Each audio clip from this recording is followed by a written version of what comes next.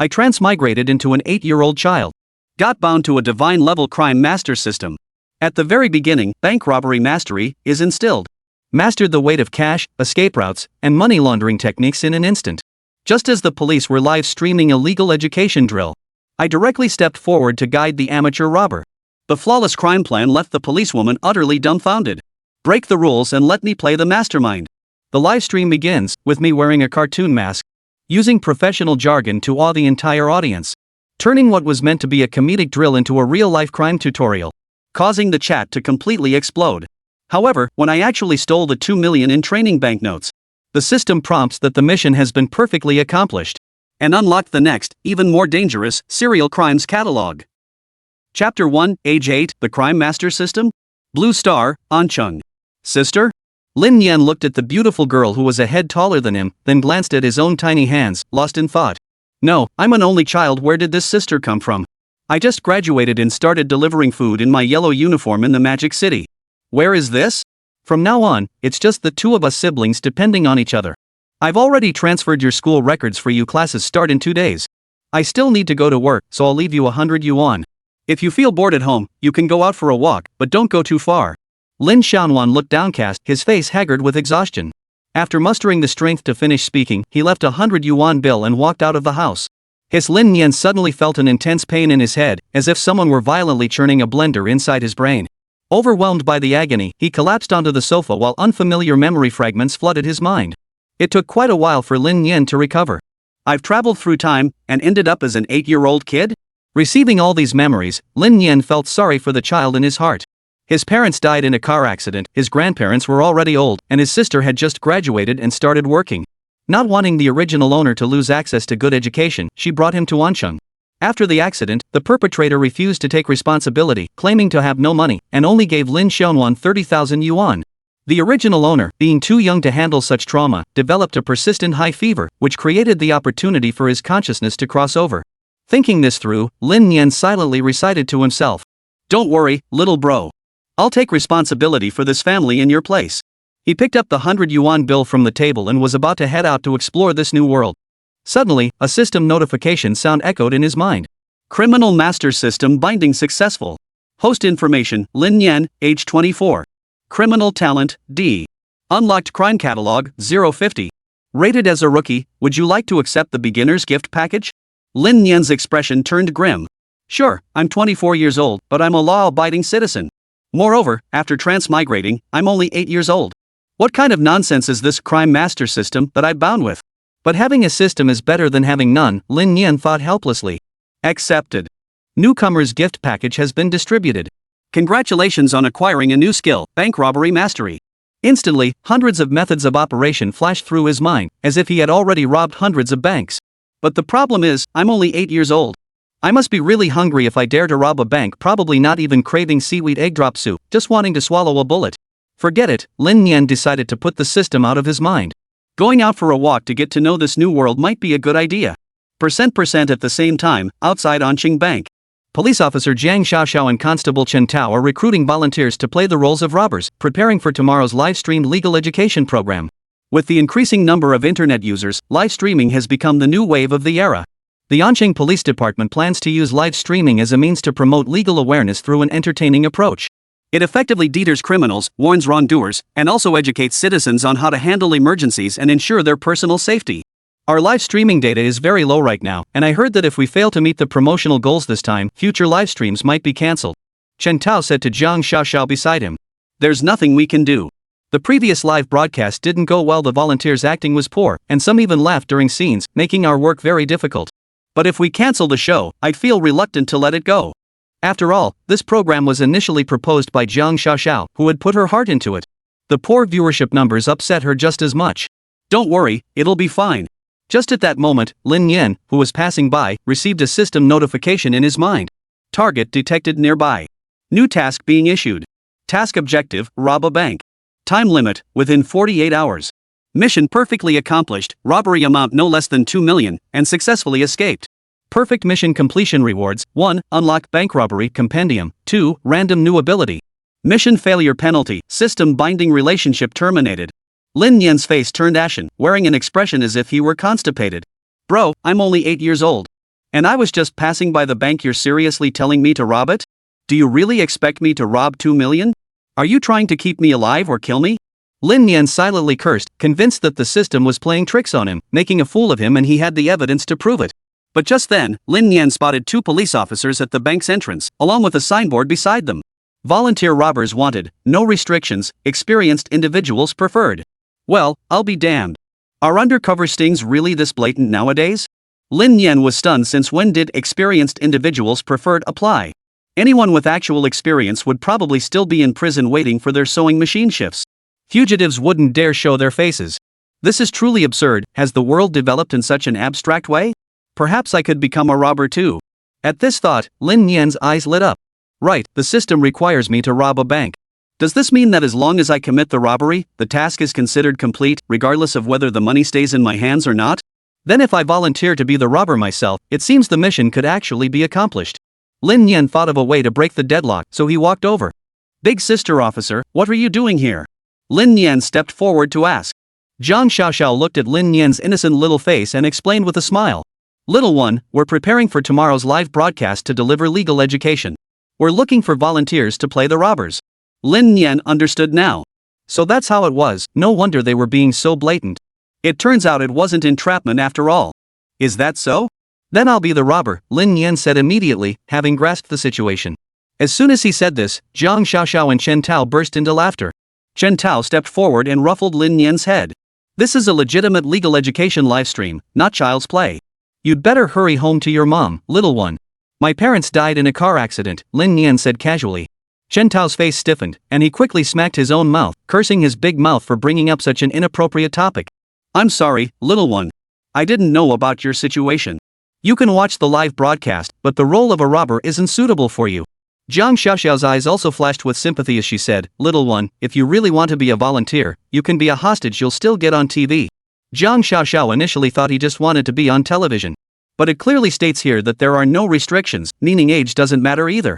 Don't worry, I have professional experience and can definitely perform the robber's role perfectly. Zhang Xiaoxiao thought Lin Nian was joking. How could such a young kid claim to have hundreds of experiences? It was ridiculous. Chen Tao saw that reasoning with Lin Nian wasn't working, so he decided to make things difficult for him in order to discourage him. Little one, it's not as simple as you think. Let me test you. If you can answer this, I'll let you be the robber. Suppose you actually stole 2 million in cash, how would you get away? Zhang Xiaoxiao frowned slightly. This guy really knows how to pose a challenge. An 8-year-old probably doesn't even know how heavy 2 million is, let alone how to escape. But that's just as well, it might discourage the kid from wanting to be a robber. Seeing Lin Nian fall silent, Chen Tao smiled. Though it felt like an unfair victory, it would at least make the boy back down. How about it, kid? Time to go home. Just relax and watch the live stream tomorrow. Unexpectedly, Lin Nian then raised his head, stopped observing his surroundings, and answered Lu Bin's question with a serious expression. Chapter 2, Dude, an 8-year-old robber? First of all, 2 million in cash weighs 23 kilograms, or 46 pounds. An ordinary backpack won't cut it, the straps can't handle the weight, and it'd be hard to run with. Given my size, carrying that much cash over a long distance isn't feasible either, so a suitcase is the only option. Zhang Xiaoxiao and Chen Tao exchanged glances, surprise flashing in their eyes. This kid actually knew the weight of cash? Next is the escape route. Lin Nian pointed to the alley diagonally across from the bank. There's surveillance at the alley entrance, but it happens to be blocked by a plane tree. Once I enter the alley, it'll create a blind spot. The underground parking lot of the residential complex is right around the corner. I'll also park 2 identical getaway vehicles in the parking lot's blind spot. They'll be parked there half a month in advance. When the time comes, I'll get into one of them while the other leads the way first. Wait. Chen Tao broke out in a cold sweat and hastily asked, where did you find out about all this? If you were a robber, wouldn't you observe first, scout the terrain, and look for every possible advantage? Lin Nian countered. So you figured all this out just now? Zhang Xiaoxiao was utterly astonished. Was this kid really only 8 years old? He'd even planned an escape route. Exactly. Moreover, once successful, don't immediately divide the spoils to avoid unnecessary conflicts caused by infighting.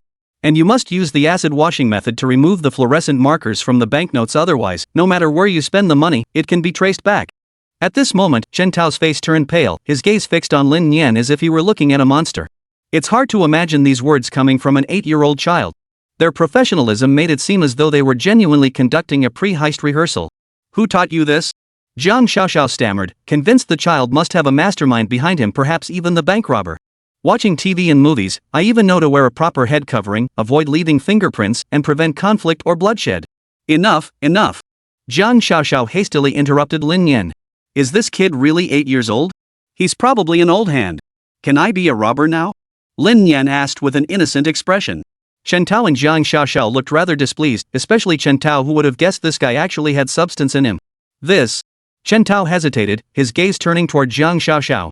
Meanwhile, Jiang Xiaoxiao was also torn aside from his age. Lin Nian was undoubtedly the perfect candidate to play the robber.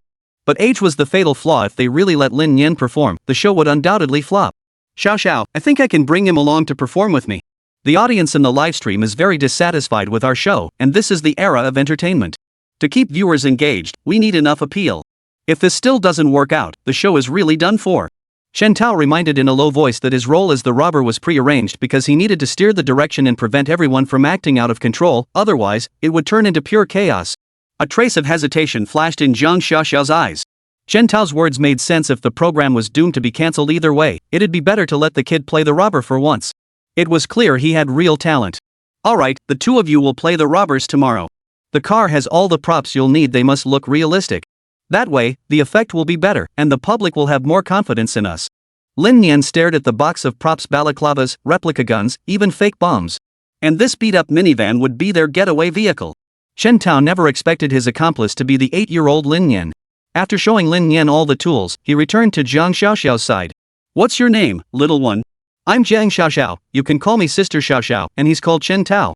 Lin Nian gave his name, feeling relieved at the same time. Tomorrow he would play the role of a robber. As long as he managed to steal 2 million, his mission would be complete, and he could claim his system reward. The robbers have been recruited, and for Jiang Xiaoxiao and Chen Tao, today's mission was accomplished. They drove Lin Nian back home. After returning home, Lin Nian sent a message to his elder sister Lin Xiaonuan using the smartwatch on his wrist. Sis, remember to watch the Anqing Police Department's live broadcast tomorrow. I'll be appearing. I got picked. Lin Xiaonuan smiled upon receiving the message. It seemed her younger brother was tougher than she had imagined. He could even volunteer now. This is fine too. She was already looking forward to seeing Lin Nian play the hostage in tomorrow's live broadcast. Would the kid end up crying in fear? The next day. Anqing Police Department live stream. Police station live streaming a bank robbery. That title is hilarious. I'm here to see the police beauties. This show's only redeeming quality is them. I hope this volunteer doesn't overact or try too hard this time. Last one was painfully awkward. Messages scrolled across the live stream, easing Jiang Xiaoxiao's anxious heart. At least there were still viewers. Meanwhile, inside Anqing Bank, multiple cameras were rolling, and the robbers Lin Nian and Chen Tao each had a cameraman following them closely. Why do I feel like you're even more excited than I am? Lin Nian asked, puzzled, glancing at Chen Tao beside him. Chen Tao suppressed his grinning lips and cleared his throat lightly. No, I was just trying to put myself in the criminal's shoes, simulating their criminal mindset to better carry out my work. Lin Nian rolled his eyes at him, clearly just wanting to be a robber, yet talking about it so high-mindedly. The cameraman almost burst out laughing when he saw Chen Tao's partner was actually an 8-year-old kid, but his professionalism kept him from doing so. Suppressing his laughter, he asked, "Shall we begin?" "Let's start broadcasting," Chen Tao said, then slung his bag over his shoulder and led Lin Nian into the bank, followed closely by the cameraman capturing the scene. The live broadcast screen had now switched to the cameraman's shooting perspective. The audience burst into laughter upon seeing that the robber was an 8-year-old child. What a ridiculous show. It actually made me laugh. What kind of robbers bring a kid along? Some father-son duo? That's interesting. So bringing a kid along lowers the risk of getting caught, huh? This bunch of robbers is truly amateur. Are they forcing it even when there's nothing to do? That kid looks so adorable. Where did you find them? Lin Nian's older sister Lin Xiaonuan was at work when she inexplicably opened the livestream after remembering her younger brother's warning. When I saw my little brother turn into a robber, I nearly spat out the mouthful of water I had just taken. Isn't this show really out of people? How can it be that my own brother is the robber? This is too absurd. At this moment, everyone inside the Anqing Bank saw the camera following someone in, realizing that the robber had arrived. Aside from the staff, all the others were volunteers acting as hostages. The robber entering the bank meant the live broadcast had officially begun. But why is this robber bringing a child along? Watching Lin Nian put on the mask, many people in the audience couldn't help but burst into laughter. Does this kid even look 10 years old? And he's here to rob a bank? Have the standards for bank robbery dropped this low nowadays? Stop laughing, the live stream has started. Just play along as good hostages. At this moment, Lin Nian ignored the laughter and followed Chen Tao to the counter, handing over the satchel while revealing the dark muzzle of the gun. The money belongs to the state, but the life is yours. It's your choice. If you're slow stuffing the cash, I'll shoot. Hurry up. Such a highly intimidating statement, when uttered by Lin Nian, nearly made the counter clerk burst into laughter. Okay, I'll pack the money now. She suppressed her laughter as she took the bag, but once out of the cameraman's sight, her giggles grew louder and she couldn't stop laughing. Chapter 3, Kid Brother, Surrender is not in my vocabulary. Meanwhile, the legal education team composed of experts began providing live commentary alongside the broadcast. The experts invited for this session were Detective Wang Cheng from the Criminal Investigation Division and Lu Wei, the chief lawyer for Manching Law Firm. Throughout the broadcast, they would analyze the criminals' various offenses to warn the public and answer questions to achieve the goal of legal education. Regarding the livestream, both treated it merely as a publicity task without much concern. With few viewers interacting, the QA segment remained largely inactive. But once this particular livestream began, the chat became unusually active. This puzzled them both. Take this comment, for instance. Host. Would an 8-year-old kid get sentenced for robbing a bank? Their expressions stiffened. What kind of absurd questions were netizens coming up with these days? An 8-year-old robbing a bank? Where did this completely unrealistic idea even come from? But the next second, when the TV screen in front of them showed Lin Nian holding a gun, threatening hostages while standing in the corner, their expressions changed rapidly. Then, a question mark rose in both their minds simultaneously? That's not a child, is it? No wonder the earlier comments were so sharp. So today's livestream really does feature an 8-year-old robber. Attorney Lu looked slightly embarrassed. Officer Wang stared at the TV screen, thinking to himself, if I recall correctly, this live broadcast was hosted by Jiang Xiaoxiao. What on earth had she been through to have an 8-year-old play the role of a robber? This was utter nonsense. Great. With the whole internet watching, they'd have a hard time explaining anything. Who knows what Jiang Xiaoxiao was thinking? Why isn't the host speaking? Is she not talkative? Host, we're all waiting for your commentary and case analysis. The barrage of comments left Attorney Lu at a loss for words. He'd never encountered such a bizarre case before. Inside the bank, Lin Nian paced with a pistol, surveying his territory like a lion. Everyone, stay calm. We're only here for the money today, nothing else. As long as you cooperate, it'll be smooth sailing for everyone. But if anyone refuses to play along, I won't hesitate to shoot. Lin Nian gripped the pistol as he waited for the tellers to pack the money, addressing the hostages he had subdued. Suddenly, the bank's alarm blared. Lin Nian cursed under his breath as he rose, his gaze darting around the room before locking onto the manager who had triggered the alarm in the corner. Lin Nian strode over immediately, his voice boiling with rage. Looks like you took my earlier warning as nothing but hot air. Damn it! With a sharp crack, Lin Nian fired, leaving a red dye mark on the manager's body. The manager was shot dead. The cameraman captured the scene perfectly, leaving the live stream audience stunned. He actually fired a gun. Is he that dedicated? This kid's got some nerve robbing a bank and shooting someone. He must be trying to rot in prison. Life in prison? Murder carries the death penalty. This kid is insane. Attorney Chen, analyzing the case in the livestream, was also stunned. He never expected Lin Nian to shoot the hostage. But his professional composure quickly returned. I see many netizens mentioning intentional homicide. They're absolutely right. Officer Wang chimed in from the side. The robbers killed out of frustration when their plan was exposed. They probably only intended to steal money and leave, but the manager's call to the police made them realize things were going badly. That's why they fired. It just proves these are ruthless, desperate criminals who'll stop at nothing. Officer Wang delivered his explanation with a serious expression, but a steady stream of comments kept popping up. 8-year-old ruthless robbers? This is so hard to take seriously. How did the streamer manage to keep a straight face while explaining this? Doesn't this feel terrifying? If the robber really was only 8, wouldn't that be a huge loophole? Someone that young would be hard to detect. But honestly, this livestream is hilarious. Kid Brother's acting is spot on. Meanwhile, the bank's alarm system connected directly to the police station. Upon receiving the alert, Anqing police immediately dispatched officers to cordon off the scene. Though it was a simulated crime for a livestream, they took it seriously and arrived at the bank entrance within 5 minutes. The team leader was Qian Weiqiang, a veteran officer who remained composed in such situations. Just then, an officer hurried over to Qian Weiqiang and reported, "A hostage taker has already killed one hostage. The situation is extremely critical. We can't rule out the possibility of further killings as a threat." Qian Weiqiang froze. Wasn't this supposed to be a simulated bank robbery? How could someone have been killed? The nature of the incident had changed. Have the snipers prepare. This situation is extremely delicate. I intend to negotiate with the hostage takers myself. Qian Weiqiang gave a nod, and the sniper had already secured a favorable sniping position. In the livestream chat, comments kept flooding in. The cops are here. Kid Brother's about to be surrounded. Suggest the negotiator offer a lollipop to surrender. LOL, the robber isn't even as tall as the riot shield. Inside the bank, the 2 million in cash was already packed. Lin Nian hurriedly checked his shoulder bag. With the money now in his possession, his task should be considered complete. Just then, Qian Weiqiang's voice boomed from outside. Listen up, everyone inside. I'm Qian Weiqiang, the team leader of this operation. You're surrounded. Lay down your weapons and surrender, it's your only way out. Qian Weiqiang? Is he that formidable? Lin Nian asked his accomplice Chen Tao. Captain Qian is extremely formidable. He's cracked numerous major cases. The area outside is completely sealed off now. We've had our fun. It's time to surrender.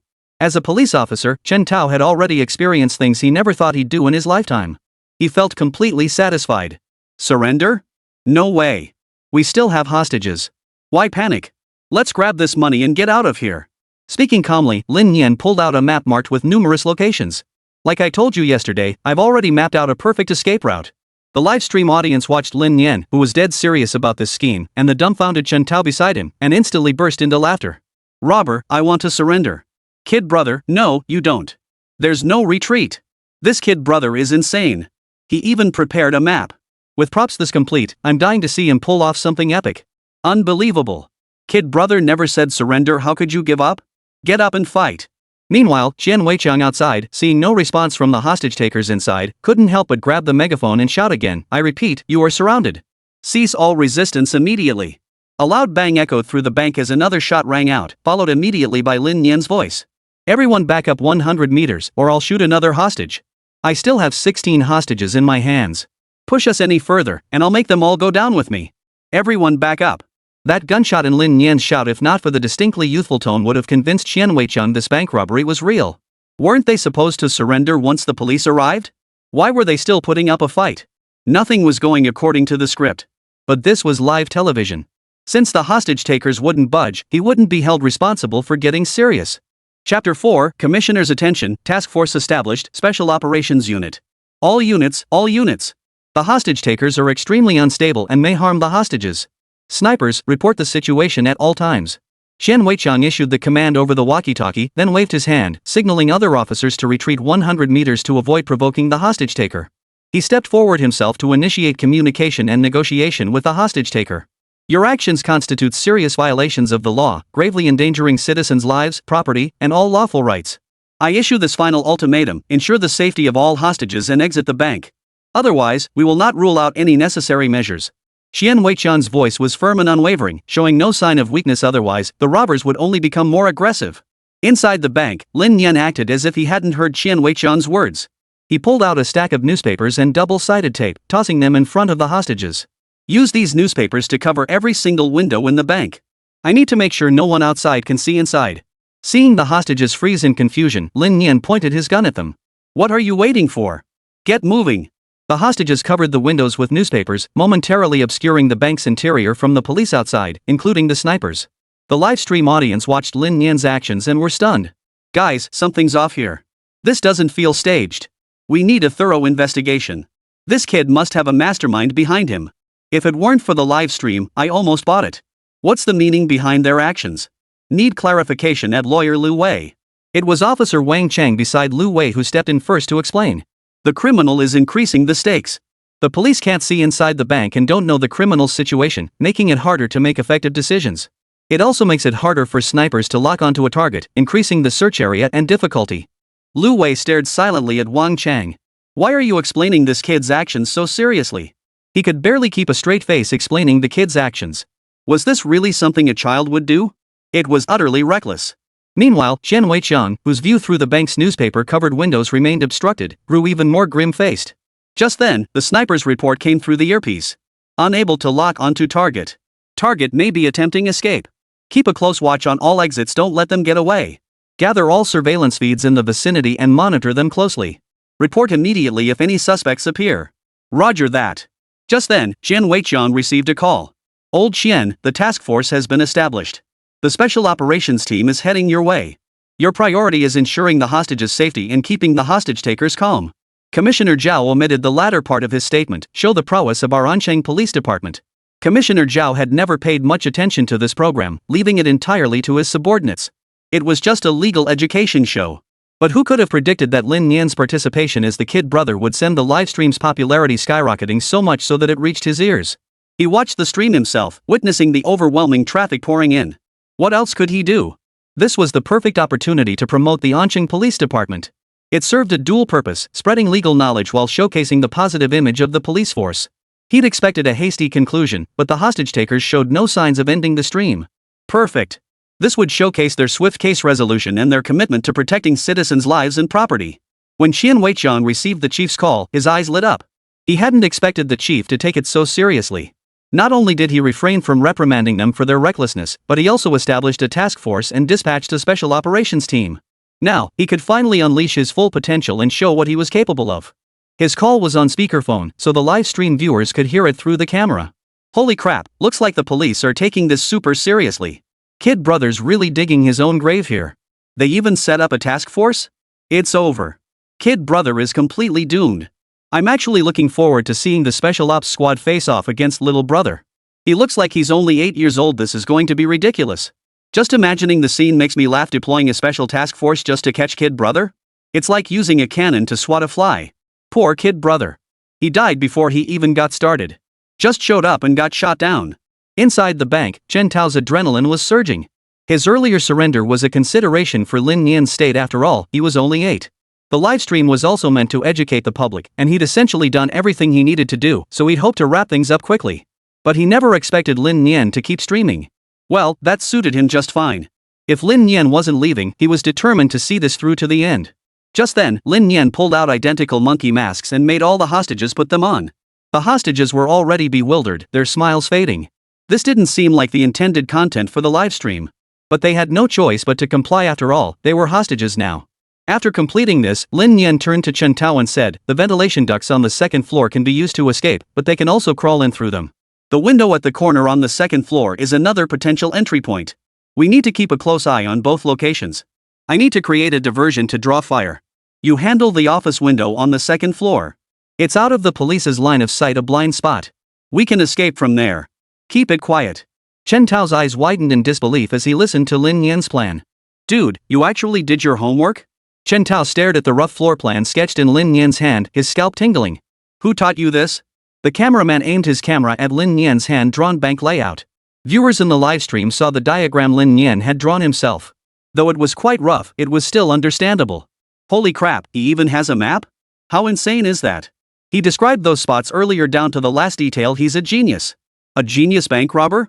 This kid's got talent maxed out. Such keen observation skills at such a young age. We should investigate him thoroughly, then lock him up for 10 years. Kid's got it all figured out. Doesn't seem staged at all. The police chief watching the livestream at headquarters nearly spit out the water he'd just taken a sip of upon seeing the broadcast. If it weren't for the need to simulate a real-life scenario, he'd have called Qian Weiqiang immediately to have him monitor the security defenses.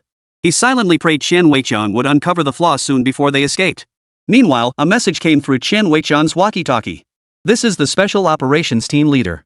We've arrived at the designated location. Please brief us on the entire situation." Qian Weiqiang immediately responded over the radio. "The robbers are holding 16 hostages. They are extremely violent and have already killed 2 hostages." Before he could finish, Lin Nian's voice echoed from inside the bank. "I demand negotiations. You have 3 minutes to consider. Otherwise, I will kill another hostage." As the words fell, the bank doors suddenly swung open. 2 hostages, supposedly killed, were pushed out. The bank manager and hostage, who had supposedly died, stared wide-eyed at Qian Weiqiang outside. They desperately wanted to speak, but the problem was they were dead. Qian Weiqiang's face darkened as he stared at the 2 corpses before him. This was a blatant provocation. Chapter 5, the situation escalates. You thought you could play this game? Meanwhile, Lin Nian had thoughtfully slipped the bomb into the hostage's clothing, sealed his mouth shut, and reapplied the hood. Qian Weiqiang's voice echoed from outside. "I advise you not to resist pointlessly. What do you want to discuss?" Lin Nian smiled, glancing at Chen Tao, who had already ascended to the second floor, then declared, "I demand the release of 3 hostages in exchange for halting all operations within 30 minutes. Should you initiate any action within that time frame, I will eliminate every single hostage." Qian Weiqiang froze. Why wasn't he playing by the usual rules? He had always used the hostages as leverage, yet now Lin Nian was demanding their release? Qian Weiqiang fell silent, unable to fathom what Lin Nian was up to. "Agree to it for now. Our special ops team has already infiltrated the ventilation ducts and can launch an assault at any moment." The voice of the SWAT team captain crackled over the radio. Qian Weiqiang nodded in agreement, then shouted toward the bank, "All right. Everything you're doing now is futile resistance. Surrender now while you still can, or you'll face severe punishment. I advise you to think carefully. Lin Nian gathered the 3 hostages. One had a bomb strapped to their body. He taped the mouths of the other 2, hooded them, and bound their hands with rope. After finishing, he ordered Chen Tao, now go plant explosives at the weak points I mentioned earlier. Hurry to the 2nd floor office and open the windows, we're preparing to evacuate. Chen Tao swallowed hard. You're even more ruthless than I am. Art is explosion. We're all in this together, you prepared these bombs yourself. Chen Tao then went upstairs, while Lin Nian hid in the sniper's blind spot and signaled the 3 hostages to leave. The moment the 3 hostages stepped outside, they frantically shook their heads. But the hoods were too large, no one noticed their movements. Realizing this, they tried waving, only to find their hands bound. By then, Chen Weiqiang and 3 officers had approached to escort them to safety. Seeing this, the hostages grew even more frantic, violently jerking their heads up and down in a desperate attempt to shake off the hoods while backing away. Chen Weiqiang noticed something was wrong, but it was already too late. Then, from inside, came Lin Nian's imitation sound, bang! Chen Weiqiang was puzzled. What was that? Only after they untied the ropes binding the hostages' hands and removed their hoods did they see their mouths sealed shut with duct tape. Then, the hostage strapped with explosives gave a bitter smile. We're all dead. Saying this, he opened his clothes to reveal the bomb strapped to his chest. Chen Weiqiang's face turned deathly pale. The viewers in the livestream were also stunned. If this is all true, then 3 hostages died, 4 police officers died, including the captain, making 9 deaths total. This is already a major case. Kid brother is beyond belief. Was he robbing the bank for money or to kill people? This is insane. I think Kid's acting is pretty good, he's nailing the role of a completely inhumane robber. He even planted bombs inside the bank. The SWAT team has no clue, hope they don't get blown up too. This isn't a robber, he's a murderous maniac. The captain clearly let him off easy. Sigh, Kid was giving it his all, but the captain underestimated him. Never underestimate your enemy, even if they're just a kid. Meanwhile, the livestream's viewership surged to another peak, briefly exceeding hundreds of thousands. Below the live feed, Attorney Lu, who was providing commentary, fell silent. Little brother had played too big a hand, making it impossible for him to continue viewing him as just a kid. 9 deaths in total, 4 officers and 1 captain. This is a blatant defiance of our nation's laws.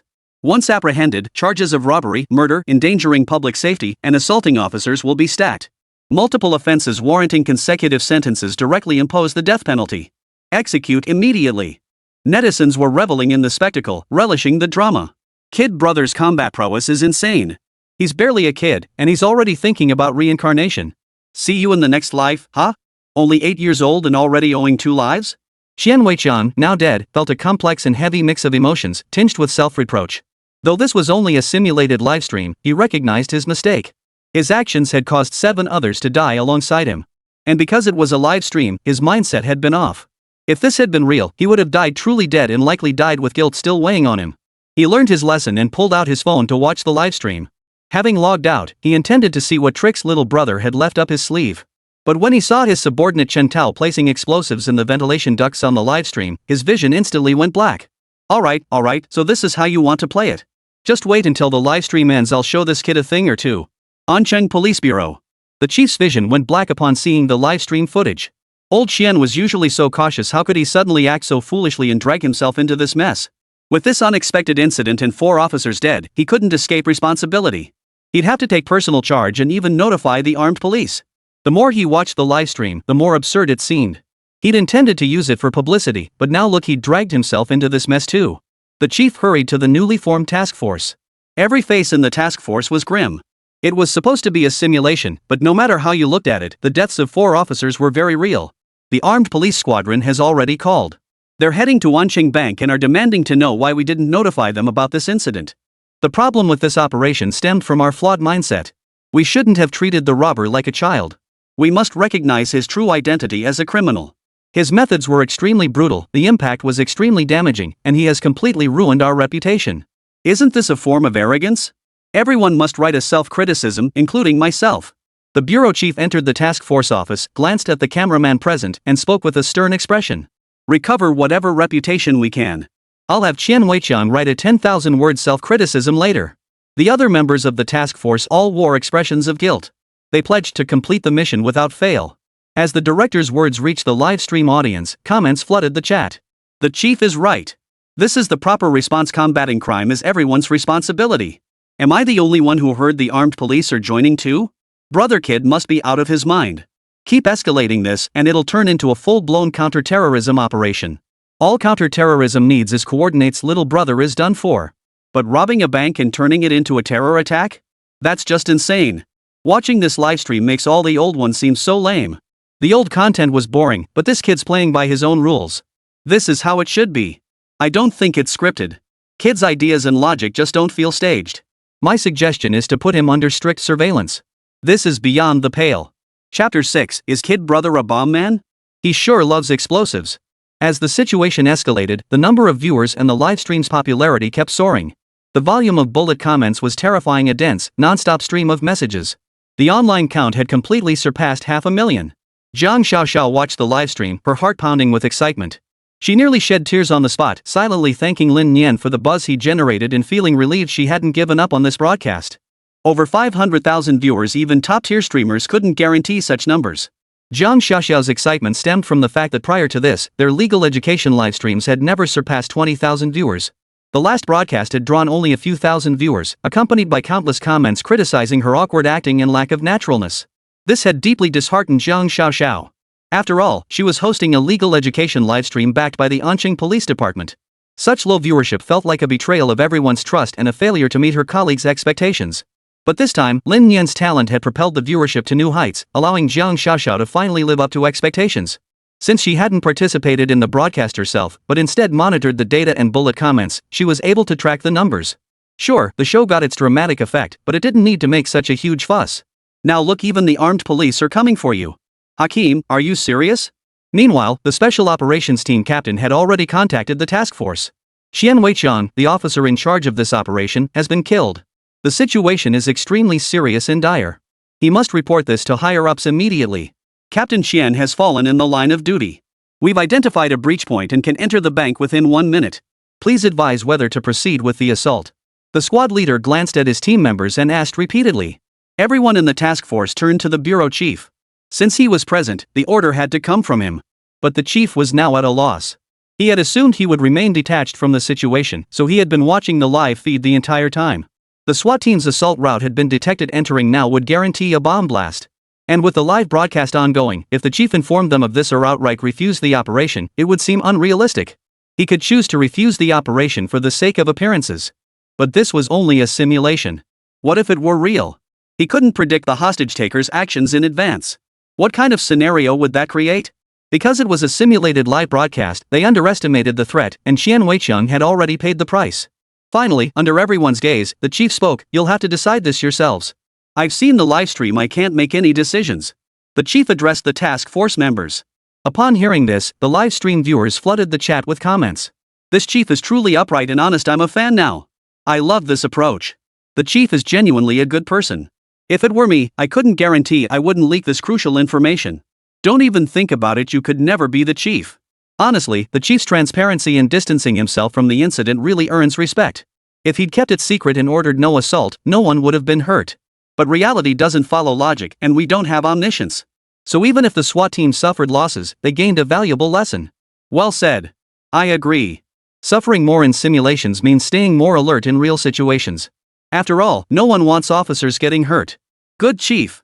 But clearly he thought this would wrap up quickly, he just miscalculated. Little brother's even more impressive, single-handedly holding so many people. Live chat messages streamed by the second, buzzing with activity. In stark contrast, the entire task force exchanged bewildered glances, momentarily unable to issue further operational directives. The chief's abrupt withdrawal from the discussion strongly implied that proceeding with their planned course of action could lead to unforeseen danger. But without watching the livestream, they had no way of knowing Lin Nian's specific deployment. Send out a reconnaissance team first, then contact us afterward.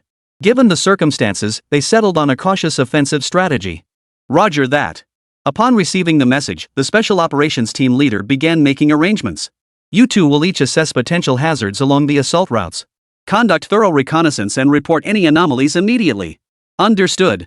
Meanwhile, inside the bank, Lin Nian watched as Chun Tao descended from the second floor. The office window's been smashed open.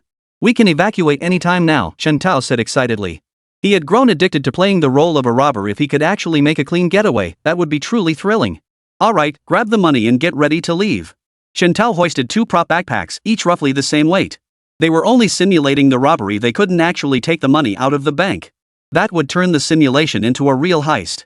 As the two began moving, the online audience grew restless. Damn it, are they really going to let them get away? No way. Wait, isn't this a simulation? If they don't wrap this up soon, the robber might actually get away. Too late. They can't let this guy get away. If this is real, they'd better change the title of this livestream. This reminds me of playing 3 Men and a Dog back in the day, the bank heist where each guy got $1 million. Is gaming spilling into reality? Lin Nian forced all the hostages upstairs. At the corner window on the second floor, just as Lin Nian arrived, a SWAT team member was climbing up outside the window. They locked eyes, staring at each other in stunned silence. A bit stunned, what the hell is going on here? Lin Nian said nothing, merely pointing toward the bomb placed beneath the window. The officer, confused, followed the direction of Lin Nian's finger. A bomb? Lin Nian mimed a loud boom sound. The special ops team members had no choice but to climb back up the rope. In the brief moment their eyes met, a fleeting silence hung in the air. This caused the viewers in the livestream chat to burst into laughter. Poor special operations team member got hit with a bomb the moment he climbed up. This is hilarious, but now kid brother can't escape. It's like the second floor window has no barrier, other team members can climb in through there. Doesn't that mean kid brother is definitely going to get caught? No, dude. Isn't it obvious kid's getting caught? Like he could actually run away? Don't panic. I think he can still maneuver. Kid brother still has a hostage. At that moment, the person crawling through the ventilation duct saw the bomb ahead and silently retreated. Fortunately, they were far enough away that the bomb didn't detonate, much to the relief of the live stream viewers. Upon returning, he immediately reported, "There's a motion-activated bomb in the duct. We can't break through from there." Meanwhile, the team member whose chest had been blown apart by the bomb approached. The special operations team leader's face was grim. Another casualty, this time from the special operations team. The captain gritted his teeth in fury. Was this criminal a bomb-throwing maniac? He sure loved tossing explosives. Chapter 7, Not a Buddy, You Think You Can Escape This? With a loud thud, the task force's table was slammed hard. I told you to be cautious. How could another one die? This time it's the SWAT team. Now look, not only is someone dead, but we risk enraging the hostage taker and losing all the hostages. That second floor window is now a gaping hole. The SWAT team must pursue immediately. We can't let another tragedy happen. No wonder the chief hadn't given any orders, he'd already seen the bomb's location through the live feed. If he revealed that, this simulation would be a complete failure. Then enter the bank through the window near the second floor staircase. Secure the hostages and apprehend the robbers. Just then, a phone call came in. This is the Anqing Armed Police Detachment. Please provide a clear account of the current situation inside the bank. The authoritative tone stunned everyone watching the livestream. Damn it, they actually brought in the armed police. This escalation is insane, brother, kid's gone too far. I thought the SWAT team was the absolute limit, but kid called in the armed police? We're totally screwed now. Only the armed police could do it. Just hearing that voice makes you feel safe. One member of the task force began coordinating efforts, outlining the current situation. The criminals still hold hostages and have completely lost their minds. The SWAT team's operation has been detected, and the criminals are most likely hiding on the second floor. Copy that. Meanwhile, an armored police vehicle had arrived at Anqing Bank. It caused another stir, leaving even unsuspecting passersby bewildered. What's going on today? Are terrorists blowing up the building? Looks like the Anqing Police Department is conducting a simulation drill. Why are the armed police here too? Their drills are live streamed. Just watch the live stream to find out what's going on. Several passersby pulled out their phones just as a local live stream notification popped up, its viral popularity reaching absurd levels. Before they could figure out what was happening, someone came across a promotional account. The AI voice from the marketing account blared, "No way, I'm the last one to find out? Kid brother is that badass?" During the Anqing Police's live simulation of a real crime, Kid brother single-handedly took down the entire scene. Even the armed police had to be deployed. Though it was a marketing account, at least it was coherent, letting them understand the sequence of events. One by one, their eyes widened in disbelief. Wait, big guy, is this even Chinese? How did she even come up with such obscure Chinese? 8-year-old kid was the robber, and he even pulled off a human bomb? Holy crap, this isn't even acting anymore. Little brother is so fierce. Now I'm wondering if there are too many reincarnated souls diluting Mangpo's soup. He must have been an extraordinary figure in his past life. The onlookers gasped in astonishment. Meanwhile, the armed police detachment had already met up with the special operations team. There were 2 walking third-class merits inside the bank now. No one wanted to let this juicy target slip away. But outwardly, they maintained a semblance of professionalism, hiding their true intentions. So you plan to break through directly now? The armed police officer frowned as he asked. That's right. We've detected the criminal's escape plan. The rear window on the second floor of the bank has been opened. We immediately sent personnel to investigate. Through binoculars, we observed the situation inside. The robbers are attempting to flee from the second floor. The Special Operations Team captain immediately relayed the observed situation, his voice tinged with excitement though he concealed it well. The loss of a team member had made him see black and he could already imagine what awaited him back at headquarters. This forced him to shift his attitude and take the situation seriously. The second floor at the rear of the banca location, seemingly impossible to escape from that open window, gave him hope. The rear faced a bustling marketplace, any robber appearing there would be shot dead. Who could have imagined the robbers would defy expectations, abandoning the narrow escape routes and displaying such audacity? This made him secretly grateful that he had noticed something amiss before the robbers left. Otherwise, the consequences would have been unimaginable. His words were relayed to the task force. Downtown. The robbers are brazenly endangering public safety. Show no mercy. If necessary, open fire. Upon receiving confirmed intelligence, the Special Operations Team leader and armed police initiated their operation. They entered methodically through the second floor windows, spreading out to secure the bank's interior. Ground floor clear, over. Bomb discovered in ventilation shaft. Attempting disarmament. Over. Abnormalities on the second floor. Hostages are all in the office. Requesting backup. Their footsteps on the second floor were light, yet Lin Nian still detected them. Lin Nian glanced at the escape route outside the window. Spotting several additional figures, he knew his retreat was blocked. His other escape route through the ventilation ducts was now impossible, as the bomb hadn't detonated, indicating their cover had been blown. At that moment, Chen Tao panicked. We're done for. We're surrounded. If we'd pulled out earlier, we might have gotten away. Lin Nian shot him a withering look. Dude, you really think you're a robber now? This is just a simulation, get it? If we'd actually escaped from the bank, you wouldn't be happy when the simulation ended. Is this even about escaping? With things as they were, Lin Nian gripped his gun and asked Chen Tao beside him, are you scared? Not scared. Just bad luck. If we'd left a minute earlier, we could have gotten out. Seeing Chen Tao still dwelling on the withdrawal, Lin Nian shook his head. Then, gripping the pistol, he fired a shot at the ceiling. Everyone outside, no need to hide. I've spotted you. This room is filled with hostages. I demand final negotiations. I'll release 13 hostages. In exchange, I need a vehicle. You have 30 seconds to decide. If you refuse, I'll execute one hostage every 30 seconds. Lin Nian began channeling the final fury of a hostage-taker, his facial expressions perfectly capturing the kidnapper's resentment and rage. Kid, your acting is top-notch. Is this your last desperate counterattack? Just a desperate struggle of a cornered beast. Even if he gets in the car, what's the point? He'll still get arrested. Fair point. Little brother's acting is solid, but does someone his age even know how to drive? 666, you spotted the blind spot no one else noticed online. I'm now certain this isn't scripted.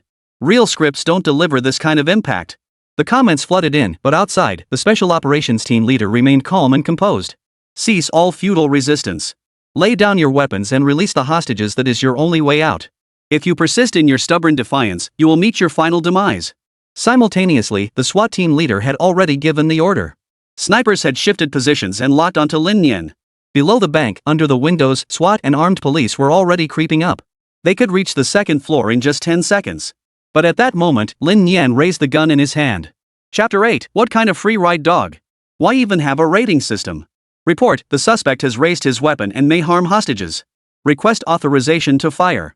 At that moment, the SWAT team leader received the urgent message from the sniper. Fire. A loud bang echoed through the room. Immediately, the SWAT team and armed police charged into the office wielding riot shields. Simultaneously, personnel positioned downstairs climbed through the windows. Freeze. Everyone freeze. Everyone get down on the floor with your hands on your heads. Don't even think about trying anything. In an instant, the office was swarming with people.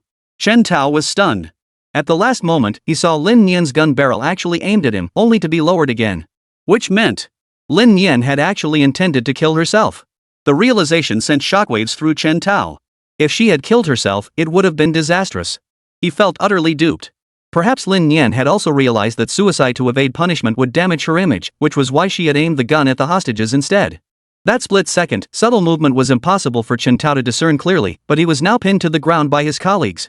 He suspected his colleagues were venting their anger, but he had no proof. Reporting, hostages successfully rescued. One hostage taker dead, one captured. The SWAT team leader relayed the update. Good.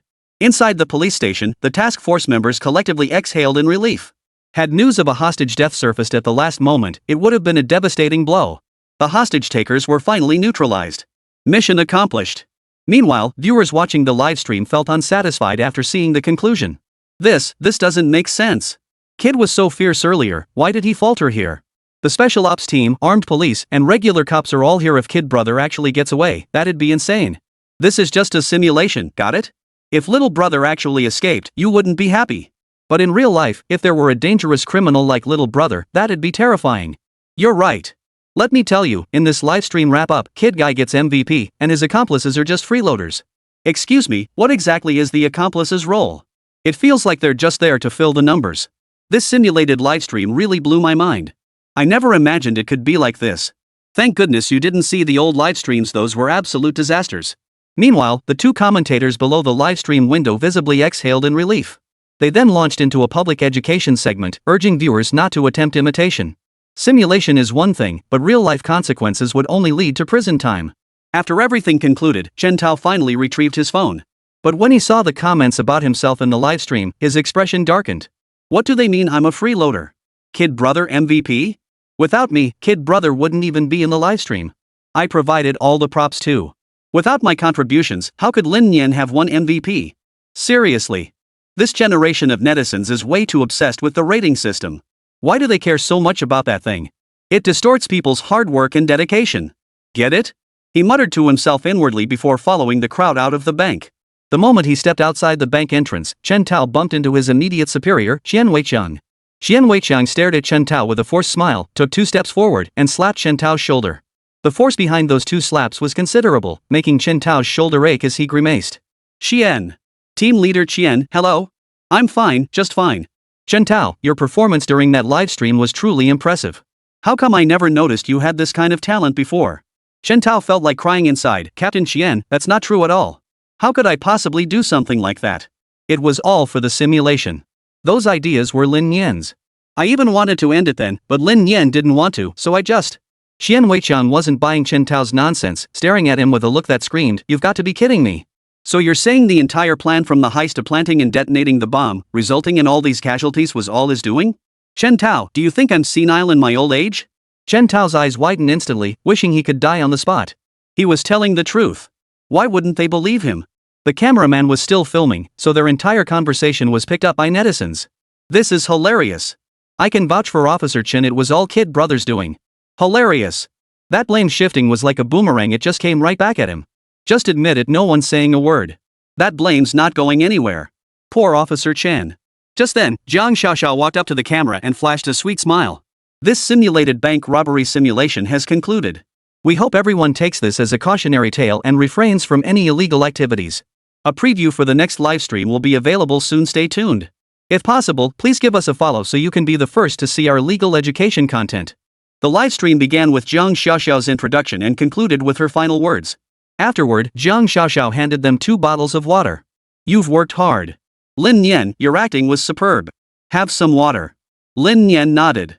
He'd remained silent throughout the journey, not out of aloofness, but because the system prompts kept appearing in his mind. Now Lin Nian could finally access the system. Mission objective, rob a bank. Mission status, completed.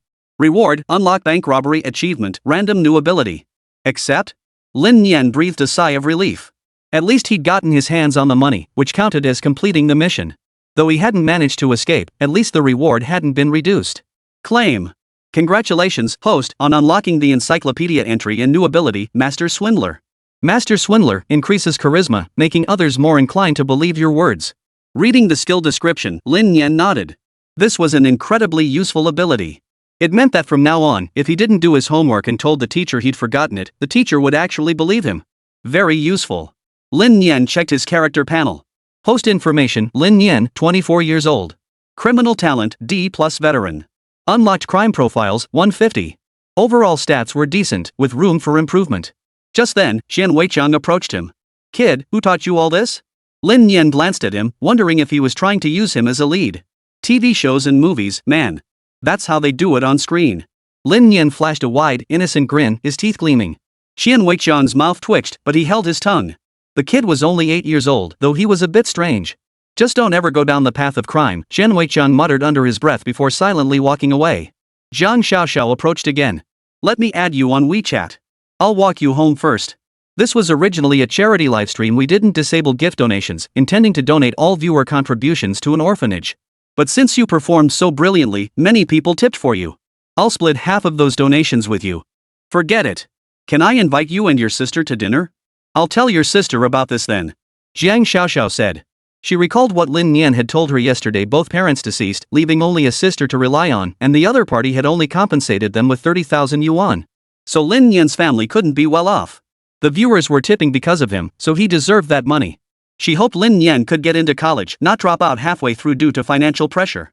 Chapter 9, Playing Dirty Tricks on the Sister. As the legal education livestream concluded, its explosive growth in viewership provided fresh fodder for marketing accounts. These accounts edited the livestream into clips, highlighting key moments from Lin Nian's broadcast. Check this out, this kid is livestreaming a bank robbery. Holy crap, this is insane. Kid brother almost got away with robbing the bank, ruthlessly killing hostages, utterly outrageous. Who gets it, family? Kid brother really went all out, his acting was off the charts, not a trace of performance. The natural-born bank robbing saint has been found. In his latest livestream, Kid brother killed hostages, used human bombs, and executed a meticulously planned operation. This is insane. Whoever brewed Mengpo's soup, could you have watered it down a bit? What kind of reincarnated gangster is this?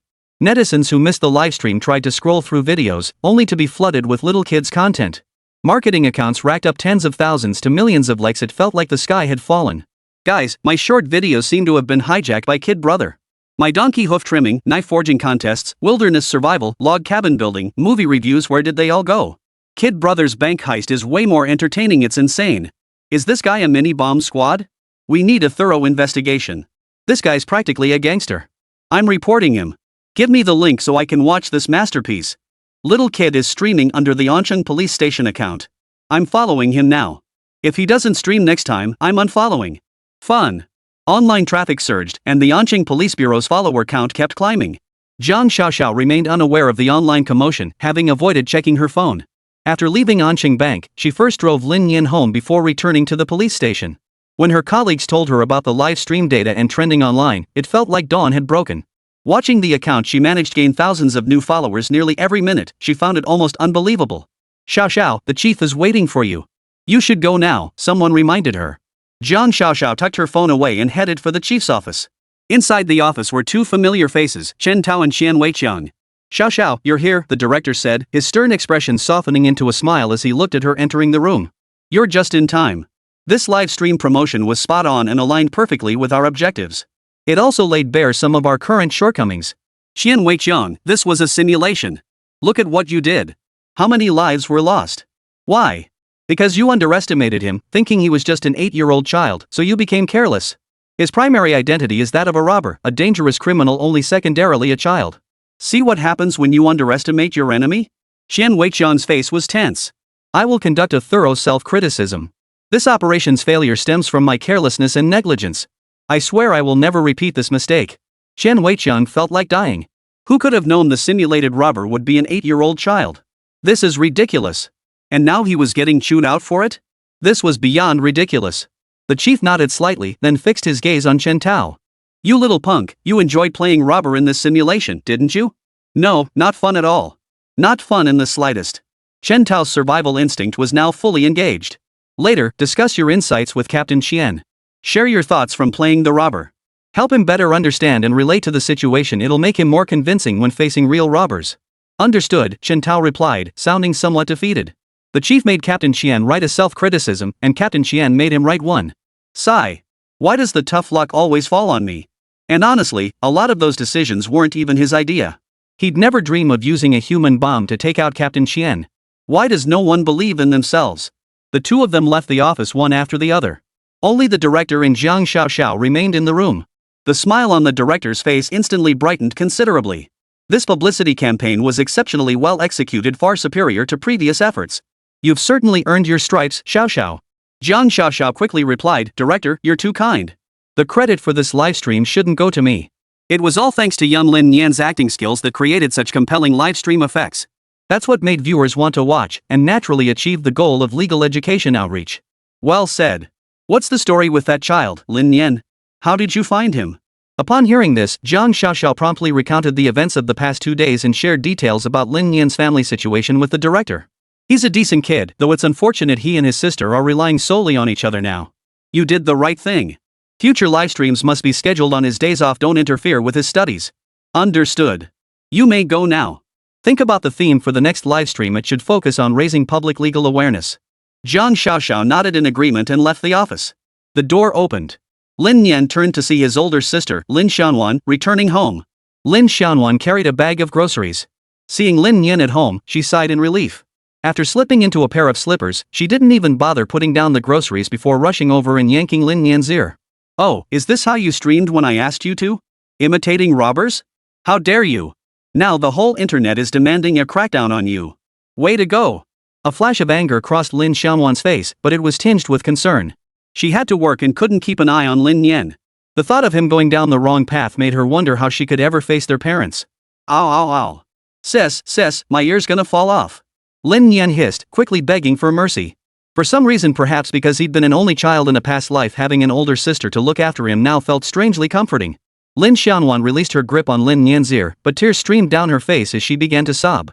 Lin Nian felt a headache coming on and hurriedly asked, "Sis, what's wrong? You're starting to play the villain now. If you keep this up, what will become of you later?" Lin Nian understood Lin Xiaonuan was just overly worried about her. Fortunately, she had a new skill, master con artist. But using underhanded tricks on his sister? That felt a bit wrong. Never mind. She'd use it first and worry about the consequences later. At least it would spare her sister too much sadness. "Sis, you've got it all wrong. It's not what you think. The police officer even complimented my acting and wanted to treat us both to dinner," Lin Nian hurriedly explained. "It was all the truth, no faking it." "Really?" Lin Xiaonuan lifted her head slightly, sniffling. "Of course it's true. And you're wrong to think that way. I'd never turn bad. I'm a model student. My livestream content is purely for effect. Besides, knowing the consequences these criminals face, almost none of them end well. Why would I rush to my own death? I wouldn't. Precisely because I understand it all too well, I've lost interest in such things. I'll never go down the wrong path." Lin Xiaonuan nodded instinctively, finding Lin Nian's words reasonable. But moments later, her eyes snapped open wide as she stared intently at Lin Nian. "Where did you learn all this? Who taught you?" TV. Chapter 10, Back row by the window, the king's hometown. "Hello? Ah, yes, it's Lin Xiaonuan. Teacher Zhao, you said the school transfer is complete? Can I enroll now? Tomorrow? Great, thank you so much, Teacher Zhao. See you tomorrow." Lin Xiaonuan and Lin Nian were eating when Lin Xiaonuan received a call from Teacher Zhao at Anqing Elementary School. She excitedly put down her phone and looked at Lin Nian. "Did you hear that? You can start at the new school tomorrow. You must study hard at the new school. We may not be able to bake steamed buns, but we can still hold our heads high. I'll take time off tomorrow to take you. Make sure to get along well with your classmates. If anyone bullies you, tell your sister. But you also can't bully others at school, understand?" "I know," Lin Nian nodded, but her expression remained utterly joyless. He'd been stuck in school for over a decade. Just when he thought he was finally free, he had to go back? Was this some kind of joke? Good heavens, the mere thought of going back to school made Lin Nian feel a little overwhelmed. She could already picture it, in elementary school, hailed as a child prodigy by her teachers. In middle school, labeled a genius. By high school, well, that was a different story. Going through it all again would be worse than death. Lin Xiaonuan naturally noticed his expression. Lin Xiaonuan assumed his reluctance stemmed from adjusting to a new environment after transferring schools. She began comforting him again. "Don't worry, the teachers and students at Anqing Elementary are all really nice. How about I take you to the amusement park next week?" "Thanks, sis, but I'll pass on the amusement park. I'm full. I'll wash the dishes later." Lin Xiaonuan worked in customer service, earning just over 5,000 yuan a month. A trip to the playground for two would cost 300 or 400 yuan, indeed a luxury Lin Nian couldn't afford, so she declined. Hearing this, Lin Xiaonuan's eyes filled with heartache over how overly sensible Lin Nian was. Early the next morning, at Anqing Elementary School, Lin Xiaonuan had already completed Lin Nian's enrollment paperwork. Teacher Zhao, a young woman in her 20s, said to Lin Xiaonuan after finishing the paperwork, "Your child will certainly live up to expectations at our school. But your brother looks familiar. Is he the little boy from yesterday's livestream?" Lin Xiaonuan felt a wave of awkwardness wash over her. "Yes, my brother did participate in the livestream." In Lin Xiaonuan's view, wasn't this proof that good news never travels far, while bad news spreads like wildfire? But Teacher Zhao didn't see it that way. Instead, she smiled and said, "That's wonderful. Students these days tend to be shy and reserved, with few opportunities to make friends. Having your brother join our class should help liven up the atmosphere and make the children happier as they grow." Hearing Teacher Zhao's different perspective, Lin Xiaonuan realized she had indeed overreacted. Before the transfer, she had already considered that today's children simply stay home after school. They have no time to go out and play with friends, and some don't even have any friends. "Teacher Zhao, I trust you to guide Lin Nian. Is there anything else? If not, I should be going." Teacher Zhao replied, "That's all. I'll take him to class shortly for introductions. Alright. Lin Xianwan then said to Lin Nian, sis has to go now. I'll come pick you up after class. Go ahead and take care of your business, sister. I'll be fine. Lin Xianwan looked back every few steps. With her parents gone, she worried Lin Nian might get bullied at school. But clearly, her worries were unfounded. In class 2 of grade 1, teacher Zhao led Lin Nian inside. Class, quiet down. We have a new transfer student joining us today. Please give her a warm welcome. Clap clap clap. Applause filled the classroom. Lin Nian, please introduce yourself. Teacher Zhao gave her an encouraging look and a thumbs up. Lin Nian stepped up to the podium and cleared her throat. Hello everyone, my name is Lin Nian. I'm thrilled to join this new class. I hope we can all progress together, learn together, and grow together. The students below stared at Lin Nian wide-eyed, some even sniffling with runny noses. Teacher Zhao said, Lin Nian did a wonderful job. You're now part of our class. Lin Nian, please take a seat over there. Lin Nian took a seat in the back row by the window. Then class began. It's no wonder math class has such a magical effect. Even elementary math made Lin Nian want to nod off. Meanwhile, Jiang Xiaoxiao had already settled on the theme for the next episode of her legal education livestream. Recently, there had been an overwhelming number of reports many people had fallen victim to various scams, with losses ranging from thousands to millions of yuan. The one who lost millions had been tricked into buying virtual currency with promises of appreciation, only to lose everything. He even tried to report a friend who'd lost millions, but the friend stubbornly insisted he hadn't been scammed, too ashamed to admit it. Most cases involved chat scams, phone fraud, fake online shopping orders, and similar schemes. So hosting a livestream focused on fraud would be feasible. But she's already tasted the sweetness of traffic. Many followers commented under her videos, saying they wouldn't watch her next livestream without little brother, refusing to endure the awkward dramas they'd staged. But the problem was, could Lin Nian even appear? If he joined the stream, what role should he play? Would he be the victim or the scammer? The victim? But does he even have money? The scammer? Who would believe that? Besides, casting Lin Nian as a con artist feels unethical. So she was deeply conflicted. Just then, Chen Tao walked over. What are you thinking about? I've decided the theme for the next livestream will be scams. There've been so many people getting scammed lately, so I want to warn everyone. But the audience wants Lin Nian to host the livestream. Without her, the viewership will drop significantly. It's really giving me a headache. Jiang Xiaoxiao sighed heavily as she explained the situation to Chen Tao. Chen Tao countered, what's the big deal? Let Lin Nian star in it. It'll boost viewership, and that's how legal education works. But what role would Lin Nian play? Do we even need to assign him a role? That kid will pick one himself. Besides, I'm sure he'll nail it once we show interest. He's a real sharp operator. Chen Tao said nonchalantly. Right now, he was still being watched by Captain Chen over that bank robbery. It was all that kid Lin Nian's doing, yet he got all the blame. Truly, only those who frame you know how wronged you are. Given Lin Nian's cunning nature, Chen Tao refused to believe that this time, participating in the livestream, Lin Nian could still pin the blame on him. Jiang Xiaoxiao thought Chen Tao had a point. She glanced at the time and got up to pack her things. You're leaving already? I've arranged to have dinner with Lin Nian and her sister. Plus, I'm giving half of the livestream tip earnings to her sister. The director and team leader Qian both agreed. You just cover for me. Me? Chen Tao was filled with question marks. Wait, I just said a couple words to you, and now this responsibility lands on my shoulders? Watching Jiang Xiaoxiao's retreating figure, Chen Tao fell deep in thought. Chapter 11, New Live Stream Plan. Sis, I can do this. After class, Lin Nian glanced at the guy beside her, bubbles forming at his nose as he grinned foolishly at her. Lin Nian said nothing, certain he had his own motives for acting this way. You jerk, you're such a jerk. A question mark slowly formed in Lin Nian's mind. Before she could ask, the kid blew his nose and bellowed in a voice like a rusty pot. A big bad guy has joined our class. My mom says he's no good. I saw you on my phone yesterday. Hearing this, Lin Nian immediately understood what was going on. So the kid had watched her live stream yesterday. The rest of the class turned to look at Lin Nian, their eyes tinged with fear. To avoid unnecessary misunderstandings, Lin Nian explained, what you saw on your phone was fake. It's like acting on TV, not real. If you don't believe me, you can ask your mom when you get home. But no sooner had the words left her mouth than the kid burst into tears. My mom said if I don't eat properly or sleep well, she'll make you strap a bomb to me and blow me up. Wah, I don't want to die. Lin Nian. Hearing his cries, the other students seemed to recall their own unpleasant memories. They started crying too, some wailing loudly, others wiping away tears. Lin Nian fell completely silent. What was there to cry about?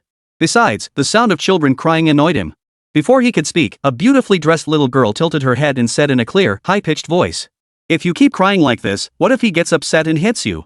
Lin Nian felt a wave of exasperation wash over him. Didn't he look like a model student? But the effect was surprisingly effective. The moment the girl finished speaking, the crying in the classroom abruptly stopped, stifled as if forced back. For a moment, the classroom fell into an eerie silence. Fortunately, the Chinese teacher arrived just then to teach the final class of the day. The teacher was puzzled why were the children so well behaved today. After school, Lin Xiaonan arrived as promised. She waited at the school gate to pick up Lin Nian. How was class today? Did anyone pick on you? Lin Nian recalled the scene of the whole class crying and suddenly fell silent. No, they all like me. As she spoke, Lin Nian's eyes darted uncertainly, landing on the child with the runny nose. The boy happened to meet Lin Nian's gaze. In that instant, as if recalling the fear deep within him, he burst into tears. His mother, embarrassed by the public display, smacked him. What are you crying for? I sent you to school to learn, not to cry. Crying on your first day? You're a big boy now, no crying. Lin Nian silently withdrew her gaze, silently praying for the child. Just then, Lin Nian's smartwatch buzzed with a message from Jiang Xiaoxiao. He glanced at it and said to Lin Xiaonan, Sis, Officer Jiang wants to treat us to a meal. Ha? Why don't you tell her to come to our place? I'll cook, so she won't have to spend money. Lin Xiaonan suggested. The police officer said she's already waiting for us at the restaurant and has ordered the food. All right then. Lin Xiaonan hesitated for a moment before finally agreeing. Soon, the two arrived at the agreed-upon restaurant. Over here. Jiang Xiaoxiao spotted Lin Nian and immediately stood up, waving them over. You must be Lin Nian's sister. Hello, I'm Jiang Xiaoxiao. Let's sit down and talk. I'm Lin Nian's sister, Lin Xiaonan. I'm so sorry for the trouble yesterday. Lin Xiaonan said quickly. Not at all. Lin Nian is very well behaved, and it wasn't any trouble. Plus, his acting is excellent, the bureau leaders really like him. Jiang Xiaoxiao responded with a smile. Oh, and there's something else I came to discuss today, please don't refuse. Here's the thing, yesterday's livestream got really popular and a lot of people sent donations. Our bureau wants to donate all the money to an orphanage or the whole project. But since most of it was for Lin Nian, we'd like to give half of it to you. How could that be possible? Lin Xiaonan immediately protested. Why not?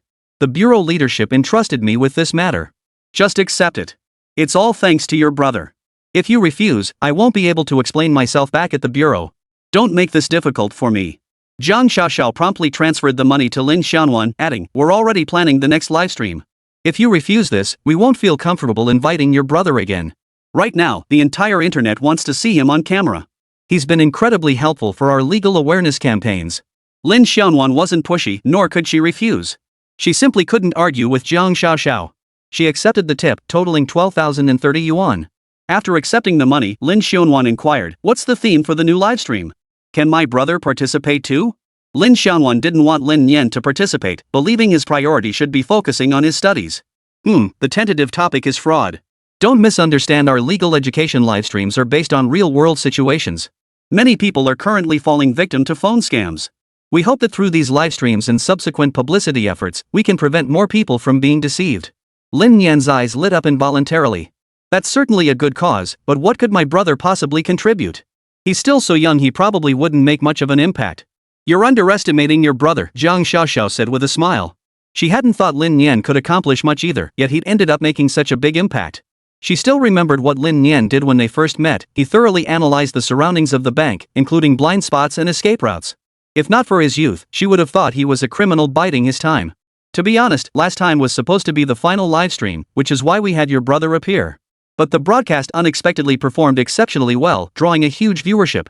It served as excellent publicity, raising legal awareness among more people. That was your brother's contribution.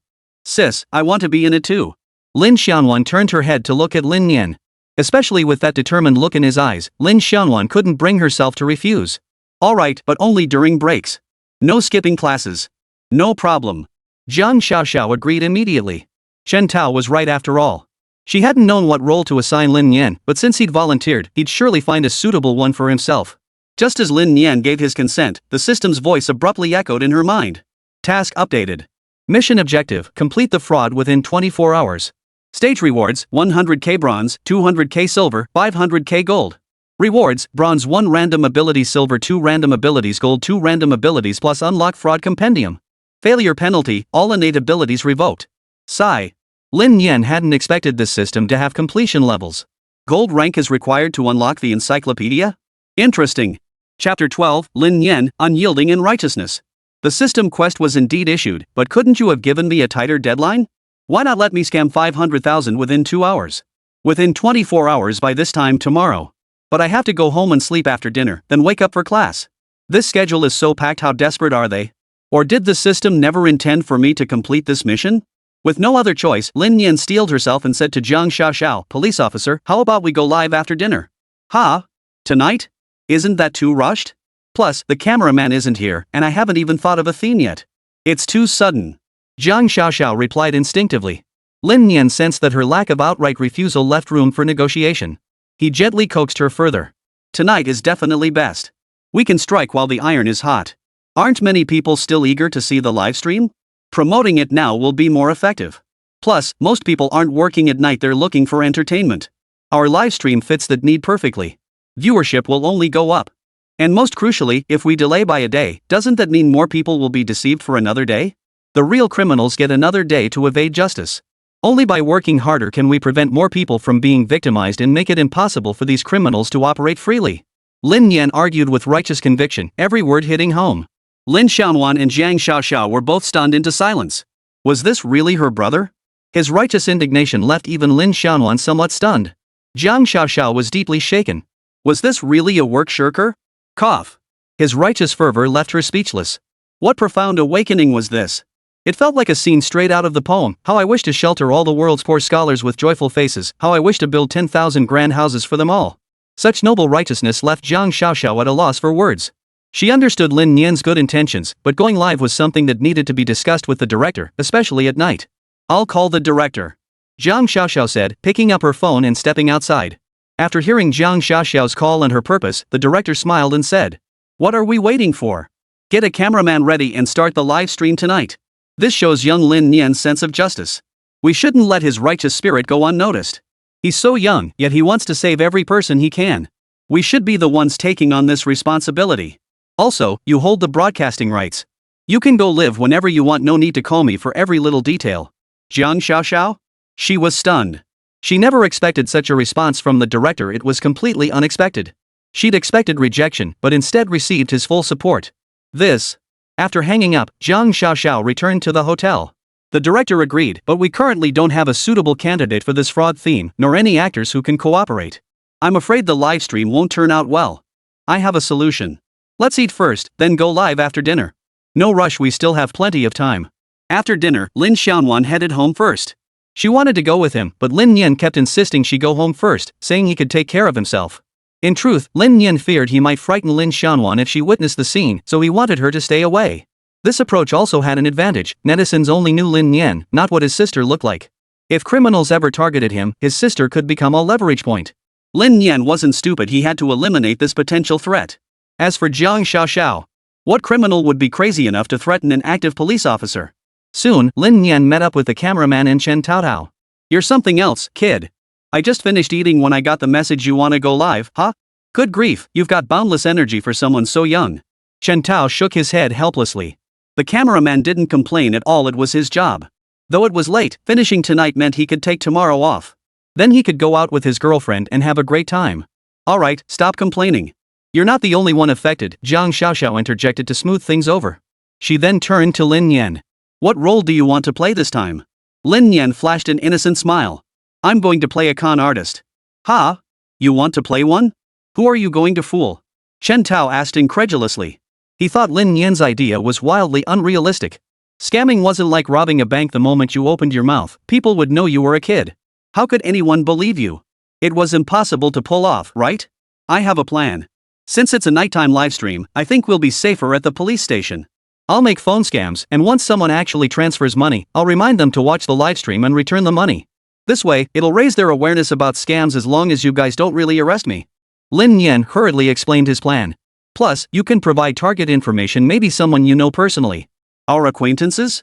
Are you trying to scam the police? Chen Tao pondered for a moment before saying with a laugh.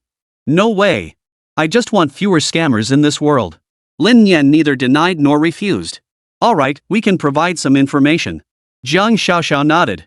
If it was just people they knew, it wouldn't cause too much harm, and it could help more people avoid being scammed. We need to prepare first. Give us an hour. Then we'll livestream from the police station? Back at the station, Lin Nian spotted Officer Wang. The officer was staring at him intently, making Lin Nian feel uneasy. That look, it was like he was staring at a criminal. You're something else, kid. You get all excited and make me work overtime. Officer Wang flashed a smile, but it still looked terrifying. Recognizing him as Officer Wang Cheng from the livestream, Lin Nian quickly explained, it's to prevent more people from being scammed and to raise awareness. You're a smooth talker. Wang Cheng didn't blame Lin Nian, of course. He just thought the kid was a bit strange, eagerly volunteering to play the role of a fraudster this time. He was eager to see what new tricks Lin Nian had up his sleeve and who would actually fall for them. While others bustled with preparations, Lin Nian wasn't idle either. He borrowed Chen Tao's spare phone and fiddled with it for a while. Zhang Xiaoxiao finished writing a list and then took out her phone to photograph it. Livestream preview, tonight at 8 p.m. Beware of scams. The kid you all want to see will be there too. This simple livestream preview video garnered tens of thousands of likes in under 10 minutes. This fast? But isn't he in the police station? Oh no, Kid Brother's been caught. I knew he was prison material. You're spot on. Kid Brother's gonna be a con artist? That's hilarious. Is he trying to trick people into buying him lollipops? Police officer. I want to see the police officer. Isn't this the bank robber's accomplice? Did they team up to debut as the Hum and Ha duo? I don't buy it. Who would fall for an 8-year-old? Impossible. Chapter 13, not even a buddy, you'd scam Captain Qian. No one expected a simple livestream preview to attract so many people. Watching the comments section fill up with a dozen new posts every time it refreshed, Zhang Xiaoxiao felt her nerves tighten. This time, she had no preparation whatsoever. It was all up to Lin Nian's improvisation. She had no confidence in the outcome. If this livestream flopped, wouldn't all their previous efforts go to waste? As if reading her mind, Lin Nian noticed Zhang Xiaoxiao clenching her fists in anxiety. He walked over and said, "Police officer, don't worry too much. Trust me. Sis, I believe in you." Perhaps it was Lin Nian's innocent smile or the infectious sincerity in his words. Either way, it did ease Zhang Xiaoxiao's mind considerably. Chen Tao, who was compiling the list nearby, pondered for a moment. Deciding to teach Lin Nian a lesson, he accidentally included Qian Weiqian's phone number before handing the list back to her.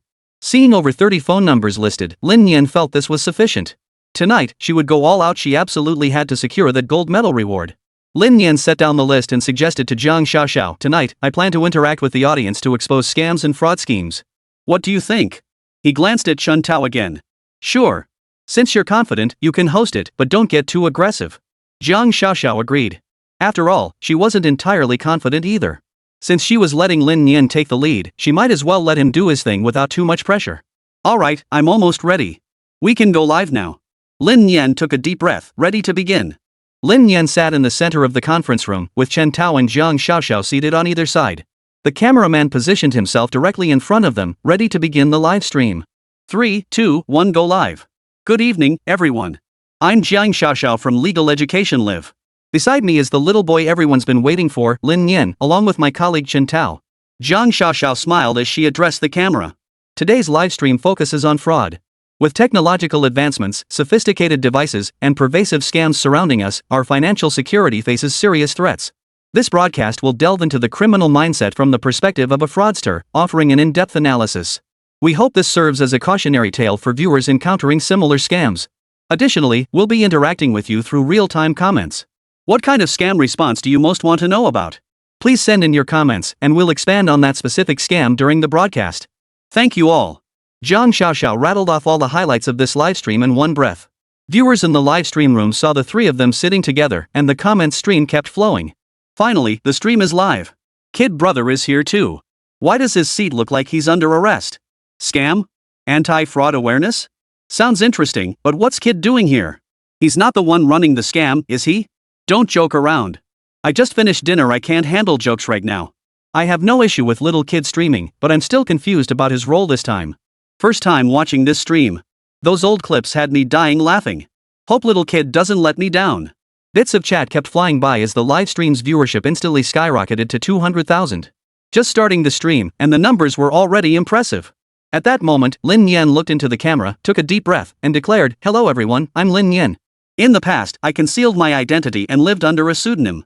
But this time, I'm not pretending anymore. I'm laying my cards on the table. The truth is, I'm a master fraudster. This time, I'll take you all on a journey to witness the art of my scams." The moment he finished speaking, the chat erupted in a wave of laughter. What a twist! Kid Brother, you're hilarious. What goes around comes around, huh? First a robber, now a con artist? That's hardcore. This is seriously intense. He's got some serious balls to be this cocky in front of the cops. Kid must have some heavy-duty connections backing him up. Lin Nian scanned the live chat comments, but instead of anyone calling out his scam, everyone was just playing with the memes. This wasn't sustainable, so Lin Nian decided to take matters into his own hands.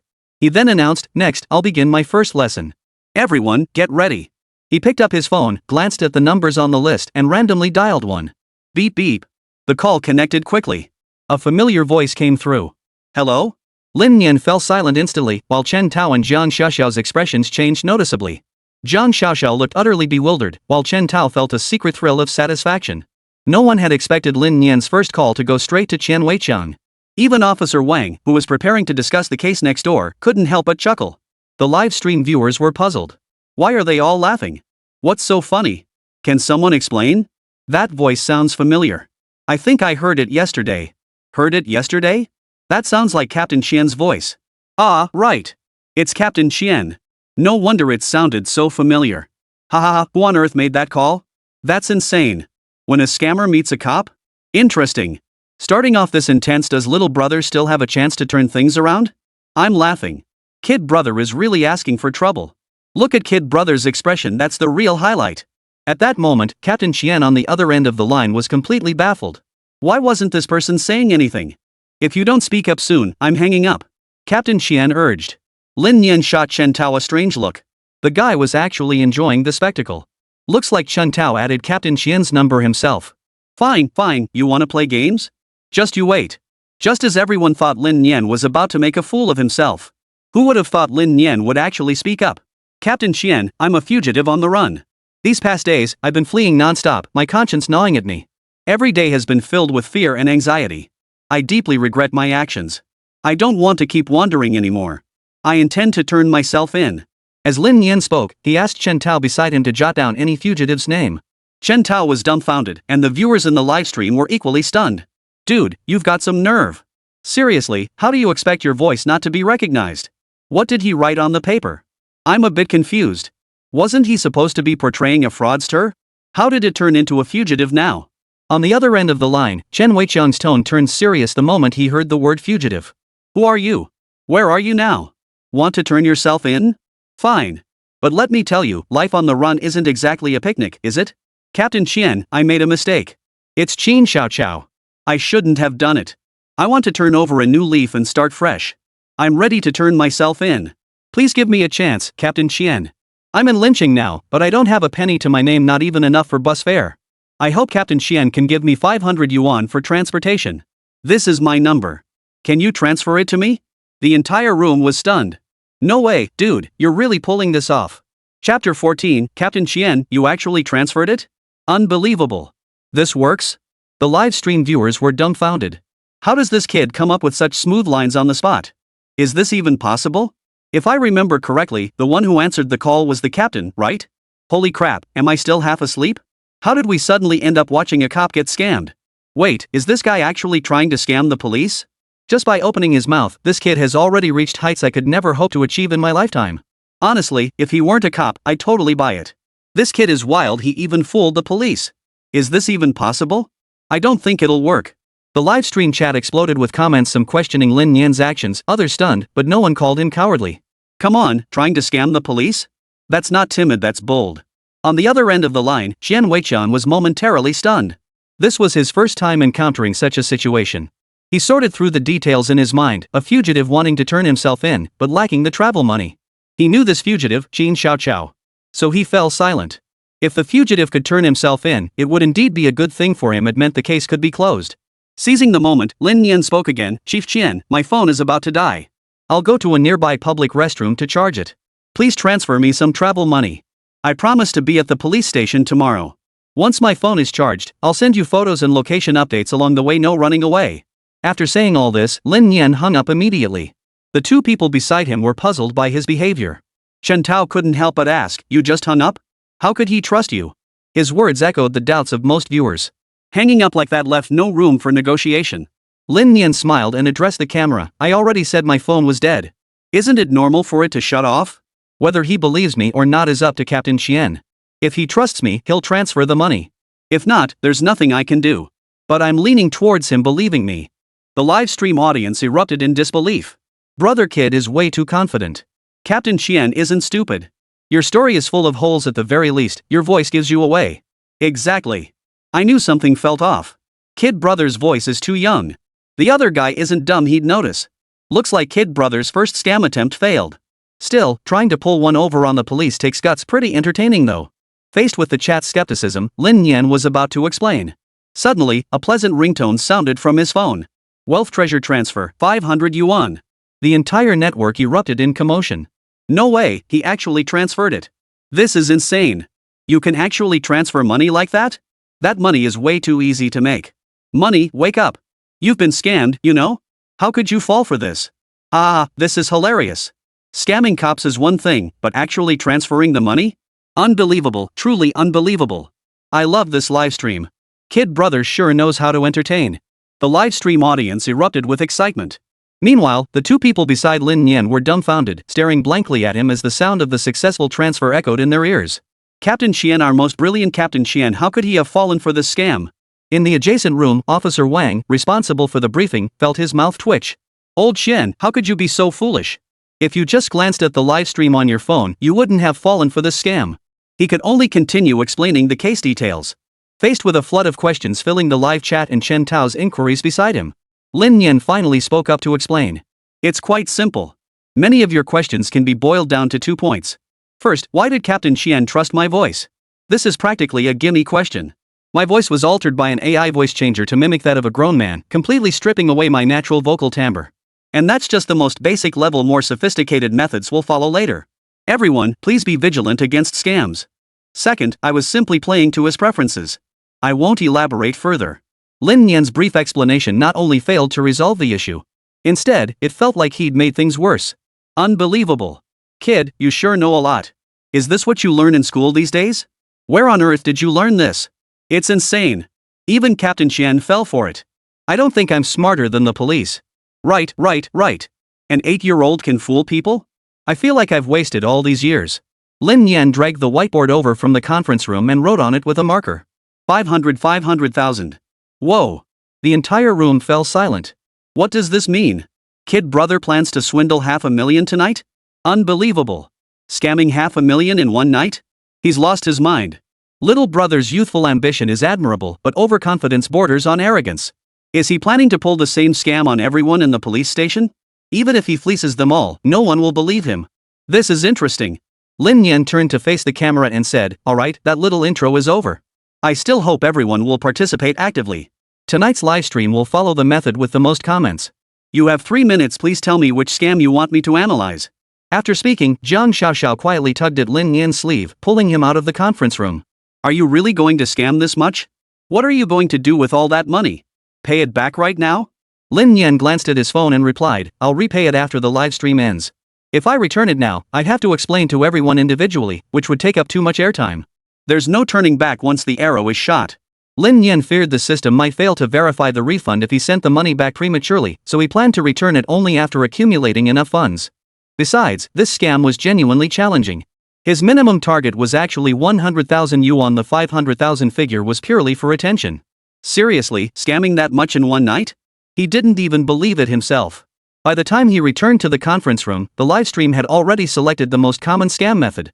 A friend of mine got scammed by fake online shopping reviews promising cashback. I'm here to see how you guys run this operation. Bro, are you really treating Little Brother like an actual scammer? What difference does it make? The money ended up in Little Brother's account anyway. What difference is there? Of course there's a difference. At least Little Brother scams people and then returns the money. Real scammers never give it back. Awesome, this is intense. Look, Little Brother actually pulled it off. Bro, just got internet? Why's the connection so slow? Lin Nian skimmed through the useless chatter and finally zeroed in on the brush orders for cashback scheme. The fake order cashback scam isn't complicated. It's about baiting big fish with long lines. Considering our limited streaming time tonight, I plan to take a different approach and I hope everyone stays vigilant. If you really can't resist, ask yourself, has your luck been consistently good throughout your life? Are you really the only one in a million to pull off such low probability events? Enough. Kid, you're cutting deep. We're just online friends, you're overstepping. Chapter 15, Friends, having you is truly my blessing. Lin Nian's blunt, heart-wrenching words left the online crowd feeling chilled to the bone. Even though my luck's been terrible, I still had my hopes up. Never thought I'd get called out by little kid one day. This is just too much. I get this feeling that little brother really knows what he's talking about. Listen to me, kid, this isn't something you should be getting involved in. From what the old man's saying, is he speaking from experience? At that moment, Lin Nian was already preparing to launch a new scam. Can I borrow your phone? Lin Nian asked Chen Tao beside him. What for? Chen Tao stared at Lin Nian warily. He. Lin Nian flashed a smile, revealing his pearly whites. Of course, to use your WeChat for scamming. Relax, we're live streaming right now with so many viewers watching. I bet everyone wants to see what happens when someone's WeChat gets hacked, right? Lin Nian grinned, egging on the live stream viewers. The audience wasn't shy either. They loved a good spectacle and weren't afraid of trouble, bombarding the chat with comments. Let little kid do it. I bet he can't scam anyone with this. I've actually fallen for a WeChat scam before, lost 30,000 yuan.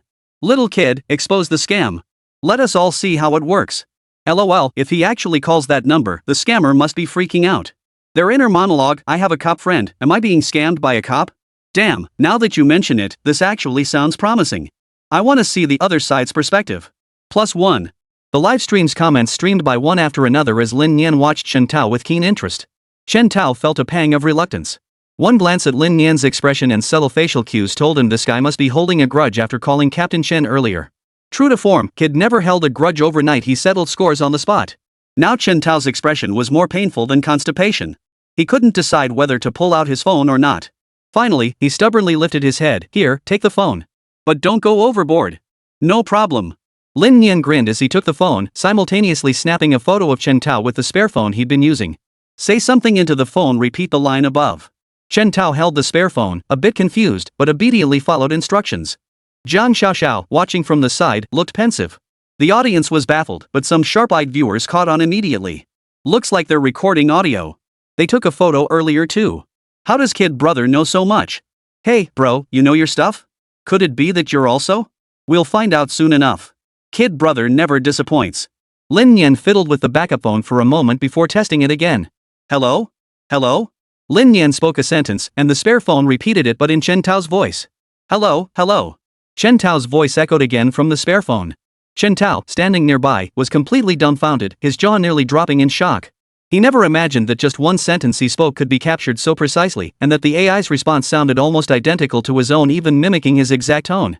The live stream viewers were even more stunned. In less than 2 minutes, they'd witnessed this incredible spectacle unfold right before their eyes. Now do you think I can't get money by taking your WeChat ID? Lin Nian turned to face Chen Tao. Chen Tao remained silent, silently praying in his heart that his friends would see through this. Then, Lin Nian addressed the camera, explaining. Technology is incredibly advanced these days. If you receive a suspicious scam call, don't answer it, and definitely don't click any unfamiliar links.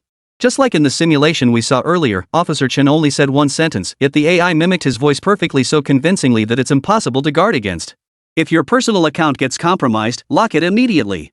Watch this. With rare seriousness, Lin Nian demonstrated by randomly selecting a friend on WeChat. Hey, you there? Lin Nian sent the message and then asked Chen Tao. How well do you know this Xiao Jun guy? We're close, we've known each other for years. Chen Tao replied while pinching his nose, inwardly praying Xiao Jun wouldn't fall for it. Just then, Xiao Jun's reply came instantly.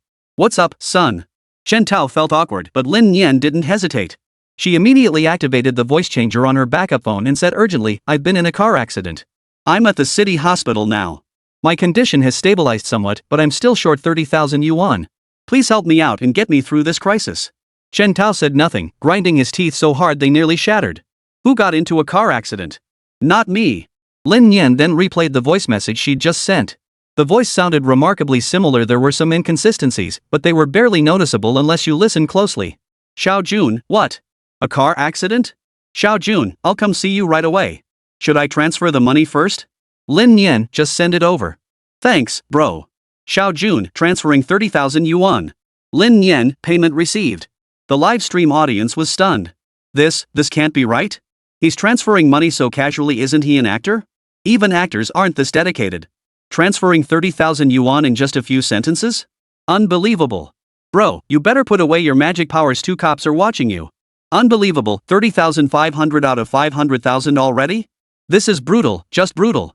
Chen Tao looked utterly defeated beside him, feeling like his integrity had been completely shattered. At that moment, Lin Nian spoke with solemn gravity. You think it's easy because you're spectators. Ask yourselves honestly, if you had the money and your best friend was in a car accident, wouldn't you choose to help within your means? Some might verify identities, others might offer limited help. But that doesn't mean people like Xiao Jun don't exist. Precisely because they care about you, they'd help without hesitation. Scammers exploit this very vulnerability. If they get hold of a WeChat ID, their first move is to contact the closest relative's parents. If a friend can fork over 30,000, imagine what parents would do if they had the money. They'd get scammed even worse. Lin Nian's words clearly failed to convince the crowd. The livestream audience buzzed with debate. I still think it's staged. If a friend asked me for money, I wouldn't just hand it over. I'd see them in person first before giving anything. Your logic is sound, but that kid already took photos. Nowadays, with software, they can easily swap faces. Even if a video call comes through, it'll still show the original WeChat user's face. If it were my friend, I'd send the money right away. Just a phone call is enough. And honestly, that voice sounded way too convincing. I can't even guarantee I wouldn't get scammed. Little brother is totally right. This is all about raising scam awareness, using WeChat fraud as an analogy. Insisting on nitpicking in this simulated scenario? That's just ridiculous. I'm not arguing today. If I got scammed, I'd own it. I just want to know where kid learned all this stuff. Got it. Gonna scam my friend now and claim my account got hacked. Friend 6, having you is truly my blessing. Chapter 16, wait, you can actually run into real scammers on live streams? Jiang Xiaoxiao beside Lin Nian stared at him without blinking. Her expression was like she'd seen a ghost. Seriously, whose kid taught them this stuff? She just wanted Lin Nian to liven up a livestream and boost viewership. Not have you teach a live masterclass. Her urge to crack open Lin Nian's skull and see what was inside had never been stronger. This urge came on fast and faded just as quickly. Soon, Jiang Xiaoxiao's attention was drawn to a comment floating across the screen. So she asked Lin Nian, "Aren't you afraid that if you reveal all this, someone with ulterior motives might exploit it?" Lin Nian looked at Jiang Xiaoxiao suspiciously. These are all old tricks and they're incredibly easy to trace. Even if someone gets scammed, you guys are still here to handle it, right? The transactions aren't exactly discreet, they're not untraceable. It's incredibly easy to pinpoint suspects. His case is actually quite rare. Most would just call, and if they're in the same city, they'd come in person to confirm. Let this serve as a reminder, obey the law. Anyone who dares to challenge it will rot in prison. It was a perfectly ordinary statement, but coming from Lin Nian's mouth, it carried an inexplicable strangeness. No way. You're the one doing all this, and you have the nerve to say it so brazenly? Unbelievable. Damn it, I don't even understand the principles behind it. How am I supposed to learn? It's impossible. It feels like you're trying to teach us, but you have no proof. Arrest him. He must be arrested. With a mind like that at such a young age, he'll be a fraud genius when he grows up. Did little brother's talent points get messed up? Are these even talents you're supposed to have? Watch out for scam rings targeting him, begging little kid to start a class. The chat stream buzzed with laughter, but overall, it did offer some insight into the scam process. What other scams do you want to see? Lin Nian smiled at the camera. You're still holding back? There's more? Unbelievable. Others hold back, but you go all out. I'm seriously wondering how little brother knows all this. No script at all? Like I wouldn't know if there's a script? I've been watching live streams forever, how could I not get it? Bro, your skepticism is understandable, but aren't we here for the fun? Getting too hung up on details is unnecessary. So, can we get started now? Many were urging Lin Nian to kick off the next round of scams. Lin Nian had no objections whatsoever. He still had system tasks to complete. If he failed, all his abilities would vanish, a scenario he desperately wanted to avoid. So Lin Nian stopped paying attention to the comments, looked down at the list, picked a random number, and dialed it. Hello? Hello? A weak, middle-aged woman's voice came from the other end. Lin Nian made up an excuse on the spot. Hello, I'm a representative from Onqing Bank. There's been unusual activity in your account. Before she could finish, the middle-aged woman interrupted. Didn't I already pay the security deposit? Why are you calling? Huh? This left Lin Nian completely flustered. Wait, I haven't even mentioned the account yet, why did you transfer it? Had she already been scammed? At that moment, Lin Nian glanced at Jiang Xiaoxiao, who looked just as bewildered. Because the call Lin Nian had made was to her aunt. If she'd already paid the security deposit, that meant she'd been scammed. Lin Nian looked innocent, insisting she hadn't said anything yet, while Jiang Xiaoxiao was already panicking. How could she have paid? It's obviously a scam, she exclaimed urgently. I'm not sure yet. Let me ask her, Lin Nian replied helplessly. How could this happen?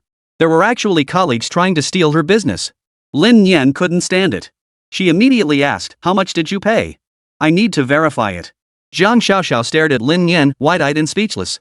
No way. My aunt's already been scammed, and you're not even revealing your identity? You're still going on about it? This show doesn't even need to be recorded anymore, there's a real scam going on here. The livestream audience was equally stunned, completely thrown off by Lin Nian's statement. She's already been scammed, shouldn't you reveal your identity? This is ridiculous. The way he's talking makes him sound like an accomplice. Is little brother covering for him? Cover my ass? I think kid brother did the right thing. Think about it, if he claimed to be a bank employee 1 minute and a streamer the next, who'd believe him? Plus, that identity switch is way too abrupt.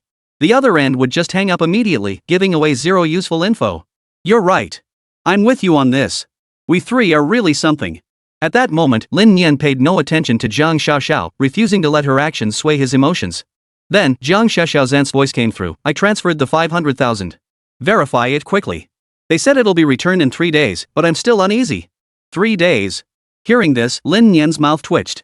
By then, the money would likely be laundered away. Though that was his inner thought, his mouth uttered. Alright, I'll verify it for you. Could you please send me the phone number of the colleague who contacted you? I'll coordinate directly with him. Alright, his number is... I'm listening. I'll write it down. Only after obtaining the scammer's number did Lin Nian hang up. Glancing at Zhang Xiaoxiao's impatient expression, Lin Nian offered reassurance. It's okay. We've got the scammer's number now, right? I'll call them directly and get all the money transferred back. Really? Zhang Xiaoxiao asked. Of course it's true. Well, this means I'll be busy now.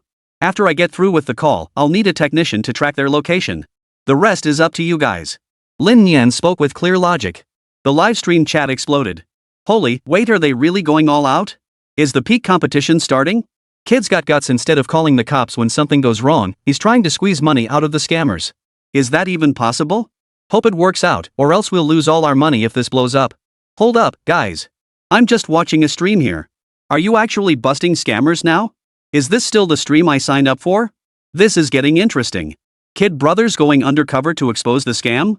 Is he actually going to trick the scammers? If he actually gets the money back, Kid will definitely end up on the police's watch list. That's insane. The livestream chat erupted with conflicting opinion, supporters, detractors, and those just here for the spectacle. But regardless of their stance, they'd all push the livestream's heat to a whole new level. The livestream's online viewers were rapidly approaching the million mark. All these people were waiting for Lin Nian's next move. After all, Kid brother was just too outrageous. Every word he uttered defied expectations. Chapter 17, The Master Scammer Meets a Real Scam. Hey! Don't you know I'm busy every day? Do I have to remind and chase you guys about your own business?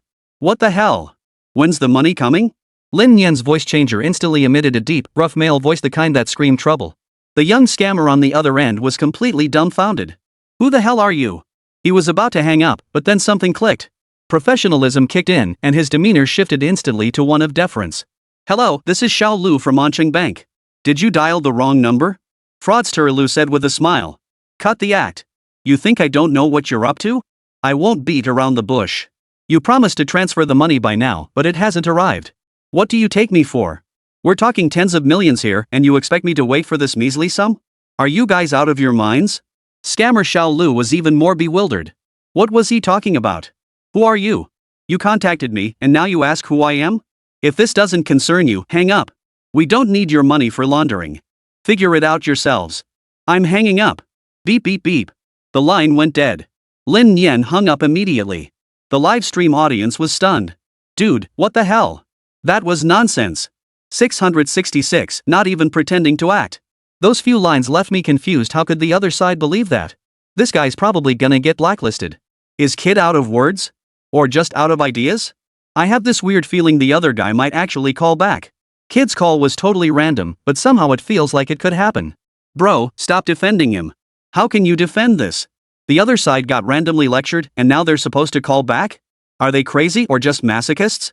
Zhang Xiaoxiao looked at Lin Nian, equally baffled, with 1,000 questions on her mind.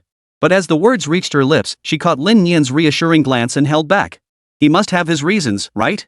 Meanwhile, in an abandoned office building on the outskirts of Ansheng. Inside a second-floor room, Xiao Lu, who'd just been hung up on, looked utterly bewildered. What's going on? Who was that? A heavily tattooed, burly man frowned and asked. Brother who, no idea how they got my number. Sounded like some money launderer. Said we didn't transfer the funds to him and told us to figure it out ourselves. Xiao Lu gathered his thoughts before relaying the information to Brother Hu. Brother Hu's brow furrowed deeply upon hearing this. Money laundering? We've never had any dealings with them. Another subordinate chimed in. Brother Hu, you forgot? When we were drinking earlier, that money launderer was too shady. You said we needed to switch to a new one, and you even called them later. Brother Hu was momentarily stunned. He couldn't recall doing such a thing. Had he been drunk? His gaze fell on Xiao Lu, who nodded in confirmation. Brother Hu, you really did say that. Hey, could it be him? Maybe he called because we never replied? Could be, Brother Hu replied uncertainly. Give me the phone. I'll call him back and ask. Brother Hu took Xiao Lu's phone and dialed the number. Ancheng Police Station. After waiting less than 5 minutes, the phone rang. Lin Nian glanced down. They're calling back.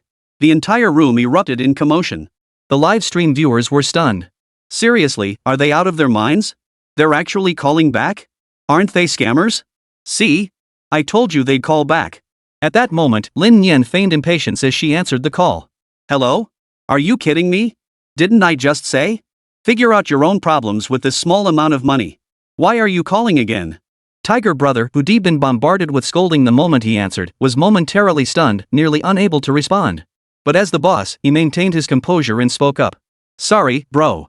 My guy was out of line. I've already chewed him out. Where's your crew from? Where I hang out? That's a joke. In all these years, no one's ever dared ask me that. Have I built my reputation for nothing? No wonder you're so desperate to cash out such a small amount. Turns out you're just a coward. Brother Tiger never imagined that after all these years in the game, he'd be lectured like a rookie. His temper flared instantly. He snapped back, out there, everyone calls me Brother Tiger. What's your problem? Tiger Brother? Ha! Let me tell you something, I'm Qin Xiao Xiao. You in or out? If you're scared, get lost. Don't give me attitude here. Once 11 o'clock hits, my money's gone. Next payday's next month. Figure it out yourself in the meantime. Lin Nian casually mentioned it. At that moment, Brother Tiger finally caught on. Qin Xiao Xiao? Never heard of him. Look up Qin Xiao Xiao's background, brother who instructed Xiao Lu. Xiao Lu immediately checked the computer. What he saw shocked him. Brother Hu.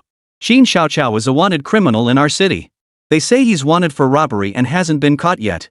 Brother Hu quickly pushed Xiao Lu aside and sat down at the computer himself to examine Qin Xiao Xiao's information. So you're just a robber? What's your new gig now? Brother Hu suddenly burst into hearty laughter. At least he hadn't been caught. The guy across from him was a wanted criminal, a fugitive. This was a sure thing. I've pledged allegiance to the boss and accepted his leadership. Let bygones be bygones. Now I'll ask you one thing, are you in or out? Lin Nian's tone softened slightly, no longer as aggressive as before. In, absolutely in. I've got over $1 million on hand right now. What's your cut? 18% plus 3% handling fee. Non-negotiable. Your amount's too small. If it were larger, we could drop it to 15%. Lin Nian stated. What? 18%? That's right. Not a penny less. The accounts have to be clear. Just one night.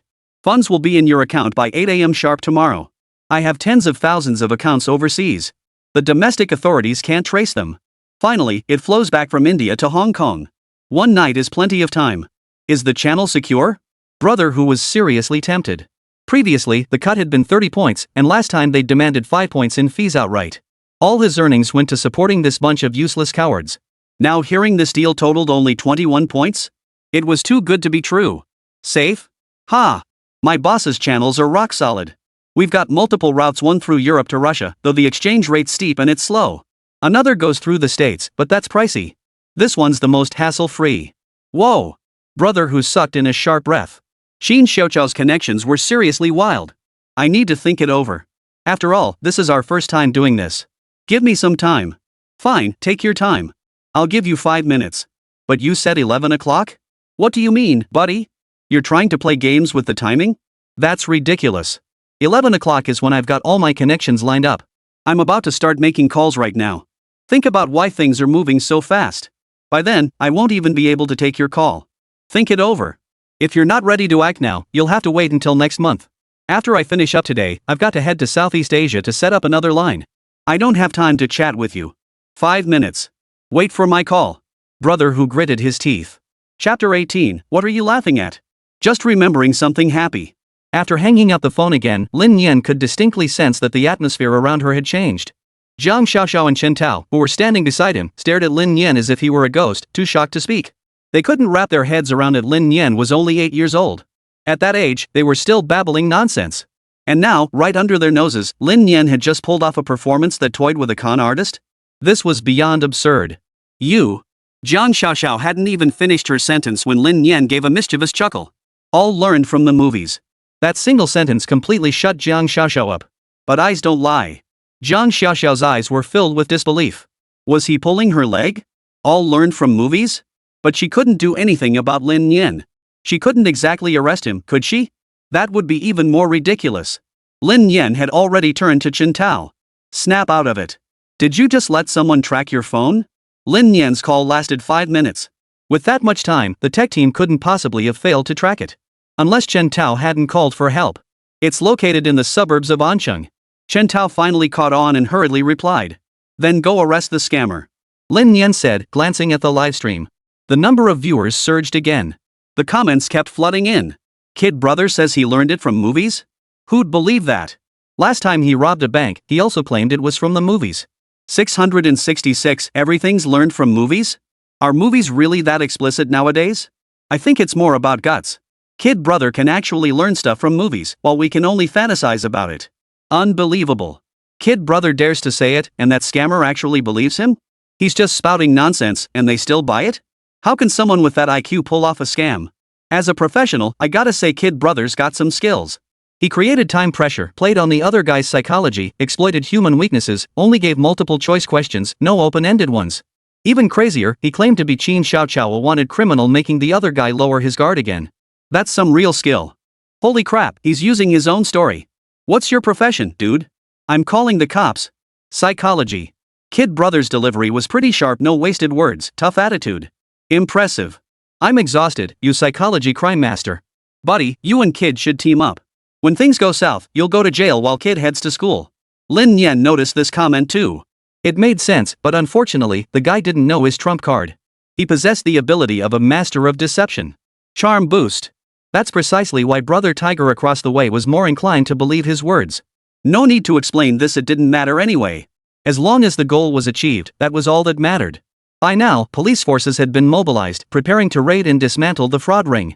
Chen Tao was going too, and he asked Lin Nian if she wanted to join. Lin Nian shook her head. Suddenly, the system's notification chimes sounded in her mind. Mission objective, complete the fraud within 24 hours. Mission completion, 1,330,500 gold medals. Reward, fraud compendium unlocked, 2 random abilities. Lin Nian's face lit up with delight, and immediately afterward, a bank deposit notification popped up on her phone. The sudden screen light drew Chen Tao and Jiang Xiaoxiao's attention.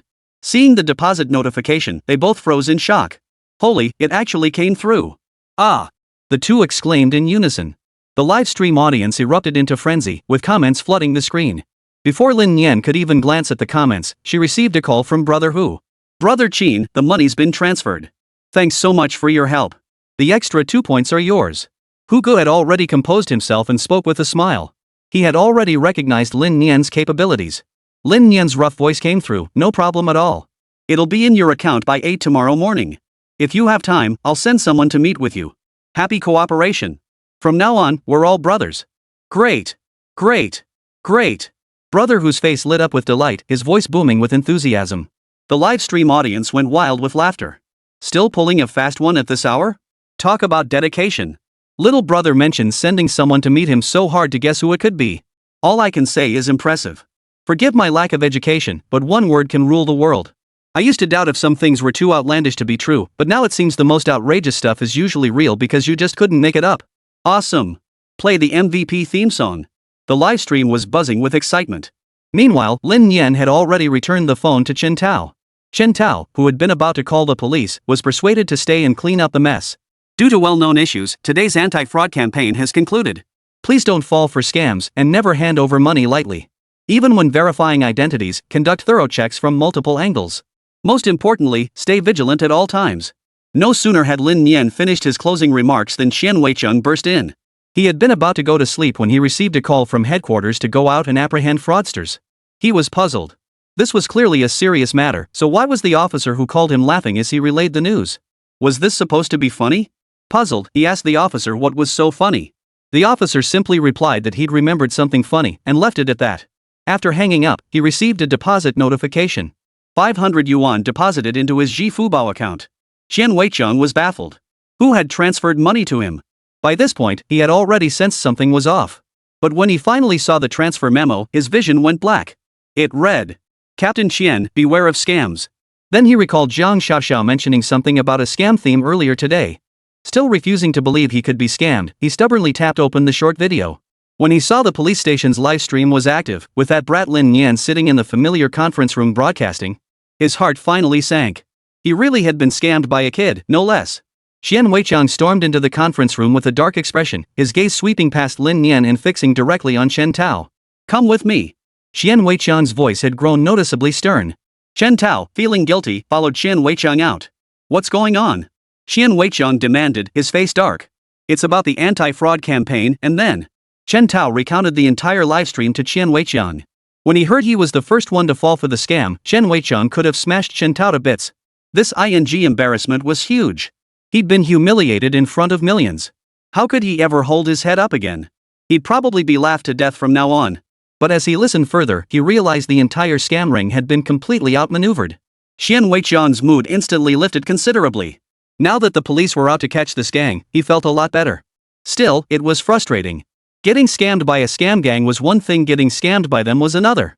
In short, Chen Weiqiang was utterly frustrated.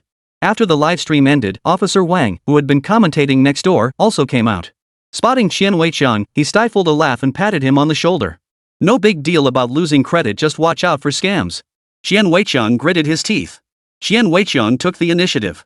Qian Weiqiang set his sights on the fraud ring, determined to round them all up. But one thing preoccupied him more: which jerk had put his phone number on the list? Chen Tao remained silent, consumed by guilt. Chapter 19: The Baffled Tiger Brother nationwide broadcast. Abandoned office building. Brother Tiger was with Xiao Lu and their crew, scheming about laundering tomorrow's cash. "We've got these 2 months covered. Don't worry, I won't shortchange you guys. 200 grand each. Xiao Lu, you still want to buy a car? Is this enough?" Brother Tiger said with a smile. Xiao Lu's eyes lit up at the words, "More than enough, brother Hu. You're so loyal. 200,000 in 2 months, I never would have dreamed of that before. Brother Hu, do you think this Qin Xiaoqiao is reliable? I can't shake this feeling he's not entirely trustworthy." Another accomplice's face flashed with worry as he couldn't help but ask. Brother Hu shrugged it off. "Of course he's reliable. That guy's a wanted criminal. Do you seriously think he'd turn us in to the cops? What kind of joke is that? He can barely save himself. Someone who won't even show his face, what else would he do?" The accomplice nodded, feeling slightly reassured. They hadn't been caught yet, so life was still manageable. Qin Xiaoqiao, on the other hand, was living with his head on a knife's edge. How could it be the same? "I won't be able to sleep tonight.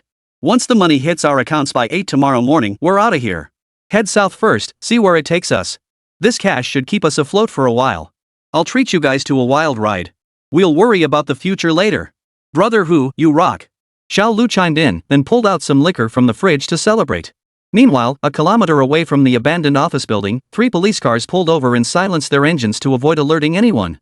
Qian Weiqiang stepped out first, rallying the officers to deploy for the arrest operation. He was definitely angry. He'd been played for a fool out of nowhere, and the worst part was he couldn't do anything about it. He couldn't exactly reason with an 8-year-old, could he? What about his reputation? The person who had scribbled his phone number hadn't been found yet, and his pent-up frustration had nowhere to vent. But what could he do? Well, what a coincidence, right now, a group of scammers was waiting to be caught. Qian Weiqiang refused to believe they could slip away now. "Attention all personnel. These fraudsters may be armed. They appear to be on the 2nd floor. We'll split into 3 teams, teams 1 and 2 follow me upstairs for the arrest. Team 3 will block the exits downstairs and locate their vehicle. Not a single one is to escape. Tonight's operation isn't just known to us, even the viewers watching the live stream are aware. That makes mistakes even more unacceptable. Any mishap will make the public question our competence, and we absolutely cannot let that happen. Everyone, stay alert and prepare for action." After Qian Weiqiang's pre-operation briefing, everyone sprang into action. Qian Weiqiang led the charge, quickly guiding Team 1 toward the abandoned building. He signaled for Team 2 to advance first. The third team flanked around to the rear, sealing off all exits. "Go!" All officers charged upstairs and stormed into the fraudster's room. "Police! Freeze! Nobody move! Everyone get down on the floor with your hands on your heads." Tiger was stunned. "Police? How did this happen to him? Officers, have you arrested the wrong people? Is it a crime for us to live here? You know damn well if we've got the wrong people. Take everything back to the station." Qian Weiqiang pointed at the computer equipment. Brother Hu was utterly bewildered, a terrifying thought suddenly flooding his mind. Could it be that Qin Xiaoqiao had sold him out? No way. Qin Xiaoqiao is a fugitive too, why would he betray me? In any case, brother whose mind was in chaos as he found himself being led into the police station without realizing it. Early the next morning, the Anqing Morning News published a report. Last night, Anqing police dismantled a fraud ring with irrefutable evidence. The total amount defrauded exceeded 3 million yuan. Citizens are urged to remain vigilant against scams. Many locals were baffled, finding it utterly perplexing since they hadn't received any prior warnings. But online, the news sent shockwaves through the internet. While locals remained unaware, netizens knew the whole story. Damn, kid did it. He really nailed them. What's going on? This is just a local case, right? Why is it trending all over the internet? Woke up thinking there was a war going on. Are netizens this bored nowadays? Didn't you watch the live stream? Many people woke up to the news and were completely baffled. This kind of thing isn't exactly earth-shattering. Sure, it's a crime, but it shouldn't be causing this much commotion, right? Then the next video appeared, and some clueless folks finally got it. Still just a marketing account. I can't stop laughing, folks. What happens when a fake scam meets a real one? Kid brother has the answer. Last night, little kid, who went viral for robbing a bank during a livestream, struck again this time with a scam. But he ran into a real con artist. With just a few words, he tricked the scammer into transferring the stolen money back and even busted their hideout. But here's the wildest part, before this, he actually scammed a police officer out of 500 yuan. They say some people are born with a talent for being weird, turns out kid brother's talent is maxed out. Similar narratives spread like wildfire across short video platforms, and unsuspecting netizens gradually began to piece things together. No wonder this case shot to the top of trending lists and dominated rankings. Turns out there was quite a backstory. Of course, the story of kid brother tricking a con artist into prison wasn't enough. Marketing accounts seized the opportunity to ride the wave of traffic, dragging Qian Weiqian back into the spotlight. They used live stream clips to amplify the narrative of him being scammed. Within 3 hours of release, the video garnered over 300,000 likes. Qian Weiqian barely slept last night, focusing on tracking down the fraudsters and interrogating them. By the time he finished, it was already past 8 a.m. He stepped outside for a smoke and checked his phone. The sky had fallen. All traces of sleepiness vanished instantly. How could the fact that he'd been scammed keep haunting him like this? The video's like count was even higher than the number of fraudsters they'd caught. Qian Weiqian felt like crying, utterly devastated. But these video clips weren't without clues. One clip made everything crystal clear. It was that kid Chen Tao who'd put his phone number on the list. Qian Weiqian took a deep drag on his cigarette, flicked the butt to the ground, and stomped it out before turning back toward the police station. Chen Tao, come with me. Chen Tao, who was filling his water bottle at the dispenser, stiffened at the sound of Qian Weiqian's voice. What was bound to happen had finally come. There was no escaping it. He reluctantly replied, coming. Meanwhile, at home, Lin Nian had already finished breakfast. She was heading to school this morning. But Lin Xianwan's gaze toward Lin Nian was strangely peculiar. Sis, why are you looking at me like that? I'm just helping out. I still have to go to school. Lin Nian flashed a bright, sunny smile, her pearly white teeth gleaming. But Lin Xianwan solemnly declared with great seriousness. Once you get to school, you're not allowed to lie to your classmates. Lin Xianwan felt utterly helpless about this. Who knew where her little brother picked up such ideas? But she didn't have time to pry into it now.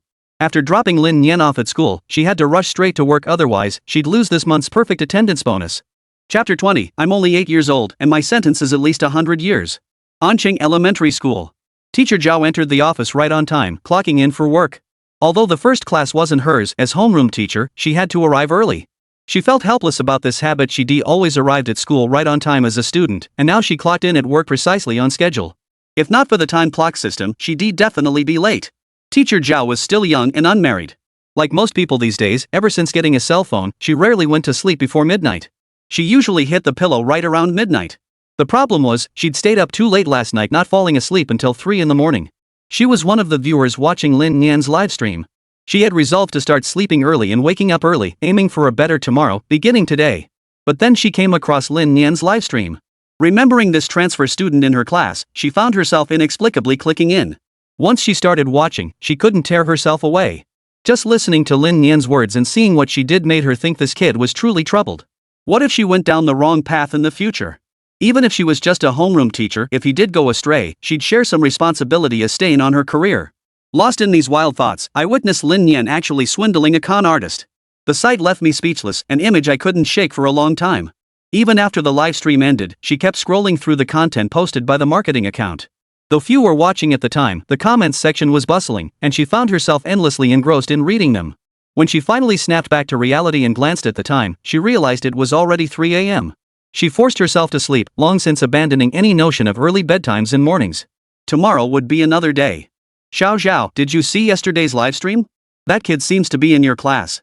As teacher Zhao entered the office, another female teacher in her 30s asked with a smile. Yes, he's in my class, the transfer student from yesterday. Well, you're in for a headache. If he can fool even a con artist, what if he tricks every student in your class? The female teacher teased with a smile. But the speaker meant no harm, while the listener took it to heart. Teacher Zhao felt a chill run down her spine. She was absolutely right. With Lin Nian's skills, what if he scammed every student in the class? That wouldn't be good at all. Teacher Zhao was deeply troubled. Teacher Zhao made up her mind. Teacher Zhao went to the classroom and called Lin Nian out. Lin Nian, you are not allowed to deceive your classmates. You must be honest and trustworthy. If I find out, I will definitely call your parents. Lin Nian stared blankly at the solemn-looking teacher Zhao, a question mark slowly forming in his mind. Wait, what's going on here? Am I that kind of person? Would I lie to my snotty, messy classmates? Was it because I wanted their snacks or spicy strips? Or was it because I wanted them to do my homework for me? But judging by teacher Zhao's serious expression, Lin Nian could guess the reason. She must have watched his live stream yesterday, which explained her sternness. I promise, teacher, you can trust me. To keep a low profile and make a good impression on the teacher, Lin Nian patted his chest and promised. Hearing Lin Nian's assurance, teacher Zhao felt slightly reassured and sent her back to class. Still feeling uneasy, she headed to the principal's office. Principal, I believe it's necessary for us to conduct anti-fraud education for the children. The principal looked at the young teacher Zhao, unsure what she was up to. What's the matter, Zhao? The principal asked gently. The words caught in teacher Zhao's throat. How could she explain that her class had produced a genius con artist, one who could even deceive professional fraudsters? She hesitated, unable to speak immediately. The principal thought for a moment, recalling the news he'd seen that morning, and replied with a smile. Xiao Zhao, did you see that news story too? These days, the media loves to exaggerate things. Your concern is valid, you're thinking about the children's well-being, and your intentions are good. But you rushed into this. These matters require following proper procedures and discussion. Still, you have a point. How about this, I'll consult with the other principals, and we'll organize a fraud prevention education assembly next week. What do you think? The principal smiled as he picked up the thermos on the desk and took a sip of water. A hint of emotion flickered in his eyes. The new teacher truly had a strong sense of responsibility. Who said young people today only care about coasting through life? But the next moment, teacher Zhao spoke up. Principal, the child in that news story you saw, he's the transfer student from yesterday. He's also in my class. What? The principal nearly spit out his drink in shock. Why hadn't he mentioned this sooner? If he was one of our students, anti-fraud education must be implemented immediately. If that kid could even trick a con artist, wouldn't he be able to deceive a bunch of innocent children at school? What's that student's name? Lin Nian? That's correct, principal, teacher Zhao said helplessly. The principal's expression changed instantly. He ordered urgently, hold an anti-fraud assembly this very afternoon. Every student and staff member must attend, no one is to be late without a valid reason. Teacher Zhao froze. This didn't make sense. Hadn't the principal just been passing the buck moments ago? Principal, didn't you say you needed to discuss it with the other vice principals? Consult? It's just a phone call away. You also said not to rush things, that we'd discuss it next week. Xiao Zhao, sometimes you need to raise your ideological awareness. Don't keep digging for answers. The principal's expression darkened slightly. Understood. I'll go notify them right away. Teacher Zhao nodded repeatedly and exited the principal's office. Meanwhile, in the classroom, Lin Nian had no idea about the upcoming assembly at noon. If he had known, he would have protested vehemently. It's not true. I'm being framed. I'm a model student, how could I bully anyone? But he wasn't protesting now, because class was in session. The lesson material was too simple for him, almost insulting to his intelligence. Too bad he was just an elementary school kid. Sit quietly and pay attention? No way. Absolutely not. Lin Nian's thoughts had already drifted to yesterday's rewards. 2 random skills, neither of which he had unlocked yet. With that thought, he summoned the system in his mind to redeem his rewards. Congratulations, host, on unlocking a new skill, dollar artist. A master at drawing US dollars, possessing comprehensive expertise in painting, production, printing, distribution, and all related fields. A walking printing press, you are a mobile vault. Lin Nian's mouth twitched. What kind of hellish skills were these? Did they really think my sentence wasn't long enough? Now they're teaching me to draw dollars? If I actually master this, these 3 skills combined would get me 100 years in prison, if not the death penalty. He was only 8 years old. And he was already facing decades of additional prison time. Thinking about it, Lin Nian was filled with question marks. Thank goodness there was no random task this time, otherwise, he'd be crying his eyes out. But still, if he truly understood everything about this situation, Lin Nian found himself somewhat curious about what the next skill might be. Idle hands are the devil's workshop, so Lin Nian decided to unlock the new skill right away. Chapter 21, 3 people's sorrow is better than 1 person's silence. Congratulations, host, on unlocking the new skill Master Thief. Thievery talent maxed out, divine hand, unshakable nerves. Reduces detection probability by 50% during theft. Reduces your presence by 50% compared to ordinary people, allowing you to move with greater ease. Go give it a try. Reading the skill description in his mind, Lin Nian's mouth twitched. Try it my ass. This is a law-abiding society, right? How could he possibly do something like that? Was he that kind of person? Absolutely not. Lin Nian silently hoped the system wouldn't assign any more bizarre timed missions. He was busy enough with school. So Lin Nian flopped onto his desk and fell fast asleep. Morning classes ended quickly. The teachers glanced at Lin Nian, who was sound asleep, and all shook their heads. Oh, this kid is hopeless. How can he sleep at such a young age? Even if I woke him up, he'd just be drowsy. Might as well give up. Just before the last class of the morning, the school's loudspeaker announced, "Attention all faculty and students, an anti-fraud meeting will be held at 3:30 p.m. Teachers, please make arrangements in advance." A meeting in the afternoon? Lin Nian's head felt foggy, and he couldn't help but feel puzzled. An anti-fraud meeting?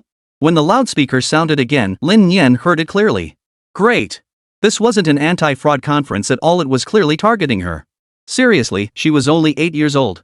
Was it really necessary to make such a big deal out of it? Lin Nian was speechless, but what could she do? Just deal with it. At noon, the Anqing Police Department released a new video.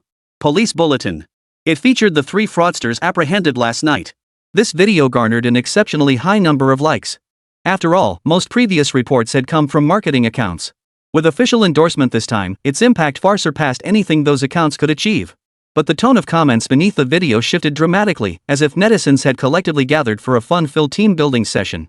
Such comments are rarely seen under serious official accounts. The most liked comment has garnered 140,000 likes. The Kid Brother Vocational Technical College. Many more comments followed, such as, "Other scammers must be staying up all night analyzing little brother's sales pitch frame by frame. Last night I thought it was just for show, but you're actually doing this, Hakeem. You bastard. This feels like startup coaching hands-on training. I should get my friend to try it. Friend, having you is truly my blessing." At that moment, inside the Anqing police station, Zhang Xiaoxiao, responsible for managing the account, stared at the back-end data showing unprecedented growth. She didn't know whether to laugh or cry. The numbers were excellent, perfect, even far surpassing what she'd achieved through a year of hard work. But the problem was, all this traffic was solely for little brother. Some were even calling for little brother to open a personal account immediately. This left Zhang Xiaoxiao utterly speechless. "Xiaoxiao, the director wants to see you." "Coming." Zhang Xiaoxiao responded and walked into the director's office, presenting the back-end data. Though the director wasn't familiar with the details, he understood the numbers. A 1,000% increase, 10,000% viewership. This was undeniably a hit. "Xiaoxiao, you've done an excellent job with this account. It's young minds like yours that think outside the box, coming up with live stream promotions that delivered unexpectedly great results. I'll coordinate more police resources to support your efforts," the chief said with a smile. Zhang Xiaoxiao's mind was filled with question marks. Wait, what? The thing is, these numbers aren't coming from me. If I post any unrelated video without Lin Nian, I lose over 90% of my traffic. But Zhang Xiaoxiao didn't know how to broach this subject. Before she could speak, the chief resumed last night's topic. "Those 3 fraudsters we caught last night, heard it was all thanks to that kid Lin Nian. The boy's got guts. Truly, heroes emerge in youth. He even tricked the fraudsters into coming to the police station. Well done." Zhang Xiaoxiao couldn't make heads or tails of the chief's remark. Why did it sound so off? "Chief, most of our traffic currently comes from Lin Nian. In other words, without him, our promotional effectiveness would drop significantly." When in doubt, Zhang Xiaoxiao decided to be straightforward. "I know. That's precisely why I told you to keep that kid around and to avoid disrupting his studies as much as possible." Zhang Xiaoxiao nodded. "I'll do my best. Have you come up with a new theme yet?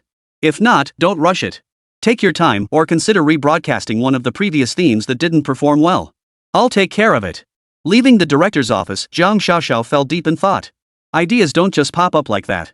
If they did, what if Lin Nian couldn't pull it off? Then the promotional effect would be severely diminished. She silently agonized over it. As she exited the director's office, she happened to run into Chen Tao. The look on Chen Tao's face at that moment practically had the word bitter written all over it. Zhang Xiaoxiao, who had been troubled moments before, couldn't help but chuckle upon seeing him. Yesterday he tricked team leader Qian into falling for Lin Nian's scheme, and today he was getting his comeuppance. How can you even laugh? We're in the same boat, why did they kick me out midway? Chen Tao's tone dripped with resentment thicker than a palace concubine's. You can't say that. While we did stream together, I wasn't the one who put Captain Qian's number on the list. Lighten up.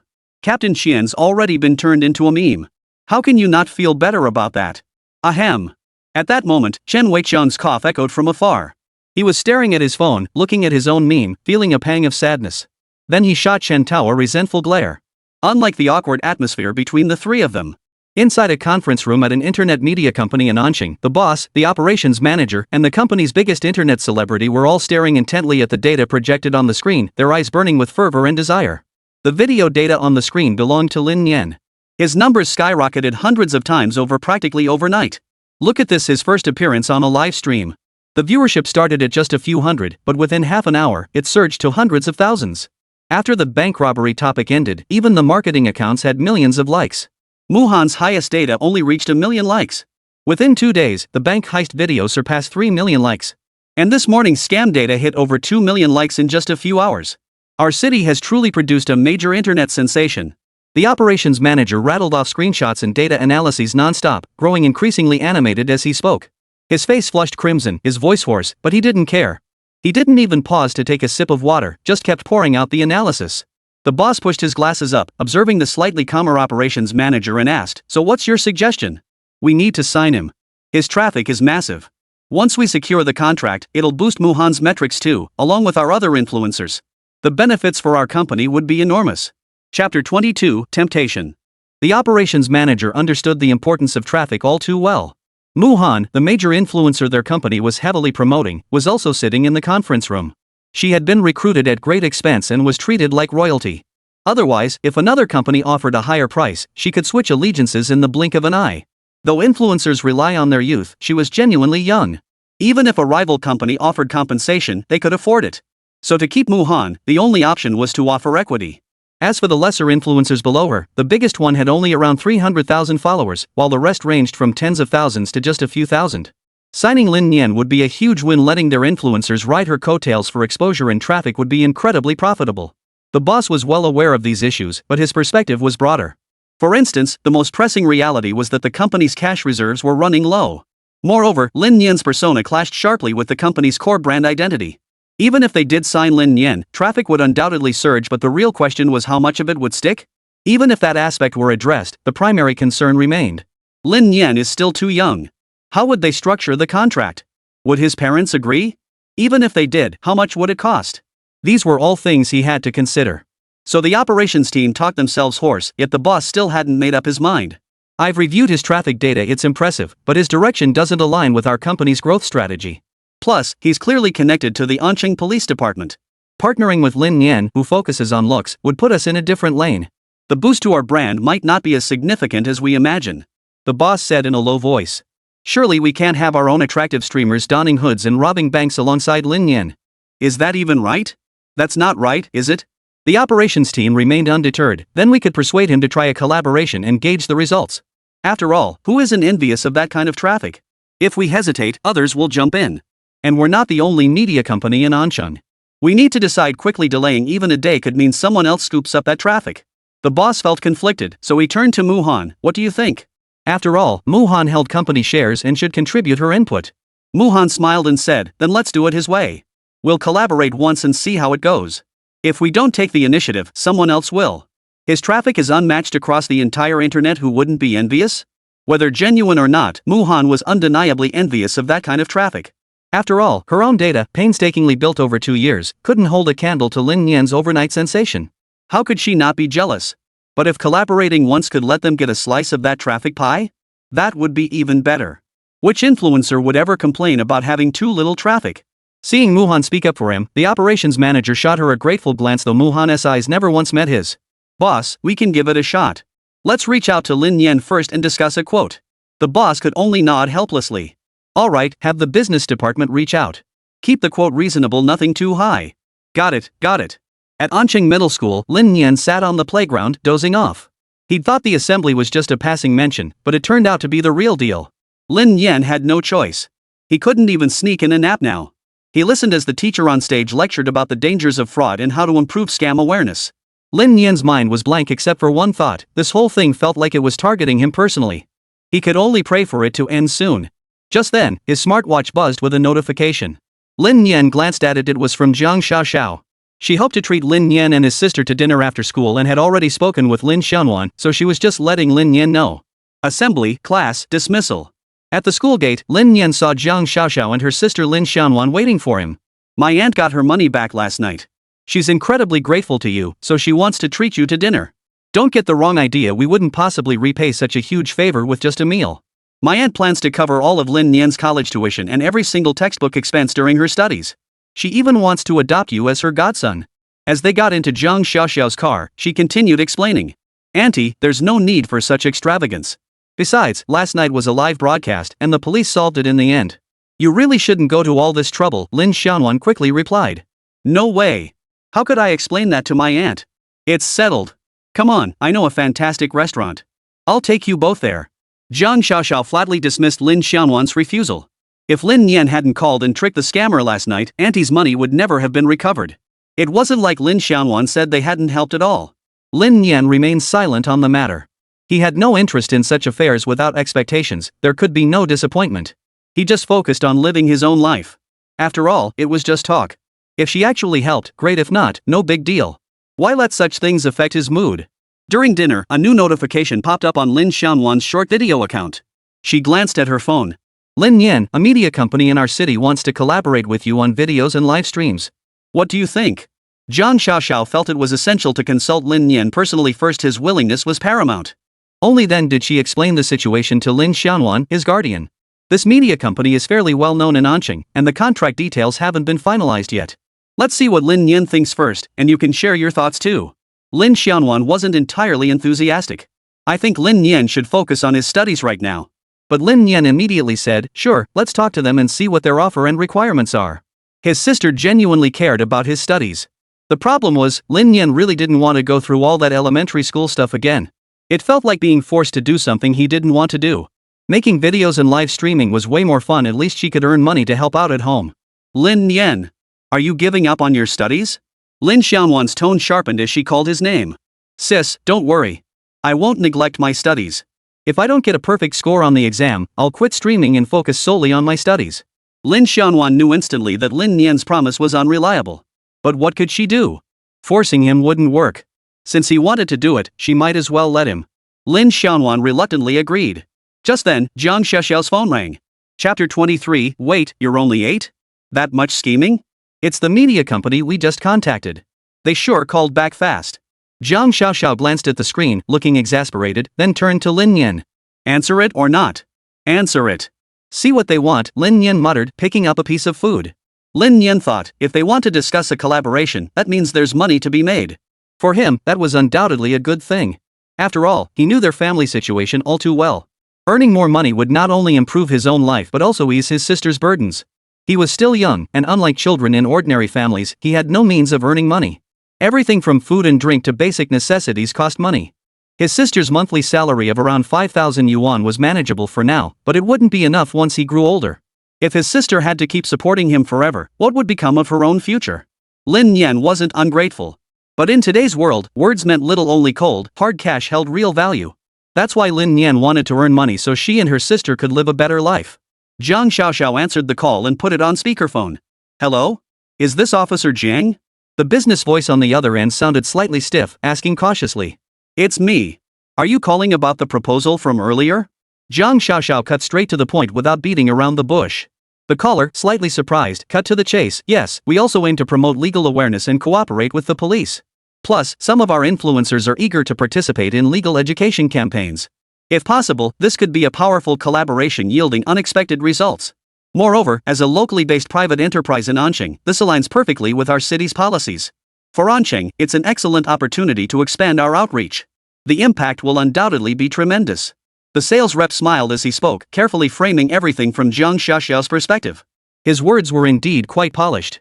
Zhang Xiaoxiao, however, wasn't concerned with these details, as she wasn't affiliated with the department's business mentioned.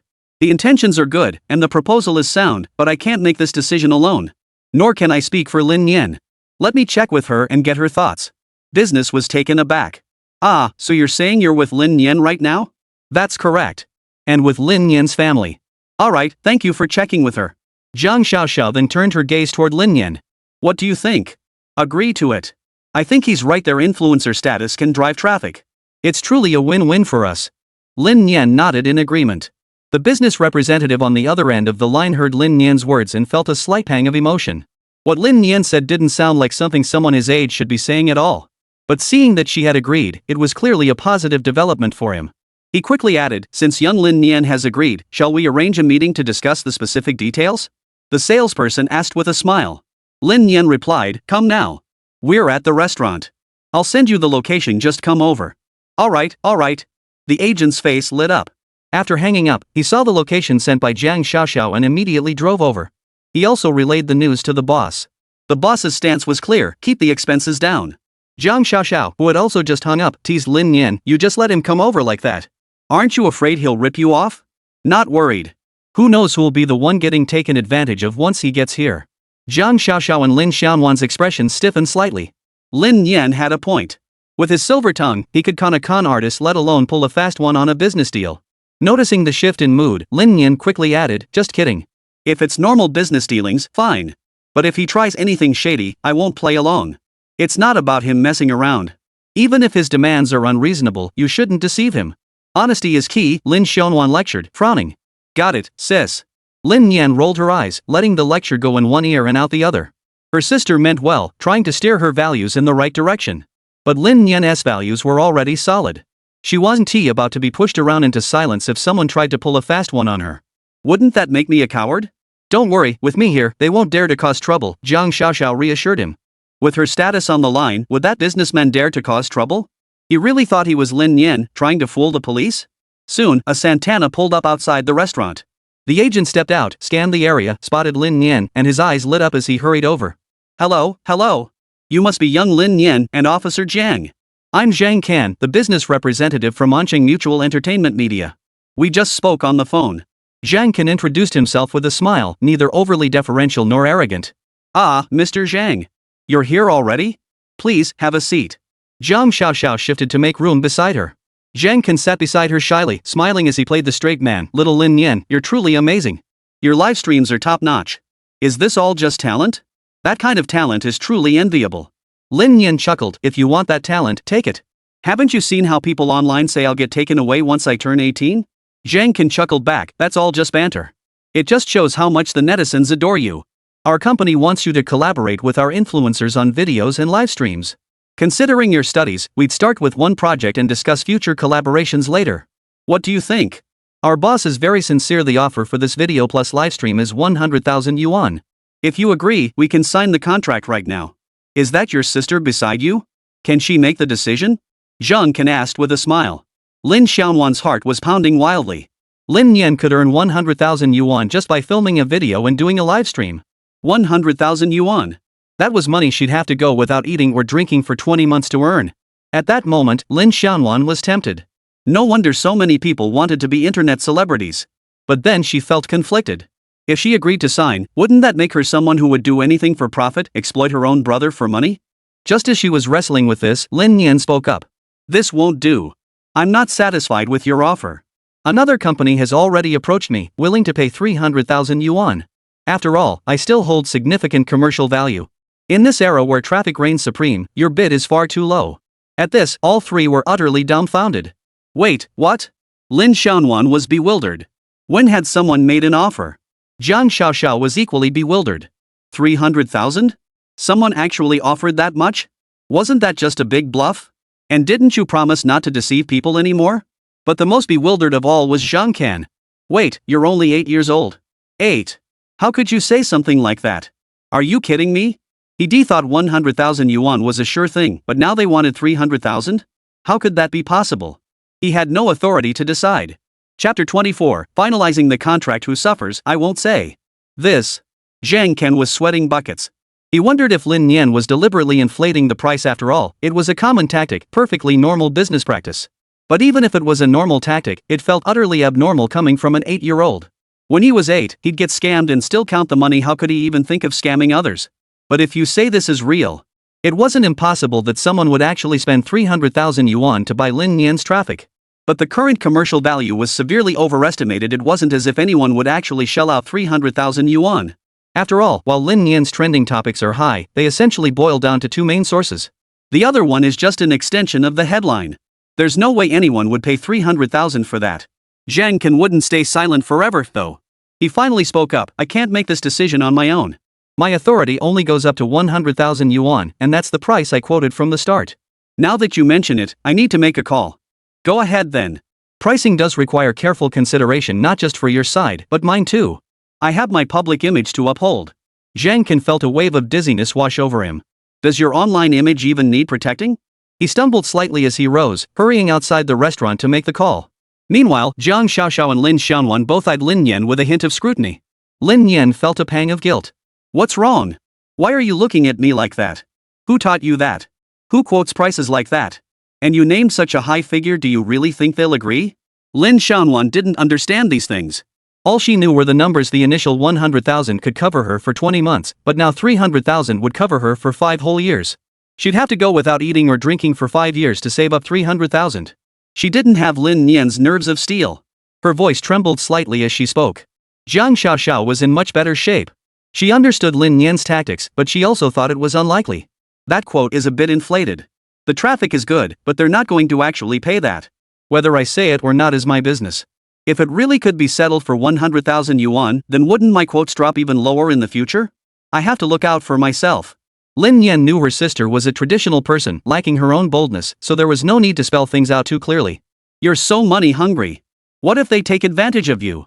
Lin Xiaonan frowned, worried that if Lin Nian's price was too high and the client got upset, they might bully her.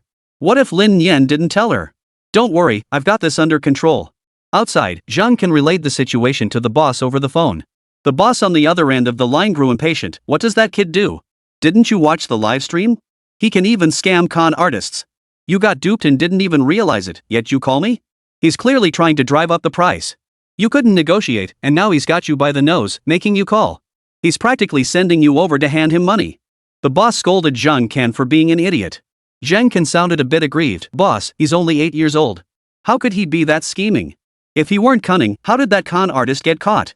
You really underestimated him. Pig brain, pig brain. What do we do now? He's already called. He definitely won't accept our offer. Raise it to 150k, but no more. I shouldn't have sent you. Look at the mess you've made. Tell him if traffic data improves, we can renegotiate. But if it doesn't, he gets his guaranteed 150k. Stop being so foolish. The boss practically tore his hair out explaining it to Zhang Can, who nodded repeatedly. When he returned to the restaurant, he relayed the boss's demands to Lin Nian. I agree, but add one more condition. I want half of the live stream gift revenue. I don't need the video revenue. No objections, right? No objections. Zhang Can considered calling again, but the thought of his boss actually punishing him if he did made him reconsider. He decided to handle it himself. Besides, Lin Nian's proposal was within acceptable limits for him. After all, similar demands had been made in past collaborations, so he naturally had no objections. After confirming the details, Zhang Can quickly drafted the contract. He turned left outside, printed 2 copies at a print shop, and brought them back for signing. After Lin Nian signed, Zhang Can smiled as he collected the contracts. The finance department will transfer the funds to your card tomorrow morning at 10. Our live stream and video content team will get in touch with you within about 3 days. No problem, Lin Nian agreed. Zhang Can then drove away. Lin Nian prepared to leave too, glancing at Lin Xiaonan, who seemed lost in thought about the contract she just signed. Lin Xiaonan thought to herself, I didn't even blink.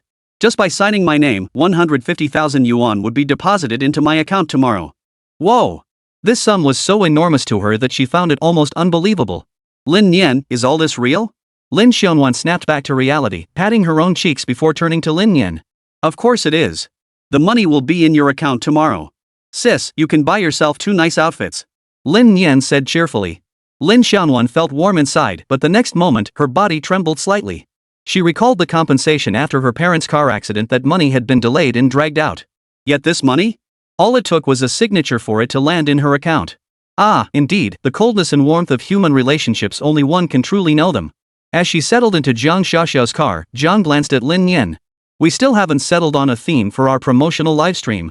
We have ideas, but it's hard to come up with something fresh. If it's too cliché, viewers will get bored. Now that he's signed with you, you can focus on their project these next few days. I'll call you once I have a solid plan. Jiang Xiaoxiao said. No problem. I don't mind. Lin Nian didn't care much, as long as the system didn't pop up with a new task. He truly didn't care, and besides, the skills he currently possessed were difficult to discuss. Taking a break was actually quite nice. Jiang Xiaoxiao then drove Lin Nian and Lin Xiaonuan home. Only after arriving home did Lin Xiaonuan snap back to reality, murmuring excitedly to herself. 15,000. 15,000. Lin Nian watched her, his eyes brimming with smiles. On the other side, it was a perfect demonstration of what it means for an internet company to have no concept of clocking out. Outside, darkness fell as traffic surged, yet the conference room remained brightly lit. Several key members of Onqing Interactive Media remained inside.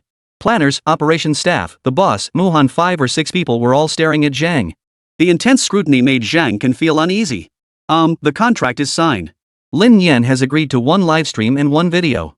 Zhang can reported on his progress. The boss shook his head. This doesn't concern you. You can leave now. Just drop off the contract. The contract wasn't the issue, the real problem was figuring out the theme for the upcoming livestream and video. Zhang can obediently left. Everyone's gaze turned back to the planner. The planner felt bitter inside. He wanted to curse. Chapter 25, The Planner's Inner Torment. Dare I say it? Dare you believe it? Absurd. The planner's heart was filled with bitterness. Who could possibly understand this pain? Alas, no one cared. He could only stare back at the eyes fixed on him, his mind racing as he racked his brain for every possible idea he'd ever conceived. Finally, he stammered timidly, could I have a little more time? I can't come up with a good idea right now, and it has to fit little brother's style. That's a bit tricky. This is ridiculous. What does their company even do? They specialize in edgy content, don't they just scour the web for trending topics and jump on the bandwagon? Now they wanted him to come up with something original that also fit kid brother? That was just pure difficulty. Seeing the planner had no viable ideas, the boss shifted his gaze away. The boss knew exactly what his planner was like, but spending 150k on traffic that didn't deliver value would be a total waste. Understanding the planner's limitations was one thing, but that didn't mean he couldn't be annoyed. I suck, but I'm in charge. You're the one I paid to do this job, so if you screw up, I'll call you out. While everyone's here, let's hear all opinions. Sharing ideas is better than you brooding alone. The boss said in a low voice, his gaze sweeping around the meeting room. I think we could build on little brother's persona and have Muhan play along. It'll definitely work, the operations manager suggested. That's one approach, but the problem is I don't agree. What if collaborating with him damages my persona? Remember, we only have 1 live stream and 1 video with him, no follow-ups. I still have to consider my fans. Muhan voiced her displeasure. Well, we can't exactly have little brother do a cross-dressing shoot too. Is that even feasible? The operations manager countered, his tone tinged with slight irritation. Why wouldn't it work? Muhan countered. It's just a video, not a live stream. I think a cross-dressing video would be great. The manager rolled her eyes, but upon reflection, Muhan's reasoning made sense. More people would definitely watch the video than a live stream, and it would have a bigger impact. After all, live streams only happen at specific times, while videos stay on the homepage permanently. The boss remained silent, listening to everyone's opinions. The planner, who had been quietly hiding in the corner, stepped forward again. I think our live stream content could also tie into crime, but we should make Xiaohai look bad. Wouldn't that generate more buzz? Look, in the 2 previous live streams featuring Xiaohai, he ended up being the winning MVP both times. What if we make him the losing side this time? The contrast with his past streams should create a pretty good effect. The planner's words sparked a flicker of excitement in the other's eyes. That makes sense, but what's our theme? Any ideas on the specifics? The operations manager pressed. The planner scratched his head. He'd been racking his brain for ages, and this was his only idea. He hadn't expected it to be accepted. His mind went blank for a moment, but he pressed on. I think we could make him a thief. Thieves are actually pretty hard to pull off, so he definitely wouldn't be able to handle it. Go on. The boss perked up, lifting his gaze to the planner. Even this pig brain had its uses sometimes. The planner was on the verge of a mental breakdown. Seriously? Are you guys serious? This is clearly made up. You actually believe my nonsense? He felt like crying, but instead forced himself to say, have you seen Uncle Gee's movie? You know, Thieves of the World? We could remake that. Yeah, exactly, just remake that. What do you think? The planner's mind had completely checked out. Why bother thinking? He was just making this up anyway. He couldn't believe they wouldn't catch him. The planner was gambling, betting that someone else would catch his mistake, seize the conversation, and shoot down his idea. But fate played a cruel joke on him. He lost the bet. Great idea. Very creative. That's a fantastic hook, the operations manager praised. Planner? I think it's solid. Even though that movie's a bit dated, it still holds up today. We could do a live stream remake, it'd be great for ratings, the boss nodded approvingly. Planner's inner monologue, is this even right? I've been spouting nonsense this whole time, how could you possibly believe me? He'd lost his bet. My luck is unbelievably bad, I've never won a scratch-off ticket once. Why does losing like this hurt more than winning? Very creative. You're a true planner, always surprising with your ideas. The concept is solid. So, what role did you have in mind for me? Muhan asked the planner. The planner's head was spinning, feeling utterly miserable and frustrated. The nonsense he'd spouted was so wildly outlandish, how could they not see through it? And now she's asking me how to cast her? Like hell I'm assigning anything. The planner's heart was filled with bitterness. The planner forced a smile and said earnestly, it depends on what you want to portray. Feel free to improvise, I think that's the only way to make it feel authentic. After all, many netizens nowadays crave authenticity even in fictional stories. Muhan's eyes lit up. That's perfect. I'm definitely going with that. The planner smiled on the surface, but inside, he was already a wreck. It's settled then. Call Lin Nian tomorrow. We'll livestream first, then shoot the video. Seeing the decision finalized, the boss gave his immediate approval. The planner exhaled deeply, finally relieved. The next day, Lin Nian sat upright in the classroom, staring out the window with boredom. After 2 days of getting used to each other, her deskmate had grown accustomed to the sleepyhead who often dozed off beside her. Lin Nian, I watched your livestream. Do you know magic? Her deskmate whispered curiously, like a little kid. Oh? Lin Nian turned his head to look at him. His name was Li Chen. Tall and lanky, Lin Nian suspected he must have grown on steroids. Though not yet an adult, he was already nearly 5 feet 3 inches, towering above his peers at that age. Despite his size, he was timid. Just a couple days ago, he hadn't dared to look Lin Nian in the eye. Today, it was like the sun rising in the west, he'd actually come over to talk to him. I don't know magic. That was all for show. What's up? Lin Nian asked with a smile. I just think you're amazing. You get so much attention, while all I get is being called tall guy, Li Chen scratched his head. At his young age, he couldn't think of a more fitting term. Being tall has its perks. Girls like tall guys, Lin Nian remarked offhandedly. Li Chen flushed instantly, stammering, no, they don't. Lin Nian instantly understood, so this kid actually had someone he liked. Lin Nian shook her head and smiled, then said, pay attention in class. Don't follow my example. I've got magic tricks, believe it or not, I can alter my test scores during exams. I'll be the top student in the class. Pfft, you're just bragging. You sleep through every class, how could you possibly be top of the class? I don't buy it. Kids are like that, shift the topic slightly, and they instantly forget everything that happened just moments ago. Lin Nian didn't respond. He just glanced out the window, thinking to himself, yeah, if I don't come in first place, I'll really have nothing to show for myself. Chapter 26, Lin Nian agrees, ready to give it his all. School children went to school, office workers went to work. Just like Zhang Xiaoxiao, who had already arrived at the police station. Before she even started work, she received a call from Zhang Ken. Hello, Officer Jiang? This is Zhang Ken from the business meeting yesterday. Do you remember me? I do. What's up? Zhang Xiaoxiao replied with a smile. Well, we've settled on a theme and would like to discuss it with you. Our boss suggested that if possible, we could collaborate on a live stream. What do you think? Zhang Ken began. The company had discussed this matter early that morning. Since most of Lin Nian's traffic came from the Anqing Police Department livestream, meaning Zhang Xiaoxiao's livestream was the primary traffic gateway, having Lin Nian livestream directly wouldn't be as effective as directing traffic from Zhang Xiaoxiao's channel. That's why they sought Zhang Xiaoxiao's opinion. As the person in full charge, Zhang Xiaoxiao pondered briefly before replying, I need to consider this. You'll have to tell me your livestream theme before I can decide whether to collaborate. Zhang Xiaoxiao's stance was firm. If inappropriate content appeared in her livestream, that would be a major problem. Naturally, she approached joint live streaming with extreme caution. No problem. Our livestream theme will focus on the concept of a world without thieves, which also aligns perfectly with legal awareness campaigns. It's sure to be a hit. I'll send you our livestream outline, and then you can reach out to Lin Nian to explain the details. How does that sound? Sure, send it over. Zhang Xiaoxiao nodded in agreement. Alright, I'll await your response. Can you get back to me this afternoon? Sure. Less than 3 minutes after hanging up, Zhang Xiaoxiao received the live stream outline. It had to be said this planner was a genius. This wasn't paying homage to no thieves in the world, it was outright copying the movie, wasn't it? The shoot would take 1 day, requiring them to charter an entire train car for filming inside. Just looking at the live stream content, Zhang Xiaoxiao got the feeling they were pulling out all the stops. Overall, there were no major issues. Zhang Xiaoxiao had no objections and was open to collaborating on the live stream. Still, she needed to get Lin Nian's input on this outline. She'd wait until after his class. Time flew by, and before she knew it, it was dismissal time. Lin Nian hadn't dozed off in class today, she'd actually paid close attention. Only occasionally did small questions pop into her mind. Questions like, who am I? Where am I? What am I doing?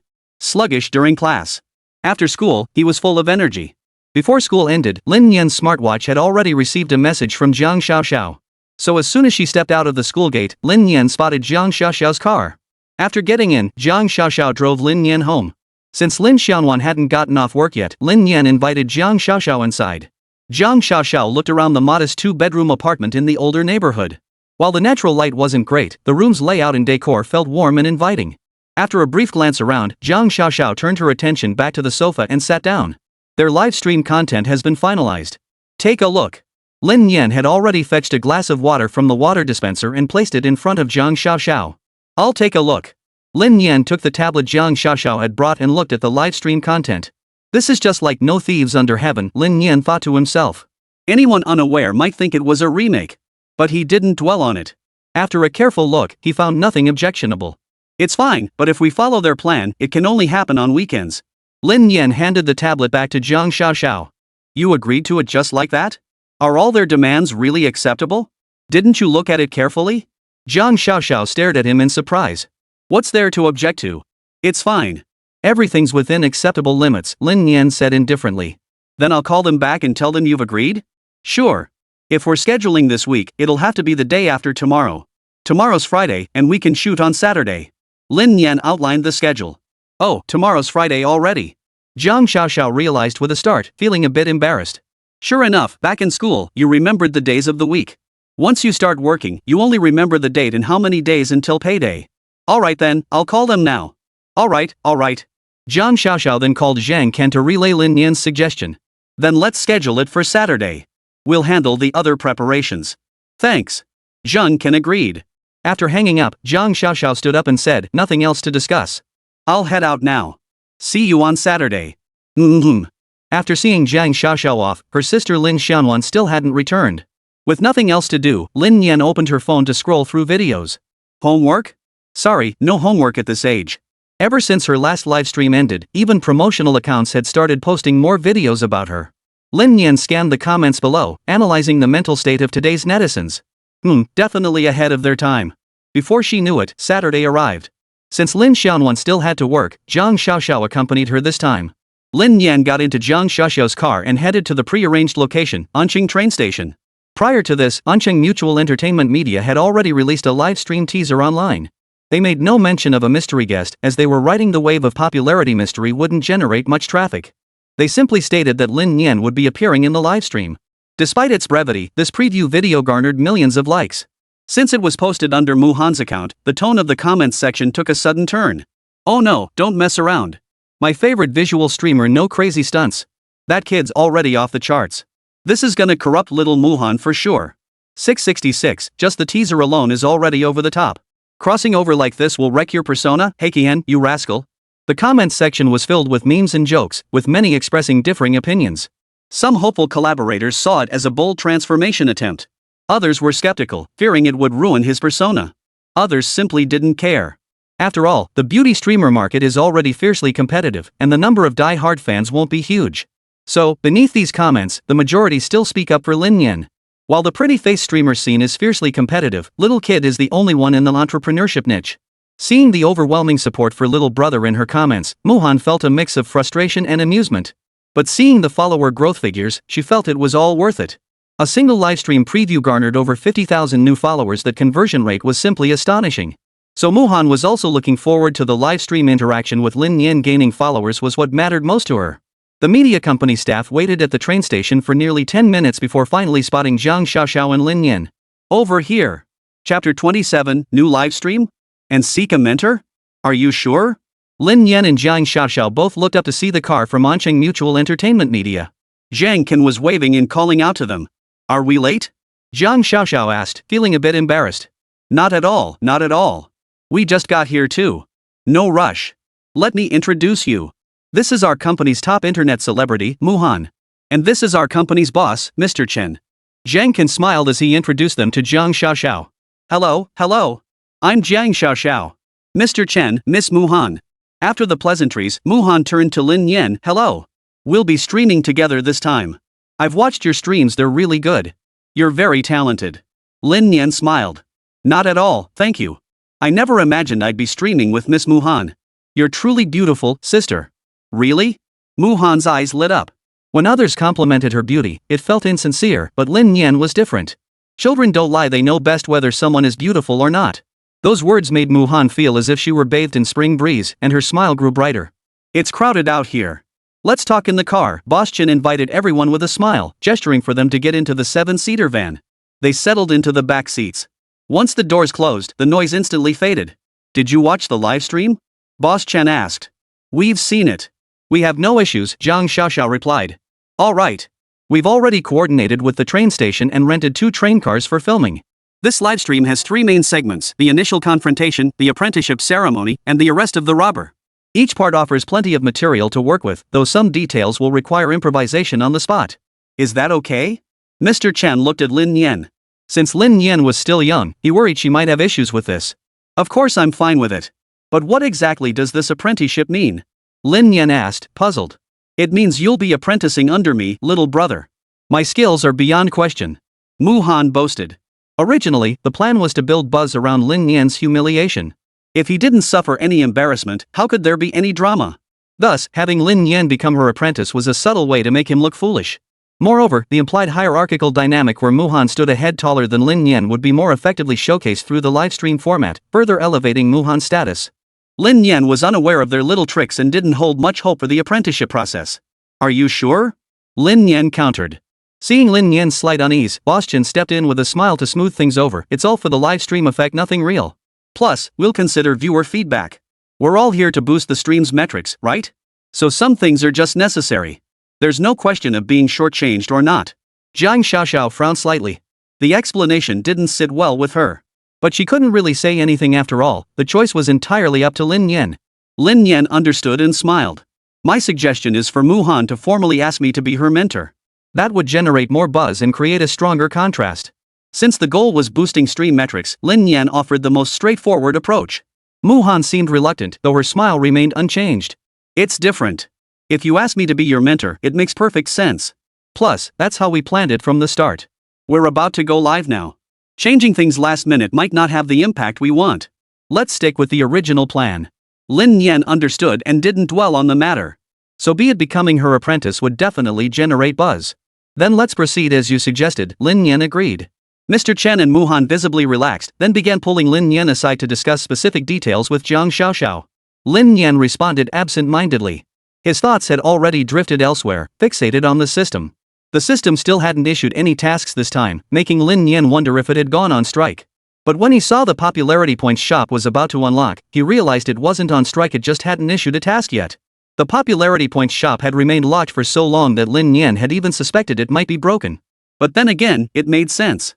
The system judged his popularity points insufficient. If it wasn't unlocked, it wasn't unlocked. This livestream should finally meet the requirements. After about 5 minutes of conversation, Boss Chen finally said, we've covered most of the details. Let's get started. Hold on a moment. We still need Officer Zhang to deliver the opening remarks and set the scene. After all, you are the most beautiful policewoman. Mr. Chen said half-jokingly. No problem, Zhang Xiaoxiao agreed. Then everyone began entering the train station. The train's destination was the neighboring city of Qincheng, a journey of about 3 hours, plenty of time for the livestream. They would disembark in Qincheng for a meal before returning to Anqing to wrap up the event. The media company staff boarded first, followed by Lin Nian accompanying Zhang Xiaoxiao and Muhan. Inside the train cars, 7 or 8 of them had been reserved. There weren't many passengers. Most were extras hired for the shoot. Some were reading the actor's craft, quite dedicated, while others exchanged greetings, offering apologies in advance for any inconvenience. Before the train even started moving, the director in charge of coordinating the livestream began rallying everyone. He assigned cameramen to their positions, arranged the placement of cameras to maximize realism, and rattled off a long list of precautions. Finally, the train was about to depart. At the director's command, cameras rolled. Zhang Xiaoxiao stood in the aisle, facing the cameraman. She moved slowly, introducing the background as the camera followed her every step. With the times changing, have pickpockets and theft gradually disappeared? Today's livestream will explore thieves' methods. Starring Lin Nian once again, alongside Ms. Muhan from Anqing Interactive Media. Hope you enjoy it. Lin Nian, a novice thief just starting out, encounters the seasoned master thief, Ms. Muhan, on this train. The two engage in a showdown right here in the train car. Zhang Xiaoxiao then moved aside and took a seat nearby. The cameraman's lens slowly zoomed in, finally settling on the seats occupied by Lin Nian and Muhan. Dream collaboration. Muhan looks stunning. Love those legs. Bro, you're beyond help, aren't you? Live stream starting again? As a newbie who's never watched one before, I finally snagged a front row seat. This is a once-in-a-lifetime moment and it's theft. Damn it, I just dropped $100 last week. You call dropping your own money stealing? This is huge. Love it. Guys, we're watching a live stream, but something feels off about this chat. Who cares? Kid Brothers about to dominate again. The stream had just started.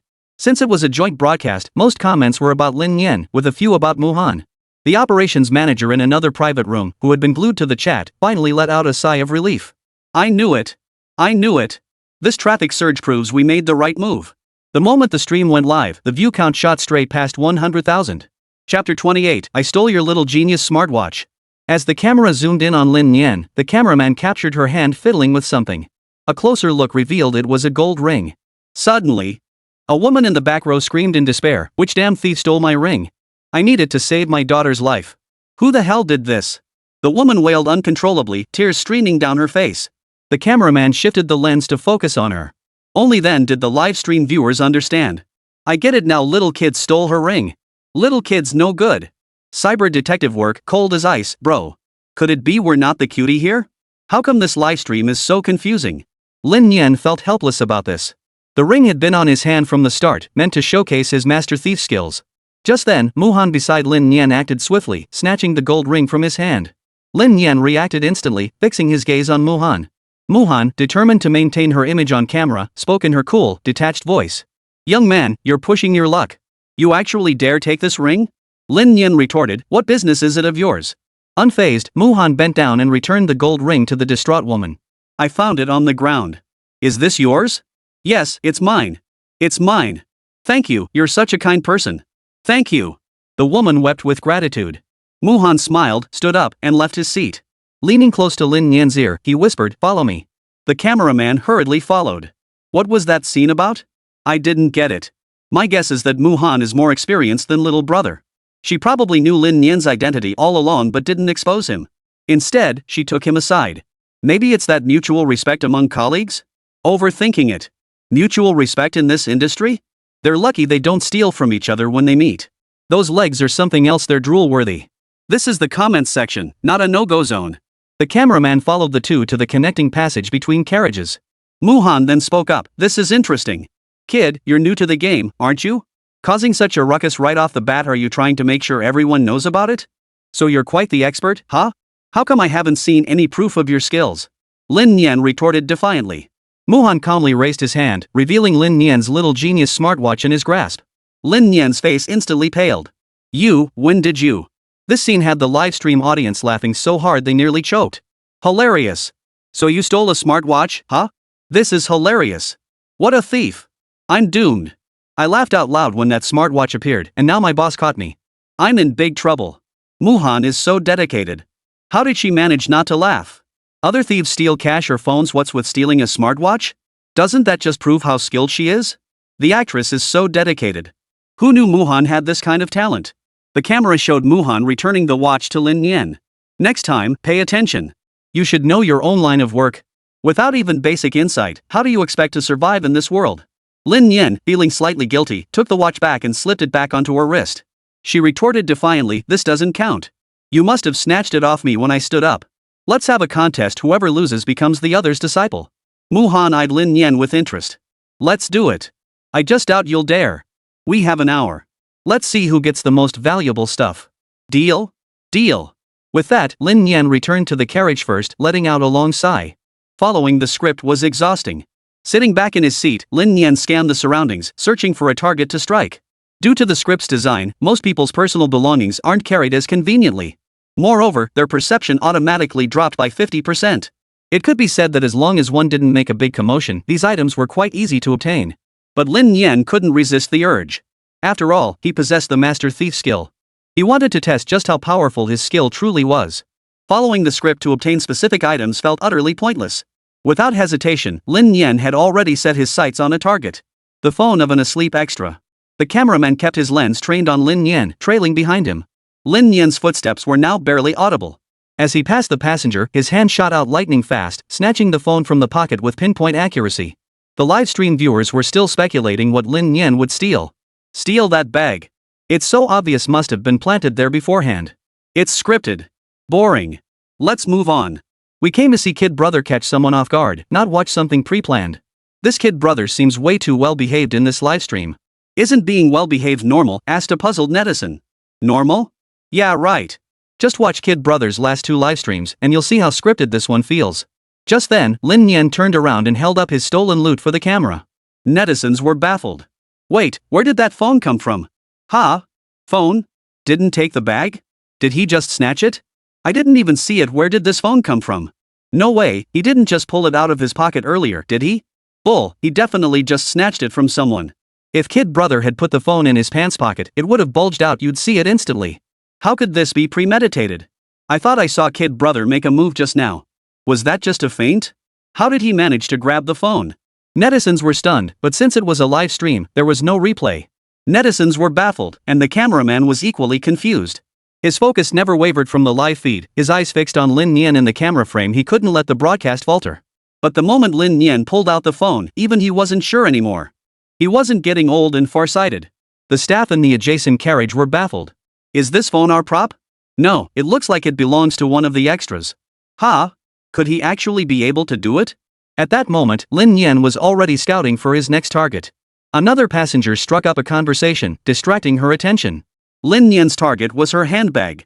This time, viewers in the livestream, staff in the adjacent booth, and even the cameraman held their breath, fixated on Lin Nian, afraid to miss the thrilling moment. Lin Nian walked past the female passenger as if nothing unusual were happening. By the time he passed her, the bag was already in front of Lin Nian. The speed was so swift that unless one had been watching Lin Nian's small hand appear, it would have been impossible to detect. In other words, if one's attention wasn't completely focused, there was zero chance of noticing. Holy genius! Unbelievable! This time I saw it clearly. I really saw it. He actually moved. Chapter 29, The Kid's Technique, corresponding to the complete criminal code. Netizens were stunned by Lin Nian's execution. Is this even human hand speed? You gotta be kidding me. His speed must be visible only under high-speed cameras. It's insane snatching the bag in an instant like that. How long would it take to practice to achieve that? Could it be that no amount of practice could ever match his skill? Isn't this just pure talent? Let's be real, did kid brother mess up his talent points? Shouldn't he be dancing on the red line? Doesn't he deserve to get pulled in for questioning?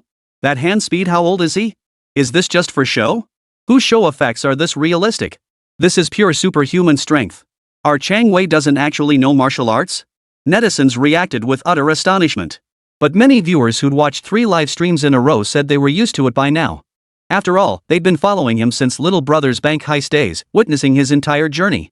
Sure enough, little brother never disappoints them. He even managed to surprise them. But the production crew in the other compartment had no idea. Watching Lin Nian's ghostly hands sent chills down their spines. Especially the director, he couldn't help but swallow hard. At that moment, a soul-searching question arose in their minds. With Lin Nian's skills alone, if he were to apprentice under Muhan, would the audience even buy it? Meanwhile, another cameraman following Muhan was also filming. The livestream split the screen into 3 sections. Top left showed Lin Nian's perspective, top right featured Muhan's view, while the bottom displayed the angles of Officer Wang and Attorney Liu, who were still on duty at the police station. These two were regulars, consistently explaining Lin Nian's various illegal maneuvers and warning the livestream audience not to follow suit or they'd end up eating prison food to their heart's content. Muhan's situation, however, was straightforward. She followed the script, taking all the props away even in front of the person whose belongings they were. The person in question maintained a look of utter obliviousness. The livestream audience was utterly speechless. Seriously? Are you treating me like a little kid or something? Can you at least act professional? You should observe others' reactions. Even I, a viewer, noticed something was off. Are you really treating people like they're blind? Hehe, Muhan, hehe, Muhan. Better to watch little brother, at least he's got the skills and doesn't hide them. Lin Nian, captured by another camera, didn't always sneak props. He did pick up some items. But sometimes he'd still show off his skills. This also kept the live stream audience from seeing just how wild his methods could get. Finally, both sides finished looting and converged at the connecting passageway between carriages. So, ready to admit defeat? The stuff I got is definitely worth more than yours, Muhan declared, displaying all the props she'd acquired. The total value was around 20,000. Is that so? Lin Nian calmly displayed his own items. Among them were personal items. Even when combined, their total value fell short of Muhan's. When Muhan spotted the extra phone and bag, a flicker of confusion crossed her eyes. These don't seem like props. These things, she pointed at the phone and bag. Oh, just pick them up. Why? Lin Nian gave a shrug. Doubt flashed through Muhan's mind? What do you mean, just something I picked up? Just then, the person whose phone had been taken suddenly shouted, "Where's my phone?" He scrambled to his feet, frantically searching his pockets, checking his seat, and scanning the floor but found nothing. His outburst left the other extras bewildered. Then, the woman whose bag had been snatched also yelled, "Wait, where's my bag?" At that moment, the shock on Muhan's face became utterly palpable. You were just supposed to pretend you actually did it. Lin Nian ignored the stunned Muhan, turning instead to return the items to them. You need to be more vigilant in the future. Keep your personal belongings secure. Staring at their recovered belongings, shock was written all over both their faces. When did you take it? They asked in unison. I figured no one wanted them, Lin Nian chuckled awkwardly, his face innocent. Whoa, thinking no one wants you? That's ridiculous. If I hadn't seen your livestream, I'd have actually believed it. Regardless, this time Muhan has truly lost. She can't hold a candle to Kid Brother's level of dedication. Little Kid just casually shows off skills that are leagues beyond anything Muhan could ever achieve. Is there even any suspense left about who he'll apprentice under? If I were Muhan, I'd choose Kid Brother. If I had his skills, I'd never have to buy toilet paper in the dorm again. Think small, act big, guaranteed to live in luxury for life. 666, you've got the guts to dream big. But regarding your ideas, our country has a well-established criminal code. The sudden performance mishap didn't faze Lin Nian. He returned to Muhan, who was staring at him expectantly. This kid was completely unpredictable. What was he supposed to do now? Should he keep up the act of calmness and let him continue to beg to be his disciple? Would the audience buy that? But if he were to ask himself to become his disciple, he simply couldn't bring himself to do it. After much deliberation, Muhan ultimately followed the script to the end. The total value of what you stole is less than what I have, so you should accept the consequences of your bet. Muhan's words sent the livestream audience into an uproar. Holy crap, he's got real skills. Make him your apprentice. This is scripted for sure. I don't see the problem. The total value is definitely higher for Muhan. Lin Nian didn't take props, his skills are way stronger. Then he should definitely accept the consequences. He gave everything back, didn't he? How can you even say that? Kid Brother clearly came out on top. This is insulting my intelligence. I'm done watching. Little Brother caught him off guard, but he was just following the rules that shouldn't count. As the flood of comments surged, the director's vision went black. Sure enough, the worst-case scenario had unfolded. He looked helplessly at the boss. What should we do now? The boss was equally speechless. He hadn't anticipated the bullet comments, but Lin Nian was truly an uncontrollable factor. This was a live stream, words spoken couldn't be taken back. The only recourse was damage control, turning this PR disaster into traffic. Stick to the script. Ignore everything else. The boss said, simultaneously calling over the operations manager. Stop dozing off. We've got work to do. You handle the aftermath of this livestream incident. Turn every negative point into a positive one. Got it? The operations manager looked utterly bewildered, completely lost. Wait, what the hell? I'm just an outsider, and now I'm the one cleaning up a mess? Did I even belong on this train in the first place? The operations manager was bitter inside. Chapter 30, dude, are you Sherlock Holmes or something? Lin Nian heard Muhan mention the apprenticeship. Her expression was different this time, less assertive than before, with a hint of vulnerability in her eyes. It seemed she understood the backlash she'd face after saying this. Lin Nian didn't press her. You've outplayed me. I admit defeat. I'm willing to become your apprentice. From now on, you're my master. Muhan breathed a sigh of relief. She'd been terrified Lin Nian might suddenly change her mind at the last moment, leaving her in an impossible situation. So upon hearing Lin Nian's consent, she immediately shot him a grateful look. Since you've chosen me as your master, these items are yours. Consider them a welcome gift.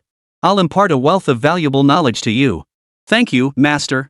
After their conversation, they hurried back to their respective seats. Viewers in the livestream had mixed reactions to Lin Nian becoming a disciple. The flood of comments exceeded expectations, meaning negative ones. Some pointedly remarked, this is clearly an attempt to elevate Muhan's image, but they're overlooking a crucial point. We watch the livestream to see Kid Brother, not to see beautiful women. If we wanted to see beautiful women, wouldn't we just go elsewhere? Spot on. This stream felt off. They're deliberately inflating Muhan's value. Honestly, I don't even know who she is. With so many beauties online, who'd remember someone without a unique selling point? This stream was a total misstep. If it weren't for Kid Brother holding it together, I'd have stopped watching ages ago. Faced with this sudden wave of overwhelmingly negative comments, the director completely panicked, his face turning deathly pale. We can't change the script now. What should we do? The director asked the boss. The boss gritted his teeth. Proceed as planned. Ignore all this. The boss had no other choice. He couldn't just halt the livestream now. For now, he could only view the pressure from the bullet comments as a bit of frost and snow. As an internet celebrity who hasn't faced criticism, the real key was figuring out how to convert this wave of traffic. At that moment, Lin Nian sat in her seat gazing out the window when suddenly, a system notification chimed in her mind. Limited time mission activated. Mission name, Master Thief. Objective, steal firearms X3. Reward, random ability unlocked, plus Thief's Compendium unlocked. Lin Nian's mind was filled with question marks. This system must be glitching. Steal guns? Ha? Whose gun? Jiang Xiaoxiao's? Jiang Xiaoxiao didn't even bring one. Besides, if I actually managed to steal a gun, I'd probably be eating peanuts for dinner. Can you even get this stuff around here? This is just deliberately making things difficult. Lin Nian inwardly cursed, dismissing the system's timed mission with contempt. The only upside was that failure carried no penalties this time. For Lin Nian, it meant nothing more than missing out on unlocking the Master Thief's Guide. No major loss. But the way this system assigned tasks was utterly baffling. Just then, several people suddenly stood up in the compartment ahead. One group opened their luggage, pulling out stretchers and crutches to assemble them in silence. Another began dismantling a suitcase, while someone else picked up a backpack and started assembling it. Confused by the commotion, a bystander asked, "What are you doing?"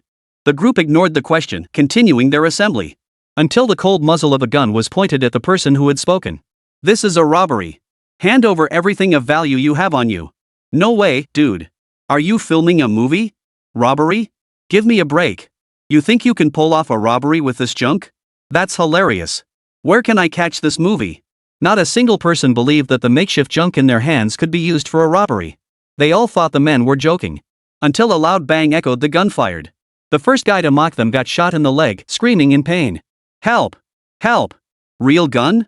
Let me go. I'll give it to you. I'll give you everything." Then, the robbers divided their tasks efficiently. Two men split up, one guarding the front and one the rear, while the others ransacked everyone for valuables.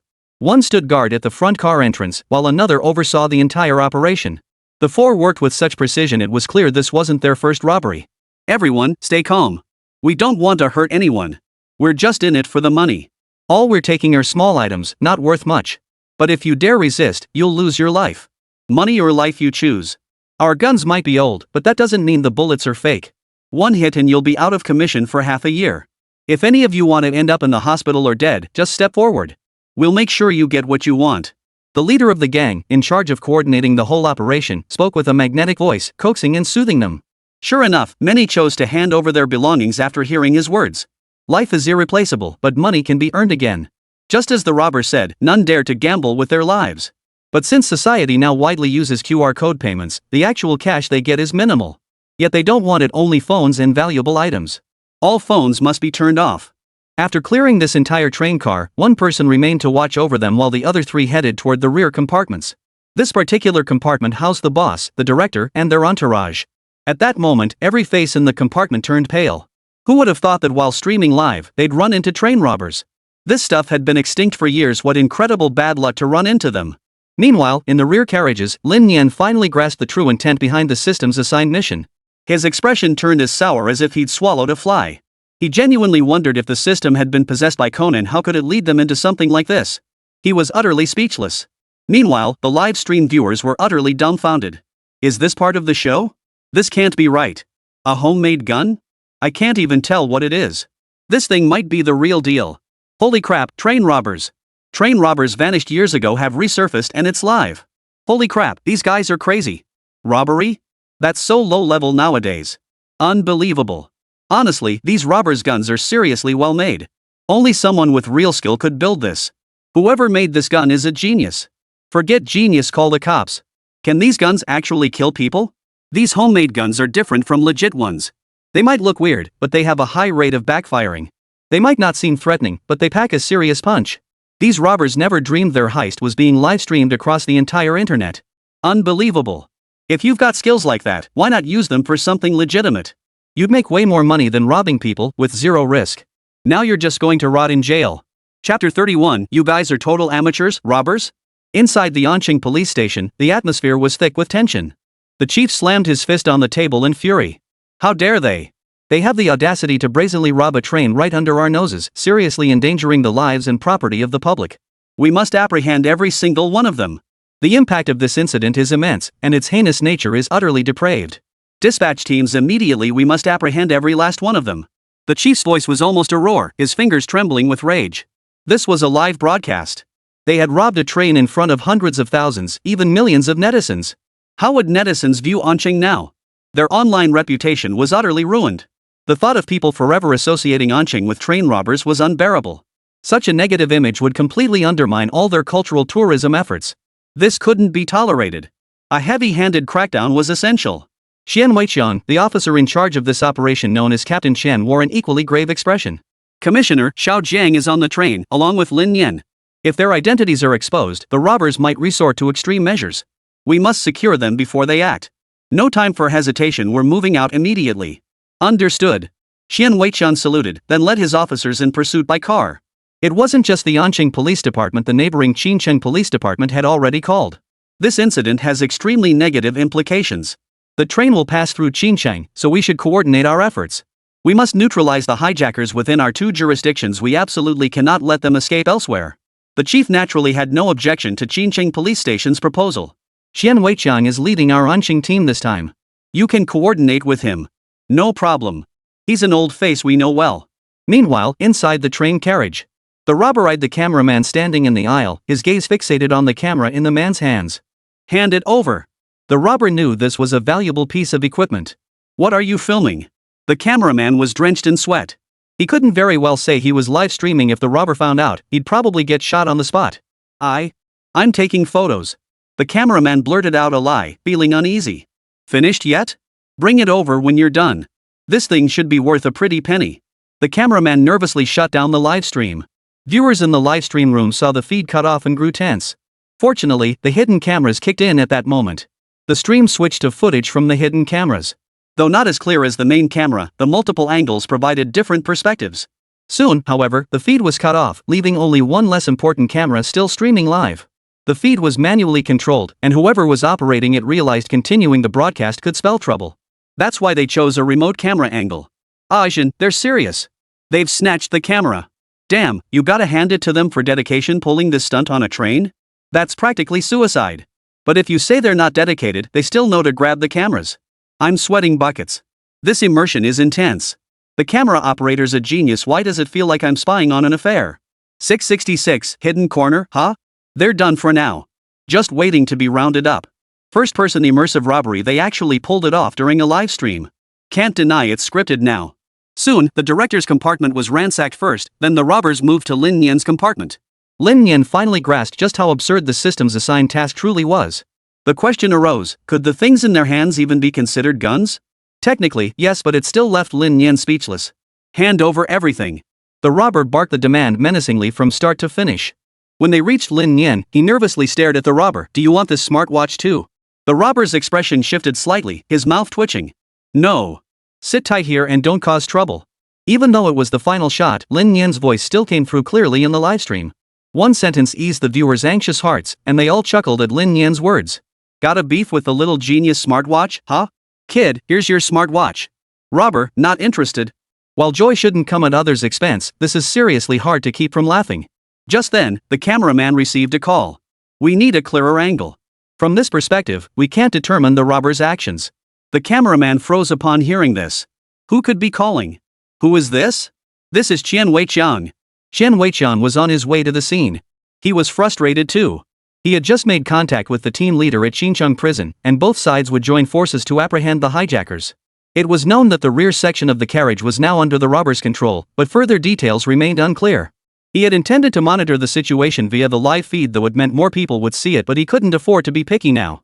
The person in charge of adjusting the camera was dumbfounded. He had no other choice. What else could he do? Adjust it, of course. Just as the camera was adjusting the view, Lin Nian struck up another conversation with the hijackers. You guys are making such a big fuss over nothing. It's incredibly dangerous, and you won't get much money out of it. One wrong move and you could lose your lives. With your methods, do you really think you'll get 100,000 yuan from this? This is just amateurish. If you can't even pull in 100,000 yuan per job, that's only 25,000 yuan each for the four of you. Why are you guys so eager to play the fool? Lin Nian's words stung the robber's pride. Was he really being looked down upon by an 8-year-old kid? What do you know? You're just a kid, who do you think you are, talking back like that? The robber snapped, his tone sharp, even raising his gun threateningly. Mu-han, sitting beside Lin Nian, couldn't stay calm. She quickly reached out to cover Lin Nian's mouth. Sir, I'm sorry, the kid was just talking nonsense. Mu-han's face turned pale. Inside, she was cursing Lin Nian's ancestors. Oh dear, just hold your tongue for a moment, it won't kill you to say a little less. Viewers in the livestream watched this unfold, many remarking it felt strangely familiar. He's just a small-time robber, talking down to kid brother, who's robbed banks. Clearly hasn't seen kid brother's track record. He robbed a bank. He scammed scammers. His track record is verifiable. These robbers are still a bit green. Record verifiable, 666. Anyone who's watched the livestream wouldn't say such things. At that moment, Lin Nian spoke up. The guns you're holding, just the cost alone is substantial. It's a waste of resources for you to have them. I don't know about that, but getting them through security couldn't have been cheap. But your division of labor and positioning? That's worth discussing. You're complete amateurs. Chapter 32, Kid Brother's level max moves fool the robbers. Watching the 8-year-old kid spout nonsense, even the most patient robber couldn't hold back. Are you implying that all of us here are less skilled than an 8-year-old? Keep spouting this nonsense, and I'll blow your head off. The most despicable thing in life is being looked down upon. And now, the one looking down on him was an 8-year-old child? This was truly intolerable. See? You're already losing your temper. Just a few words from me, and you can't handle it. How are you ever going to accomplish anything? I pointed out flaws in your positioning and assignments, yet you refuse to listen. Take you, for instance. Everyone else is controlling their cars, leaving only you in charge of ours. That's utterly unreasonable. No matter how capable you are, how many people can one person really manage? In my opinion, you should stick together as a group. That way, you can minimize all risks and ensure a very safe route. Instead, you're spreading out, making yourselves easy prey to be wiped out in one fell swoop. Lin Nian spoke eloquently, laying bare the predicament he now faced. At first, the robber dismissed Lin Nian's words as nonsense. But upon reflection, he realized there was truth to what he said. It seemed logical. Instinctively, he asked, so what do you suggest we do? If we stick together as you say, what about the people in the front carriages? Lin Nian fell silent. The live stream audience burst into laughter. Man, I'm exhausted from teaching this class. Is this what they call asking questions without shame? A robber asking a kid how to rob? Is this what they call successfully obtaining the scriptures? Back in the day, Tang Sanzang faced 81 trials to get the scriptures. How did this robber get the real deal so easily? Lawyer, does kid brother count as an accomplice for doing this? Oh no, kid exposed his identity. What if the robbers kidnap him to be their strategist? Wait, look what kid brother is doing. Lin Nian's silence was tantalizing, but the robber didn't find it suspicious. Perhaps he was just thinking of an explanation. Lin Nian knew exactly what to do. His eyes darted over the gun in the robber's hand, identifying the connection point. He needed to figure out how to quickly and discreetly remove the magazine. After confirming the position, Lin Nian let out a startled ah to draw the robber's attention. His hand then swept swiftly across his head as if scratching it, but in reality, he'd already removed the magazine. He leaned sideways against the chair back, blocking the robber's view, and with his hand behind his back, signaled to Mu-han to take the magazine and hide it. Mu-han stared blankly, blinking in disbelief. The magazine suddenly appearing in Lin Nian's hand left her completely dumbfounded, unsure whether to even take it. Actually, the method I described has practical application, but it can be split into two groups. This ensures that while one person is looting, the other can keep watch. Your initial allocation to the first car was actually quite reasonable, but the further back you go, the higher the risk. Lin Nian casually spun an excuse to placate the bandit. Mu-han, as if receiving a signal, immediately stood up, scooped Lin Nian into her arms, and with her free hand, slipped the magazine from Lin Nian's grasp, tucking it behind her waist. Simultaneously, Mu-han spoke up, I'm so sorry. I'm so sorry. The child doesn't know any better, just talking nonsense for fun. The robber had been eyeing Lin Nian as a clever kid with quick wits, planning to bring him to the boss. Interrupted by Mu-han like this, how could he be pleased? Cut the crap. The robber shoved Mu-han aside and grabbed Lin Nian by the collar. You're coming with me. I'm taking you to see the boss. The robber grew increasingly convinced that Lin Nian was a promising prospect, and a plan began to form in his mind. Mu-han was overcome with tears. A wave of helplessness washed over her. Lin Nian was still just a child, yet she was powerless to stop him from being taken away. This feeling was more agonizing than death itself. True, the robber's magazine had been removed and was on her person. She could easily rally the passengers to subdue him. But that was just wishful thinking. Other robbers would arrive within seconds, and then they'd be beaten, maybe even killed. Mu-han dared not take that gamble. Yet as these thoughts raced through her mind, she glanced at Lin Nian's calm demeanor and suddenly understood. Could it be that he was going to? Viewers in the livestream watched this unfold with hearts in their throats. These robbers are despicable, they actually want to grab kid brother. Why did little brother go out of his way to show off his skills? Those are ruthless criminals across from him. Isn't this like a lamb walking into the tiger's den? Is he looking for trouble? Didn't you see kid brother's hands just now? He already removed the robber's magazine and it's on Muhan's body. What? Are you saying little brother did all this on purpose? Holy crap, kid's got some serious guts. If they catch him, he's dead meat. Bro is a badass. He did what no one else dared to do. Seriously impressive. I think little brother's move was truly noble. When no one else dared lift their head, he stepped forward. That's incredibly rare. Even though he always plays up with the show, now it's clear little brother is the real deal. I'd call him a hero. Netizens expressed strong approval and respect for Lin Nian's actions, yet they were deeply worried about him. But let's be honest, while Lin Nian's actions were deeply moving, they ultimately had little to do with us bystanders. We felt tense, sure. When it's not someone close to you, it just doesn't hit home quite the same. The greatest concern, then, wasn't for Lin Xiaonuan, she hadn't even watched the livestream. The one they were most worried about was Qian Weiqian, sitting in the police car. Qian Weiqian's heart was now pounding in his throat. He even started cursing Lin Nian in his mind. What kind of stupid move is this? What kind of personal heroism is this? What if something happens to you? Qian Weiqian knew Lin Nian's family background well. While his actions were dangerous, they also made a huge contribution to publicity. Not to mention, he was practically a public figure now. Throwing caution to the wind and putting himself in such peril if something truly happened, Chen Weiqian himself wouldn't escape blame. Even with Jiang Xiaoxiao taking the lead, Chen Weiqian wouldn't be this worried. Faster. Faster. Chen Weiqian's eyes were glued to the phone screen as he shouted urgently. On the train, as the hijacker dragged Lin Nian past Jiang Xiaoxiao, she desperately wanted to leap up and shout that she was a police officer, offering her own life in exchange for Lin Nian's. But Lin Nian's expression, warning her not to act rashly, made Jiang Xiaoxiao hesitate. Could he possibly have a plan? Jiang Xiaoxiao was now a hostage, her phone confiscated. How could she possibly know what had just happened? Kept in the dark, she had only a moment to ponder before Lin Nian arrived at the director's compartment. Everyone in the compartment froze. They had all heard Lin Nian arguing loudly with the hijackers moments before. Could it be that these hijackers intended to take Lin Nian hostage? Then they were as good as dead, especially the boss, whose heart sank with despair. He'd intended to spend money to make money, but instead he'd spent money to invite disaster. If anything happened to Lin Nian, his company would be finished for good. Damn it! Chapter 33, something's wrong with this kid. Everyone was worried, but in a way, Lin Nian's capture by the robbers had settled the matter. Yet Lin Nian, the man at the center of it all, showed no signs of panic. Instead, he seemed remarkably composed. The robber was explaining Lin Nian's situation to his boss, emphasizing how constructive the kid's proposal was. The gang leader slapped him hard on the forehead. Did you get your head stuck in a door? You actually believe a kid's words? The boss glared at him with disappointment, a hint of sadness flickering in his eyes as he lamented the kid's lack of intelligence. The other robbers snorted with laughter. You actually fell for a kid's tricks? Seriously? You're only fit to sit at a table with children. Shame on you. The robber who brought Lin Nian along felt his face burning with embarrassment. He tugged Lin Nian forward, his voice trembling with emotion. Everything I said is true. Just say something, quick. Don't make this awkward for me.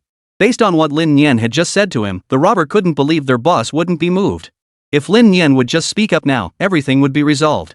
But Lin Nian remained silent. This made the robber impatient, urging Lin Nian to speak up. But Lin Nian remained silent, studying the guns held by the other three robbers, calculating how best to handle the situation. He paid no mind to the robber's impatient urging behind him. What should I say? Lin Nian silently memorized the assembly pressure points of the three guns, calculating how to steal the magazines without being noticed. After his mental preparations, he blinked innocently and asked. The robber behind him was infuriated.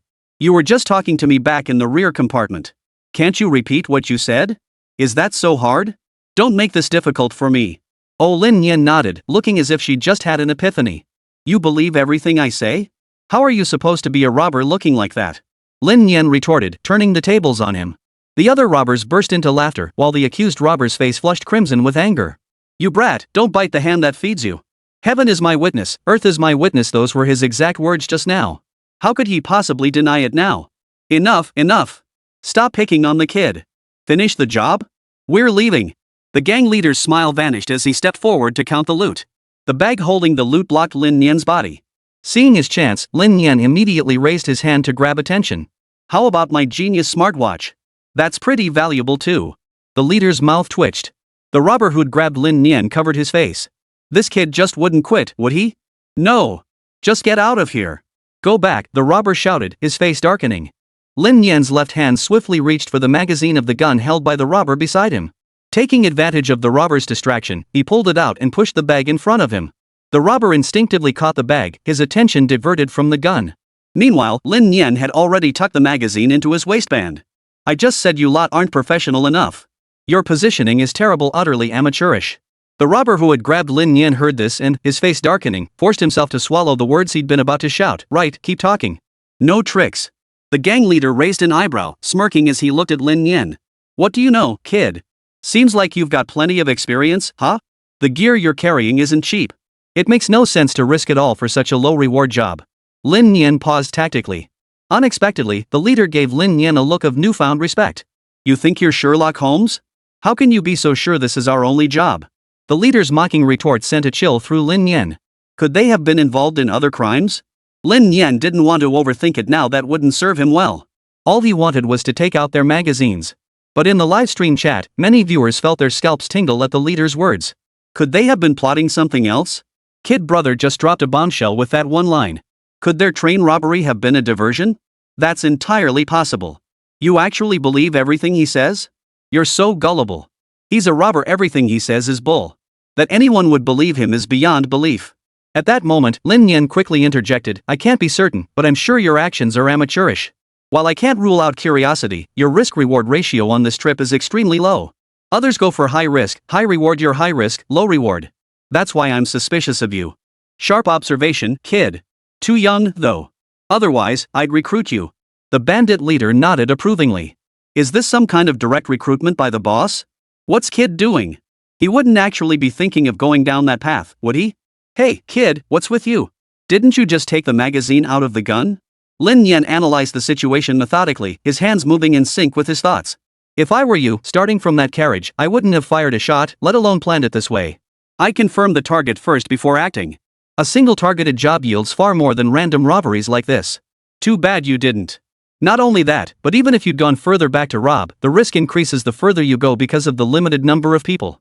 Lin Nian's fingers flew as he analyzed, drawing the robber's attention while swiftly stripping the magazine. Soon, another magazine was in his hands, leaving only the final one held by the gang leader. The robber who had brought Lin Nian along now basked in reflected glory. See? I told you this kid's got something special. Should we just take him with us? The other two robbers nodded in agreement. They too felt Lin Nian showed extraordinary potential. It would be a shame not to cultivate him from a young age. But just then, Lin Nian silently removed the leader's magazine. But this single movement instantly alerted the leader. You idiot! This kid isn't helping us at all, he's trying to kill us. The leader cherished his homemade rifle, knowing its weight intimately. Glancing down, he saw the magazine had been removed at some point. Instinctively, he locked onto Lin Nian, as he was the only one who had been near them recently. But by then, Lin Nian was already sprinting backward frantically with the magazine in hand, shouting, their guns are useless now. I took out all their magazines. Many didn't register what had happened until they saw the robbers start chasing Lin Nian. They're out of bullets. What the hell are we waiting for? Charge! The boss of this livestream had never felt his brain operate so smoothly in his entire life. Was this what it felt like to truly use your brain? He immediately rallied all staff and group members to surround the four robbers. The train car's narrow aisle couldn't hold many people. As the robbers prepared to charge with their guns, someone suggested a human wave tactic. In that single carriage, they literally performed a human pyramid, stacking all four robbers on top of each other. Only then did Lin Nian emerge, collecting all the firearms. Chapter 34, Are you certain there are no other contingencies? Hearing the system's mission completed notification, Lin Nian finally exhaled deeply. It all happened too fast. The only regret was being discovered in the end, but so what? The mission was complete, wasn't it? Jiang Xiaoxiao sprinted over, shielding Lin Nian behind her. She felt a pang of guilt toward Lin Nian. After all, such a major incident had occurred and she hadn't stepped up. She couldn't help but blame herself. But it wasn't really her fault. In this situation, no one could have done anything. After all, the other side had guns. Lin Nian was different. First, his age gave him an advantage, lowering the enemy's guard. Second, his technical skills allowed him to steal the crucial item. That's why Lin Nian dared to take the initiative. You don't take on a job you can't handle. Had Lin Nian lacked even one of these qualities, he wouldn't have stepped forward. As someone who had traveled through time, he possessed the chance to live another life and valued his own. Fine. Very fine. The hunter becomes the hunted. I underestimated you, such audacity at your age, the bandit leader gritted his teeth. He was now restrained, his hands bound with a belt. Just then, the train police rushed over. The incident had erupted suddenly in the rear compartments. The two officers had been inspecting the rear carriages and knew the last two were filming sets, so they'd been patrolling the front cars. With one robber guarding the rear entrance, they hadn't ventured back, assuming it was just a live stream. They never imagined an actual robbery was unfolding, and suddenly found themselves drenched in sweat. Fortunately, they managed to subdue the 4 criminals. Otherwise, if something had gone wrong, neither of them could have avoided responsibility. I'm Jiang Xiaoxiao. Here's my police ID. We need to keep these 4 individuals under strict control until the next station. I require your full cooperation. Jiang Xiaoxiao flashed her badge. No problem. Seeing the situation finally resolved, the viewers in the livestream chat breathed a sigh of relief. Damn, kid brother is amazing. Now his achievements are officially on record. New brains work wonders.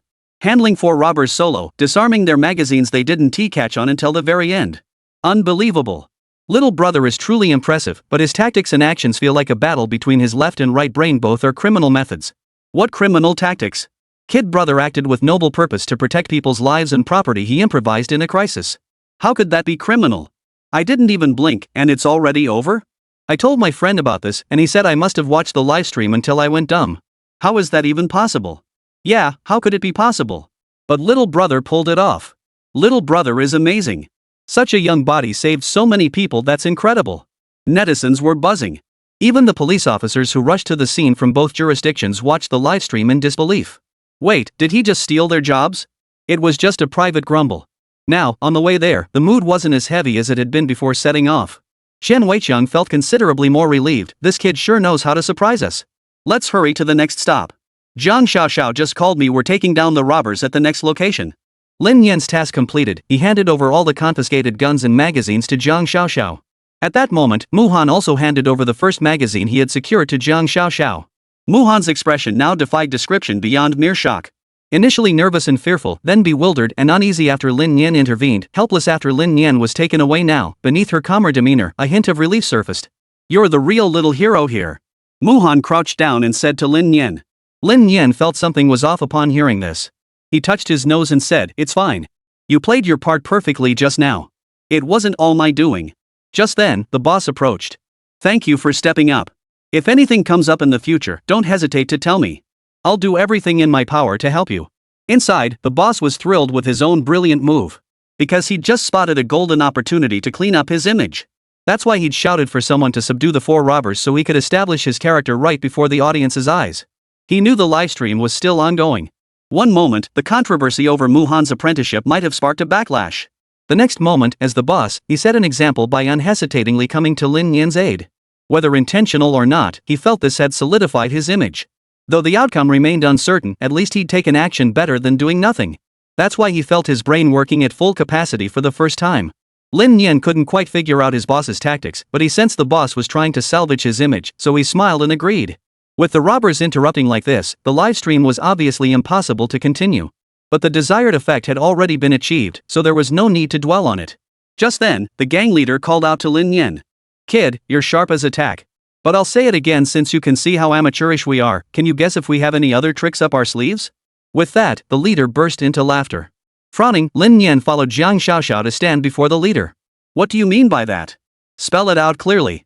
The leader raised his eyes slightly. "You're so clever, why don't you take a guess?" Lin Nian's expression darkened. Worried he might be swayed, Jiang Xiaoxiao quickly interjected, "Stop trying to intimidate us with empty threats." After delivering a stern warning, Jiang Xiaoxiao pulled Lin Nian away. The robber who had originally brought Lin Nian over watched him and inwardly sighed, "This kid really has skills. He even fooled me." But no one heard his inner thoughts. As Jiang Xiaoxiao pulled Lin Nian along, she saw him pondering the robber's words and couldn't help but interrupt. "Don't pay attention to what he said. It's all bluff. If he were truly skilled, he wouldn't have been caught." Jiang Xiaoxiao patted Lin Nian's head reassuringly. Lin Nian nodded, silently praying nothing else would happen. The train picked up speed and soon arrived at the next station. In Xinxiang, the Anqing police had been waiting for quite some time. After the 4 robbers were handed over to the police, Jiang Xiaoxiao, Lin Nian, the boss, and others were all required to give statements. The livestream feed cut off. "You really surprised me, kid. You caught the enemy off guard. Well done," Chen Tao praised. "Don't pull stunts like that again, it's too dangerous. I was worried sick about you," Chen Weiqiang said sternly. Lin Nian gave a sheepish grin. "Next time for sure." Chen Weiqiang's expression darkened. "It's not next time for sure, it's no next time. Since they had to return to the police station for questioning, the livestream ended early. But for the boss, this incident was a surefire moneymaker. He glanced at the trending topics online. It had practically dominated the charts. Chapter 35, the robber demanded to see Lin Nian. Trending topics kept popping up online one after another, as if traffic were free. Hashtag little brother encounters real robbers during livestream. Hashtag little brother demonstrates superhuman skills, rivaling a master thief. Hashtag little brother's skills questioned, demanded to find a mentor. Hashtag live streaming hero saves the day. Kid brother pulls off another miraculous feat. Hashtag multiple trending topics dominated the charts, propelling him to the top spot on today's hot list. Every marketing account and personal blogger across the web, anyone with even a shred of savvy, wanted a slice of this massive traffic pie. Marketing accounts, commentators, lawyers, relationship experts all scrambled to dissect the livestream incident from every angle. After all, nothing matters more than riding the wave of traffic. Some even went to Attorney Zhang San's comments section to tag the livestream video. Attorney Zhang, does Kid Brother's actions constitute theft? What's the maximum sentence? When Zhang San opened his video app, similar messages flooded his feed. After reviewing the livestream clip, he confirmed Lin Nian's actions did constitute theft, though the circumstances were unique. So he posted a video analysis. Of course, people were most concerned about the guy who got the worst of it. The ordinary man who got shot just for speaking up a couple of times. It was truly tragic. Since domestic doctors had limited expertise in gunshot wounds, they had to bring in a surgeon who had trained in the United States to perform the operation. You could say this guy was truly unlucky. Inside the police station, everyone involved in the live broadcast had finished giving their statements and retrieved their personal belongings. The boss stared at his phone, his face expressionless, but his mind was racing with thoughts. As expected, short video platforms were flooded with content from this livestream, though 99% of it revolved around Lin Nian. But who cares? He was itching to rush back to the company, even if he had to fly to gather his team and immediately redirect attention toward Muhan. Boss? Boss? After everyone exited the police station, the director noticed the boss hadn't taken his eyes off his phone. He nearly stumbled down the steps and called out urgently. Oh? What is it? The boss reluctantly tore his gaze from the screen and looked at the director. You were so engrossed in your phone you didn't even look where you were going. Are we still shooting this afternoon? No more shooting. Tell Lin Nian the livestream is over. We don't need to film anymore. Let's head back now and settle the extras pay while we're at it. The boss wasn't thinking about any of that right now. He just wanted to get things done quickly. No problem. Where's the operations manager? Get the operations manager over here. The boss shouted, and the operations manager heard and hurried over. Boss. The operations manager scratched his head. He knew all too well whenever the boss called him like this, it never meant anything good. Let's talk while we walk. Traffic is skyrocketing online right now. It's the golden 12 hours. If we don't ride this wave and let others reap the rewards, you'll be the one taking the fall. I don't care how you do it, but you must boost Muhan's visibility. The operations manager nodded with a bitter smile. Sure enough, being summoned never meant anything good. Didn't he want this too? Of course he did. But the problem was, it wasn't that easy. Aren't we still scheduled to film with Lin Nian? If we get him to shoot a video now, the buzz will definitely pick up. The manager curled his lip. The boss's expression darkened. You're the only smart one here, right? We're all dumb pigs who couldn't think of that? With traffic already at this massive threshold, we need to digest what we have, not pile on more. New traffic converts way worse. Video shoots can wait until this buzz dies down. Keep spouting nonsense like that, and I'll stew you alive. The boss stormed into his car, fuming. The operations manager followed cautiously, still pondering conversion strategies even in the vehicle. After they left, Muhan received a message from the director. Are you with Lin Nian? Tell him the live stream is over. It's done. No need to stream anymore. Muhan nodded, then relayed the message to Lin Nian. Lin Nian responded with a simple "Oh. What's wrong? You're not happy even though work's over?" Jiang Xiaoxiao, sitting beside Lin Nian, asked. I'm still thinking about what the robber said. I just feel like there's more to this than meets the eye. You're just being paranoid. Why overthink things at your age? Stop dwelling on it. Jiang Xiaoxiao handed Lin Nian a glass of water, trying to distract her from overthinking. I'll head out now. Contact me if anything comes up. Oh, Lin Nian, may I add you on WeChat? We might have opportunities to collaborate in the future. After delivering the message, Muhan didn't linger. She added Lin Nian on WeChat and left. After he left, Chen Tao approached Lin Nian. You're something else, kid. This was huge, even the chief was furious. We rushed over, scared we'd be too late. Turns out you handled it all yourself. Those 4 robbers are getting grilled by Captain Shan right now. I knew you were no ordinary kid the first time I met you. But seriously, how did you get so fast? Where'd you learn that? Chen Tao looked at him curiously. Learned it from the movies. Whatever. If you don't want to talk about it, don't. Everything you know you learned from movies? You're such a quick learner, aren't you? Never doing anything worthwhile. Chen Tao rolled his eyes, already immune to Lin Nian's excuses. If there's nothing else, let's grab some food first. I'll take you home after we eat, Jiang Xiaoxiao told Lin Nian. They'd been busy all morning and hadn't eaten yet. Now that they had a moment to relax, their stomachs started growling. Halfway through the meal, Jiang Xiaoxiao's phone rang. She answered, her expression instantly turning grave. The kidnappers want to see Lin Nian? Why? Xian Weicheng's heavy voice came through. Lin Nian was right. There are two groups. The other group has already started moving. He won't reveal the other group's location until he sees Lin Nian. What? Jiang Xiaoxiao's face paled. She didn't want Lin Nian to meet the kidnappers. Come to the interrogation room immediately. Xian Weicheng sighed and hung up. Lin Nian. Jiang Xiaoxiao looked at Lin Nian, her tone and expression both filled with embarrassment. Is there something you need me to do? No problem.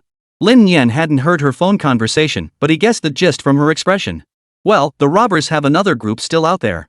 But this one said he'll only reveal the other group's location if he sees you. No problem, I can do it.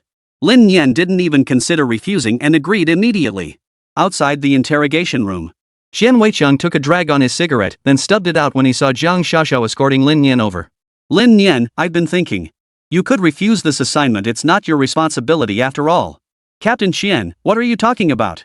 You tell me I can refuse now that I'm already here? I'll be fine, don't worry. Hearing this, Chen Weicheng's gaze toward Lin Nian shifted. Before, he thought the kid was just a troublemaker. But now it was different. This kid wasn't afraid of trouble, he was actually willing to step up. Very good.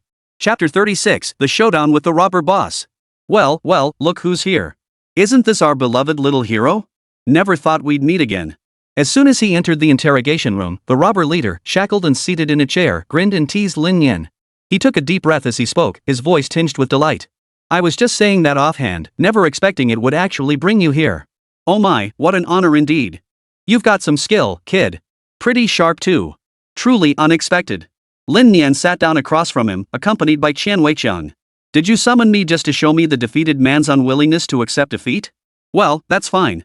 I've seen it. Lin Nian smiled, rubbing salt into the wound. The robber leader Tao Zui's expression froze abruptly. Don't try to provoke me. I don't fall for that. Then why did you call me here? Lin Nian stared at the robber, showing no sign of nervousness. To see your face, of course. To burn it into my memory. Once I'm out of prison, I won't let you off the hook. How old are you? You cost me so much. I'll remember you well. Qian Weicheng slammed his fist on the table and roared, stop stirring trouble here.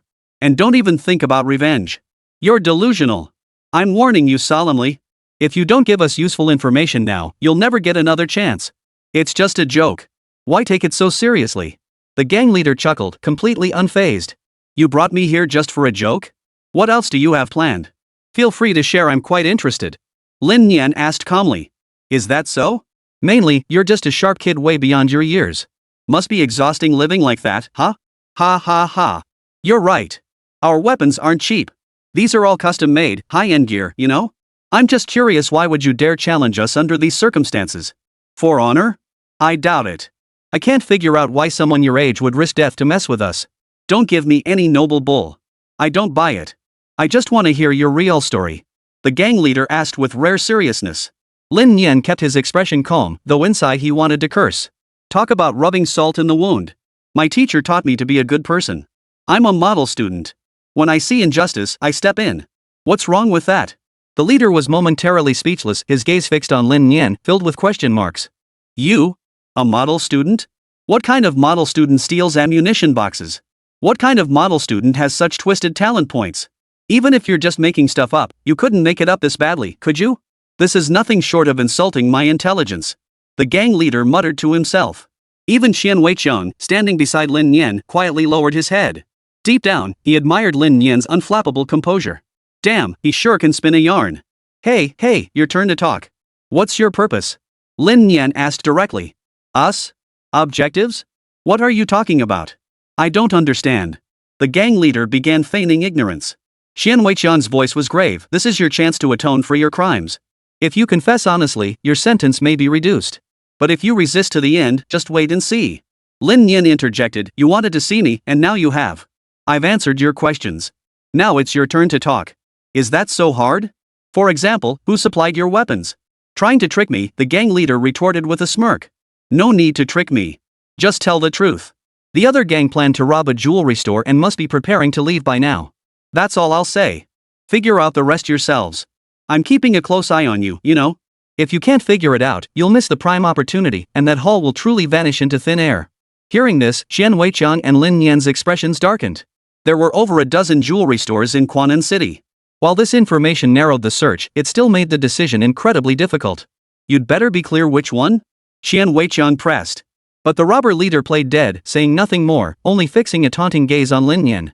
With no other option, Lin Nian pulled out his phone and began checking the locations of all jewelry stores in Ancheng. The system displayed 23 stores, scattered across various districts of Ancheng. A 1 in 23 chance.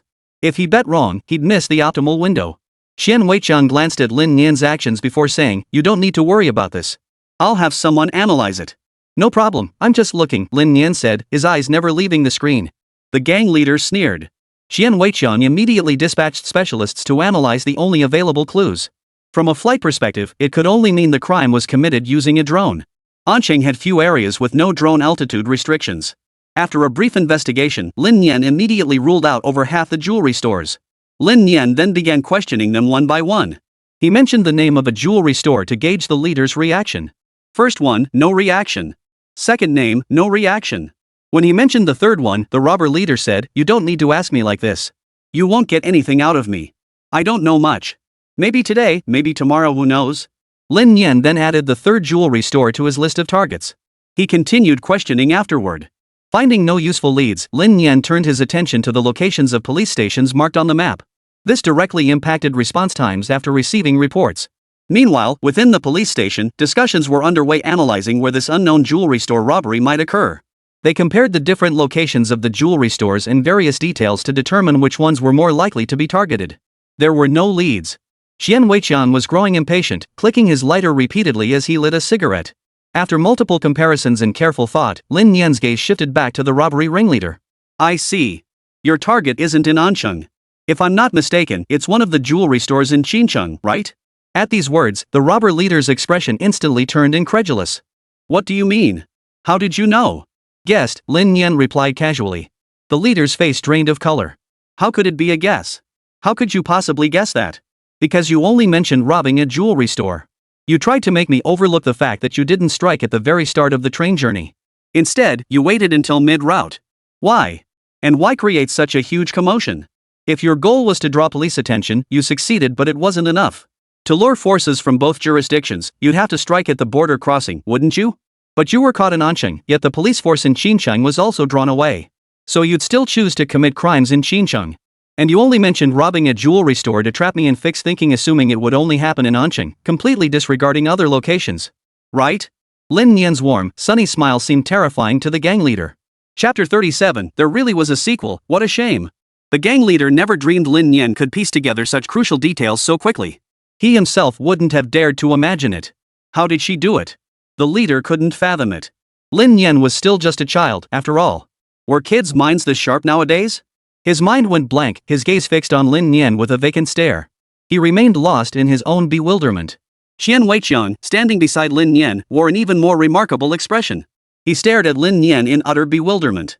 He had already seen from the leader's expression that Lin Nian had guessed correctly. This was utterly perplexing. Xian Weiqiang was astonished, but the urgency of the situation left him no time for further thought. He immediately called the Qincheng Police Department. The robber confessed. "A gang might be planning to rob a jewelry store in your city." Before he could finish, the voice on the other end replied with a bitter laugh, "We've already received the report. A jewelry store was robbed, and the amount stolen is substantial. We've dispatched officers to the scene." Xian Weiqiang hung up the phone, his face darkening. Seeing this, the gang leader couldn't help but laugh. "You figured it out. Too bad it's too late. If you could have guessed from the start, would this have happened? You're still too green." Lin Nian nodded, his expression unmoved by the taunt. Instead, he stared back with unwavering seriousness. "So now you're the ones getting arrested, facing at least 10 years behind bars. Why are you still smiling? Do you really think you'll avoid prison? Why are you so cheerful when you're about to go to prison? I just don't get it." The robber leader's expression shifted slightly, his smile fading. "Now, tell me where you're hiding out. Reveal their locations, and your sentence will definitely be reduced. It's a pretty sweet deal, right?" Lin Nian laid out the calculation for the leader. But the leader showed no gratitude, choosing to clam up instead. No matter what Lin Nian said, he refused to reveal the gang's whereabouts. With no other options, Lin Nian had to leave. Qian Weicheng continued the interrogation. Outside, Jiang Xiaoxiao pulled Lin Nian over to her workstation to rest and poured him some water. This must be taking a huge toll on you. You're not responsible for this. Don't dwell on it. We'll handle it. Jiang Xiaoxiao had already learned what happened and feared Lin Nian might be carrying the weight of it alone. I'm fine now. I know it's not really my problem, Lin Nian replied. This matter was indeed not his responsibility. The only thing he regretted was not having guessed their next move immediately. But what could he do? After all, they had planned this operation long ago. Lin Nian only learned about it midway through. Figuring it out from that one sentence was already quite impressive. The only regret was not catching the entire gang of jewelry store robbers. I'll drive you back. This matter will be resolved soon, Jiang Xiaoxiao said. The livestream had ended, and getting Lin Nian home was the priority. Lin Nian agreed. Meanwhile, back at the company, the team at Anqing Interactive Entertainment was bustling with activity. Some were digging deep into the data, others were taking notes, some were shouting at the top of their lungs, and others were frantically brainstorming solutions. The boss was thoroughly pleased with his employees' high-energy, pumped-up state. He glanced at the traffic on the short video platform. It was surging dramatically, and the trending topics had already dominated the charts. Hurry up and figure out how to drive traffic to Wuhan. What are you all doing? If the numbers don't go up, you're all just eating dry rice. The workers groaned in frustration. It's all talk from you. We're drowning in work here. After returning to the office, Wuhan checked her back-end data. She gained quite a few followers today. Under normal circumstances, she'd be perfectly satisfied. After all, how many followers did she gain on a regular day? Not to mention how many people just browsed without following. But today's growth exceeded a month's worth. How could she not be pleased? Finally, after burning herself out, exhausting her brain cells, and burning through every last bit of energy, she posted a video. Hello everyone, I'm Wuhan. First, I sincerely apologize for today's livestream incident. At the same time, I'm deeply grateful to young Lin Nian for his courageous actions and to the police for their prompt response. Without your protection, we wouldn't know what kind of disaster we might have faced. Regarding this livestream with Lin Nian, many have questioned our intentions. Our original goal was to raise awareness about keeping your valuables safe. But then the stream got interrupted. Though I'm an influencer and a public figure, I still wish to contribute in my own small way. Standing before the camera, Wuhan recorded a 3-minute apology video. She clearly explained the sequence of events and stated she would take responsibility for her actions. She skillfully cultivated goodwill. The impact of her video exceeded expectations. But the tone of the comments below? The livestream was truly heart-stopping. The hijackers were completely unexpected. So when will you be livestreaming with Lin Nian again? Kid Brothers livestreams are seriously thrilling. I never followed you before, but now I am. You've carved out a whole new niche in the beauty streamer space. I really appreciate your responsible attitude. I think it was great. Though the livestream had flaws, you owned up to mistakes instead of brushing them off. That's impressive. I followed you immediately.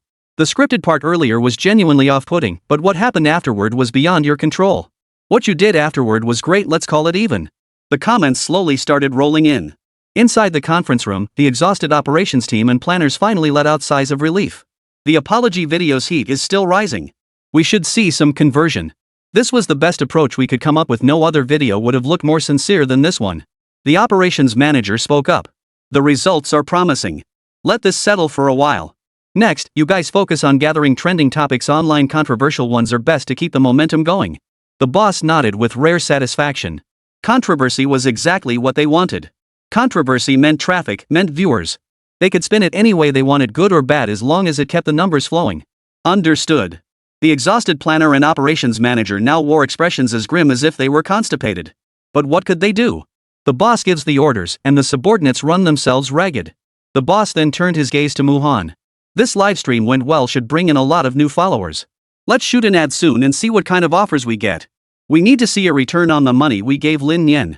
The boss proposed, fully aware that since handing over the funds to Lin Nian, the company's coffers had grown even emptier. If they didn't shoot an ad soon, they'd truly go under. Chapter 38, Lin Xianwan's reaction. Overbearing concern. At that moment, in Lin Xianwan's company, while goofing off, a colleague opened a short video app and couldn't help but laugh upon seeing Lin Nian's latest promotional livestream content. Xianwan, look at this. Kids these days are so bold. I'd never dare do something like that. Lin Xianwan craned her neck to look. What is it?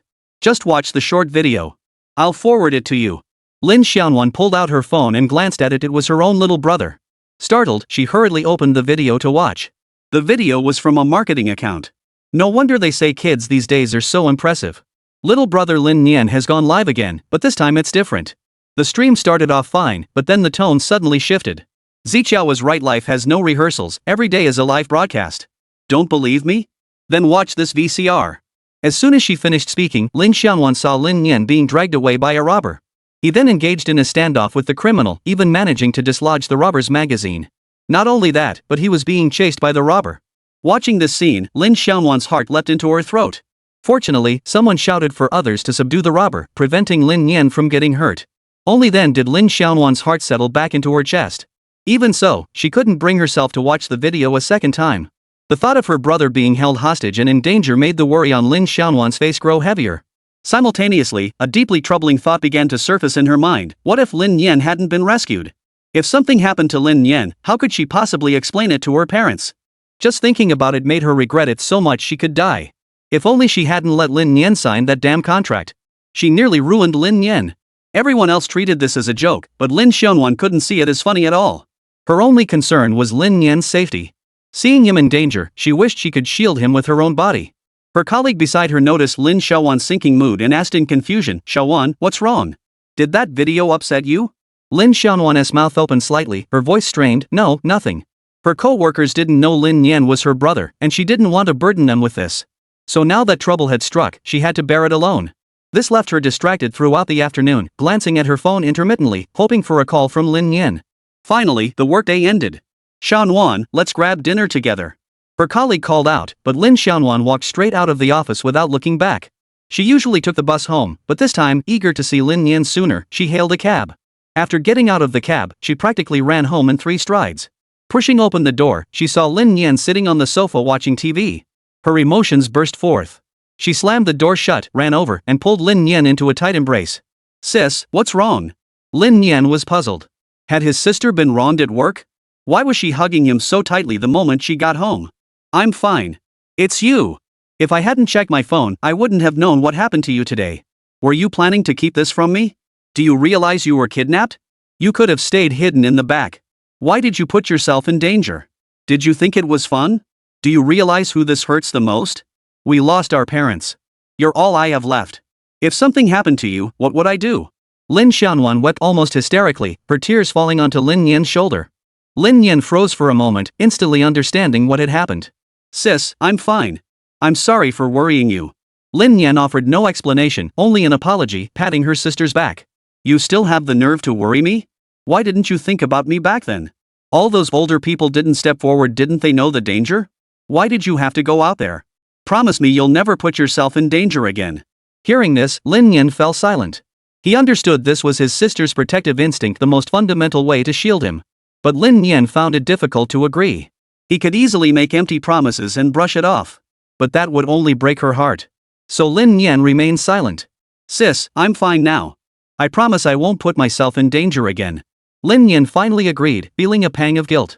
This livestream was just an accident. Who could have predicted something like that?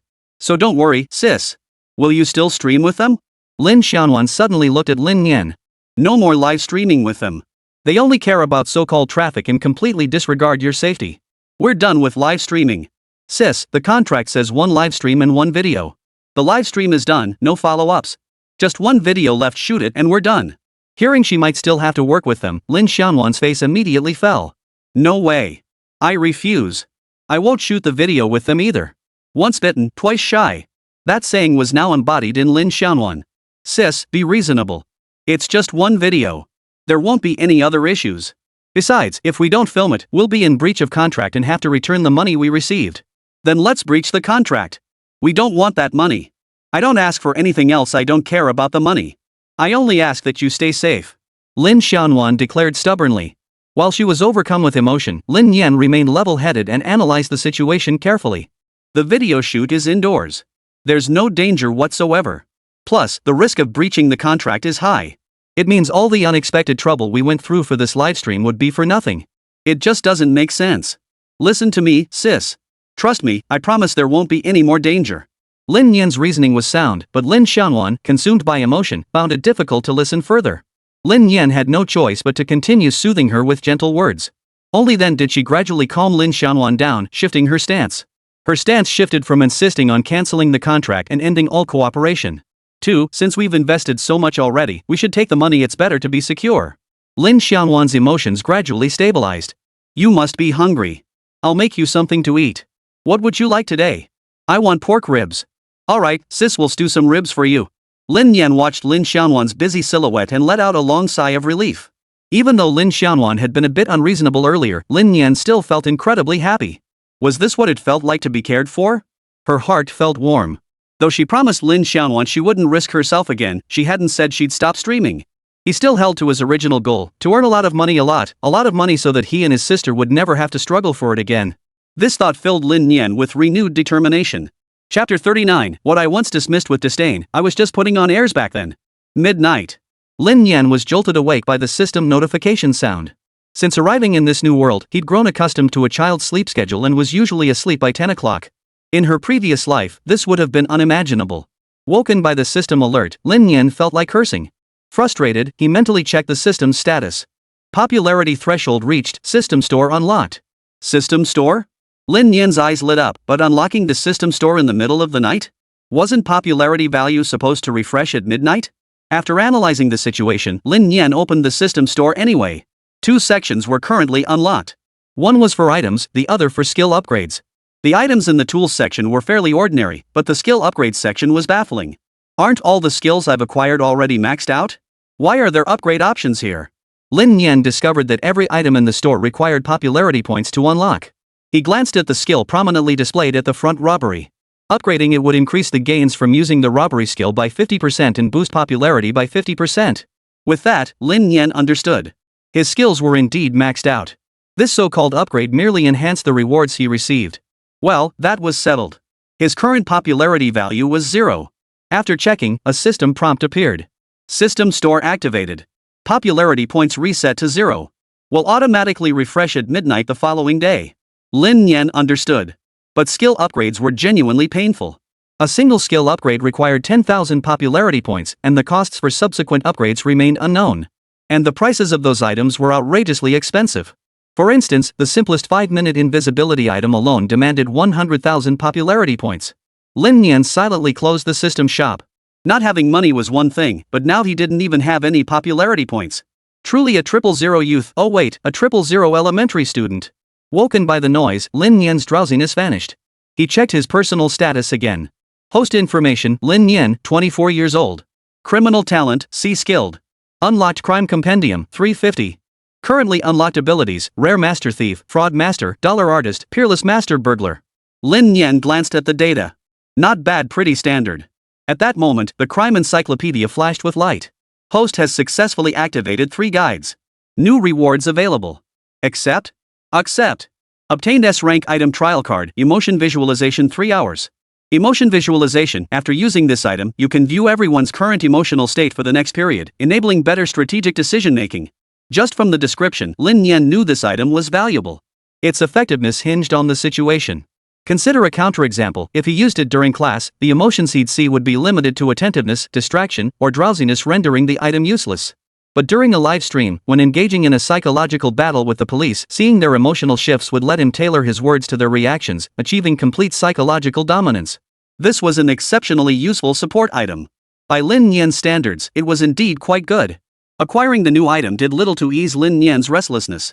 Having unlocked a new ability during the live stream, Lin Nian had intended to save it, but now it seemed best to use it. New ability unlocked.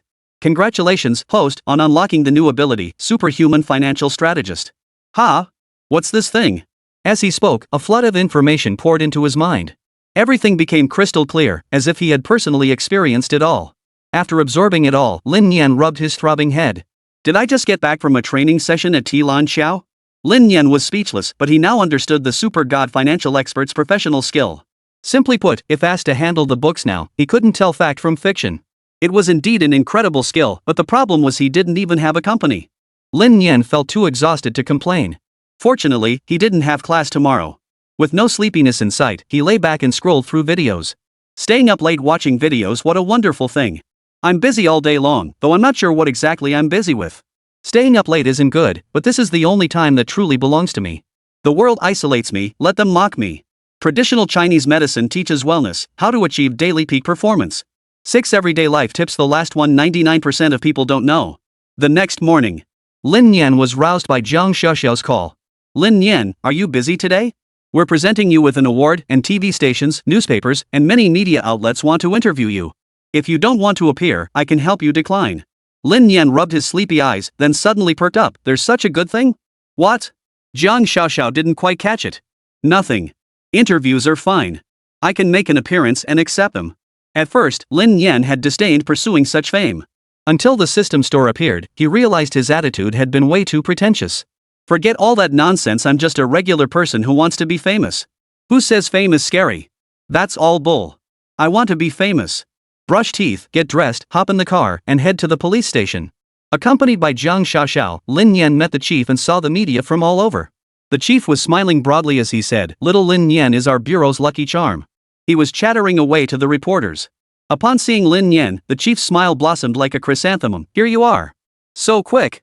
In yesterday's train robbery case, you stepped forward and successfully defused the crisis. Though you're young, you're worthy of the title of honorary citizen. Plus, there's a 20,000 yuan reward." The director then launched into a lengthy discussion about future developments and other matters. Just as he felt thirsty and reached for his water cup, a reporter seized the moment and hurried over to Lin Nian. "Young Lin Nian, I'm a reporter from the Onqing Daily. I'd like to know what was going through your mind when you stepped forward?" The reporter's microphone was already pressed against Lin Nian's lips. Well, I didn't think much at the time. I just figured my age gave me an advantage, so I acted. I never expected them to actually not care. It was pure luck, all luck. I'm from the TV station. What are your thoughts on the online jokes about you? Some even say inmates should seek you out for training. How do you feel about that? First, I'm honored to be liked by everyone. I don't mind the jokes. Second, that last comment is pure slander. I was a model student. Seeing Lin Nian's serious expression, the reporters all laughed. This kid really had a knack for humor, truly entertaining. Lin Nian, do you feel any pressure right now? Quite a bit, actually. Like, I worry about what to eat for lunch today and what to have for dinner tonight. Lin Nian answered fluently, showing no signs of stage fright. The reporters were satisfied, each getting their questions answered. But the bureau chief grew restless. In the time it took to take a sip of water, everyone had vanished. Chapter 40, Being Picked On? Who's afraid of who? Ms. Lin Nian, I must ask, conducting these live streams, especially ones that serve as negative examples, won't this affect your studies? How are your academic results? Why, at your age, aren't you focusing on your studies but instead pursuing shortcuts and chasing trending topics? Have you considered that if everyone followed your example, mimicking you out of peer pressure, and it led to social incidents, only to use live streaming as an excuse afterward, wouldn't that trace back to you as the source? Shouldn't you feel remorseful about this? Shouldn't you step back from the internet and stop streaming? At that moment, a sharp female voice cut through the lively interview segment. Reporters turned to see none other than Sister Wang, immediately backing away. Unfamiliar reporters murmured in confusion, whispering to colleagues beside them. Who is she? Why is she speaking so unpleasantly? Keep your voice down. Don't let her hear you. She's an individual internet influencer who runs a show called Sister Wang Speaks Online. She loves approaching issues from sharp angles, especially controversial topics. She shows up at nearly every one. Who knew we'd run into her this time? Last time she even took on fellow journalists and mocked the TV station. Poor kid brother's in for a rough ride with her. Sister Wang's words were sharp as she fixed her gaze on Lin Nian, trying to intimidate him with her presence. Lin Nian was still basking in the warm glow of his recent interview, a pleasant experience, when this unexpected interloper appeared. It seemed she intended to make him lose face. Interesting? Truth be told, an ordinary elementary schooler might have been intimidated by her words. But Lin Nian was no ordinary elementary schooler. Moreover, he never went out of his way to pick on people unless they brought trouble upon themselves. The smile faded from Lin Nian's face. First, let me correct your misconception. My live streams aren't about deliberately making a spectacle of ugliness, nor are they sensationalist stunts. They're certainly not what you're imagining. My content is entirely aligned with the theme of legal education campaigns in collaboration with the police. It's legitimate, positive energy live streaming. While I portray negative role models, that doesn't mean I'm like that in real life. So your claims about taking shortcuts or chasing sensational topics are purely your own narrow-minded assumptions. Lin Nian's response was direct and confrontational, leaving no room for this Sister Wang to save face. Face? Did she even need it? She came in ready to attack me, and I'm supposed to give her face? What? Does she have that much pride? Sister Wang froze, nearly gasping for breath. She'd come prepared to stir up trouble this time. She'd analyzed Lin Nian's videos, dissected his personality, and factored in his age. It should have been a sure thing. How could she get shut down right off the bat?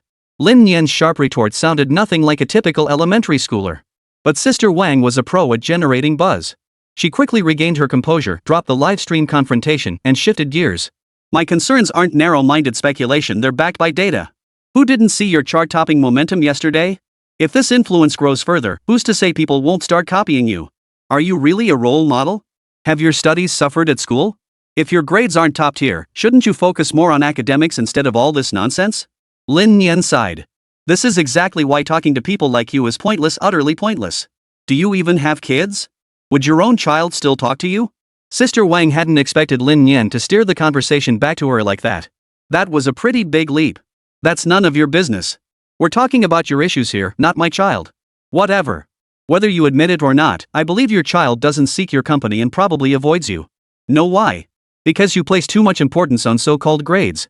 You've crushed every single one of your child's interests and hobbies. I don't believe grades determine everything. Children should have a wonderful childhood, but you've ruthlessly crushed that with your obsession over grades. My studies aren't affected at all. My grades won't suffer because of streaming. Lin Nian said calmly. This only infuriated Sister Wang further. Her attitude only proved Lin Nian's words were true. How old are you, anyway? You have no right to lecture me. Oh? So you think you have the right to lecture me? Where exactly do you get off? Is it because you're older, or because you've eaten more salt than I've eaten rice, that you can't stand it? Coming here to piggyback on my traffic and prove your existence? Look at you, just a couple of words, and you're already like this.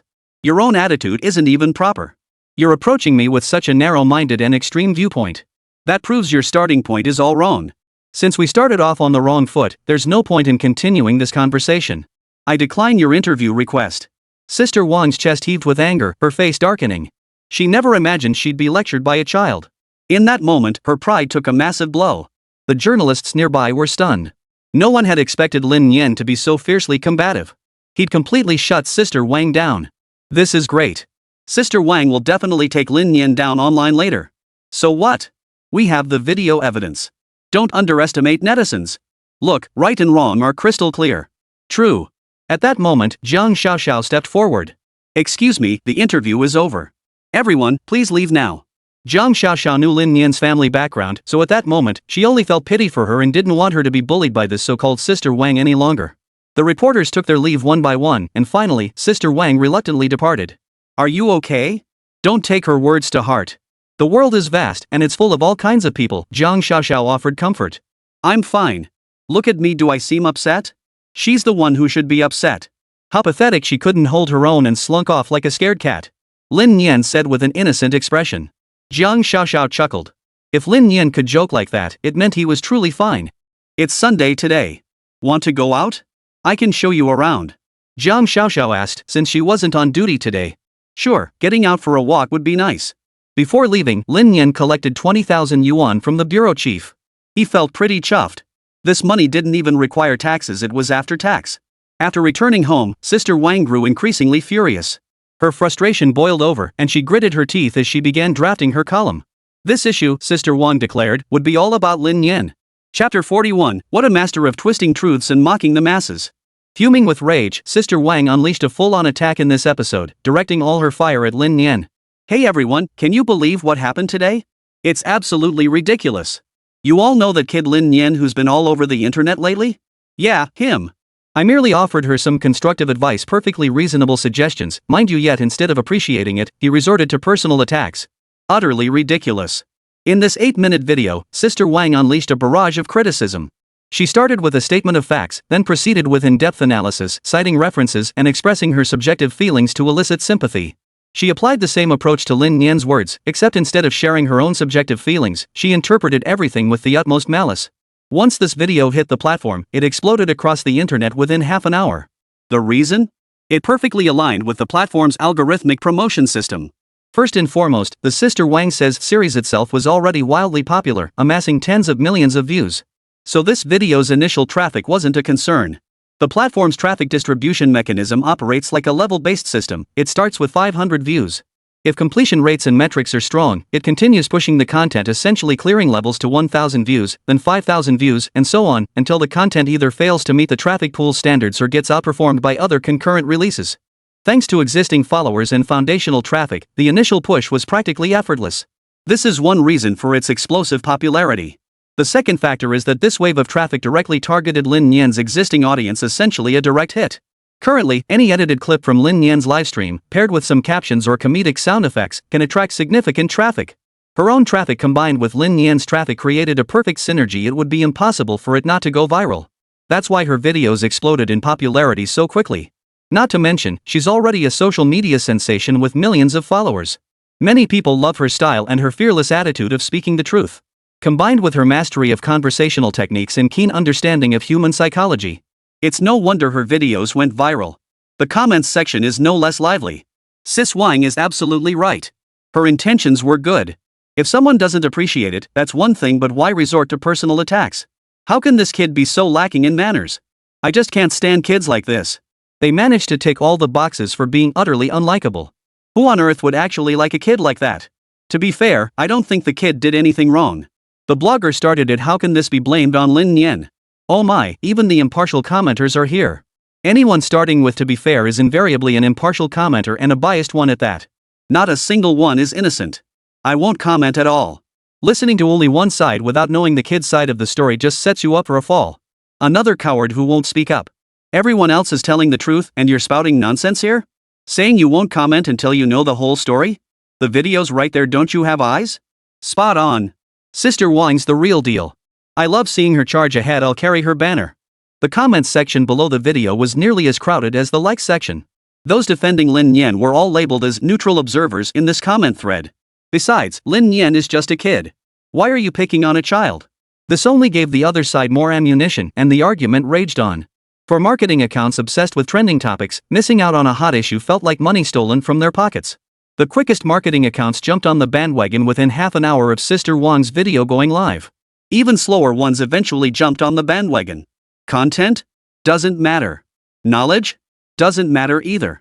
Just jump on the bandwagon while it's hot. Sure enough, little brother's facade has crumbled. Recently, a blogger leaked an offline video where the blogger maintained a polite tone throughout the conversation, yet little brother couldn't care less. He even mocked the blogger. This is utterly ridiculous. Does this kid build personas from childhood? It's one thing on live streams, another in videos. Everyone, come see.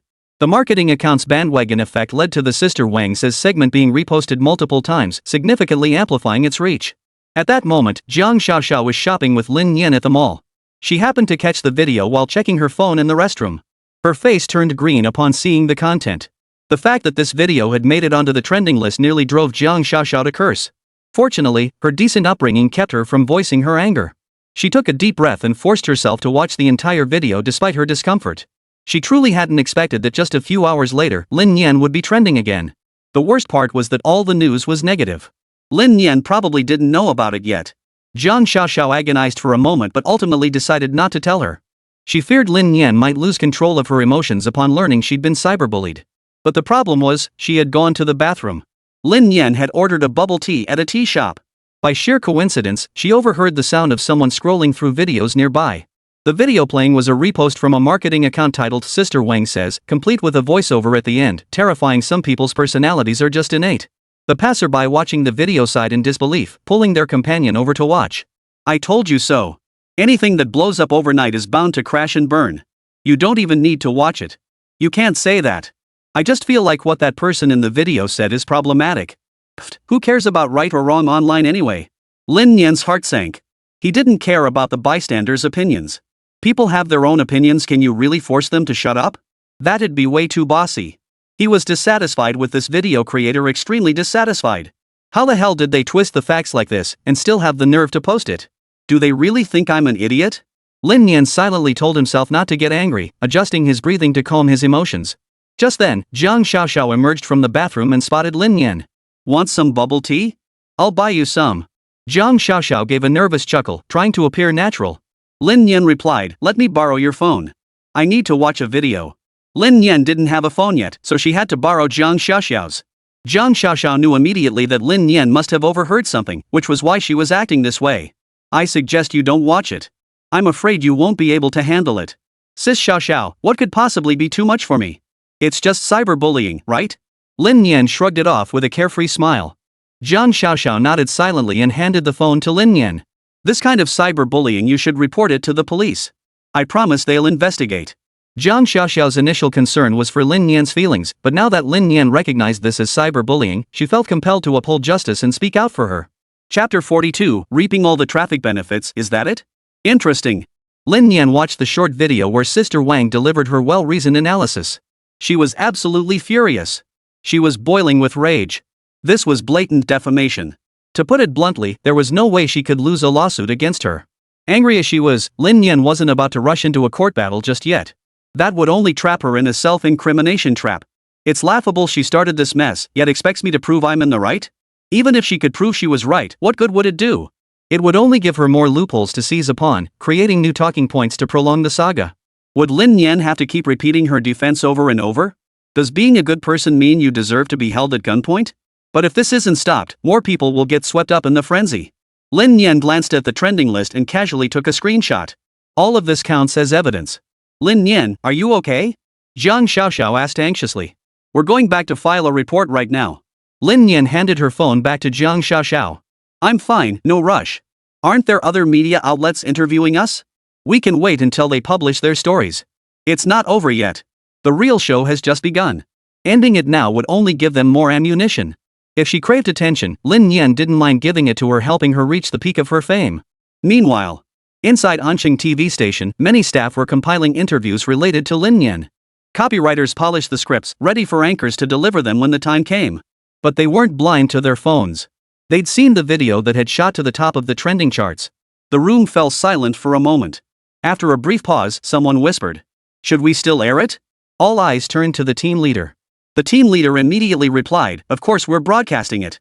Why wouldn't we? We interviewed her too, her video won't affect us." The team leader had little patience for such deliberate attempts to stir up controversy. The same scene played out across all the programs that had interviewed her. Everyone chose to air the footage. Official media outlets naturally weren't intimidated, they wouldn't back down just because of individual media accounts. And those independent media outlets or studios would certainly air it. Since Sister Wang had already set the precedent, their airing the same interview meant they were effectively forced onto the same level. While their viewership might not match Sister Wang's, it would certainly be far higher than usual. It's not like Sister Wang is the only one making a living off the internet who's going to indulge her anymore. Various media outlets also began airing footage of the interview with Lin Nian. But because Sister Wang's coverage was so explosive, their impact wasn't nearly as strong. At that moment, Sister Wang glanced at her viewership metrics and nodded with satisfaction. It couldn't be any better. The metrics for this episode even surpassed the previous 2 or even 3 episodes. Indeed, this was the power of traffic dividends. She didn't care about Lin Nian herself, all she ever cared about was the traffic Lin Nian brought. How could a mere child command such massive traffic? If he's got such massive traffic, why shouldn't she get a piece of the pie? Though she'd felt resentful and uneasy when first creating this content. But now that the video had gone viral, all her resentment vanished into thin air. She even fancied treating herself to a lovely afternoon tea. Just then, her friend sent her a message.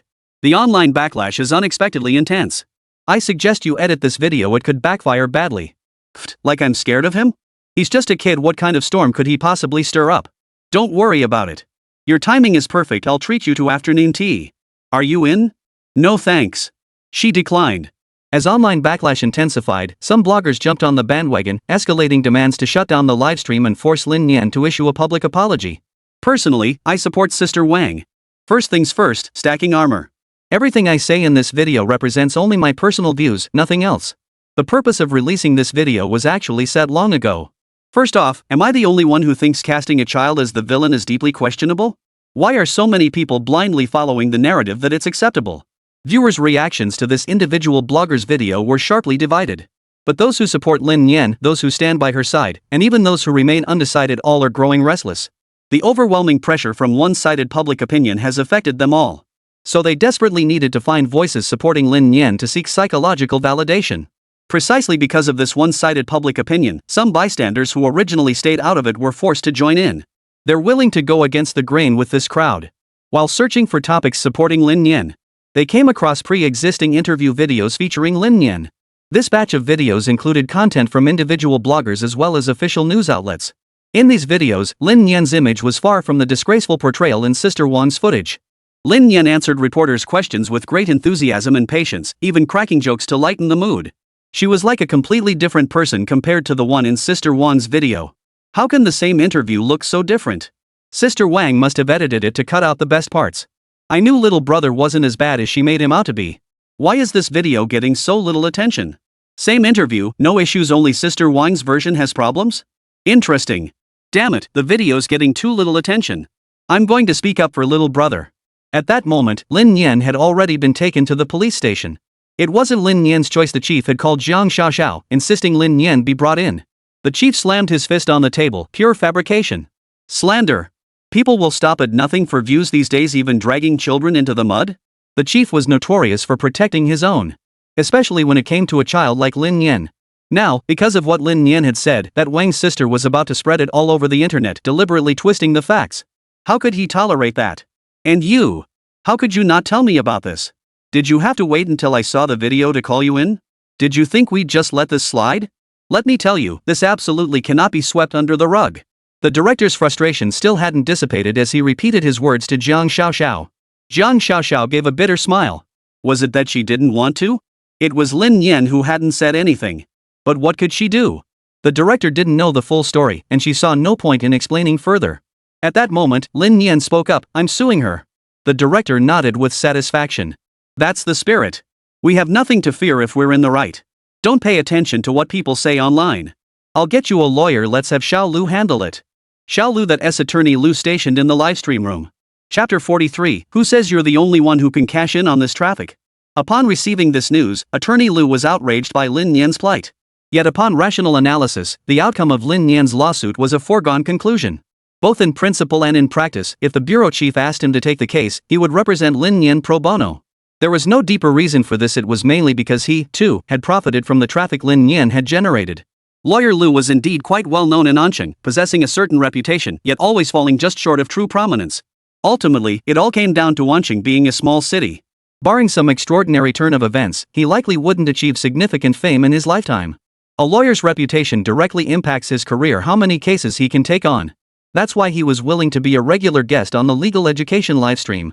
Though the viewership is modest, having the police department as his backing is like using a tiger's skin to make a banner. It lends him credibility. It's understandable after all, there's no such thing as a free lunch.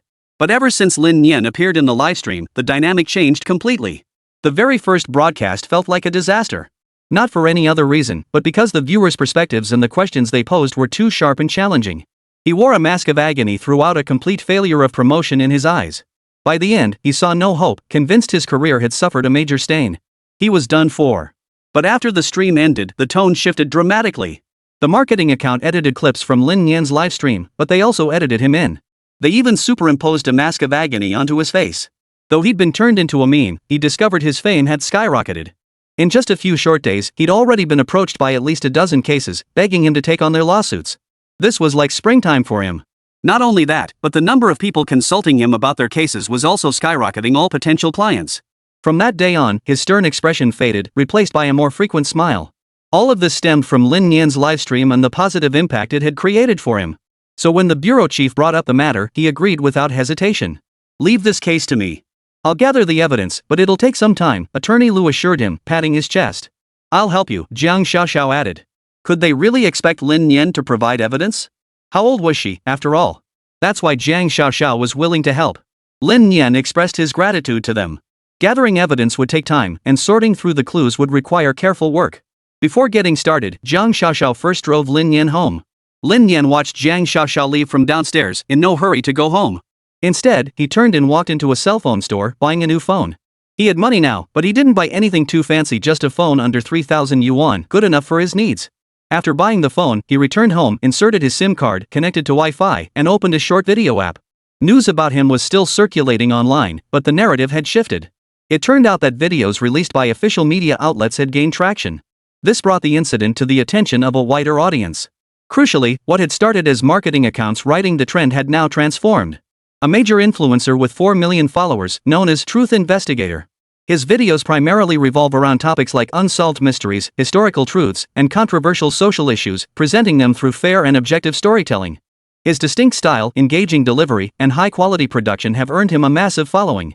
The recent controversy sparked by Sister Wang's remarks almost perfectly aligned with his creative direction. So he filmed a video about it. Lin Nian happened to come across it. Hey everyone, it's Xiao Tan here. Today, a major scandal broke out and I just happened to catch it. Wouldn't you say I'm lucky? I've been lacking inspiration lately and my history series has been on hold. But if I don't update, you guys start complaining. So here I am with a new episode. Let's dissect this scandal together. As usual, let's break it down chronologically. First, at 11:30 a.m., a certain influencer posted a video that quickly went viral. I won't name names, you all know who it is. Here's a clip from the original video. Then, the video Sister Wang mentioned was played. Even though it was blurred out, it was practically unblurred. Now let's dissect this from the beginning to help piece together the truth. First, an interview with the recently viral Kid Brother likely staged like a press conference. Since Kid Brother heroically stopped a train robbery yesterday, the Anqing Police Department awarded him today, hence the timing. This proves it wasn't just this one influencer. Videos released by various media outlets this afternoon corroborate it and they all show the same scene. This confirms my suspicion. But here's the question, why was little brother so gracious with other media outlets, yet treated this influencer with such hostility, even earning accusations of arrogance? If her account were accurate or non-controversial, little brother's positive image from other media coverage should have appeared in her video too. Therefore, she must have said something that displeased little brother, and she edited those remarks out. Of course, you might say I'm just speculating, but there's video evidence. Though it's hard to hear clearly, you can clearly see little brother's facial expression change. This shift only happened after the influencer appeared, meaning she must have said something unsatisfactory, hence the reaction. This is a frame-by-frame analysis video. You have to hand it to the big influencer, his analysis points are spot on, dissecting everything meticulously. That's why this video runs nearly half an hour. Watching it, Lin Nian felt as if he had been there himself today. Aside from minor discrepancies, the analysis was largely accurate. Crucially, he didn't just dissect Sister Wang's one-sided perspective, he also analyzed the official media's video, comparing the two. After finishing the video, Lin Nian checked the comments below. Damn, it had to be you. This breakdown totally dissects it piece by piece. I was confused about this scandal, but your explanation suddenly makes everything crystal clear. You bastard. You're not updating your history series, but you're here to eat the gossip, huh? Bro, you're the real deal. Your reasoning is so logical and thought-provoking. Thank goodness I didn't take sides earlier, I almost got called out. So basically, Sister Wang is hiding facts and distorting the truth. And with all that online bashing of Kid Brother, she kinda looks like she's inciting fans to cyberbully him. Hearing your analysis, little brother really is pitiful. Got it, little brother is in the clear, but Sister Wang has some serious issues. Support brother Tan's righteous stance. Reading these comments warmed Lin Nian's heart. The anger from being cyberbullied had subsided considerably. Chapter 44, Double Reversal. The parties involved don't even care. Many netizens who felt deceived lost their composure. They rushed back to Sister Wang's video comments section. They turned their attention to Sister Wang, unleashing a barrage of criticism. At that moment, Sister Wang had finished her afternoon tea and was lying on the hotel bed watching videos. Seeing the sudden surge of messages in her backend, she was naturally delighted. They must be messages from supporters, along with notifications about new followers, right? But when she saw them, she was stunned. They were all private messages filled with insults. She was puzzled. What was going on? She checked her follower count again. She had actually gained followers today. But now it had dropped significantly, and with each refresh, the numbers kept falling. What was going on? She began searching online for clues. Finally, she found the culprit. An influencer with twice as many followers as her had meticulously analyzed her videos, all while delivering some sharp-tongued jabs. What's more, the Truth Investigation video's metrics were exceptionally strong. Released only recently, it was performing far better than her own content had at the same stage. A chill ran through her heart as her expression shifted from shock to resentment. Sister Wang felt a sense of being taken advantage of. She had found the trending topic herself. How could such a big influencer not find trending topics on her own? What gives you the right to piggyback on my trend? Not only did you piggyback on my trend, but you couldn't even speak properly, just spouting sarcastic remarks. What kind of nonsense is this? Now look what she's gotten herself into. People are sending her private messages full of insults. The more Sister Wang thought about it, the angrier she got. She was convinced this big influencer was deliberately targeting her. They weren't even in the same field, had no history of conflict, no recent grievances. Why was he treating her like this? Sister Wang took a deep breath, jotted down a quick outline, and began recording her video. I don't understand, why would an influencer of your stature pick on me? And are you even involved in this? What gives you the right to speak on this matter? You're not a party to it. Your words are too judgmental, and much of it is pure speculation. This has led your fans to start cyberbullying me. You need to apologize to me. Sister Wang angrily hit publish. Within 10 minutes, her phone was ringing off the hook with frantic calls from friends. Sister Wang answered the phone with obvious irritation. What's going on? You hung up and now you're calling back? Are you out of your mind? You're crazy? Delete that video you just posted right now before too many people see it. I'm not crazy. Why should I delete the video? He's the one in the wrong here, okay? What did I do wrong? Why are you blaming me too? What could I possibly have done wrong? I just exposed some things. Is it my fault for revealing the truth? Besides, he's riding my coattails and slandering me. What's wrong with demanding an apology? What's wrong with that? I told you truth prevails everywhere. I'm in the right here. He messed up first. Why should I delete the video? Even if I delete the video, it won't happen until he apologizes.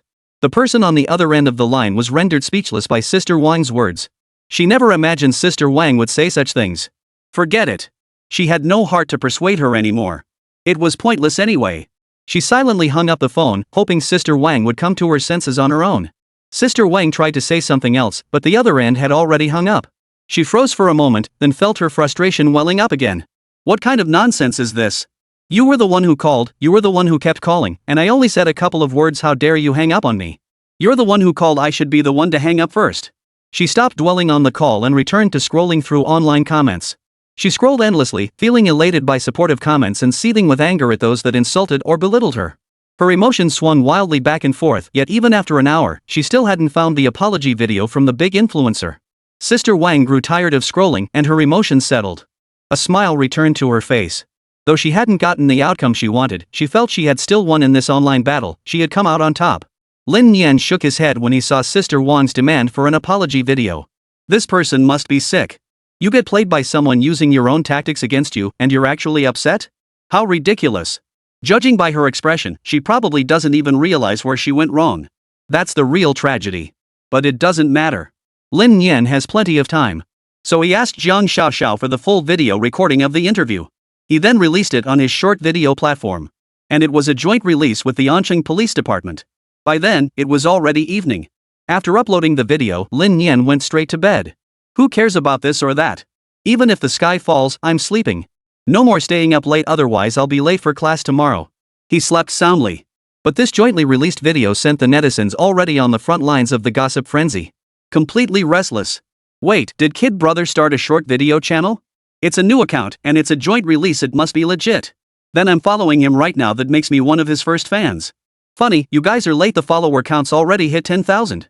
The first wave of netizens didn't even watch the video. They just saw Lin Nian's account and hit follow immediately. Only then did they watch the video. The video was long. Even with double speed, it still felt interminable. But it clearly showed how Lin Nian started off joking around and chatting with the reporters. She didn't dodge any questions and even offered some jokes to give the reporters room to shine. Until Sister Wang appeared. The tone shifted abruptly. Holy crap, I just watched it. If I were Kid Brother, I'd have walked right over and punched her. What the hell is that? Unbelievable. Who asks questions like that? Kid Brother confronting her is totally justified. Does she even know how to speak properly?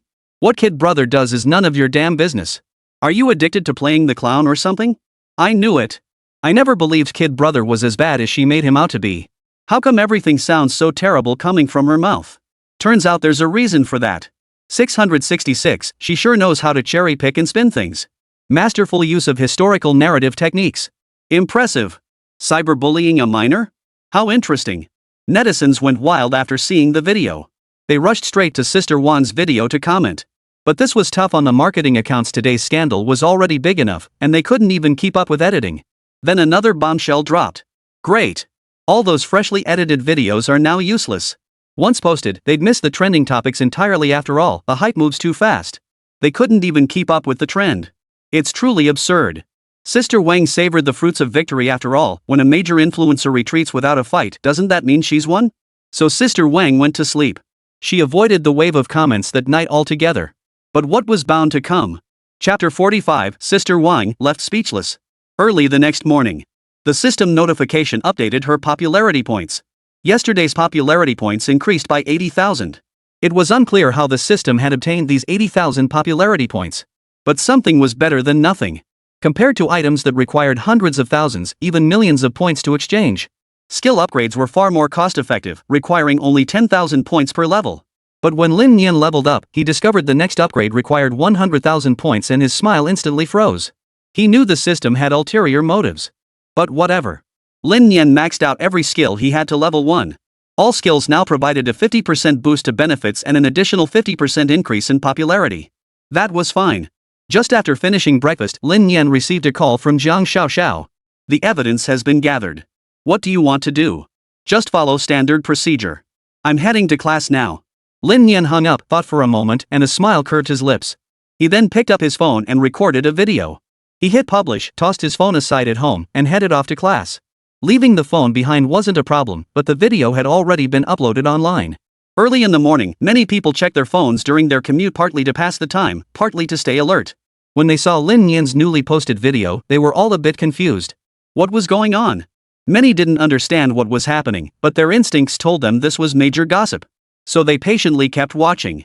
Others immediately searched for details, but it wasn't a problem. Marketing accounts that had stayed up all night to ride the hype had already laid out every issue between them clearly, analyzing everything chronologically. These marketing accounts, which make it easier for netizens to follow the drama, are truly dedicated to their craft, all in the name of buzz. Thus, most netizens got the full scoop, seeing Sister Wang's true colors for what they were. They swiftly condemned Sister Wang's actions while expressing strong approval for Lin Nian's behavior.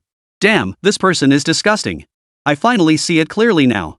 It was all her one-sided obsession, trying to make something out of nothing and maliciously twisting the facts. She'll stop at nothing for views. Poor kid brother. I'm speechless. I even bashed him online yesterday. I feel like crap now. It's not your fault. We were all used as pawns by him. So is little brother planning to defend himself with legal action? Support justice. She totally deserves it. Let's get her banned everywhere. Even exploiting a child's popularity? While writing others' coattails isn't inherently wrong, it's an unspoken game. You can't do it by slandering them. This isn't writing popularity, it's defamation, stirring up trouble, and inciting uninformed netizens to cyberbully little brother. Right now, I don't want to see anything else. I just want to see what tricks Sister Wang has left up her sleeve. At that moment, inside the hotel, Sister Wang slowly awoke as she removed her blindfold.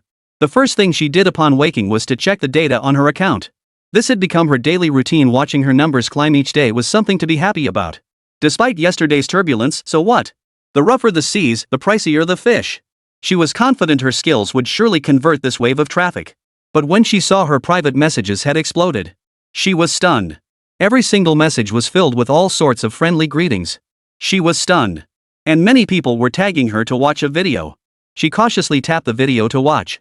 It was the video Lin Nian had posted last night after creating her account. It contained the entire interview. It included interactions between other reporters and Lin Nian, as well as her own interactions with Lin Nian. Everything was captured crystal clear. The video had garnered millions of likes, and not only that, but over 100,000 comments. And the overwhelming majority of those comments were condemning her actions. This jolted Sister Wang completely awake, not just sober, but with a sharp pain in her chest. She was furious. What was wrong with just saying a few words? What's the big deal? Why are so many people hounding me with insults? This is clearly cyberbullying, isn't it? She was going to file a complaint. If this kept up, she'd end up with depression. And that's not all. Her video demanding an apology from the influencer yesterday got hijacked by marketing accounts. And on top of that, her video has fewer likes than comments. For an influencer of her caliber, likes should always outnumber comments. But this time, it was truly unexpected. Sister Wang stumbled, nearly falling to the floor. Fortunately, the bed was nearby. She braced herself against it, glaring angrily at her phone. Why was everyone blaming her for the problem? Then she remembered last night her friend had also called, demanding she delete the video. Did she also think she'd done something wrong? Only now did Sister Wang begin to piece things together, pondering it all. But the notification chime quickly interrupted her thoughts. Another flood of videos tagged her. She was numb to it all, just another marketing account, devouring all her traffic. But when she opened the videos, she was utterly stunned. It was a video Lin Nian had posted earlier that morning. The content was brief, lasting only about 10 seconds. But to Sister Wang, those seconds felt like an eternity. Hello everyone, this is Lin Nian. Thank you for your love and support. Regarding Sister Wang's recent personal assault against me, I have already filed a police report and retained legal counsel. Please stay tuned for further updates. The video was brief, and Lin Nian herself appeared half asleep in it. Yet those words struck Sister Wang right in the heart. Sister Wang was utterly paralyzed, as if she'd lost everything, collapsing onto the bed. In that moment, she was utterly frozen, unable to move or think. Until a phone call rang. Ms. Wang, this is Lin Nian's attorney, Lu. Your actions have infringed upon my client's rights and caused severe disruption to his life. I demand you delete the video, issue a clarification, and apologize. Otherwise, we will see you in court. This call drained Sister Wang of all strength and resolve. She couldn't understand, she was just trying to ride the wave of popularity. Was it really necessary to make such a big deal out of it? And inciting fans to cyberbully? Who was cyberbullying whom now? She was clearly the victim here. But Sister Wang's heartfelt outcry proved she hadn't given in yet. But then, another call rang out. This incident has caused significant repercussions. You'll have to handle it yourself. The icy words came from the other end of the line. The call came from her company. After bringing in so much for the company, to be ruthlessly discarded in the end? Sister Wang felt numb and helpless, on the verge of tears. Chapter 46, Shooting Yourself in the Foot. Lin Nian's second video also went viral. It climbed the trending charts. More people learned the truth. Those who had genuinely been swayed by the online backlash and had criticized Lin Nian now came to their senses. Feeling profoundly deceived and humiliated, they turned their anger towards Sister Wang.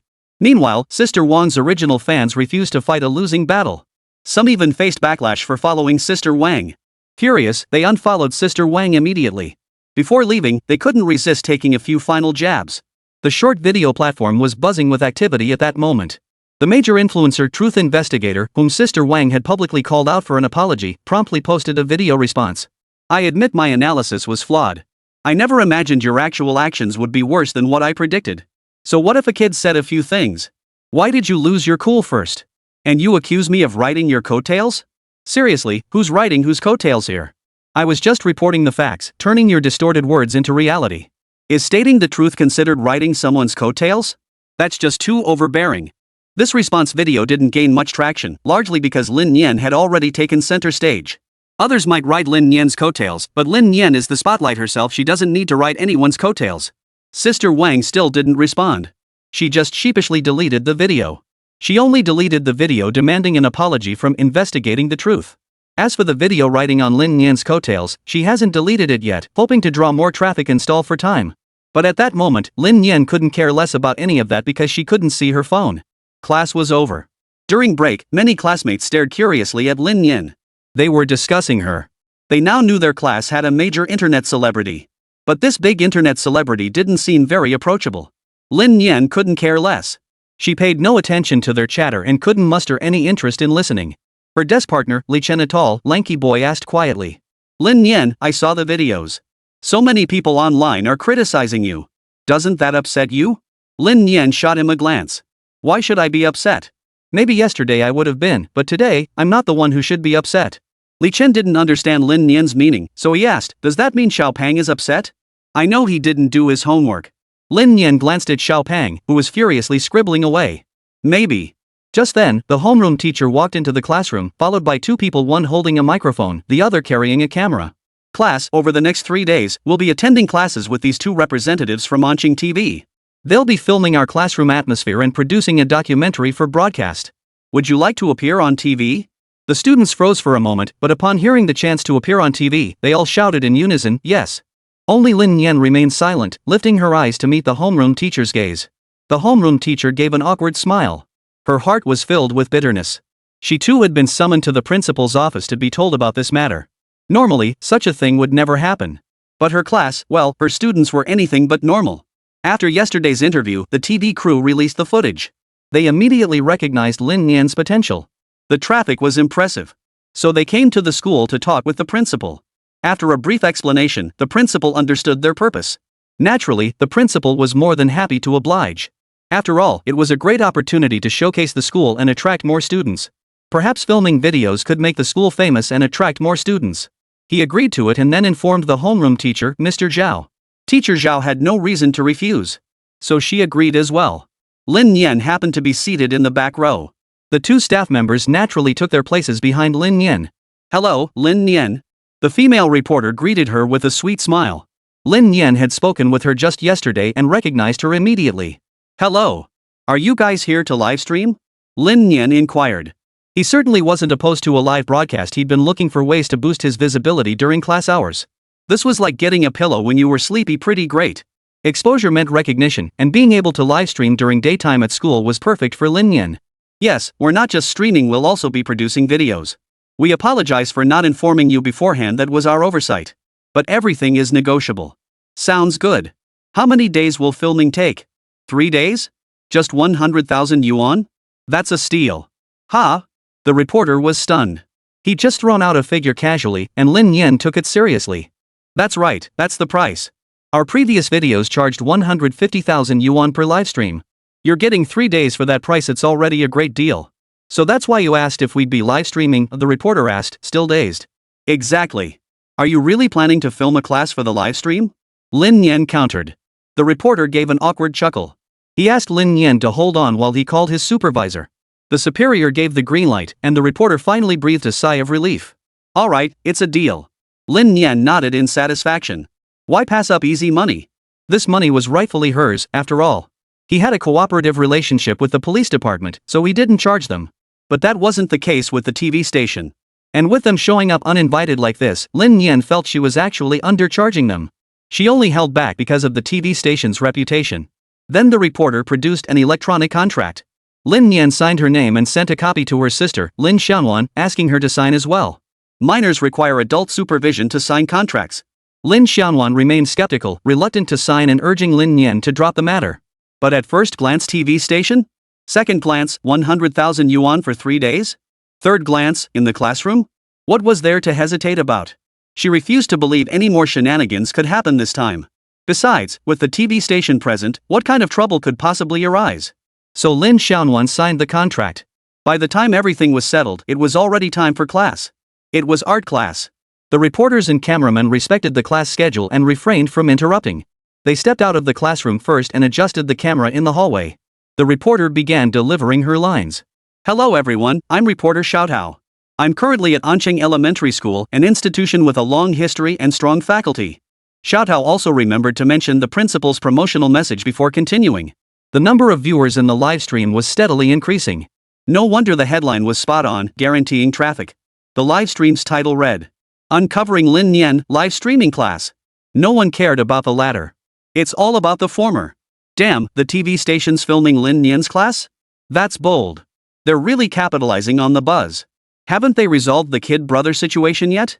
What's so interesting about filming a class? But I bet little brother will make it entertaining. Something's off. Definitely off. Where's little brother? Only after Xiaotao finished her lines did she push open the back classroom door, ushering the cameraman inside. Chapter 47, You're supposed to teach art class, but you're live streaming painting. Inside the classroom. This was an art class. The teacher saw Xiaotao and the cameraman enter through the back door and immediately plastered a smile on his face. Class, for today's art lesson, feel free to draw whatever interests you. Let your imagination flow onto the page, no restrictions on subject matter. Just have fun, okay? Okay. The students enthusiastically cooperated, eager to present their best selves under the camera's gaze.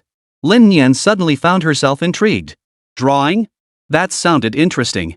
Mind you, Lin Nian didn't have a single artistic bone in his body. All he could draw were stick figures. Honestly, drawing stick figures at his age was understandable after all. How old was he? But the problem was, he just couldn't get past that mental hurdle himself. To outsiders, it didn't matter if he drew carelessly, he was just a kid, after all. But deep down, Lin Nian felt utterly embarrassed at the thought of casually sketching stick figures.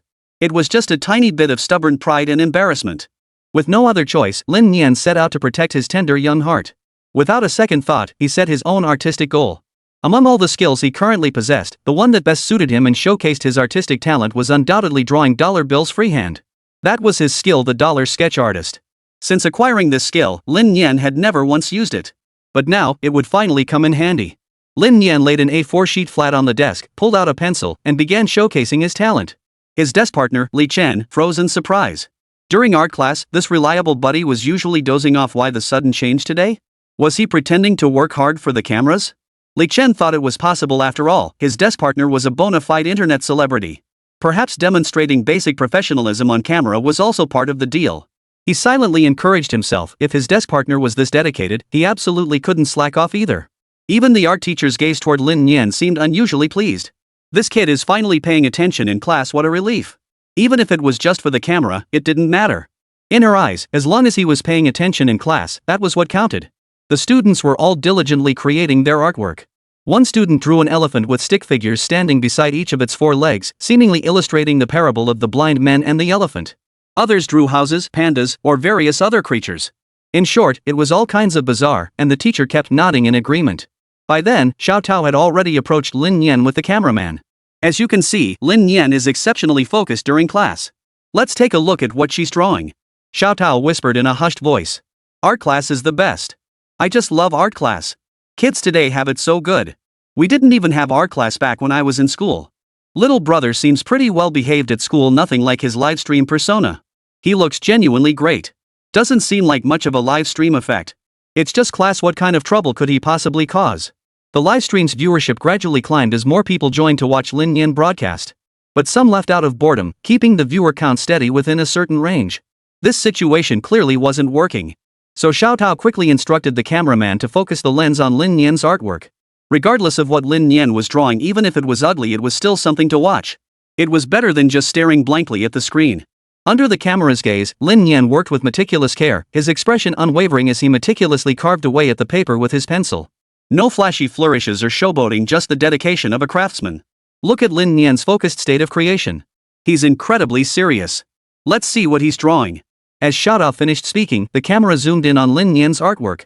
The live stream audience was stunned by Lin Nian's attitude. It's rare to see little brother so focused. What is he drawing? Looks like money? Little brother's got money on his mind. What kind of money is this? I can't make heads or tails of it. Something's off. The camera was blurry before, but now it's clear. Kid brother is drawing US dollars with a pencil? Ha? US dollars? Netizens were stunned. Many only knew dollars from movies, and Lin Nian's pencil sketch bore no resemblance to the familiar green bills. But once someone pointed it out, they finally caught on. Wait, dude, he's really drawing dollars? Holy crap. Am I seeing things, or has little kid lost his mind? Little kid is drawing so intently, is everything okay? Bro's technique is insane. He's not just drawing dollars, he's capturing every detail. Look at the intricate hand movements on the bills, those tiny security features used to verify authenticity. Who knew he could render them so vividly? Unbelievable. He really knows his stuff. I'll handle the acid-free paper, you get the color-shifting ink. Let's build this into something huge. Isn't kid so talented? The live stream audience was stunned. Kid brother actually drew a dollar bill right there in class? Xiao Tao, the interviewer, was also dumbfounded. In her years in the industry, she'd interviewed hundreds of people but never witnessed anything like this. Right before her eyes, Lin Nian, this 8-year-old child, was actually drawing US dollars freehand? For a child? She'd only ever seen dollar bills in movies, never touched one, let alone sensed their presence. And now Lin Nian was just drawing them out? Refusing to believe it, Xiao Tao grabbed her phone and started searching for images of dollar bills. She displayed them to the live stream audience. She then instructed the cameraman to focus the lens on both the dollar bill Lin Nian was drawing and the one on her phone. The comparison revealed a startling similarity. Aside from the color being off, they were nearly identical. Even the intricate details were faithfully reproduced by Lin Nian. With a pencil in hand, she meticulously recreated details so minute they'd go unnoticed by most. The live stream audience was stunned. Is this kid some kind of natural-born money printing machine? This is insane. Is this an art class? My teachers never taught us this back in school. Who'd dare teach this? Is this just pure talent? That's a great talent. Does that mean he can print his own money when he runs out? Just then, the art teacher noticed Xiao Tao's exclamation and couldn't resist coming over out of curiosity. Seeing Lin Nian's artwork, she too was utterly dumbfounded. Is this supposed to be a dollar bill? Her mind was filled with question marks. She might be an art teacher, but that didn't mean she could draw something like this. Specialization is key. Seeing Lin Nian's painting now, even her proudest work paled in comparison. She felt utterly inadequate. She couldn't help but ask the soul-searching question, who's the real teacher here? Chapter 48, You're the Real Artist. The art teacher had never encountered such a scene. Compared to the reporter and Lin Nian, she felt like a complete rookie. Stammering, she asked, Lin Nian, what exactly are you painting? But Lin Nian, accustomed to live streaming, paid no mind. Without even lifting her head, she continued painting with meticulous care and calmly replied, I'm painting dollars. Painting dollar bills? How could such a niche term come out of his mouth with such nonchalance? The art teacher was completely dumbfounded. Just then, the camera cut to her. She immediately waved her hands in protest, looking so wrong she seemed on the verge of tears, as if pleading. Don't film me. I really didn't teach this. This scene had netizens in stitches. They say teaching your apprentice will starve the master, but how come this never happens with Lin Nian? Even the master can't pull it off. The pupil surpasses the master, true enough, but this is just ridiculous. How did he casually drop such a niche term as drawing dollars? This is insane, guys. I thought I must have misheard, but it all happened right before my eyes. Holy crap. Who's got kid brother's contact info? I've got a wild idea. Hey, buddy, that bold idea of yours is totally illegal in this country. Please put away those unrealistic thoughts. At the very least, you'd need to bring me along. The art teacher was terrified, but thankfully the cameraman took pity and shifted the lens away from her, focusing instead on Lin Nian. She asked again, Lin Nian, who taught you this? Let me tell you, this isn't acceptable in our country. No, it's unacceptable anywhere. The art teacher quickly corrected herself, trying to retract her earlier slip of the tongue. Lin Nian casually replied, I learned it from movies. His answer left everyone speechless. Netizens were even less convinced. Always learned it from movies. You really don't pick up the good stuff, do you? If I had his skills, I'd never be so flashy. Kid brother still doesn't realize what all this means. Unbelievable, some people still don't realize kid knows exactly what he's doing? He knows all too well. Little kid is just young, not stupid. At that moment, Lin Nian finally finished drawing the dollar bill.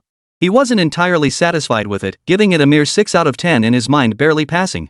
While most details were meticulously rendered, the pencil medium caused many areas to appear blurred. He gave himself a passing grade because of the refined details. His first attempt felt as effortless as if he'd drawn it 1,000 times before. The sense of accomplishment upon finishing still felt pretty good. He lifted the A4 paper to the windowsill.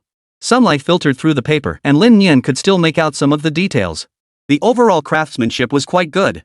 The cameraman naturally captured this moment. Netizens erupted in excitement.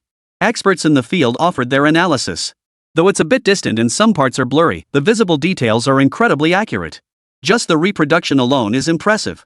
If they had gravure printing presses, steel plates, electroplated plates, and color-changing ink, they could achieve amazing results. Holy crap, a master has emerged. Is this guy self-taught? How does he know so much? Bro, instead of leaving like this, why not team up and build something big? Let's make history together.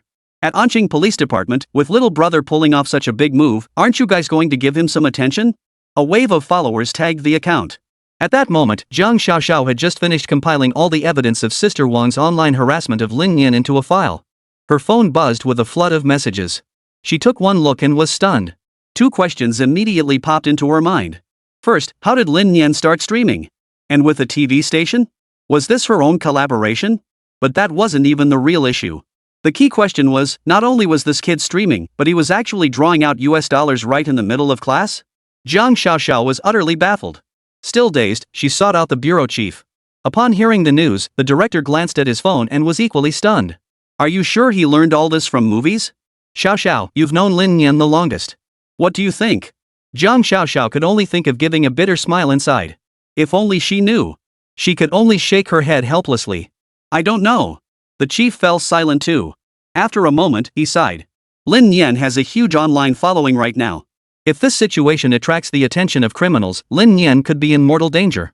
You must protect him during this period. If anything happens, contact me immediately.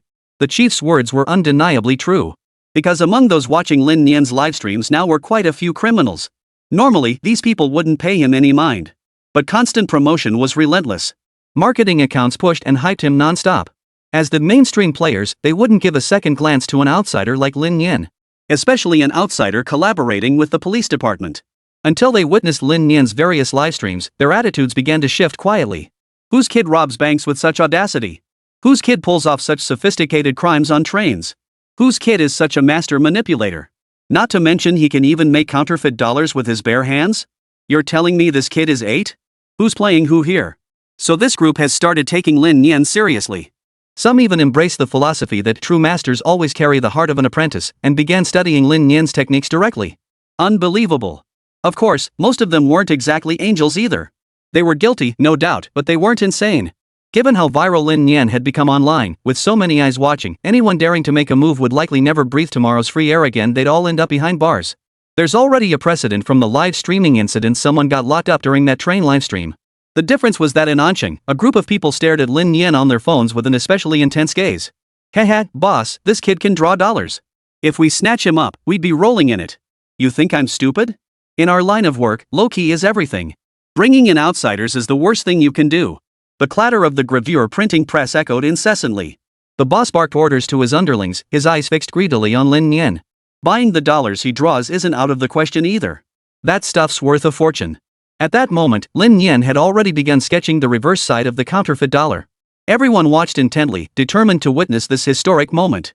Even when the dismissal bell rang, no one paid it any mind. Lin Nian cared even less. Finally, just before the next class began, Lin Nian completed the design for the front of the dollar bill. Now that's a real artist. Chapter 49. If I had a classmate like this, I'd never get into college. seeing Lin Nian effortlessly sketch the back of the dollar bill. And did it even faster than drawing the front? The art teacher was a bit overwhelmed.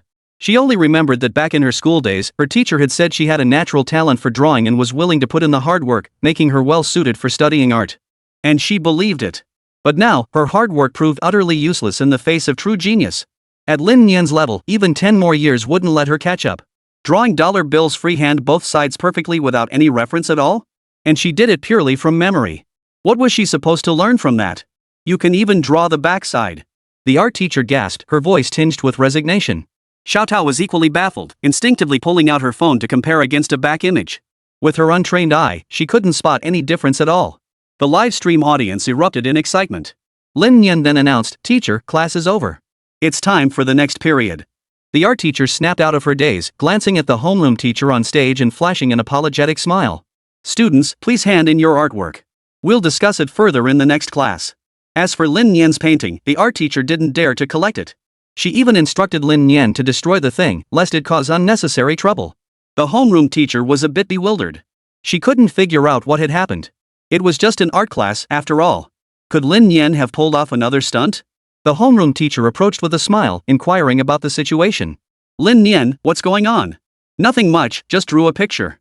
The homeroom teacher smiled and said, "It seems Lin Nian has quite the talent for painting. May I see what you've drawn?" The homeroom teacher spoke with a smile, but her peripheral vision had already caught sight of Lin Nian's artwork. This didn't look quite right. A rectangle, perfectly square, about the size of a coin. Wait. This kid actually drew money. The homeroom teacher stared at Lin Nian's drawing and recognized it instantly. "It's a dollar bill." "You drew a dollar bill?" "Mm-hmm." Lin Nian nodded. The homeroom teacher felt a sudden wave of dizziness. Lin Nian wasn't just trying to create a live streaming effect, this was clearly meant to shock everyone. The teacher was at a loss for words. This kid could do anything, and not just anything, but things that couldn't be shown in public. No wonder the art teacher hadn't collected his drawing earlier. How could she possibly do that? "Now, Lin Nian," the teacher began, "from an artistic perspective, I recognize your talent. But I sincerely hope this talent doesn't lead you down the wrong path." The homeroom teacher gave a nervous chuckle. Hearing the class bell ring, he returned to the podium to continue teaching. "Kid, you sure know how to make an entrance. You've got the teacher all flustered now. Does this thing need to be filed with the authorities or something? With little brother's situation, I bet there's more than one technique that needs filing." As Lin Nian attended class, the cameraman began filming the classroom environment. But the effect wasn't great. Netizens were still buzzing about Lin Nian drawing on the dollar bills earlier. With the lack of spectacle, the livestream's heat cooled down a bit. Xiao Tao saw this and knew it wouldn't do. She needed to focus her efforts on Lin Nian and create some drama. She quietly asked Lin Nian, "Why did you draw on the dollar bills? Do you know that kind of behavior is wrong?" Lin Nian suddenly adopted a pained expression. "It all started on that rainy night. The wind was fierce, I was freezing, huddled beside a trash bin." Xiao Tao stared blankly at Lin Nian. There was more to this story. "I rummaged through the trash bin, but there was nothing to eat inside. All I found was a book, one that teaches you how to draw dollar bills." Netizens were convinced there was some real backstory. That sudden twist made me laugh so hard I almost hurt my back. This kid's just messing with us. I actually believed it was real. That expression was so dramatic, but nothing happened. Xiao Tao was also thoroughly stunned. "Lin Nian, no one's buying your made-up story." Xiao Tao tried to correct Lin Nian. But unexpectedly, Lin Nian's good deskmate, Li Chen, asked curiously, "Then what?" "Then what?" Xiao Tao's inner monologue. Netizens burst into laughter. "Oh no, Kid Brother's deskmate has fallen for it. Honestly, if I'd had a classmate as entertaining as Kid Brother back in the day, I'd never have made it to college." "Damn, that's some wild storytelling. Who says no one believes it? Look, Kid Brother's deskmate bought it. This is hilarious. Kid Brother's classmate is so entertaining. Is this what they call silent until you speak, then you astonish everyone?" Xiao Tao felt a bit awkward too, momentarily at a loss for words. Lin Nian, however, was vividly recounting the story to her own deskmate. "You know which sheep tastes best on the green grass prairie? If you ask me, it's either DGA or Tyene. They have no restrictions whatsoever, they can appear anywhere there's light. That's just conceptually divine. Over in Bear Ridge, Brother Chang is seriously powerful. The lightest charge against him was just drunk driving." Lin Nian spoke with such dramatic flair that Li Chen was completely dumbfounded. When he heard that lazy was the tastiest to eat, the kid nearly burst into tears. He loved being lazy more than anything. But regardless, the effect was surprisingly good. Even without Xiao Tao actively steering the conversation, just listening to Lin Nian ramble kept the live stream viewership steady. Seeing the numbers hold steady, Xiao Tao decided to keep quiet, letting Lin Nian run with it. Fortunately, the homeroom teacher's class was the last one of the day. Once it ended, Lin Nian would be free to go home. With Lin Nian's dismissal, their task was complete. They still needed to edit the livestream footage later, so after Xiao Tao delivered a closing remark, she ended the broadcast. As Lin Nian walked out the school gate, Zhang Xiaoxiao was already waiting for him. Lin Nian chuckled, "Ah, Sister Xiaoxiao, what a coincidence." Zhang Xiaoxiao gave a forced smile, "Is it really that coincidental? Can't you just do something normal? Spending dollars on live streams, how come I never knew you had this kind of ability before?" "Well, I never had the chance to show it off before," Lin Nian muttered under his breath. Zhang Xiaoxiao was rendered speechless by his words. Feeling a bit annoyed, she led Lin Nian to the car. When Lin Nian was streaming, Zhang Xiaoxiao and the others had learned about his artistic skills. They then arranged for Zhang Xiaoxiao to protect Lin Nian and ensure his safety. "Now look what you've done, the chief sent me to protect you. Put this on. It's a miniature camera and also a locator." Lin Nian was stunned. "It can't be that bad, right? There's no need for this." "Not necessary?" Zhang Xiaoxiao shot him a look. "You have no idea how sought after your skills are. Of course it's necessary. Don't worry about the details. The camera only holds a charge for 12 hours, so remember to recharge it every day." Zhang Xiaoxiao didn't want to be this troublesome either, but she feared Lin Nian might genuinely be targeted. "Got it." Lin Nian accepted without protest, clipping the camera to his collar. Worn under his school uniform, it was nearly impossible to notice. Chapter 50, Zhang Xiaoxiao, I'm such an idiot. Although Lin Nian understood the motivation behind Zhang Xiaoxiao's actions, she still found it utterly ridiculous. This is a society governed by law, right? She wasn't even worried herself, yet here she was fretting first. On the way home, Zhang Xiaoxiao casually asked Lin Nian, "Have you decided on a theme for the live stream yet?" "Live stream? With your current traffic and heat, you'd be better off taking a break before going live again." Lin Nian's lawsuit was still pending, and that Wang sister still hadn't deleted the video or issued an apology. Now that Lin Nian had flaunted his ability to draw dollar bills, it would be a miracle if he didn't get targeted. Given the current situation, it was astonishing that Lin Nian was even considering streaming. It was a testament to his nerves of steel. How on earth did he come up with that idea? Lin Nian heard this and thought, no way. What he needed most right now was popularity. With traffic and buzz at their peak, the conversion rate for popularity points would be sky high. If he stopped streaming now and the buzz died down, what then? Even with the TV station's broadcast, its reach simply couldn't match Zhang Xiaoxiao's platform. "We have to keep streaming. You don't just give up halfway through." Lin Nian uttered what he considered a perfectly reasonable statement. Zhang Xiaoxiao remained unmoved. "No means no. Why are you so fixated on streaming?" Zhang Xiaoxiao had initially planned to ride Lin Nian's popularity wave, but the situation had changed. Lin Nian was too hot right now. It was easy to attract unwanted attention. It was better to keep a low profile. Unexpectedly, Lin Nian replied directly, "Because streaming brings in income. That way, you won't have to work so hard, sis." That single sentence made Zhang Xiaoxiao, who was driving, slam on the brakes. What did you just say?" Zhang Xiaoxiao's heart instantly softened. She never imagined Lin Nian would say something like that. Based on Lin Nian's usual demeanor, his behavior, and all his mischievous moments, Zhang Xiaoxiao had already assumed Lin Nian would say something like he did live streaming for fun, because it was entertaining, or something along those lines. She never would have imagined it could be connected to something so completely unrelated. But now Lin Nian was saying he streamed solely to ease his sister's burden. His sincere attitude and earnest tone moved Zhang Xiaoxiao deeply. Honestly, Zhang Xiaoxiao never imagined such words could come out of his mouth. But it was Lin Nian who said it. In that moment, she realized she'd never truly understood this kid, Lin Nian. He was different from other kids. Zhang Xiaoxiao remained silent, consumed by self-reproach. How could she have thought such things about Lin Nian? And those words were indeed one of his truest thoughts. He did have that thought about earning some tips. After all, when it came to making money, if he could earn it and improve his own life, he naturally wanted his family to live comfortably too. After a moment of silence, Zhang Xiaoxiao replied, "The live streaming idea is fine, but I don't have a solid theme yet. I'll definitely go live within 3 days." Thank you, Sister Xiaoxiao. Lin Nian's words melted Zhang Xiaoxiao's heart.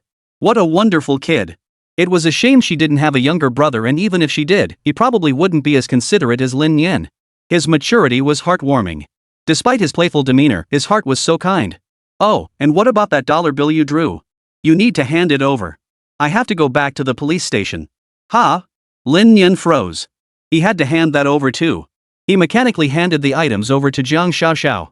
Zhang Xiaoxiao didn't forget to remind him, "Don't draw anymore. Look, your drawings are really good, but bad people might target you and force you to draw. What would you do then?" After safely escorting Lin Nian home, Zhang Xiaoxiao returned to the police station to report. Watching her drive away, Lin Nian shrugged helplessly. "What kind of nonsense is this?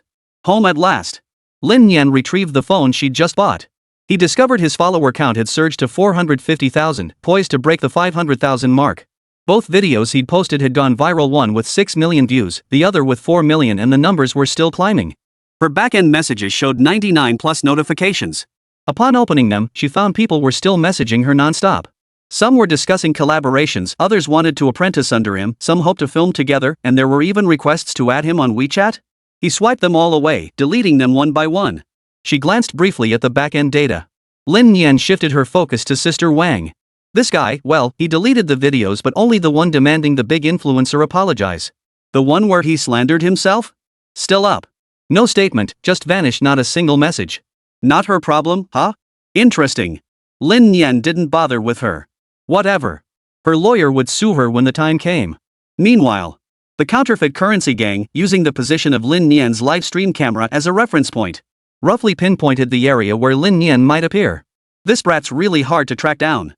Is his skill level really that high? What if it's all fake? What are you afraid of? This is what we do.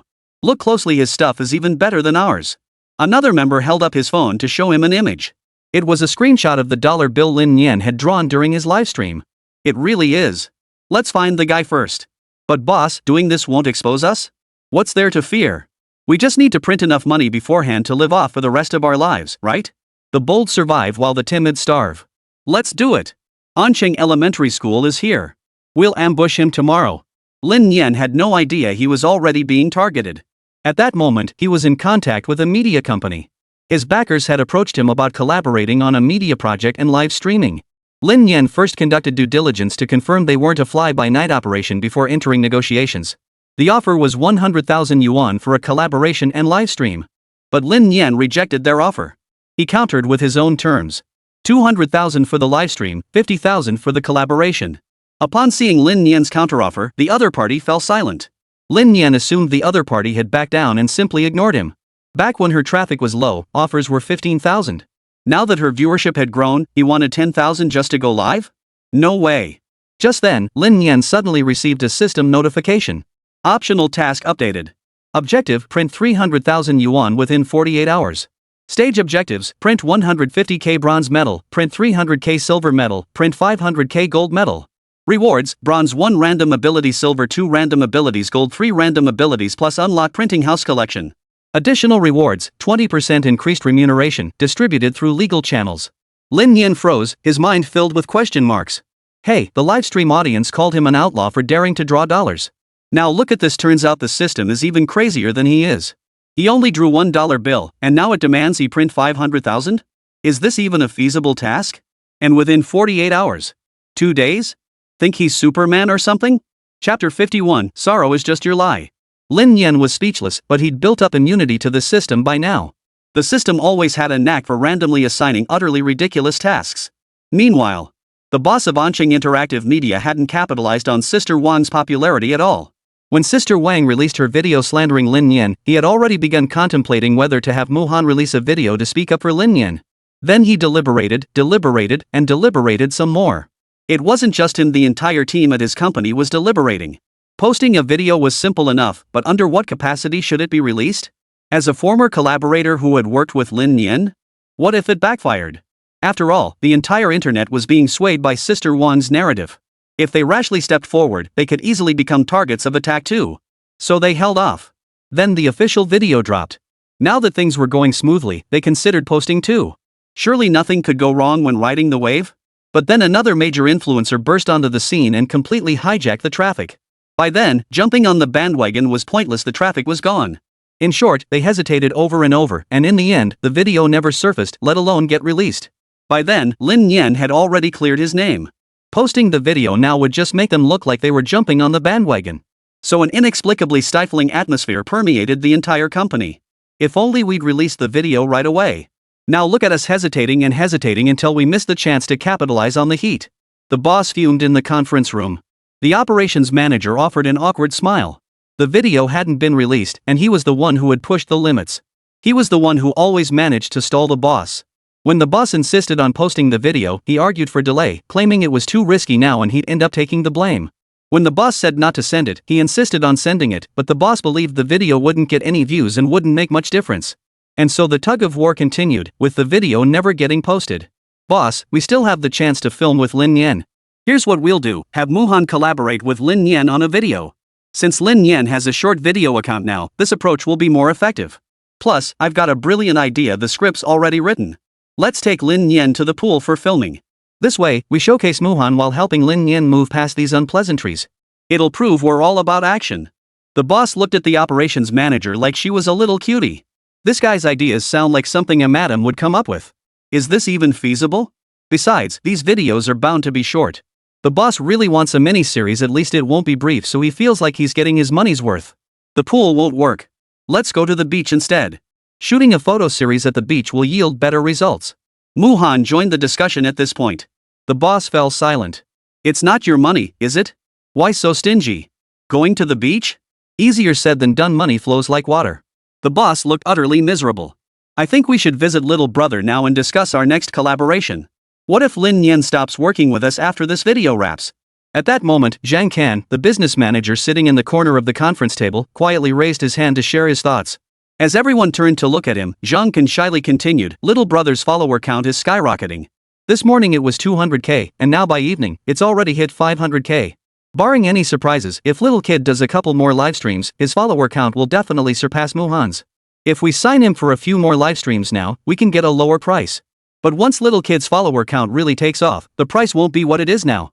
And his bargaining power, it's really strong. Zhang Can's words snapped everyone present back to reality. He was right. This was indeed a factor they needed to consider. But little brother's traffic is hard to convert into Muhan's follower count, the conversion rate is a bit low. We can use that point to negotiate with him, the operations manager said earnestly. The boss's expression shifted from gloomy to even gloomier. Ahem. We're running low on funds now. We haven't even recouped the costs from signing him last time. It's only been a few days, and we still haven't seen any results. The operations manager silently opened the computer and displayed the data. It's not really a loss. Advertisers' rates have gone up, and Muhan's follower count is growing significantly. She's almost at 1.5 million followers. I think we should strengthen our collaboration with little brother. Shoot a few ads first to recoup some costs. The boss cut straight to the point, his tone leaving no room for refusal. But just then, Zhang Can silently raised his hand again. Boss, there's one more thing I haven't mentioned. Someone contacted us today about investing. At this, everyone froze, their eyes fixed intently on Zhang Can. Well, they said they admire our vision and ability to capitalize on trends, so they're willing to invest 1 million yuan in the first phase as a trial run. Didn't you agree? The boss stared at Zhang Can urgently. I did. They said we'll meet tomorrow to discuss. Why didn't you tell me sooner about something this big? The boss nearly shouted, feeling like he could strangle someone. You didn't ask me.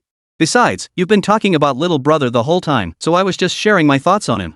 Zhang said timidly. Great. What are we waiting for? Contact little brother right now. The boss, who had been hesitant moments ago, suddenly became decisive and resolute. Before, he had no money, every penny spent was his own. It felt like his heart was bleeding. Now that someone was offering to invest, what was there to worry about? As long as it wasn't his own money, he wouldn't feel a twinge of regret. Seeing the boss's sudden change in attitude, everyone else breathed a sigh of relief. For Muhan, who also held shares in the company, this meant shared prosperity and shared hardship. He was thrilled beyond words. For the operations manager, while this was just a job, the boss valued him highly and was never stingy. He rarely gave him real trouble, just some verbal banter. How could he not stand up for him? Boss, what about our plan to take photos by the sea? Agreed, absolutely agreed, the boss said cheerfully. The smile on his face was unusually relaxed, even smoothing out some of his wrinkles. Muhan, Zhang Can, you two handle contacting Xiaogu. Negotiate the price first, then sign the contract once the funds clear. Zhang Can, you better not shoot your mouth off again. Shortly after, Lin Nian received a WeChat message from Muhan. When it came to business deals involving money, how could Lin Nian possibly refuse? Soon after, inside the restaurant, Lin Nian, his sister Lin Xiaowan, Muhan, and Zhang Can sat together for dinner. Don't take online rumors too seriously. I'm practically an old-timer myself, dwelling on that stuff just makes life harder for yourself. Muhan didn't get straight to the point, instead sharing some insights from her own experience as an internet celebrity. Lin Nian nodded. I was pretty upset yesterday, but I've calmed down now. Mr. Zhang, what did you wish to discuss this time? Lin Nian smiled warmly at Zhang Can, sending a chill through Zhang Can's heart. He really couldn't win an argument with Lin Nian. Chapter 52, Deep Pockets. Muhan smiled as she took over the conversation. We'd like to discuss another collaboration for live streaming. I hope we can do 3 more sessions. 3 sessions, huh? Lin Nian nodded silently. That would likely push the schedule to next week, but it's not impossible. We can only do 3 collaborative live streams per month. What do you think? Lin Nian countered. Muhan hadn't expected things to go so smoothly. Of course. What's your quote? 300,000 for 3 live streams. Lin Nian was focused on making money now, so she didn't push for an unreasonably high price. For one thing, their company wasn't exactly a major player, they simply couldn't afford more than that. Moreover, Lin Nian desperately needed traffic and exposure. Even if they didn't pay, she'd still stream. So why not have them pay for her to stream? Either way, it was a win-win. So Lin Nian didn't push too hard on the price. But this left her sister, Lin Xianwan, utterly stunned. She nearly choked on her soup. She'd never imagined making money could be as simple as Lin Nian described. Already, 200,000 yuan had rolled in today, and it was from a TV station. Then in the afternoon, someone invited her to dinner and offered another 300,000 yuan. Good grief. The money she'd made in a single day was probably more than she'd earned in half her life. Lin Xianwan was stunned. But to Muhan and Zhang Can, Lin Nian's offer this time was remarkably reasonable. Before this, the quote for their first collaboration had been 150,000. This time, it was practically a free live stream. They were thoroughly satisfied. Thank goodness Zhang Can hadn't spoken up first. No problem, no problem. We'll sign the contract tomorrow. No problem. With the matter settled, the meal proceeded in perfect harmony, with no one feeling anxious or on edge. Back home, Lin Xianwan felt a bit dazed. Lin Nian, do you think this money is real? Lin Xianwan pulled out her phone, stared at the balance in her bank account, and couldn't help but ask. It's all real. Go ahead and spend freely, sis. What's the point of earning money if you don't enjoy it? Lin Nian said with a smile. We can't spend this money. We have to save it for you. I'm afraid if I spend it now, I'll get into the habit of being wasteful. What if you can't go to college later? Lin Xianwan shook her head. But we could rent a nicer place. What do you think? And I could buy you some nice clothes.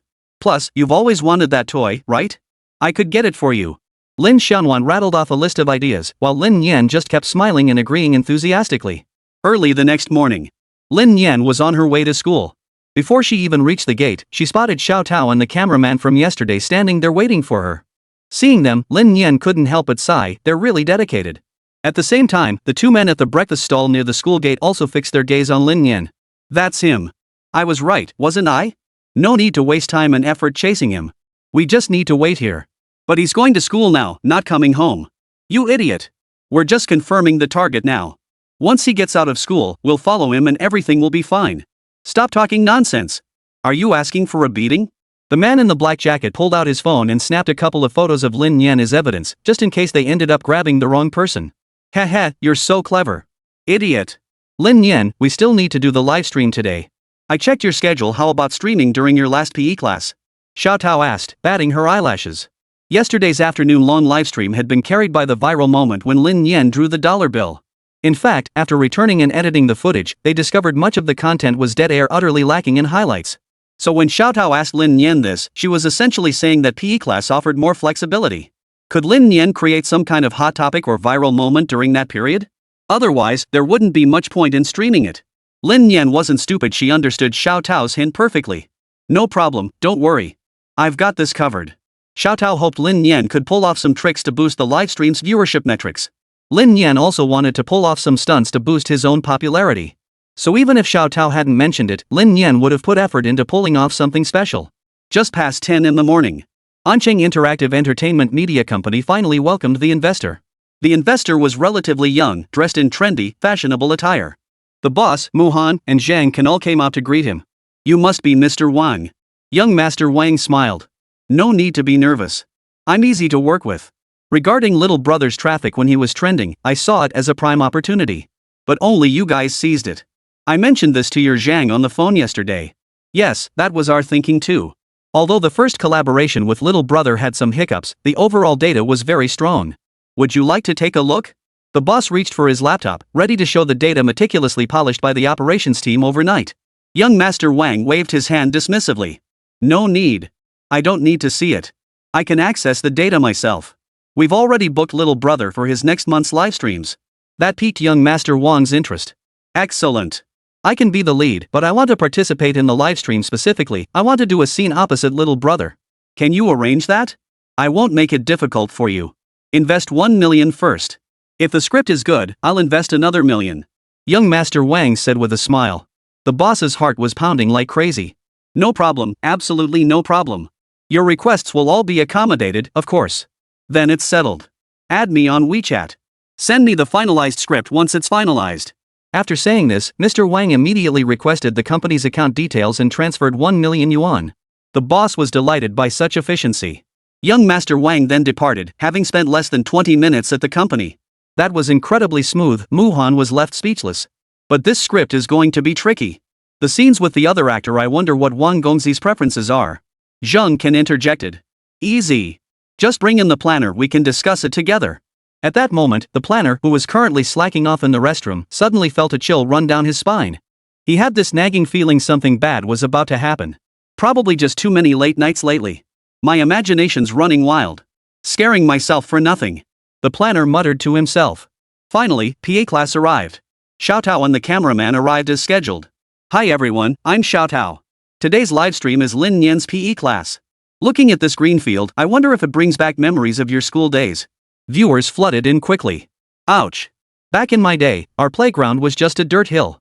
One step and dust flew everywhere. My school playground wasn't nearly this big, no nostalgia here. By the time I graduated elementary school, they installed air conditioning. By junior high graduation, they renovated the playground. By high school graduation, all the computers were upgraded. By college graduation, my major had been upgraded to a bachelor's program.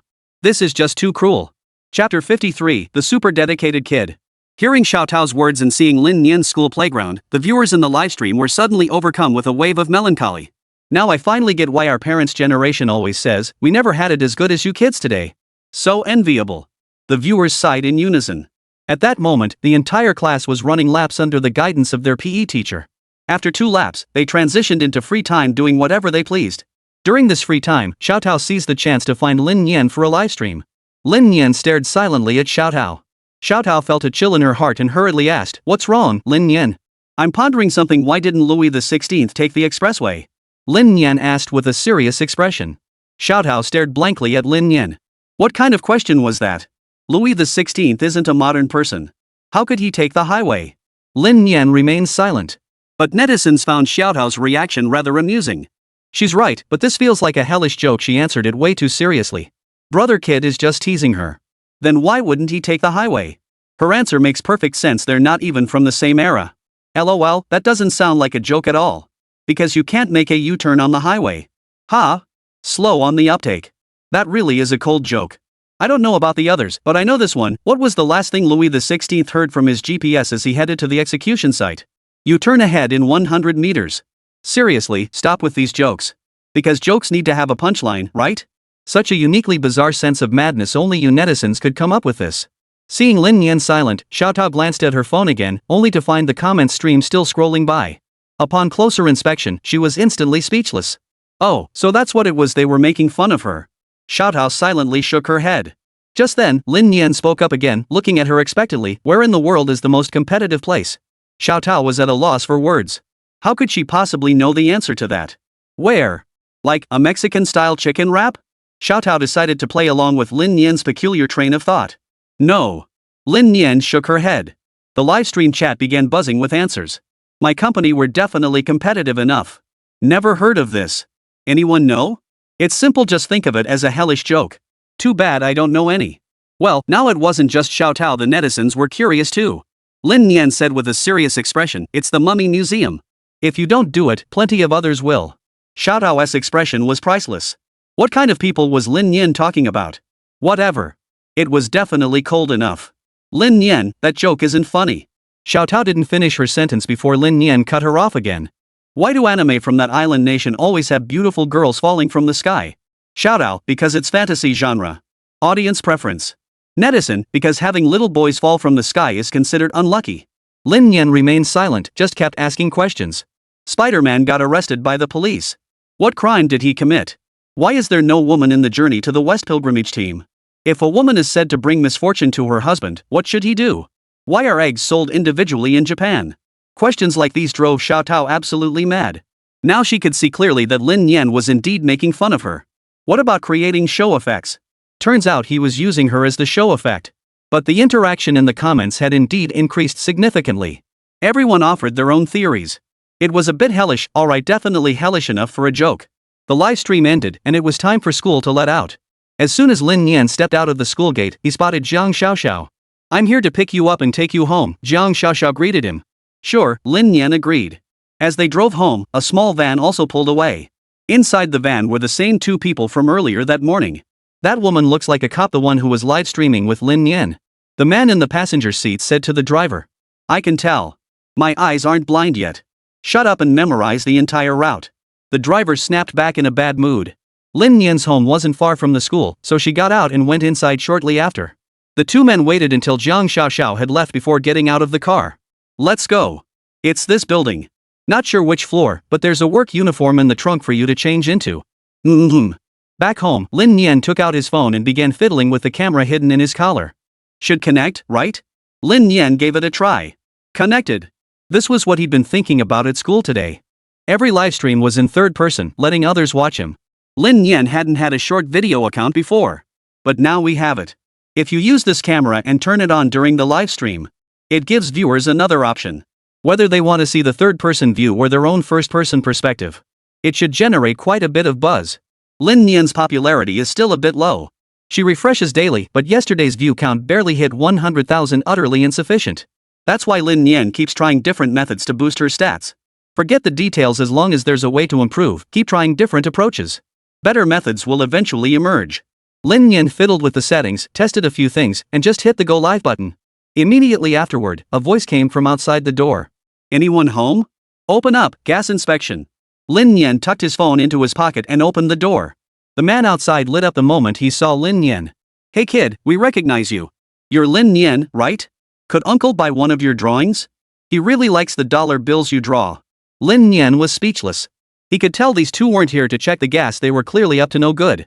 What gas inspector doesn't check the gas but instead asks for a drawing of dollars? Their intentions were too obvious.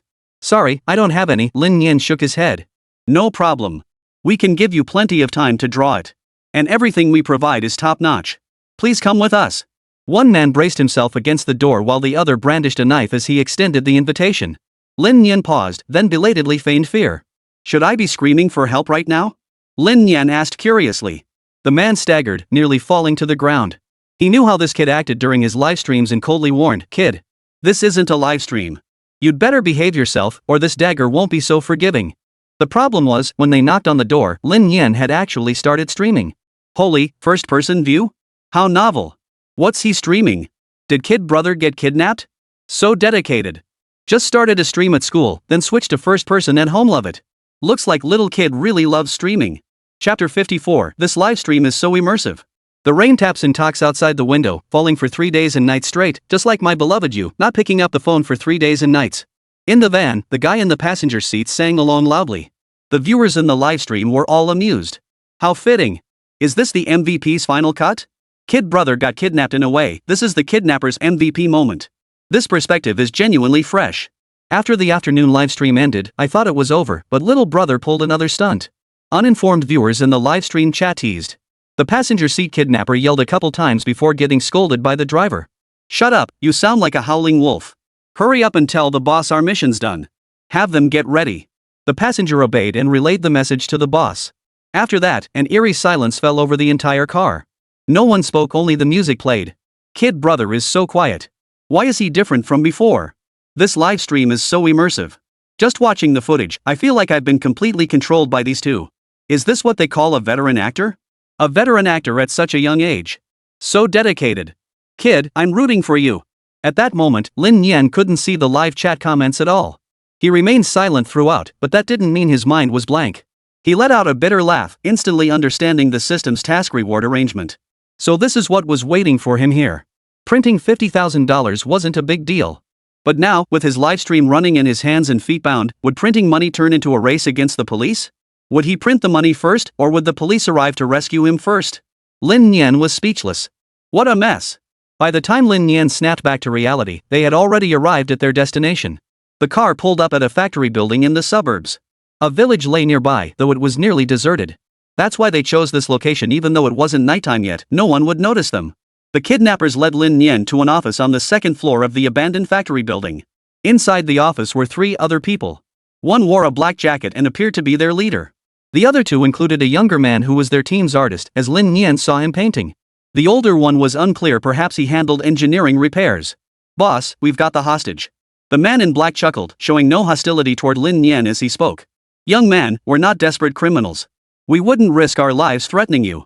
The way we brought you here might be a bit unethical, but we had no choice. He has all the materials needed for painting. You just need to paint the dollar bills. You don't have to worry about anything else. Once you're done, we'll send you on your way and give you a sum of money. How about it? Fair deal, right? The man in the black jacket spoke cheerfully, patting Lin Nian on the shoulder.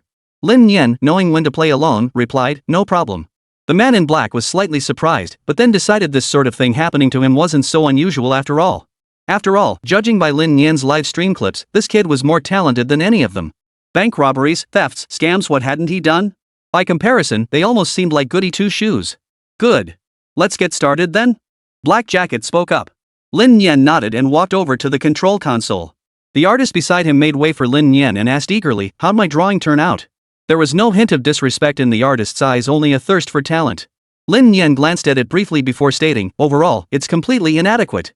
The issues are too significant. Who draws like this? Look here, it's completely out of proportion.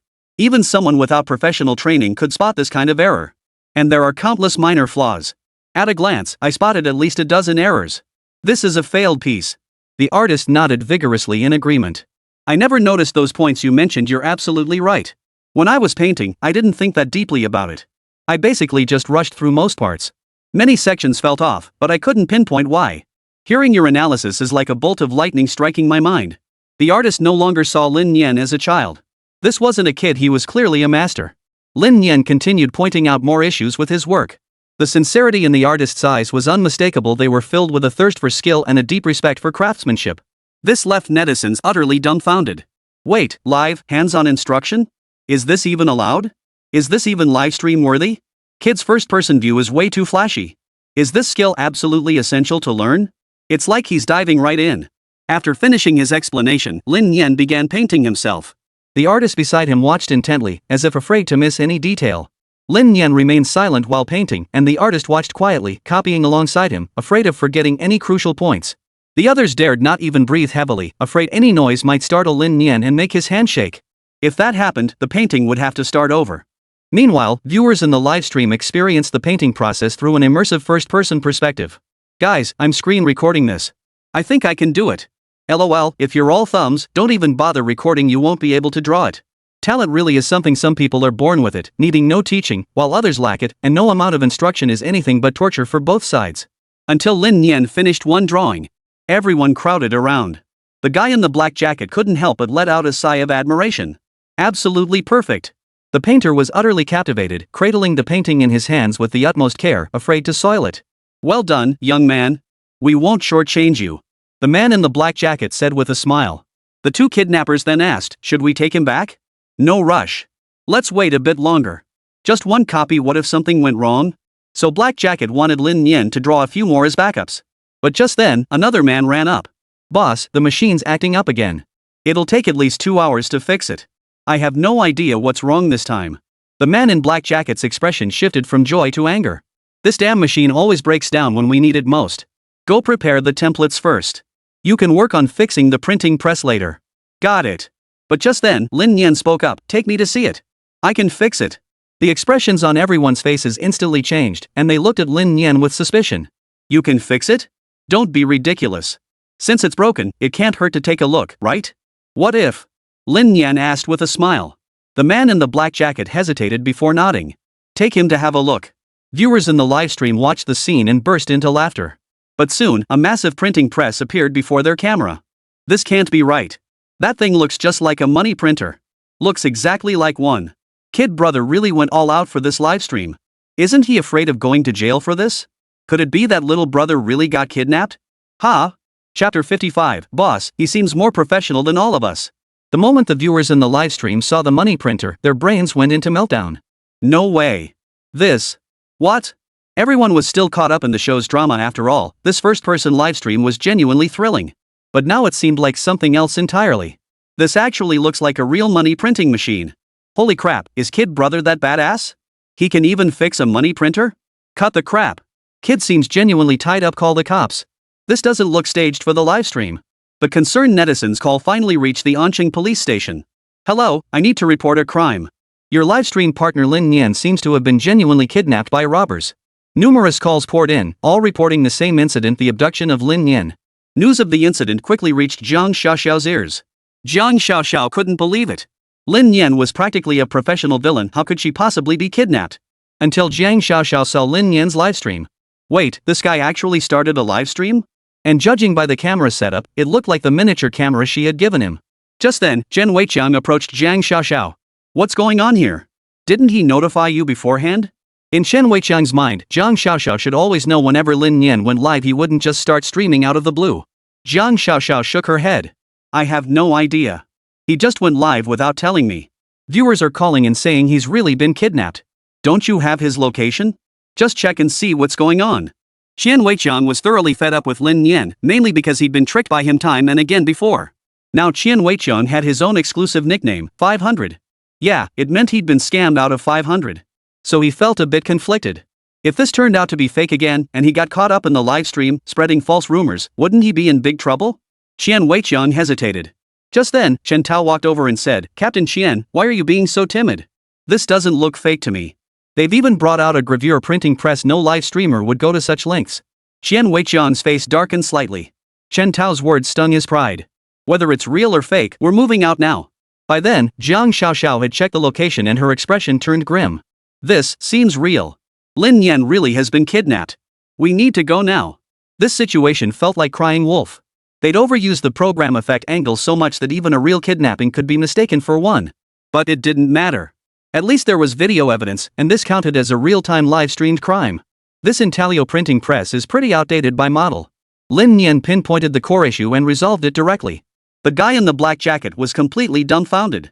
Not only could this kid forge dollars, but now he could even fix a printing press? Lin Nian wasn't exaggerating, this printing press was practically his grandfather's generation. He can fix this? Damn it! Could this kid have been in their line of work in a past life? Both his technique and problem-solving skills were more professional than theirs, and they were the real deal. If Lin Nian weren't actually only 8 years old, he'd swear the kid was a seasoned veteran in their line of work. Oh no, the absolute best. The guy in the black jacket snapped out of his daze and said, You fixed it that fast? Damn, you're good. He felt the urge to recruit talent. Kid, your skills are exceptional. How about joining us to build something big? You've seen our setup, everything's ready to go. No need for you to source supplies or find channels. I can't promise the moon, but raking in tens of millions a year? Piece of cake. The guy in the black jacket was clearly exaggerating. But he dared to make such bold claims because he genuinely believed that once Lin Nian joined their operation, he could actually earn that much. Not interested. Lin Nian shook his head. Why would he join them in building something big? He wasn't crazy. They might relish this life of walking on the edge of a knife, dancing on the blade, but Lin Nian had no desire for it. Besides, he genuinely didn't care about that kind of money. The legitimate avenues he pursued now earned him more than these shady deals ever could. Why waste time and effort joining them? Black Jacket had no mind-reading abilities, so he remained oblivious to Lin Nian's thoughts. If he did, hearing Lin Nian's words would probably make him cry himself unconscious in the bathroom. This is just too hurtful. Who the hell is running the black market operation here? After all the hard work he'd put in, he still wasn't making as much as Lin Nian? Who could he even complain to about this? He sighed, choosing not to pressure Lin Nian or force him to join. True, you're still young, but we can't break the rules. Name your price, I can't let you work for free. Black Jacket was sincere, working without pay wasn't his style. But to Lin Nian, it didn't sound like a compliment. Forget it. Lin Nian didn't say another word. But some viewers in the livestream were puzzled. He's turning it all down? Hey Nian, are you really this principled? Every time Kid Brother streamed before, he was always shouting about how he'd do this or that. This time he's being too good, so good it's making people suspicious. Guys, that's true, but what if accepting his money actually turns Lin Nian into an accomplice? LOL, some money just can't be taken, you can't control yourself. Why aren't the cops here yet? At this rate, they'll have their money printed before they show up. After being rejected by Lin Nian, the man in the black jacket didn't waste another word. Instead, he ordered his men to start printing money immediately. Lin Nian, however, had a request. Let me walk you through the process first. Hearing this, the man in the black jacket's face lit up with delight. Given Lin Nian's exceptional skills, having him oversee the process would be like having a personal safeguard, something he couldn't ask for more. Lin Nian's plan was straightforward. The system task required earning 500,000. He had to handle it personally and earn that 500,000 first. He had to race against the clock and finish before the police arrived, or else it would all go down the drain. Though it was a procedural step, this was different from the previous explanation about drawing dollars.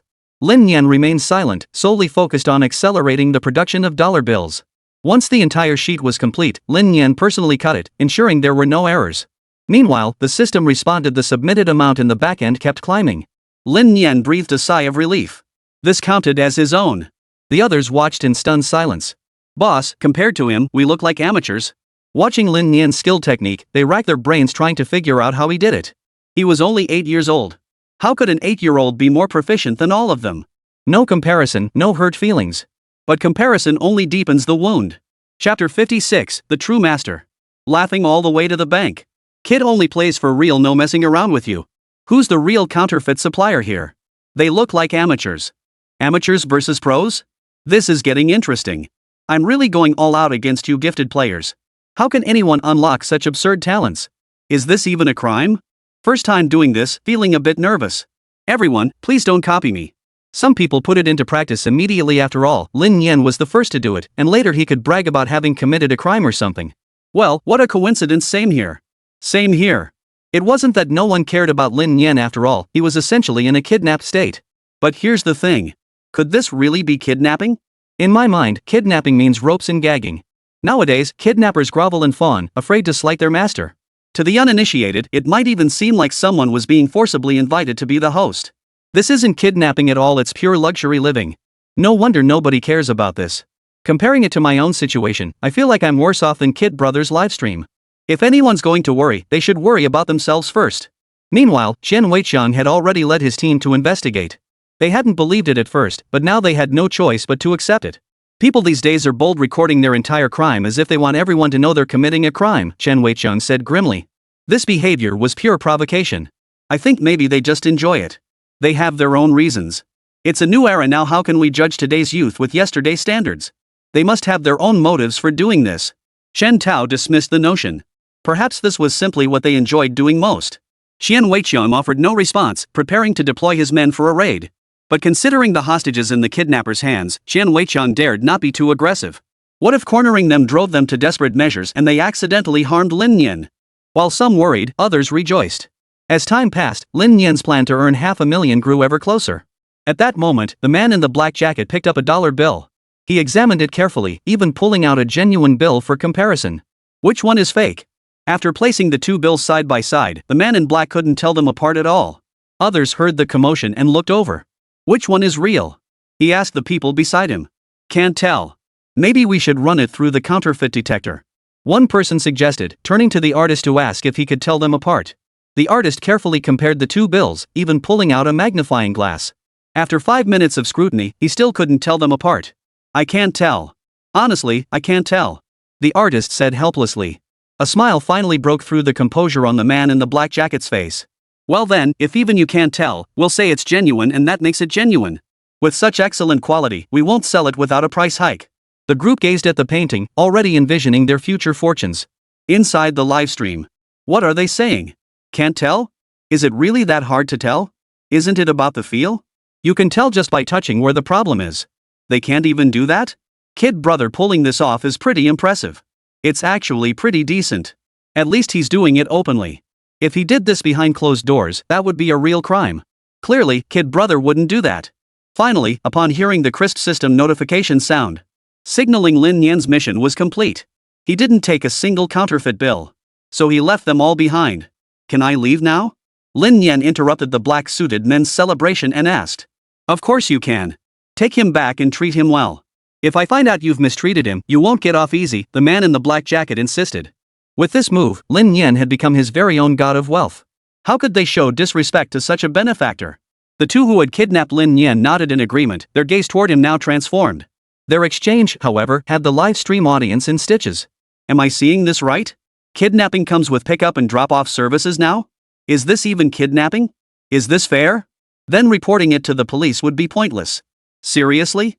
They just drop you off after completing the task? Does that even count as kidnapping? Lin Nian followed behind them, preparing to leave the abandoned factory. Young man, we may have raised our voices earlier, but please don't take it personally.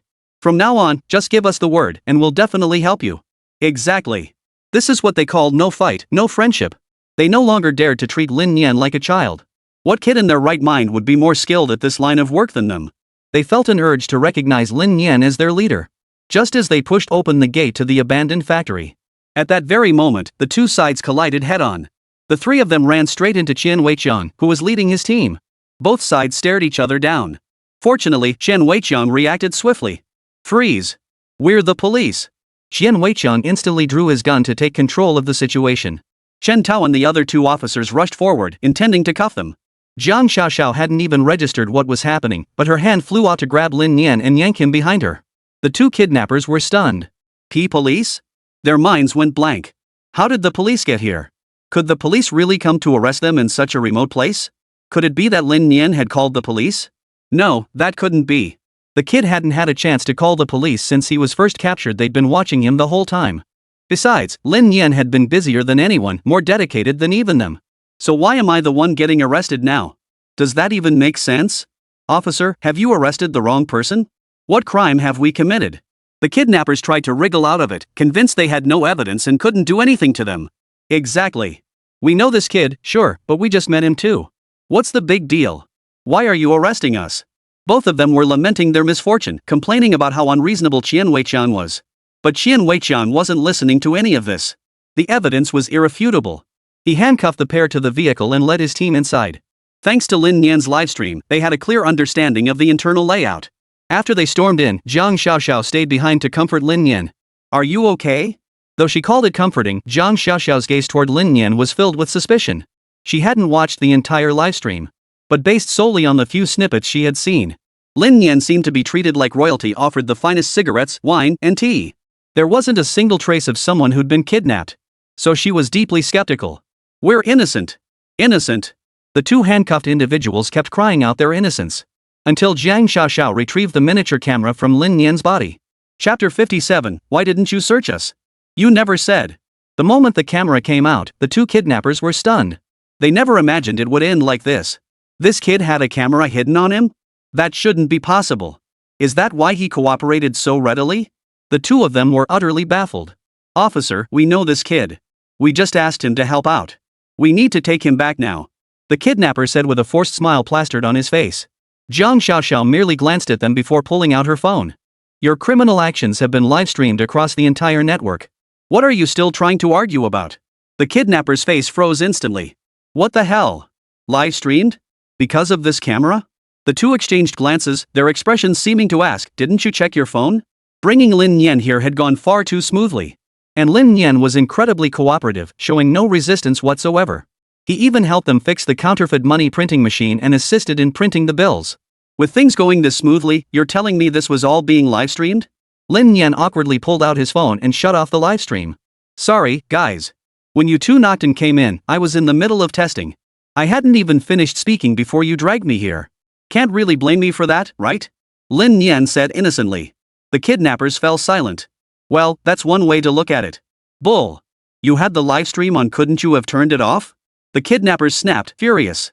You didn't mention it, so I assumed you wanted to be on camera too. Lin Nian waved his hand helplessly. The two kidnappers were speechless. Viewers in the livestream room, seeing the broadcast abruptly end, felt thoroughly disappointed. They flooded Lin Nian's video with comments. Why did you shut down the stream? We didn't even see these guys get caught. No need to watch anymore. Little brother has evolved into Conan. Please share the detailed tutorial on printing money. I'll pay you after I print it. The abandoned factory had already been secured by Qian Weiqiang. Every single person, along with the machinery, was accounted for. You lot have some nerve. Kidnapping is bad enough, but broadcasting your crime live? Handing over evidence like this? That's a first. Qian Weiqiang's tense expression nearly cracked. The guy in the black jacket stared blankly at him. We're live streaming? Yep. Streaming your own crime? You guys are real pioneers, Chen Tao said with a smirk. The man in black was speechless. He had no idea Lin Nian was streaming the whole thing. Shouldn't the two who came to arrest Lin Nian have already done this? Didn't they check before arresting him? The guy in the black jacket was utterly speechless. Now look, the cops had rounded them all up. Forget about any grand dreams of striking it rich. Just getting out a few years early would be a blessing. When they first started this operation, they weren't making much, barely breaking even, since they were new to the game. Then they discovered Lin Nian, this genius, and thought they could bring him in to draw, waiting for a huge payoff. But look what happened now, they dragged their entire crew down with them. As Qian Weiqiang escorted them out, they caught sight of the two kidnappers already in custody. The guy in the black jacket couldn't let it go. Didn't you know he was live streaming before you arrested him? Boss, you never told us to check. Just because I didn't say it doesn't mean you don't know what to do? Black jacket laughed bitterly. Did he really have to spell out such basic stuff before they could act? Unbelievable. Black jacket shot Lin Nian a look that screamed frustration. He was streaming it live. You saw it yourselves. Those were his drawings. He printed those dollars himself. Cut the nonsense. Qian Weiqiang had no interest in listening to him shift blame. After all, they were the ones who kidnapped Lin Nian. They were the ones who forced Lin Nian to paint it. How could this still be Lin Nian's fault? Afterward, Zhang Xiaoxiao took Lin Nian home, while Qian Weiqiang stayed behind to handle the aftermath. He took all the illegal items back with him. That was really dangerous. Next time something happens, you should tell me sooner, Zhang Xiaoxiao said at Lin Nian's doorstep. But then, with just one sentence, Lin Nian left Zhang Xiaoxiao speechless. Isn't there GPS tracking? Zhang Xiaoxiao fell silent. She wasn't going to check the location constantly anyway. Sigh. When Lin Nian returned home, his older sister Lin Xianwan was scrutinizing him. You got arrested this time, yet I can't detect a single trace of fear in you? Lin Xianwan was inwardly speechless. Clearly, Lin Nian had been arrested, yet he acted as if nothing had happened. Even his status among that group was absurdly high. They were feeding him well and treating him like royalty. There was absolutely no sign he'd been tied up. But at the same time, Lin Xianwan reminded herself that Lin Nian had genuinely been kidnapped. Yet it was this kind of kidnapping with absolutely no psychological trauma. Lin Xianwan was at a loss for words, finding her brother increasingly baffling. All she could do was repeat the same old safety cliches. It wasn't that she wasn't worried, it was just that worrying seemed pointless. He was the only one who could be both a constant worry and yet not a worry at all. Early the next morning, at the police station, the chief received a call from provincial headquarters. Chief Zhang of Ancheng, correct? Yesterday, netizens witnessed a live-streamed crime. This incident also occurred within your jurisdiction.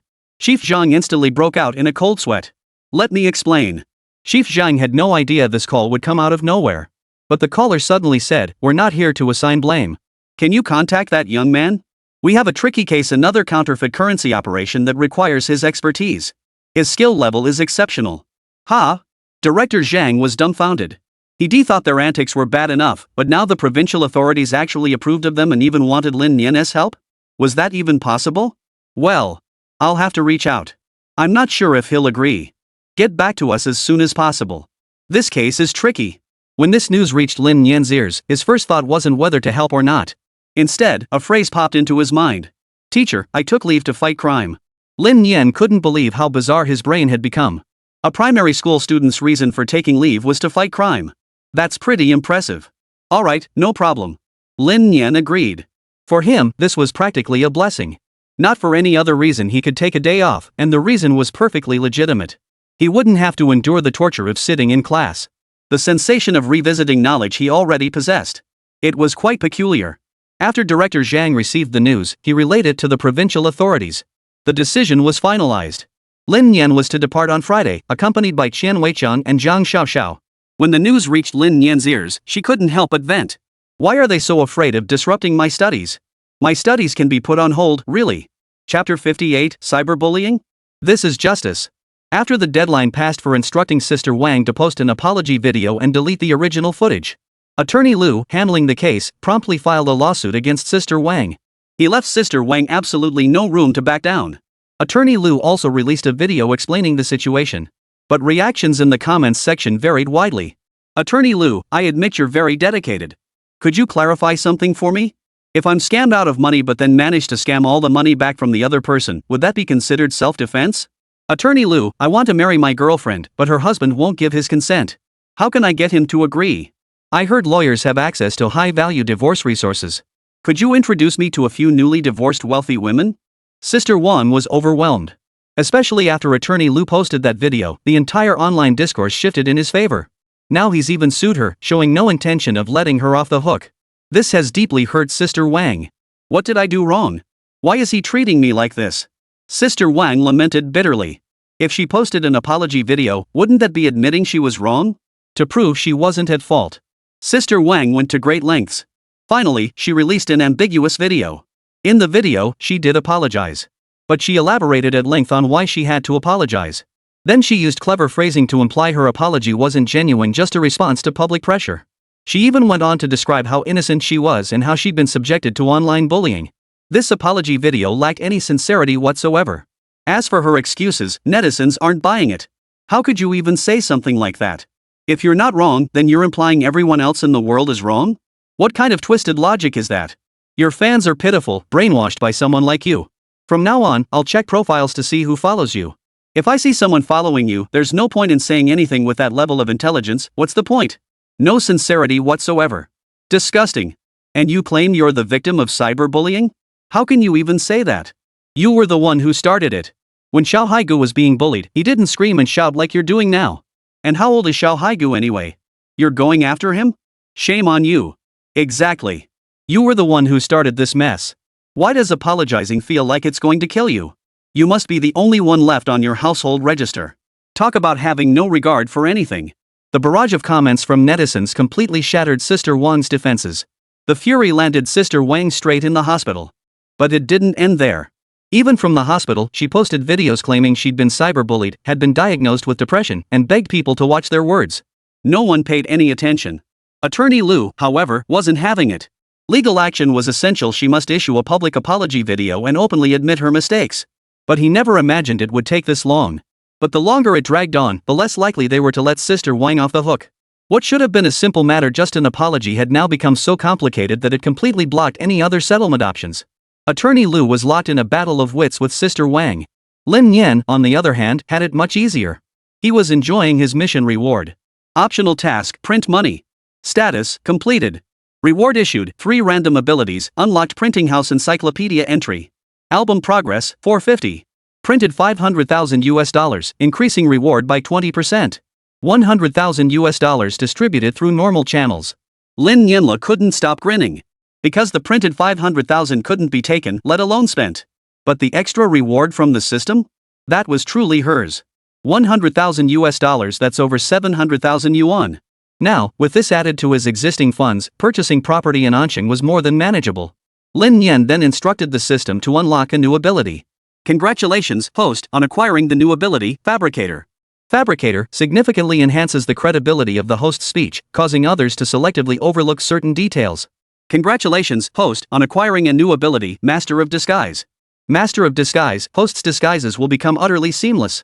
Congratulations, host, on acquiring a new ability, Hacker. Hacker possesses exceptional computer intrusion capabilities and mastery of all computer knowledge. With 3 more abilities added, Lin Nian was thoroughly satisfied. Especially for hackers, this is nothing short of a dream come true. But due to my clumsy hands and complete lack of computer knowledge, such dreams could only be extinguished. Now that the system had granted him this ability, Lin Nian's dormant heart reignited with hope. If that's the case, doesn't that mean he's become a genius? Lin Nian was thoroughly satisfied. At the same time, he found himself wanting to get a computer. Time to go all out with the ROG lineup. First, a 5090. Then a Genesis case. Lin Nian placed the order. Immediately buying it felt so satisfying. Since it was linked to Lin Xiaowan's bank card. So every purchase Lin Nian made sent a transaction alert straight to Lin Xiaowan's phone. Within a minute, Lin Xiaowan saw nearly 50,000 yuan deducted. Her heart ached. But ultimately, this money was still earned by Lin Nian. She couldn't help but call him. What did you buy? It's so expensive? I bought a computer. Oh, and I haven't ordered the 42-inch monitor yet. How much? Lin Xiaowan was stunned. 42 inches. Could she even see it properly? She didn't know much about this stuff. But she knew 42 inches was no small size. Oh, and we'll need a big table and chairs too. Hold on. Lin Xiaowan froze mid-sentence as 3 more payment notifications popped up. Another 30,000 gone. You can't spend money like this. Lin Xiaowan muttered in exasperation. At this rate, Lin Nian would blow through every penny she earned. Just then, a deposit notification popped up on Lin Xiaowan's phone. Account ending in 1331, 720,950 yuan deposited. Lin Xiaowan stared in disbelief. How much was that? 10, 100,000, 10,000, 70,000. What was this? Lin Nian, what is this? What did you do now? You know about cashback rewards? I spent 70,000 and got 10 times the cashback. Get serious. Don't lie to me. Lin Xiaowan didn't believe a word of it. A contract. I paid for it. Lin Nian didn't know where the system had gotten the money from, so he used the contract as an excuse. After all, Lin Nian had signed quite a few contracts lately, and the total amount wasn't small. Hearing this, Lin Xiaowan didn't press further. As for the 70,000 he'd blown on this setup, well, money spent, money spent. What else could she do? At that moment, Lin Nian said, "Sis, now that we have money, let's consider buying a house." Huh? Buy a house? Lin Xiaonuan was completely dumbfounded. Only a few days had passed, and now she was talking about buying a house? Buying a house was the last thing on Lin Xiaonuan's mind right now. But looking at the balance in her account and hearing Lin Nian's words, she was tempted. Maybe it wasn't so bad after all. She could do it. Chapter 59. Don't worry about delaying things. I'm the least concerned about delays. On Friday afternoon, Xian Weichang and Zhang Xiaoxiao picked up Lin Nian. Xian Weichang drove Lin Nian to the provincial capital. Nothing else happened these past few days, and Zhang Xiaoxiao's plans for live streaming were put on hold because of this matter. As for Muhan and the others, they were probably still figuring out how to design the script. Thus, Lin Nian enjoyed an unusually leisurely week. Until this Friday. On the highway, Lin Nian sat in the back seat, staring out the window in boredom. Zhang Xiaoxiao thought Lin Nian was bored in the car and decided to strike up a conversation to pass the time. Lin Nian, however, asked, "What's going on this time? You didn't tell me anything, just brought me along. I need to know what's happening." Xian Weichang, who was driving, replied, "This situation is rather complicated. We were planning to tell you tomorrow. Today we need to get some rest. Tell me now. I'm bored anyway." Lin Nian pressed directly.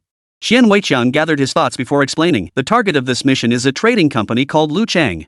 It primarily handles overseas trade and was registered as a shell company 2 years ago. But its accounts show numerous categories and many trading partners.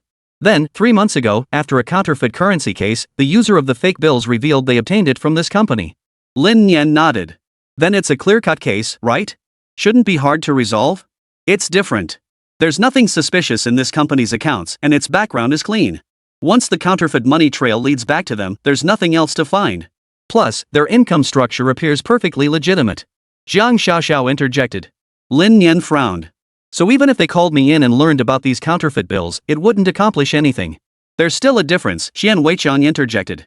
"This ties into another case. It's another counterfeit currency case, and the counterfeit bills also came from this company. The difference is that this time, we have more solid evidence.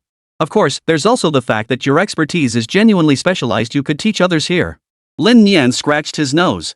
Xian Weichang's acknowledgement his expertise was solid enough. Lin Nian understood. It seemed this case might be secondary. Teaching them how to refine their skills was the primary goal. "I wouldn't say that.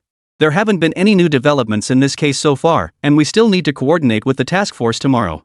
Maybe we'll get some new information then." Zhang Xiaoxiao chimed in. "Don't put too much pressure on yourself. This matter has little to do with you anyway. They called you in probably just to learn your techniques." Zhang Xiaoxiao said this with a sigh of resignation. What child draws dollar bills that look so authentic? That alone would be strange enough, but to actually print counterfeit money? Where could one even complain about this? Say it's innate? More likely a habitual offender from a past life whose memories weren't fully purged in this one. This made Zhang Xiaoxiao wonder, had Mengpo's soup been watered down? But regardless, it was far better for them to know about this than to remain ignorant.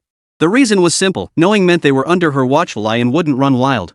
If they didn't know, what could she possibly do about whatever they were up to behind her back? She couldn't possibly shadow him 24/7, could she? That was impossible. So on this point, Zhang Xiaoxiao felt relatively at ease. For now, Lin Nian hadn't done anything out of line. The journey wasn't particularly long. After 2 hours on the highway, they finally arrived at the provincial capital.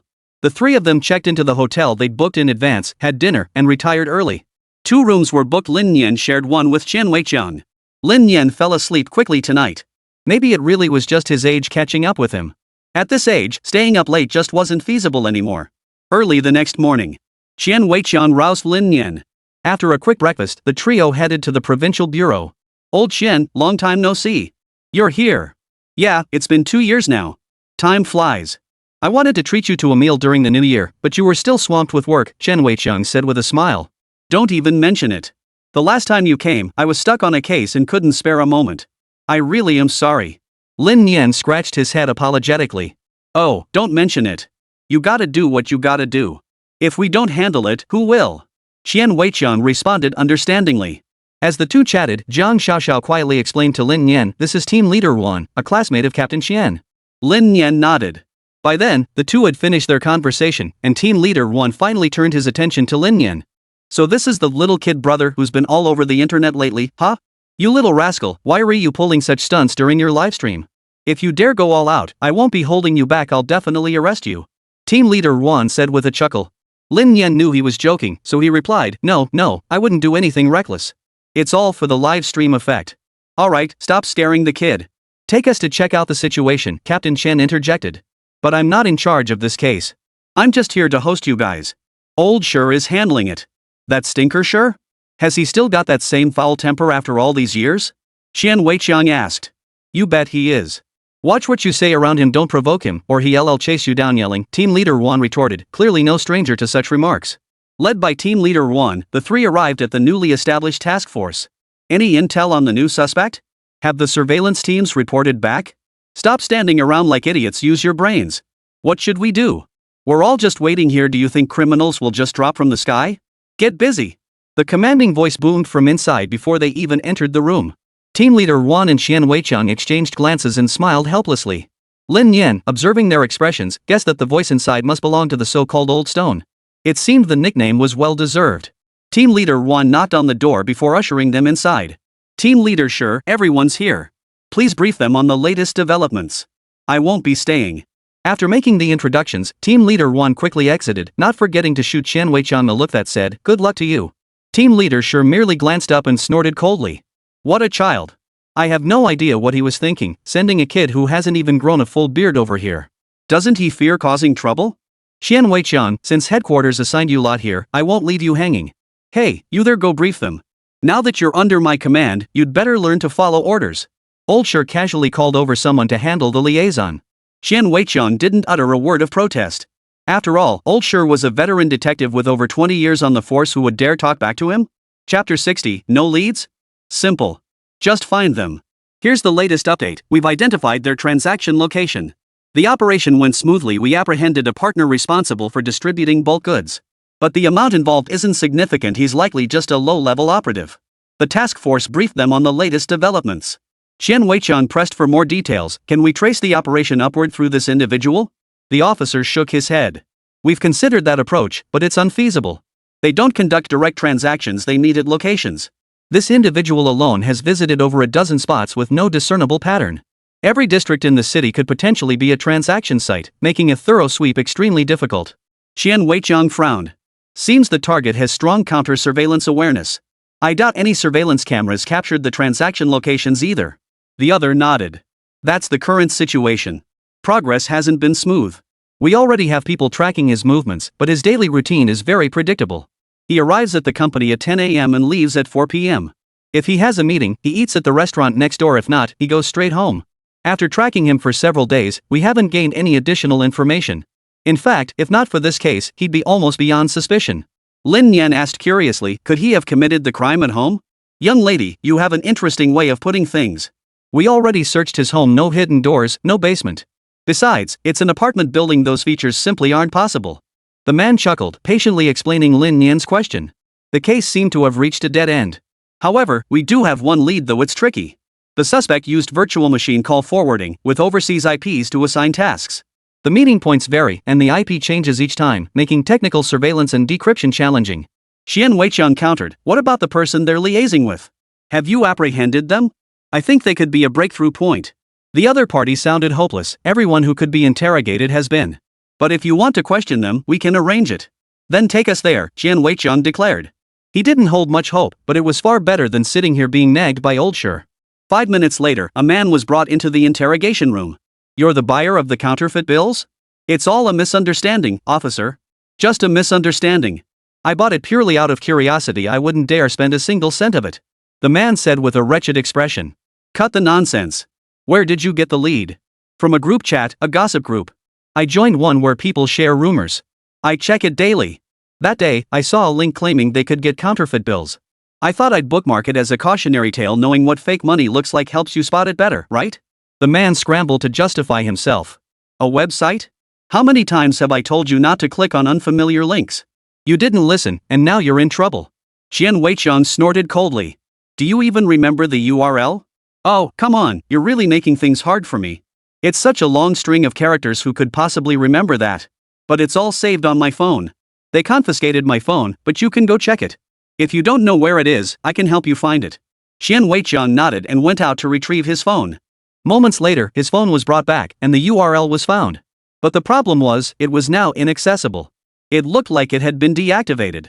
The trail had gone cold once more. Lin Nian, however, sensed an opportunity. "Can you get me a computer? I can crack it," Lin Nian said with a grin. "You can do that?" Jiang Xiaoxiao stared at Lin Nian in surprise. Qian Weiqiang merely glanced at him without comment, then led Lin Nian to borrow a computer. He had no desire to speak. At this point, whatever Lin Nian said, he had no choice but to believe it. Lin Nian plopped down in front of the computer, ready to type in the URL. Just then, Old Shir shouted, "What are you doing? What's going on? Did we bring you here for a vacation? If you don't want to work, fine. But now you're even grabbing the computers from people who are working? Qian Weiqiang, what do you think this place is? If you need the computer, use it yourself.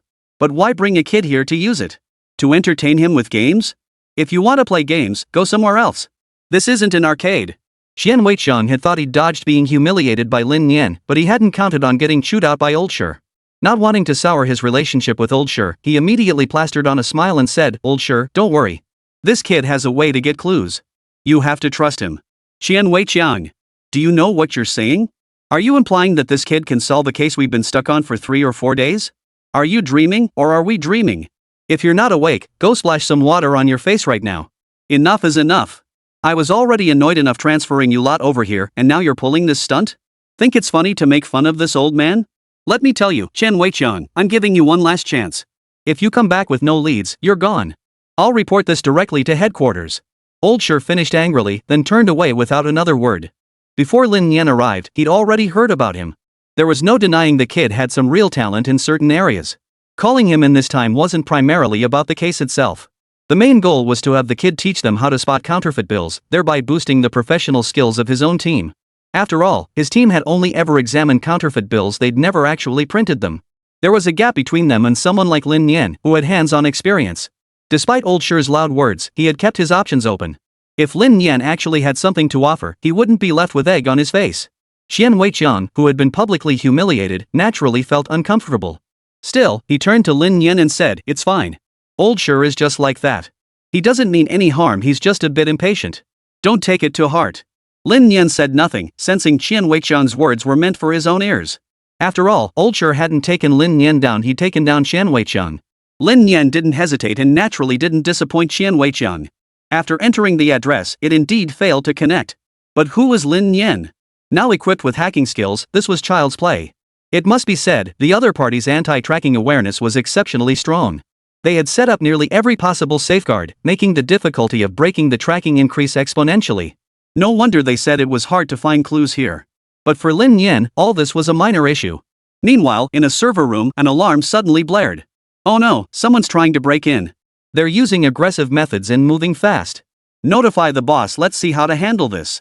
The man, who had been eating instant noodles while scrolling through his phone, was startled by the alarm, spilling noodles all over his pants. He scrambled to his feet and shook his sleeping partner awake. Overreacting. Just add a couple more layers of firewalls, that'll buy us at least another day.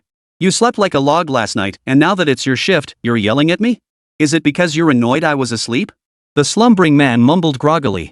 Chapter 61, Cyber Warfare 1v2, Keyboard Smoking. Lin Nian sat before the computer, her small hands tapping the keyboard non-stop. His gaze was intensely focused on the rapidly scrolling characters on the screen, seemingly lost in a state of complete absorption. Jiang Xiaoxiao, watching him from behind, felt a pang of embarrassment. At her age, typing required staring at the keys one by one, yet Lin Nian didn't glance at his keyboard at all. He was clearly quite skilled. Qian Weiqiang's expression wasn't exactly calm, but he let out a long sigh of relief. He felt like he'd won a gamble. This time, he'd finally come out on top. Luck's angel had finally landed on his shoulder. Earlier, he hadn't sided with Lin Nian, which had made him look like a clown. The feeling of having made the right bet now was surprisingly pleasant. Meanwhile, the server maintenance guy, after hearing his partner's complaints, stopped calling for help. He reinforced 2 more walls and set up a special protective barrier. If the enemy dared to enter, it would be a trap, one from which escape would be nearly impossible. He refused to believe they wouldn't back down now that they knew the stakes. So he continued eating instant noodles. As Lin Nian saw the defenses growing thicker, a surge of excitement washed over him. He thrived on this kind of challenge. Things he couldn't grasp before now became crystal clear.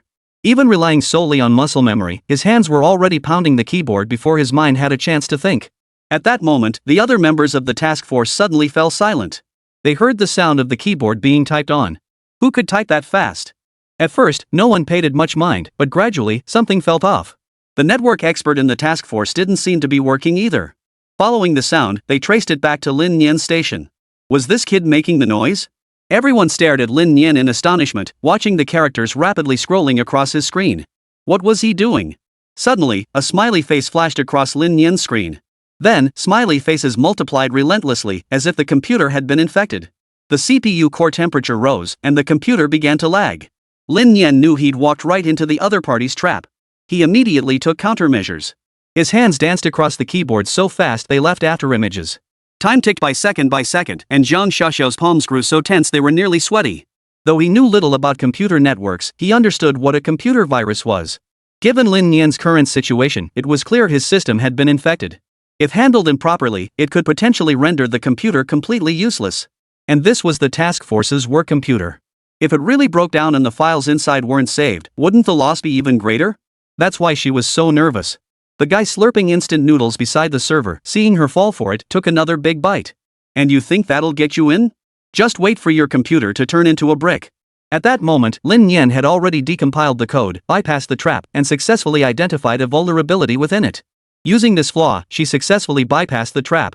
The computer's temperature instantly dropped, and the screen returned to normal.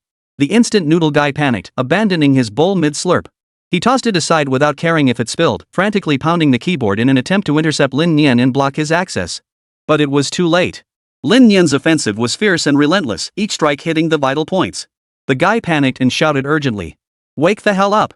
Come quick! There's a pro here, I can't hold him off!" He yelled at his sleeping buddy. The latter reluctantly crawled out of bed. "You better not be lying, or you'll regret it." He scrambled to his feet, intending to walk over to another computer to operate it. Still half asleep, he stumbled and stepped right into the spilled instant noodles. "Damn it, you bastard!" The hard fall jolted him wide awake. After cursing a few times, he saw his partner furiously typing at the computer and instantly realized he was telling the truth. Cold sweat broke out on his forehead, so bring him up considerably. Ignoring the noodles clinging to his feet, he rushed to the computer to set up defenses. Neither of them dared slack off, giving it their all. They knew that if their IP got traced and cracked, they'd be locked up for real.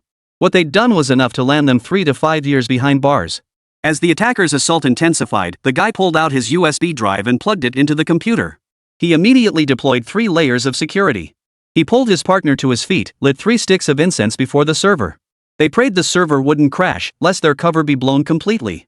After all, they firmly believed in the mystical power of offering incense to servers. But the server's temperature kept climbing. Even with the fans cranked to max, the noise was nearly deafening, and the room grew hotter. The two of them were too preoccupied to care about anything else, desperately applying protection measures. Meanwhile, Lin Nian's keyboard was practically falling apart from his frantic typing. The opponent's defenses were too swift, there had to be more than one person. Because at first, Lin Nian was almost able to trace the IP address, but then it got blocked. There's no way one person could have that kind of reaction speed. That meant 2 people. 1 against 2. Lin Nian had no problem with that. A series of errors made Lin Nian realize his keyboard was already broken.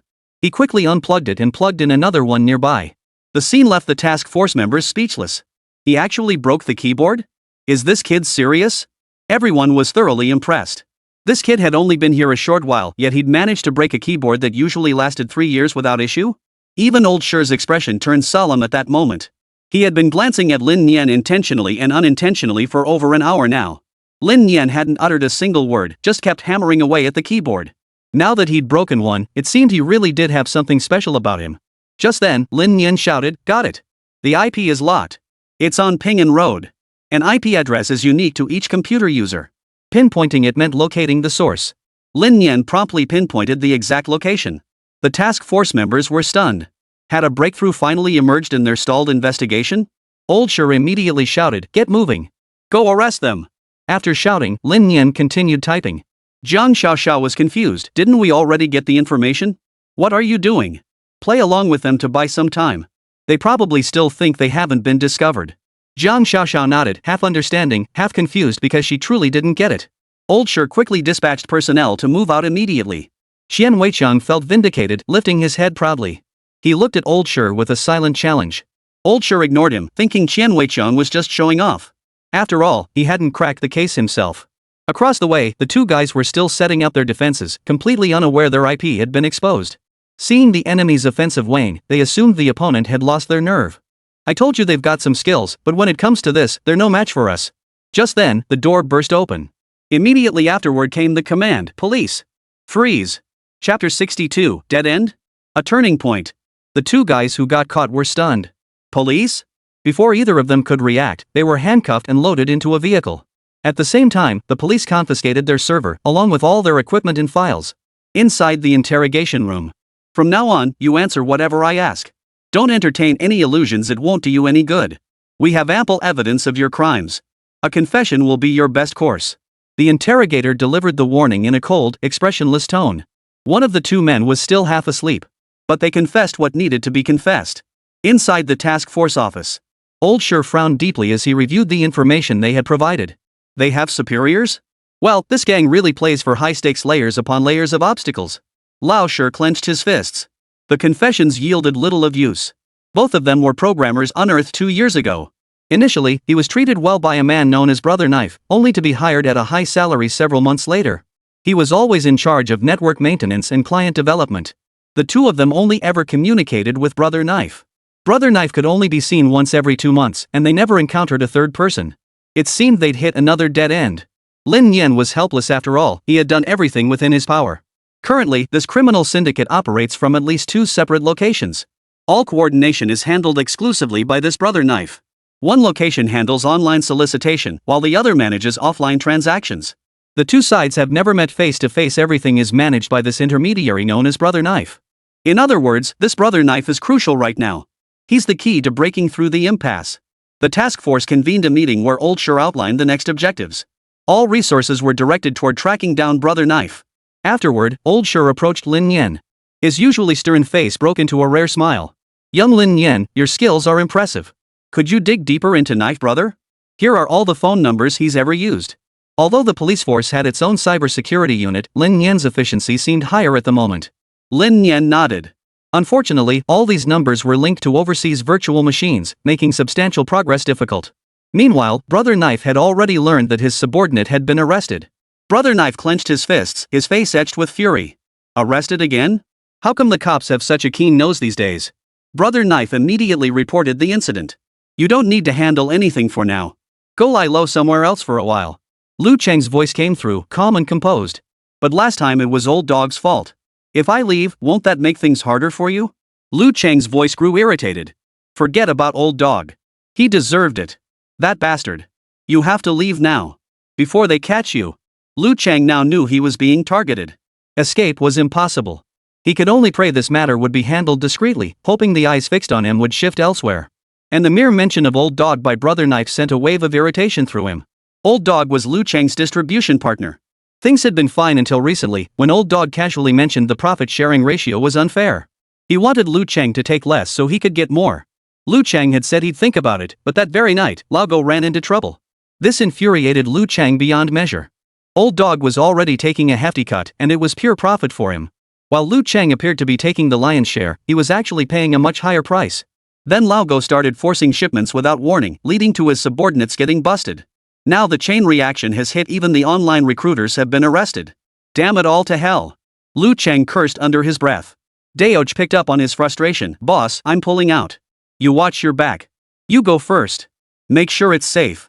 As long as you don't get caught, they won't touch me." Brother Knife was essentially Lu Cheng's last line of defense.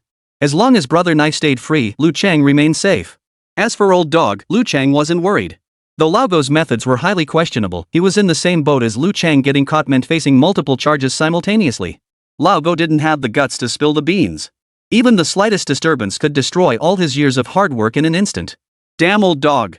Lin Nian, did you and your sister check in?" Zhang Xiaoxiao asked with a smile in the mall. There wasn't much to do in the afternoon, and Lin Nian wasn't needed either. Zhen Weichang stayed with the task force, so Zhang Xiaoxiao naturally came out to take the kid for some fun. With temperatures soaring past 30 degrees outside, the mall was likely the only place to play. After all, the mall's air conditioning was free. "Oh no, Sister Xiaoxiao." Lin Nian quickened his pace to catch up. "I'll take you for a walk to relax. By the way, did you really learn that skill from movies? Be honest." Zhang Xiaoxiao inquired. "From movies? Doesn't it look like it? Actually, I bought a bunch of books too. I studied the knowledge in them and applied it creatively." Seeing she didn't believe him, Lin Nian changed the subject and made up an excuse. "Fine then." Zhang Xiaoxiao didn't buy it, but Lin Nian had the upper hand, whatever he said went. She couldn't exactly open his head to see what was inside. They spent the afternoon cooling off in the mall, browsing around, and sipping bubble tea. Around 4 o'clock, they visited some nearby attractions and took a stroll through the park. During dinner that evening, Xian Weiqiang called. "We've got a lead. Just got word there's another counterfeit money deal tonight. You guys don't need to worry about me. Come back tomorrow." "Got it." Jiang Xiaoxiao hung up. Lin Nian asked, "What's going on?" "There's been a development. These people are incredibly bold, aren't they, just walking into a trap?" Lin Nian hadn't expected them to be this bold either. "Should we go in?" "We don't need to. We'll likely have results tomorrow. Let's just get some rest early tonight." Lin Nian nodded. 10 o'clock at night. Lao Go waited in the alley. "Damn it. They told me not to make the delivery, but did they offer any money? Just want me to starve? The rougher the seas, the pricier the fish, don't they get that?" Lao Go took a deep drag on his cigarette, flicked it to the ground, and crushed the butt underfoot with a curse. His approach differed from Lu Chang's. He'd relied on Lu Chang before, but now he was making more deals on his own. Each time, Lu Chang took the lion's share. After crunching the numbers, he realized he'd been taking huge risks, groveling like a lackey, only to end up with peanuts. He was furious. He did all the dirty work, hiding in dark corners, while Lu Chang got to look good. At least Lu Chang could show his face in public. Old Dog was stuck working only at night. So he resolved to demand a larger cut. Once he had enough money, he'd quit. Let whoever else handle it. This job alone was substantial, and combined with his previous savings, once it was done, he could move to another city and start a new life. As for Lu Chang, let him deal with it however he wanted. Chapter 63, Catching Old Dog. Old Dog waited for ages, smoking several more cigarettes, but the buyer still hadn't shown up. He frowned. "Could he have stood me up?" Old Dog muttered under his breath, lighting another cigarette with narrowed eyes. Leaning against the alley wall, he tilted his head back and exhaled a long stream of smoke. Just then, Old Dog heard footsteps. He turned his head and saw a figure standing at the alley entrance. Old Dog took a deep drag, flicked his cigarette butt to the ground, and grumbled, "What took you so long?" He picked up the sling bag from the ground and walked over to make the exchange. The man smiled. "Got held up with something. Enough with the small talk. Did you bring the money? It's all here. Check the goods first." The man exposed a corner of the bag, revealing the bills inside. What a hassle. Trust is everything in this business. Fine, let's see the goods. Old Dog shook his head. When the other man saw the counterfeit bills in Lao Go's shoulder bag, a sharp gleam flashed in his eyes. "What's the meaning of this?" "Hand over the cash. Cash on delivery, right? New to this, huh? Don't even know the basic rules." Lao Go grew impatient and couldn't help but snap. "Police. Freeze." The man lunged toward Lao Go in an instant, diving forward. Old Dog's face drained of color. Without a second thought, he instinctively turned and ran, abandoning his shoulder bag as he sprinted away. A cop. Damn it. Old Dog cursed inwardly, sprinting at a speed that rivaled Usain Bolt. He felt trapped in a trap. This deal had come from Lu Chang after all. The realization made Lao Go's face go deathly pale, as if he'd finally pieced everything together. It must be the damn Lu Chang who set him up. All he'd done was mention the profit-sharing ratio a couple times, and this was how Lu Chang got back at him? The old dog's teeth were nearly ground to dust, his heart seething with hatred for Lu Chang. But the situation left him no time for such thoughts. He wished he could strap rocket boosters to his legs and blast away from this trouble spot. Seeing their attempt to subdue Lao Go end in failure, the officers behind him immediately gave chase, shouting into their radios, "Suspect is fleeing. Request backup." The officers already knew the transaction location and had set up an ambush nearby. Hearing the suspect was escaping, they all sprang into action. The layout of this narrow alley was extremely simple. Old Dog saw the light ahead and believed that if he could just run out and get into his car, he could escape. The plan was perfect, but reality was harsh. Just as he was about to dash out of the alley, a searchlight blazed directly at him, its glare blinding and leaving him nowhere to hide. Lao Go's face turned ashen, and he froze in place for a moment. Only when the wail of sirens sounded beneath the spotlight did he snap back to reality. All strength and will to resist drained from him, leaving him frozen in place. "Run! Why aren't you running?" The police officer blocking his path approached leisurely. Lao Go said nothing. All that awaited him were the cold handcuffs. "The evidence is clear. Take him in." Sitting in the police car, Lao Go couldn't fathom where the leak had come from. All the information had come from Lu Chang. Except for the 2 counterfeit money cases he'd personally orchestrated, nothing had ever gone wrong. But now it had happened. It was hard not to suspect that Lu Chang had deliberately set him up. If that was the case, Old Dog wouldn't hold back. He absolutely wouldn't tolerate Lu Chang pulling this kind of stunt. He'd give Lu Chang time to save himself, but if Lu Chang failed to deliver, Old Dog wouldn't be blamed for cutting ties. "I need to make a call. I need a lawyer." As they neared the police station, Lao Go shouted loudly.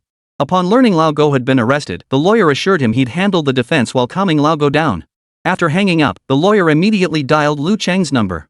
Lu Chang was an early sleeper, his schedule exceptionally regular. He was particularly sensitive to late-night calls, and a vague sense of unease crept into his mind.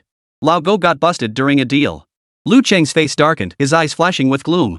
He wanted to smash the phone right then and there. He remained silent, and the lawyer could only hear Lu Chang's heavy breathing through the phone.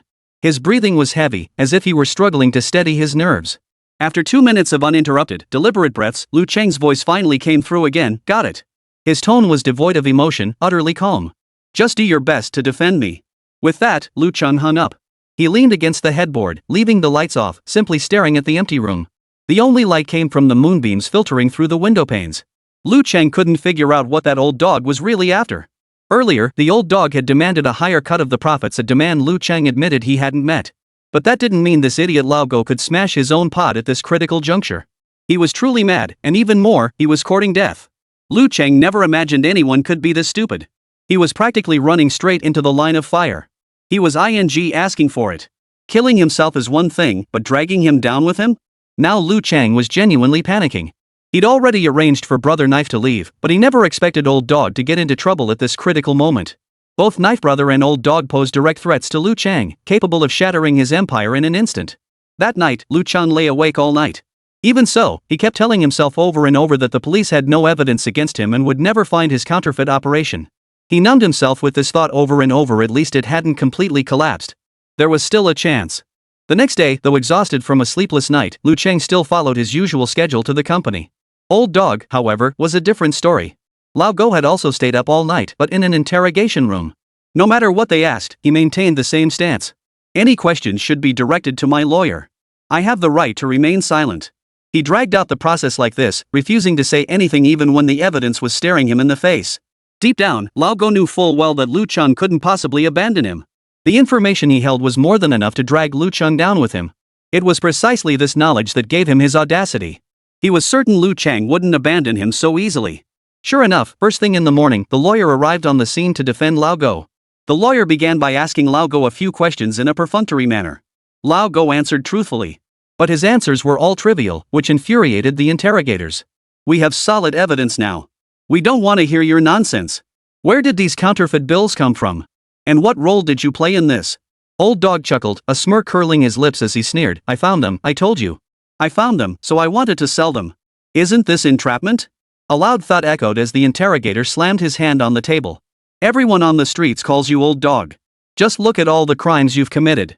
Going in and out of jail must be quite the adventure for you, huh? Now you think you can play dumb and fool us here? Let me tell you, if you keep resisting like this, don't think we can't get other evidence. Chapter 64, Kid Brother wants to settle accounts. Why does this feel so cold? Old Dog wasn't enough to break through. In the end, he stuck to his story that he'd found it, so they had no choice but to lock him up in the detention center for now. Currently, starting from Old Dog's social connections, he divorced his ex-wife due to domestic violence during their marriage. The child is under the ex-wife's custody. In the 3 years since the divorce, Old Dog rarely visited the child, only providing a small monthly allowance. He's a regular at a certain bar. He hasn't remarried since the divorce, and his social circle is rather complicated, mostly people with criminal records. The task force analyzed Lao Go's social connections. Among his connections, is there anyone linked to Lu Chang? Old Sure inquired, frowning. None. Lu Chang never frequented the bar Old Dog managed. Even the bar owner has no connection to Lu Chang.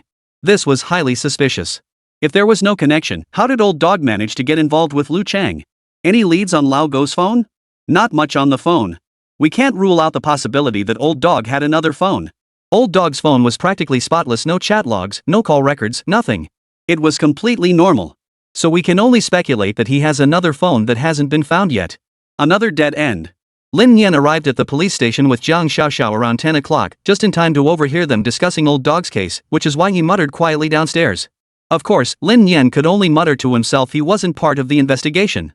He could only listen as they debated wildly, proposing various theories and ideas, only to have them dismissed one by one. Listening to it all made Lin Nian feel drowsy. He couldn't help but interject, why not investigate Lu Chang's company ledgers? No authority. No lawsuit has been filed against Road Journey yet.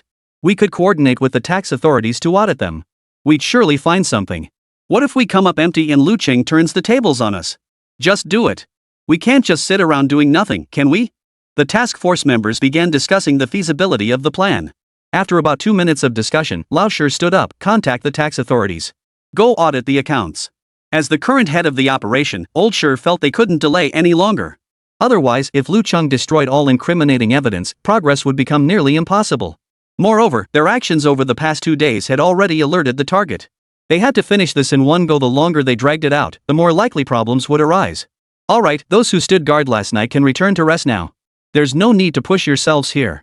Your health comes first, Lao Shi added after making the arrangements. Qian Weicheng hadn't slept all night, and his mental state wasn't great either. Xiao, I'm counting on you to look after Lin Nian. I'm heading back to rest. Don't worry, Captain Qian.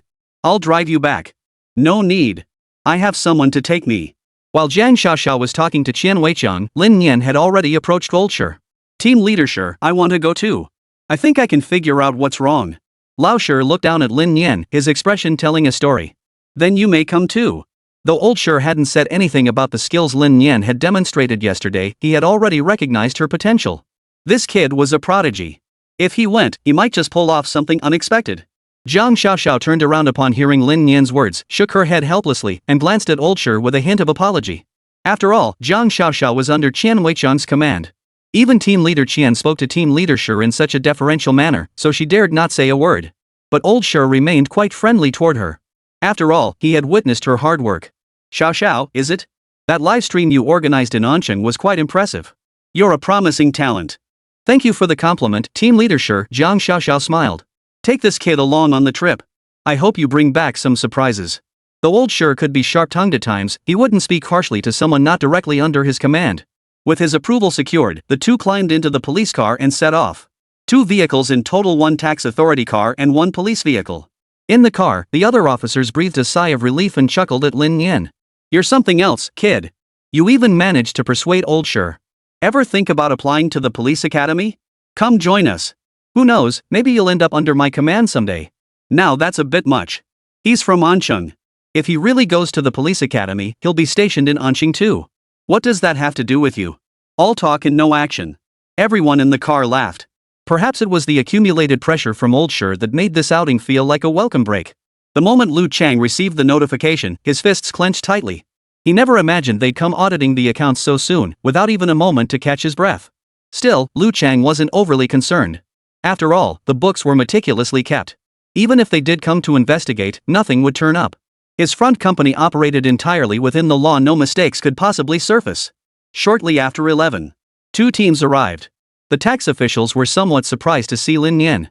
Isn't this the little brother from the internet? What a coincidence. We've temporarily assigned little brother to our team now, the officer said with a smile. For this matter? Did the kid volunteer? Of course it was. He approached Old Shi himself. Alright, let's get to work first. We can chat over lunch. Upon entering Lu Cheng company, the interior was quiet, with only 3 or 4 clerks at work. Lu Cheng had been waiting for quite some time. Everyone's here. Everything's ready in the conference room. Sorry, my office is a bit cramped, too small for everyone standing around. We've set everything up in the conference room. Lu Cheng forced himself to sound upbeat yet unassuming. His gaze swept across the room, settling on Lin Nian. It was this kid. Lu Cheng felt puzzled. He knew about the kid brother incident, and this child's appearance made him feel a bit wary.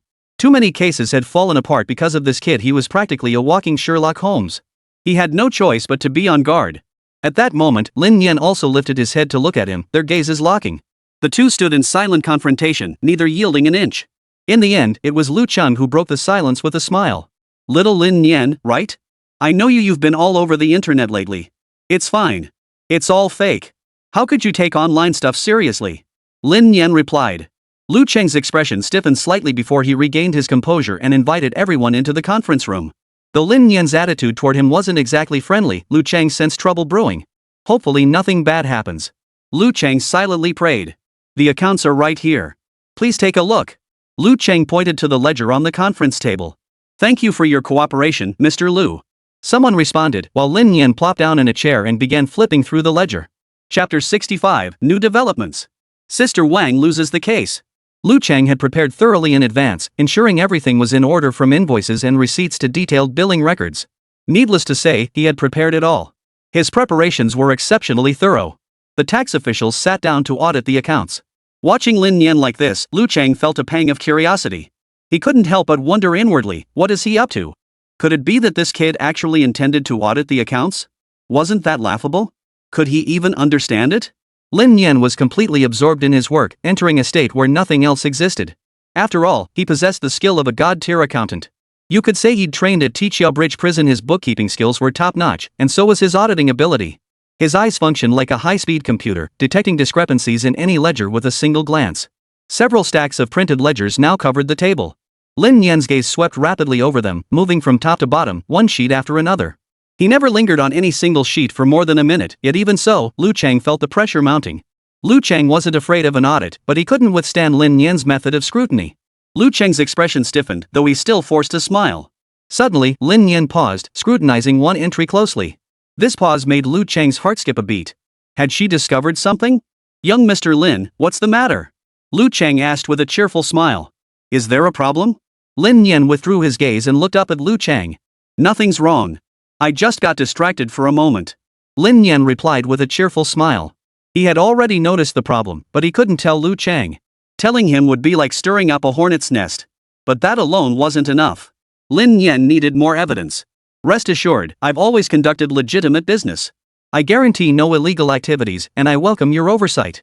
"Thank you." Watching the group depart, Lu Chang finally exhaled in relief.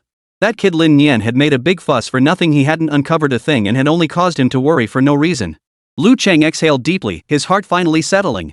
He knew all this was aimed at him, but so what? As long as they didn't have any crucial evidence against him, he remained safe. After Lin Nian and the others left, Zhang Xiaoxiao asked Lin Nian, "Did you find something?" Having worked alongside Lin Nian for so long, Zhang Xiaoxiao had developed a certain rapport with him. The way Lin Nian had paused earlier and been questioned by Lu Chang told her he must have discovered something. The others, unaware, turned their attention to Lin Nian upon hearing Zhang Xiaoxiao's question. "Found something?" one of the tax officials asked, surprise in his voice.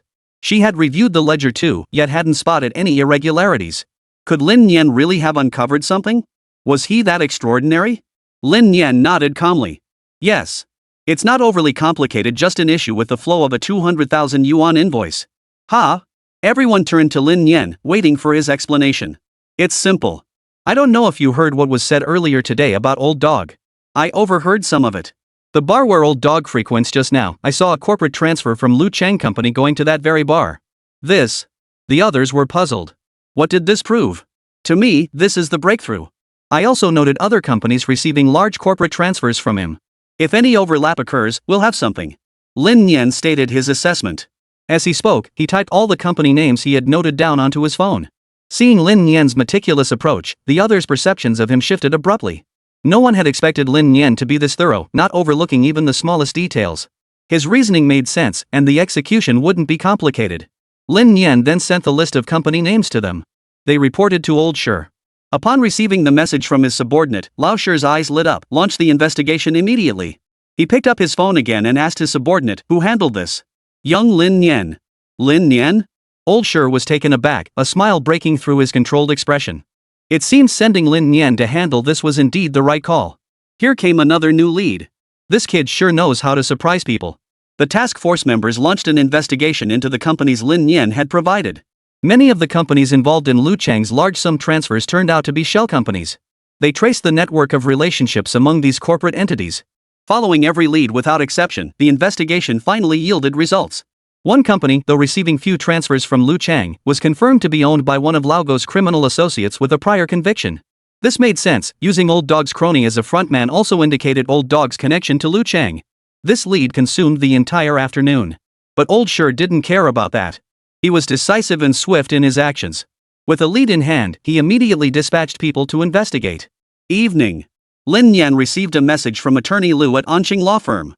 "Lin Nian, we won the case. Sister Wang will issue a public apology and compensate you with 20,000 yuan. The money is already in the account. Provide me with a bank card number and I'll transfer it to you." "Alright, attorney Lu. Here's my Anqing bank account, 6,223. That's the number. As for your legal fees, charge the standard rate, no need to be polite. Business is business. If you don't take them, we won't work together again." Lin Nian replied with a smile. Attorney Lu shook his head. After deducting his fee, he transferred the entire amount. He really didn't want to take this fee. Lin Nian had brought him so much exposure, and now he was charging her legal fees. It felt downright awkward. But since Lin Nian insisted, he had no choice but to accept it. After hanging up, Lin Xianwan messaged again. Another transfer? What's this about? We won the case. That's the compensation for emotional distress from Sister Wang, Lin Nian replied. Oh, I see. Lin Xianwan nodded, then asked, how are things in the provincial capital? Haven't gotten into any trouble, have you? Lin Xianwan had already labeled Lin Nian as trouble-prone. What could she do? Her brother really did have a knack for stirring things up. Of course not. Lin Nian grew a bit flustered. Sis, do I look like the type to cause trouble? I'm not like that. You sure look like one. Lin Nian fell silent. Even his own sister didn't believe him. I haven't caused any trouble, I've actually solved some. The police station folks really like me. The case should wrap up soon, and then I'll be heading home. Lin Nian chatted with Lin Xianwan. Only after hanging up did she pick up her phone to check the short video platform, wondering if Sister Wang had apologized yet. Chapter 66, Lin Nian was right. The moment Lin Nian logged into the short video app, notifications flooded his screen, all ad mentions urging him to watch videos. Clicking through, he found Sister Wang's apology video. Hello everyone, I'm Sister Wang from Sister Wang's channel. I sincerely apologize for posting controversial videos recently that led to cyberbullying against young Lin Nian. I deeply recognize my mistake and offer my heartfelt apology to Lin Nian. I'm truly sorry. I ask all netizens to keep me accountable. I promise not to repeat this error. Sister Wang's apology video was brief, just 30 seconds long, and pinned to the top of her feed. Looking back at the previously released video with malicious edits of Lin Nian, it had already been taken down. Overall, it's a decent outcome. But netizens aren't buying it. This apology is so formulaic it lacks any sincerity. She's lucky she even apologized. Why ask for more? People like her deserve it. It's a joke she has so many fans.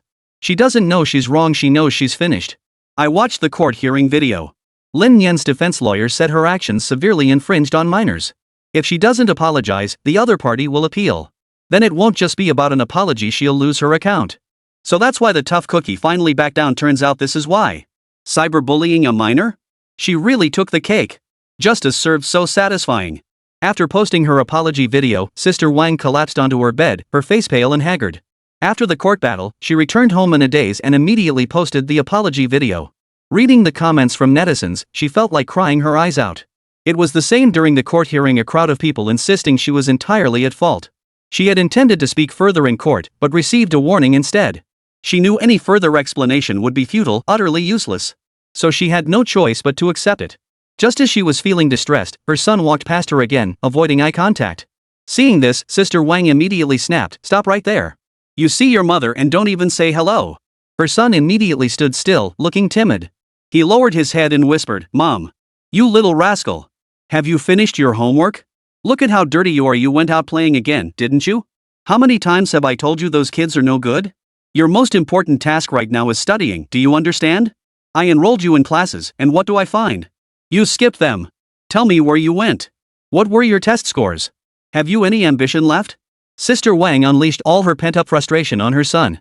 Her son was torn to shreds by her words, tears streaming down his face. Cry. All you know how to do is cry. How many times have I told you? Before Sister Wang could finish, her son shouted in desperation, "Lin Nian is right. Everything Lin Nian said is right. You're wrong. You're completely wrong." In that instant, Sister Wang froze in place, her mind going blank as if something had exploded inside her head. Her mind went completely blank. Watching her son wail and scream, she couldn't make out a single word. Her consciousness completely withdrew. She couldn't recall what her son had said before she burst into tears and ran outside. Lin Nian was right? Sister Wang murmured. But what else had Lin Nian said? Why couldn't she remember? Sister Wang's heart ached deeply. Her son had run away. Yet she couldn't muster the strength to chase after him. She was sick. After watching Sister Wang's apology video, Lin Nian didn't comment at all. Instead, netizens frequently tagged him to watch the video, and some left comments. They urged him to start streaming again soon, while others asked what he'd been up to lately and why he hadn't been streaming. Lin Nian patiently responded to each one. The good news, his follower count had surpassed 1 million. The bad news? Too many people were pressuring him to go live. But could he really go live now? If he did, wouldn't that just put him right in front of them? He decided against it. Lin Nian posted a video. "Everyone's been so enthusiastic. I'll be streaming soon, but not right now. I'm currently out of town on business. I'll bring you even more exciting content when I return." Lin Nian casually posted the video and left it at that. After work, Lu Chang received a call from Brother Dao. "Boss, there's a problem. I think someone's got their eye on me." Dao's voice was hushed. "What? Lu Chang sounded incredulous. Yeah, I just got to the next city over and was about to take the bus, but the cops were conducting checks. I feel like they're looking for me. Lu Chang breathed a sigh of relief. You're overthinking it. They're not after you. No way. Someone from the company called me, saying the cops came looking for me. Lu Chang's mind exploded with a thunderous roar. Coincidence? The police had just come looking for him today, and now they were after Brother Dao? There's no such thing as coincidence in this world. Lu Chang couldn't figure it out. Where exactly had things gone wrong? Everything should have been fine. Could it be Lin Nian? Today, only Lin Nian took action. Lu Chang couldn't figure it out. Boss, what should I do? Seeing Lu Chang remain silent, Brother Knife grew impatient. Leave immediately. Find a way out. Get out of the country. You must get out of the country. After hanging up, Lu Chang felt genuine panic rising within him. He stood up, retrieved a key from the safe, pushed open the door, and peered cautiously down the staircase. After scanning the surroundings and confirming it was clear, he slipped out. The protective film on the door across the hall hadn't even been peeled off yet, still covered in dust from the renovation. Lu Chang unlocked the door with the key. This unoccupied apartment across the hall was his counterfeit money operation base. It felt eerily quiet, almost cold. Lu Chang stared at the walls covered in counterfeit bills and the printing presses, unsure what to do. He never imagined things would come to this. In the past, he had been meticulous. This place had no electricity, so to maintain the appearance of being unoccupied, he had tapped power from his own home. He produced only small quantities each day, ensuring his electricity bill remained within normal limits. All these counterfeit bills were accumulated over time.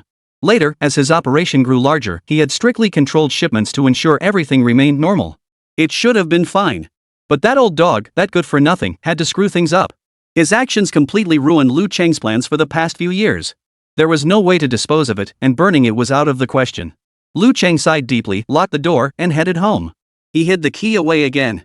It shouldn't cause any problems.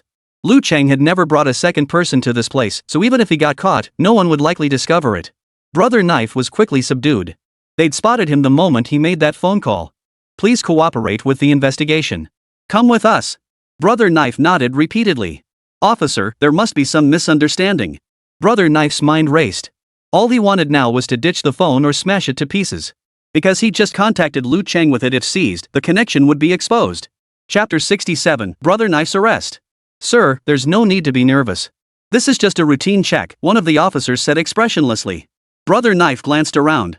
Sandwiched between two officers, he was practically backed into a corner. And they called this a routine check? He wasn't stupid. The police wouldn't be targeting him like this without evidence. He didn't know what it was, but if they really detained him, his phone would become solid proof. Brother Knife's mind raced, searching for a way to escape. At the same time, he plastered a smile on his face. Officer, rest assured, I'll cooperate fully. He lowered the officer's guard while plotting his escape. Here's my bag. Go ahead and search it, Brother Knife offered, handing over his bag. In that instant, as the officer reached for it, Brother Knife darted away in a flash. He dared not linger, running at breakneck speed while repeatedly glancing down to access his phone settings and attempt to wipe it clean. The sudden turn of events prompted an equally swift reaction from the officer, who immediately gave chase. Stop right there. Barriers surrounded the station, but Brother Knife became a hurdler in that moment, sprinting over them. Finally, the phone formatting completed, and Knife Brother's heart eased slightly. But it wasn't enough. Brother Knife had to keep running. The problem was, this operation involved more than just two officers. Brother Knife's escape led him straight into the police cordon outside. Caught between them, Knife Guy had nowhere to go. What are you running for? Guilty conscience, huh? Brother Knife didn't respond, just gasping for breath. Fortunately, he had already wiped his phone clean. Being caught wouldn't matter much now. Soon, the police brought Knife Brother back to the station.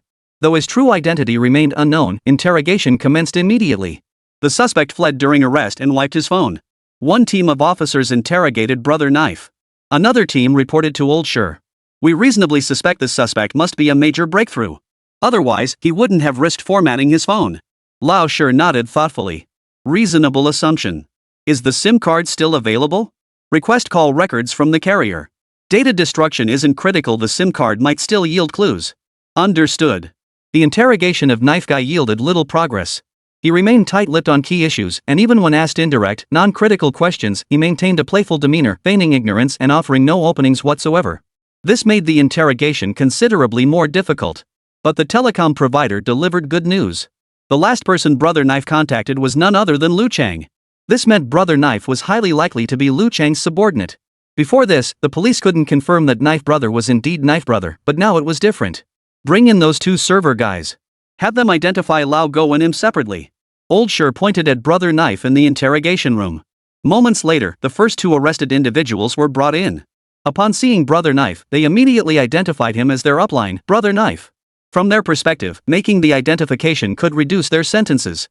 Since their original sentences weren't long anyway, there was no reason not to seize the opportunity for a sentence reduction. With this, the entire chain of evidence was connected. After confirming Knife Brother's identity, Old Sher personally entered the interrogation room. I'm the task force leader for this operation. You may not recognize me, but I know you. Brother Knife, right?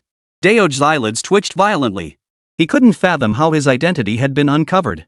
No need to rush with explanations. You can resist enforcement, but the evidence chain is solid. You're implicated in both counterfeit currency cases, there's no escape. Now, you have one final chance. If you cooperate, you may influence your sentencing. What is your relationship with Liu Chang? How did you communicate? Tell us everything. Lao Sher's oppressive presence was crushing Daoj's mental defenses. Brother Knife remained silent. After less than 3 minutes, Old Sher snorted coldly and shouted, "Bring old dog in here. Let him see clearly." If he still refuses to talk after this, then the chance for a reduced sentence goes to old dog. At the mention of Lao Go's name, Brother Knife's eyelids twitched violently. Lao Go was quickly brought into the interrogation room. He and Daoj locked eyes, both staring back in utter shock. Only one of you will get a sentence reduction. You know exactly how long your crimes warrant. Think about confessing now, you could be out in a few years. But if you choose to resist, figure out how much longer you'll be locked up. Old dog was then taken to another interrogation room. Lao Sher also left to monitor the surveillance feeds, watching to see which of the two would crack first and provide useful information. Both men's psychological defenses had been shattered. As for Brother Dao, he was Liu Chang's trusted lieutenant. Had Lao Go not been arrested, he would never have revealed a single word. But now that even Lao Go was behind bars. Though the one-chance tactic was a well-worn trick, it worked like a charm. If he didn't talk, old dog would surely spill the beans. Brother Knife truly couldn't trust old dog's character. Similarly, Lao Go's psychological defenses crumbled even faster. Compared to confidants like Brother Dao, he was merely a peripheral figure. This meant Brother Knife could reveal far more intelligence than him, making the chance for a reduced sentence his alone. But old dog wasn't about to hand over that chance for free. So he spoke up first to correct the record. It took less than 5 minutes before Lao Sher saw both men on the surveillance feed begin to reveal useful clues, and he finally breathed a sigh of relief. Every clue and piece of evidence pointed solely to Liu Chang. This meant the case was about to be cracked. Inside Brother Knife's interrogation room, Daoj began, "I met Liu Chang out of town. I was traveling when I ran into him. Since we were from the same hometown, we had a few drinks together, and Liu Chang picked up the tab. He was a generous guy with plenty of money, and I was a bit strapped for cash at the time, so naturally, I got closer to him. As we got to know each other better, Liu Chang gradually trusted me. This went on for about half a year. He was so generous I felt awkward taking his food, using his connections, so I asked if he had any work for me. Then I started helping him move goods. He registered a company for me. He was very cautious, shipping only small amounts at a time. At first, it was just the two of us. I handled finding distributors, he supplied the counterfeit bills. Later, I met Lao Go. Meanwhile, Lao Go began his own account. I met Liu Chang and Dao Go from next door at a drinking party. They were splurging, while I was strapped for cash and I was just a bouncer. We exchanged contacts. Later, Dao Go asked me to distribute some goods. It wasn't too much, so I agreed. Chapter 68, no matter what, the students can't be late. Lao Go continued, the initial shipments were small but profitable. But gradually, the rules and demands piled up and the pay stayed the same. That's when I decided to pull one last job and get out. The interrogation lasted about half an hour. The account was detailed enough to justify an immediate arrest. At this point in the journey, he could no longer receive messages from Brother Dao. Though still in his company office, unease gnawed at his heart. He kept glancing out the window, where someone was watching him, staring intently. He knew this time he was truly finished. He couldn't fathom how Brother Knife had been caught. Brother Knife was already gone. This was something he simply couldn't wrap his head around. After work today, he didn't leave promptly like usual. He waited for half an hour before heading to his regular restaurant, ordering his usual favorite dishes. The flavors hadn't changed, but everything tasted like chewing wax. After finishing his meal, he paid as usual and headed home. Barely half an hour after arriving home, he heard a knock at the door. Liu Chang opened the door to find a squad of police officers standing outside. "Liu Chang, we have conclusive evidence. Please come with us." Liu Chang knew this day would come. His demeanor remained calm. "Sooner than I expected. Let's go," Liu Chang said with remarkable ease. The officers were somewhat surprised by his willingness to cooperate. Perhaps this was a form of accepting the consequences of his choices? Interrogation room. Source of the counterfeit bills. I printed them myself. Where are the items? In the house across from mine. That's mine too. The key's in the safe. The safe code is 9089. Why print counterfeit money? Because I can't print real ones. Lu Chang looked up and suddenly smiled, just kidding. Back in school, I had a real talent for drawing. My teacher said I could be an artist when I grew up. I agreed, but my family didn't. They thought art had no future and wanted me to get a steady factory job. They sent me to a sweatshop. I worked 14 hours a day, exhausted like a dog. Every month, my parents took my entire paycheck. After 6 months of that, I ended up in the hospital. My parents didn't help. The hospital bill was 3,800 yuan, and the sweatshop refused to pay. In the end, a friend covered it for me. He has late-stage liver cancer, beyond treatment. He chose palliative care, going home to wait for death, using his money to pay for my treatment. I'm deeply grateful to him, yet I also hate myself for being so broke. After leaving the hospital, I tried drawing on my own. Honestly, what the teacher said was spot on. I really do have a talent for it. The first time I spent money I earned from my own drawings was at a small supermarket. I spent 100 yuan on instant noodles and cigarettes. He even gave me 53 yuan in change, and he didn't notice. I felt I had real talent. Gradually, I started painting on my own, refining my technique and learning how to produce counterfeits. I'd never worked this hard before, but this time I gave it my all. As my counterfeit bills got better, people started accepting real money from me. Naturally, I was happy about that. With the money I earned, I got a printing press and acquired more and more equipment. But I was scared.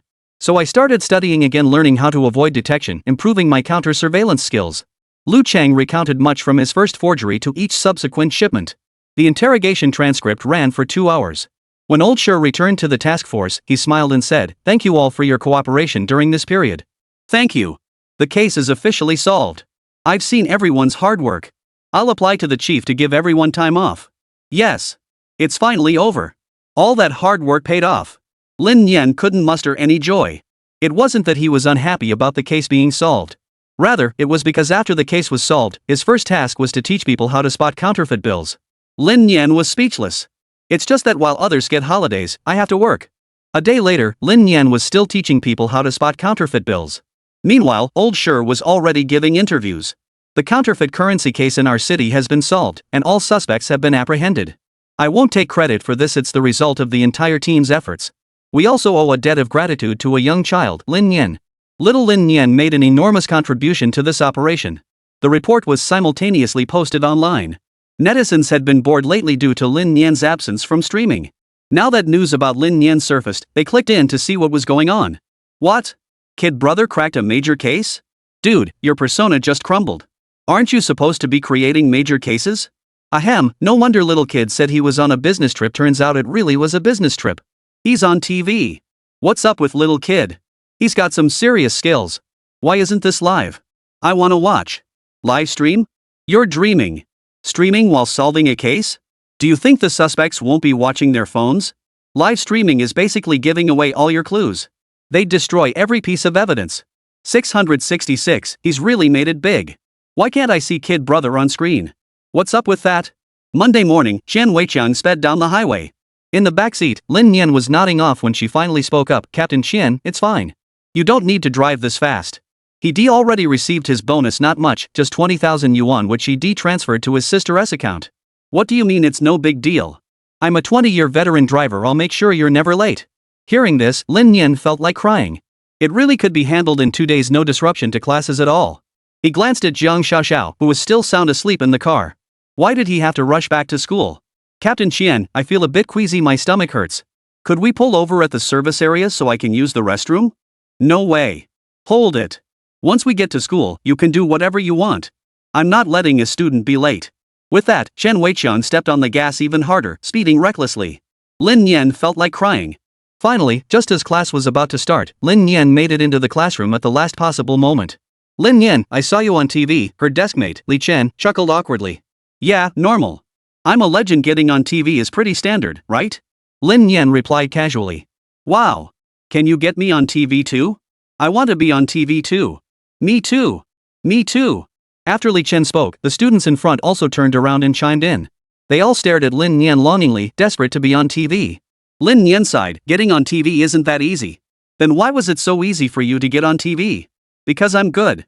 Lin Nian said no more, glancing at the class schedule. It was math class. Math class was the one he hated most. Chapter 69, Someone's going to have trouble sleeping. Ancheng Mutual Entertainment Media Company. The planner, dark circles under his eyes, stared at the polished script on his computer screen, tears streaming down his face. Glancing at the towering stack of Red Bull cans piled like trenches on the desk, he finally stood up, stretched his arms, and loosened his stiff back. It had been so tough. He'd been living at the office these past days, all to polish a script ready for filming. This was already the 6th draft. The first 5 drafts were rejected. Muhan killed one because her role wasn't substantial enough.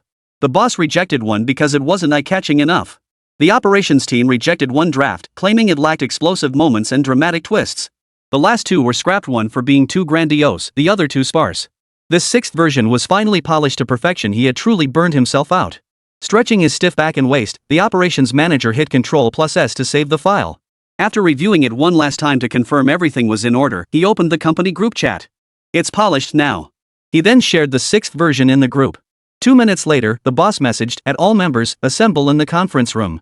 The planner made a quick trip to the restroom before heading to the conference room. The operations team was adjusting the projector. When the boss saw the planner walk in, he felt a pang of sympathy. He'd witnessed her hard work these past days. Your bonus will be doubled this month. Wait a moment, Muhan, gather your thoughts and explain it. Thanks, boss, the planner replied numbly, feeling no joy whatsoever. He believed this was what he deserved. He'd been burning the midnight oil these past days, his hair nearly falling out. The doubled bonus was a well-earned reward. The operations manager heard the boss mention the doubled bonus, yet felt not a shred of envy. Muhan arrived last, looking rather worn out. Still, she nodded to everyone upon entering. The boss glanced at her but said nothing, turning instead to the planner. Go ahead. The planner nodded, stood up, and walked over to the projector. Facing the meeting room, he began his presentation. Per Mr. Ring Jin's request, this version fully incorporates feedback from all parties. The script is set as a business war. The planner set the tone before detailing each character's story arc and the pivotal events to unfold. Muhan mentioned her role was limited, but this time her screen time is definitely sufficient. The scenes with Jin as the main antagonist have been fully planned, and regarding the location, it's our company's premises. The boss, thick-skinned as ever, listened to the planner's subtle complaints with a blank expression. Muhan and the operations manager were slightly more sensitive, so the planner's veiled complaints caused varying degrees of awkwardness on their faces. The operations manager scratched his nose, while Muhan turned her head away. Fortunately, the planner explained things clearly and answered their questions. Seeing how exhausted the planner was, struggling to speak, they decided not to press further. The boss seemed quite satisfied with this version. Any questions? Muhan and the operations team shook their heads. It seems fine for now, but that's only from our perspective. We still don't know about the investor's side, and there's also Lin Nian. The planner's heart, which had just settled, was instantly jolted back up by the operations manager's words. He shot the operations manager a resentful look. The operations manager quickly turned her head away, ignoring the planner's glare. But perhaps the glare was too intense, so she stopped dodging altogether. Clasping her hands together, she offered a silent prayer, seemingly begging for forgiveness. She mouthed the words, "I'll treat you to dinner." The boss interjected, "Since it's fine, I'll send it to the investor and Lin Nian for their review. If any issues arise, we'll brainstorm solutions together." The boss had no choice. Though the planner was suffering, their internal decisions held no final authority. On one hand was Lin Nian, though her concerns likely wouldn't be too severe. After all, she was hired with their money, so any feedback would probably just mean minor tweaks, not major overhauls. But the other party, young Master Wang, was the real investor. If he was satisfied, he might invest more money. They had to please this wealthy young master willing to put up the cash. After all, no one turns down money. The boss sent the script to both Lin Nian and young Master Wang. Then came the long wait. Lin Nian replied promptly, "No problem. Just set the date." Lin Nian had no objections after all, it was a money-making opportunity either way, and none of the plot points were unacceptable to him. He gave his approval. With Lin Nian secured, the boss shared the good news with the meeting room. "See?" Lin Nian agreed. "Now we just need young Master Wang." The planner's heart sank a little. Less than 10 minutes later, young Master Wang's message arrived. "The script looks promising. Is the shoot tentatively set at your company's location? It doesn't quite highlight me. Let's film at my company instead." "No problem. When would you like to schedule it?" The boss replied instantly, practically fawning over him. "How about the day after tomorrow? I'll tidy things up tomorrow. You guys can start promoting and building hype." Got it. The boss replied instantly. He then relayed the livestream schedule to Lin Nian and asked her to post a teaser video. 5 minutes later, the boss put down his phone and addressed the meeting room. "All right, everything's approved. The live stream officially starts the day after tomorrow. The planner's heart finally settled. His nose stung with emotion. All those days of hard work were finally paying off. Boss, can I take a day off to rest? The planner asked, his face grim. You don't need to ask. I'm giving you a day off. You take him home. The boss waved his hand dismissively, instructing the operations manager to escort the planner out. The operations manager nodded and led the planner out of the conference room. Only after they stepped outside the company did he speak up. Bro, it's not that I'm picking on you, but you gotta understand my position. The planner waved his hand dismissively. It's fine. I get it. He was so tired and exhausted right now, he didn't want to say another word. Back in the conference room, after the two had left, the boss turned to Muhan. You looked a bit off when you came into the meeting room earlier. What's wrong? Anything bothering you? The boss had noticed something was amiss at the time, but with the script being the top priority, he hadn't pressed. Now that the major issue was resolved, he finally asked. Nothing major, really. It's just that another live streaming company in Anqing copied our creative concept and they did it in such a blatant, in-your-face way. I couldn't help but get upset. I saw a screenshot a friend sent me an internal memo from their company saying they plan to sabotage our livestream. They're out of their minds, the boss blurted out, unable to hold back. So I'm worried. I suspect they're jealous we got investors and want to sabotage us. If the livestream fails, losing the backers is one thing, but if they ruin my reputation and force Lin Nian out, we're truly finished. Muhan's words calmed the boss down. Her point made sense, they had to be vigilant. After all, their company's current finances felt like dancing on the edge of a knife. One misstep could mean losing everything, leaving them caught between a rock and a hard place. First off, every penny they had now came from the investor. While Lin Nian had a contract, it was likely a one-time deal. If Muhan got sabotaged too, the company would be left with absolutely nothing. Those bastards, the boss muttered under his breath. Playing dirty like this, who could tolerate that? Chapter 70, each side has its own truth. What should we do? Muhan asked. In the past, Muhan might have shrugged off such matters. Whether it was heartlessness or greed, everyone was in it to make money. Who would willingly take a loss? If their company really went under, Muhan could just walk away. The account ownership was hers, so it wouldn't cripple her. At worst, she'd be miserable for a few months before bouncing back. But now was different. Her growing popularity from co-streaming with Lin Nian had significantly boosted her own following. She gained hundreds of thousands of new fans in a single month, nearing 2 million followers. Moreover, the company had signed Lin Nian. As long as she kept streaming with Lin Nian, avoided major blunders, and didn't act foolishly, her follower count would surely keep climbing. Streaming with Lin Nian also broadened her options for transitioning, since her appeal as a beauty streamer was essentially a youth-dependent career. Staying with Lin Nian long enough might even let her learn from his strengths and blend them into her own style. Who knows? She might just carve out a new path for herself. So her attitude toward the company shifted. From being ready to walk away at any moment, she now aligned herself with the company's interests. After all, she holds shares in the company. Now that another company is openly targeting her, she must find a way to counter it. Her mindset had shifted completely. Before, she'd been like someone with nothing to lose, but now that she had something to protect, she couldn't afford to be reckless. She even understood why the boss had treated her that way before, fearing she might leave. In their line of work, traffic really can change a person. The boss felt a headache coming on when Muhan pressed him like this. Muhan didn't know what to do. Asking herself this question was pointless, she was the boss. If she didn't know what to do, the company might as well dissolve on the spot. A boss couldn't beg others for help. He sat silently at his desk, his brow furrowed, mentally rehearsing 1,000 possible responses. In the end, he couldn't come up with a good solution. We'll have to improvise. We can't rely on others, only ourselves. This definitely couldn't be told to the investor. If they couldn't even handle this minor issue, the investor would reassess the value and return on their investment. Tell Lin Nian? Though that kid was full of clever tricks, involving him in their internal affairs wasn't realistic. After much thought, they could only rely on themselves. Shark Interactive Media, another influencer agency based in Anqing. In the past, their company and Anqing Mutual Entertainment had been neck and neck, with Anqing even showing signs of gaining the upper hand. Anqing Interactive's flagship star was Muhan, a million-follower influencer. While their company hadn't invested heavily enough to produce a million-follower star, they did have Meng, who was on the verge of reaching that milestone, plus 2 half-million-follower stars, Tian and Chi. They differentiated themselves from Muhan's beauty niche by focusing on a sitcom niche, primarily featuring stories set in female college dormitories. Since Meng spearheaded this project, she had the largest fan base. Combined with her cross-dressing videos that catered to audience preferences, her follower count was poised to break the million mark within a month. Being local companies, friction remained minimal. They maintained mutual respect. After all, in the internet industry, one person's gain is another's loss. Both sides consistently supported each other. But then came the unexpected twist. While they hesitated to seize the Lin Nian opportunity, Onching Interactive Entertainment pounced. As a result, Muhan skyrocketed from the start, her numbers soaring like a rocket. Just looking at those numbers made their back teeth grind to dust. That's bad enough, but what really gets me is that you guys all struggling just as much actually got lucky enough to land $1 million investment. And they might even follow up with more funding. This news made their already shattered back teeth shatter all over again. Jealousy was making them unrecognizable. It was nothing major, just a matter of getting a filling. But someone started a ruckus in the company group chat, igniting everyone's emotions until they reached a conclusion: sabotage their livestream. I think we could sign Lin Nian too. There's no need for this. If something goes wrong, we'll be in a really bad spot. It'll hurt our numbers, it's just not worth it. Meng was about to hit 1 million followers. She didn't want any trouble at this critical juncture, the loss would be enormous for her. Tian and Chitsu chimed in support. True. Adding Lin Nian to our lineup could actually boost viewership.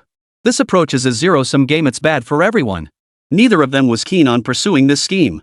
Exposure would shatter their personas, and they were equally uncomfortable with such morally questionable actions.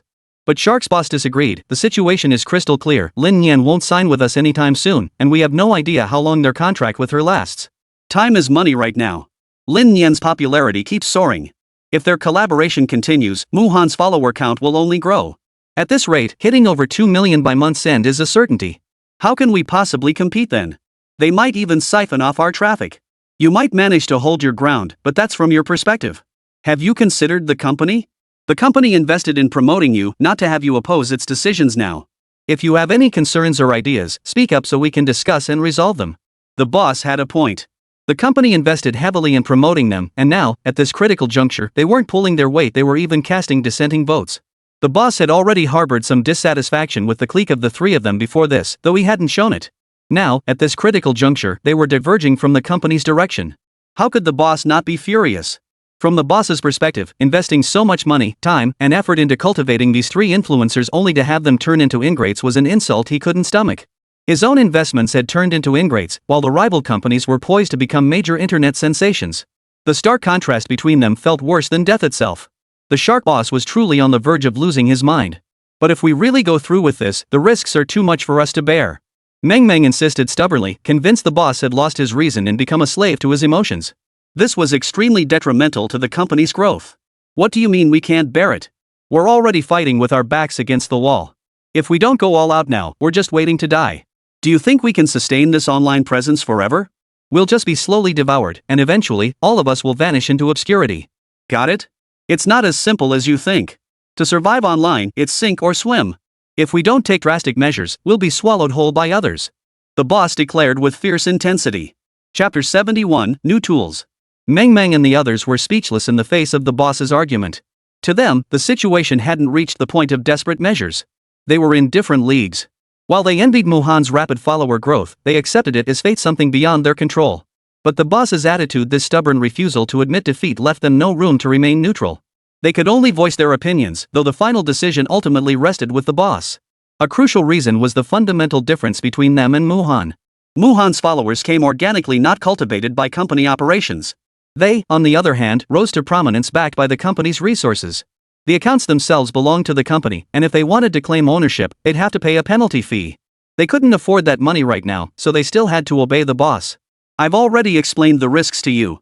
If you insist on going ahead regardless, we'll certainly respect your choice. But you must bear the consequences yourself. Don't come back later claiming we didn't warn you. Meng stated bluntly.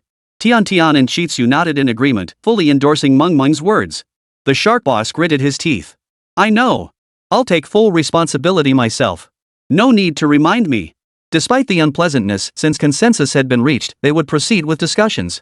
Regarding any proposal from the boss, the three of them raised no objections, agreeing to everything without question. After returning home, Lin Nian posted a livestream preview. Hey everyone, the day after tomorrow I'll be streaming with Muhan. I can't reveal the details yet, but it'll be amazing. Regular viewers know what to expect, so I won't go into it. Click the preview to join us, don't miss it. Lin Nian completed her task. He had no specific requirements for the content, just that they appeared on camera. Making money is making money, after all. The cash was already in his pocket, so he figured he could just fool around during the stream. He glanced at his popularity points again. Over the past few days, it had accumulated to over 500,000. Finally, he could redeem an item from the system store. It hadn't been easy. The item was called Double Income, lasting for 1 day. As it was the item requiring the lowest popularity points, its effect was modest. But for Lin Nian, it's actually quite important. He needs money to buy a house right now. With his current funds, he could only afford a small apartment. If this item proves useful, buying a spacious flat should be no problem. Going straight for a spacious flat would be fantastic. Looking at the other items, they were still prohibitively expensive. Lin Nian's current popularity points simply couldn't afford them. Lin Nian pondered for a moment. Forget saving up, just get it first. Lin Nian cleared his popularity points and exchanged them for this item that doubles earnings. He'd use it during his livestream. If it doubled all earnings, the conservative estimate wouldn't be small. Just then, the sound of Lin Xianwan opening the door interrupted Lin Nian's thoughts. "Hey sis, you're back," Lin Nian said with a smile. Yeah. Had some stuff at the office today, so I got off work a bit late. Hungry? I'll make dinner," Lin Xianwan said while changing into slippers at the door. "Sis, now that we have money, you don't have to work so hard. You could take a break for a while," Lin Nian suggested. "Even if we have money, it's all yours. It has nothing to do with me. If you don't let me work, what am I supposed to do at home all day? Stare at my phone? That would be a waste of my life. Your sister isn't that lazy yet," Lin Xianwan replied. "Working has its downsides, but honestly, the boss isn't that bad, and my coworkers are pretty nice. We chat every day. If I stayed home alone, I'd get bored stiff. Better to go to work, at least it gives me a reason to get up early. I'm going to cook. You can do whatever you want," Lin Xianwan said as she walked into the kitchen. Lin Nian said nothing more. If his sister was happy, that was fine by him. Just then, Lin Nian's phone buzzed with a message. It was from her deskmate, Li Chen. As a transfer student, Lin Nian hadn't bothered greeting anyone, so he hadn't added many people on WeChat. He couldn't even recognize all the students in his current class, let alone add them on WeChat. Li Chen was someone he'd only added today, mainly because the kid kept pestering Lin Nian to get him on TV. "Lin Nian, we're going to the amusement park this Friday. Want to come?" "No. The amusement park is super fun. You don't have many friends in class. If you come with us, you won't get bullied so easily." Lin Nian smiled. So it was about cliques after all. It was understandable. After all, sticking together for support had always been a smart choice. To avoid being picked on by others, everyone formed their own little cliques. That way, when problems arose, they could stand united against outsiders. Judging by Li Chen's expression, he was worried Lin Nian would be bullied if she stayed alone. "No one's going to bully me. I'm the one who bullies others." "Then would you pick on me?" Li Chen asked innocently. "No."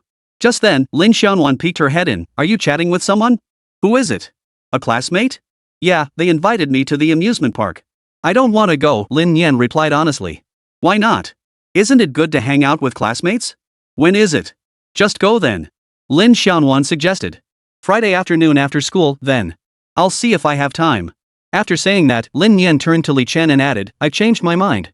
If I'm free on Friday afternoon, I'll go." "Lin Nian, you're the same age as me. Why do you always have so many things going on?" Lin Nian was at a loss for words. "We'll see when the time comes." Time flew by. After a dull Tuesday and a boring Wednesday. Finally, Wednesday school let out. Sitting in the car, Lin Nian racked his brain trying to figure out why everyone was so afraid of being late for school. He was genuinely speechless. "I'm driving you to the live stream. Did you tell your sister?" Zhang Xiaoxiao asked Lin Nian from behind the wheel. Ansheng Mutual Entertainment had once again approached Zhang Xiaoxiao for a joint livestream, and she hadn't objected. Besides, Lin Nian's sister didn't handle these matters, so Zhang Xiaoxiao had taken care of it.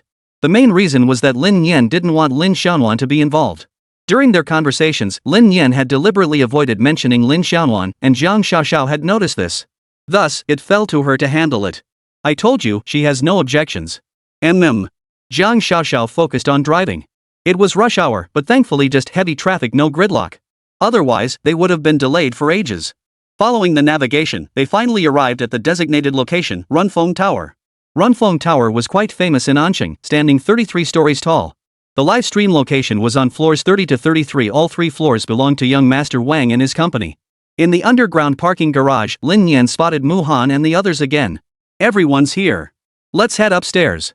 Chapter 72, Business War Livestream. "Little brother, have you read the script? Feeling nervous?" In the elevator, Mu Han leaned closer to Lin Nian with a smile, asking. "I read it. Not nervous at all. Are you nervous?" "I'm not nervous." Mu Han shook her head, but her slightly trembling body betrayed her.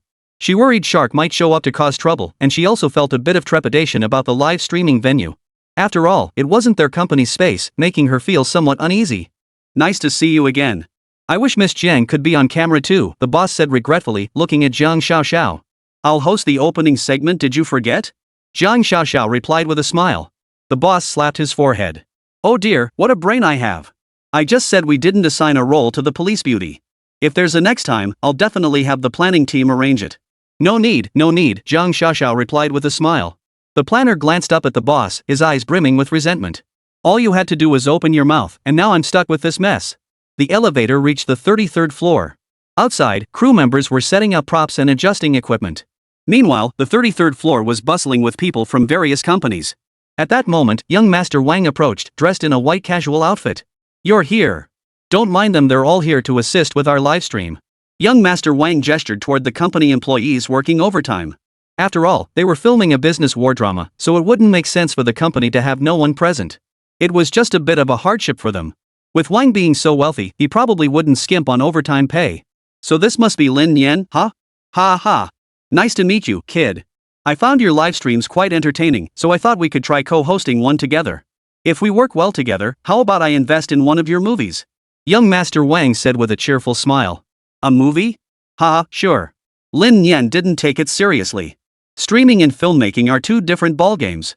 Streaming barely costs anything, equipment can be rented for a few thousand a day, and with existing crew and venues, expenses are minimal. Add Wang Gongzi's million yuan investment, and the total cost would max out at around 1.1 to 1.2 million yuan. But for a movie, this amount wouldn't even make a splash. He figured it was just a joke. The director who came along, however, was quick-witted. He couldn't help but think, if only we were really making a movie. Young Master Wang, when should we start the livestream? Now. Wait a bit. They haven't finished setting up over there. Let them finish first. Even though this is a live stream, we have a script. I want everyone to take their roles seriously. If the results are good, I'll genuinely invest in making a movie. No joke. I'll cast all of you in it. Young Master Wang instructed. Absolutely. After that, young Master Wang invited everyone to rest and wait, introducing them to the props for this assignment and the people who would be appearing. Half an hour later. Once everything was set up and the introductions were mostly done, young Master Wang asked. Is everyone ready? We're ready. Then let's begin the live stream. Everyone to your stations. Everyone moved to their designated positions, waiting for the director's call to begin. Once the director and crew confirmed everyone was in place, he called out, action. The camera then focused on Jiang Xiaoxiao. Good evening, everyone. Let me start by telling you a story. The premise is quite simple. A company failed to pay wages, leaving the employee furious. So he stormed into the company to seek justice. Simple enough, right? But the process was nothing short of thrilling. I won't bore you with the details. Jiang Xiaoxiao finished with a smile, and the camera slowly panned to Lin Nian standing by the elevator entrance. Finally got to see the live stream. What a relief. Damn, where did they find this company? It looks pretty good. How come there are still workers? Workers are still on the job? That's rough. Workers have it rough, but I'm off duty now. Hey guys, I'm right here at the office. Waving at you all, see me? Finally seeing little brother. Do you have any idea how I survived without his live streams lately? It's been brutal.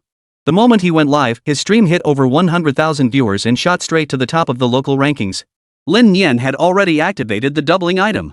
All earnings for the next 24 hours would be doubled. He saw the camera had shifted to him, so he started charging into the office. But he was intercepted by security. Sir, you cannot enter. Two security guards blocked Lin Nian expressionlessly, though they were dying to laugh inside. From their perspective, having to treat this kid like an adult was downright ridiculous. Still, out of respect for the livestream, they worked hard to keep their expressions neutral. Why won't you let me in? Don't you two recognize me? I used to build rapport with you guys, even buying you cigarettes. Now you're pretending not to know me? I'm getting into the company today, and you two better not stop me. Lin Nian was now playing the role of someone laid off by the company without severance pay. I'm unemployed. You're blocking me now, but what if one day you get laid off too? Will you still fight for your rights then, or will someone block you? Letting me in is letting your future selves off the hook. Lin Nian's words seemed to move the two security guards.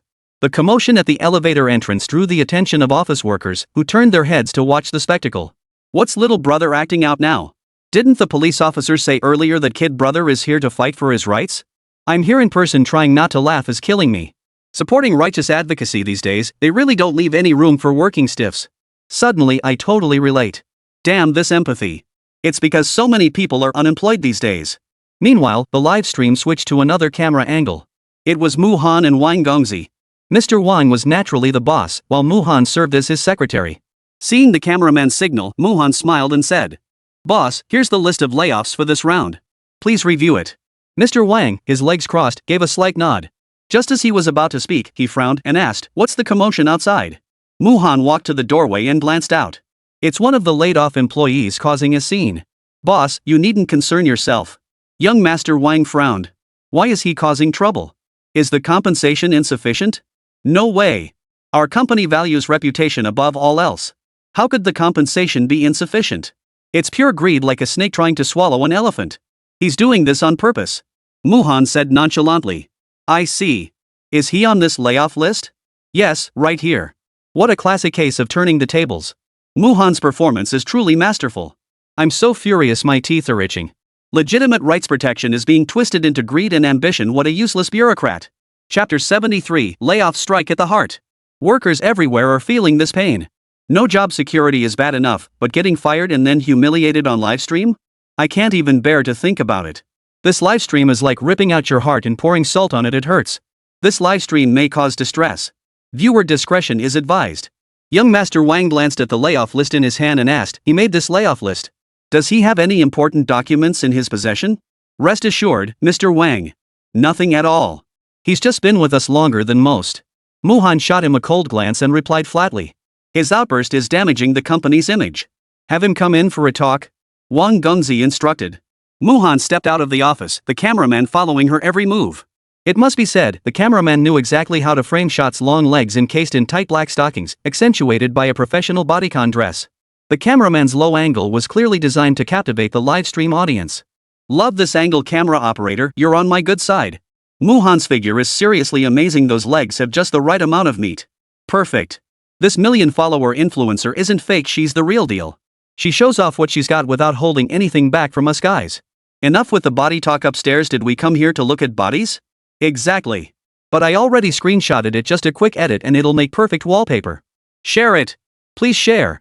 Upon reaching the stairwell, Muhan waved her hand gently, signaling the two security guards to step aside. Why are you here again? The company's compensation was more than generous. Stop causing trouble, it won't benefit you in the slightest. Muhan gently tossed her hair back, radiating feminine charm as she spoke in a light, airy tone. Lin Nian gritted her teeth. 5 years. Do you have any idea what those 5 years at this company were like for me? I commuted over 2 hours every single day, worked diligently without fail. Not once in 5 years did I arrive late or leave early. Even when I was sick, I dragged myself to work. If not for merit, then surely for sheer dedication? And now you want to fire me? What exactly did I do wrong? Tell me. What did I do wrong? Firing me without proper compensation? Treating me like some little pet? Trying to pull the wool over my eyes? Lin Nian's acting was spot on, every glance and gesture perfectly executed. He truly seemed like someone abandoned by the company. Kid Brothers' acting skills are something those who can only recite 1 2 3 4 could spend a lifetime learning. Remember, this is a live stream. Little brother's voice is all real. Though it sounds a bit immature, he conveys every emotion perfectly. What a waste he's not an actor. Little kid is truly a natural-born live streaming god. Just hearing those 2 lines, I already feel his pain. Muhan frowned and whispered, you don't seriously think that just because you've worked here long enough, you're entitled to hundreds of thousands in compensation, do you? That's impossible. Firing you wasn't my decision, it was made by the entire HR department and the boss. I'm just a secretary. I don't have that kind of authority. Lin Nian's eyes reddened as she glared at Muhan.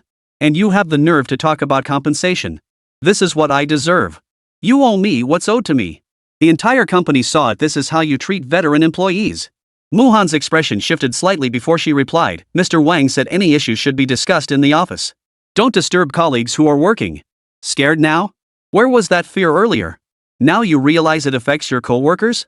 Kid, you gotta stand your ground and let everyone know. Mess with company morale. Who's on your side? Everyone in the office has their own agenda.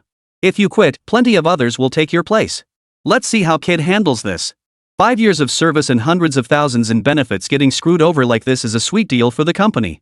Netizens love a good spectacle. Lin Nian followed Muhan into President Wang's office.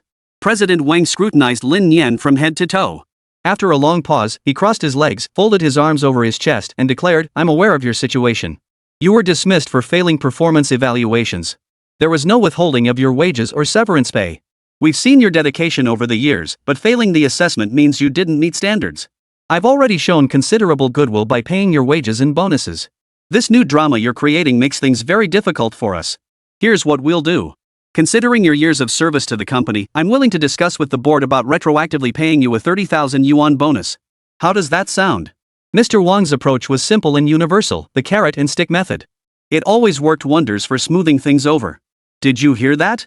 Hundreds of thousands turned into 30,000, and he acts like he's doing you a favor. Mr. Wang sure plays the part well. Could it be he really is the boss? No wonder these executives are so skilled at this kind of thing. I can almost see my future. Too bad I'm not like Kid Brother. If I got fired with a 30,000 yuan severance, I'd be smiling in my sleep. Bro, take it easy. I believe you'll make big money someday.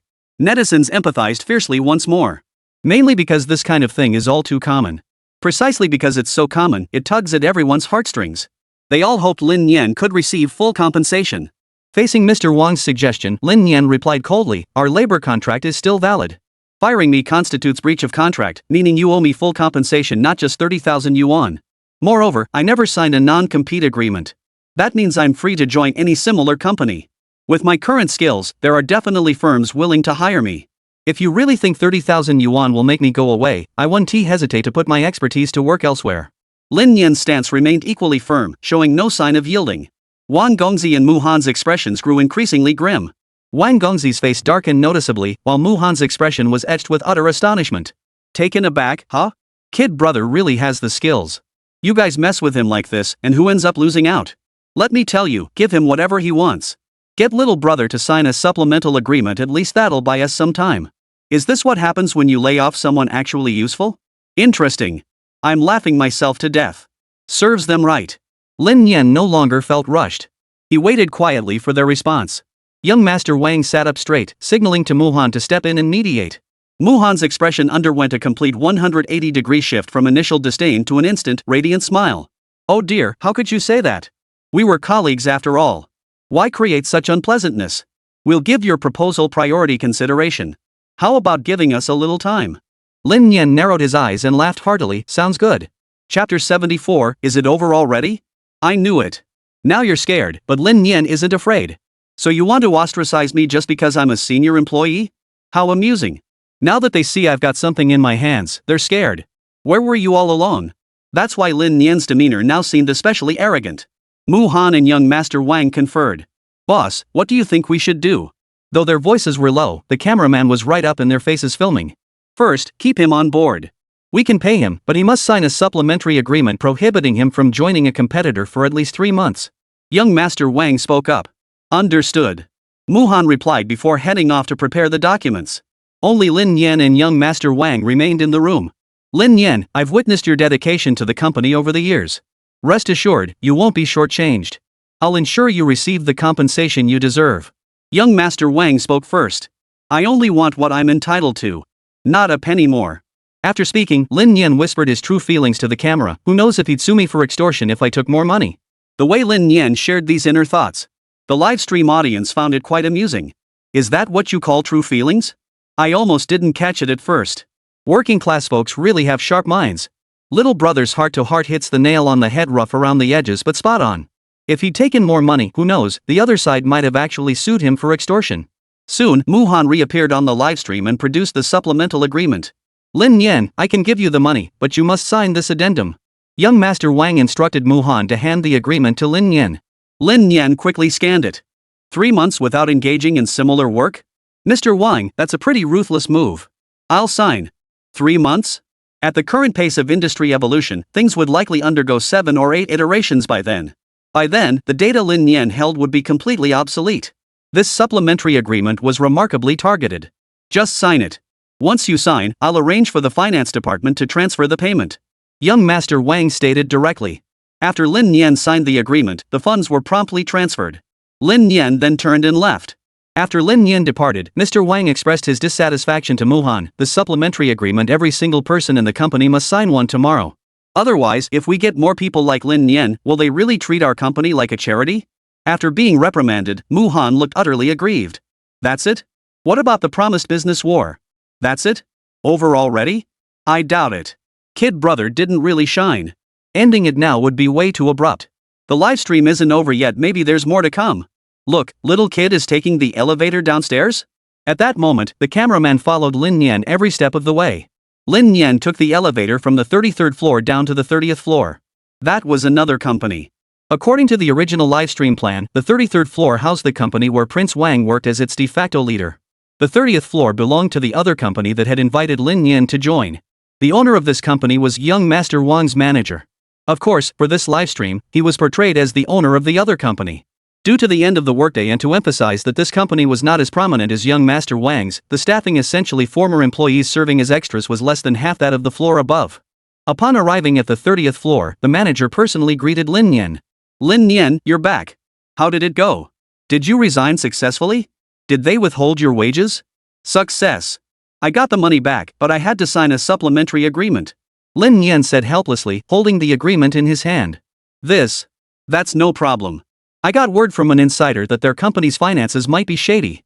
If you can uncover their financial issues, that'll give them a run for their money.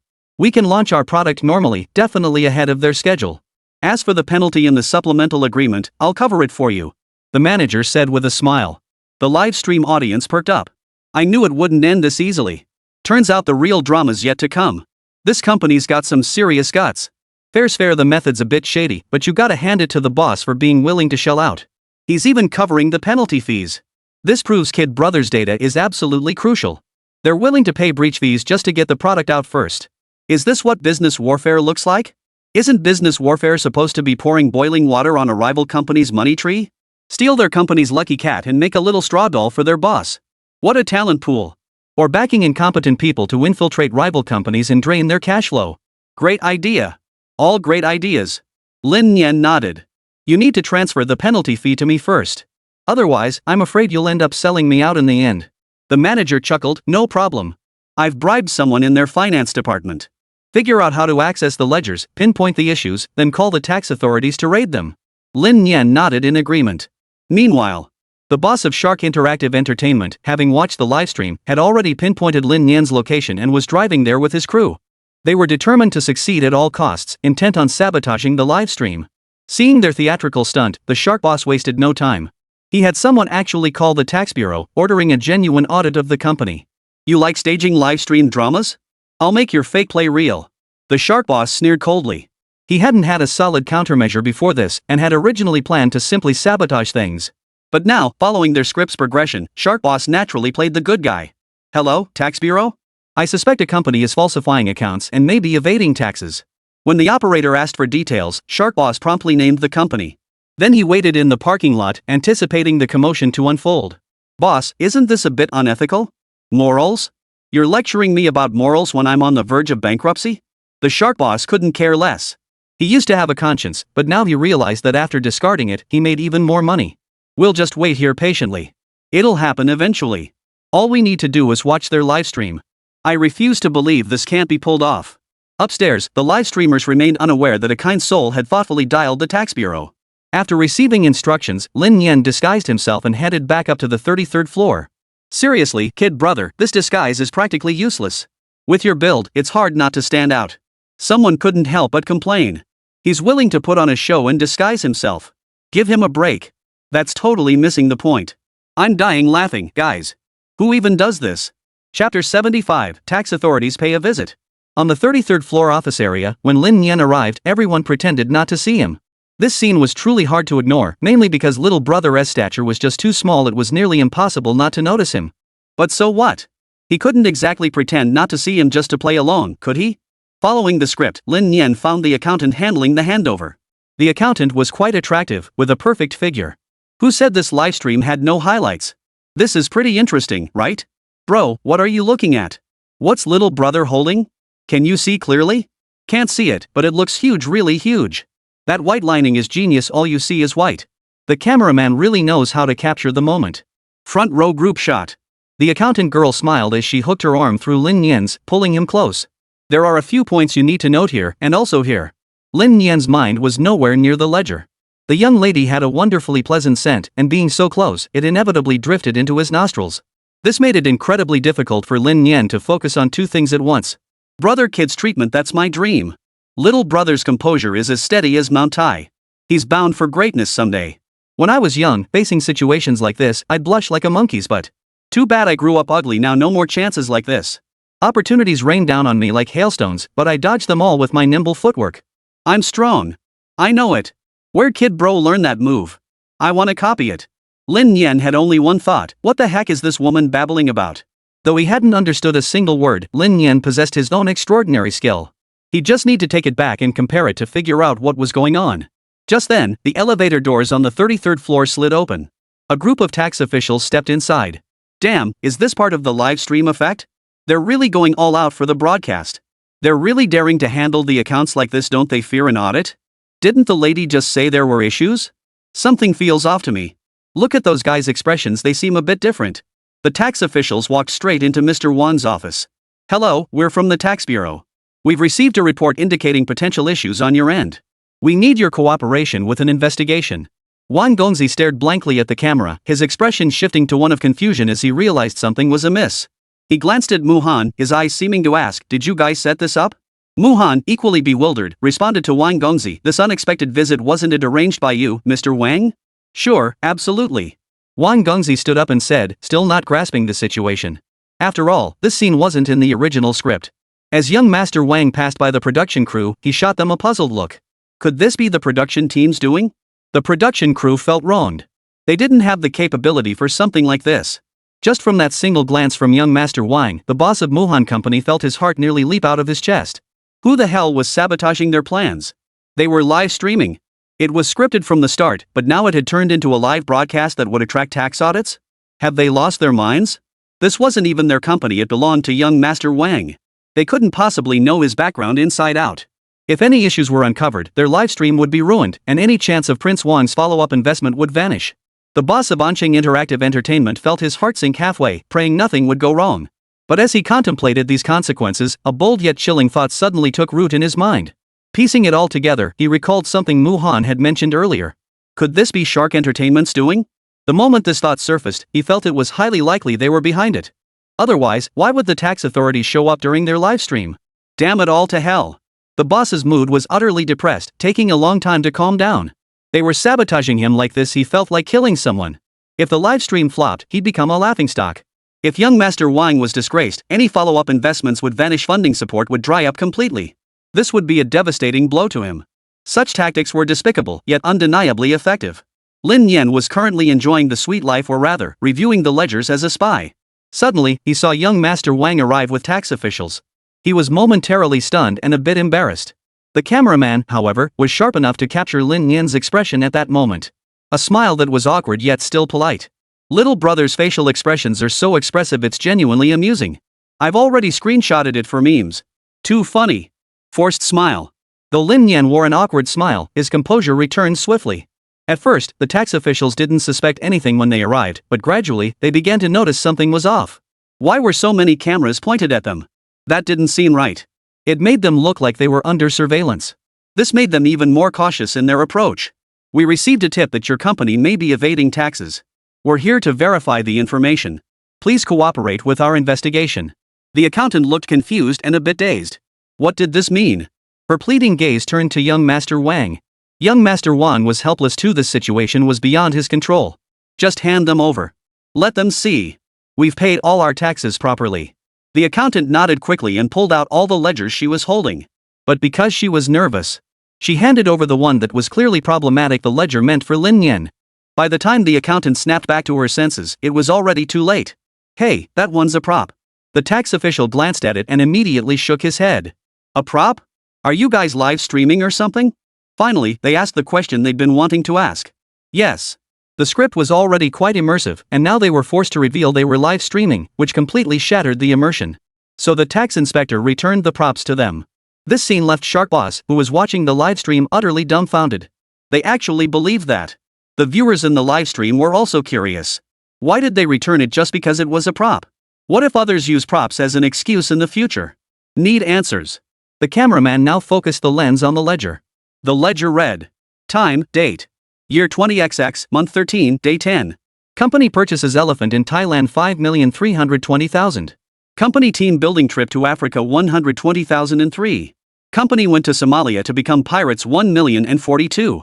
In short, all sorts of dubious expenses were recorded. This is hilarious. There's even an entry for joining mercenaries. Whoever wrote this ledger is a genius. This is supposed to be a live stream, but it feels like I'm watching behind the scenes footage. No wonder the tax people glanced at it and sent it right back. Who would believe this ledger? Never felt like it had a live stream vibe before, but now it does. I'm cracking up. Counts as one, I guess? Chapter 76, the live stream got messed up? No problem. Shark Boss, also watching the live stream, was grinding his molars to dust. He thought bringing in the tax people to audit the books would be enough to wreck the live stream. But he never imagined it would end like this. The moment he saw the ledger entries, his face turned green. He felt like he'd been played. But there was nothing he could do. He couldn't appear in public, could only watch the live stream unfold, and certainly couldn't sway anyone's opinions. So he was left stewing in his own frustration.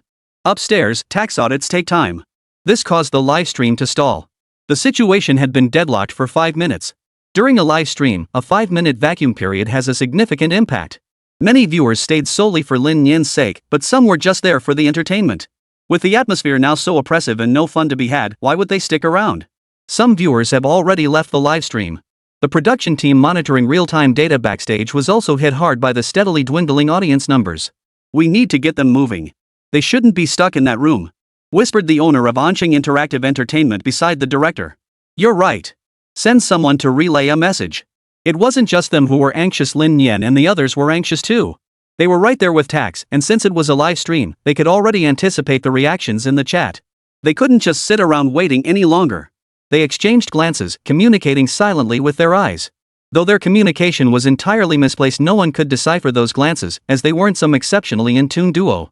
But the outcome was right. Lin Nian stepped out of the room first, followed by Wang Gongzi. The cameraman followed them out. Muhan stared blankly as everyone departed. Just then, she received a message from her boss. After glancing at the contents, I breathed a sigh of relief and then addressed the tax officials. We're still live streaming, so it's inconvenient for us to accompany you. She's the accountant, just have her handle the handover. If there are any issues, everyone in the live stream is watching, so we're not afraid. The tax officials nodded, sensing a hint of conspiracy in the air. It seemed like someone was using them as pawns. The company was in the middle of a live stream when someone called them in for a tax audit. Was this intentional, or what? But since they'd come all this way, they certainly couldn't just turn around and leave. Being used as a pawn must feel awful, especially since the company's books showed no irregularities. That's one thing, but they're all working overtime now. The person who falsified the reports deserves to be damned. Lin Nian stepped out of the room, offering an awkward smile. Ahaha, the weather's really nice today, isn't it? He said awkwardly, but the tax authorities' arrival had completely derailed the script's expected progression. Originally, he was supposed to leave after obtaining the evidence. But now that they'd met, the rest of the plan was impossible to execute. Young Master Wang's face remained largely expressionless, cold and distant. To him, this was nothing short of a disgrace. He'd been diligently running his company, only to be reported by someone. Who could tolerate that? And it happened while he was live streaming, ruining his broadcast as well. Honestly, he'd never endured such humiliation in his entire life. If he found out who was behind this, he wouldn't let them off the hook. Faced with his completely disrupted livestream plans, Lin Nian composed himself and decided to proceed with the performance as originally intended. After a brief announcement, he left the 33rd floor. The cameraman followed him all the way back to the 30th floor. On the 30th floor, the manager was nervous as hell, his expression utterly miserable. Since he wasn't the main subject, no cameraman was assigned to him. This meant he could slip his phone out in an unobserved corner to watch the livestream. First, he wanted to see what was happening upstairs. Second, he wanted to see how netizens were evaluating him. After all, his own people were on display, right under the audience's noses. Who wouldn't want to hear a few kind words from the viewers? But the moment he opened the livestream, he saw the situation upstairs.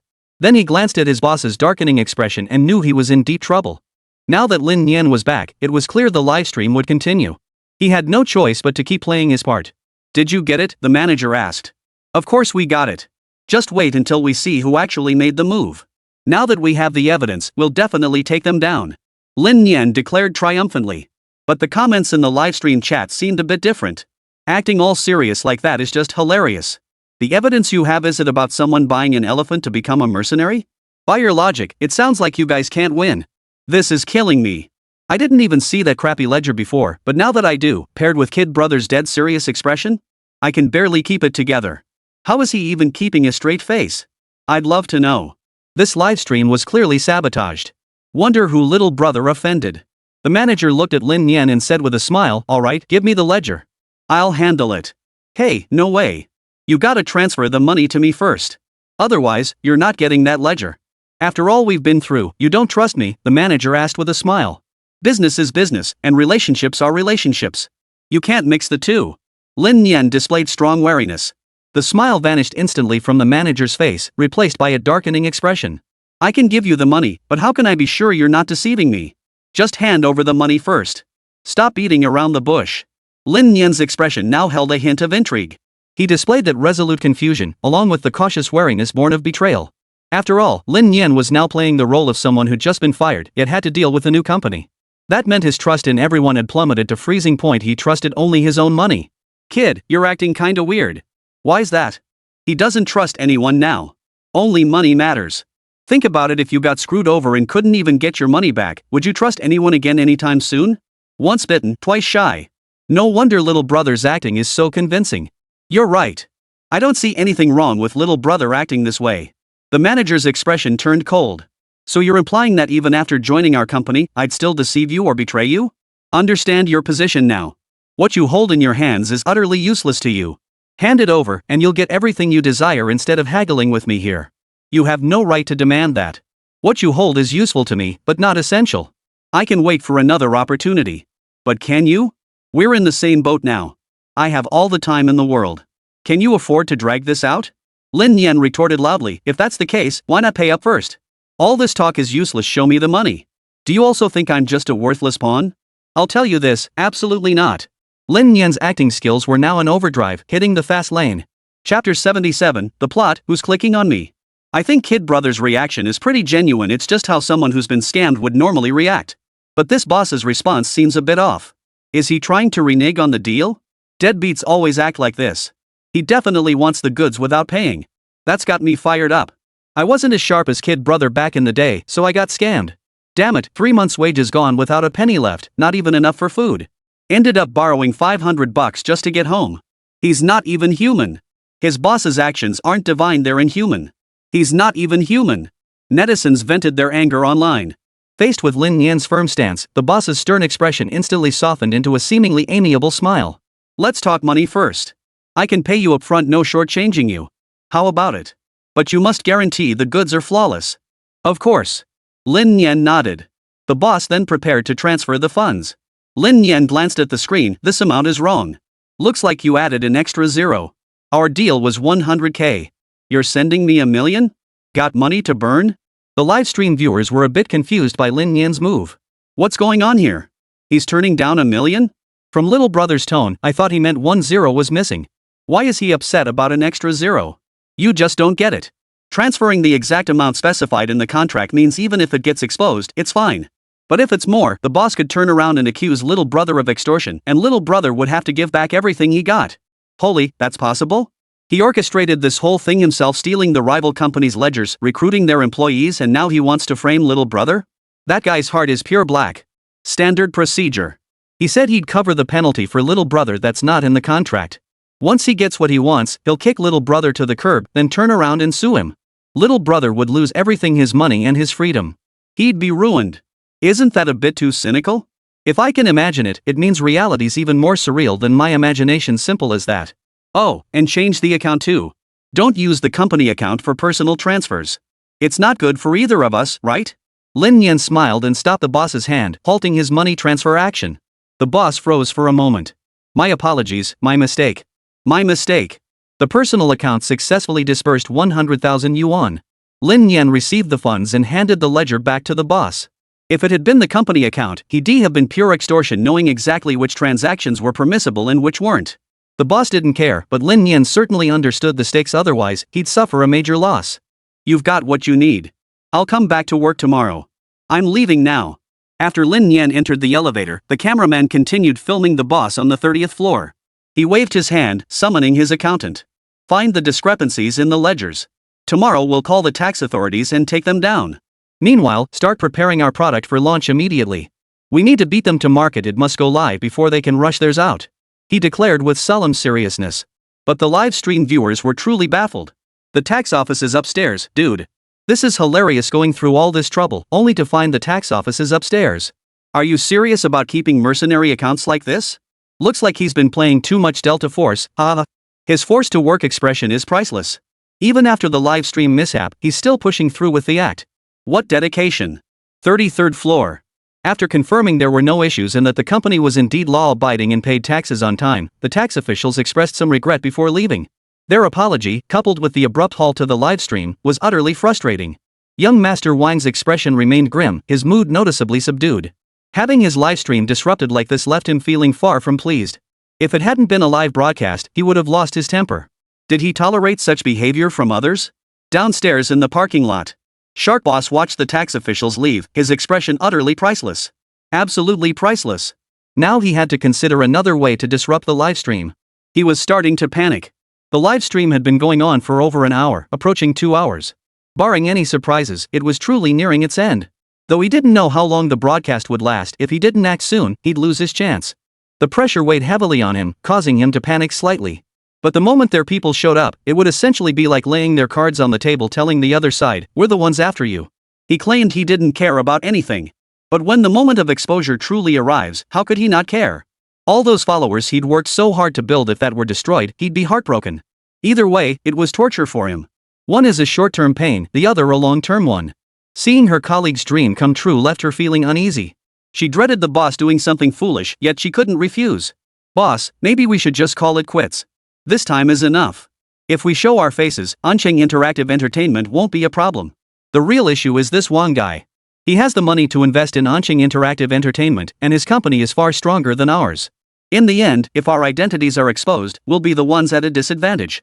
We're not just facing one company here. It's too risky." Meng Meng spoke the truth, and truth often stung the deepest. Shark Boss sighed.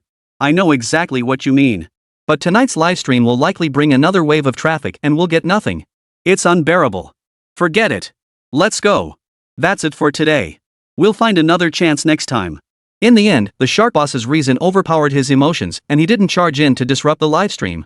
But facing the impending loss of traffic, he was utterly drained and couldn't bear to look at his phone anymore. Upstairs, in the director's room. After dealing with the tax issue, everyone breathed a sigh of relief. Despite the disruption to the livestream. But comments from netizens still revealed some voices that didn't seem to care. Mainly because Lin Nian often pulled off all sorts of gimmicky stunts. Even this live stream mishap was handled by Lin Nian. It was quite a feat.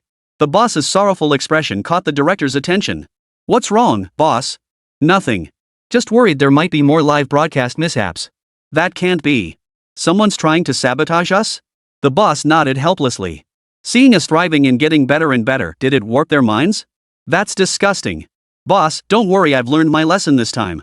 If there's another live stream mishap, I'll turn it into a live stream effect," the director assured him repeatedly. But as the words left his mouth, the planner in the corner couldn't help but get goosebumps. Why did it feel like someone was calling him out? Chapter 78, Mission Impossible? This is interesting. Muhan's expression was blank at that moment, like a marionette. Her eyes lacked any sparkle, as if her mind had wandered off to think about something else. The moment the tax officials left, she had no idea what to do next. Her mind went blank, especially after seeing Lin Nian. Indeed, Lin Nian had boarded the elevator, returning from the 30th floor to the 33rd. Noticing Muhan still staring blankly, still in front of the camera, Lin Nian spoke up to remind her, his voice slightly louder than usual. "Muhan, it's time for you to fulfill what you promised me." Lin Nian's voice was loud enough to snap Muhan back to reality. Muhan stared blankly at Lin Nian, struggling to recall the response she was supposed to give. But she couldn't think of anything. This live streaming mishap had already happened, and now her mind was completely consumed by the disaster. She was screwed. Noticing her state, Lin Nian remained calm and helped smooth things over. It was essentially talking to himself. "Muhan, we've known each other for quite some time now. I don't have any ulterior motives, but is the company really treating me well? I didn't come back for anything else, it was for you." Lin Nian's monologue ended up weaving a story of its own. Though it was a monologue, it worked surprisingly well. So much so that netizens didn't notice, only finding Lin Nian's portrayal genuinely captivating. Is this a couple? Kid brother, don't get too carried away. With little brother acting like this, we'll just watch casually.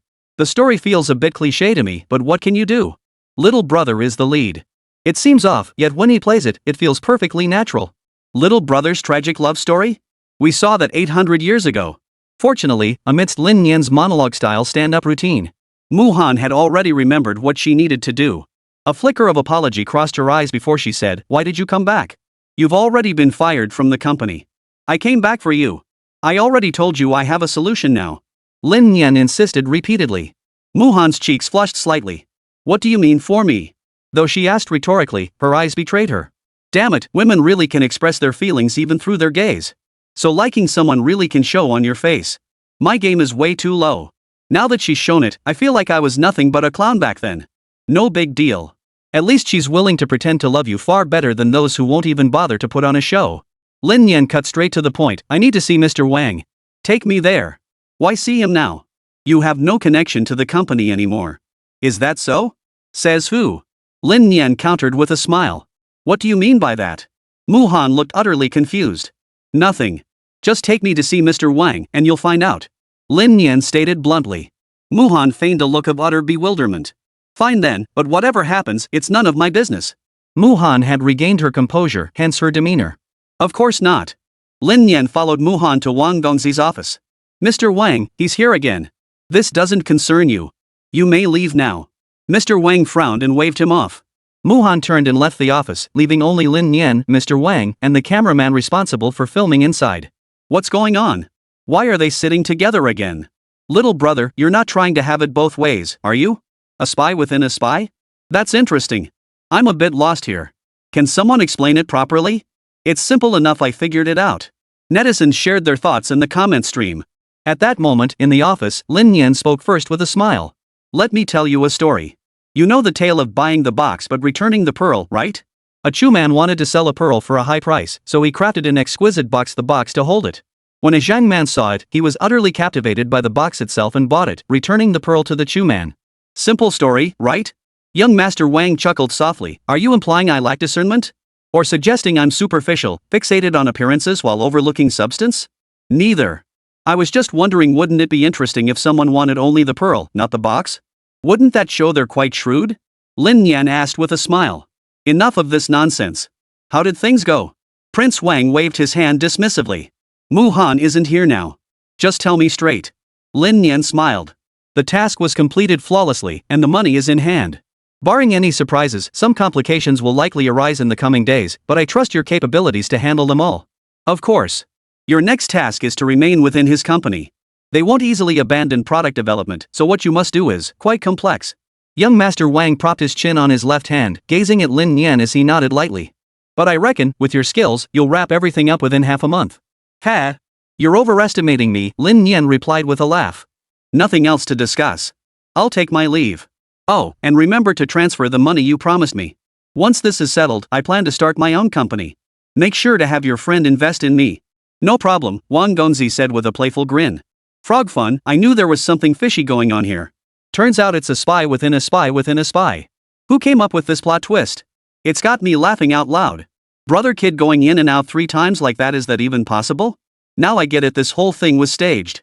Kid brother is still on Mr. Wang's side. He just put on this show because he got the tip off earlier, right?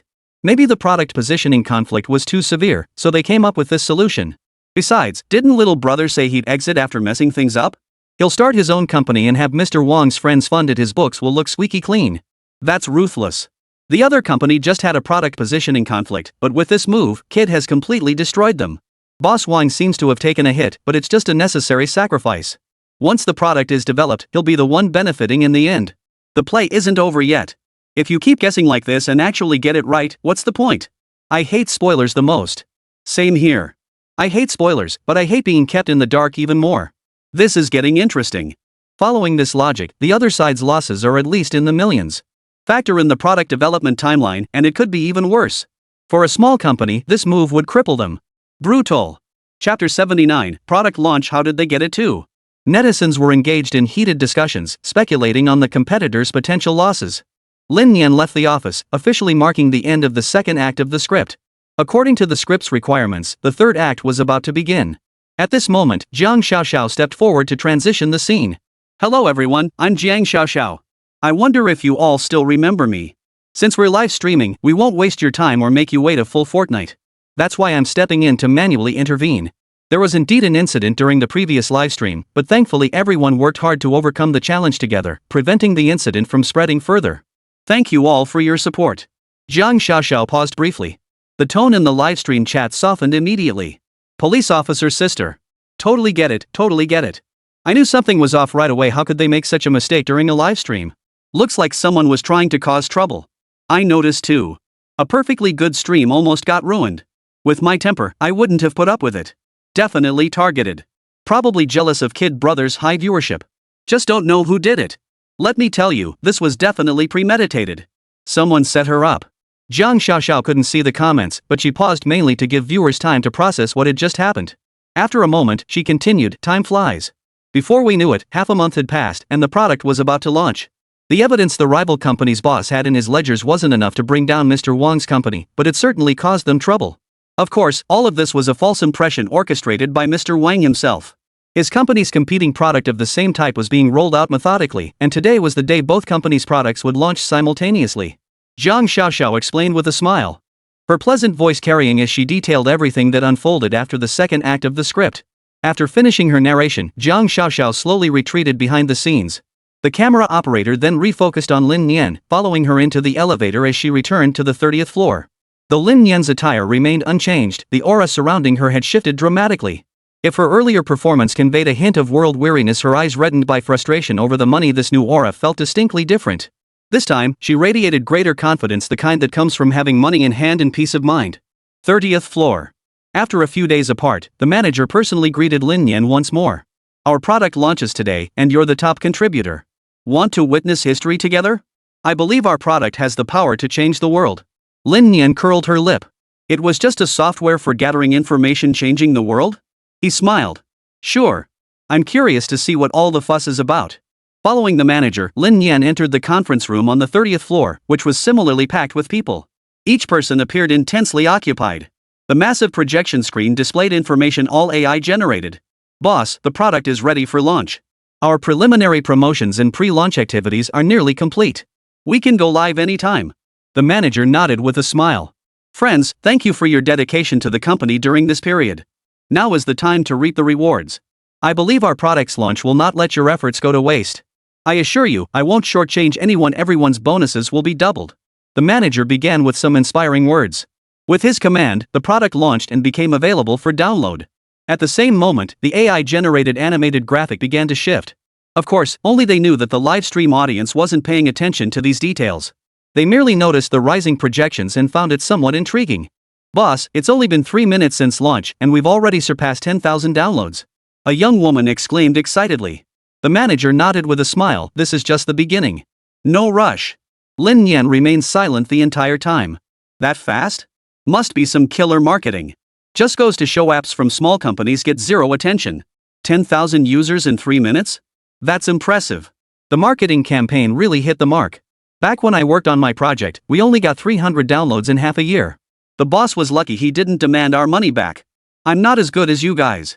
Back then, I managed the official account, and we only had over 200 followers, all our own employees, forced to follow. This company really has deep pockets. I'm tempted to join. Customer acquisition costs are so high these days, getting 10,000 users must have cost over $500,000. Over 500,000? That depends on the speed. At their pace, it definitely isn't just a few $100,000 in marketing spend. No wonder they say products like this burn through cash. You really need deep pockets to pull it off. It's always surprising how netizens find the most unexpected angles. A product launch somehow gets twisted into a discussion about marketing budgets. At that moment, Lin Nian received a message and glanced down at her phone. The cameraman captured only this moment, failing to snap a shot of the information on Lin Nian's phone. But soon, voices filled the conference room again. Boss, bad news. The competitor chose to launch their new product at the exact same time as us, down to the minute. They're targeting us. Their downloads have already surpassed 50,000. What do we do? Hearing this, the manager's mind went blank. He staggered backward a step, his performance spot on the very picture of someone receiving devastating news. He braced himself against the wall behind him, seemingly unable to face reality, remaining silent for a long while. Everyone else in the conference room stared at him. What the hell is going on? The manager suddenly whipped his head around, fixing a fierce glare on Lin Nian. I don't know, Lin Nian replied blankly, staring back at the manager with wide, innocent eyes. You don't know? But clearly. The manager abruptly cut himself off, then angrily dragged Lin Nian out of the conference room. Too many eyes, too many ears, he couldn't say much. Once they were alone, the manager finally spoke. Everyone else can claim ignorance, but you absolutely cannot. You brought all the critical documents, you're in charge of the project, and now you say you don't know what happened? Our competitor's data is far superior to ours now. You claim ignorance? Does that mean all my money wasted over this period was for nothing? The manager snarled, even grabbing Lin Nian by the collar. Lin Nian merely waved his hand, pushing the manager's grasp away. That's not how you talk. I've been here at the company all this time, working right under your nose. Is there a problem with my work? I've been working overtime until midnight every day, sometimes not even going home at all. Now that something's gone wrong, you're blaming me? You can't just pass the buck like that. Chapter 80, Justice doesn't exist, only self-interest. The manager stumbled back from Lin Nian's forceful push, his face twisted with resentment. Pointing at Lin Nian, he shouted again. You! Stop playing games with me. You were in charge of the project. You brought back the court data. Now our competitors are stronger than us. Whose fault is that if not yours? All that money I poured in, was it all wasted? At those words, the innocence vanished from Lin Nian's face, replaced by a smug grin. Responsible? I was merely executing your brilliant directives. Was stealing the ledger to buy time your idea? You recruited me after I quit, and I brought all the core data with me. What exactly did I do wrong? Now that our data's weak and we can't compete, you blame me and dump the blame on me? That's not how you settle accounts, is it? He took a step forward, a cold smirk curling his lips. Manager, evidence is required for accusations. I worked late into the night. My work logs are meticulously documented, and all output reports are sitting in your inbox. You doubt me? Fine, call the cops or check the surveillance, go ahead. I'd love to see if the police come to investigate me as the mole or look into those mysterious large transfers in certain people's accounts. You! The manager choked on his words, his face turning the color of liver. Call the police? Did he dare? If they dug deeper, he'd be the first one to go. Watching Lin Nian's defiant stance, the manager gritted his teeth so hard his molars nearly shattered. This was clearly Lin Nian's fault, yet now he was turning the tables on him. There's no point in fighting here. We need to find a solution to this problem quickly. The manager forced himself to calm down before speaking. Lin Nian shrugged indifferently. Well, I can't do much about it. I'm a technical specialist, not a marketing person. I just handle the tech side. You'll have to figure out the rest yourself. You! The manager nearly fainted from anger, his vision going black. The live stream audience burst into laughter. Frog fun. Kid brother just nailed it. He shut the manager up. That's the spirit. Trying to pull shady tricks to screw people over, then dumping the blame on the workers when it backfires? Put. Little brother's attitude is so firm, he must have something up his sleeve. I bet he already has evidence saved up, or has another plan with Boss Wang. He's not afraid of the manager lashing out like a cornered dog. The goal? It's obvious. This manager's company is rotten to the core. Kid probably came here on purpose to help speed up its collapse. Classic case of robbing Peter to pay Paul. Thought hiring a genius would let him leapfrog the competition and crush rivals, but got outmaneuvered, instead lost both the battle and the war. Product data tanked, cash burned through, and now he can't even pass the buck. Total clown. The audience's reaction was understandable after all. Everything the manager showed on camera screamed, not a good guy. Poaching talent, failing to pay, and now shifting blame, it's beyond belief. 33rd floor. The camera cut to Prince Wang. Inside their meeting room, a massive screen clearly displayed real-time download data comparisons for two competing apps. The blue curve representing their own product soared upward. The rival's red curve, however, was limp and lifeless, left far behind. A smile spread across Wang Gongzi's lips as he clapped his hands. Well, they think they can take me on? They're asking for trouble. Standing beside him, Muhan watched the screen and chuckled in response. Boss, it seems like they've spent a lot on marketing too. Why do their numbers still fall short of ours? Young Master Wang chuckled. A knockoff trying to piggyback on our success? That's nothing short of suicide. Let's go check out their company. See what they're really up to. Young Master Wang rose with a cheerful smile. Well, that might not be the best idea. Muhan hesitated. What's wrong with that? It's just a visit from a fellow industry player. What's the big deal? Wang Gongzi saw nothing wrong with it. Did they really think they could beat him up? Muhan followed young Master Wang to the 30th floor. As soon as they stepped out, they saw the manager looking downcast and gloomy. Young Master Wang feigned surprise. Oh my, what's going on here? Why the gloomy face? Isn't today the product launch? On such a great day, you should be happy. The manager caught sight of Mr. Wang and Muhan, then twisted his mouth in a grimace, his eyes brimming with frustration. They're here to laugh at my misfortune. Yes, you should be happy. The manager uttered these words, his heart nearly breaking. This whole situation had cost him dearly, and now he had to put on a fake smile. In our industry these days, technology isn't the most important thing. Marketing is crucial. Look at those movies, they're empty, like crap, but they market them well. Never mind if the audience sees the crap, at least they rake in the cash, over 10 billion. If you don't pour money into marketing our product, who's even going to know it exists? Young Master Wang said with a smug grin. The manager's expression instantly turned sour, like he'd swallowed a fly. If you came here for a laugh, then please leave. You've had your laugh. You can go now. The manager forced a stern expression, his voice thick with frustration. I'm not just here for the spectacle. I'm considering acquiring your company. Think about it, I might offer even more money. The manager's eyes flashed red with rage, nearly lunging forward to punch Prince Wang. Killing someone and then trying to break their spirit? That's just too much. Damn it, if I were Wang Gongzi, I'd be even more arrogant than him right now. He messed with me first, and now I'm just getting back at him. What's the big deal? Well, that's more like it. Your twisted logic is way off base. But Wang Gongzi has a point, marketing is crucial. These days, I don't even bother going to the cinema anymore. What a joke. Netizens found this scene hilarious and shared their thoughts. If you don't want me here, fine. I'll come back next time or you can come find me. Young Master Wang walked away with a smile.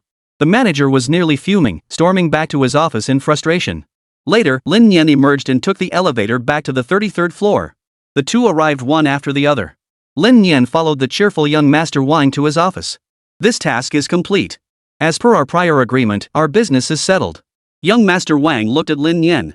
Here you are asking for money again. You've gotten quite a bit from him recently, haven't you? Doesn't that offset it?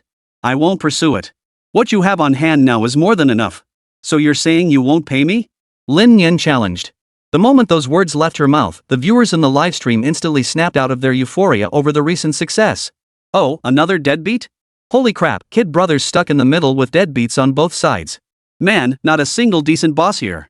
I always thought Boss 1 was on the side of justice. Guess I was wrong. Justice?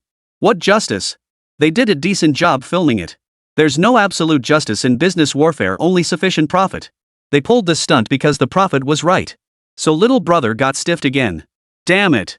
If I were handling things like he does, I'd probably be left with nothing. Juggling two companies like that? That's no easy feat, I don't have the brains for it.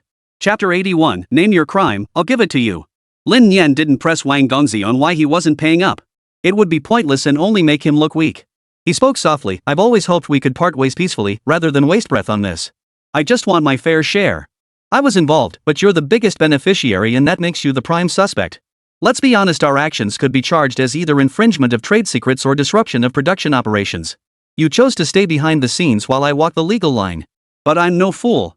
I have audio evidence. Care to listen? Lin Nian asked calmly. Upon hearing this, young Master Wang's expression abruptly changed. Are you threatening me? Threatening is too strong a word. I simply want what's rightfully mine. Lin Nian smiled and pulled a pen from his pocket. It was just an ordinary pen, but if he said it was a recording device now, then it was a recording device. Prince Wang wouldn't dare let Lin Nian play it back. If the money doesn't land in my hands, no big deal. I'll just become a suicide truck. When I go down, you're coming down with me. Let's see who ends up locked up longer, me or you. I don't care. Whether I have money or not, I'll still be alive. But you're different, aren't you? If you go down, will this company still be yours? Game over. This money's in the bag. Are these charges even legit? Why wouldn't they be? Honestly, both sides are a little at fault. Usually, no one makes a big deal out of it unless it's someone like Lin Nian who can't get their money back. When you're already doing this kind of thing, why quibble over the perpetrator's money? That's just handing them a handle to use against you. Mr. Wang, don't let small gains lead to big losses. Pay to avoid trouble. But isn't Kid Brother committing crimes too? Ha! Kid Brother commits crimes in every single livestream. If we followed those American rules, he'd be looking at nearly 300 years in prison. Like he'd even care? Ha! You're mixing up parallel universes here. Add bank robbery, counterfeiting, murder, and extortion to his record. 300 years would be a slap on the wrist. Ha! Like you can just add up prison terms like that. True. I've got nothing to say to that. The livestream audience fell silent. Young Master Wang gave an awkward chuckle, trying to smooth things over. I was just joking earlier. Don't take it seriously, huh? I'll transfer the money to you right now. Young Master Wang gave an awkward chuckle before transferring another sum to Lin Nian. Thanks. I'll be on my way then. We're completely even now. Rest assured, I'm a man who follows the rules. I won't bring this up again. No need to see me off. Young Master Wang said with a smile, watching Lin Nian leave. His expression turned somber. Meanwhile, the live stream screen split into 3 panels. Both bosses wore sullen, irritated expressions, while only Lin Nian in the center beamed with a bright smile. Is it over? Looks like it's over. Damn it, I wasn't done watching yet. Didn't Prince Wang say he was going to make an acquisition? They're not filming the acquisition storyline? This is ridiculous. It's over already? I really feel like I haven't had enough. Don't turn off the livestream. It's over. My source of joy has ended. I'm kinda sad about it. Time didn't even feel that fast. How did 3 hours just fly by? As the live stream's camera cuts ended, the screen went black. The broadcast was truly over. The crew members behind the scenes finally breathed a sigh of relief. The company employees, the extras, were also given the all clear to head home. Double overtime pay, they were all happy. Time to go home. As they passed by Lin Nian, they clamored for group photos and such. The atmosphere grew lively. After seeing off 3 or 4 groups, the entire 33rd floor finally quieted down. With the employees gone, only the live streaming team remained. This time, Boss Wang gathered everyone in the conference room. First off, thank you all immensely. Whether on stage or behind the scenes, you all did an outstanding job. You handled the unexpected situation perfectly. Thank you for your cooperation. Old Chen, make sure you reward them generously. Young Master Wang addressed the owner of Oncheng Interactive Entertainment. Absolutely, absolutely. I never shortchange my team, Boss Chen assured him repeatedly. MHM.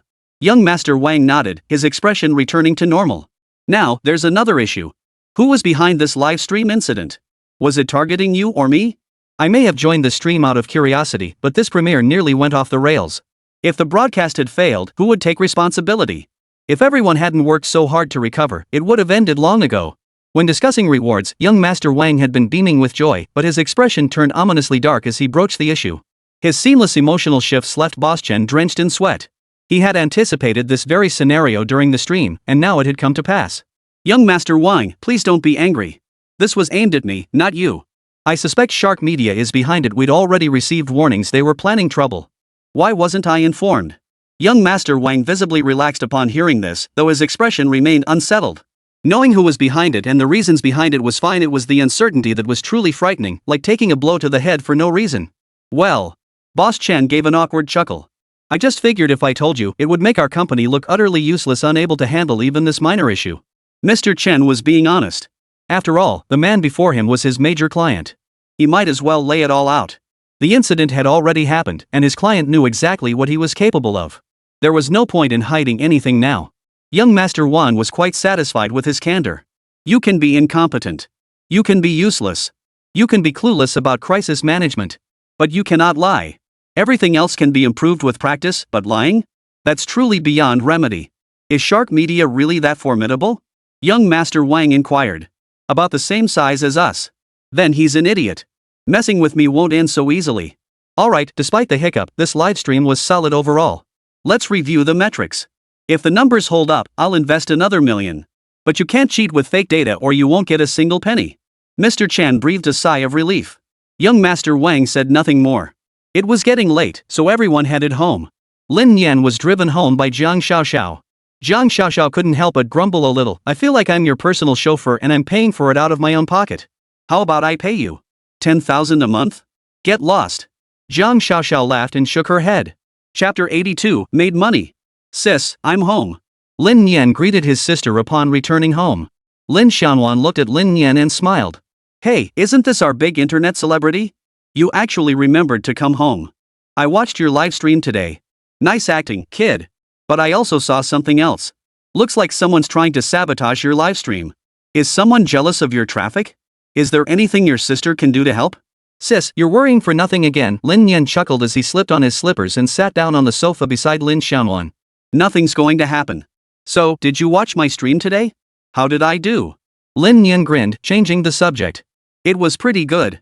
Lots of people say you were born for this. There were even a few times I almost guessed wrong. Lin Xiaonuan stopped dwelling on whether someone sabotaged the stream, letting Lin Nian steer the conversation elsewhere. After chatting for a while, Lin Xiaonuan said, It's getting late. Time to rest. If you hadn't come back so late today, I would have already been sleeping my beauty sleep. Go wash up and get some sleep. Don't just hang around here. Yes. Sorry for interrupting your beauty sleep, sis. You won't hold it against me, right? Lin Nian said with a playful grin. Hurry up and wash up, or I'll beat you up. Lin Xiaonan feigned a threat. Lin Nian obediently complied. By the time he finished washing up, Lin Xiaonuan had already returned to her bedroom. Lin Nian turned off the living room light and headed back to his own room. Just as he pulled out his phone to check the buzz on short videos and read some amusing comments from netizens, a WeChat notification suddenly popped up. It was from Lin Xiaonuan. Good night. Time to sleep. Who says words can't speak? Just reading those two characters sent a slight chill down Lin Nian's spine. Okay. After replying, Lin Nian lost all interest in watching videos. He'd been exhausted all day, and finally, things had quieted down. But was it really time to sleep? No. Before sleeping, Lin Nian wanted to check today's earnings one last time. He had used a double reward item, and though its effect lasted only 24 hours, it was sufficient. According to the system's independent calculation and distribution mechanism, separate from real income, Lin Nian's live stream gift earnings this time amounted to roughly 30,000 yuan. With the double payout, that meant 60,000 yuan. Lin Nian was quite satisfied with this outcome. After all, he didn't rely on streaming income, and since these were voluntary donations from viewers, he didn't fixate on the exact amount. But 60,000 after doubling? That was pretty awesome. Lin Nian moved on to the next notification. This was the bulk of his income, calculated independently. So even though their interactions during the stream were virtual transactions and role-playing, once the broadcast ended, Lin Nian would still receive the money. Double, mind you. The first payment was severance pay for the character Lin Nian portrayed, totaling 869,000 after the double 86,900 yuan. The second payment was the 100,000 yuan Lin Nian received for recruiting a manager, plus his first month's salary after signing the employment contract. Based on the live streaming period spanning only half a month, this portion of income totaled 215,000 yuan, that is, 215,000 yuan. The third payment was straightforward, Lin Nian's hush money, amounting to 150,000 yuan. Doubled, this totaled 300,000 yuan. All told, the total income from this livestream amounted to 1,444,000 yuan. That's quite substantial. Nearly 1,500,000. While in a first-tier city, it might only cover a down payment or not even that. But in Anqing, 1.5 million yuan is more than enough to buy a small 200 square meter apartment. After streaming for over 3 hours tonight, Lin Nian felt the nearly 1.5 million yuan was well worth it. What a rush! 1,440,000. Using this prop wasn't a bad deal either. Though it was valid for 24 hours, between sleeping and classes, she'd essentially only capitalized on tonight's earnings. Lin Nian scheduled the system to release the funds tomorrow at 9 a.m., then drifted off to a sound sleep. Compared to top influencers, Lin Nian's 1.44 million wasn't huge. But he wasn't greedy, this was already his biggest payday ever. Comparing yourself to others is a never-ending race, but measuring against your past self improving day by day is what truly matters. Early the next morning, Lin Xianwan had already arrived at her workstation. As a customer service representative, she was handling client inquiries when a transfer arrived. 144,000 yuan, with the note remuneration for Lin Nian. This left Lin Xianwan utterly dumbfounded. More money? Lin Xianwan felt a bit speechless. Suddenly realizing she wasn't particularly shocked. She was even surprised by her own change in attitude. Lin Xianwan, how could you have fallen so low? No matter how much money it is, it's all your brother's earnings. And you don't even react at all. Lin Xianwan silently chided herself, then picked up her phone to send Lin Nian a simple received message along with a screenshot of the transfer confirmation. After that, she went back to work. Lin Nian had already arrived at school. During the morning break, Li Chen excitedly pulled 3 classmates over to introduce them to Lin Nian. Lin Nian plopped down into her seat, propping her head up with her small hands as she glanced at the 4 of them. The other 3 stood nervously to the side, as if being scolded by their senior, while only Li Chen, standing in the middle, introduced them to Lin Nian. Lin Nian. These are the people going to the amusement park with us. You probably don't even know their names, right? Go ahead and introduce them, Lin Nian said, glancing at him, wondering what he was so excited about. This is Xiaoqing, our class monitor. Ha! Lin Nian looked at the little girl before her. She was quite shy, wearing a little dress, and gave a timid smile as she greeted Lin Nian. Hi, Lin Nian. You're the transfer student, and we haven't really talked before. Oh, hi Xiaoqing, class monitor. Sorry, I haven't really paid attention. You know I've been busy. Lin Nian chuckled. We've all watched your live streams, so we were a bit nervous about talking to you. It's all fake, Lin Nian laughed heartily. This is Xiao Hu. Say hi to Lin Nian, he'll look out for you. Li Chen gave Xiao Hu a hearty pat on the shoulder, pushing him forward to meet Lin Nian. Xiao Hu, hello Xiao Hu. Li Chen's just talking nonsense. It'd be great if we could all hang out together. Lin Nian looked at Xiao Hu. Though named Xiao Hu, the boy was actually timid and chubby, probably bullied before. Xiao Hu replied, his head involuntarily dropping. It seemed he took Li Chen's gang rules very seriously, which made Xiao Hu a bit afraid. Then Li Chen introduced, this is Xiao Kai. Before you arrived, he was our class troublemaker. But since you came, he's not the troublemaker anymore. Xiao Kai immediately protested, I'm not a troublemaker. Li Chen, don't make stuff up. Xiao Kai wasn't very tall. Lin Nian remembered him sitting in the front row, always chiming in during class, the kind of kid who stood out. Right, I'm Lin Nian. Everyone knows me, and now I know you all. Let's go to the amusement park together this Friday. Deal? Lin Nian said with a smile. They seemed intimidated by the aura Lin Nian exuded. After she finished speaking, they all nodded in agreement. Lin Nian was a bit speechless. Was she really that intimidating? Chapter 83, You Want Us to Be Unreasonable? Online.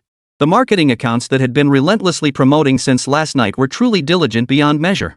Lin Nian's livestream, lasting just over 3 hours, was ruthlessly sliced into over a dozen segments, some even exceeding 20. Some jumped on the bandwagon, others offered unique perspectives, some provided concise summaries, while others delivered lengthy analyses. Now everyone online knows just how high Lin Nian's traffic value is. This has led to an explosion of live stream snippets, even breaking through information silos. For instance, if someone enjoys watching social hot topics, their information bubble will constantly push such content. If someone enjoys watching beautiful women, the feed will be filled with nothing but beautiful women. If you enjoy movie reviews, big data will flood your feed with them. Others seek out in-depth content, so they get nothing but in-depth content. But Lin Nian's livestream this time shattered the information bubble. It sparked an almost universal frenzy across the entire internet. Regardless of your content niche, any mention of Lin Nian's livestream last night resulted in significantly higher engagement metrics than usual. Lawyers discussing live streaming? Fair enough. Starting from the 2 charges Lin Nian mentioned, educating and analyzing for everyone makes sense. Discussions about the female participants weren't unreasonable either, given the many women who appeared on Lin Nian's streams. Movie commentary isn't out of the question either. Treating the livestream as a film, dissecting everything from script structure to crisis management, offered some genuinely insightful perspectives.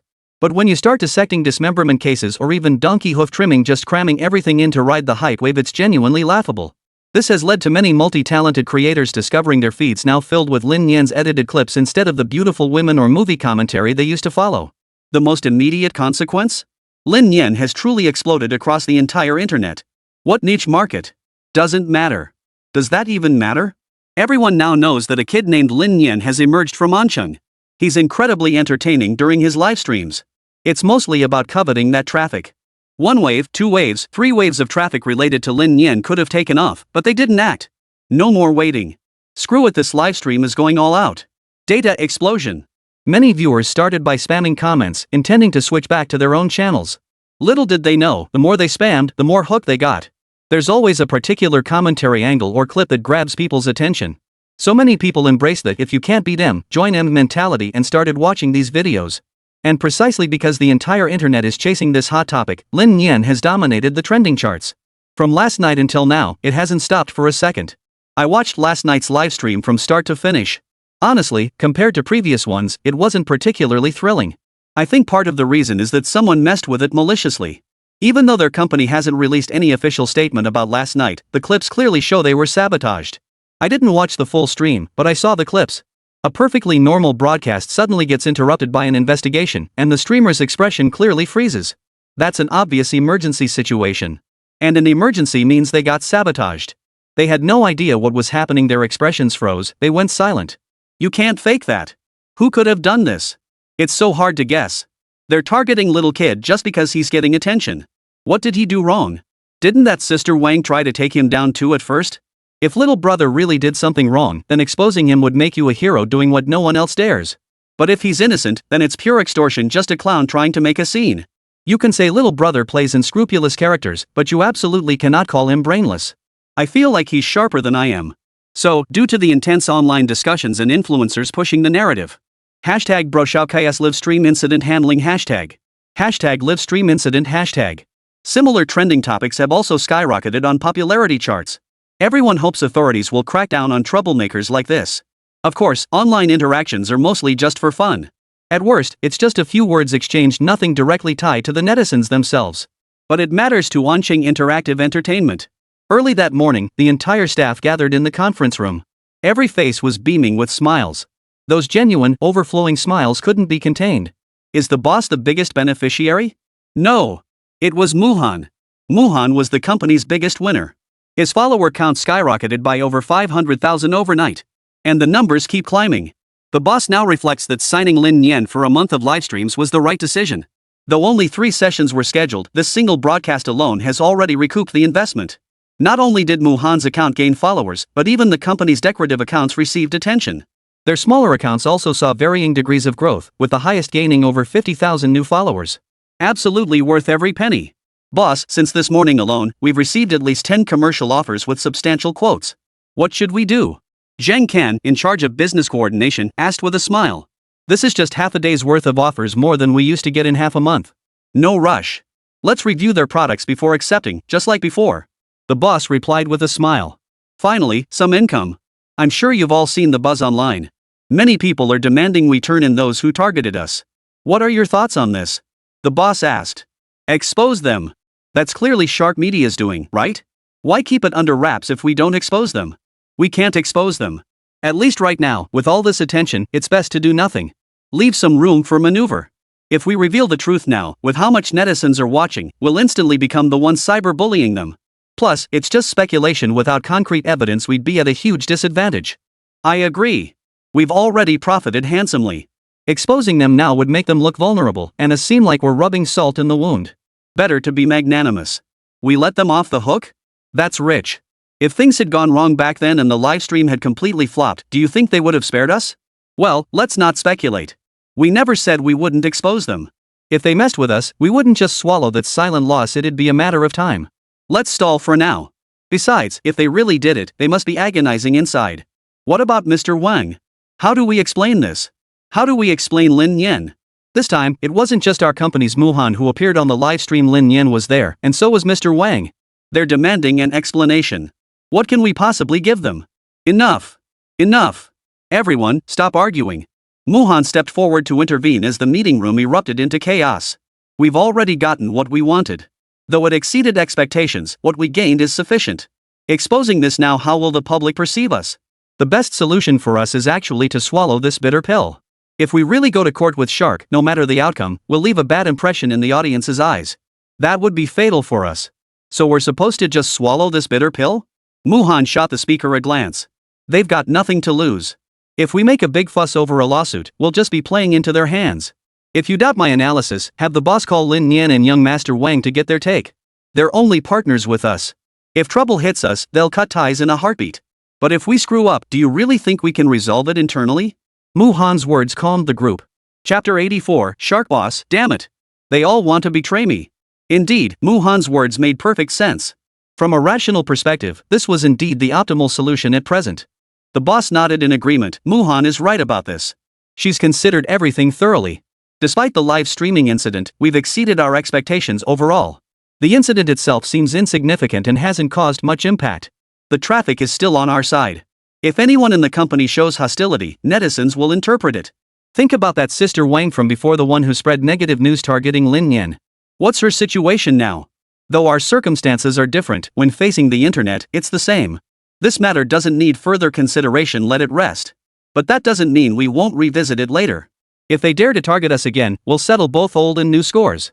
The boss delivered his final conclusion. He wasn't backing down. He'd analyzed the overall situation and concluded this was the best course of action. Now that they could make money, why would they give up easy profits to engage in a public feud? Besides, if the livestream really went south and made their company a laughingstock, the boss would be the first to lose his cool and charge right at them. But now the outcome was different, so the choice was different too. Seeing the boss had reached a conclusion, the others in the conference room fell silent, nodding in agreement. A moment of silence fell over the room. The operations manager finally stood up and said, "Boss, since we're not focusing on this issue now, shouldn't we start considering preparations for the second livestream?" The moment those words left his mouth, the planner did a complete 180, leaping to his feet as if by reflex.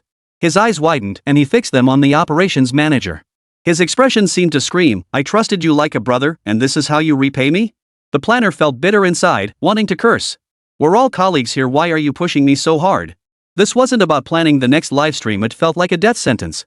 As if reading his mind, the operations manager happened to glance back at the planner just then, their eyes locking. The operations manager read the resentment in his eyes, gave an awkward smile, then sat back down at his own desk. The boss glanced at the planner and said, "The script isn't urgent. Take a couple days off. I'll ask Mr. Wang what kind of script he wants. Forget about it for now. And you," the boss turned to the operations manager, "exceeding targets is commendable, but look how you frightened him. If you're so eager to work, why not write the script for the next 2 days first?" The operations manager scratched his head awkwardly. The planner breathed a sigh of relief and shot the boss a grateful look. "Everyone, watch your online comments these next couple days. Try not to let your main account speak up, it's easy to leave yourself open to criticism. Wait until the buzz dies down. But we can't neglect business development. We used to have fewer deals, and Zhang could handle them alone, but now there's more work.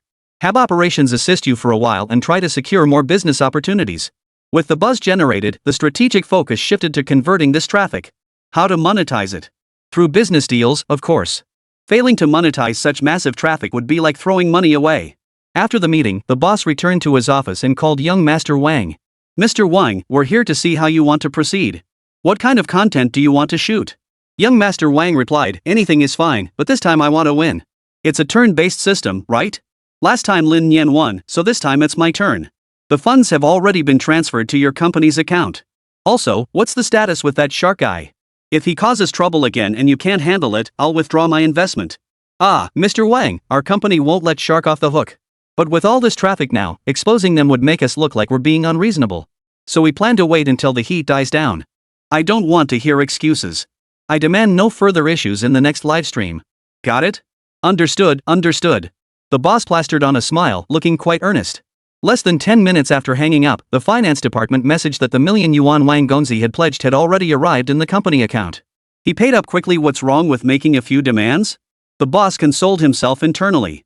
Meanwhile, things weren't looking so rosy for Shark. As the saying goes, while some rejoice, others grieve, some bask in affection, others gaze at the sea, and still others sit with furrowed brows, speechless. The Shark boss's expression at that moment was as sour as if he'd swallowed a fly. He thought the live stream glitch would just cut them off mid-broadcast, making them look foolish. Now, he looked at himself like he was the joke. He kept glancing at the short video feed, terrified the other side might produce some fabricated evidence at any moment. How could he not be afraid? Fearful though he was, his mindset now was that of someone with nothing to lose. If the other party truly intended to cause trouble, he certainly wouldn't sit idly by and wait for disaster. But with no news coming in, he felt like he was sitting on pins and needles. Boss, there's nothing unfavorable about us online right now. Try to stay calm. Dream, the company's biggest influencer, offered reassurance. Stay calm? They've practically got a knife to my throat. How am I supposed to stay calm? That's some nice talk you're spouting. The already irritable boss instantly erupted in anger at the consolation. Meng Meng shook her head slightly and said, I understand you're angry. This is all self-inflicted. You don't need to take it out on me. Hey! What's wrong with me saying a few words? Now you're upset? What? Don't forget who nurtured you. Now you're here lecturing me? The boss snorted coldly and shouted back. Meng Meng took a deep breath. I'm not lecturing you. I just feel our philosophies are incompatible. What do you mean by that? The boss's expression darkened as he demanded an answer. What do I mean? I called you here today to make you see reality clearly. We just need to focus on our own tasks to manage the current situation well. You're right about the winner-takes-all nature of the internet, but why are so many newcomers still emerging? Isn't Lin Nian a living example of that? We're not even in the same league. You insisted on being stubborn. Now look, you can't compete, and instead you've dragged the whole company down with you, making everyone live in fear. I'm just trying to reason with you, and you take it out on me? What did I ever do to you? You're right, the company nurtured me. But I've also brought it profits. Our contract never stipulated I must unconditionally obey you or cater to your volatile moods. I didn't sign a contract selling my soul. I'm giving you one last chance to reconsider. If you persist with this attitude, we're pulling out of the company. As for the penalty clause, I'm sure someone will be happy to cover it. These words struck like a sledgehammer, smashing into the shark boss's heart. Damn it! UES are ganging up to screw me over, aren't you? I knew you weren't up to any good. I worked my ass off to build your fan base, and this is how you repay me? You deserve to die. I won't let you leave. The boss was furious, his eyes bloodshot as he glared at Meng Meng with hatred. Chapter 85. Meng Meng, I don't want the account anymore. It's not that we're betraying you together. Meng Meng's tone was unusually calm and rational at that moment. We told you from the start underhanded tactics won't work. It's not good for us, it could backfire. And look at the result? You ignored our advice and pushed through alone. The direct result is this mess. Now you're stubbornly fixated on this, demanding we play alone. Seriously, how are we supposed to cooperate? If you know how hard-earned these followers are, don't you think we do too? Are we supposed to gamble our painstakingly built fanbase on your reckless, high-risk, likely-to-fail scheme? Yes, you're right, the company poured money into building this fanbase. But we contributed our own efforts too. To achieve authentic, high-quality footage, we spent hours shooting each scene. We woke up early for makeup, collapsed exhausted at night too tired to even remove it, then got up early again the next day to come to the office. You invested money, but we worked hard too. We took responsibility for every penny you spent. And what's the result? You were the one rallying us together at the start. When our follower count was low, you told us not to worry about numbers and to focus on building our audience. Now that we've grown, we've followed your lead. And now you tell us it was someone else's idea to gamble with our follower count? You say you can't handle this high-stakes gamble, but do you really think we can accept it? Our hard work matches your investment, we owe you nothing. Even if we terminate the contract, you'll still get the penalty fee. I'm better off with more followers, but what about Tian Tian and Chi Chi? Their combined follower count is the same as mine. Why are they choosing to leave with me? This fan count means nothing online. Individuals can build their own followings. Yet they're willing to leave, even paying breach fees. Do you still think it's our fault? Instead of adjusting your strategy, you insult us, treating us like ignorant fools with no thoughts of our own as if only you possess intellectual depth? In this situation, which step did we force you to take? Every move was your own choice. I'm saying all this for one reason, to tell you we're out. We're done playing this game.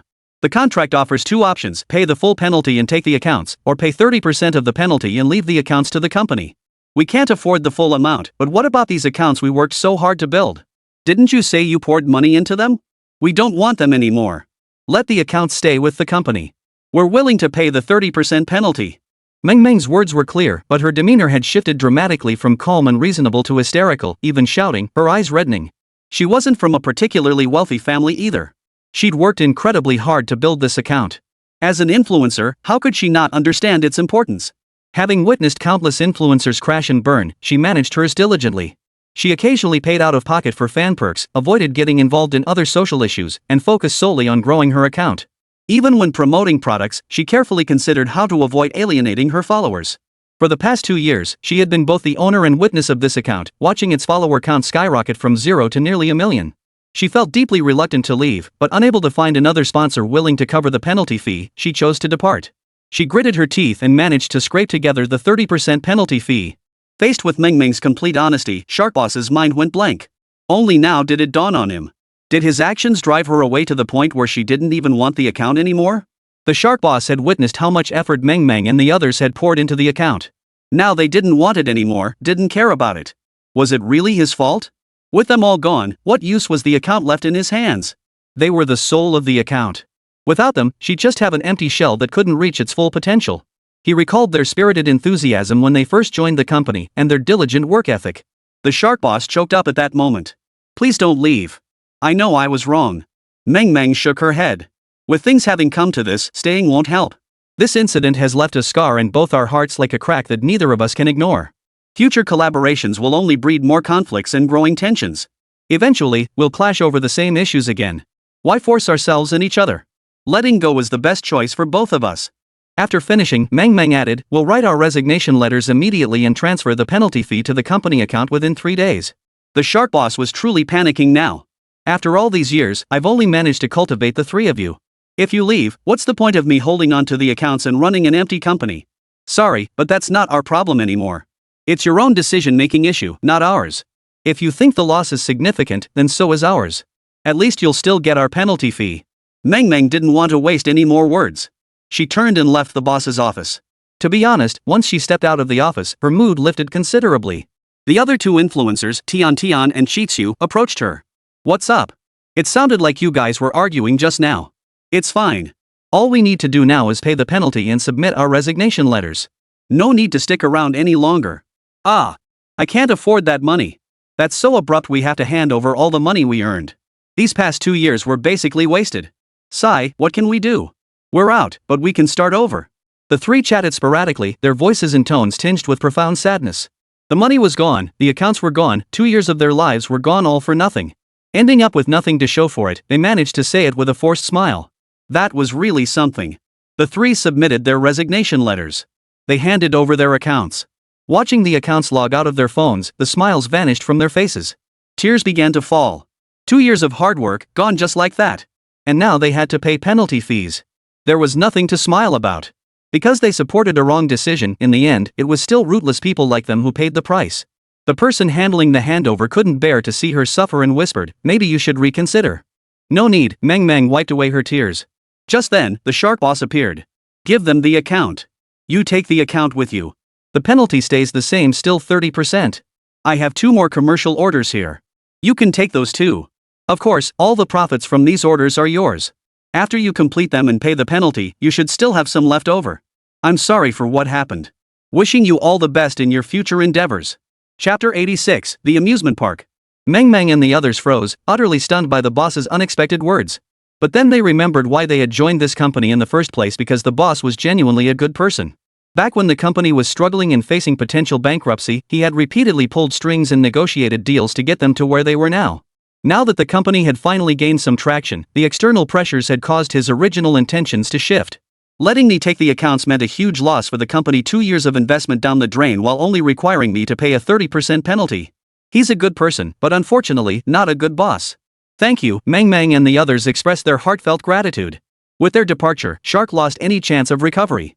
The Shark boss could never afford to prop up another internet celebrity. It could only be said that this impulsive decision had cost the Shark owner dearly. The cost, however, proved too heavy for him to bear. News of Shark's bankruptcy spread quickly within Ancheng's modest yet influential circle. Many whispered behind closed doors, was Ancheng Media behind the scenes, orchestrating Shark's downfall? But those speculating had no evidence, so most people maintained a wait-and-see attitude. Simultaneously, they harbored immense interest in Meng, Tian, and Chitsu, 3 internet celebrities boasting a combined following of over 2 million fans. Signing any one of them would bring immense benefits to any company. Naturally, upon receiving the news, Ancheng's boss also considered signing the trio. But he never imagined Shark Media would collapse so swiftly. Before anyone could make a move, the company had already disintegrated, declared bankruptcy, and dissolved. He couldn't help but feel a pang of regret, though tinged with a sense of schadenfreude. But to him, they were all in the same industry. The risks in this field were such that without sufficient financial backing, even the slightest disturbance could spell disaster. Meng, however, stated that the 3 of them currently had no plans to sign with any agency and intended to take a break for a while. Using this as an excuse, they withdrew from all agencies in Quanan City. Of course, when Lin Nian heard the news, he was a bit stunned. This was happening way too fast, wasn't it? They hadn't even done anything yet, and already everything was falling apart? It was a bit baffling. But on the flip side, it was a blessing in disguise for him. At least he wouldn't have to worry about them targeting him again. Though he still didn't understand why the other party had done this, at least they wouldn't be targeting him anymore. At that moment, Lin Nian was surrounded by classmates as they headed toward the amusement park together. Everyone, listen up. Li Chen called out. This time we're going to have fun together without our parents. We can build up our courage, right? Yeah, the others chimed in, their eyes sparkling with anticipation. Playing with parents is such a drag, they restrict everything. Let's go on the bumper cars, I'm a pro driver. Xiao Hu's eyes sparkled with excitement, all traces of timidity forgotten. But we can only play for 2 hours. We have to be home before dark, or our parents will worry. Xiaoqing agreed with their plan but still had her own sense of time. Ah, you're such a buzzkill. We were planning to play for ages. Xiaokai let out a drawn-out sigh, clearly displeased with Xiaoqing's suggestion. I don't mind either way. Don't worry about me. But Xiaoqing's right, if we stay out too late, our parents will worry. Noticing his classmates' gazes, Lin Nian quickly chimed in. Yeah, we get it. Why do you have to be such a buzzkill, acting like an adult? Grr. Li Chen and the others, their playful spirits now in full swing, raced ahead of Lin Nian. Lin Nian and Xiaoqing trailed behind. Xiaoqing asked Lin Nian curiously, why aren't you joining them in their wild fun? Xiaoqing thought the 3 of them were acting too childish, while Lin Nian seemed so mature. I'm worried you'll get lost if you lag behind, Lin Nian replied casually. He glanced at the amusement park's attractions. Drop towers, pirate ships, roller coasters, they were too short for all of them, and without a guardian present, they were out of luck. Only the less dangerous rides remained. Things like carousels and bumper cars. But Lin Nian wasn't particularly interested in these either. Still, he put on an eager expression, pretending to be excited to play. He didn't want to be a killjoy. No matter how reluctant he felt before arriving, once he was here, Lin Nian would suppress all traces of his displeasure deep inside. He was determined to have a good time. People were joining him for fun, not to witness him sulking. Hurry up, hurry up. The bumper cars are almost full. Li Chen and the others shouted frantically from ahead, pleading with the staff to delay the start time. Coming. Lin Nian and Xiaoqing jogged over together. The 5 of them boarded 5 separate bumper cars. Ready? Don't cry when I bump you. Xiao Hu shouted excitedly. Go wash up and go to bed. Watch me, there's no way you'll hit me. I'm the only one who'll be bumping into you. Xiao Kai retorted, refusing to be outdone. You two suck. Watch me. Li Chen yelled. I've never done this before, don't bump me. Xiaoqing said timidly, her hands trembling slightly on the steering wheel. But they paid no heed. As the staff gave the signal, the bumper car arena instantly descended into chaos. Meanwhile, an outdoor streamer named Chen Xian also arrived at the amusement park. Being an outdoor streamer isn't for just anyone. The unspoken requirements for this job are an outgoing personality, a carefree attitude, and thick skin. Otherwise, the mere act of walking down the street talking to oneself while holding a phone would be enough to deter many. Chen Xian, however, was a standout in this field. Her personality perfectly suited the role of an outdoor streamer, and being a college student added an extra layer of advantage. Her plan for the day was simple: livestream at the amusement park, chat with passers-by, and capture authentic moments. As she wandered around, a comment suddenly popped up in her livestream chat. Chen Xian, look at those bumper cars over there. There are a few kids inside, and one of them looks just like that kid who's been all over the internet lately. Go film them and see if it's him. If it really is kid brother, your popularity will skyrocket, Chen Xian. If you ever become a sensation, don't forget us old fans. You can actually snag kid brother like this? Chen Xian, I advise you to change your stream title immediately. Otherwise, you'll miss out on this wave of traffic. That's not right. Filming without kid brother's consent infringes on his personal rights. You need to ask for permission first. Otherwise, if he receives gifts, he'll sue you for sure. You're right. This traffic won't be easy to handle, Chen Xian. Better ask kid brother first. Chen Xian froze, staring blankly at the livestream chat. What the heck? How did you manage to snag a top-tier little brother? He's practically an SSR tier presence. Any livestream he appeared in would instantly hit over 100,000 viewers. Every single one goes viral. Could this mean I'm about to blow up too? Chen Xian suppressed her racing heart, shifted the camera away, and quickly composed herself. The commenters were right, she had to ask kid brother for permission. She had to ask permission. No filming without consent. No filming without consent. Chen Xian silently encouraged herself. Just then, Lin Nian's bumper car segment ended. Chapter 87, 3 sentences stumped the outdoor streamer. Keep going, keep playing. I hit you 5 times just now, and you only hit me twice. You suck. Fine, let's keep going. I wasn't targeting you earlier, but now I'm going to make you hit the south wall. I'm done. You guys play. This bumper car thing is no fun. Xiaoqing had already gotten out of the car. She'd been hit the most times, often getting knocked over before she even realized it. She hadn't enjoyed a single moment of the game. Xiaoqing rubbed her dizzy head, firmly standing outside the arena. Lin Nian also got out now, leaving the 3 of them to crash into each other. Why aren't you playing anymore? Xiaoqing asked Lin Nian, puzzled. It's boring. They're too noisy, Lin Nian replied casually. Just then, a nervous voice cut in. Kid, are you Lin Nian? Hi there. Lin Nian and Xiaoqing turned to see Chen Xian standing nearby, holding a selfie stick and phone, her face wearing a friendly yet slightly nervous smile. Hello, Lin Nian said flatly, nodding politely. Xiaoqing, however, seemed a bit intimidated, still harboring some hostility towards strangers like Chen Xian. Lin Nian glanced at the equipment in her hands and guessed her identity with near certainty. Chen Xian took a deep breath, trying to steady her excited voice. She first smiled politely at Xiaoqing, then turned her gaze to Lin Nian. Hello, I'm Chen Xian, an outdoor streamer. Well, I'm currently live streaming, and some sharp-eyed viewers spotted you. I just wanted to confirm, are you really the wildly popular kid brother from the internet? That's me, no mistake. Lin Nian nodded. So, are you live streaming right now? Yes, I am. I didn't want to interrupt you, so I'm asking, would you mind if we stream together? Chen Xian asked nervously, dreading Lin Nian's refusal. Yet she understood if he declined, after all, she was essentially riding his coattails. If he refused, her stream would be impossible. Of course I don't mind. It's just such a coincidence. I'm fine with it, but you might end up filming my classmates, so I need to ask them if they're okay with it. Lin Nian was now open to any streaming opportunity that could boost her visibility and exposure. As long as she wasn't showering, using the restroom, or sleeping, she was game. The increased attention was highly beneficial. Chen Xian's eyes lit up at this, her excitement palpable. Lin Nian had agreed. But then Lin Nian mentioned his classmates. Then Chen Xian turned to Xiaoqing. Little one, would you mind? She asked sincerely. Xiaoqing felt a bit nervous. After all, she was still a child and had never encountered such a situation before. She looked at Lin Nian with pleading eyes, hoping he would give her an answer. Will a lot of people watch the livestream? Xiaoqing asked, sounding a bit stiff. Yes, a lot of people will watch, Chen Xian replied truthfully. On her own, certainly not.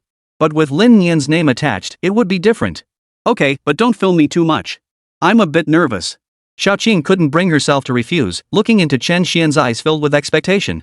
Meanwhile, Li Chen and Xiao had already begun their intense clash, leaving them unable to respond. They could only wait for the fight to end. Upon hearing Lin Nian's agreement, the livestream viewers flooded the chat with comments. Little brother Lin is so friendly. He actually agreed. Doesn't he fear being intimidated by Chen Xian? Chen Xian is seriously bold, she didn't even spare the little girl. Guess you need thick skin to handle her. It's normal for the girl to be shy. Hope she doesn't get corrupted by Chen Xian. Isn't being outgoing a good thing? Being too introverted is the problem. I missed out on so much when I was shy as a kid.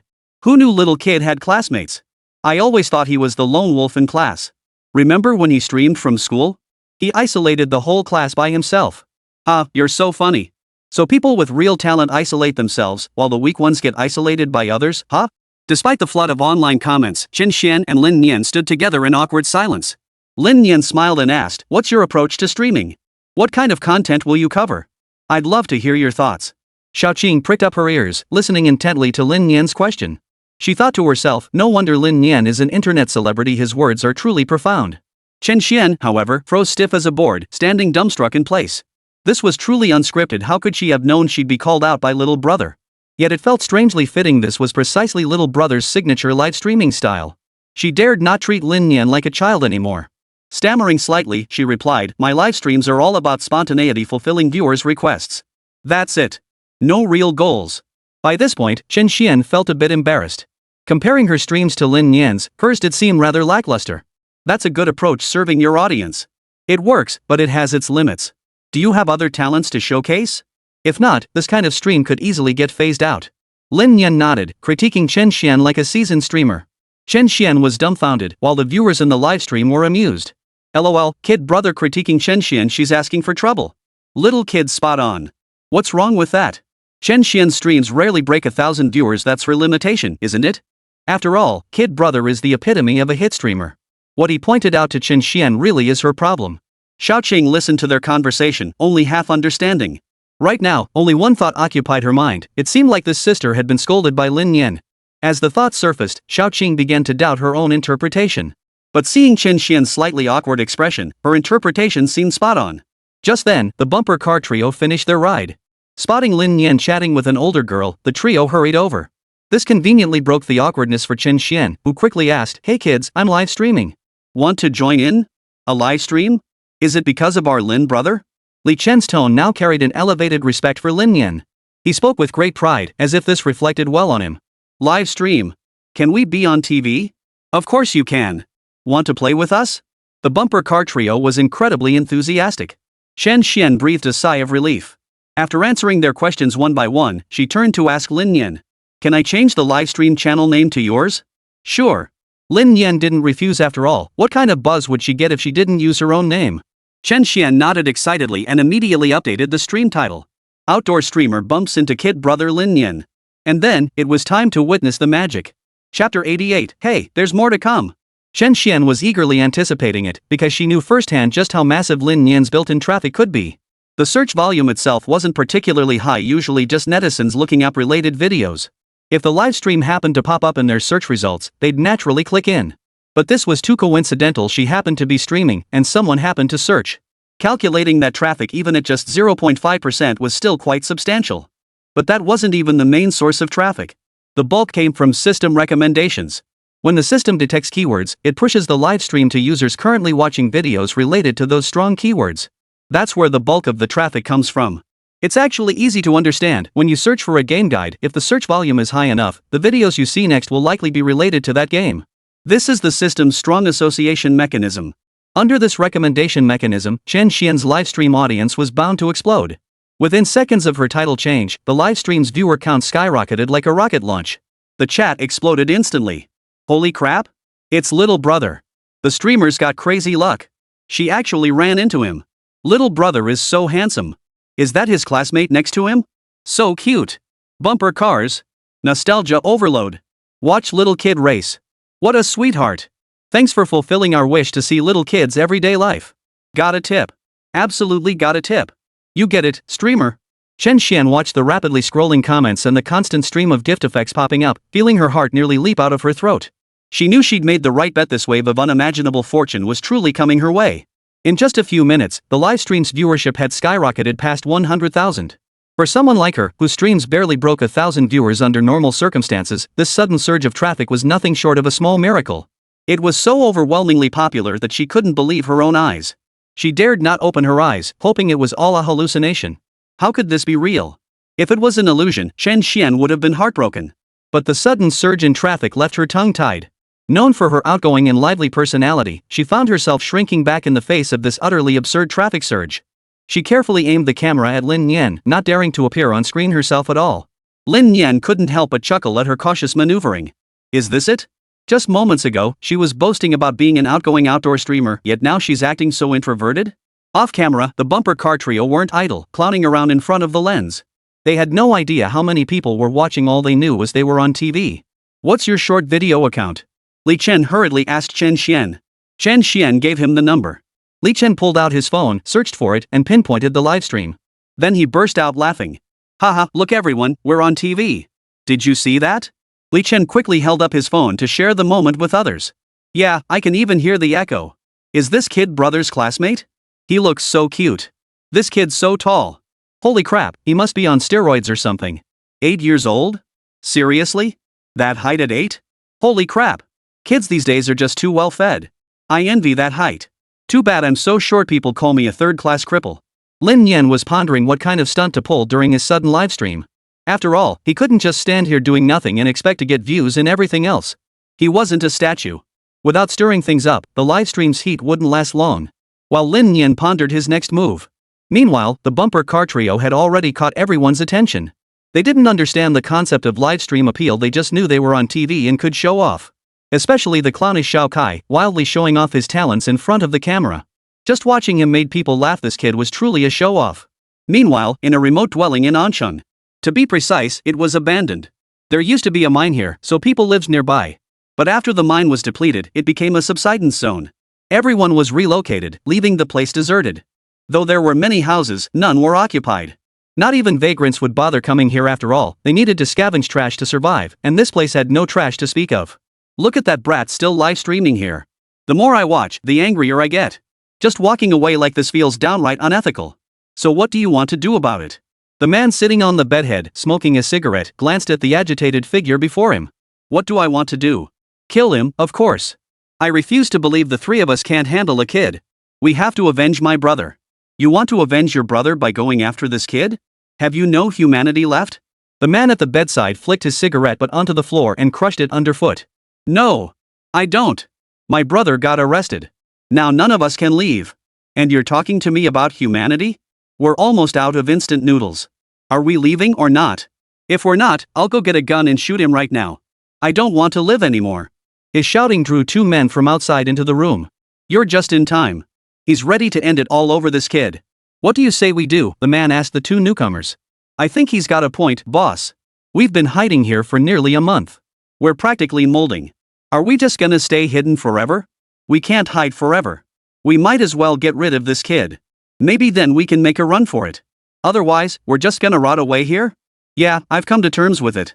Rather than dying like this, why not make a name for ourselves? Who cares about reputation? At least we'll go down fighting, right? You lot. The leader hadn't expected the three of them to band together and put pressure on him. His crew weren't strangers either, they were old acquaintances. The train robbery case Lin Nian had solved earlier involved members of their same gang. The train robbery was merely the opening act. They had already pulled off a jewelry store heist. Now, none of them could make a move, everything was stuck in their hands. The investigation outside was intense, and no one was willing to take over. Forced to hole up here for a month, they'd been surviving on instant noodles daily without even hot water. In this situation, what did they have left to care about? Escape was impossible. Even if they followed the boss's plan to wait out the storm. But a month has passed and it hasn't died down.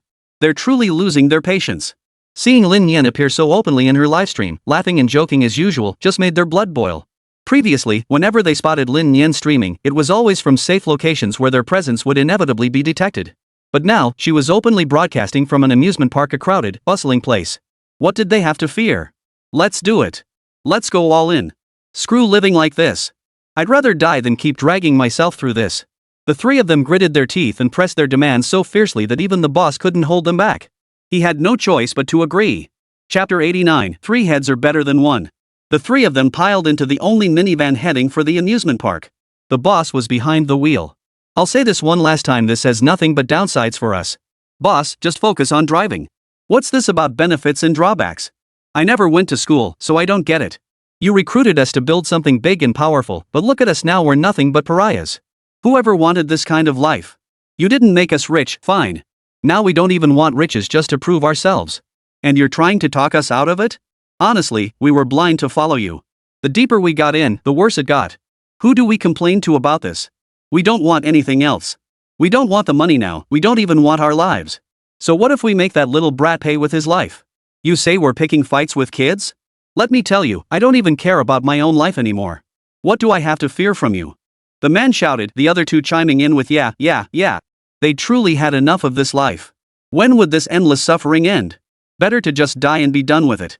The leader shook his head, saying nothing more. He can only think these three had lost their minds. This past month had driven them to the brink of insanity. The boss didn't want to throw his life away like them. He still planned to sell the stolen gold and pocket the cash. Now that these three wanted to throw themselves into death, he certainly wouldn't be their grave companion. Once they reached their destination, he'd drop them off and leave them to their own devices. Respect others' destinies. If they wanted to die, he couldn't stop them. Each passenger in the van harbored their own hidden agenda. Look at the camera. Shall we go ride the carousel together? Sure. After the bumper car trio had thoroughly enjoyed themselves, Chen Xian joined in too. Her true nature was extroverted, though she'd been shy. Now, seeing the children all having such a blast, her stage fright like a shackle began to quietly loosen. She fully immersed herself in the fun. The carousel, the bumper car trio dragged out the word, clearly reluctant to try it. They preferred thrilling rides like bumper cars or roller coasters. Unfortunately, the roller coaster was off limits, and they'd already ridden the bumper cars several times. Alright, let's all play together. That's what they said, but children's minds aren't so steadfast. A few kind words were enough to get them to come play after all. But they chattered so loudly and talked so much that Lin Nian ended up feeling like an afterthought. Viewers in the livestream chat pointed out that little brother was being left out. First time seeing little kid not dominate a livestream. Little kid usually runs the show in his streams. What's up with him just standing there like a fool this time? Hilarious. What the hell does that even mean? You sound like a lunatic. Everything you do is interesting, huh? Angry bro. Is this really isolation? More like he gets along great with his classmates. I always thought his unconventional behavior meant he had no friends, but clearly he does. You're right. Since urbanization, kids these days have so few friends. It's nothing like when I was growing up in the village. We didn't have much entertainment, so we'd just go out and play crazy with the villagers. Of course, everyone romanticizes their childhood. Forget getting beaten up as a kid? Or being kept awake by buzzing flies? Times change and solutions always emerge. The only pity is, you don't have a solution right now. That stings, bro. Chen Xian led the kids to play on the carousel and asked Lin Nian if he wanted to join. Lin Nian shook his head. Just then, outside the amusement park, a van pulled up. Boss, you cover us here. We'll be back in a flash. Though they called him boss, there was no respect in their tone, just sheer flippancy. All right. The boss agreed. Immediately, the three of them got out of the van, opened the trunk, and retrieved a briefcase. They opened the bag, pulling out bandit hoods, sunglasses, and most crucially, modified guns. In these parts, seeing a real gun might mean it was a high-quality replica. But if you saw some unknown pipe-welded contraption or a sawed-off flintlock, don't doubt it, these were the real deal. The guns they held varied in shape, their blackened barrels revealing nothing of their craftsmanship. What if it blows up? They're carrying these things, who cares about barrel blowouts? Then the three slammed the trunk shut and sprinted into the amusement park. The moment they burst in, the leader spun the van around and took off without wasting a second. He got away. The trio froze, staring at the van speeding away. Damn it! We should have shot him dead, that piece of. We won't let him off. What do we do now? Chase him or kidnap someone? Kidnap him. He won't get far, that unprincipled bastard. If their boss heard them, he'd probably laugh his teeth out. Honor? They're lecturing me about morality? If they truly valued honor, they wouldn't treat me like I'm nothing. I'm leading you all to survive by any means necessary, to live until the day we strike. Then we'll split the spoils. Instead, you all go looking for trouble and expect me to get dragged into it? Well, sorry, but then we're done talking about loyalty. The three of them sprinted inside. It was already dusk, the sky darkening just as the amusement park hadn't fully lit up yet. No one stopped them as they stormed into the amusement park. People probably thought they were just cosplaying. After all, modern people's mental states are remarkably healthy and progressive. In past societies, seeing someone acting out of the ordinary would make people think they were abnormal. But times have changed. Now, encountering the unconventional, people assume there must be a reason behind their actions. Finally, the three of them barged right up to Lin Nian. From a distance, Lin Nian caught the foul stench emanating from them and couldn't help but stare. But soon, he noticed their attire and the guns in their hands. Instantly, a bad feeling surfaced in Lin Nian's mind. These people seemed to be targeting him? That couldn't be right, she hadn't crossed any criminal organizations recently. Even if I had, they're all behind bars now. Where did these guys come from? At that moment, the group riding the carousel also stopped, preparing to meet up with Lin Nian. But Lin Nian suddenly shouted, "Don't come over here." The sudden shout made them jump, freezing them in place. What do you mean? At that moment, the leader of the kidnappers approached, gun raised. You're a sharp one, kid. Since you figured it out, you're coming with us. My gun doesn't have eyes, want to test it? Lin Nian's expression darkened, tinged with resignation. When did I become Sherlock Holmes? Chapter 90, are you cosplaying a robber? Something was definitely off. He couldn't deny feeling uneasy. After all, with such a conspicuous weapon, who knew if it might accidentally go off? Lin Nian acknowledged the abilities granted by the system. But the system hadn't granted him iron skin or bulletproof armor. If that thing fired a shot, he'd be off to chat about life and dreams with the Grim Reapers. Begging them not to take him away, was that even possible? Obviously not. In this situation, all Lin Nian could do was raise his hands and surrender obediently.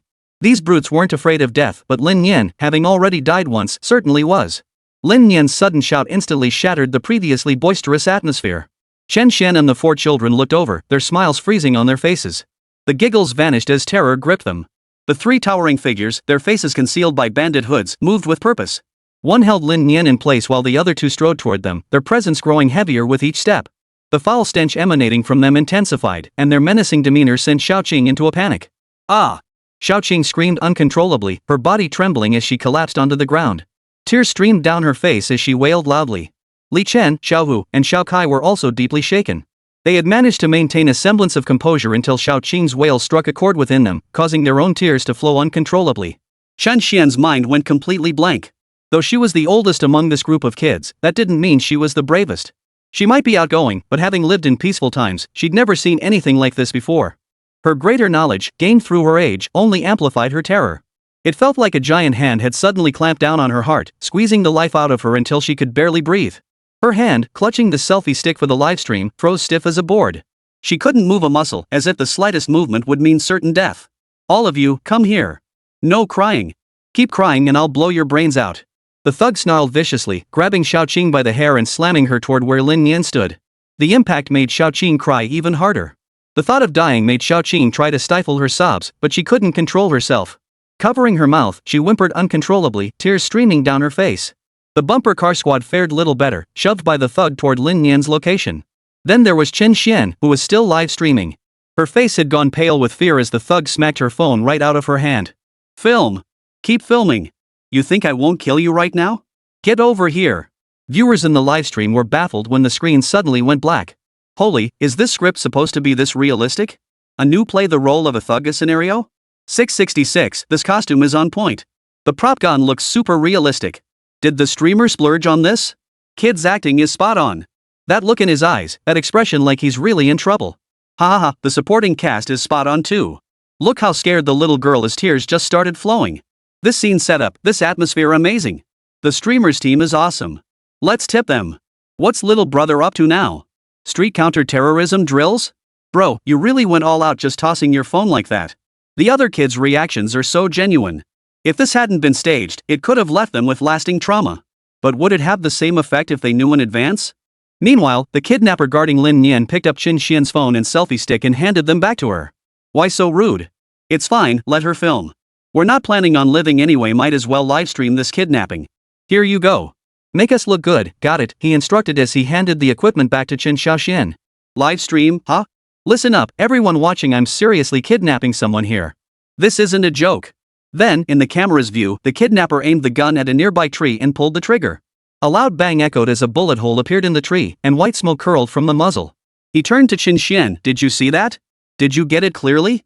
Chen Xian's hands trembled as she nodded frantically, too terrified to utter a word. As the shaky camera angle flickered, the live stream exploded with chaos. Something's wrong. Something's wrong. This doesn't look staged at all. That kid's eyes. Holy, he's genuinely terrified. Those kids are scared out of their wits. For real. Look at that chubby kid, his pants seem wet. The camera is shaking like crazy. Call the cops now. Call 110 now. At Anqing Police at Peaceful Anqing. Panic spread like a plague through the live stream. No one expected what they thought was a live stream to turn out to be a kidnapping. And the kidnappers were acting incredibly arrogant, like they were mentally unstable. And to make matters worse, they were armed utterly insane. At the Anqing Police Command Center, emergency calls from various districts were already pouring in. Hello? 110? There's an armed kidnapper holding a child hostage. Officer. Someone's live streaming a kidnapping. It's that kid you guys always work with, Lin Nian. He's been taken. Someone's pointing a gun at him. The dispatchers' faces paled as they swiftly compiled the information. When the keywords Lin Nian, armed abduction, amusement park, and livestream were pieced together, the entire command center's atmosphere shifted. At first, they assumed it was just another one of Lin Nian's staged livestream stunts after all, that's how he operated. But when they opened the app and saw the live feed, everything changed. A live-streamed kidnapping? What kind of twisted mind would pull something like this? It was like slapping the Anqing Police Bureau in the face in public. The chief, upon receiving the report, immediately mobilized personnel and established a special task force. I don't want to hear any talk of casualties. This must be resolved completely. Naturally, this critical mission fell to Qian Weiqiang. Retrieve the live feed from that stream. Notify SWAT. Alert all nearby patrol units, seal off every exit of the amusement park immediately. Evacuate the crowd. Now. The wail of sirens instantly shattered the evening tranquility of Anqing. Red and blue emergency lights flashed frantically along the streets as several police cars and SWAT armored vehicles sped toward the amusement park like arrows released from a bow. Zhang Xiaoxiao, riding in the same police car, felt as if the sky had fallen. She was supposed to be protecting Lin Nian after all, his technology could attract the attention of criminals. But since Lin Nian was going to the amusement park with his classmates today, Zhang Xiaoxiao hadn't picked him up or taken him home. When Lin Nian told her he was going to play, Zhang Xiaoxiao had been genuinely happy. It was a good sign that he had friends among his peers. But this one time, it was live-streamed, and then disaster struck. This was such a headache, and Zhang Xiaoxiao had no idea how to explain it to Lin Xiaonuan. If something happened, she'd blame herself to death. Hopefully nothing bad happens. Chapter 91, Death Race. Inside the amusement park, the gunshot fired by the kidnappers instantly plunged the entire place into chaos. Visitors who had been nearby began scattering in all directions, their screams rising and falling in waves. The three kidnappers, holding Lin Nian, Chen Xian, and the 4 children hostage, became the most suffocating presence in the chaos. Damn it! That bastard boss really took off. What do we do now? We've got the hostages. The kidnapper guarding Lin Nian shouted angrily. The memory of the boss turning tail and running filled him with rage. His agitation caused the gun pressed against Lin Nian's head to dig in even deeper. All Lin Nian could hope for now was that this guy would calm down and not accidentally pull the trigger. How are we supposed to get away without a car? Calm down. The leader of the kidnappers was relatively more composed, though his eyes were equally fierce. Glancing at the parking lot outside the amusement park, he barked, "Find a car. Just get any damn car." Just as they arrived at the parking lot with their hostages, a white van preparing to leave happened to pull into view. The leader's eyes lit up.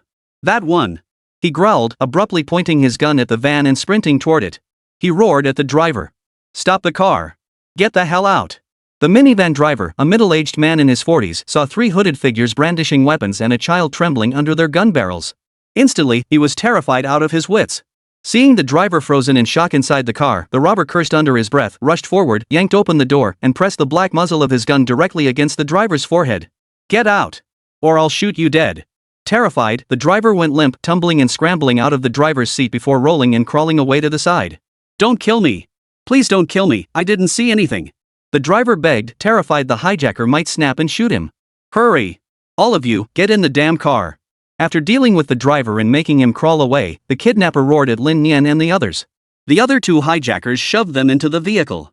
The children trembled in terror, too frightened to cry, only able to sob quietly and shake. Chen Xian's face was as pale as paper. She moved mechanically, forced to record this insane scene unfolding before her. Viewers in the livestream watched helplessly as it all unfolded: the innocent driver and these innocent children. 3 CS players kidnapping and carjacking? Playing real-life GTA. This isn't the time for gaming memes. Where are the cops? The cops still haven't arrived? They're about to get away. Damn it, this is making my blood pressure skyrocket. My fists are clenched. What scum? Viewers vented their frustration through live chat comments. They had come to the livestream for relaxation and entertainment, only to witness this unfold. Especially the kidnapper's brazen attitude, it felt like a heavy hammer smashing into every viewer's heart. In the speeding police car, Qian Weiqiang was also watching the livestream. Seeing this scene, his fists clenched so tightly his knuckles turned white. He wanted to punch through the screen right then and there. Hurry up! Hurry up! Hurry up! Or they'll get away. This was no longer a simple kidnapping, it was a blatant declaration of war. It was a trampling of the law. A blatant provocation and humiliation of the Anqing Police Department. Broadcasting a crime live right here in Anqing, wasn't this like grinding the Anqing police's face into the dirt in front of thousands of viewers? Boss. Chen Tao, startled by Qian Weiqiang's voice, cautiously spoke up. Shut up. Qian Weiqiang growled, cutting him off. He wasn't in the mood for any nonsense right now. After a moment to compose himself, he grabbed the walkie-talkie and declared with unwavering authority. Command Center, this is Qian Weiqiang. Target vehicle hijacked white van, license plate in F2DR24, exiting south gate of amusement park. Target extremely dangerous, armed with lethal weapon, holding multiple hostages including children. Request activation of the citywide surveillance system to lock onto all possible routes for the target vehicle. Request all outer perimeter checkpoints to seal off the roads. Not a single fly will get through. Note, hostage safety is the top priority. No one is to fire without my explicit permission to avoid harming hostages. Request police helicopter support. Qian Weiqiang was furious, but his rage hadn't clouded his judgment. He relayed the orders methodically and clearly. Roger that. Copy that. Qian Weiqiang took a deep breath before turning his gaze back to the live feed. Though the image shook violently from the turbulence, he could still make out Lin Nian's figure. Hang in there, kid. We'll get you out of there. Qian Weiqiang silently repeated the words in his mind, his gaze hardening with resolve. These kidnappers were using a live-streamed abduction to rub salt in the wounds of the Anqing Police Department. Then they'd pay the price for everything they'd done. The van, driven by the kidnappers, raced down the road like a wild horse breaking free from its reins. Hey, they've got us locked on. See that? A police helicopter's right above us. One kidnapper screamed in near hysteria, as if he'd lost his mind. Woohoo! Is this what freedom feels like? Lin Nian looked at the three kidnappers in the van, each in a state of disarray, and couldn't help but wonder what they had gone through to become so deranged.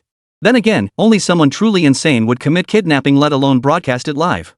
Their minds must have been seriously warped. To regard such behavior as some sort of essential life lesson was beyond comprehension. Though bound, Lin Nian was still strategizing his response. He wasn't about to sit idly by and wait for disaster. So Lin Nian asked calmly. So, why did you kidnap me? If it was just about me, you could have let them go. Lin Nian's words quieted the three crazed kidnappers considerably.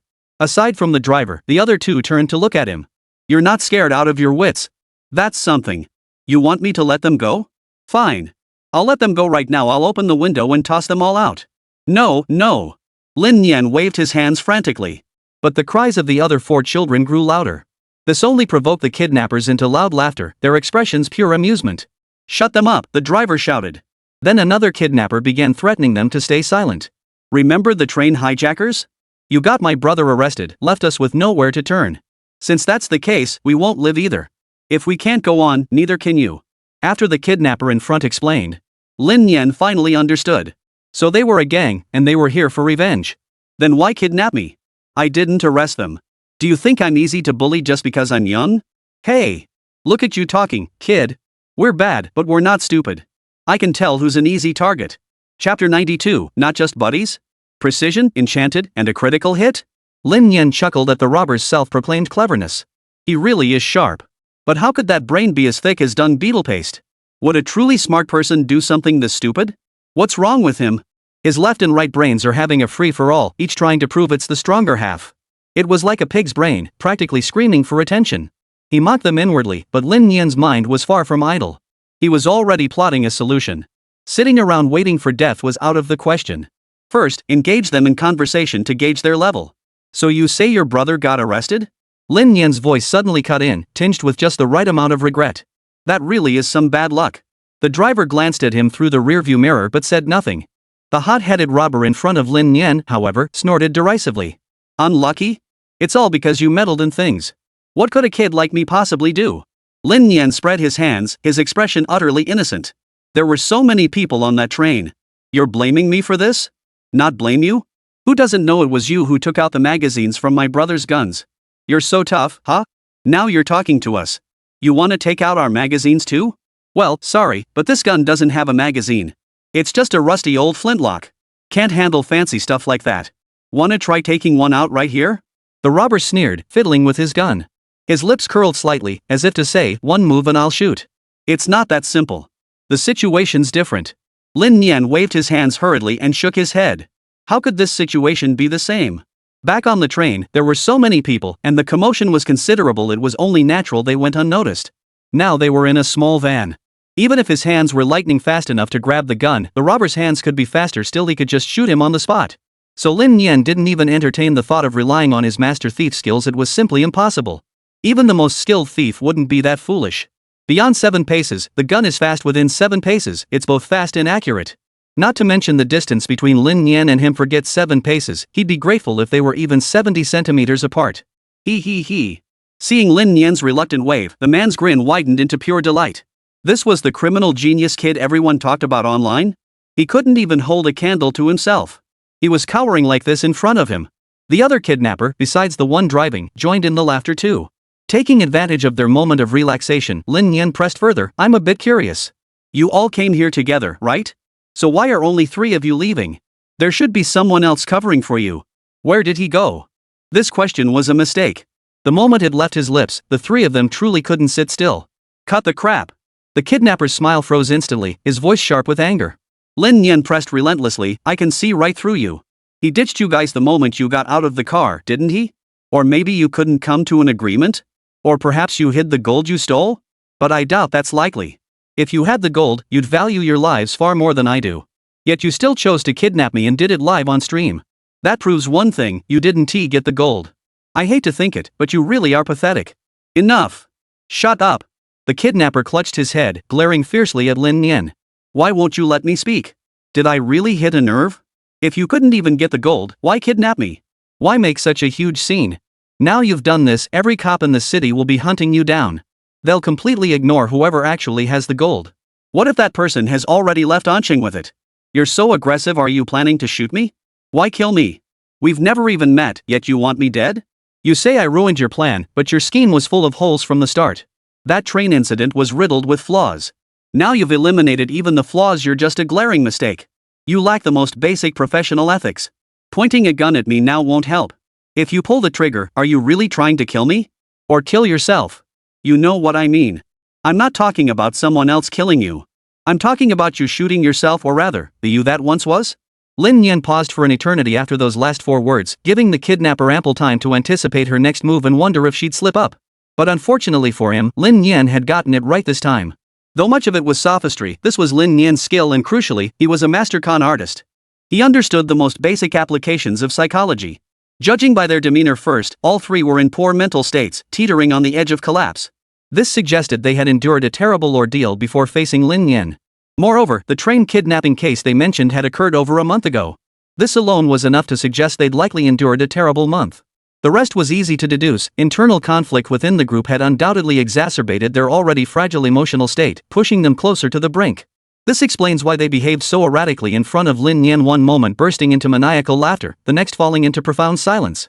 Their demeanor bore no resemblance to that of a sane person. Especially since they knew the livestream would expose them, yet instead of trying to resolve the problem, they had Chen Xian film the entire thing as if documenting a kidnapping for a vlog. If any sane person could come up with such a plan, it would only mean they felt their audience was too small and wanted to emulate Lu Ziqiu by staging a live broadcast every day. Clearly, they lacked the capability, only the audacity remained. But was audacity alone enough? The kidnapper remained silent too, the quiet stretching for over a minute. The entire carriage fell silent, broken only by the occasional muffled sobs. So what if you're right? The kidnapper seemed to have regained his composure, lifting his head to stare at Lin Nian. I really hate people like you, just a kid who thinks he knows more than everyone else. What do you know? What do you really understand? Do you think a few words can sum up my entire life? What gives you the right? I don't want to be ordinary anymore. I just want to be the center of this world. Doesn't matter how I do it, tell me, have I succeeded yet? I've lived my whole life in obscurity. Now that opportunity finally presents itself, you still want to deny me? What gives you the right? Lin Nian was stunned. He never imagined his words would pack such a devastating punch. It felt like a precise strike to his carotid artery, one enchanted with critical damage, no less. He acknowledged modern life's immense pressures, but surely not to this extreme? Chapter 93, 2 idiots actually believing this. Lin Nian nearly burst out laughing upon hearing the kidnapper's declaration of wanting to be the world's center of attention. Spotlight? This? Trying to become famous by live streaming a kidnapping? Do you think this is a US presidential campaign? That you need some gimmick to get noticed? Their brains must have been crushed by a door and then kicked by a donkey. Playing performance art here? Desperate for fame before you die, huh? Though Lin Nian was raging internally, his face remained as steady as an old dog, completely unfazed. He'd seen through it all. This raging old man was utterly deranged. Talking about gold or survival was like playing the violin to a cow. All this guy wanted now was to make a big splash, die taking someone down with him, and get his name etched in internet infamy while he was at it. Though it was more likely to be infamy for all eternity. You just couldn't wrap your head around his twisted logic. Faced with such a stubborn, unyielding brute, Lin Nian decided to try a different approach. A perfectly timed look of sudden realization and genuine sincerity flashed across his face. At least when it came to facial expressions, Lin Nian felt he could hold his own against professional actors. Oh, I get it. Lin Nian slapped his thigh, his voice rising slightly. So you want to be an internet celebrity? You want to go viral? Why didn't you say so sooner? The kidnapper before him was dumbfounded. He just delivered a heartfelt speech. What the hell was this sudden turn? Similarly, Chen Xian, who was filming, was also baffled.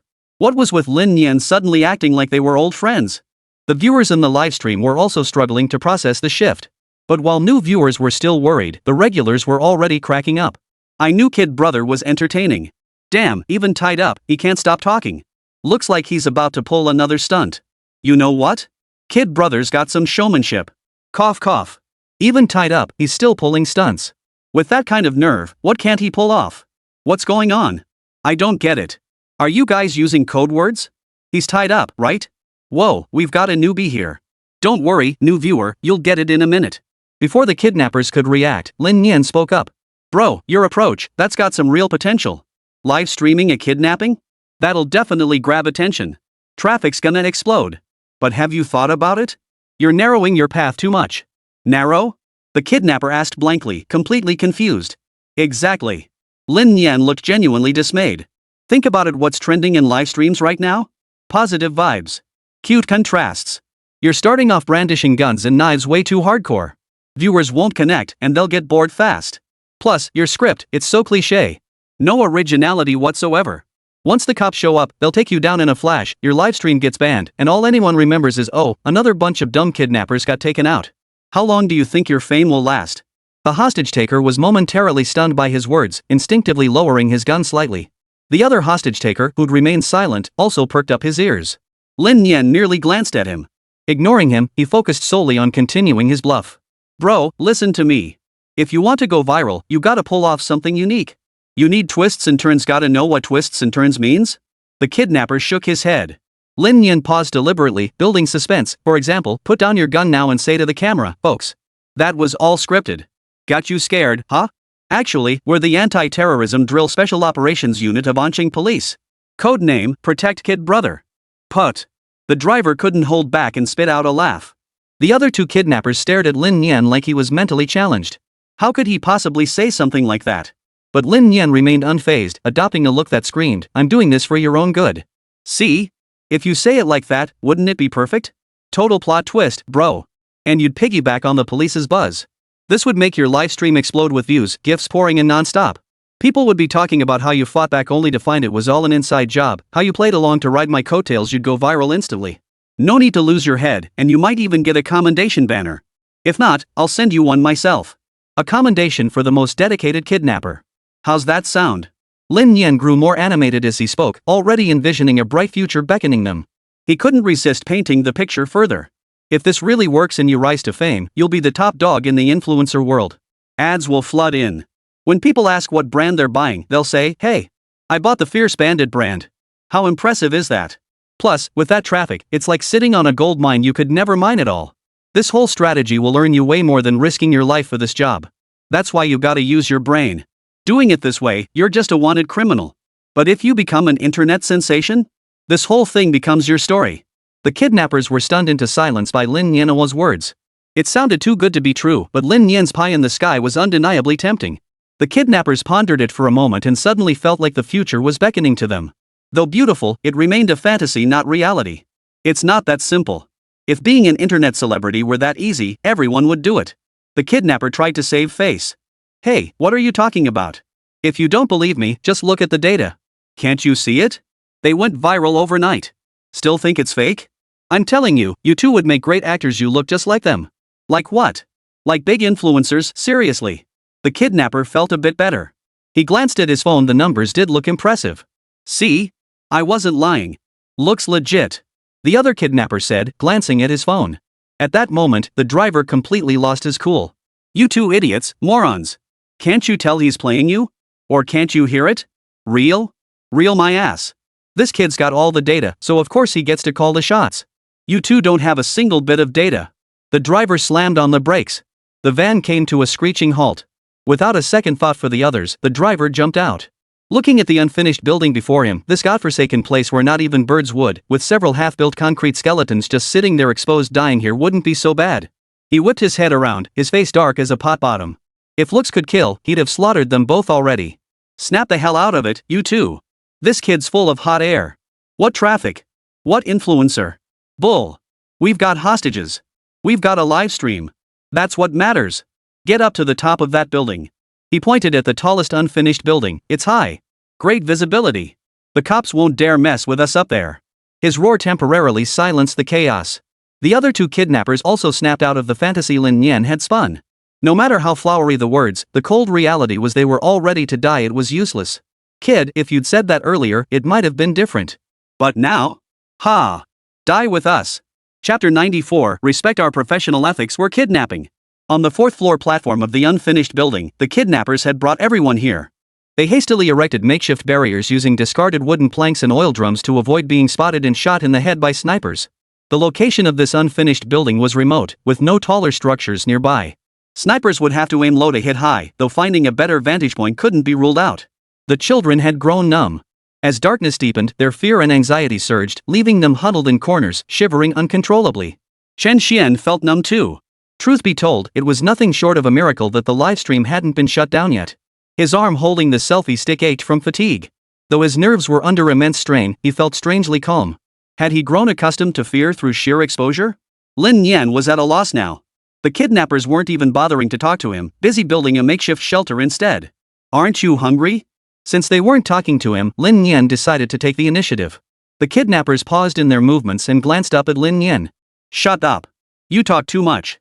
Now that he mentions it, I am actually getting hungry. Shut the up. Starve. Idiot. The leader of the kidnappers laughed in exasperation. What the hell? Did he have mind-reading powers or something? Could he actually tell you we're hungry right now? Lin Nian felt gloomy, but there was nothing he could do. He could only wait for the police to rescue him. It was getting late. They should be here soon. Based on fragments of the livestream footage, the police had already pinpointed their location and were rushing to the scene. Less than 2 kilometers away. Xian Weiqiang relayed over the radio, "Attention all units. We're closing in on the suspects. Our objective is to rescue everyone without casualties. 0 injuries allowed. The suspects are armed and emotionally unstable. Avoid provoking them to prevent unnecessary casualties." After Qian Weiqiang finished speaking, he quickly heard the acknowledgement signal in his earpiece. This time, their force included SWAT units, totaling 5 police vehicles, 2 of them SWAT-equipped. Yet everyone felt an unprecedented weight on their shoulders. If they made a mistake this time, the Anqing Police Department would face serious consequences. This was being broadcast live. They had participated in many live broadcasts before, referring to Lin Nian's cases. This time, even with Lin Nian present, the kidnapping was real. Past events were at most drills, but now it was the real deal. They had to go in with real weapons and real action. And all under the watchful eyes of the online audience. Therefore, every single participant in this operation is the cream of the crop. If you insist on counting Qian Weiqiang, he'd been deceived by Lin Nian before. What kind of elite is that? That's not right. Sure, Captain Qian got fooled, but he's cracked countless cases and even got called up to assist provincial teams. He's elite, right? We can't just fixate on Qian Weiqiang being fooled by Lin Nian. Everyone makes mistakes sometimes. Within 5 minutes, they finally spotted the abandoned vehicle, the white van left behind by the kidnappers. The owner had already reported it stolen, and the police seemed to be on their way. Upon arrival, the officers swiftly deployed, using the van as cover. They assessed the terrain and discussed the optimal assault plan. Upstairs, upon hearing the police sirens, one kidnapper walked to the edge and peered down. Turning back, he said, "The cops are here." "Duh, the sirens are blaring. We're not deaf, we can hear them." The leader snapped impatiently. "We've got hostages. What are we afraid of?" True, the kidnapper scratched his head. The live stream viewers were buzzing with excitement. While fretting over the kidnappers' intelligence, they were also speculating how long it would take for this gang to get caught. They're not driving away, but hiding in this dilapidated building? What's the point of that? Could they be planning to fight it out here? That doesn't make sense. How long could they hold out? They'd starve for days with nothing to eat. You're just worried about food. I think they're planning a last stand. Back to the wall, fight my ass. How could they possibly fight with their backs against the wall? They're mentally unstable. They're not thinking about survival, they're here purely to take revenge on society. They have no way out. I agree. Their only outcome is getting caught, but they still go through with it? Pure revenge on society. Netizens laid bare their motives, their goals, and their inevitable fate. Didn't they say it themselves? They just want to become famous, whether positive or negative, as long as they get noticed. And now they certainly are famous. Their actions and tactics were so inhumane that no sane person could have conceived them. So netizens dubbed them the dumbest kidnappers ever. They've even been featured in questions on Jihu like, what do you think about these 3 dumb kidnappers live streaming their kidnapping? Or what was the purpose of these 3 kidnappers? Was it just to make national headlines and get everyone in the country to laugh? So much so that when passersby come across such questions, they assume someone is deliberately creating a viral sensation. But then they click the link. Well, guess what? It was real. Truly, the world is vast and full of wonders. It really proves the saying about the diversity of species. You think you've seen it all, that you're worldly and experienced, but then someone like this comes along and blows your mind. Seriously, the internet is truly one of humanity's greatest inventions. Of course, netizens aren't exactly known for their moral restraint. After all, the internet is anonymous. Who cares who you are? As long as no one close to you finds out, you can say whatever you want. But Chen Weiqiang and his team dared not take it lightly. First, they surveyed the terrain. The layout was indeed unfavorable, vast open spaces, with only a patch of trees behind the unfinished building, which offered little cover. Moreover, the kidnappers held the advantageous position on the 4th floor and still had the hostage, which ruled out many options. Both a frontal assault and a flanking attack were ruled out. The only viable and promising suggestion that remained was negotiation. Since negotiation was the only option, Chen Weiqiang was the only one qualified to handle it. The consensus was that Chen Weiqiang would handle negotiations while the others provided backup and explored alternative solutions. Chen Weiqiang silently removed his coat, donned a bulletproof vest, and then put his coat back on. 3 officers were assigned to provide backup and cover. The 4 formed a team and entered the abandoned building. The kidnappers immediately noticed the police entering the building and grew instantly alert. What are they up to? Negotiate, I suppose. Want us to hand over the hostages? No way. Then maybe we can make a demand later, have them bring us some food. I'm getting hungry. Should we call for takeout and order a full Manchu Han Imperial feast set? Is that okay? Like hell we can. We're kidnapping someone. Show some professional integrity, damn it. You're pissing me off. Chapter 95, negotiations underway and you're complaining about hunger? Show some respect. The wind howls cold over the Ishuwei River. The warrior departs, never to return. At the 4th floor stairwell, Chen Weiqiang had arrived. The remaining 3 officers maintained vigilance at the junction between the 3rd and 4th floors, ready to provide backup or charge up to apprehend the suspect. Chen Weiqiang reached the 4th floor. Freeze. Stay right where you are. We're armed, and I can't guarantee we won't shoot. Chen Weiqiang raised his hands, patted his clothes, and spun around in place. I'm not armed. I'm just here to talk. As a self-proclaimed negotiation expert, Chen Weiqiang had handled numerous cases with an exceptionally high success rate. His only failure had been during Lin Nian's bank robbery. As the negotiator, he'd been killed by Lin Nian's bomb. Looking at it this way, the only variable in Chen Weiqiang's entire police career so far had been Lin Nian. Otherwise, he'd be nothing short of a superhuman who'd sail through everything smoothly. Let me see the hostages, Chen Weiqiang demanded. The hostage takers turned sideways and pointed at the hostages. See? We didn't shoot a single one. They're all fine. Chen Weiqiang briefly assessed the hostages' condition. Their mental states weren't great, as he'd seen during the live broadcast. Ultimately, his gaze settled on Lin Nian. Seeing Lin Nian in this state, Chen Weiqiang felt his composure start to crack. How could he be more composed than himself? Wait, you're being held hostage right now. At least pretend to be scared. Why are you so calm, kid? Aren't you afraid they'll just shoot you? Chen Weiqiang shot him a puzzled look. Lin Nian caught it and responded with an innocent look. Seeing him like this, Chen Weiqiang almost felt he didn't need to come to the rescue. No, the other hostages need saving. Your actions still have room for reversal. Surrendering now is still possible, Chen Weiqiang bellowed as he approached. The officers on the 3rd floor were a bit stunned. Hadn't they been told not to provoke them? Shouldn't they be using more subtle tactics? We're surrendering right now? You really think too little of us. Exactly. Why should we surrender? If you dare shoot, I dare shoot too. Got any food? I'm kinda hungry. Chen Weiqiang chose to ignore the hungry hostage taker. Surrendering is in your best interest. We can treat this as a voluntary surrender.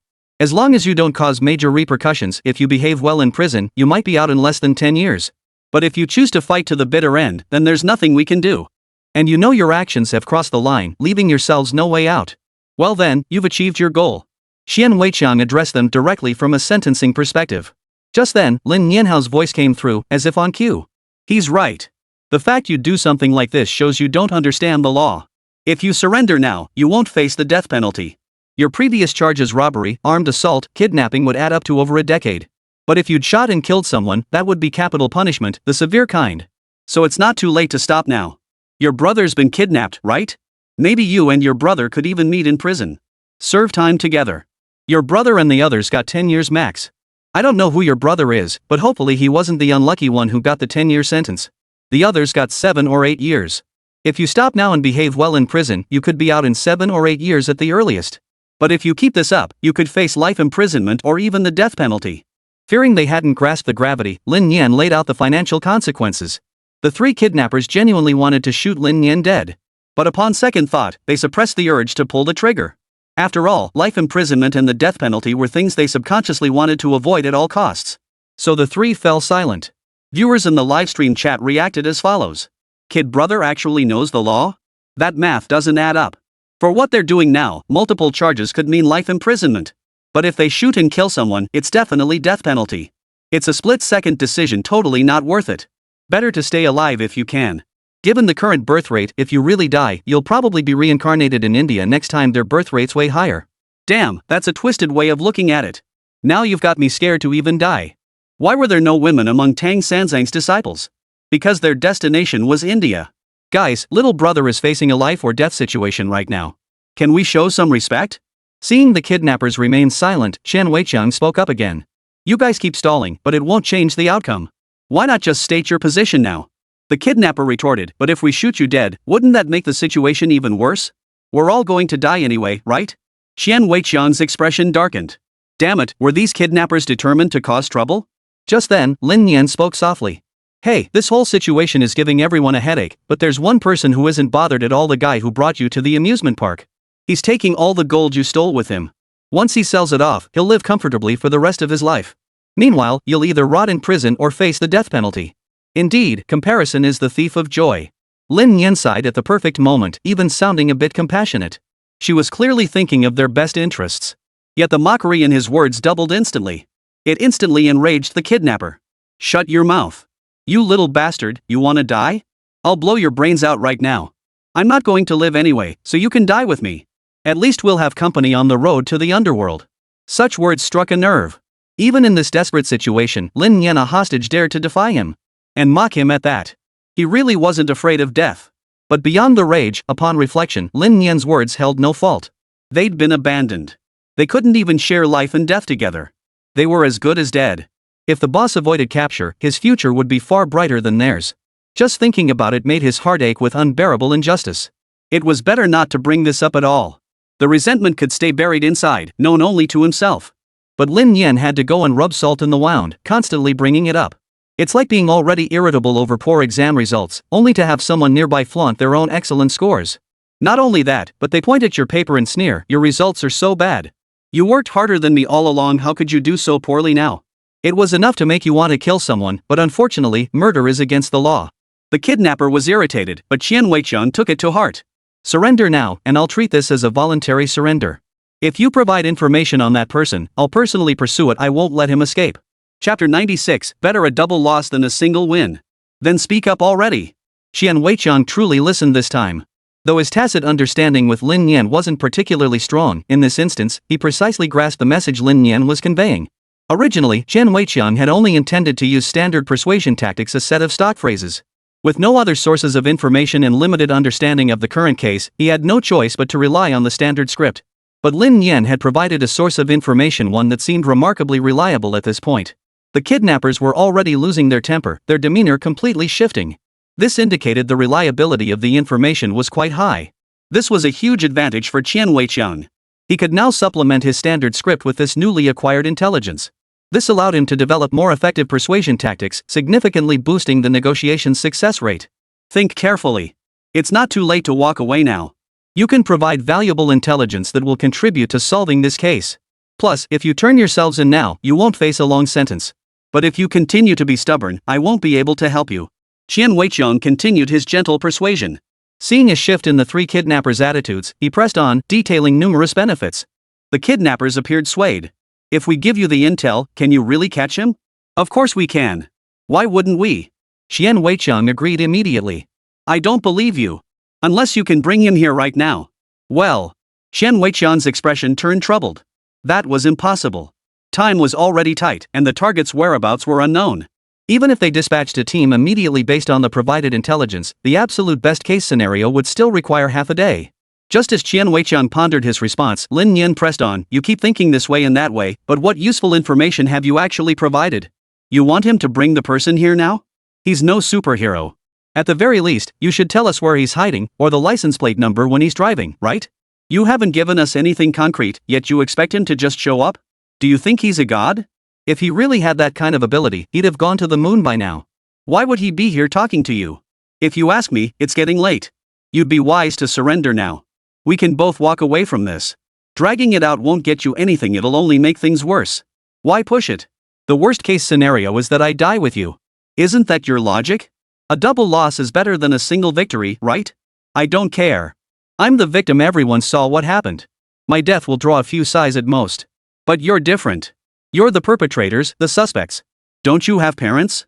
Aren't you afraid someone will recognize you? Aren't you afraid your parents will be shamed? If you're truly willing to go all in, then shoot me. We'll die together. Whoever survives will be the one left suffering." Lin Nian's voice wasn't loud, but it carried weight. For a moment, all three kidnappers fell silent. Perhaps because Lin Nian's words had struck a nerve. Their mindset now, disregarding all external factors, was that a double loss was preferable to a single victory. They were facing death, yet he intended to survive with everything intact, perhaps even emerge wealthy and privileged. How could they possibly tolerate that? Not even a little bit. The thought of trading their own deaths for another's life of luxury and privilege was unbearably bitter. Having Lin Nian point this out made them realize their demand for the boss to be captured immediately was somewhat unrealistic. "So if we provide the intel, when can you make the arrest?" "Within 3 days, absolutely." Qian Weiqiang gave the most conservative estimate. With intelligence, the current Sky Eye system and ubiquitous surveillance would leave the fugitive nowhere to hide. If they acted quickly, they could even pinpoint the target's license plate number with a phone call right now. As long as he was within Ancheng, it would be straightforward. But we want him to go to prison with us. He's the mastermind, he planned everything. We're just accomplices. Won't his sentence be harsher? Exactly, Qian Weiqiang affirmed immediately. Are we really going to surrender? I don't want to go to prison. If we refuse to confess, the boss will definitely have fled by then. Then let's just go to prison. At least we can share a cell with the boss. After a brief discussion, the three kidnappers surrendered, handed over their weapons, and obediently submitted to Qian Weiqiang's control. Qian Weiqiang breathed a sigh of relief. The matter was finally resolved. After all, no one had been injured during the livestream, thankfully. Otherwise, it would have been a real mess. Chen Xian, who had been holding the selfie stick the entire time, suddenly relaxed her tense body the moment the kidnappers were subdued. She could finally shut down the livestream. Her hands trembling, she removed the phone from the selfie stick and ended the broadcast. She vowed silently never to chase viral attention again in her life. This traffic was no joke, chasing it nearly cost her life. Chen Xian was still shaking from the scare. After confirming the kidnapper was under control, the police officers downstairs quickly rushed upstairs. They subdued the kidnapper while calming the children's emotions. Upon seeing the kidnapper arrested, the children's pent-up emotions finally erupted. They all cried loudly, especially Xiao Kai, whose wails shook the heavens, drowning out everyone else as if he were competing in a shouting contest. Officers had been assigned to check on Lin Nian's emotional state, but seeing her condition, they only asked briefly, "Are you okay? Then I'll go attend to the other children." After that, there wasn't much else to say. The other children were sent home. Chen Xian and Lin Nian went to give their statements, while the kidnappers were taken to the detention center for interrogation. After Qian Weiqiang finished his statement, he silently glanced at Lin Nian. "You really know how to stir up trouble, kid. Thank goodness those three didn't actually shoot. Otherwise, I'd have had to attend your funeral." Lin Nian sighed helplessly. "Captain Qian, that's victim blaming right there. My classmates and I were just having fun at the amusement park when they charged at us. How is that my fault? We were singing and eating hot pot when suddenly bandits ambushed us. Enough talk. I'll drive you home. Keep a low profile. Your sister must be worried sick." After that, Captain Qian turned to Chen Xian beside him. "I'll drop you off too. Do you live at home or on campus?" "I live at home," Chen Xian replied. She realized her emotions were far less steady than Lin Nian's. The kid answered questions smoothly during the interrogation. Walking into the police station seemed as natural to him as walking home. Here she was, trembling with fear, while he was casually chatting with the captain. What kind of situation was this? But when she recalled how Lin Nian had risen to fame, Chen Xian suddenly felt at ease. Turns out, not every trend is worth jumping on. Better to just keep a low profile. Chapter 97, The Crime Master, Fear of School Violence. Qian Weiqiang drove, dropping Chen Xian off at her place first. Lin Nian sat in the backseat with Chen Xian. "I'm sorry. I never expected this to happen." Chen Xian hadn't expected Lin Nian to apologize first, which only deepened her sense of guilt. No, it's not your fault. It's my mistake. I shouldn't have contacted you for views. I suspect those kidnappers came because they saw the livestream. If I hadn't gone live, none of this would have happened. Chen Xian waved her hands frantically, her voice stumbling slightly. She genuinely hadn't expected Lin Nian to apologize. This incident had nothing to do with him. By apologizing, he was actually reinforcing the victim-blaming narrative he'd just expressed at the police station. Besides, she was significantly older than Lin Nian. How could this possibly be his responsibility? At that moment, Qian Weiqiang, who was driving, spoke up. You two don't need to apologize to each other. You're both victims, and so are those kids. As police officers, this kind of unexpected situation is the last thing we want to see. Qian Weiqiang's words were fairly reasonable. Lin Nian then changed the subject. You'll likely see a lot of online chatter about this in the coming days. Prepare yourself mentally. Ignore any negative comments, don't let them get to you. This was precisely Lin Nian's main concern. After all, everyone viewed issues from different angles. Some people love to take unconventional paths or adopt extreme stances, seeking attention by presenting divergent viewpoints. That's why he gave Chen Xian a heads up in advance. Chen Xian nodded. I understand. Thanks for the heads up. Before long, Chen Xian headed home. Before leaving, she and Lin Nian followed each other on the short video platform. Afterward, Chen Weiqiang drove Lin Nian home. As soon as they entered the house, Lin Xiaowan approached Lin Nian with concern. Are you okay? I was scared out of my wits watching the livestream. I'm fine. With things the way they are now, I can't even let you go out alone anymore. I'm afraid someone might kidnap you. Sis, you're overthinking it. This was just an exception. But what if there's a next time? Will that be an exception too? Lin Xiaowan said worriedly. Lin Nian felt awkward, unsure how to respond. He was touched that his sister cared so deeply, but if this meant she'd never go out again, that would be taking things too far. Seeming to sense Lin Nian's awkwardness, Lin Xiaowan didn't press further. I just want you to be okay. Don't think I'm nagging. Sis. Don't worry. After this, Sister Xiao Xiao will always protect me. After chatting with her sister for a while, Lin Nian returned to her own room when she felt it was about time. She glanced at her phone messages from friends. Messages from Mu Han, the boss of Anqing, and even that Wang young master. Lin Nian replied to each one, thanking them for their concern. Even though it was a business relationship, a simple greeting was still nice. Just as Lin Nian was about to open her short video app to scroll through and see what new antics netizens had come up with, Lin Xiaowan knocked on the door. Xiaoyan, are you asleep? Not yet. What's up, sis? Lin Xiaowan pushed the door open, her expression slightly awkward. She suggested, why don't we just stay home and rest for a couple of days? We won't go to school. I've already called in sick for you with the teacher. Huh? Why? On any other day, hearing about skipping school would have made Lin Nian overjoyed. After all, school was truly boring. Sitting there all day would bore even an iron ingot. But that was all just wishful thinking, something impossible. But for his sister to say something like this was the first time. Her expression wasn't good, something was definitely up. I just think you've been through a lot with the kidnapping. Your mental state probably isn't great, so stay home for a couple days and get yourself together. Sis, you can't fool me with that. Don't you know me by now? If something's up, don't hide it from me. Just say it. Lin Nian wasn't buying these excuses. His sister had brought him to Anqing for a better education, running around tirelessly to secure his enrollment. This chance to attend school was hard-won. Otherwise, with Lin Nian's household registration, he'd have been stuck as a left-behind child attending school in the countryside. Now she was telling him not to go to school? Something must be wrong with the school. Lin Xiaowan sighed. She knew she couldn't hide it from Lin Nian, it was impossible to keep it secret. Her voice heavy with sadness, she said, I just saw the message in the parent group. Because those classmates who were playing with you got scared, many parents are banding together in the group to boycott you. They even said they'd ostracize you at school and make you transfer. Lin Xiaowan had phrased it as delicately as possible. Judging by her haggard appearance, the messages in the parent group couldn't possibly be as pleasant as she made them sound. Lin Nian replied, oh, well. No big deal. I'll just go to school like I always do. They can't do anything to me. As for isolating me or ostracizing me? That's nothing. I came here to study, not to join cliques. Lin Nian could scarcely believe she'd uttered such words. But to ease her sister's distress, she forced the words out. Isolation? Ostracize? To Lin Nian, these things were utterly insignificant, not worth a second thought. They were peers in age, but their souls were worlds apart, groups that simply couldn't mix. If Lin Nian could truly blend in with them, she'd start questioning whether she'd lived her life in vain. Their mindsets were simply different. Back in elementary school, skipping homework meant arriving at school the next day trembling with fear, dreading a random check or something like that. Looking back now, was that even a big deal? What once felt like the end of the world now just seems laughable. That's why Lin Nian couldn't care less about such things. Ah, but you won't have any friends at school. You'll be so lonely, and you'll have to endure all their gossip and rumors. Sis, you really underestimate me. Don't you think there's already plenty of negative stuff and slander about me online? I've got thick skin, this is nothing. You're just overthinking it. Lin Nian said with a laugh. Well, okay then. Lin Xiaonan pouted slightly, but upon reflection, Lin Nian's words weren't entirely without merit. Since Lin Nian had her own plans, she decided not to say anything more.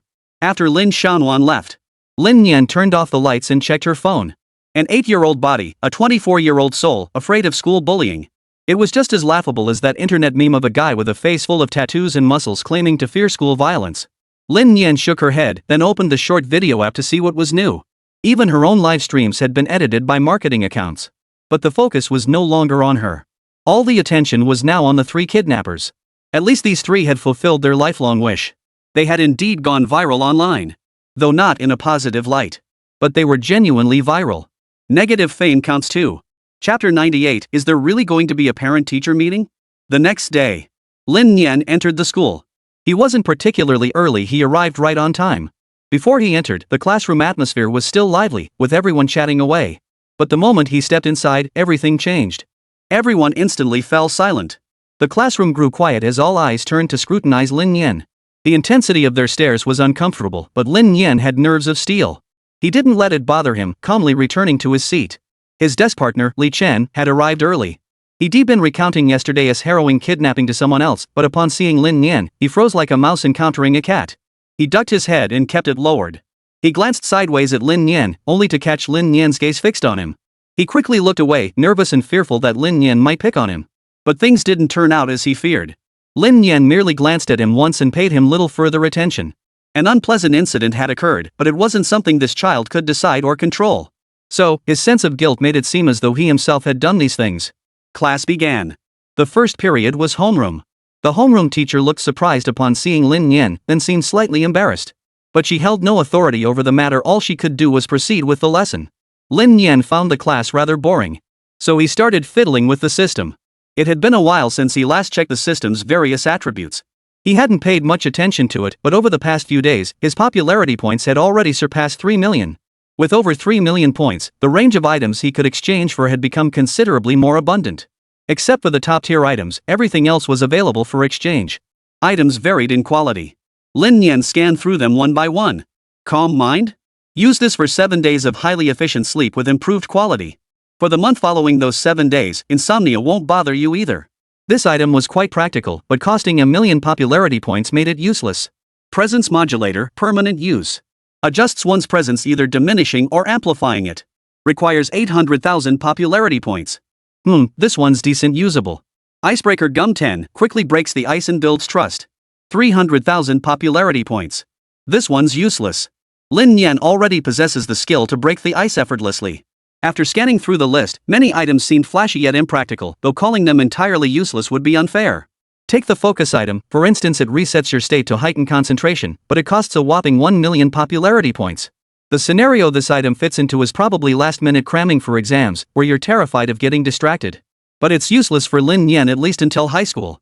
Ultimately, Lin Nian's gaze settled on items priced above 1 million popularity points. And once he started looking, he immediately found something that caught his eye. Item name, Information Collector, price, 1 million popularity points. Effect, single-use item. Tracks the causes and consequences of the current incident, with a trace period of up to 6 months. The effect seemed fantastic. If he were a police officer, it would be absolutely brilliant. Just as Lin Nian was daydreaming about the system shop, the bell rang to signal the end of class. Time flies, class is already over? Lin Nian snapped back to reality and glanced at the classroom buzzing with activity. Lin Nian, the teacher wants you to come to the office. Xiao Qing approached with an apologetic expression, whispering softly. Okay. Lin Nian replied and followed the homeroom teacher to the office. The homeroom teacher was actually quite helpless. Last night, the group chat had erupted with messages lambasting Lin Nian, even listing so-called 10 charges and circulating some kind of manifesto of condemnation, obviously AI-generated nonsense. Faced with some parents banding together in protest, the homeroom teacher found herself in a difficult position. Fortunately, some parents in the group stepped in to deflect the criticism. They pointed out that these were just accidents, not something anyone truly intended. Or that the children were just kids, and the parents' reactions were overblown. In short, the group chat was in an uproar for over 2 hours last night. In the end, the homeroom teacher took the entire blame alone. The homeroom teacher wouldn't be swayed by parents in the group chat into actually expelling Lin Nian. Nor would she give credence to claims about him being a menace. Those were just words spoken in the heat of the moment. Besides, as an internet celebrity, Lin Nian had previously promoted the school. The principal had even singled her out for praise and was considering inviting her back for more publicity. Given this situation, how could they possibly expel Lin Nian? Then who's going to replace her as a new student? These matters weren't the homeroom teacher's responsibility, but if Lin Nian were pushed out, it would become her problem. The principal would reprimand her. Lin Nian, don't dwell on what's happening in class. Don't let it weigh on you. As long as I'm here, no one will make you leave campus. Just focus on staying in school. Due to yesterday's kidnapping incident, the school will hold a parent-teacher meeting. I still hope your sister can attend at the very least. We need to have a proper conversation. The homeroom teacher said. A parent-teacher meeting? Lin Nian wondered aloud before continuing. Don't worry, teacher. I'm not dwelling on it. It's just a minor thing. That's right. The notice was sent out this morning. There will be a parent-teacher meeting tomorrow for the entire school. It's about student safety.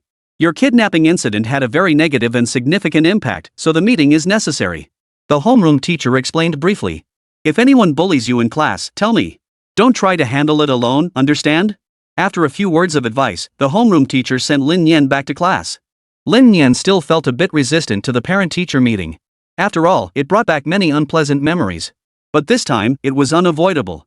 If his older sister didn't come, this matter would remain an unresolved knot forever. Yet if she did attend, she'd likely face a barrage of questions from other parents. Lin Nian had witnessed last night's situation. He'd seen messages in the group chat where his sister's eyes had turned red.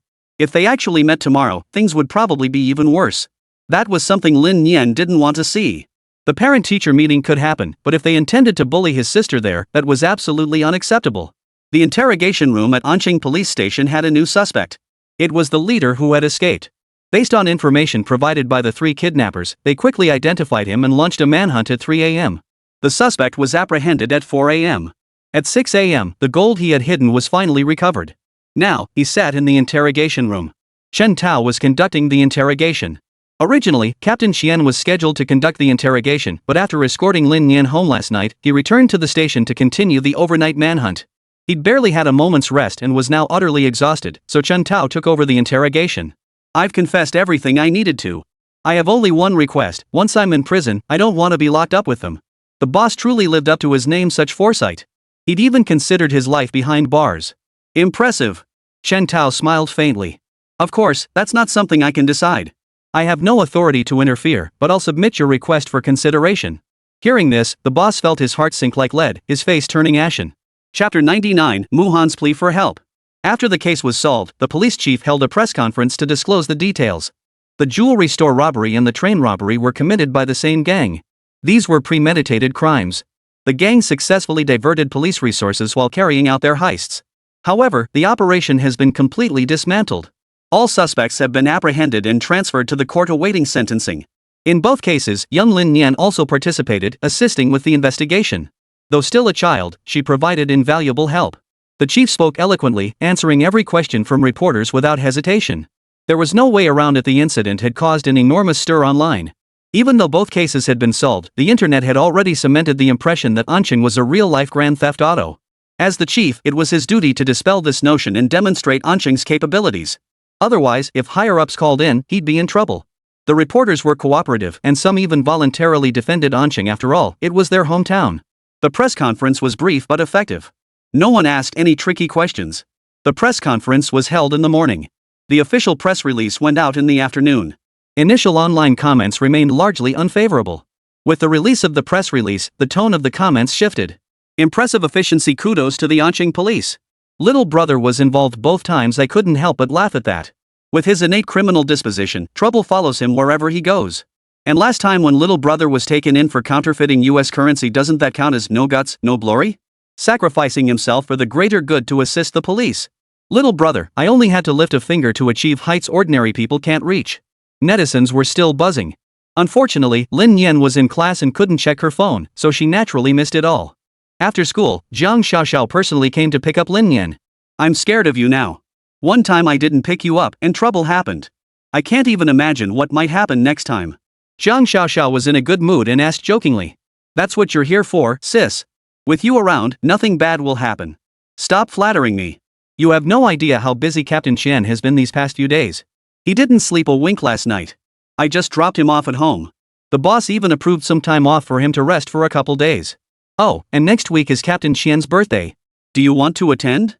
I think he's been pretty considerate of you. Zhang Xiaoxiao inquired. Sure, I don't mind. It's just that Captain Chen might not be too thrilled to see me. After all, whenever we meet, nothing good ever happens. Oh, come on, stop being such a downer, Zhang Xiaoxiao interjected. Lin Nian still held a favorable view of team leader Qian. Even though he always seemed to be the one getting the short end of the stick whenever they were together, so what? At least team leader Chen didn't actively dislike him and had always looked out for him. Since it's his birthday, why not go see him? Since it's Captain Qian's birthday, how about we surprise him with a livestream? No way. Forget that idea right now. Captain Qian's been a cop for years and has plenty of enemies. It's not safe for him to show his face. Yeah, I guess I didn't think it through. After chatting for a while, Zhang Xiaoxiao drove Lin Nian home. Don't go wandering around outside.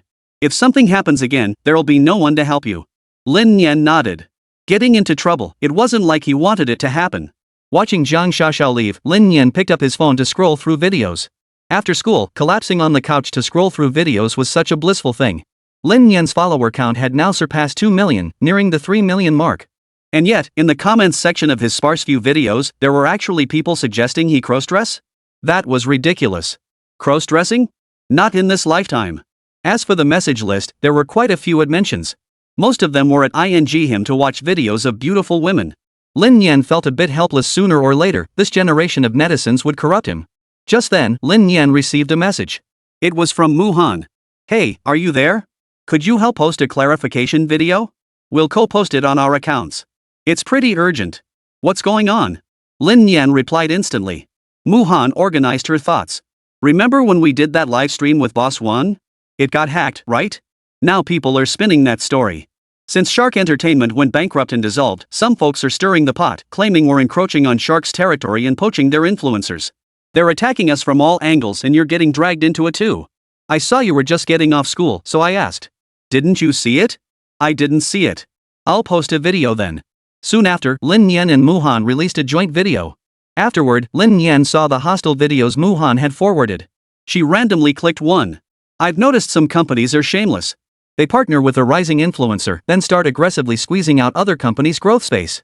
This is pure malicious competition, and they even spread rumors blaming others for starting trouble. Many people speak in veiled terms, hoping to keep their online presence intact. Not me, I've thrown caution to the wind. I'm done playing games. Please give this post lots of likes. I'm exposing them directly, the recently hyped Lin Nian and his partner Oncheng Media. Look, this company has been dissolved outright, and it had quite a few influencers under its wing. I randomly clicked through a few videos, some were direct exposés, others more subtle and indirect. But they all share one goal, targeting Oncheng Media. No wonder Muhan asked me to make a joint video, they really are being targeted. And look at the posting times, they all clustered around noon today. Within 2 hours, over a dozen similar videos surfaced. The most popular one garnered over 500,000 likes. Yet the comment counts didn't even reach 1/10 of that. It was clearly bot engagement, but some people actually fell for it. Checking Muhan's page, his videos were already flooded with smear comments. Now look at my own page. Since I don't have many videos, most of the recent comments are just check-ins or requests for new content. There are some negative comments too, but not many. Some negative comments were even directly countered by fans who saw them. This was clearly someone targeting Oncheng Media. It couldn't be Shark Boss, his own company had already gone under. How much capital could he possibly have left? Forget the rest, just this operation alone, including the accounts, paid commenters, and comment manipulation, would cost at least over 200,000 yuan. Could Shark Boss possibly afford that? Maybe he could, but it would be money down the drain. Why would he do it? Just to vent his anger? Throwing away over 200,000 yuan just to vent? No further consequences? That would be incredibly foolish. Lin Nian didn't think it was that simple. There had to be someone else behind it. Chapter 100. Not only smiles can be transferred, but sorrow too. Lin Nian was merely speculating broadly, since the target wasn't him personally. All he could do was lend a hand to Muhan and their company, the rest was up to them to resolve. They were merely business partners. Lin Nian saw no reason to risk his own neck for them. Just then, the sound of a key turning in the lock echoed, and soon Lin Xiaonuan appeared at the door, laden with bags. The supermarket had a sale today, so I picked up some of your favorite dishes. How was your day at school? Lin Xiaonuan asked with a smile. Not bad. But there's a parent-teacher conference tomorrow afternoon. The teacher mentioned it today. A parent-teacher meeting? I'll take half a day off from work and make sure to attend. Lin Xiaonuan agreed and headed to the kitchen to prepare dinner. She knew why the meeting was being held, but she didn't want Lin Nian to face it alone. So she promised she'd be there. Anqing Media Company. Another day of overtime meetings. Numbness was written all over everyone's faces, along with resignation to reality. They looked utterly devoid of joy, like puppets on strings. Who could have seen this coming? It was so sudden. They had exhausted every possible measure. This included, but was not limited to, keeping a low profile, ceasing updates on short video accounts, allowing traffic to naturally dwindle without replenishment, ensuring no negative news leaked from the company, and even refraining from bringing in influencers like Meng Meng and her two partners whose combined following exceeded 2 million into their company. They exhausted every conceivable tactic. And the result? The result? They still couldn't stop their company from being targeted and exposed. It's utterly frustrating. Is it easy to run a legitimate business these days? They never made bold claims, but at least they followed industry standards. They never poached talent, treated their employees well with decent benefits top tier by Anqing standards, and never picked fights with competitors. They walked on eggshells, yet still got targeted. All because they had a few standout live streams with Lin Nian and gained some followers online? Is that really enough to make someone jealous enough to die? The boss couldn't even muster the energy to complain. This incident has had a significant impact on them. At the very least, this wave of controversy caused a business deal they just secured over the past 2 days to fall through. Some even had to pay penalty fees for forced cancellations. Of course, some partnerships weren't cancelled outright, but they were all postponed. No promotions allowed this month. This has left the boss with a massive headache, feeling like he could kill someone. In other words, some people find seeing others profit more unbearable than their own losses. Who could stand being targeted like this? The boss was furious, utterly fed up. You guys, who do you think is trying to sabotage us this time? He asked, his voice tinged with irritation. Everyone in the conference room pondered potential competitors, but no one could offer a definitive answer.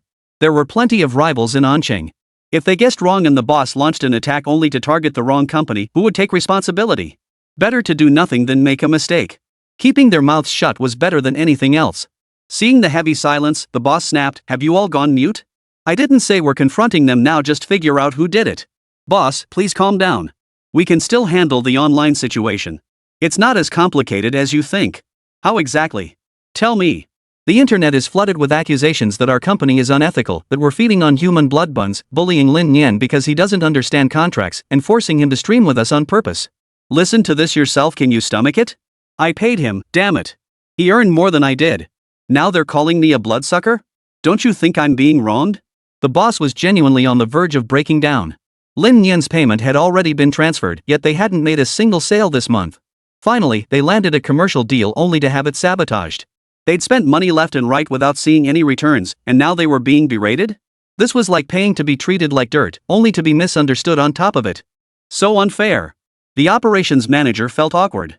He wasn't the boss, so his pressure wasn't as intense. Lin Nian has already posted a clarification video, and it's having an effect. We're not in a rush, so fretting now won't help. We need to gauge the situation and investigate to find out who's behind this. The operations manager tried to calm him down with soothing words. Seeing the boss remain silent, he turned and signaled to the others. The others chimed in, exactly. We've done nothing wrong. Honesty fears no shadow. We've got nothing to lose. Exactly. Boss, you're worrying too much. Little Kid has already cleared things up for us, and we're scheduled to stream with him next. This doesn't just affect us, Little Kid will definitely help us out. And young Master Wang, he believes in our company. He hasn't called to point out any mistakes. We need to fix this, right? Otherwise, if he gets the impression our company is unreliable, we're finished. At this remark, everyone shot the speaker a glare. Realizing he'd overstepped, he scrambled to salvage his position. What I mean is, we need to take it step by step. Nobody can get fat in one gulp. How about this? I'll gather evidence tonight, look for clues and ideas. What do you think? The boss watched as his employees tried to persuade him. Finally regaining his composure, he sighed and said, "All right, I'll leave it to you all. Go home and get some rest. I need a couple days to think things through and calm down." The boss was simply too worried. Precisely because the company was truly his own, he felt anxious and troubled. Now that the company was doing so much better than before, this situation had thrown him completely off balance. Back when the company was struggling, success felt like a roll of the dice he dethroned caution to the wind. Now that it had finally taken off, he found himself paralyzed by fear. With no outlet for his pressure, he could only pile it onto himself. At least no ungrateful people have emerged within the company. That's something he can take comfort in. Regardless, let this matter simmer for now. You need to get moving on planning your script. The planner's face stiffened. Grief doesn't vanish, it merely shifts. After just 2 days of respite, he was plunged back into misery. Heaven! Could you please not treat me like this? The operations manager patted the planner on the shoulder. Hang in there. It'll be fine. The boss won't shortchange you.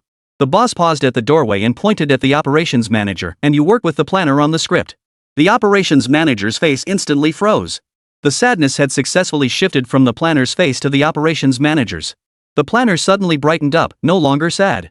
Instead, he patted the operations manager on the shoulder. It's nothing. What's the big deal? We'll work overtime together, at least we'll have each other for company. By the end, the planner was smiling. How wonderfully liberating it felt to speak his mind so freely. Chapter 101, The Parent-Teacher Conference arrives as scheduled. The day before the parent-teacher conference, during the last class period, Li Chen, Lin Nian's deskmate, finally spoke to her for the first time in 2 days. I'm sorry, Lin Nian. We didn't mean to betray you. We genuinely wanted to be friends with you, but our parents won't let us hang out with you. I've been feeling so guilty these past few days, and I feel terrible about it. Li Chen hung his head, his voice heavy with self-reproach. Lin Nian was a bit surprised. She hadn't even thought much of it, yet this kid sounded like he was about to cry. It seemed these past 2 days had been really tough on him. It's okay. I'm not blaming you guys. You should do what you need to do. You haven't done anything wrong to me. Lin Nian replied bluntly. This matter had nothing to do with these children. They had no decision-making power, and even if they did, would their parents listen to them? Absolutely not. So there was no need for them to blame themselves. Blaming themselves for things beyond their control was nothing but mental exhaustion. You're not blaming us? Li Chen asked softly again. Don't worry, I'm not petty. Why would I blame you? Alright, you don't need to dwell on it. It's that simple. Then I'll let Xiaohu and the others know too. They've been feeling pretty rough these past couple of days. You're all victims. What's there to feel bad about? Lin Nian shook her head. Kids are different, they don't overthink things. They feel guilty and end up beating themselves up over it. If they were adults, they wouldn't be kicking someone when they're down, they'd be stomping on them. Not demanding compensation would be generous. Finally, class was over. The children tidied their desks as parents began filing into the classroom. Among them were several parents who clearly weren't to be messed with. Of course, Lin Nian also spotted her older sister. Over here, Lin Nian stood up and waved. Lin Xiaowan smiled as she approached. Even before the bell rang, she had spotted Lin Nian's seat from outside the window. Why aren't you paying attention in class? I've seen you zoning out several times, Lin Xiaowan asked reproachfully. Sis, the teacher's lectures are so boring. I already know all this stuff, why should I listen? Lin Nian replied casually. Oh, really? You know everything? Just wait until your test scores come out. Then we'll see if you really know it or not. Fine. We'll see then, Lin Nian shrugged indifferently. Working through these problems now, he could easily be described as a child prodigy, not a hint of panic. Only those who studied diligently in class could catch up to him at the finish line. Well, it wasn't exactly something to brag about. If he actually got a single problem wrong, Lin Nian would probably slap himself in the face. Just then, Li Chen's mother approached.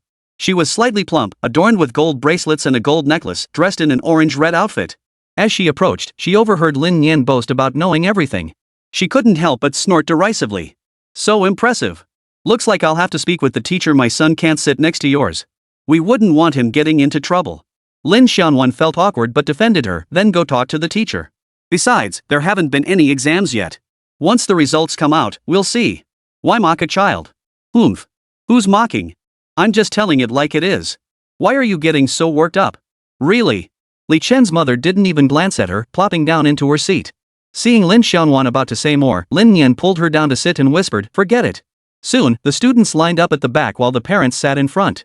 They were about to leave the classroom, but since this parent-teacher meeting focused on personal safety, the children still needed to listen and reinforce their education. Once they reached the back row, Li Chen hurriedly grabbed Lin Nian's arm and said, I'm sorry. My mom just has this temper. It's fine. Lin Nian studied Li Chen carefully. He probably got that temper from his dad. Ahem, good evening, everyone. I'm Teacher Zhao, your homeroom teacher. First, I'd like to express my sincere gratitude for taking time out of your busy schedules to attend this parent-teacher conference and show concern for your children's education. Thank you all very much. Though young, Teacher Zhao showed no signs of nervousness when dealing with parents, appearing remarkably polished instead. This earned her even higher regard from the parents. After all, to parents, this symbolized maturity and reliability. They felt confident leaving their children in the school's care. Many students in our class are exceptionally diligent in their studies. Ms. Zhao first called out several subject representatives by name. The parents of the students she mentioned beamed with pride. Though they said nothing, their expressions seemed to declare, "Of course it's my child, this is what good parenting looks like." Teacher Zhao continued to highlight several other students' progress, delighting the majority of parents in attendance. After completing the routine formalities, Teacher Zhao suddenly shifted gears and began speaking. Per the district's request, this parent-teacher meeting focuses on children's personal safety. Thank you all for attending.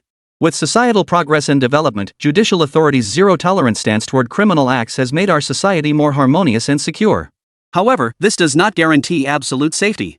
Hidden in the shadows, many illegal activities still pose risks to our children.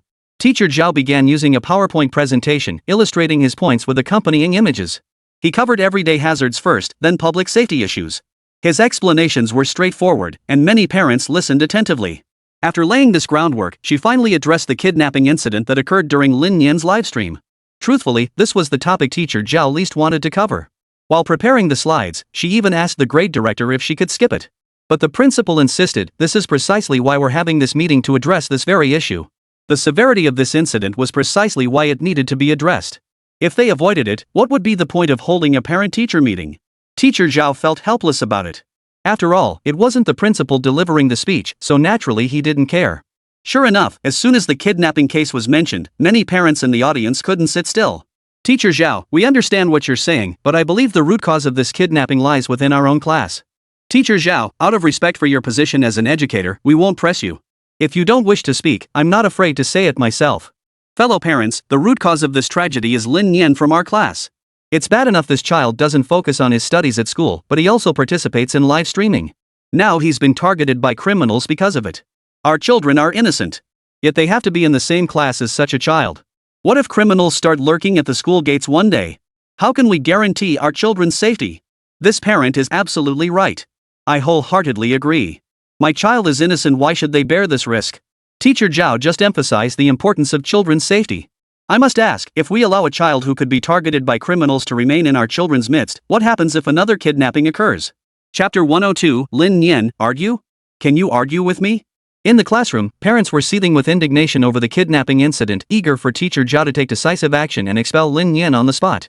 The shouting grew louder and more intense, fueled by raw emotion. For some, it was merely the cathartic release of fury. The students in the back were terrified. Where had these children ever seen such a scene? Not just the children, even Teacher Zhao had never witnessed anything like this. She had assumed this matter would be resolved simply, never expecting it to escalate to this level. But now, she realized she was wrong. And she was wrong in the most spectacular way. If this shouting match continued, and if arguments could be used as evidence in court, Lin Nian would almost certainly be sentenced to death by a military tribunal. As the parents grew increasingly heated, Teacher Zhao began to panic. "Quiet, everyone. Please calm down, calm down." Despite Teacher Zhao's loud pleas, the parents paid no heed whatsoever. Their voices grew even louder, completely disregarding her words. Watching this unfold, Lin Xianwen felt her heart shatter. Tears welled in her eyes, but she forced herself to stay strong, refusing to let them fall. Her mind kept circling back to the same thought, maybe transferring schools was the only solution. Otherwise, Lin Nian would surely face bullying in this class. But the problem was, Lin Nian was also a victim. Why were they directing their anger at the victims instead of confronting the perpetrators? As the situation spiraled into chaos, Teacher Zhao was truly overwhelmed. Just then, Lin Nian stepped forward. Even at the center of the storm, Lin Nian didn't flinch. Before the parent-teacher conference, Lin Nian hadn't bothered to confront anyone in the class because they were all children. He felt he had no moral high ground to lecture them. After all, he possessed the soul of an adult. A mature adult mindset wouldn't find bullying a child amusing. But now, facing a group of parents older than himself, what did Lin Nian have to fear? Full throttle ahead. "You all love to argue so much? Do you think I'm afraid of you?" Besides, while he didn't care about their noise, it was upsetting his sister. "I am Lin Nian. You're harassing me, trying to make me drop out, right? Let me tell you, it's not happening." Lin Nian's voice boomed, loud and clear, drowning out all the arguing parents in the classroom. In an instant, every parent turned to look at him. A brief silence fell for a few seconds. Seizing the moment, Teacher Zhao hurriedly said, "Parents, please don't get upset. Let's talk this through calmly." Before Teacher Zhao could finish, a parent immediately shouted, "You little brat! Did you hear what we just said? This classroom doesn't welcome you, and neither does this school. You'd better withdraw yourself. Acting like a thug at such a young age, you won't amount to anything good when you grow up. Just look at the trouble you've caused. You stepped forward? Then take the initiative and withdraw yourself." The parents' condemnation rained down relentlessly, their core demand clear: expel Lin Nian and banish him from the school forever. Lin Nian watched the chaotic scene of parents arguing and couldn't help but snort derisively. I get it now. You've wasted your entire lives living like dogs. Hearing this, the parents' expressions darkened. Several grew furious, immediately standing up and making moves to attack him. Lin Nian remained unruffled. Captain Qian from Anqing Police Station and I are on good terms. Try laying a finger on me now. Assaulting a child? Without my written forgiveness, you'll be spending a few days behind bars. I'd love to see you act on impulse here, only to lose your job afterward and ruin your child's future prospects, whether it's getting a job, taking civil service exams, or pursuing graduate studies. Go ahead, hit me. The man fell silent instantly and eventually sat back down. Fearless in the face of aggression, Lin Nian wasn't intimidated. If you take a hard line and try to make me back down, then sorry, my stance has to be even tougher than yours. Otherwise, I'll be the one left holding the bag. Don't get cocky, kid. Don't think you're the only one with connections at the bureau, I know people too. Another person stepped forward. Oh? Then why don't you hit me? Easy enough. I'll just cry on the internet and expose you. I'm sure plenty of netizens will help me out. Then your whole family will be doomed to cyberbullying. You dare? That's illegal. I know, but I'm a minor.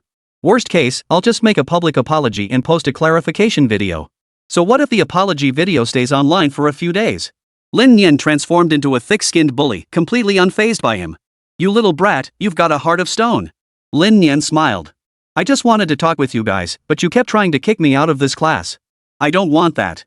You've infringed on my rights, so naturally I'll seek what's rightfully mine. Is that so hard to understand?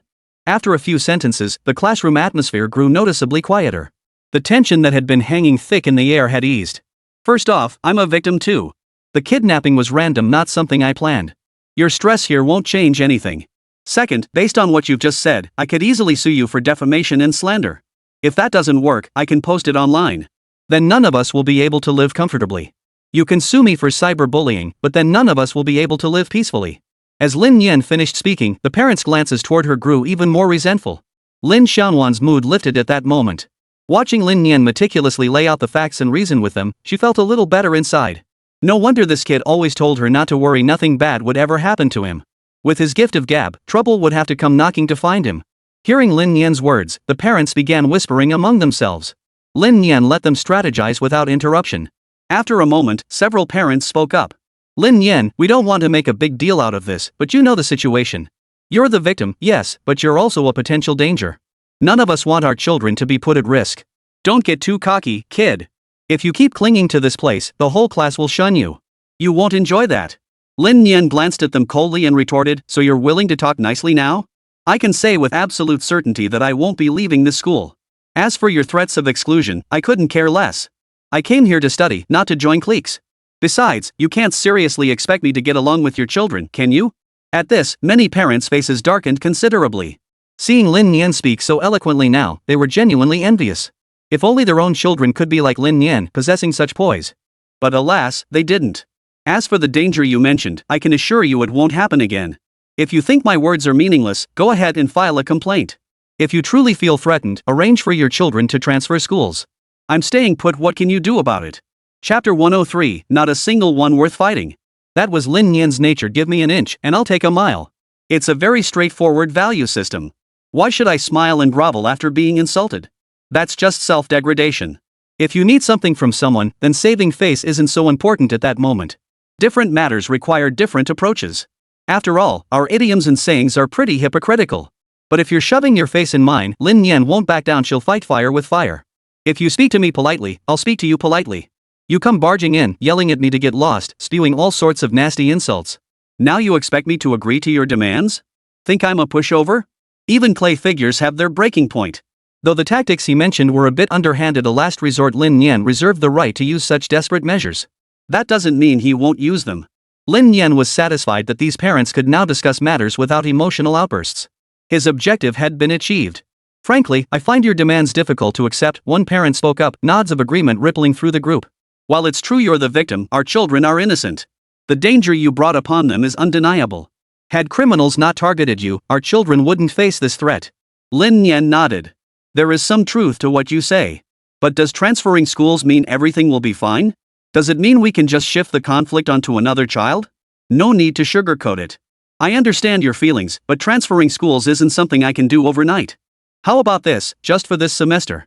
If similar problems arise again, I promise to transfer schools and compensate each family 10,000 yuan as compensation for emotional distress. How does that sound? Lin Nian proposed a solution. He wasn't the type to raise problems without offering solutions. Those who only raise issues without offering solutions, aren't they just people who want rights without fulfilling obligations? And Lin Nian's proposed solution was still based on the premise that they could communicate properly. We love compromises here, and Lin Nian's proposal was a compromise. Upon hearing Lin Nian's proposal, the parents resumed their discussion. Some agreed, while others disagreed. Lin Nian paid no heed to their reactions. The proposal was out there, and he wouldn't budge any further. The parents discussed for about 5 or 6 minutes before the murmurs gradually subsided. Fine, but we won't take the money. If something unfortunate happens, give it all to that child's parents. No problem. Lin Nian nodded. Seeing the matter resolved, Ms. Zhao, the homeroom teacher standing at the podium, was nearly speechless. She cleared her throat and composed herself. She had been worried about Lin Nian, fearing he might transfer schools under pressure from these parents. But now it seemed her worries were entirely unnecessary. He might be young, but his mind was sharp as a tack. His arguments were well structured and coherent. He seemed to know more than even his own teacher. This simple comparison stung a little at Ms. Zhao's heart. Fortunately, the classroom atmosphere had settled down. Ahem. Parents, since we've reached a preliminary consensus. She paused, her gaze sweeping over the parents with their complex expressions, clearly not entirely convinced before continuing. Regarding the matter of Lin Nian, we will proceed with this plan for now. The school will fully cooperate, enhance security measures, and ensure the safety of every student. Taking advantage of Lin Nian's current residual influence, Teacher Zhao delivered a victory speech. The purpose of today's parent meeting is to discuss children's personal safety. It is not a criticism session targeting any specific student.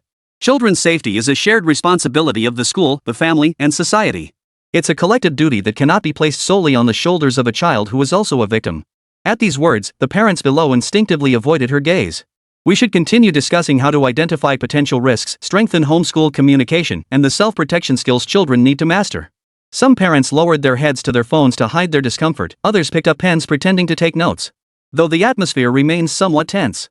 But the fierce, accusatory energy in the room had been thoroughly quelled. Lin Xiaowan's taut nerves finally relaxed. She quietly wiped away the lingering moisture at the corner of her eye and glanced at Lin Nian. A complex mix of emotions welled up inside her. She felt immense pride in Lin Nian's performance just now, yet it also brought her a pang of sadness and, above all, deep heartache. She should have been the one standing up to protect Lin Nian, yet in the end, it was Lin Nian who ended up protecting her. Lin Xiaowan felt a pang of self-reproach, yet also recognized that Lin Nian had shouldered far more than he should have. The parent-teacher conference concluded in this peculiar atmosphere. Lin Nian and Lin Xiaowan packed up their things and were about to leave. Teacher Zhao hurried over. Lin Nian and Lin Nian's parents, please wait a moment. Teacher Zhao looked at Lin Nian, a flicker of concern in her eyes. Today, you've worked so hard. Lin Xiaowan quickly replied, Teacher Zhao, we're the ones who've caused you trouble. Teacher Zhao waved it off, her gaze fixed on Lin Nian. Lin Nian, I'd like to speak with you privately for a moment. Is that okay? Lin Nian nodded and motioned for her sister to wait. They walked to a corner of the classroom. Teacher Zhao looked at the student before her, a head shorter than herself, yet with an unusually calm gaze inside. Lin Nian, today, you really surprised me. She paused before continuing, I still hope you won't resort to extreme measures. It doesn't benefit anyone. Ha? Teacher, what exactly are you referring to? Lin Nian was a bit confused. What did her teacher mean by that? Well, the cyberbullying you mentioned. Teacher Zhao sighed helplessly, realizing he'd forgotten his own earlier words. Oh, you mean that? Don't worry, teacher. I appreciate your concern. I have my own plans and won't act recklessly. Lin Nian finished with a cheerful smile, then shifted her tone. But I'll always reserve my rights. If I don't stand up today and put them in their place, do you think they'll just let me off? My sister is also very upset about this. I don't want her to suffer too. Besides, do you really think if I just swallow my pride, they'll take pity on me and treat me better? He shook his head, a faint sneer playing at the corners of his mouth. No, Teacher Zhao. They'd only see me as easy prey and get even worse next time. The kind are trampled, the gentle are ridden. It's a cliché, but it's true. Chapter 104, wait, is your system glitching? As for trouble. Lin Nian smiled faintly and shook her head. I don't go looking for trouble, but if trouble comes knocking, I won't back down. When reason prevails, I'll reason.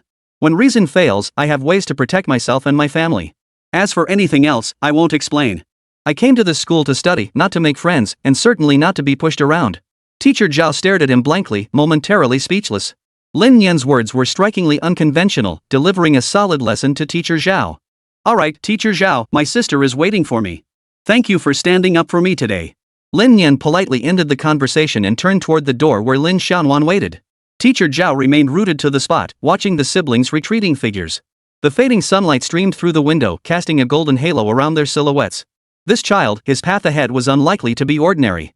But whether this maturity far beyond his years would prove a blessing or a curse remained to be seen. Outside the classroom, Lin Nian and Lin Xiaonan walked side by side on their way home from school. "Sis, did that scare you earlier?" Lin Nian asked, turning his head. Lin Xiaonan shook her head and ruffled his hair. "No. I just feel like you've really grown up." Lin Nian grinned, revealing a mouthful of pearly white teeth. "Hee hee, let's head home then."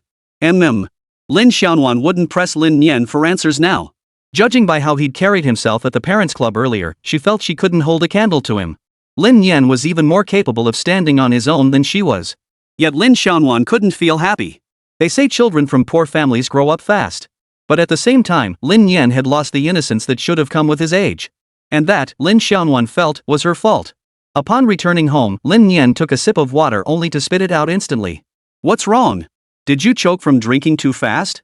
Lin Xiaonan quickly snatched the cup from his hand and handed him tissues. Yeah, I'm fine. Like hell you're fine.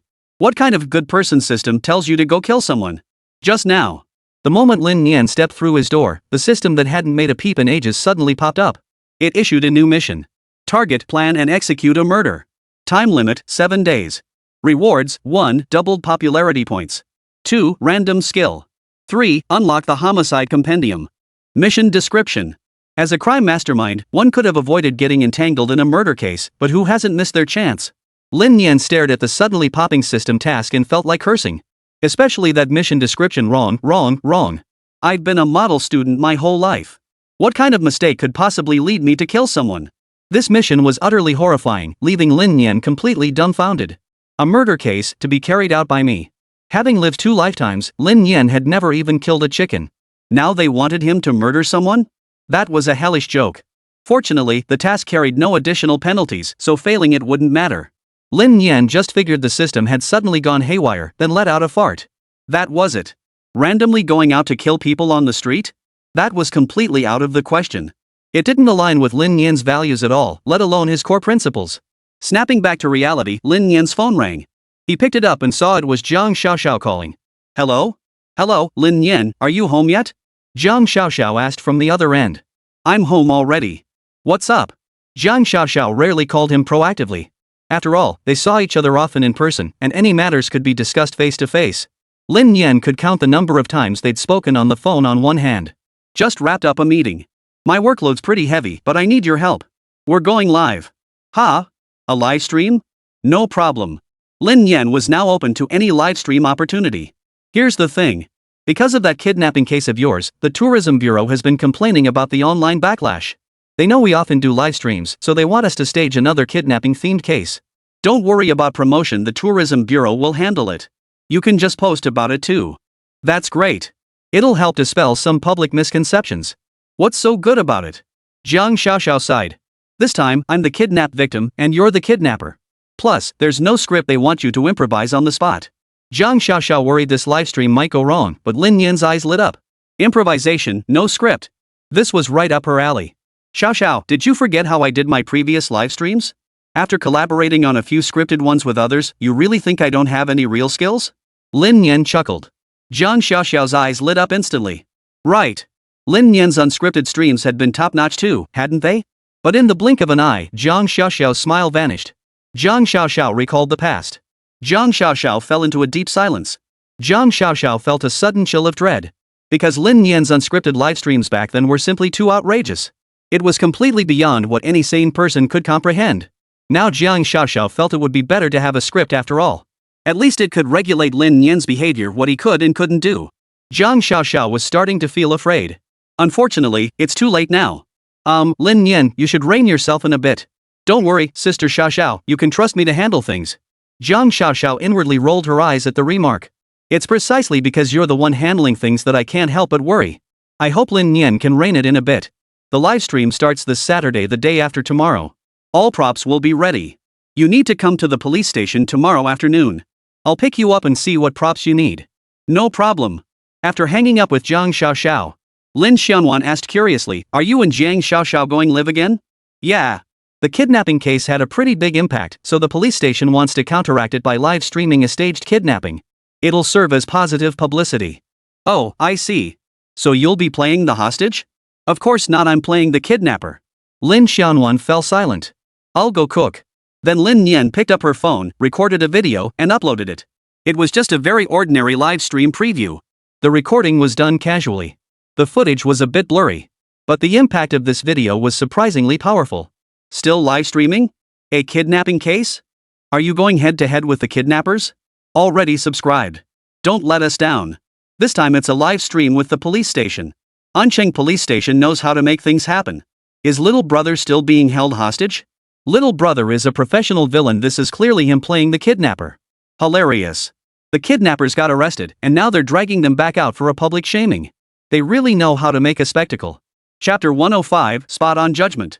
Less than half an hour after this livestream announcement went out, Lin Nian received a message from someone completely unexpected. It was from young Master Wang. I saw your livestream preview. Can I join the broadcast? Lin Nian typed back, sure. He hadn't chatted with young Master Wang since adding him just had his contact info. He hadn't expected young Master Wang to be following this matter. Seems he genuinely enjoys streaming. Okay, I want to team up with you. What do you need me to do for the stream? When and where? Wang Gongzi fired off a barrage of questions. Lin Nian replied, hold on, let me check. Lin Nian then opened his chat window with Jiang Xiaoxiao.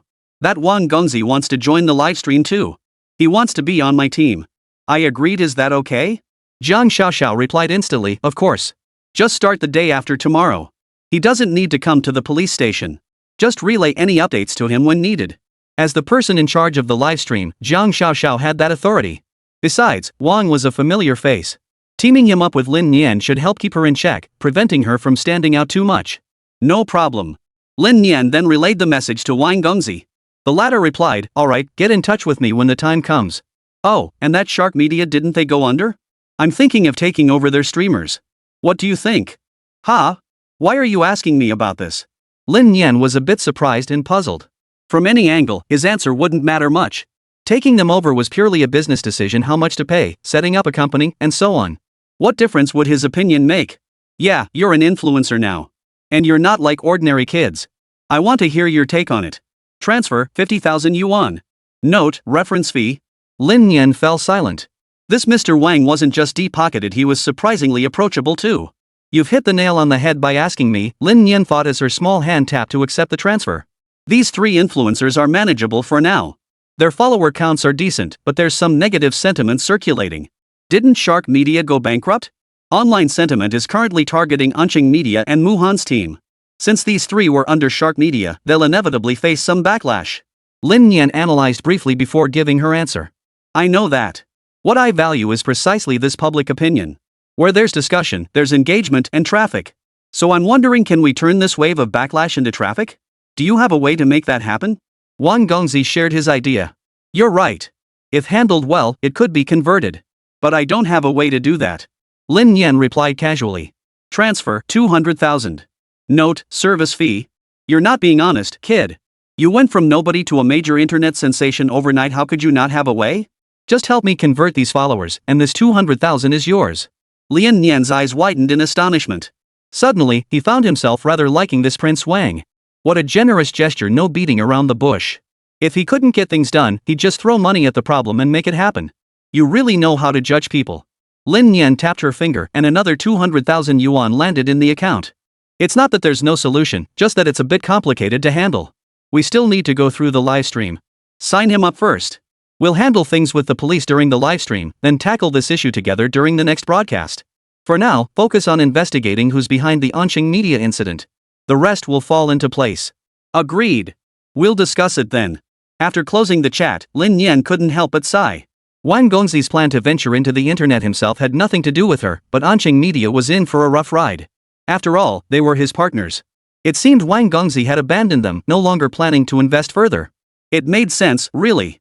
Given young Master Wang's financial resources and connections, starting a company from scratch was certainly more advantageous than acquiring an existing one.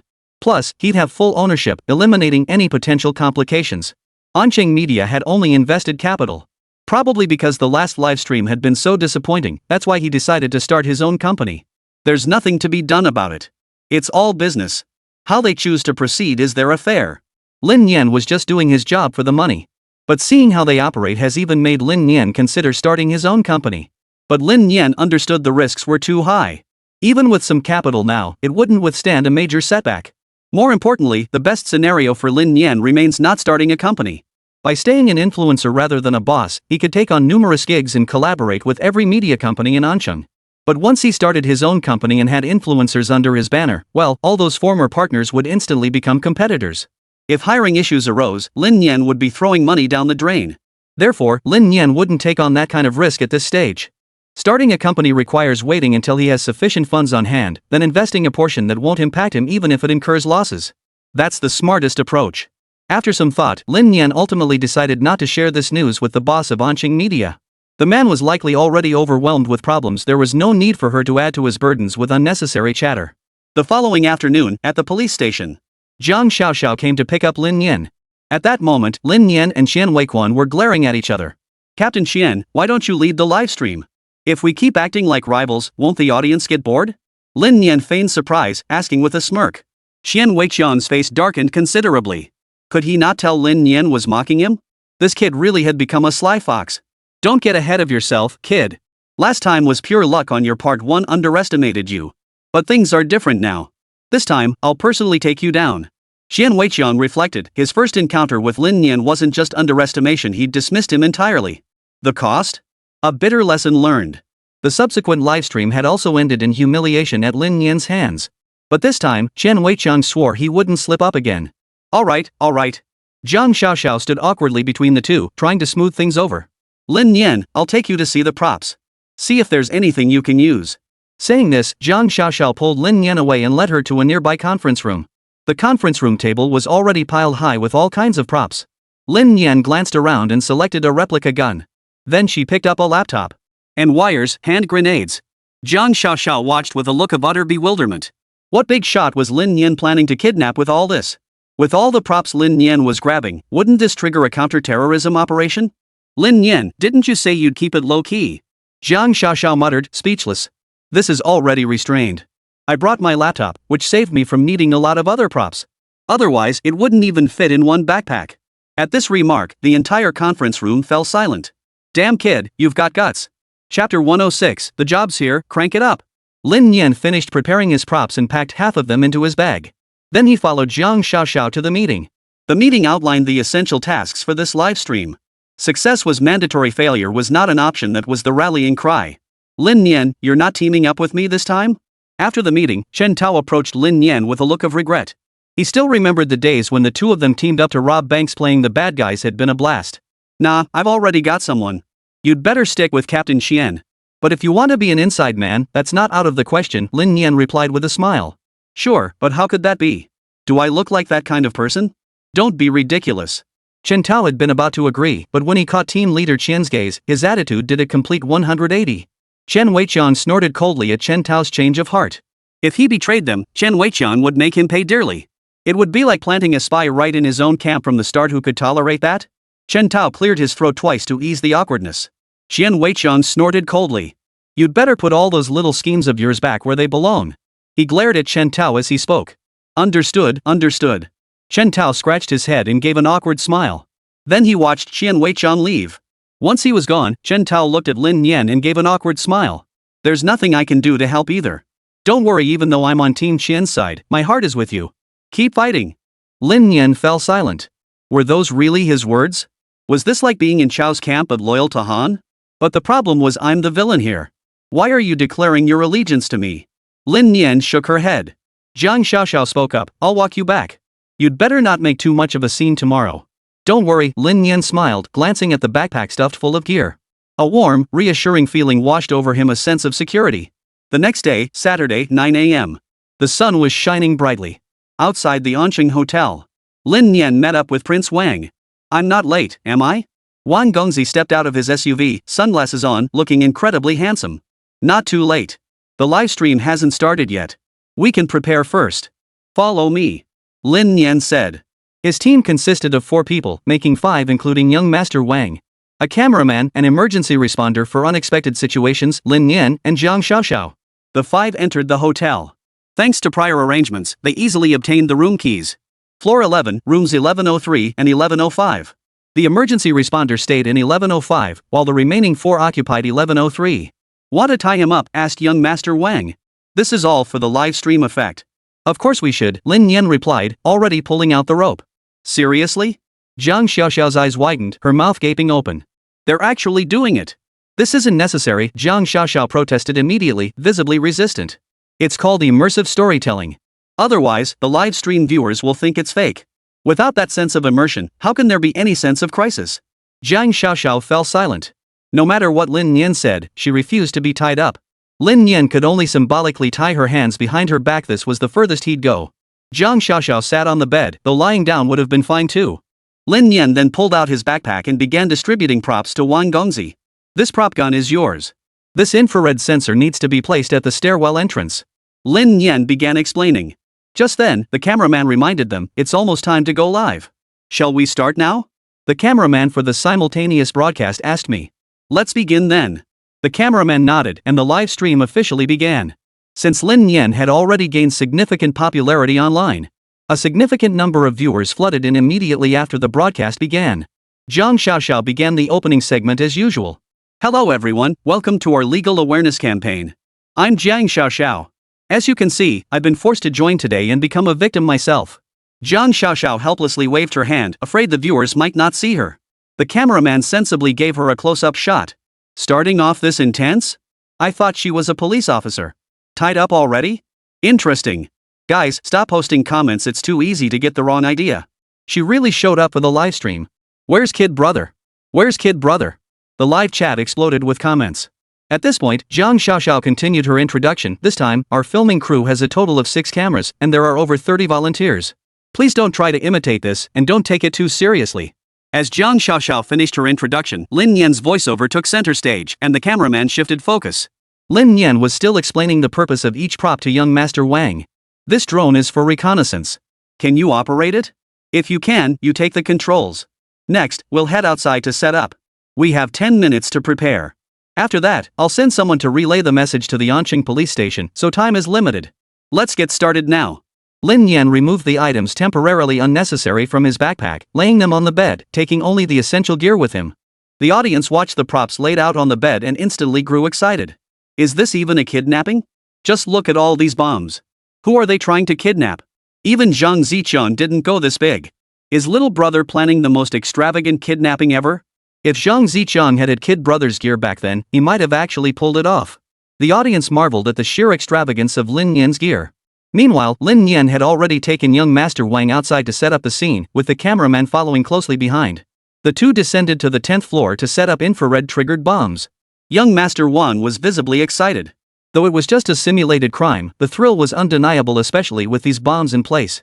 The setup on the 10th floor was quite complex, with numerous props placed throughout the hallway. The 11th floor setup was much simpler. 10 minutes passed in the blink of an eye. Lin Nian returned to the room, opened his laptop, and began executing the first command. After sending the command, it began deploying various firewalls across the network to shield information related to Zhang Xiaoxiao. It also erased all surveillance footage showing him bringing Zhang Xiaoxiao upstairs. Any traceable information online would require considerable time to crack. Lin Nian only applied basic encryption levels, holding back significantly. Had he implemented multiple layers of encryption alongside deceptive and misleading measures, it might not have been cracked even after the live stream ended. Is Kid Brother's hacking skill really that strong? You guys forgot last time, it was Kid who went to train the provincial team. Damn, is little brother really that versatile? That's just ramping up the difficulty, right? Just as the audience was engaged in heated discussion, the live stream switched to the police team's perspective. A volunteer was seen running into the police station. Someone told me to deliver this letter to the police station. Chapter 107, 9 suspects right off the bat? Who can handle that? Hold on. The officer in charge intercepted the volunteer delivering the letter. This letter signaled the live broadcast had begun, meaning the volunteer delivering it could potentially be a spy. The letter's contents were simple. The live broadcast has started. Come get me now. At first, everyone thought this was a very simple simulated livestream. But later, they realized it was a trap. Qian Weiqian, the police officer in charge of this live broadcast operation. He had the volunteer delivering the letter brought into the interrogation room for a live-streamed interrogation. Who gave you this letter? Why did you come to deliver it? The volunteer panicked, waving his hands frantically. I'm just a messenger. I was on my way to work today when someone suddenly handed me this letter and gave me 200 yuan to deliver it to the police station. I figured 200 yuan was a day's pay for me, so why not run the errand? I delivered it and know nothing else. After the volunteer finished speaking, Chen Weiqiang began asking about the physical description of the person who had asked him to deliver the letter. The messenger described truthfully, fair-skinned, wearing a plaid shirt. They gave it to me at the traffic lights on Happing Road. Activate the surveillance system immediately. Chen Weiqiang, having obtained valuable information, immediately grabbed his walkie-talkie and relayed the order. The surveillance operator, receiving the intelligence, began the investigation. The cameraman captured this moment. The efficiency of Anqing police station is pretty impressive. They got leads this fast. I reckon the police should have no trouble finding little brother this time, but the setup at the hotel is the real crux of the matter. Found it. Sure enough, at the 9 hours 44 minutes and 51 seconds pause, they located the volunteer delivering the message and spotted another volunteer doing the same. Zoom in. Confirm identity and appearance exactly as the first volunteer described. We've located him, Captain Qian. Send someone to arrest him. Soon, the second volunteer was also summoned to the police station. Chen Weiqiang personally conducted the interrogation. Who instructed you to deliver the letter? The second volunteer timidly replied, I was buying groceries at the market today when an auntie handed me this letter. She gave me 500 yuan to deliver it to the police station. Of course I agreed, but when I reached Happing Road, I suddenly felt something was off about the letter. So I just found someone random, gave him 200 yuan, and had him deliver it instead. A market vendor? Chen Weiqiang was utterly dumbfounded. That's hilarious. 500 to deliver it, give 200 to someone else, and pocket 300 yourself? What a surefire money-making scheme. So that's outsourcing? Interesting. Guess that lady definitely wasn't the killer. You don't even need to guess. Bro, I suggest you get your head checked. Next, volunteer number 3, the market vendor, was summoned for questioning. The moment she entered the interrogation room, panic seized her. Officer, I didn't do anything. I've never done anything wrong in my life, and I've never shortchanged anyone in my business. We're not asking about that. I'm asking who gave you this letter. Chen Weiqiang's face darkened. This woman was older than him, yet she called him officer. Oh, you mean the letter? Old Zhao gave it to me. He paid me 1,000 yuan to deliver it. But I had to sell vegetables, so I found a young guy and paid him 500 yuan to deliver it. Chen Weiqiang was getting a headache. Who was this old Zhao? Old Zhao said, someone gave me 2,000 yuan to deliver the letter. Someone offered me 3,000 yuan to deliver the letter.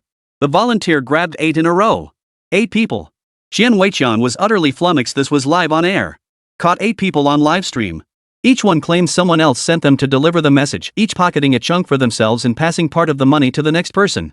Starting at 10,000 yuan, only 200 remained in the end. Just as Chen Weiqiang was about to break down, a reliable lead finally surfaced. Zhang Tian gave me this letter. He said his daughter was kidnapped.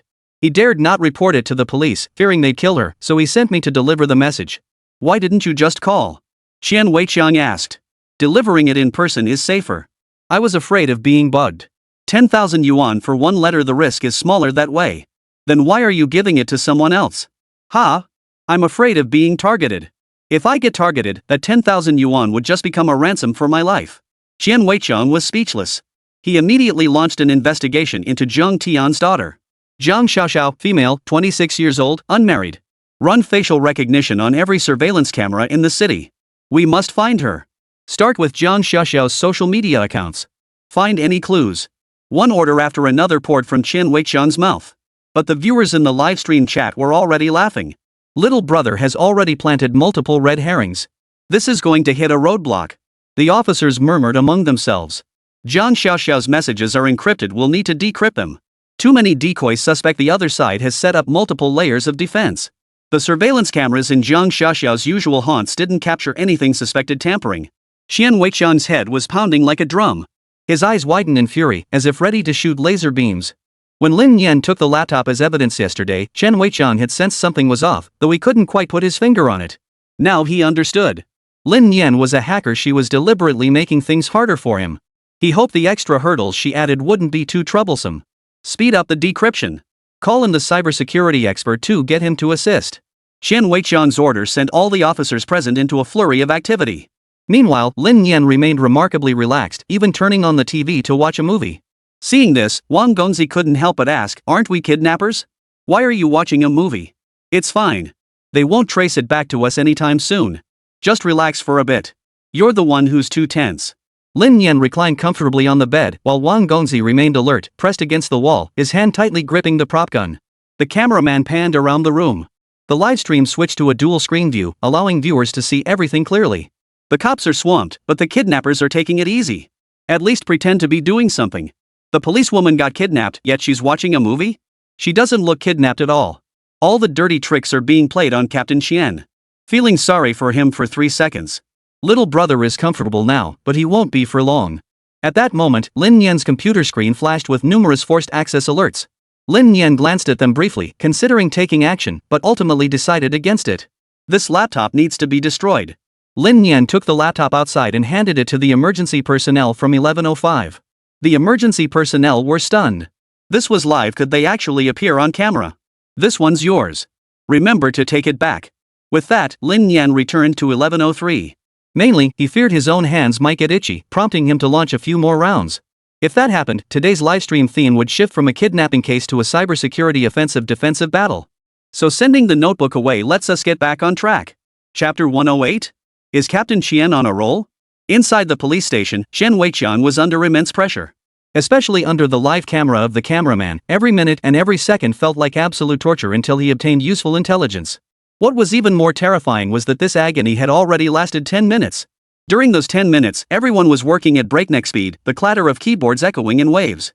Not only Chen Weiqian, but the other assisting officers were also under immense pressure. This was a live broadcast watched by the entire internet. They all knew the massive traffic Lin Nian brought viewers could number in the millions. Every minute delayed risked tarnishing the image of the Anqing Police Bureau. If it was defamatory, they'd truly have no way to explain themselves.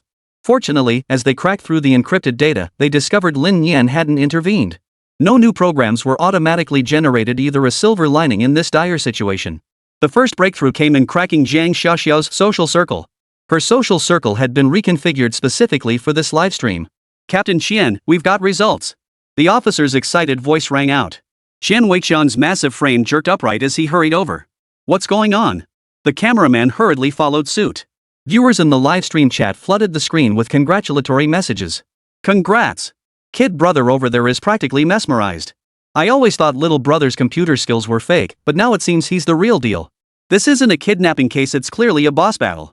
The police officer's computer screen displayed Jiang Xiaoxiao's social media feed. Jiang Xiaoxiao's latest update shows she made plans with friends to hang out and took photos together. Of course, this was all prepared in advance. Lin Nian had snapped it casually. Extract the photos and run them through a citywide comparison. Qian Weiqian's face lit up with excitement as he immediately gave the order. Captain Qian, we've got a breakthrough. Before the words had even finished, more good news came pouring in. Teams were cracking the encrypted files Lin Nian had set up from all angles. Good. Shen Weiqian breathed a sigh of relief. His reputation was saved for now. Once Lin Nian was apprehended and the live broadcast concluded, he would have a serious talk with him. Piecing together the information currently available provided a breakthrough in understanding Jiang Xiaoxiao's whereabouts over the past 2 days. An officer compiled and organized all the information, then presented it. Based on our current intelligence, the victim went out with friends yesterday and never returned home. After her last appearance on surveillance footage, we reviewed all nearby cameras and found no new footage of her for the next 3 hours. This strongly suggests she was abducted into a vehicle. By cross-referencing vehicle data, we determined that within 5 minutes of her disappearance, 54 vehicles passed through the area. Within 10 minutes, 111 vehicles were recorded. 13 vehicles were originally parked at the intersection but departed during that 10-minute window. After cross-referencing surveillance footage, we narrowed the list of potentially problematic vehicles down to 23. We tracked all 23 vehicles citywide. 5 left the city, but since the suspect remains within the city limits, they can be ruled out. 12 entered various residential complexes, while the remaining vehicles parked at public locations like shopping malls, hospitals, and hotels. Ultimately, we narrowed our suspicion to 3 vehicles, a black Toyota SUV, a Lynk Co. 03, and a Honda. The presenter then enlarged images of these 3 vehicles, revealing their license plates clearly. Inside the police station, the heavy atmosphere was finally broken by a series of breakthroughs. Qian Weiqian listened to the officer's report, his sharp gaze sweeping over the photos and travel routes of the 3 suspicious vehicles displayed on the screen. Toyota SUV, Lynk Co. 03, Honda.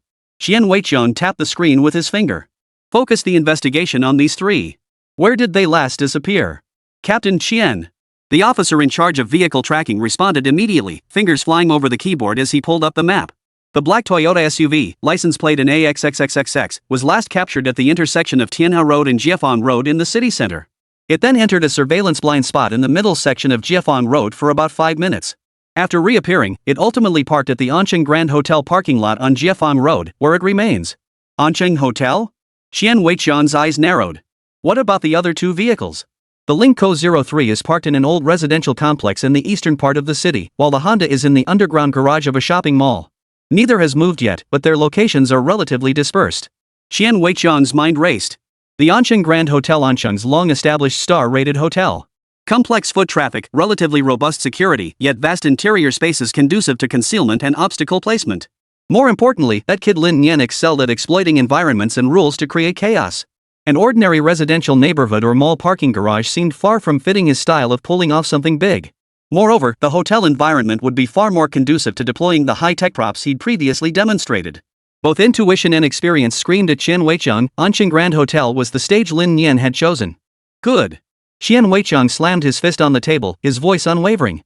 Target confirmed. Anqing Grand Hotel. Black Toyota SUV license plate in AXXXXX. Notify all units to assemble at the Anqing Grand Hotel immediately. SWAT backup is en route. Inform hotel security to cooperate, but maintain strict confidentiality. Don't alert the target. Move out. Dispatch teams to investigate the other 2 vehicles as well. Ensure there are no errors. The moment the order was given, the entire police station sprang into action. Sirens wailed from afar, growing louder as pre-positioned patrol cars screeched out of the station gates, hurtling straight toward the Anqing Grand Hotel. Qian Weiqiang personally led the team, sitting in the command vehicle, his gaze fixed intently on the road ahead as reports from various squads streamed continuously through his earpiece. Team 1 in position, securing the hotel's front entrance. Team 2 in position, securing the rear entrance and fire escape. Team 3, target vehicle secured in the parking lot. Confirmed as the target Toyota SUV. SWAT assault team has arrived and is deploying. Snipers in position, clear line of sight. Hotel security notified and assisting with evacuation of non-essential personnel to prevent panic. Qian Weiqiang listened to the reports and took a deep breath. This time, he would reclaim the face he had lost earlier with interest. He picked up the walkie-talkie, his voice steady and commanding. All units, listen up. Team 1, enter the hotel for reconnaissance. The hostage takers are armed. Exercise extreme caution. Hostage safety is paramount. Our operation code for this mission is Thunder. The live stream audience erupted. Holy, Captain Qian must be on fire this time. He's already zeroed in on kid brother. Little brother must be stunned right now. No wonder Captain Qian has so much experience outsmarting him after all their battles. Operation Thunder, engage. I'll see what little brother has up his sleeve this time. Chapter 109, Drone Bomb. Room 1103. Lin Nian's phone screen lit up as a pre-installed surveillance app popped up a red alert notification. Hidden cameras at multiple critical locations, the parking lot entrance, lobby elevator area, and others had captured numerous figures in uniform. Oh? They're here? A smile of anticipation curved Lin Nian's lips. He set down his half-eaten bag of chips, clapped his hands, and glanced at the slightly nervous Wang Gongzi and Zhang Xiaoxiao, who was watching a movie while lying on the bed. Much faster than anticipated. But that's fine. The show's about to begin. He pulled out another prop phone, swiped through it a few times, then handed it to young Master Wang. This app controls a few gadgets. Play around with it, it's quite entertaining. Wang Gongzi accepted the phone Lin Nian handed him with a flutter of apprehension. The screen lit up, revealing a cleanly designed yet functionally intuitive control interface. Several prominent red buttons labeled Staircase Confetti A, Corridor Shockwave 1, and Elevator Interference. Beside it was even a small map showing several red dots moving rapidly along the 11th floor corridor. Clearly the real-time positions of the assault team. Whoa! Young Master Wang sucked in a sharp breath, feeling a chill run down his spine. This thing was way too professional. And way too terrifying. Watching the red dots representing the police closing in on the screen, he could almost picture the SWAT team members outside. He swallowed unconsciously, his fingers hovering over the red buttons, trembling slightly. This is really just a prop? Young Master Wang's voice cracked slightly. For no other reason than that it's just too real. Of course. Lin Nian didn't even look up, fully absorbed in tinkering with the small drone. Press it, and you'll get sound and light effects plus colored smoke. Guaranteed to be explosive and absolutely safe. Go ahead, Brother Wang. Experience what it's like to be the commander. Viewers in the livestream clearly saw the interface of the death phone in Wang Gongzi's hand through Lin Nian's camera, along with the expression on his face, a mix of nervous excitement and a hint of exhilaration. The chat exploded instantly. Holy crap! Kid's got a tactical command app now? Young Master Wang, who am I? Where am I? What kind of weapon of mass destruction is this in my hand? That interface. Real-time tracking. That red button. The immersion is insane, my hands are already shaking. Little kid is definitely the SSR of the criminal world. Did he mess up his talent points? Seriously jealous of Wang Gongzi. I want to team up with kid for one match. This is so damn thrilling. Team up plus 10,086. Little kid, will you pick teammates during your next stream? Sign me up. While young Master Wan was still psyching himself up, hesitating whether to press the first button, Lin Nian had already finished assembling his new toy. Lin Nian deftly attached a device to the drone's underside roughly wrapped in black tape and foam blocks, with boom written in bold red marker across it. He even deliberately left several strands of different colored wires exposed, giving it an intimidating look. All set. Lin Nian inspected his creation with satisfaction before walking to the window. With a sharp tug, he pulled back the heavy curtains and opened the window. Lin Nian, what the hell are you doing? Wang Gongzi's voice cracked as he stared at the drone hanging with its bomb. Delivering a surprise takeout to Officer Qian downstairs. Might as well draw some fire. Lin Nian grinned, deftly activating the drone controller. The drone, its bomb dangling from its frame, hummed as it lifted off and flew out the window. Lin Nian didn't make it descend directly. Instead, he had it hug the hotel's exterior wall as it rapidly ascended, circling around to the opposite side of the building. Only then did he turn the drone's nose, confirm the location of Qian Weichang and his men, and fly straight toward them.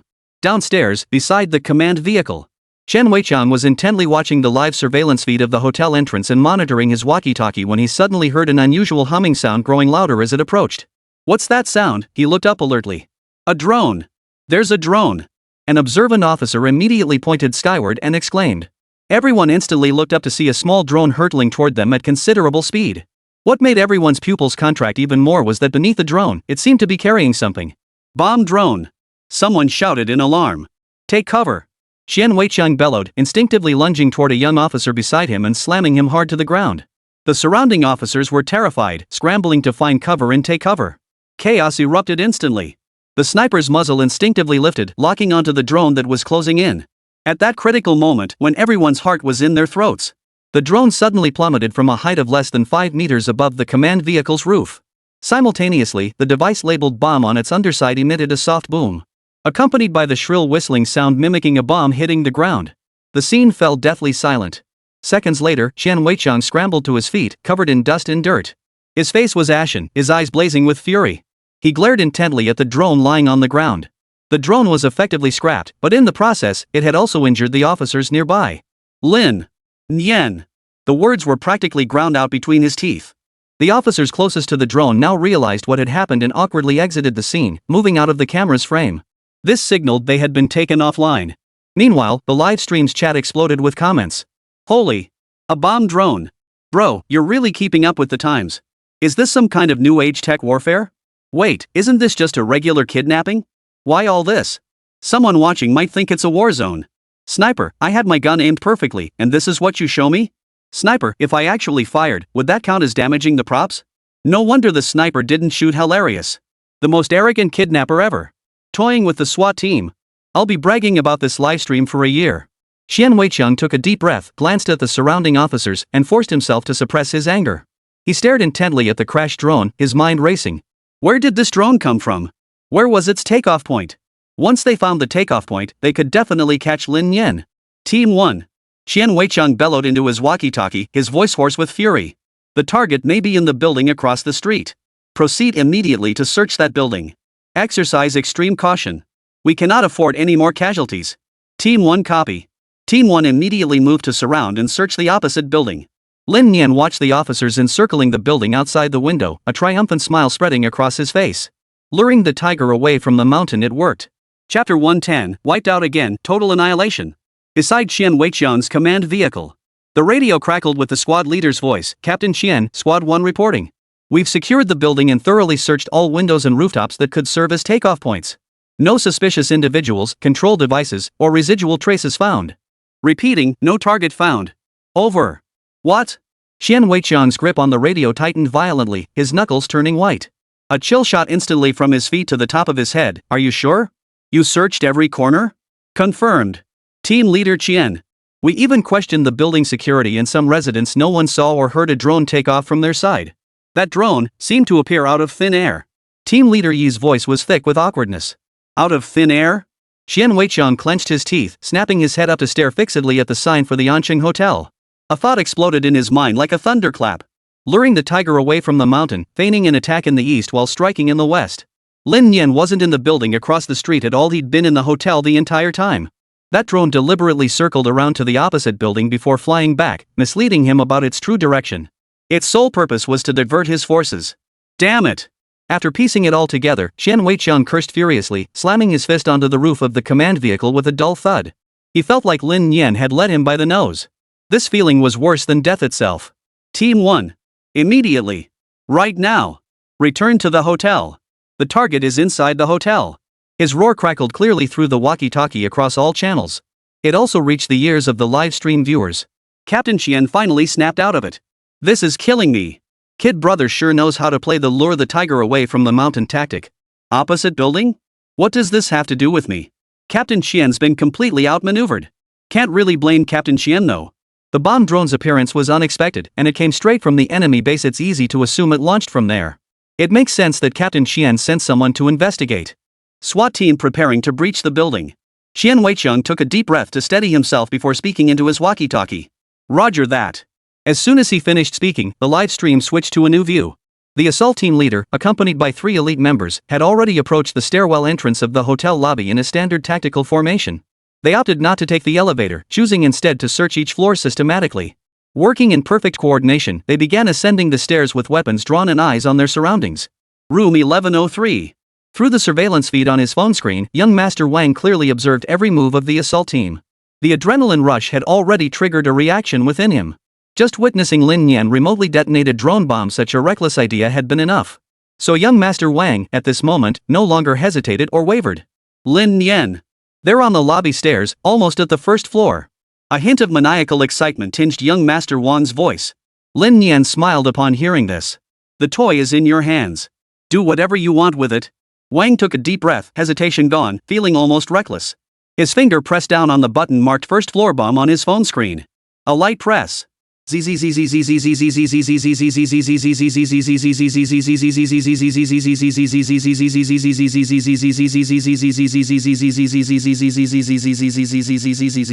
bomb planted on the first floor detonated the instant the assault team reached it. As Wang pressed the button, the electronic explosion sound rang out. The sound was cheap and tacky, but the trauma it inflicted on the assault team was anything but cheap. They were eliminated. They hadn't even seen the bomb that eliminated them. Scrambling around, they finally spotted the culprit behind a vase. Seeing 4 SWAT officers eliminated instantly, Wang Gongzi felt a rush of exhilaration from head to toe.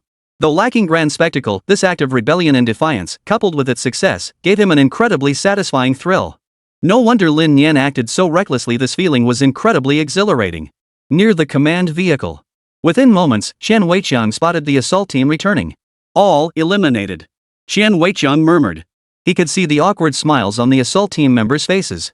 But their expressions struck Qian Weiqiang like a bolt from the blue. Qian Weiqiang's vision darkened, his body swayed, and he nearly lost his footing.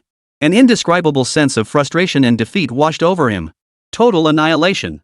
Right under his nose. Not even basic intelligence had been gathered.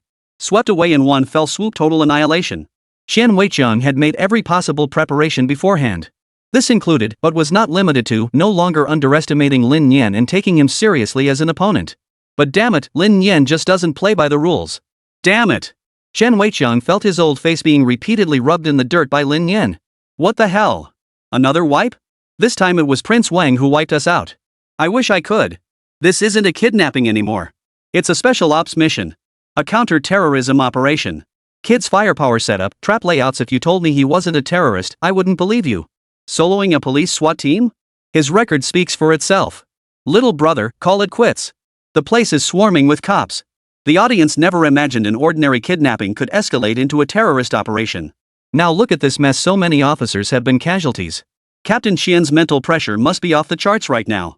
At this moment, Qian Weiqiang refrained from rash actions and instead chose to consolidate his forces. If this were real, Captain Qian would be in deep trouble.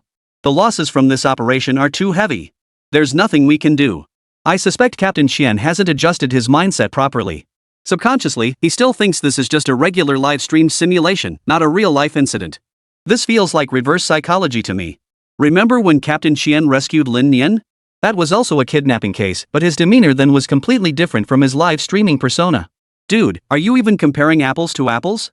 Aside from having slightly more personnel, how does this compare to Kid Brother's operation? Kid brother's gear, his skills, you could bring in the armed police and it'd still be counter-terrorism level. This isn't East University's Superman we're talking about. This guy's got a point. In that earlier kidnapping, the hostage taker at least had some hope of survival. Kid brother here is genuinely going all out. How can you compare the two? Many netizens began comparing the livestream to real-life incidents, only then realizing how much larger the scale and setup of little brother's operation truly was. I'm taking personal command. Activate the signal jammers, call in the bomb squad, and everyone proceed with extreme caution. Our objective is hostage rescue. Firearms are authorized if necessary. Qian Weiqiang gritted his teeth. That's against protocol, boss. I'm in charge now. You must obey my orders. This operation must succeed. I'll give my life to complete this mission. Qian Weiqiang's eyes widened with fury, silencing all dissenters. A string of failures had made Qian Weiqiang cautious to the extreme. There could be absolutely no more mistakes. Chapter 111, Team Leader Qian takes command. Qian Weiqiang's stance was unwavering, leaving no room for compromise. There was no other choice. With repeated mistakes and 2 complete wipeouts broadcast live to the entire internet, the Anqing Police Department had lost all face online. If Qian Weiqiang didn't demonstrate a tough stance now, how would netizens perceive him? The situation was one thing, maintaining an unwavering stance was another. You can be incompetent, but your attitude must remain positive and proactive. That way, even if mistakes happen, the audience will attribute them to flawed methods rather than a lack of effort. Though the outcome remained the same, a different attitude could significantly mitigate public backlash. As Qian Weiqiang had anticipated, the online sentiment shifted dramatically after his statement. Feeling for Captain Qian, his decision was sound. You call that a sound decision, bro? No, tell us exactly where Captain Qian's decision went wrong. You say he's fine, but the problem is Lin Nian isn't even on his level, okay? Lin Nian's level is higher than his. Don't look at this from God's perspective. You make it sound so easy. Spot on. We have the God's eye view. Does Qian have it? We know Lin Nian pulled off a ton of stuff. Did Qian know? Just take the drone bombs. If you were Qian, could you have reacted in time? Talk about having it easy. You're absolutely right, bro. You're my voice on the internet. You're the one making sense here. If you didn't have that God's eye view, you'd probably be worse than Captain Qian. Regardless of anything else, Captain Qian isn't hiding in the back now. He's charging ahead to clear the path for his team. He knows the enemy is brutal, yet he's willing to step up. Could you do that? Stop just spouting off about what's wrong with this and that. Does that make you look like you're so perfect? Support for Captain Qian grew louder in the livestream chat. If Qian Weiqiang knew this, he'd be deeply moved. At that very moment, Qian Weiqiang was leading the assault team, advancing cautiously up the staircase, each step heavy and deliberate. Not just him, everyone's nerves were stretched to the limit. Second floor, alert. Qian Weiqiang issued the order in a hushed voice. The team halted at the second floor stairwell entrance and swiftly deployed into a fan-shaped defensive formation. He raised his hand, signaling the team member holding the portable electronic jammer to crank the power to maximum. Invisible interference waves instantly blanketed the entire floor. Meanwhile, Wang Gongzi in room 1103 stared at the red detonation button icon on his phone screen. It should have lit up, but now it lay dead, utterly unresponsive. Frantically tapping the screen repeatedly, he even slammed his hand against it, cold sweat beading on his forehead. Damn it! What's going on? Why isn't it responding? Lin Nian, standing beside him, glanced at the panicked young master. He's gotten addicted to acting, hasn't he? What's the rush? Just electronic interference, a cheap trick. Don't panic. I've got a backup plan. He paused, showing no intention to elaborate further, as if merely stating an insignificant fact. Downstairs, Qian Weiqiang's search team was combing through every inch of the area. Suddenly, one team member froze abruptly beside a half-open electrical panel at the end of the corridor, his gaze instantly locking in place. Captain Qian. Target acquired. Qian Weiqiang's heart sank as he hurried forward. Deep within the tangled wiring, a device flickering with a faint red glow was cleverly secured. Several wires extended from it, connecting to an inconspicuous black package nearby. Bomb squad. Move in. Qian Weiqiang's voice carried an unquestionable command, yet upon closer listening, one could discern a barely perceptible edge of tension. 2 bomb disposal experts immediately stepped forward, swiftly and professionally opening their toolkits.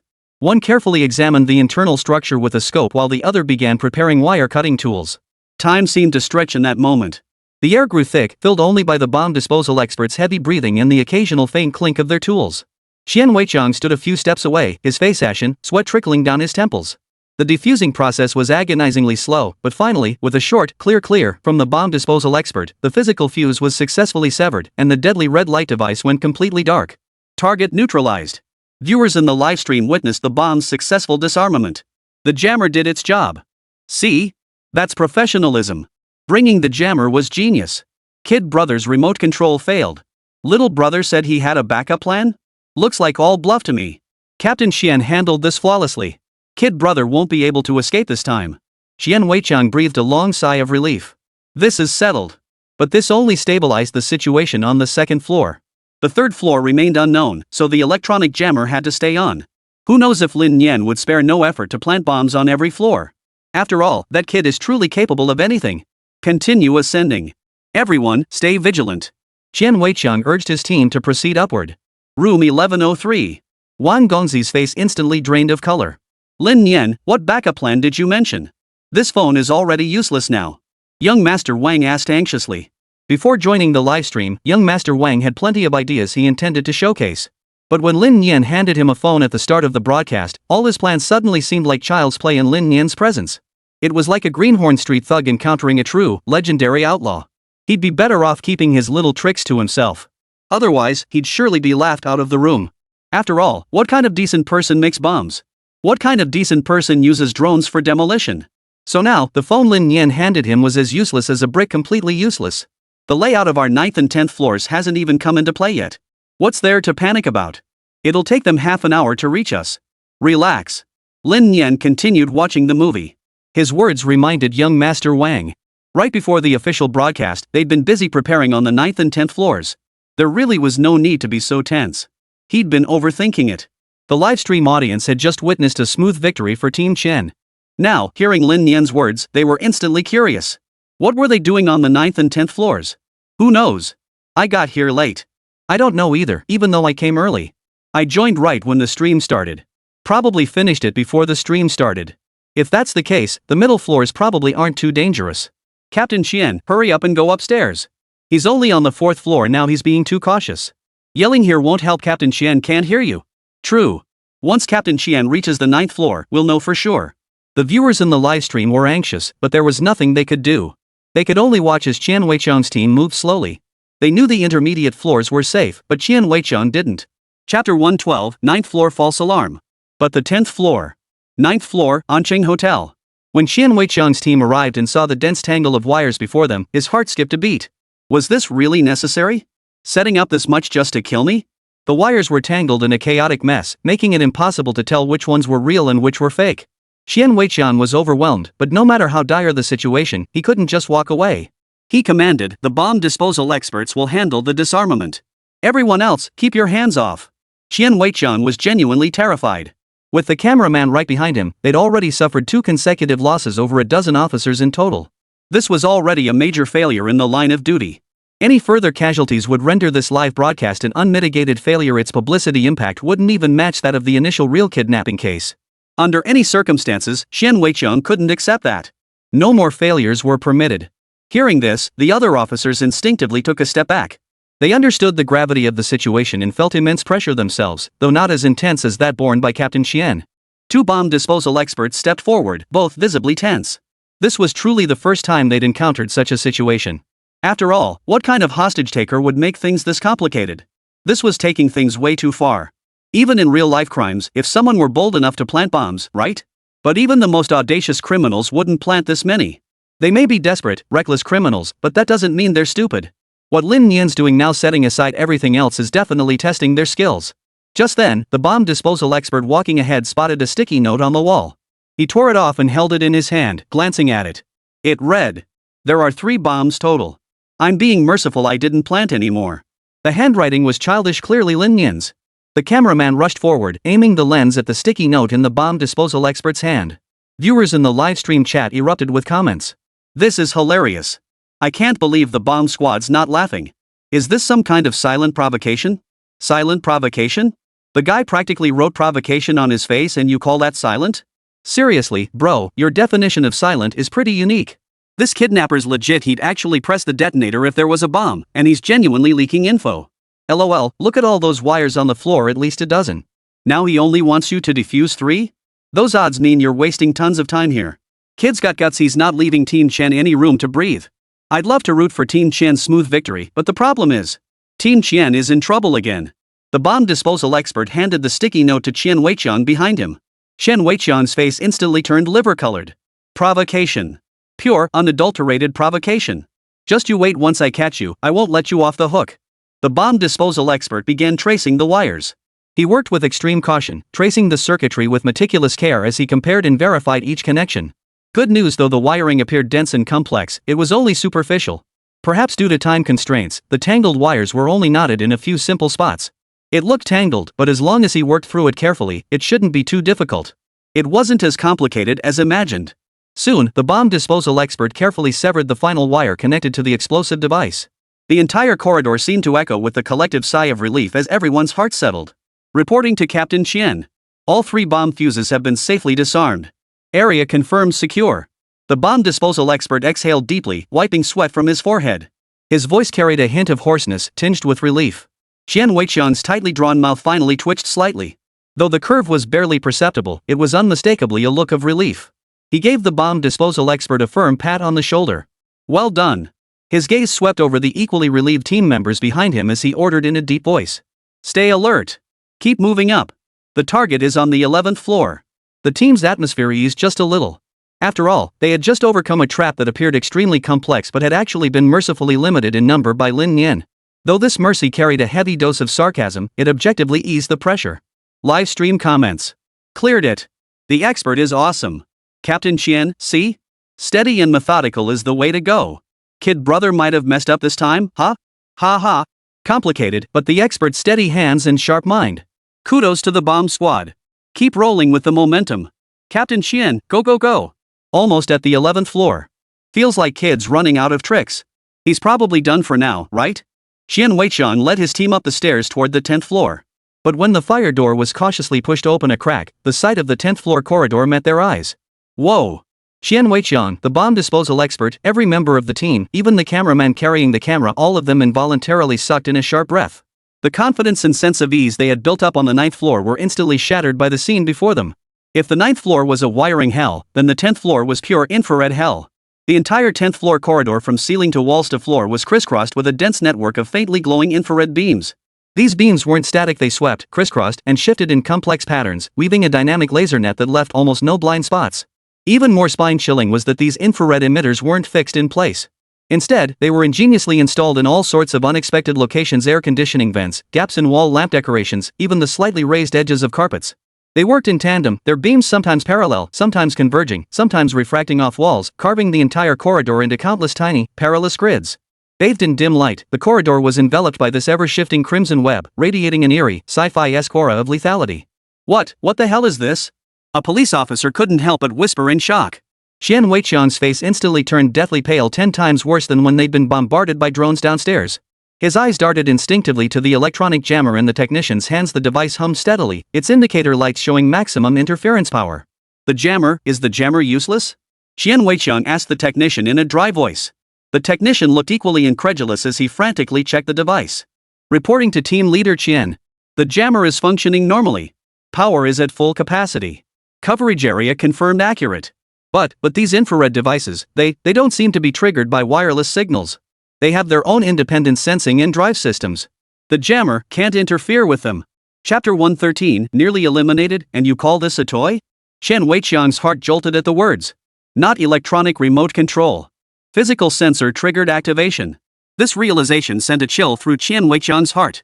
That kid Lin Nian was determined to turn every floor into a death trap. The 9th floor was a merciful trap with limited quantity, but the 10th floor went straight for this kind of physical, over-the-top defense. Bomb squad. Qian Weiqiang nearly gritted his teeth as he issued the order. It's up to you. Figure out a way to dismantle this damn spider web. Be careful. Do not touch a single beam. The bomb disposal experts stared at the scene before them, far beyond a routine kidnapping case, even surpassing the difficulty of typical counter-terrorism drills. Cold sweat instantly beaded on his forehead again, soaking his back through. This wasn't bomb disposal, it was suicide, charging through a laser maze. The two men exchanged glances, seeing the gravity and a hint of bewilderment in each other's eyes. There was no precedent to follow, no experience to draw upon. They could only rely on their basic understanding of infrared principles and the extreme caution honed during bomb disposal to proceed. One bomb technician carefully retrieved a specialized laser positioning detector with an extendable pole. He extended it extremely slowly toward the nearest horizontal infrared beam sweeping across the doorway. The tip of the detector barely touched the invisible beam. Beep beep beep. The detector instantly emitted a shrill, piercing alarm. Simultaneously, a faint mechanical clicking sound seemed to emanate from deep within the corridor, as if something had been activated. Everyone's heart skipped a beat. The bomb disposal expert's hand shook so violently he nearly dropped the detector. "Stop! Pull it back!" Qian Weiqiang barked. The bomb disposal expert hastily retrieved the detector and the alarm abruptly ceased. The faint clicking sound from the depths of the corridor also stopped. Though no explosion occurred, this heart-stopping moment made one thing abundantly clear. Once these infrared sensors were triggered, the consequences would be far more than just an alarm. It could very well be a deadly trap. It could have cost them another man. This was something team leader Qian simply couldn't accept. The bomb disposal expert swallowed hard, sweat pouring down his forehead. He switched tactics, attempting to locate the infrared emitters with a detector. But the transmitters were concealed too deeply, their beams constantly shifting and refracting, making detection extremely difficult. Progress was agonizingly slow. Time ticked away, second by second. The team was completely pinned down at the 10th floor entrance, unable to advance an inch. Qian Weiqiang stared at the seemingly impenetrable web of death before him, his face dark enough to drip water. The slight advantage they had gained on the 9th floor now seemed laughably insignificant. The live stream exploded. Holy! Laser traps? Is this a damn kidnapping? This is the set of Mission Impossible. Even Tom Cruise would be baffled. Infrared hell. My trypophobia is kicking in. Jammers useless. Physical defense. Kid, you're playing for real here. Unbelievable. This gear is way over the top. How could this be a regular kidnapping? Bomb squad, I've been defusing bombs my whole life, but never a laser trap. Captain Qian's face is turning green. How do we get through this? Force our way? Force our way through? Touch a line and we're dead. Look how sensitive that alarm is. Little brother's backup plan, waiting right here. Juan's phone malfunctioning? Put. This is the real game changer. Floor 9 just praised Captain Qian for a smooth win, and Floor 10 immediately dives into a massive whirlpool. Kid brother, surprised? Unexpected? 3 seconds of sympathy for the bomb squad. This job's impossible now. At this pace, by the time they reach 11:03, the livestream will be over. Inside room 11:03.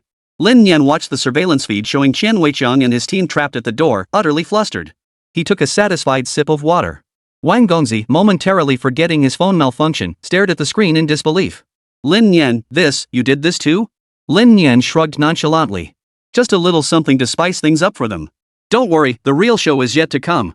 A sly gleam flashed in his eyes. Clearly, the hell gate on the 10th floor was far from the end.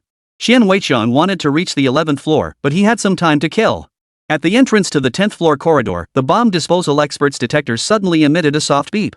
Found it, one of the experts whispered, his finger trembling as he pointed to a miniature device near the edge of the ceiling, vented device nearly indistinguishable from the wall. The launcher is here. It's a self-powered mechanical linkage system. Qian Weiqiang narrowed his eyes and indeed saw several strands of nearly transparent fishing line connected beneath the device. They trembled slightly as infrared beams swept over them. This wasn't electronic equipment at all, but a purely mechanical physical trap. Can it be dismantled? Qian Weiqiang's voice was hoarse. The bomb disposal expert didn't answer immediately. Instead, he pulled a long-handled spotlight with a mirrored lens from his toolkit. When the beam illuminated the depths of the corridor, everyone finally saw the true nature of those infrared signals. They weren't lasers at all, but ordinary toy laser pointers emitting red light, meticulously reflected by mirrors to create an intricate illusion. All just sleight of hand, the bomb disposal expert suddenly laughed aloud. No high-tech at all, just a bunch of mirrors and a kid's laser pointer. With that, he touched the red line directly with his detector. Qian Weiqiang couldn't stop him in time. At that moment, a shrill alarm suddenly blared. Simultaneously, the placed firecracker suddenly erupted with fireworks. Watch out! Qian Weiqiang yanked the bomb disposal expert back and quickly ducked behind the fire door. If anyone got hit by the fireworks, it would mean casualties. It would mean the bomb disposal expert was immediately eliminated. The bomb disposal expert was now filled with dread, feeling remorseful for his reckless actions just moments ago. Captain Qian, Qian Weiqiang patted him on the shoulder. Be careful. It looks like a mix of real and fake now. None of us can afford to let our guard down. The bomb disposal expert had still underestimated Lin Nian, but Qian Weiqiang now viewed him as a cunning adversary. Real or fake or real, neither was a reason for carelessness. After this firework threat, the bomb disposal expert had become cautious. Even if it was just a mechanical device, even if he couldn't tell real from fake, he would treat it with utmost seriousness. It was like not knowing if a snake was venomous. Better to keep clear of all snakes. If you can't tell what's real and what's fake, it doesn't matter, treat them all as if they were real. Though this approach meant a heavy workload, it was precisely this diligence that ensured the safety of everyone behind him. The two bomb disposal experts worked in tandem, dismantling the most conspicuous infrared mechanical device. Seeing it successfully dismantled, both men breathed a sigh of relief. It worked, though progress was slower. But at least it worked. The results speak for themselves. That's already quite good. Chapter 114, Prince Wang, feed me peanuts, feed me peanuts. The last one. Finally done. The two bomb disposal experts rubbed their foreheads and wiped away sweat, finally dismantling all the fake infrared sensors on the 10th floor. Lin Nian had held back. While the laser array looked incredibly troublesome, there was actually a way to break through it. The deeper one went, the more fakes there were and the more toys. They reasonably guessed that Lin Nian, pressed for time during setup, had only made the entrance exceptionally tricky while arranging the rest of the traps haphazardly. But damn, it worked. They'd been fooled right from the start. Kid brother, this is pretty shoddy workmanship. The front looked solid, but the back was just slapped together. Rough or not, it genuinely fooled me at first. Kid's got a sharp mind. He actually put his ideas into action. This brings Captain Qian one step closer to victory. I'm sticking with his team in favorable conditions. He's gone from underdog to typhoon and you call this a smooth ride? Isn't a small win still a win? So what if it's a losing streak? At least Captain Qian doesn't compromise in adversity. Captain Qian, it's all taken care of. We can move upstairs now. The bomb disposal expert approached Qian Weiqiang and reported. Alright. Keep up the pace, victory is within reach. Qian Weiqiang rallied the team, his words like a shot of adrenaline. He wanted everyone to regain their confidence. They had to capture Lin Nian alive. Got it. The team's spirits soared once more as they followed Qian Weiqiang's pace to the 11th floor. Just as they reached the 11th floor via the stairs, the electronic jammer's signal suddenly began to flicker. Qian Weiqiang immediately grew alert, raising his hand to signal everyone to halt. Find the bomb first, then disarm it. Having dealt with Lin Nian for so long, Qian Weiqiang could usually guess what she was thinking. Setting aside other considerations, the pattern Lin Nian had used to hide explosives on the 9th and 10th floors was confirmed on the 11th floor. They searched everywhere: behind flower pots, beneath windowsills, in the ceiling, fire extinguisher cabinets, and fire hydrants, leaving no stone unturned. These bombs were all fakes, but triggering an alarm would mean real casualties for them. When the bomb disposal experts located and successfully defused every single one, the barrage of comments flooded in again. Little brother really can't escape this time. Room 1103, I know it. Captain Qian, go arrest him. Got a question: how many years will little brother get for this whole series of stunts? Good question. That's a great question. I want to know too. The maximum penalty in China is death. Based on Western University's sentencing standards, this livestream alone warrants at least 500 years. 500 years? Is little brother cosplaying Sun Wukong or something? This isn't cosplaying the Monkey King. He's purely trying to experience what it feels like to be locked up for 500 years. 500 years? His bones would turn to dust. Netizens' perspectives remain refreshingly straightforward. Kid brother definitely caused trouble, but he truly deserves to be apprehended. After all, no one wants to live in a dangerous society. Kid brother's antics just glorify criminals. Room 1103. When Lin Nian saw the surveillance feed on his phone completely distort, he knew Qian Weiqiang had reached the 11th floor. Footsteps outside echoed chaotically, as if they were searching through the rooms. Wang Gongzi, sharing the room, had shed his competitive edge. The adrenaline rush had faded, leaving only calm. The footsteps outside became the final straw that broke the camel's back. Even knowing it was all fake, just a live stream playing the villain, he felt an inexplicable wave of panic wash over him. Lin Nian, it looks like we've lost. Young Master Wang said nervously. Lin Nian nodded. The outcome was inevitable. But Wang Gongzi, why do you seem so unwilling to accept it? If they managed to escape now, that would be a major live streaming disaster, wouldn't it? Relax. You take control of the hostage. Saying this, Lin Nian handed his gun to Wang Gongzi. Young Master Wang took the gun and followed Lin Nian's instructions. Jiang Xiaoxiao was also subdued, with young Master Wang pressing the gun against her temple. Lin Nian nodded with satisfaction. That's it. Feels just right. Jiang Xiaoxiao remained expressionless, her face utterly unreadable, her eyes reflecting only the desperate longing for the day to end. Though she was playing the role of a hostage in this live stream, aside from her hands being bound, she was otherwise relatively free and even had movies to watch. At that moment, Qian Weiqiang had already identified room 1103. Police. Open the door for inspection. Qian Weiqiang's resonant voice boomed. The live stream's chat exploded with comments. Here it comes, finally. Is kid brother about to confront Captain Qian? This is finally ending. Little brother, resist now. What's the point of resisting now? He's done for, no hope left. Next one up. Is the show starting? I think little brother's holding back a big move. What do you guys think? Me too. Amidst the anticipation of tens of thousands in the livestream, the person in charge of camera angles tactfully instructed the cameraman to adjust the shot. Separated by a door, they captured side profiles of Qian Weiqiang and Lin Nian, displaying them side by side on the livestream. To the viewers, this created a tense standoff between the two. Then, Lin Nian turned to Wang Gongzi and asked, "Are you ready?" Wang Gongzi swallowed hard and nodded. "Ready." Only then did Lin Nian walk toward the door and open it. Then, something happened that none of the viewers in the livestream could have anticipated. Lin Nian, captured on camera, suddenly clutched his head and dashed out, shouting as he ran, "I'm an accomplice. I'm an accomplice. He forced me to do it." This scene left everyone utterly stunned. Qian Weiqiang was dumbfounded, and the police officers behind him were equally bewildered.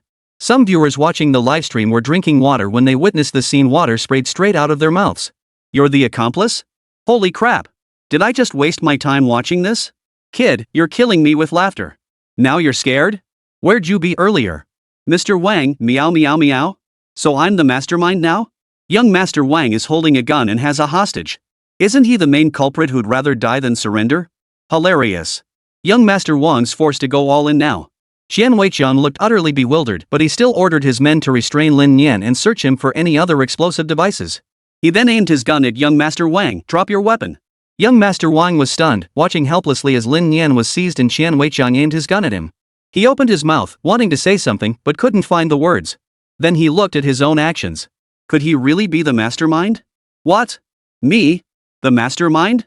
Prince Wang felt like dying right then and there. Me, the main culprit? No, I'm not. I'm not. But given the current situation, anyone who saw it would say you were the ringleader. Now young Master Wang had truly become a laughingstock, one with no defense whatsoever.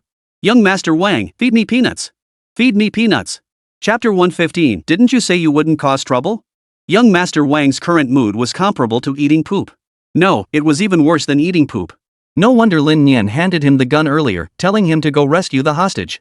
Turns out she was waiting for me right here. He'd actually thought Lin Nian had some grand plan, some final trump card up his sleeve. And he'd been foolish enough to believe it. Well, now he's got his big move. Only it was sacrificing himself. Prince Wang had no way to express his anguish. This is hilarious. Look at young Master Wang's little expression. Ha ha ha. I already screenshotted it, going to make it into a meme. Too hilarious. Resignation, compromise, frustration, resentment. Hard to imagine one face holding such complex emotions all at once. Young Master Wang's been sacrificed. Given the current situation, even if he claims he wasn't the mastermind, it'd be a lie. You know what? Actually, he did plant the bomb. Ha? Dude, your focus is seriously off the charts. Exactly. Team leader Qian lost two groups of people. Kid brother took care of one with the drone, and the rest was all young Master Wang's doing. He remotely detonated the bomb. Ah, gotcha. When you're the bad guy, you gotta be ready to get caught. The live chat exploded with comments at that moment. Some sympathized with young Master Wang, others mocked him, while some slammed Lin Nian for selling out his teammates. All kinds of comments flooded the screen, creating a lively atmosphere. Qian Weiqiang looked at the dazed and stunned Prince Wang and instantly understood what had happened. But such matters could only be addressed during interrogation later. The evidence of his crime was right before their eyes. Was young Master Wang holding a gun? Was he holding a hostage at gunpoint? And there was also the suspicion of refusing to surrender. That settled it. He was the mastermind, plain and simple. An extreme criminal who would rather die than yield. Drop the gun. Release the hostage and come out. Qian Weiqiang bellowed. Young Master Wang's expression betrayed utter helplessness. After a moment's thought, he felt unbearably aggrieved. I'm not the mastermind, I'm just an accomplice. Wang Gongzi grew angrier the more he thought about it and blurted out. Say whatever you want, but your top priority right now is releasing the hostages. Pointing a gun at them like this makes it hard for anyone to believe you. Qian Weiqiang pointed at Wang Gongzi's actions. Young Master Wang felt utterly frustrated. He was so conflicted inside, unsure whether to lower the gun or keep it raised. I'm the accomplice, Wang Gongzi conceded, muttering in frustration as he lowered the gun. Zhang Xiaoxiao stood frozen for a moment before realizing. I seem to be saved? She'd been fully alert while being held by young Master Wang. But Lin Nian's sudden move threw her completely off balance, leaving her utterly bewildered. What the hell? How did things suddenly turn out like this? Was young Master Wang now the main culprit? Zhang Xiaoxiao was both amused and exasperated. Qian Weiqiang helped untie the ropes for her. You're saved now. The cameraman followed suit, capturing the entire process of Wang Gongzi and Lin Nian being apprehended. They followed them all the way downstairs. In the end, Zhang Xiaoxiao wrapped things up. This livestream has now concluded. Thank you all for watching. Every gift you've sent will go toward supporting underprivileged children. We appreciate your generosity. We'll meet again in our next livestream. Hope you'll enjoy it. Jiang Xiaoxiao smiled as she spoke to the camera. It's over again. Time sure flies. This livestream was pretty good, but Kid Brother's antics were way beyond expectations. It's over already? I wasn't even satisfied yet. Don't end it. Too fast. Police officer sister, feed me peanuts. Amidst a barrage of comments flooding the chat, the livestream finally concluded. The officers began clearing the set and gathering props. At that moment, Chen Weiqian was staring intently at Lin Nian. His gaze made Lin Nian feel uneasy. Lin Nian gave an awkward laugh. Captain Qian, what's up? Why are you staring at me? Is there something on my face? Chen Weiqian snorted coldly. Of course there's nothing on your face. But you're something else, aren't you? I asked you to stream, and this is how you handle it? Lin Nian looked utterly clueless, his expression innocent. What did I do? This is just my normal modus operandi. Since you chose me as your opponent, Captain Qian, you should be well aware of it. So this is your excuse for hacking systems, creating drone bombs, and remotely detonating explosives? What kind of kidnappers would pull stunts like this? Couldn't you have toned it down a bit? Chen Weiqian snapped irritably. Captain Qian, hear me out. You can't think like that. If you look at it this way, you should actually thank me. I just led you guys through a top-tier match, right?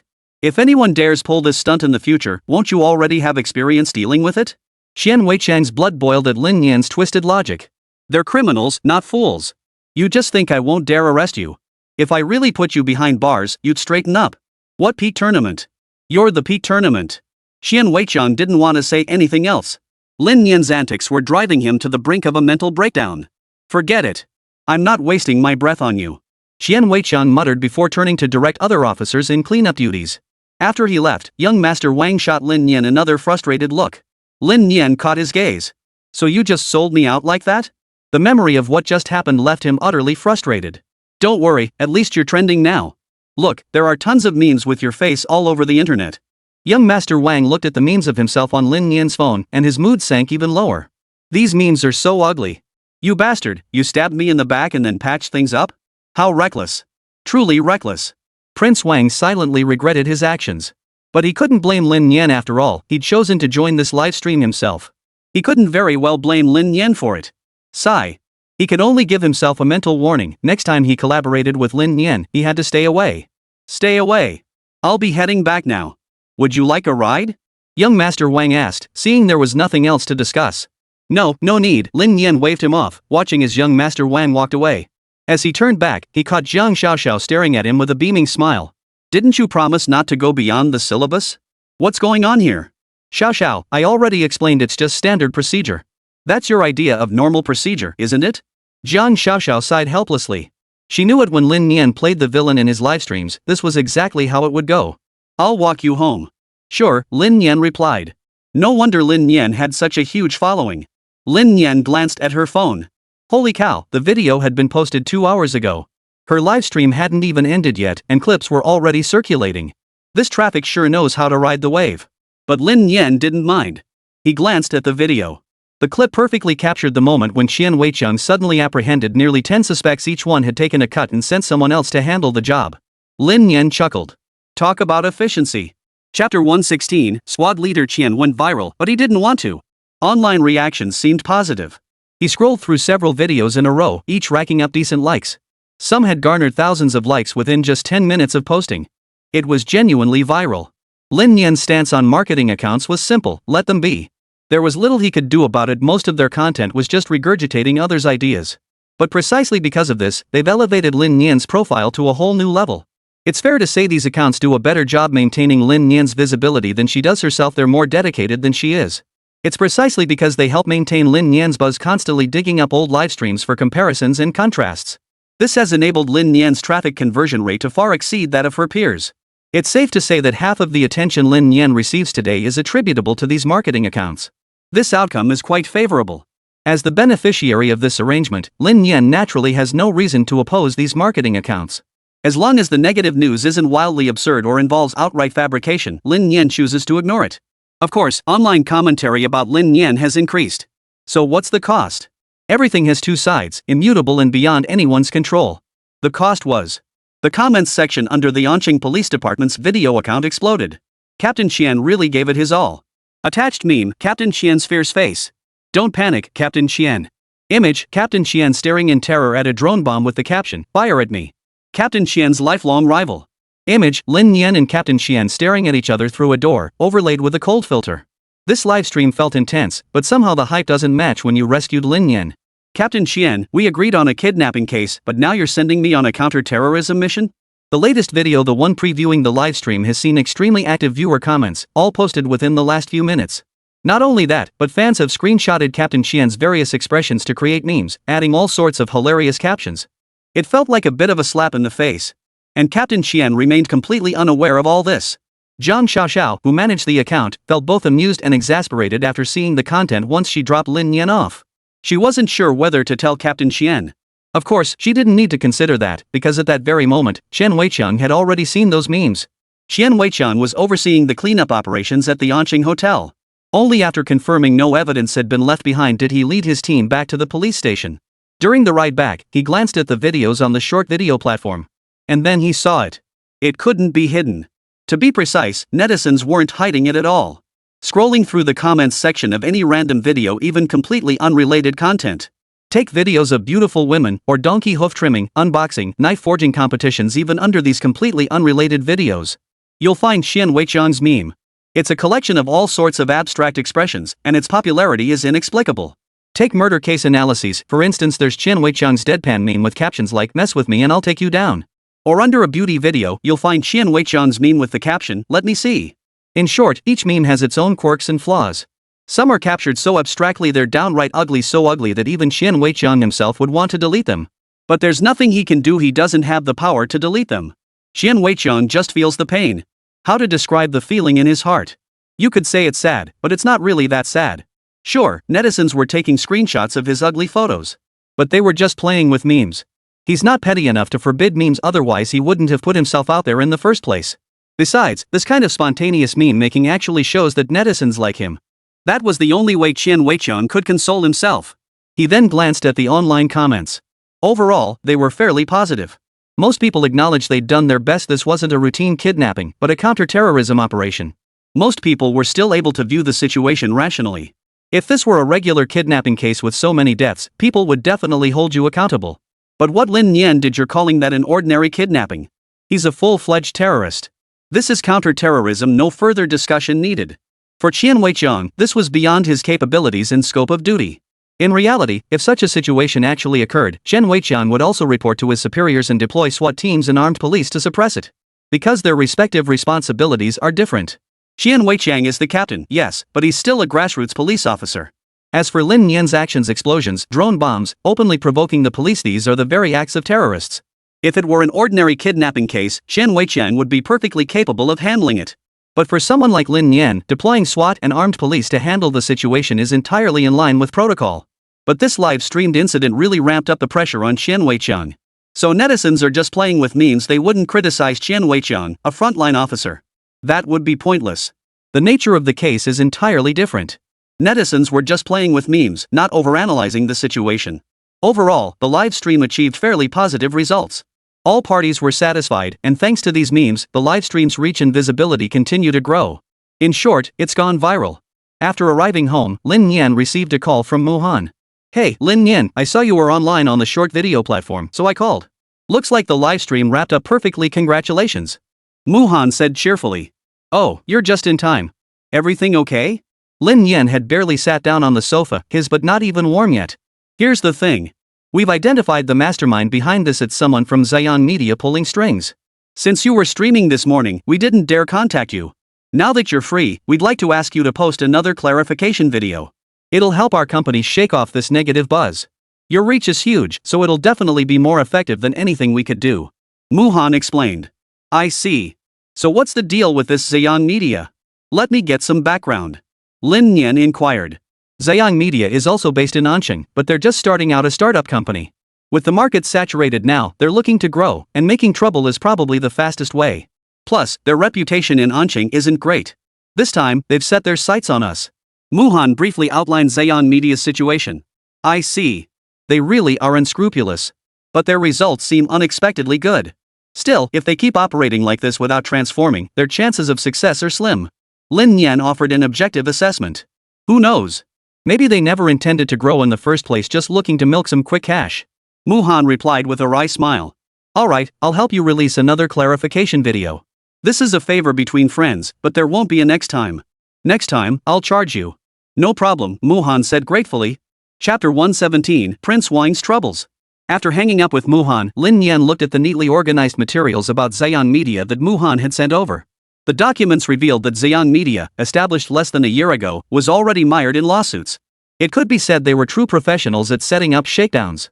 In Anqing's entertainment circle, anyone who had gained even a modicum of fame over the past year had been targeted by them. In a way, he'd become quite the authority on the matter. Anyone they targeted would inevitably become a hot topic. It's like an official endorsement. But Lin Nian couldn't quite wrap his head around why they'd target Muhan. Logically speaking, following their own logic, shouldn't they have targeted themselves first? Why target only Muhan's company? Lin Nian couldn't wrap her head around this. Maybe they thought she wasn't popular enough? Or perhaps they wanted to keep her around, waiting until her traffic grew even bigger before scamming her. Whatever their choices or motives, Lin Nian couldn't care less about them. After glancing through Ziyang Company's materials, Lin Nian mentally drafted a plan. She pulled out her phone, switched to the front camera, and began recording. Hello everyone, this is Lin Nian. I'm making this video to clarify the situation. As you all know, Muhan and I have a contract with Anqing Interactive Entertainment Media. Over the past few days, they've been subjected to malicious smear campaigns and rumors, so they asked me to release this clarification video. I know exactly which company is behind this Moyang company. Your malicious actions have constituted substantive criminal offenses. You'd better immediately cease all actions that harm our interests and issue a private apology. Then we can consider this matter closed. But if you persist in your stubbornness, it will escalate to a public apology which will do your company no favors whatsoever. Lin Nian's video was delivered with righteous indignation yet calm composure. After recording the video, Lin Nian clicked send directly. After all, this was the consistent style of videos posted from his personal account. No filters, just like a quick snap, not even edited. Of course, given Lin Nian's substantial follower count, whatever he posted would inevitably draw viewers. 3 minutes later, Muhan sent a message. Thanks. I'll call you next time I go live. No problem, it's no big deal. The video received a positive response online. With Lin Nian's massive fanbase, it never lacked views. Thanks to the short video platform's traffic-driven PK mechanism, the initial traffic thresholds were easily cleared. Lin Nian's videos consistently maintained over 5 million views in the initial traffic pool. But breaking into the next tier proved challenging. This traffic figure represented back-end views, not front-end likes. Like counts mostly hovered around 1 to 2 million, with the highest reaching nearly 10 million, that being Lin Nian's very first video upon joining the platform. After the video went live, the comments section quickly filled with lively discussions. I thought this was Kid Brother's latest livestream preview, but it's actually a debunking video. Did Muhan's company get into trouble? What's going on? Any links?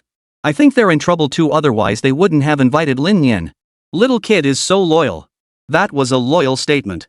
I've been following this. Little brother actually posted a related video earlier. Little kid held back though. If he'd revealed the full name, the other side would have been flooded with hate. That's exactly why little brother didn't name names. I'm crying my eyes out. Netizens were having a heated discussion. Lin Nian, however, had already forgotten about his phone. All he wanted now was to lie down and get some sleep. Wang Gongzi drove back to his company. He turned on his computer and glanced at the short video. Better not to watch. Young Master Wang felt that besides Captain Qian's memes, his own were all over the internet too. This was utterly baffling. You could say Captain Qian was forced into the spotlight, but he didn't seem to mind. If he doesn't care, then online rumors are meaningless to him. But young Master Wang cares. His investments in live streaming, scripted content, recruiting Lin Nian for streams, and joining official live streams. All these moves show he's desperate to make a name for himself online. To be precise, if he fails to make a name for himself, he'll have to return home to take over the family business. So he set his sights on the internet, aiming to grab a piece of the pie. To be honest, Wang isn't ugly, he's actually quite handsome. Though his jawline has a slight flaw, his impeccable fashion sense highlights his good looks. He planned to cultivate a handsome image alongside an entrepreneur persona. Everything seemed to be going according to plan. Then one livestream changed everything. None of his carefully crafted personas stuck, all that remained was the image of a clueless fool. Then there were all those stunned expressions popping up online. Young Master Wang felt bitter inside. This left him feeling utterly drained.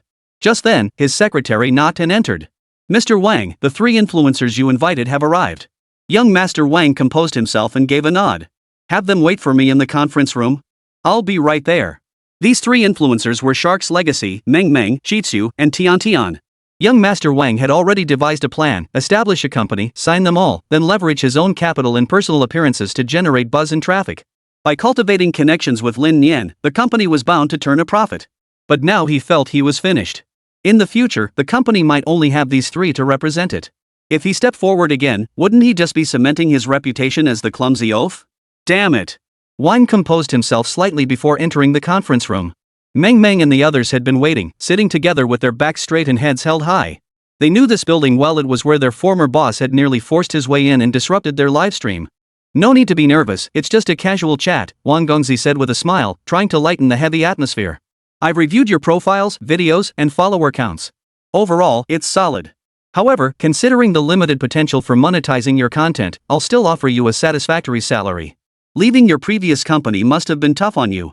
I can tell you're not in the best state right now. So for now, you don't need to film any videos. Just take some time to live your lives, adjust your mindset. About 3 days should do it. After 3 days, I'll invite you both to go live together. Wang Gongzi laid out his entire plan. Hearing this, all three of them doubted their own ears. Could this be right?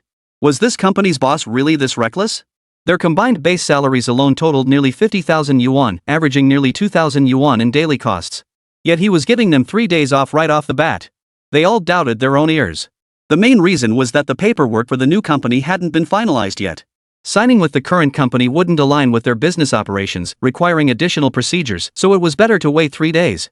So, boss, when you say live streaming, do you mean live streaming with Lin Nian? Meng paused before asking. Chapter 118, One Call, Total Silence. Meng naturally had to clarify. After all, if she could stream with Lin Nian, the traffic would be off the charts. This wasn't just Meng's wishful thinking, there was Mu Han's living example to prove it. Look at Mu Han back then, her follower count was neck and neck with Meng's.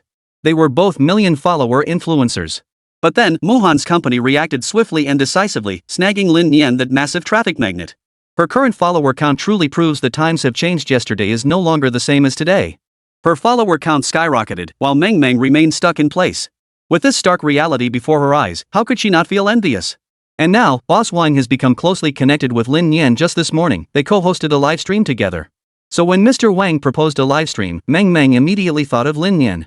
Mr. Wang nodded. You're right. We'll do the live stream with Lin Nian. Surprise flashed across Meng and the others' faces, quickly giving way to unmistakable delight. Really, boss? If we can stream with Lin Nian, our exposure will be huge. But boss, our account style is different from Lin Nian's. Will this really work? The three shared their opinions. Boss Wang smiled and said, what's the big deal? So what if our styles are different? Does Mu Han's style match Lin Nian's? They're not alike either, but that hasn't stopped Mu Han from gaining tons of followers. So don't worry about this at all. As long as you get exposure, fans will follow. Just make sure you perform well and avoid any negative vibes during the livestream. Otherwise, it could backfire badly. And if that happens, even I won't be able to help you. Mr. Wang cautioned. His words carried the weight of personal experience. After all, his current online reputation spoke volumes. We understand. Thank you, boss. Meng replied repeatedly. Alright, that's all for now. Contact me directly if you have any updates. If you have questions, just ask. I don't like beating around the bush, and I don't want to have to guess. With that, Boss Wang watched the three of them leave the company. Once they were gone, Boss Wang pulled out his phone and dialed Boss Chen at Anqing Company. Hello? Young Master Wang, it's you. What brings your call? Just a small matter. Remember the upcoming livestream with Lin Nian? I currently have 3 streamers under my wing. Find a way to write them into the script. Meng, Chi, and Tian. They were formerly with Shark, but now they're my people. Give them some screen time and have them interact more with Lin Nian. You don't need to include me in this livestream. I can just make a cameo appearance. Mr. Chen's heart sank halfway upon hearing this. Did you hear that? Ah, Mr. Wang, I'm listening. We'll definitely fulfill your request. I trust you. That's settled then. Young Master Wang hung up the phone. Meanwhile, Boss Chen felt utterly drained, as if his soul were floating away into the sky. Had he not been leaning against the wall, he might have collapsed right then and there. Mr. Chen couldn't help but wonder if the heavens were toying with him. Was it trying to kill him? Mr. Chen truly wanted to cry, yet he had no way to express his anguish. This kind of thing. He could only let out a long sigh. Ah! Given the current situation, he truly felt like crying his eyes out. Conference room. Mr. Chen gathered his key staff members. He dragged his weary body into the room, looking as if the sky had fallen. Seeing their boss in such a sorrowful state, everyone was puzzled. Boss, what's wrong? Mu Han inquired. Could it be about the Ziyang Media incident? Lin Nian had already helped clear things up, and Ziyang Media had privately apologized. Everything seemed fine. Why was the boss so upset? Boss, you've got to pull yourself together. Without you, how would our company move forward? We're counting on you, the operations manager said with a playful grin. Sitting at his desk, Boss Chen surveyed the room and let out a long sigh. We're in trouble. I just got a call from young Master Wang. That's great news. Is young Master Wang transferring funds to us? The operations manager asked with a smile. After all, young Master Wang had invested heavily in their company. Not exactly, Boss Chen shook his head. Young Master Wang said we need to add 3 characters to the new script we're polishing. If we can manage it, he might not appear in the script at all. Adding characters?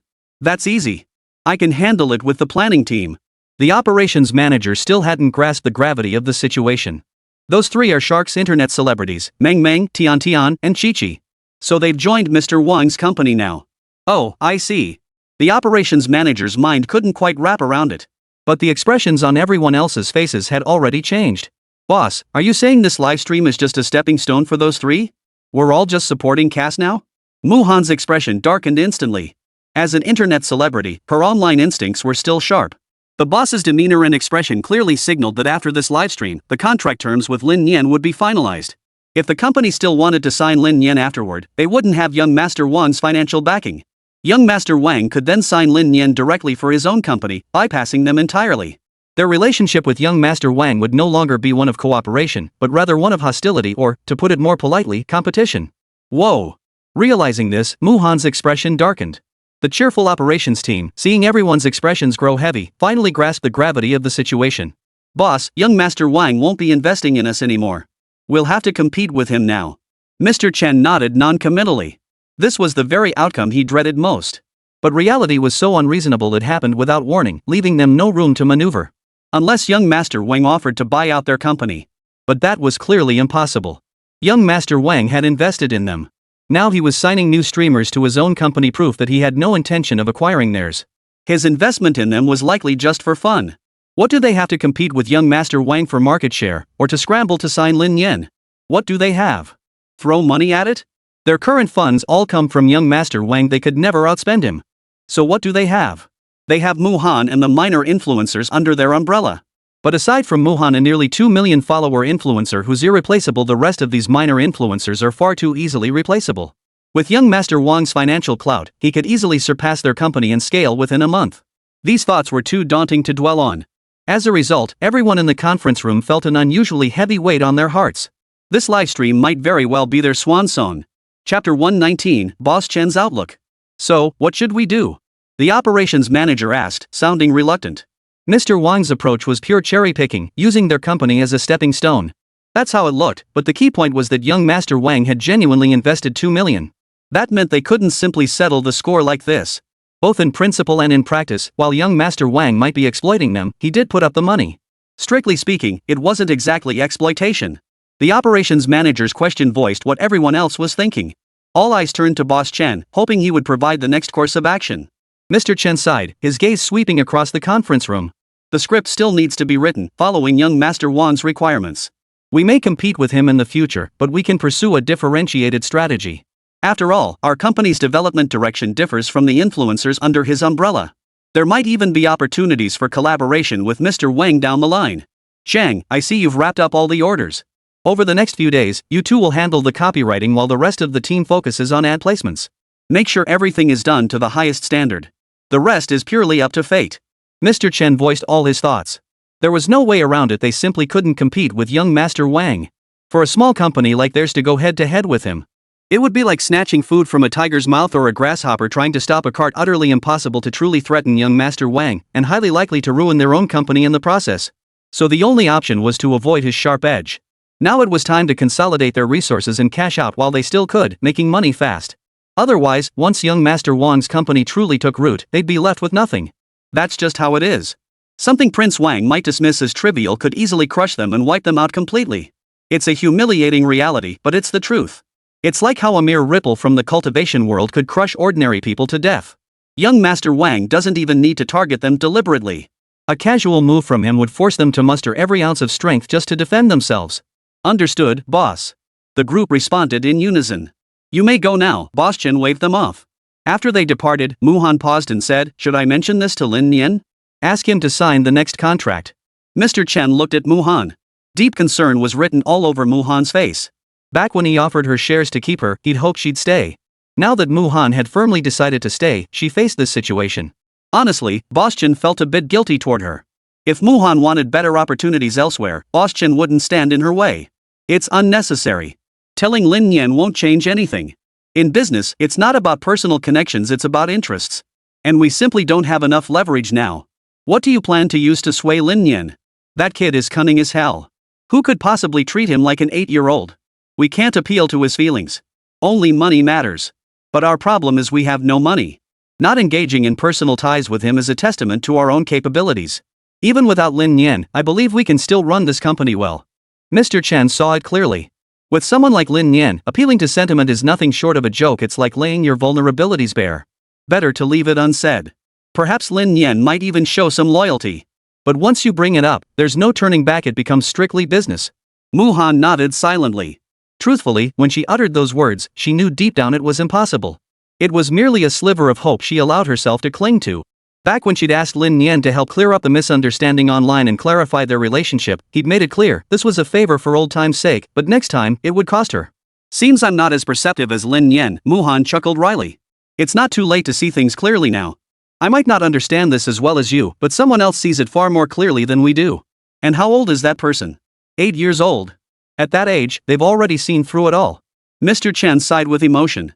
After this livestream wraps up, I'll speak with young Master Wang to see if he'll acquire our company. If that doesn't work, I'll find a way to transfer all company personnel to him. Let him lead everyone. I believe your treatment under him will be far better than under me. You're included too. If you can go, then go. I won't demand any penalty fees from you. Just go directly. Boss? Muhan looked at him in surprise, her expression turning bitter as she forced a smile. What nonsense are you talking about? This is just a live stream. Why are you acting like we're falling apart? We're all still here, aren't we? Besides, we fought our way out of Anqing before. What are we afraid of now? Muhan's voice was bitter. Even she probably didn't believe her own words meant to comfort Boss Chen. Mr. Chen stood up, his gaze fixed solemnly on Muhan. I'm not talking nonsense. I'm just saying what I've always wanted to say but never dared. Haven't you noticed? How tough it is to make a living online now, how fierce the competition is. All these years since we started, it looks like we've made a profit every year, but in reality, most of it had to be spent again, had to be spit back out. Otherwise, we couldn't even keep this business afloat. Take the first year, we made over $1 million, right? But how much did we spend? All the costs added up to nearly $1 million. From start to finish, I only ended up with 60,000 in my pocket. 60,000. The second year was slightly better. That money actually passed through my hands, and I finally took home over 100,000. Mr. Chen spoke up. Muhan remained silent. Personnel expenses were also high at the company. In Anqing's industry, their spending was top tier, every kind of bonus and subsidy imaginable. Yet in the end, the boss didn't make much money. In the past, Muhan hadn't believed it. But now, the boss treated them exceptionally well, and Muhan received the largest share of the profits. Boss, I misunderstood you before. It's fine. Business is like that, you win some, you lose some. Don't blame fate or others. The most important thing is to be able to take a loss. Only when you can take a loss can you play the game. Still, the third year turned out okay, I made a decent profit. This year looks promising too. Overall, I'm still in the black, so it's all good.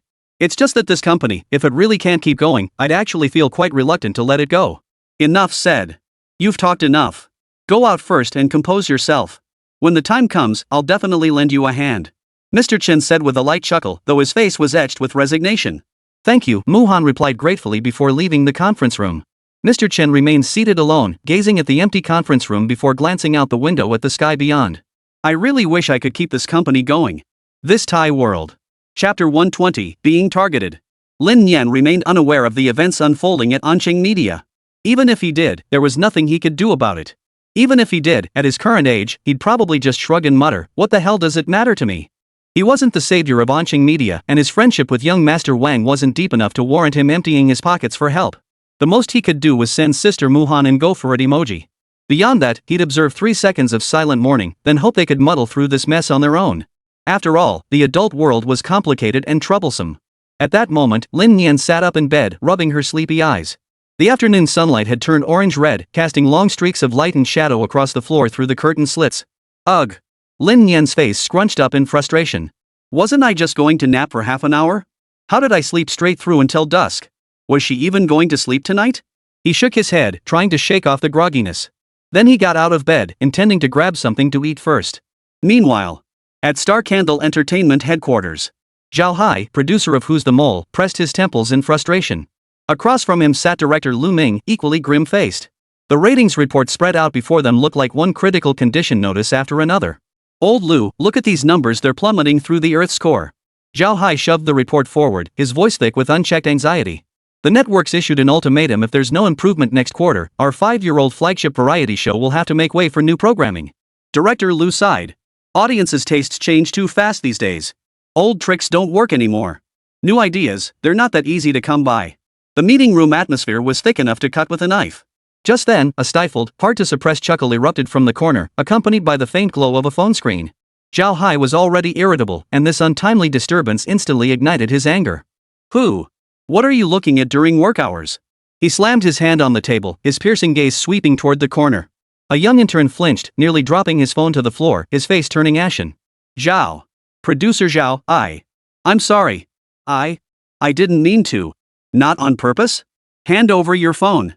Zhao Hai demanded, his face darkening as he reached out. The intern tremblingly handed over the phone.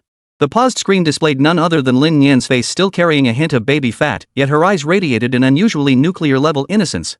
It was a classic clip from his recent livestream where he had toyed with the police using a drone bomb, ultimately being captured and brought to justice.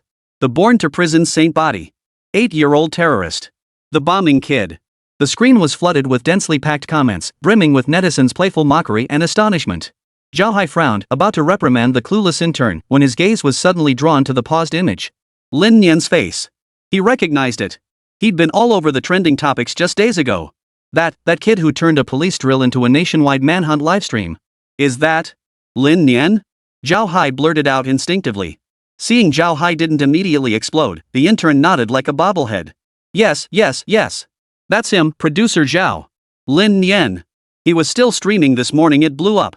I just wanted to see what big case he was stirring up this time. The intern's voice trailed off. Instead of reprimanding the intern, Zhao Hai slid his finger across the screen and tapped on the replay of that astonishingly popular livestream segment. On screen, Lin Nian handled props with extreme professionalism, his gaze focused yet tinged with childlike mischief.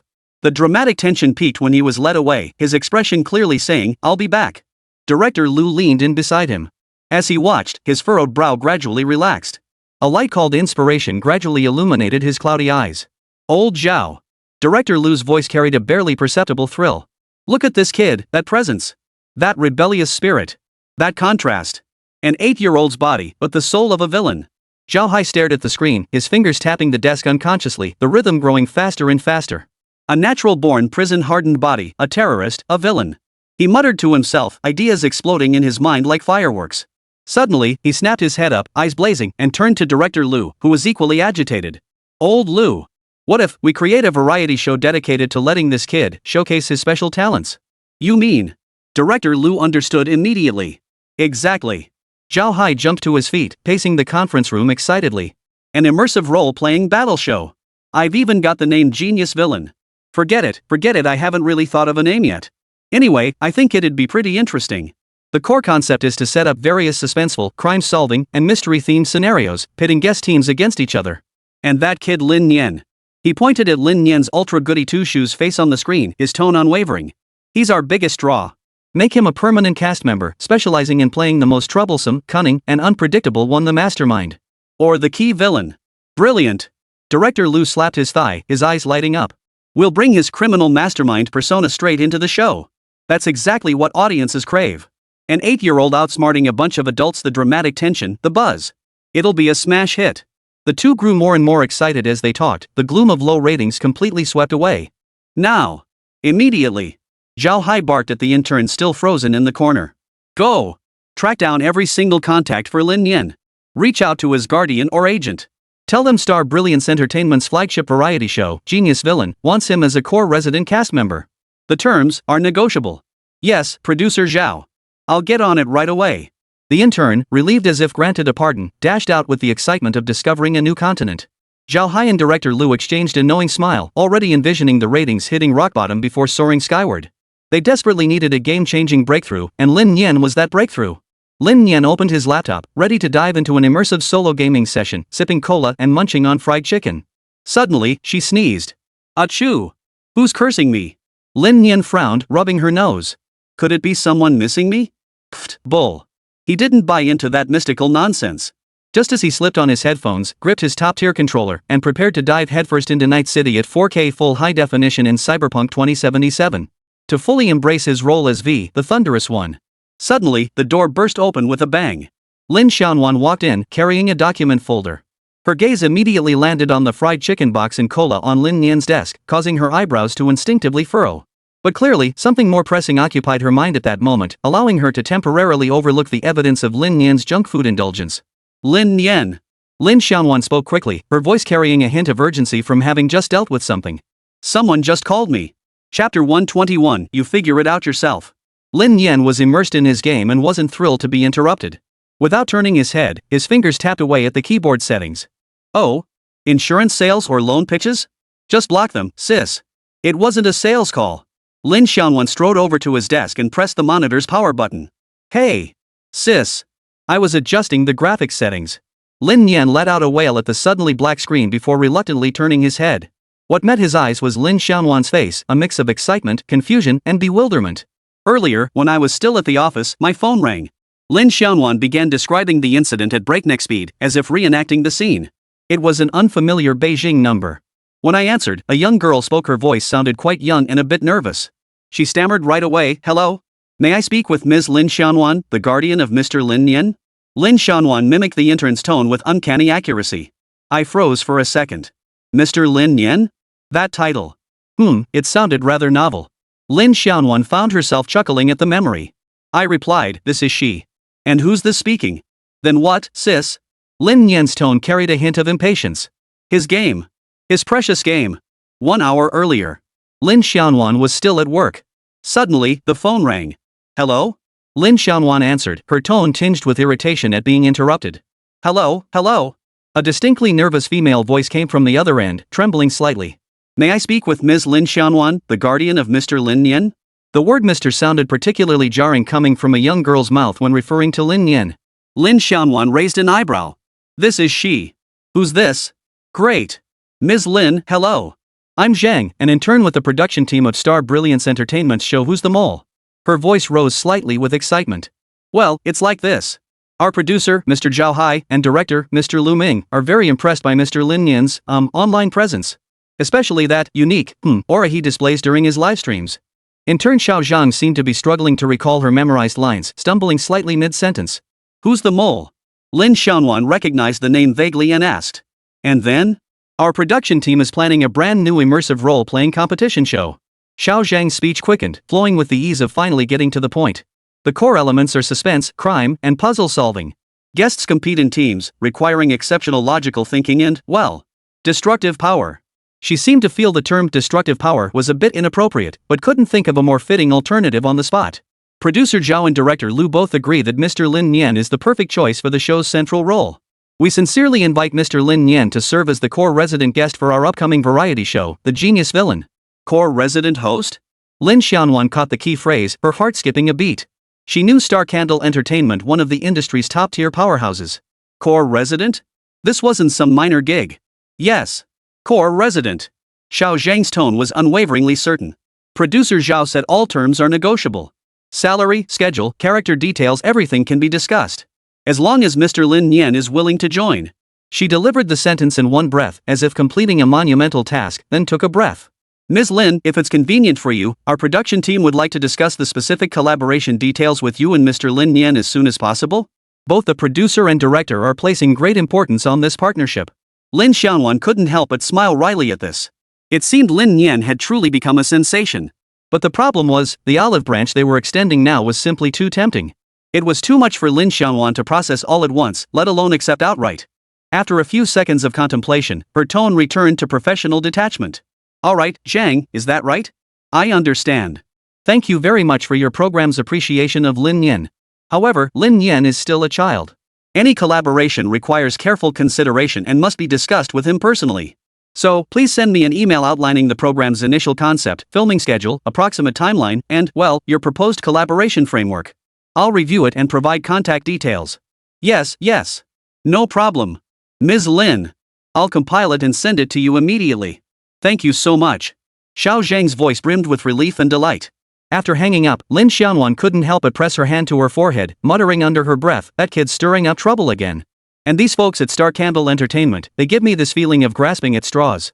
Lin Xiaonuan recounted the situation at the company to Lin Nian. So, Lin Xiaonuan concluded, looking at her bewildered younger brother. They called all the way from Beijing. Star Candle Entertainment wants to launch a new variety show called Genius Villain and specifically requested you as the core resident guest. The terms are negotiable, anything can be discussed. Lin Xiaonuan finished in one breath, her gaze fixed intently on Lin Nian. There you have it. What do you think, Mr. Lin Nian? After hearing his sister's relay, Lin Nian fell silent for 2 seconds. Then his eyebrows slowly arched upward and a smile curved his lips. Oof. Lin Nian chuckled softly. The Genius Villain? They want me to play the villain? And be a core permanent member? He picked up the soda can on the table and took a leisurely sip. Interesting. They want me to legally commit crimes? Sis, should I say yes or should I say yes?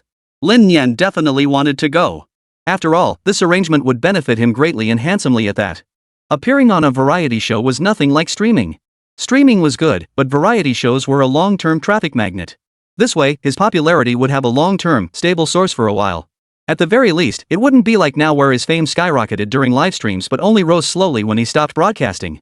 After all, only by boosting his popularity could Lin Nian exchange for better items in the system store. But that's not all. The most crucial factor is money. A live stream without product promotions is mainly for publicity, so the actual income isn't much, it all depends on contracts. But variety shows? That's where the real money is. And from the looks of it, the paycheck won't be small. Lin Xiaonuan replied, "That's entirely your choice. I can't interfere. If you want to go, I'll support you. If you don't want to, I'll help you decline." All the money at home now came from Lin Nian.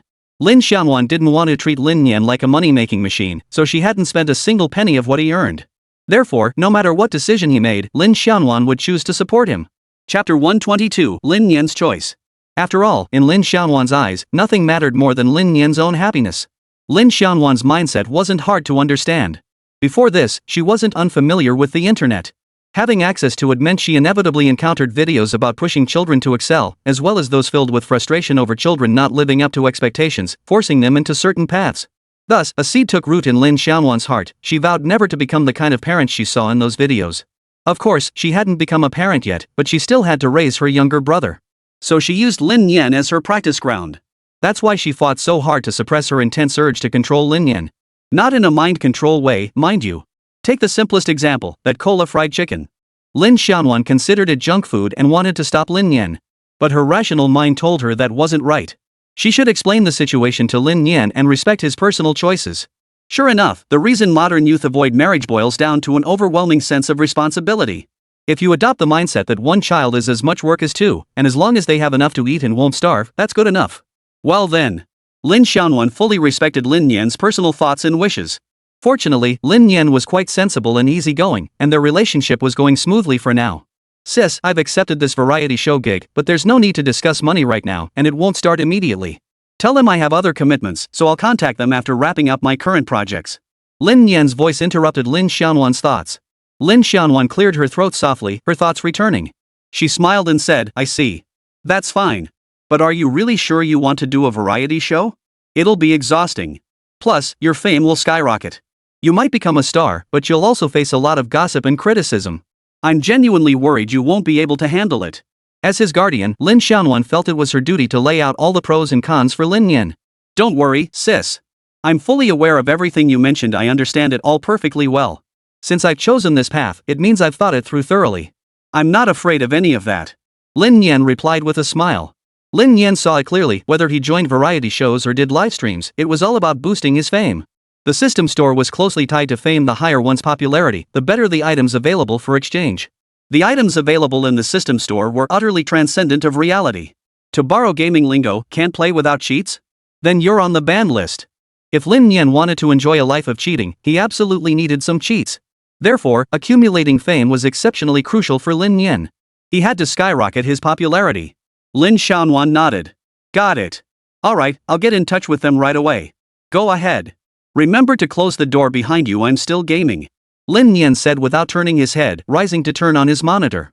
His sister was really something. What good did turning off the monitor do? It wouldn't log him out of the game. Only shutting down the console would work. Satisfied with the graphics settings he just tweaked, Lin Nian immersed himself in the game world, controlling Vision Tian with fluid precision. Swordplay was the most satisfying. He loved this kind of close-quarters combat. It wasn't because the guns in this game were so underwhelming. In the living room, Lin Xianwan replied to intern Zhang's message. Hello, my brother says he's open to signing the contract, but he needs to see the program content you've planned. He doesn't need to see it right away, though, since we have other contracts to fulfill first and can't sign immediately. That was my brother's perspective earlier. Here's my personal take. It'd be best to stream from Ancheng. If we go to Beijing, my brother's studies will fall behind, and it's hard to take extended leave from school. Your program should ideally be scheduled on weekends to avoid interfering with my brother's classes. If Lin Nian had seen these words, she would surely say, it's fine, no big deal. I'm not afraid, not in the slightest. Delaying my schedule is perfectly acceptable. I really can be delayed. Too bad he couldn't see it. Upon seeing Lin Xianwan's message, Xiao Zhang's face lit up with delight. His fingers flew across the keyboard. Got it, got it. I'll have the director decide right away. Xiao Zhang held little sway in such matters. His role was merely to relay the message. The final decision rested with the producer and director. If they said yes, it was a go. If they said no, there was nothing he could do. Holding his phone, Xiao Zhang hurriedly found the director and producer. Got news, Director Liu. Worried he might not explain it clearly, Zhang handed the phone to Director Liu. Director Liu took the phone and glanced at it. Her proposal is quite reasonable. He then passed the phone to producer Zhao. Producer Zhao glanced at it too. True. Lin Nian is still in school. We didn't think it through. His sister seems quite responsible. Otherwise, with Lin Nian acting like this, we might end up wasting his talent. So we're shooting in Ancheng? I don't know many people there. I happen to know someone who could agree. She hasn't signed the contract yet, right? I can make some connections over the next few days. All right. Director Liu then replied using Zhang's phone. This is Director Liu Ming. We accept all your proposals. Regarding the contract, we'll contact you. Lin Xianwan saw the message and replied, okay. Then she approached Lin Nian. Alright, they've agreed over there. They agreed. What should we tell them? I told them it couldn't interfere with your studies, so they agreed to shoot in Ancheng. We'll sign the contract with them after your live streaming contract wraps up. Huh? Okay. What? Lin Nian nearly threw his controller across the room while gaming. It won't interfere with your studies. What's wrong? Nothing. Lin Nian felt like crying. Sis, you're just too good to me. Monday rolled around again, that love-hate day. Wait, maybe no one actually likes Mondays except the boss. Every day has the same 24 hours, so why does Monday feel worse than death? Monday brings despair, Tuesday demands endurance, Wednesday marks the halfway point, Thursday requires one more day of grit, Friday lifts the spirits, and only Saturday and Sunday feel like home. Too bad even those with single-day weekends hate Saturdays. Seeing half the office empty overnight feels like the sky's falling. We're all in the same building, yet why do other companies get weekends off while mine practically wants me to die here? So frustrating. Lin Nian's face now bore an expression of utter despair. She stared at the teacher's mouth moving on the podium, seemingly speaking. But what was he even saying? Lin Nian's thoughts had already drifted far away. Wheat fields, grasslands, glaciers, lakes, oceans, mountain peaks, windmills. Anywhere but this classroom. Chapter 123, it's over, all for nothing. At worst, Lin Nian just didn't want to attend class, she wanted to skip out and slack off. That was all. Back in school, zoning out during class was fine, your final grades wouldn't betray you anyway.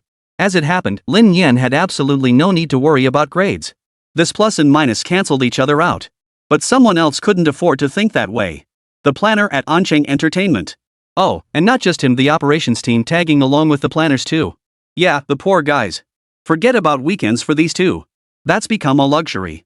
Just polishing the new script alone has drained countless brain cells. Now everything feels light and airy, like their souls have already ascended to heaven. Lin Nian could zone out in class if he wanted. They didn't want to go to work, they'd starve next month. Jobs are hard to come by these days, and their current situation is already far better than most in their field, it's practically unattainable. It's tough, but what can you do? A miserable youth just muddles through a miserable life, right? And wouldn't you know it, the two of them locked eyes instantly. The script they came up with actually looks pretty good. Script approved on the first try. Of course, it's possible Boss Chen's heart's been broken so badly he just doesn't want anyone wasting energy on this anymore. But does it matter? Not to them. Mission accomplished. The boss is satisfied. That's already pretty good. And this was the revised script. There's nothing we can do. Young Master Wang asked us to write 3 more character storylines. It completely disrupted the original plan. They had no choice but to scrap it and start over from scratch. Boss, you've read the script. Let's send it to young Master Wang. Mr. Chen had been in a terrible state these past 2 days, looking utterly listless. Summarize the script status first, then print it out for me.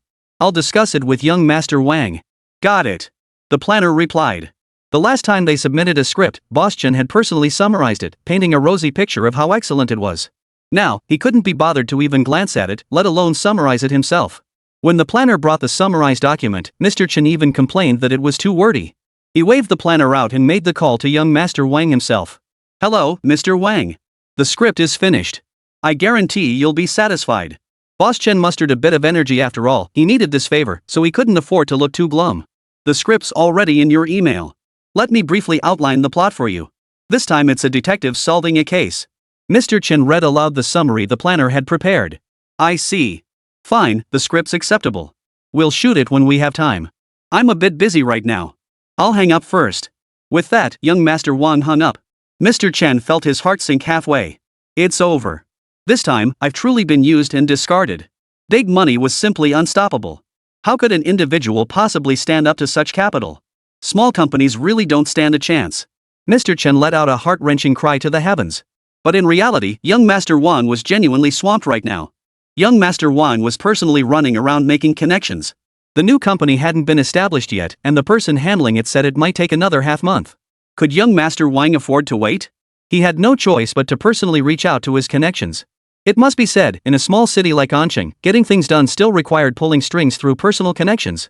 Half an hour later, young Master Wang returned to his car with all the necessary documents and seals for the new company. The new company's affairs were settled and finalized. The corporate bank account and all related matters were also fully arranged. What might have taken 10 days or even half a month was now wrapped up in less than half a day. Young Master Wang placed everything on the passenger seat before pulling out his phone. You 3 can come to the company now. I'll sign your contracts. Young Master Wang added the 3 of them to a group chat. Got it. Got it. Got it. By the time young Master Wang returned to the office, Meng Meng, Shitsu, and Tian Tian had all arrived. Mr. Wang, Meng Meng said with a smile. Ah, you're here. Please sit down. Let's review the contracts for any issues. Mr. Wang got straight to the point, laying all 3 contracts before them. Though they appreciated Mr. Wang's courtesy, they'd been burned by contracts before, so they scrutinized them meticulously. When they encountered unclear points in the contracts, they asked Mr. Wang for clarification. Young Master Wang answered each question earnestly. They then looked at the company name, Super God Guild, newly established by young Master Wang. The 3 women looked thoughtful. So it seemed that young Master Wang hadn't signed any contracts these past few days because he'd been busy with his new company. I've looked over the contract. The terms are favorable, and we have no objections. After carefully reviewing it, Meng Meng signed her name. The other 2 followed suit. Young Master Wang smiled, took out the company's seal, and stamped it on the contracts. 2 copies were made, 1 for the company and 1 for each of them. He handed the stamped contracts back to them. No problem, you don't need to feel too much pressure. I'm easy to work with. Oh, and here's the new script, the live stream script. Take it back and review it. We'll be going live in a couple of days. I'm confident you won't feel too much pressure during the live stream. Got it, thanks boss. The 3 of them glanced at the live streaming script and couldn't help but sigh. So this was what it felt like to act alongside little brother Lin Nian. Just from the script alone, it was clear that building a good relationship with Lin Nian during the livestream would likely boost their follower count. We'll definitely take it seriously. You guys head back first. Tomorrow I'll have someone prepare a space for us in the company building. Wang Gongzi gave a wry smile. He hadn't prepared for this yet, but he owned 4 floors in this building. Setting up 2 rooms would be simple enough. After seeing them off, young Master Wang returned to the company and began a series of personnel arrangements. He transferred several employees he found reliable to the new company and gave them a 20% raise. Those not selected were green with envy. Lin Nian also received the livestream notification. He didn't mind, casually posting a livestream preview. The new livestream will be absolutely spectacular, featuring 3 mystery guests. Stay tuned. The video went live and instantly sparked significant buzz online. New guests? Can't wait. Muhan is great, but watching her all the time gets old. Some fresh faces would be nice. Who could it be? Any inside scoop? Where would that come from? The stream just started a couple days ago. Let's wait and see. Awesome, a new stream. Meanwhile, director Lu Ming also spotted Lin Nian's livestream preview. Old Zhao, this kid's going live again. I think we should watch his stream. What do you say? Watch it. We'll tune in when he goes live. Might as well see how this kid performs. If he's any good, that'd be even better for us. The two exchanged glances and decided to test the waters, seeing for themselves what Lin Nian's livestream was really like. If it didn't work out, they could pull out now and minimize their losses. Otherwise, if they waited until the variety show aired and it flopped spectacularly, their reputations would be ruined along with it. Better safe than sorry. Chapter 124, it's actually the legendary double-digit addition and subtraction. Lin Nian had prepared meticulously for this livestream. During the final class period, his mind was actually wandering through the system store. How dedicated he was to this livestream. The system store didn't disappoint him either, it was a mutual pursuit. Though the price wasn't exactly pretty. Lin Nian spent 2 million popularity points. And obtained an item. Heaven and Earth Reversal. Effect, turn black into white. Turn black into white and make it convincing enough to fool others. Lasts for 3 minutes. Can be used 10 times in total. After weighing all options, Lin Nian deemed this the most useful item. 10 uses add up to 30 minutes, and any unused portions could be saved for later. In Lin Nian's view, this item offered incredible value for its effect, utterly game-changing. Lin Nian could envision it: if someone was convinced enough, they'd become 100% loyal. In other words, even if he ordered someone to commit suicide, they'd find it perfectly reasonable and carry out the command. Even if it only lasted 3 minutes, that would still be ridiculously powerful, right? Of course, Lin Nian wasn't that dark inside. She didn't want anyone to kill themselves and wouldn't stoop to such a thing. First off, the abilities Lin Nian possessed meant that using this item to cause someone's death would be the most base and despicable purpose imaginable. With 10,000 honorable ways at his disposal, choosing this artifact would only reveal utter desperation. Even a god-tier artifact wouldn't save him. Therefore, Lin Nian saw no need for such actions and certainly wouldn't resort to them. It was merely a metaphor. As for the other items, Lin Nian deemed them poor value for money. Lin Nian currently possesses over 6 million popularity points. After purchasing this Heaven and Earth Reversal artifact, he still has over 4 million points remaining.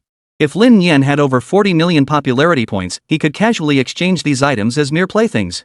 But with only 4 million points, casually redeeming them would strain his resources too much. Moreover, excessive spending would leave him with insufficient points when he genuinely needed to redeem something. Lin Nian snapped back to reality as the math teacher stared at him. Lin Nian, you're zoning out in my class. Fine. Come up here and solve all these problems. Get any wrong, and I'll call your parents. Lin Nian nearly glanced up at the blackboard. 20 plus 35 equals 24. 4 equals 45 plus equals 70. His silent gaze fixed on the math teacher. Teacher, can I skip this? Lin Nian asked. Not do it? If you don't do it, I'll call your parents, the math teacher snapped angrily. Lin Nian had been sleeping through her entire class. This made her lose face. Now she's saying she won't do it? The students murmured among themselves, oh no, it's division.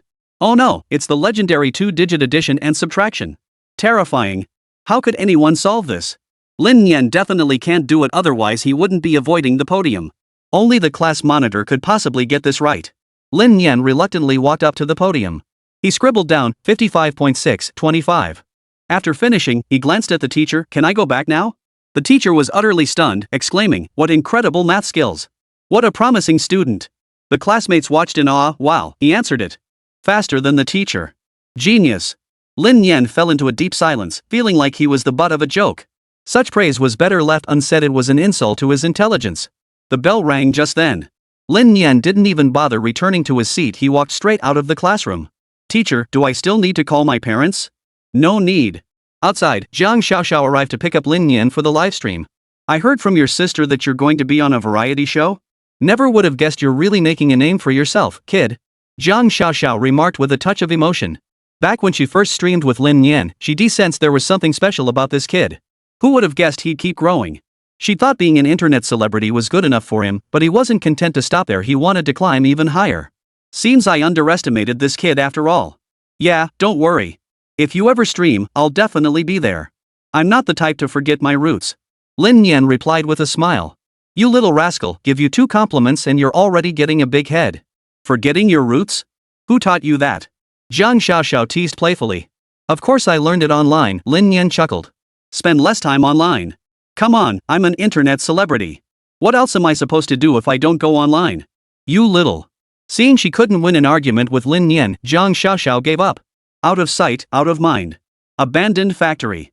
This was the location for the livestream. Gloomy, damp, and silent. No matter how you looked at it, it was the perfect setting for a suspenseful atmosphere. Outside the abandoned factory, quite a few cars had already pulled up. Everyone gathered together and came over to greet Lin Nian and Jiang Xiaoxiao when they arrived. You guys got here fast. Tonight's livestream is gonna be wild. Let me introduce you, this is Meng Meng, Qiqiu, and Tian Tian. They're all influencers under my agency and they're super easygoing. Hi, Lin Nian. We watch your videos and livestreams all the time. Your style is really unique. Hope you'll go easy on us later, Qiqi said with a smile. We've never done a livestream like this before, but we'll do our best, Meng Meng added. Hello. This livestream is going to be a huge success, everyone can rest assured. Lin Nian smiled as she spoke to them. At that moment, Lin Nian brought out her special prop. A long-forgotten treasure, never used before. Emotion visualization, lasting only 3 hours.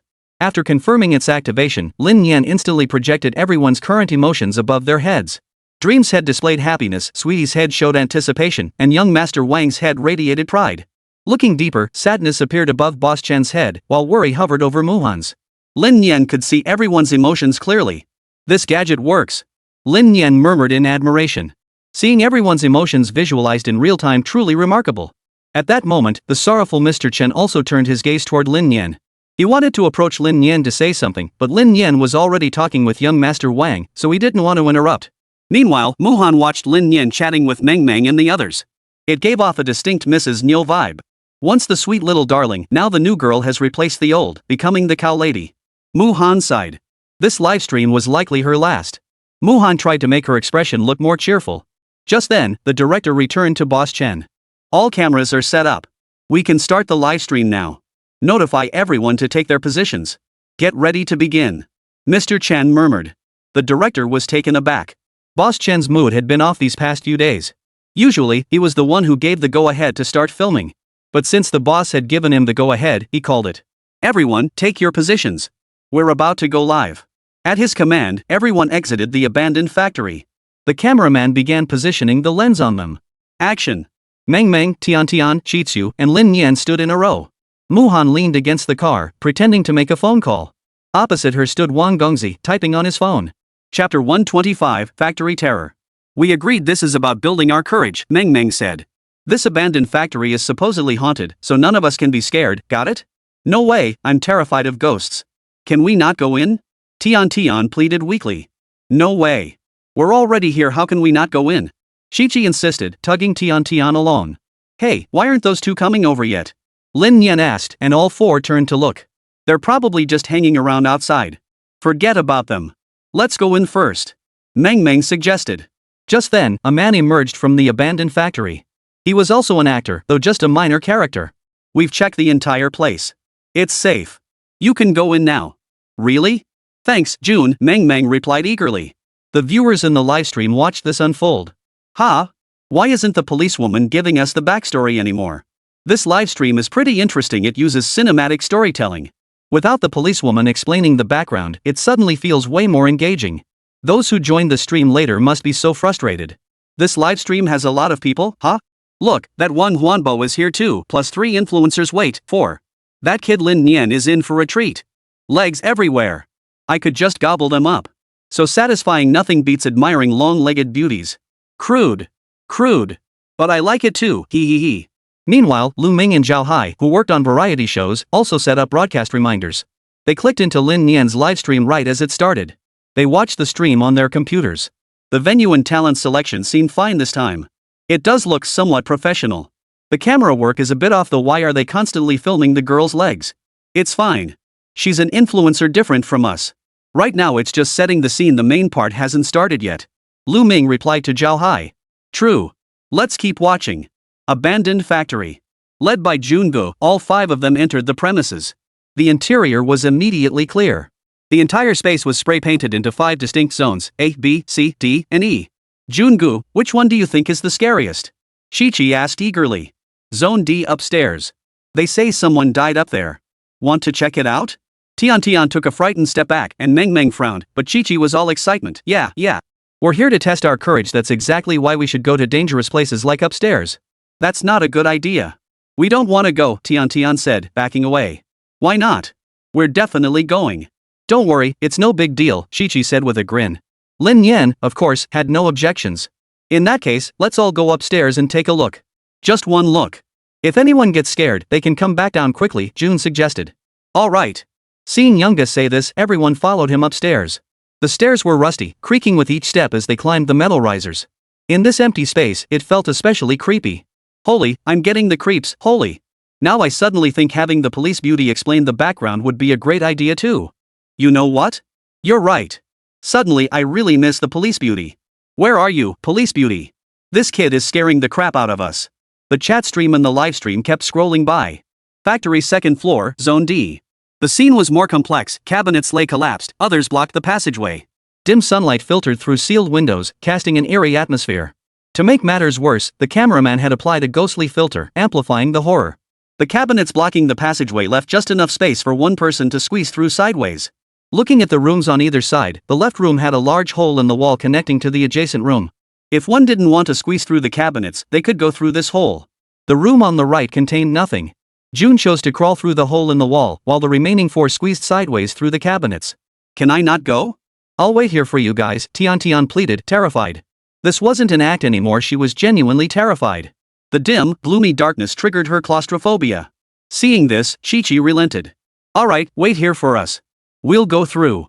Okay, I'll wait for you. Tian glanced around nervously. Thankfully, a cameraman nearby was filming her, which eased her mind a little. After they crawled through, another cameraman was waiting, ready to switch to his camera. The interior was even more eerie and gloomy. Scattered rays of light filtered in, forcing the group to pull out their phones and turn on their flashlights. At this point, Mang also felt a bit scared. Let's just look around here for a bit, then we'll head back out. Ming's voice trembled slightly. The dust on the floor ahead, the cobwebs in the corners, and even the sight of mice scurrying by the whole scene was unbearable just to look at. Not to mention that Mang was a girl who loved cleanliness. Now she was starting to regret it. Their reactions are so genuine. That's some seriously impressive acting. Why do I feel like they're genuinely terrified? Damn cameraman, that spooky filter he set up is freaking scary. Feels like they're playing an escape room game. I'm dying laughing. So, what's today's theme? Haven't they gotten to the point yet? Detective, I think. I don't remember clearly. Just then, June came shuffling out from the next room. Good thing you guys didn't follow me in here. This place is a mess hard enough to walk through, with all this scrap building material and nails everywhere. Step on one of those, and you'd better get a tetanus shot fast. June grumbled as he approached. Should we keep going in? Mang asked. Of course. Let's keep moving forward and take a look. Chi-Chi muttered. The 4 of them walked forward together. The central passageway formed a crossroads, leading off in 3 directions. Straight ahead led back to the office area. Turning left brought them to another workspace, while turning right led to a side exit downstairs that opened directly outside the factory building. Which way should we go? Lin Nian asked. Let's check out the office area up ahead first. Chi-Chi said with a smile. Just then, June stopped in his tracks. You guys go ahead. I'll head left to check things out. June said, walking off alone. The other 3 continued forward, entering the office area. Lin Nian glanced around and spoke up first. I think I saw something glinting over there. What do you think it is? I don't see anything. Chi-Chi turned to look at Lin Nian. No way, this office area is really off limits. You 2 go in. I'll wait here for you, Mang said, covering her nose. Lin Nian and Chi-Chi ventured further inside. 2 rooms appeared ahead. Let's split them up. 1 each. See what good stuff's inside, Chi-Chi suggested slyly. Sounds good, let's do it. Lin Nian agreed. Suddenly, the live stream feed went black. The viewers in the live stream were completely baffled. What's going on? Why did it go black? Wait, is the signal bad? 666, I didn't even get what was happening before it cut out? Could it be that the stream ended? I don't think so. When the stream finally came back online, all 4 gathered around June-gu. June-gu was dead. Chapter 126, I feel like I've been possessed. Jun-ji's death appeared peaceful, a knife protruding from his chest, blood splattered across his torso, and a blood bag spilling out. The cameraman, realizing the situation, quickly adjusted the angle to avoid exposing the gore. June is dead? Chi-Chi gasped, covering her mouth as she stared in disbelief at June lying on the ground. Mang also covered her mouth. Tian was present too, while Lin Nian covered her eyes, unable to bear witness to the scene. The live stream viewers were equally stunned. How did June die? Someone must have killed him. Damn, that's why the screen went black earlier. Turns out it was for this. Interesting. Are they making us guess the killer? I like it. Honestly, based on what just happened, I have no clue who did it. Everyone was separated, so it could be anyone, but I don't see the motive. Interesting. So this is how you build suspense. Got it. So this is how we guess the killer? My bet's on kid brother, he's the only one with a criminal record among them. Ha, your logic sounds so sound. Little brother, so? Is that really how you see me? A cheerful atmosphere filled the livestream as everyone speculated about the killer. Meanwhile, the expressions around June varied wildly. Tian even broke down on the spot. Could it be a ghost killed June? Get real. Ghosts don't exist in this world. Even if they did, someone's pulling a prank. Then what do we do? The current situation clearly shows one of us four must be the killer. I don't want to be a suspect. I've never even killed a fish, let alone a person. Chi-Chi shook her head as she spoke. I think we need to find the killer now. Let's go downstairs to look for them. I don't want to stay on the second floor anymore. It's too scary. Agreed. Agreed. After a brief discussion, the four headed downstairs. They stepped outside to call out to the two people waiting outside. June-gu is dead. You guys need to come inside right away. Upon hearing this, Mu-han and young Master Wang were utterly shocked. What happened? How could someone die? They asked urgently as they hurried over. We don't know. We were just upstairs practicing courage. When we went to meet up, we found brother June already dead.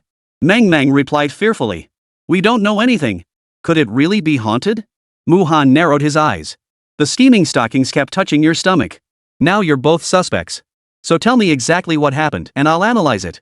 Mu-han assumed the role of detective. Young Master Wang stroked his chin. That makes sense. Everyone should recount what happened. Let's start with Mang. Mang felt the stares and grew uneasy, struggling to recall everything that had just happened. After we split up, I was scared and didn't dare go back to the office area. I just waited where I was for them to come out. During that time, I heard footsteps quiet and stealthy. I thought someone was trying to scare me, but I was too afraid to turn around. I wanted to find Tian, but on my way back, I heard June's agonized scream. That made me even more afraid to go. Until Chi-Chi found me, and Lin Nian too. We went together to look for June and found him already dead. Then we called Tian over. Mang spoke up, recounting her experience. Everyone recalled the events, confirming her account. And what about you, Tian? Mu-han listened to Meng's account but felt it lacked crucial details, so she turned to Tian. I didn't dare go. I waited at the stairwell for them to come out. I was scared. It wasn't until something happened to June that they pulled me inside. I've never even dared to watch fish being killed in my life, let alone kill someone. Tian's words offered even less insight, so Mu-han turned to Lin Nian. What about you? Lin Nian replied, I don't know. I was in the office when I heard June's screams, and then everything Meng described happened. Mu-han felt a headache coming on and turned to Chi-Chi. Same as Lin Nian. Our offices aren't far apart. I could hear everything from his room, Chi-Chi stated. So according to you all, it really is haunted? Everyone has an alibi, right? Mu-han said, sounding exasperated. Everyone's statements insisted they had nothing to do with the incident. Young Master Wang chimed in, someone here must be lying. There's no such thing as ghosts. A heavy weight settled on everyone's hearts. Being falsely accused of murder felt unbearably awful. Just then, Lin Nian activated his artifact, Inverted Reality. This ability made his words convincing for 3 minutes and could be used 10 times total. Young Master Wang is correct. Someone among us must be lying. We should look for clues in everyone's relationship with June-gu. Whoever had the worst relationship with him is the most suspicious. I'll start. June-gu and I were merely acquaintances. We just worked at the same company. Everyone saw how little we interacted. At this remark, Chi-Chi's expression darkened. All eyes turned to Chi-Chi. Lin Nian has a point. We all work at the same company, but June seems to like you, Chi-Chi. Yet you don't like him back and even feel he's harassing you, right? You could very well have harmed June yourself. Mu-han stared intently at Chi-Chi. Seeing herself misunderstood, Chi-Chi hurriedly protested, I did reject June, but I wouldn't harm him. He did like me before, but we talked it out. After that, he never harassed me again. I have absolutely no reason to kill him. Chi-Chi hurriedly explained, terrified everyone would suspect her as the killer. Meng chimed in, but when you were drinking earlier, you said seeing June made you annoyed and wished he'd just die. I heard that too, Chi-Chi. Could it really be you? Tian covered her mouth and took a step back. Seeing everyone's suspicion, Chi-Chi broke down and burst into tears. I didn't. That was just drunken nonsense. I would never kill anyone, let alone do something like that. You all have to believe me. I truly wouldn't do such a thing. Wang Gongzi also instinctively suspected Chi-Chi of killing June-gu. But just as he was about to speak, the 3 minutes had already passed. The words stuck in his throat as something suddenly felt off. What's wrong? Mu-han noticed Wang Gongzi hesitating and asked. I just don't think Chi-Chi would kill someone. Wang Gongzi amended his words at the last moment. Everyone turned to look at young Master Wang. I've seen how Chi-Chi and June interact, they're just ordinary colleagues. Besides, I said things like wishing the whole world would die when drunk myself. So drunken ramblings prove nothing. And even if Chi-Chi wanted to kill June, her motive is far too flimsy. Chi-Chi shot Wang Gongzi a deeply touched glance, immensely grateful for his timely defense. Only after Wang Gongzi finished speaking did the others gradually snap back to their senses. They realized that for some reason they had instinctively assumed Chi-Chi was responsible. But that wasn't how the script was supposed to play out. Chapter 127, Who is the Murderer? That feeling from earlier felt truly terrifying upon reflection. It felt like someone had forcibly altered their will, compelling them to believe Chi-Chi was the murderer. If not for young Master Wang's final words waking them up, they might have wrongfully accused Chi-Chi to death by now. Seeing Chi-Chi weeping uncontrollably, everyone felt a pang of guilt. But upon closer examination, it seemed all this turmoil stemmed from something Lin Nian had said about Chi-Chi. Meng glanced at Lin Nian, yet it seemed unlikely. How could a mere baseless guess from Lin Nian lead them to accept Chi-Chi as the murderer? Perhaps she was simply too exhausted lately, causing such thoughts to surface? Never mind. Maybe she really was just too tired lately. Following Wang Gongzi's lead, Meng continued, Chi-Chi couldn't be the killer. She genuinely had no motive. But Lin Nian, if I recall correctly, you and Jungu had some history, right? Before Lin Nian could respond to Meng's probing, the livestream viewers erupted with passionate comments. Holy crap, holy crap. I thought Chi-Chi was the killer too just now. What's going on? I think we're under Kid Brother's spell. Kid Brother is definitely up to something. Guys, I just figured it out. The theme of this livestream is someone dying in an abandoned factory, and all these people are co-workers? Blind student, you hit the nail on the head so sharp. Feels like you're mocking me. It's obviously staged like this. I'm not used to not having the policewoman introduce the background. But little brother's age is just too obvious, it totally breaks the immersion. It's fine. Who do you think the killer is? Right now, Chi-Chi and June are in a pursuer-pursued dynamic. From what Meng said, little kid and June have a history? Can't say based on current info, but I'm certain little brother is the killer. What about motive? Dude, you're just jumping to conclusions about little brother being the killer without even knowing the motive. If you solve cases like this, how many wrongful convictions would you end up with? Just asking, shouldn't we call the cops first when someone's dead? That's hilarious. We're filming a detective story here. If you call the cops, how are we supposed to continue the detective's deductions? Good point. Netizens each had their own theories, everyone approaching it from their own perspective. As they voiced their thoughts, they gradually pieced together the script bit by bit. It really proves that many heads are better than one, so many perspectives. Netizens speculated across the screen. The people on screen had already started playing werewolf or who's the mole. Dream's words also caused everyone to cast suspicious glances at Lin Nian. Lin Nian remained expressionless and utterly composed, meeting their stares without flinching. He smiled and said, June and I do have some history, but I didn't expect you to remember it so clearly. Our issues aren't anything major, just overtime disputes and tattling. To me, these are normal workplace frictions. How could such trivial matters possibly be motives for murder? This time, Lin Nian didn't use any props. He simply smiled and stated his opinion, refuting Meng with reasoned arguments. True, there had been some friction with Jungu, but it was all trivial, nothing worth mentioning. If we go by your logic, then anyone present could have killed June. Who can guarantee there's never any friction in a company? Lin Nian turned the tables on Meng. Meng fell silent for a moment. She knew Lin Nian was changing the subject, but she couldn't think of a rebuttal. Lin Nian's logic was somewhat flawed, but at least now Meng needed to think carefully about how to respond. A brief silence fell over the group before Muhan picked up the thread. Lin Nian does have a point. Their grudges aren't deep, and friction among colleagues is inevitable in any workplace. As soon as Muhan finished, Meng seemed to have found her counter-argument. She blurted out, hold on. Don't try to shift the focus here. Meng's words drew everyone's attention back to her. When you say minor friction, is it really just minor? If we recall correctly, June took the proposal you worked so hard on, claimed credit for it, and put his name on it. Because of that, you didn't get the project bonus and almost got fired. Is that a minor friction too? Are you really that magnanimous?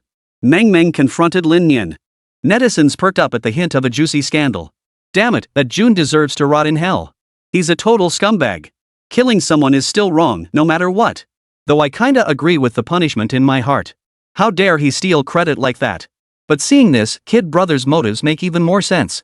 Netizens followed Meng's line of reasoning. Others recalled their daily interactions and couldn't help but agree with Meng's assessment. Meng makes a point. Jungu can be downright shady sometimes, we've seen it too, Chi-Chi chimed in. Lin Nian, it couldn't really be you, could it? Tian gasped, instinctively taking a couple steps back to distance herself from Lin Nian. Everyone's gaze turned to Lin Nian, hoping for a reasonable explanation.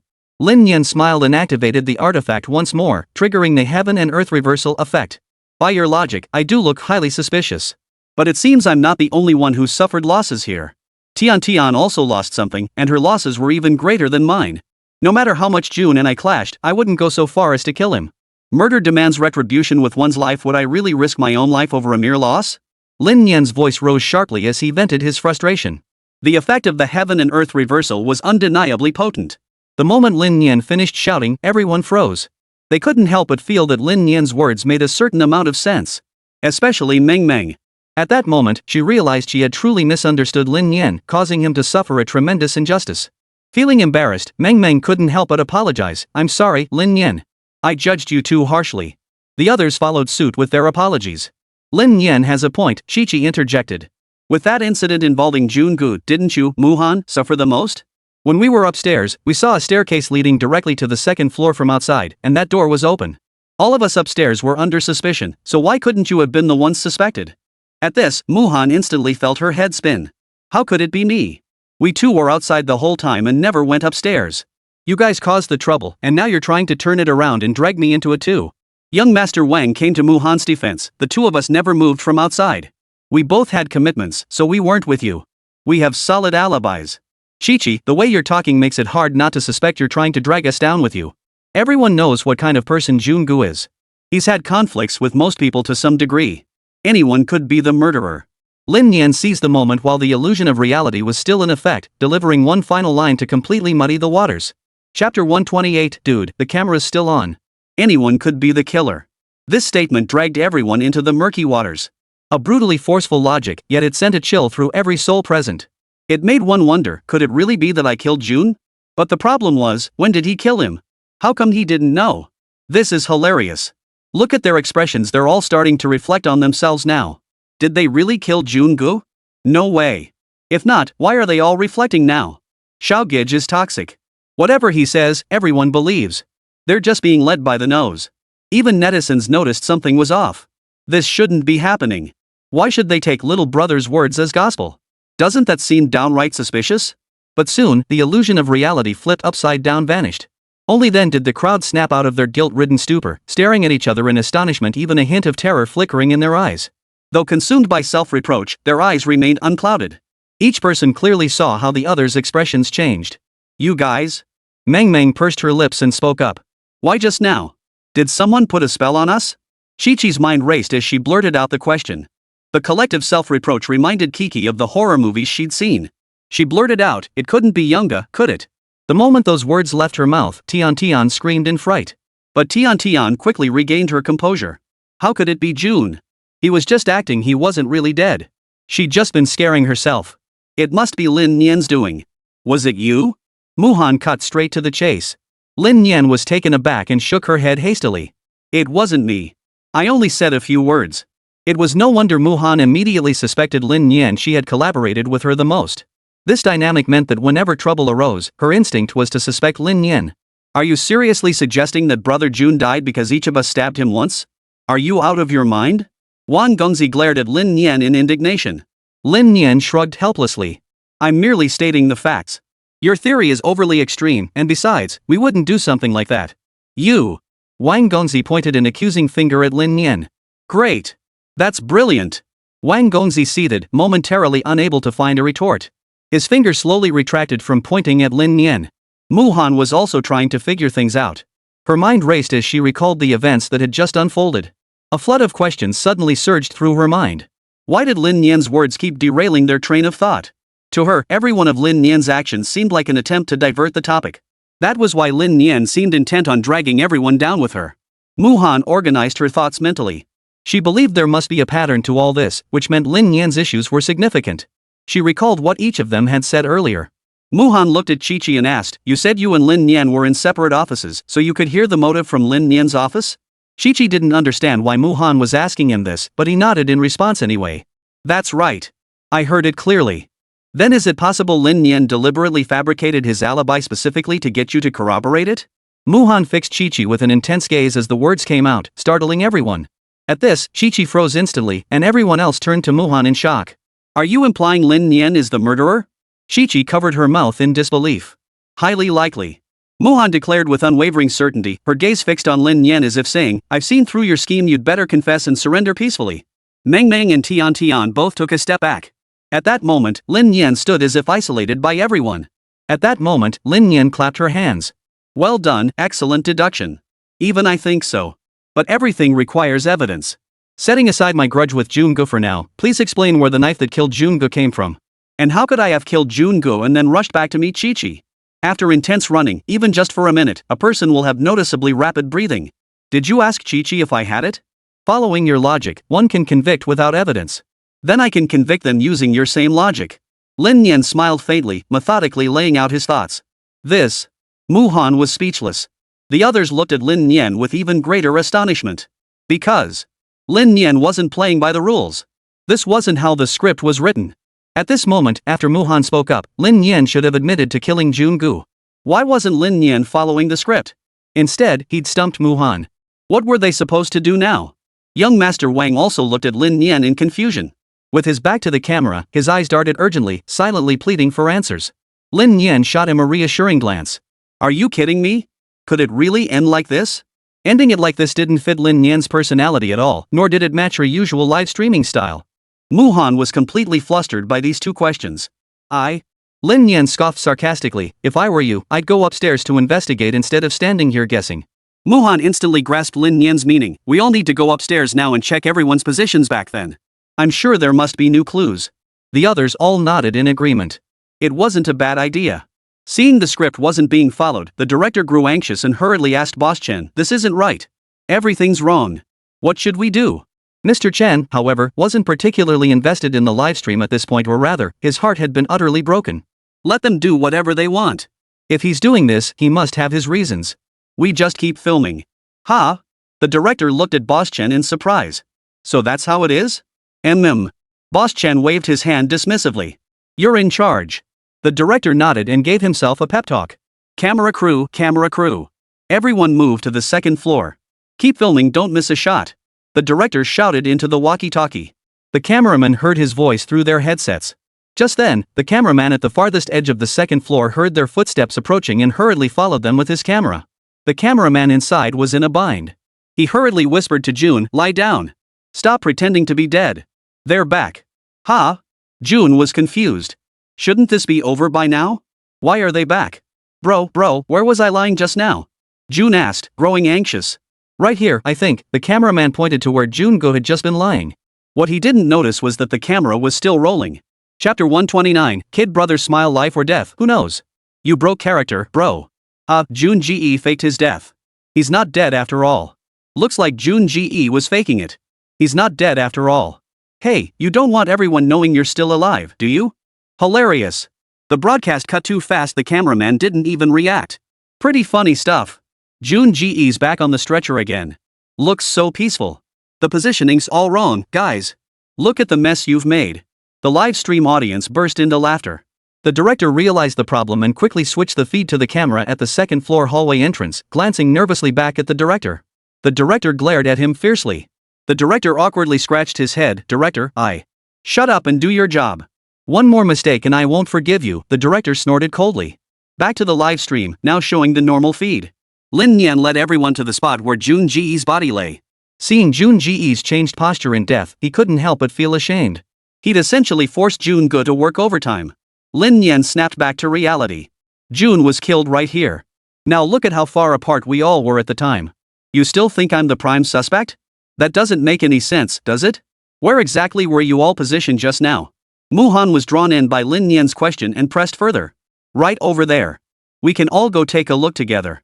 Everyone walked to their respective positions from earlier and surveyed their surroundings. Lin Nian was right next to me. We can corroborate each other's alibis. The window here is sealed shut, while mine overlooks the first floor. Do you seriously think I'd jump out the window? If I tried to slip out through the hallway, Lin Nian would have noticed, not to mention Meng Meng was guarding the entrance. The group gathered in the office where Chi-Chi had been, listening to her analyze the situation. The others surveyed the office environment. It was exactly as Chi-Chi described. The window opened directly onto the first floor lobby with no connecting corridors. Jumping down was simply not feasible. Leaving Chi-Chi's office, they headed to the one Lin Nian had just occupied. Lin Nian's office led directly to the location where Jungo had been injured. Young Master Wang hurried to the window, meticulously examining the dust on the windowsill and the surrounding floor, but found no footprints. In a place covered with a layer of dust like this, any footprints would be very easy to pick up.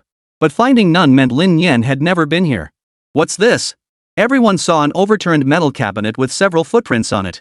Lin Nian explained, this is where the sound Shichi heard came from. I stepped on it. Then, Lin Nian stepped on it again, causing it to creak. Yes. That's exactly the sound I heard, Shichi confirmed. Muhan surveyed the room's layout. Finding no other potentially useful clues inside, she asked Meng Meng, from where you were waiting for them, could you hear Lin Nian stepping on the metal box? Meng Meng shook her head. No, I didn't hear anything. I was standing right here and felt a little scared. She led everyone to her previous spot. I was crouching right here, Meng Meng said, mimicking her earlier posture. The others glanced at the spot, their suspicions toward Meng Meng easing. Only Tian remained. She had been furthest away, near the second-floor entrance. If she had appeared whether from the passageway or the abandoned dormitory, Meng Meng would have seen her. This left everyone deep in thought. Oh no, it seemed like everyone's clues and evidence were falling apart. But Jungu couldn't have just committed suicide out of the blue. After analyzing the situation for ages, they finally concluded it must have been suicide. That was just too ridiculous. Just then, Wang Gongzi seemed to have reached a conclusion. It's not about distance. While Meng Meng was closest, that doesn't clear the others. I still suspect Lin Nian. Even though there were no footprints by his window, he could have used other means to kill June. Lin Nian instantly flared up, there's another passageway over there. Both of you could have climbed up from there. You could have killed Jungu and then gone outside, establishing an alibi. Why aren't you mentioning that? Wang Gongzi glanced at him, his expression impassive. After Jungu died, you've been steering everyone's attention. If you're innocent, why keep changing the subject, jumping from one thing to another? It's clear you're guilty and nervous, constantly inventing excuses to shift suspicion away from yourself. Wang Gongzi felt deeply aggrieved, his words tinged with anger. This was the script. Following the script, they should have already caught Lin Nian by now. The final killer was supposed to be Lin Nian. But now they were following Lin Nian around looking for so-called evidence, and the kicker was they couldn't even find it. It was infuriating. Without evidence, just accusing Lin Nian of being the murderer wouldn't convince the audience. Lin Nian's expression stiffened slightly. Can't produce any evidence, so you're just throwing a tantrum here? Produce the evidence before you speak. Stop making baseless accusations. With that, the second floor of the abandoned factory fell into deathly silence. Just you wait. I will find that evidence. Wang Gongzi stormed back to the office where Lin Nian had just been. Muhan glanced at Lin Nian before following Wang Gongzi's footsteps. The two searched the office thoroughly, hoping to uncover evidence. Lin Nian, your reaction is too intense. We understand you, we've all been slandered, but this way. Meng Meng said worriedly. I'm fine. I just can't hold back my anger when I'm being slandered. Lin Nian waves dismissively, his impatience written all over his face. Meanwhile, young Master Wang had also noticed the metal filing cabinet Lin Nian had just stepped on. He seemed poised to mimic Lin Nian's earlier actions. Suddenly, he looked up and spotted the ventilation duct overhead. The one used for exhaust ventilation. Could it be that Lin Nian had crawled inside to assassinate Jungu? The sounds Chi heard were all Lin Nian moving through the ventilation duct? That's why Meng Meng hadn't heard anything? This thought instantly made young Master Wang feel his intelligence had reached new heights. He frantically rummaged through the ventilation ducts, desperate to seize conclusive evidence of Lin Nian's guilt. Seeing his frantic state, Muhan hurriedly said, slow down. You'll hurt yourself like this. Young Master Wang retorted, I'm fine. I've already found the evidence. Just wait a moment. Lin Nian, however, wore a thoughtful smile as she watched the young master rummage around the office. The cameraman captured Lin Nian's sudden smile before shifting the lens back to young Master Wang. Did you see that? Did you see it? Kid brother smiled. That grin was creepy. I bet little kid did that on purpose. How exactly did he kill someone? When little brother smiles, death is unpredictable, proving young Master Wang's theories are completely wrong. Viewers in the livestream made a huge deal out of Lin Nian's smile. Chapter 130, Accidental Success. Lu Ming and Zhao Hai, who were also watching the livestream, offered differing perspectives. After all, they weren't casual viewers looking for entertainment, they approached the situation from their respective professional perspectives. So far, this script is pretty weak, it's entirely propped up by Lin Nian, director Lu Ming remarked. I think it's because the scriptwriter rushed it, and with so many characters this time, it ended up like this. But Lin Nian is doing well here, still maintaining her unique style that's really commendable. Zhao Hai added his thoughts. Overall it's decent. That final shot, the cinematographer captured Lin Nian's smile with that slight curve, it really had impact. That kid's got natural acting talent. Really? I agree. The two laughed as they critiqued the scene, growing increasingly convinced that a dedicated variety show for Lin Nian was essential. Based on Lin Nian's current performance, a variety show format would likely be even more impactful. Young Master Wang hopped up and down a couple times before suddenly realizing something. Even someone as tall as him struggled to reach the pipes. He couldn't even touch them. How could Lin Nian, with her height, possibly climb up there? He scanned the surroundings. Dust covered every surface, proving Lin Nian hadn't moved them over to the scaffolding. Realizing this, young Master Wang cleared his throat and stepped down from the metal cabinet. Lin Nian definitely didn't climb the pipes, he murmured to Muhan. Muhan nodded helplessly. Seeing how difficult it was for young Master Wang, let alone Lin Nian, this route was completely impractical. Even if Lin Nian had somehow managed to climb up, how long had this abandoned pipe been sitting there? It was obvious the inside was filled with dust. If Lin Nian had climbed through, he would have been covered in it. Yet, he wasn't dusty at all. Young Master Wang was clearly just being contrary, completely disregarding practicality. Lin Nian has no dust on him. I don't think he took this route, Muhan whispered back. I know, young Master Wang said awkwardly. The two of them left the office grudgingly and approached the others. Lin Nian glanced at them with a smile. Did you find any evidence? Young Master Wang fell silent, while Muhan shook her head. I told you don't slander people without proof. Show me the evidence first. Lin Nian declared triumphantly. You're ruthless. Wang Dongzi, unable to find a solid opening, could only resort to harsh words to salvage some dignity. We'll keep searching for other clues. They must have left something behind. Muhan refused to give up. Let's all search together, Lin Nian suggested. Lin Nian's current attitude was downright arrogant, as if to say, even if I really did kill Jungu, you have no proof. There's nothing you can do about it. Lin Nian was undeniably the murderer in this scenario. But since they couldn't find evidence of Lin Nian committing the crime, the situation remained deadlocked. Little brother is way too cocky. How do you think he killed brother June? Judging by the distance between little brother and June, it didn't seem that far. Could little brother have teleported? Killed June and then teleported back? No way. Even if little brother had Usain Bolt's speed, he couldn't move that fast. If he left the office, Meng Meng would have seen him. She's stationed right here. I can't shake the feeling Meng Meng lied. Did she let little brother escape then go to his office to help create the commotion? That's terrifying when you think about it, bro. Your theory isn't without merit. All this talk is giving me the creeps. I'm actually scared now. What kind of karma did Jun Ge build up to have the entire company holding a grudge against him? Netizens engaged in heated discussions, hoping to piece together the full truth from each person's perspective. But the more they discussed it, the more absurd it seemed. Even they couldn't believe it themselves. At that moment, Tian sensed something was off. Look at these footprints here. Tian pointed to a layer of dust on the floor near the wall. Everyone glanced over and fell silent. Their eyes turned to Lin Nian in unison. The entire room fell silent as the cameraman focused the lens on the footprints on the floor. Even the livestream fell silent. Everyone was typing to express their utter speechlessness. Finally, someone posted a comment. Is this a hardware issue that got exposed? Sometimes when you're speechless, you actually laugh out loud. This clue is worse than not finding anything at all. Who could have left such tiny footprints? So hard to guess. Little brother, enough, just stop talking. I was speechless when I saw that footprint. Never expected it to end like this. The live stream audience was speechless, and the people on camera were equally speechless. Tian glanced awkwardly at everyone's expressions. What's wrong? Nothing. This clue of yours is truly a major discovery. Muhan cleared her throat. Though reluctant to admit it, the clue was now staring them in the face. All eyes immediately turned to Lin Nian. How do you explain this? Wang Gongzi stared at Lin Nian, equally speechless. I have no explanation, nor do I wish to give one. Lin Nian looked equally speechless. Don't you even glance at the direction these footprints are heading? They're clearly the ones I left just now. Lin Nian offered a speechless explanation. Look at the footprints on the ground. Everyone's are here, aren't they? I was walking on the very edge. Isn't it natural for me to leave footprints here? Lin Nian gestured toward where everyone was standing. Everyone looked down and saw that indeed everyone had footprints. Young Master Wang gave an awkward chuckle. Oh, I see. Well, that settles it then. No, something's not right, Muhan suddenly interjected. If that's your footprint, then what about this one? Muhan asked, pointing to the footprints near her. Lin Nian's feet were undoubtedly the smallest, no question about it. But the footprint Muhan pointed to was clearly enormous, definitely not a woman's. But in the center of this footprint, there was a distinct ring of much smaller footprints, perfectly clear. Wang Gongzi instantly understood what Muhan meant. I get it. These are Jun's footprints, and you followed his tracks to hide your own, right? Young Master Wang exclaimed loudly. His expression radiated delight, as if he'd discovered a new continent, finally cracking Lin Nian's scheme and finding incriminating evidence.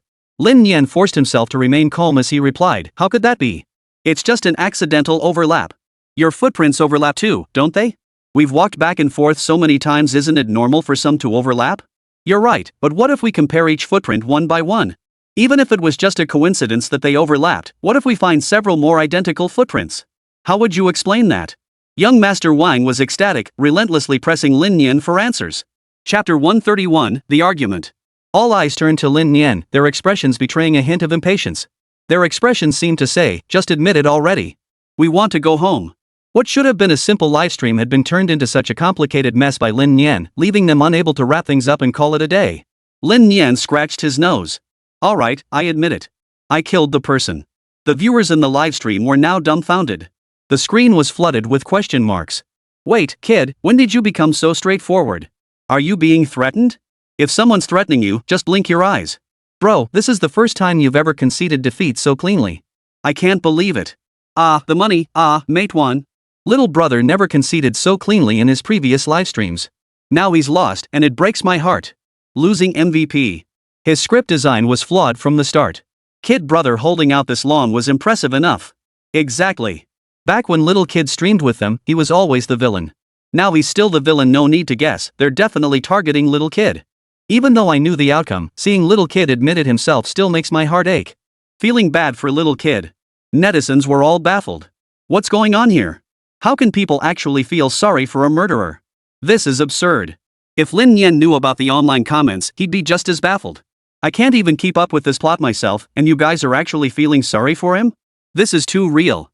Lin Nian explained his motives for the crime, and the livestream came to an end.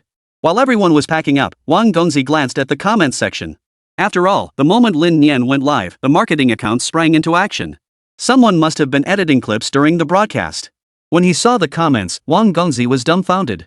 Prince Wang is so annoying. Why did he have to interrogate Lin Nian like that? Exactly. Your script design is seriously flawed. You've already cast Lin Nian as the criminal with no room for twists. If you won't help divert attention, at least don't jump in and accuse him of murder right off the bat. Who could handle that? I get it now. Kid brother was clearly trying to extend the livestream, but you all acted like you were just going through the motions. Did you think someone would die? You just kept fixating on kid brother. Never ends, huh? This is the worst livestream I've ever seen. I'm done watching yours. Seeing these comments from netizens, young Master Wang felt an instant wave of frustration. It was like a lump stuck in his throat, impossible to swallow. How could this be so different from what he'd imagined?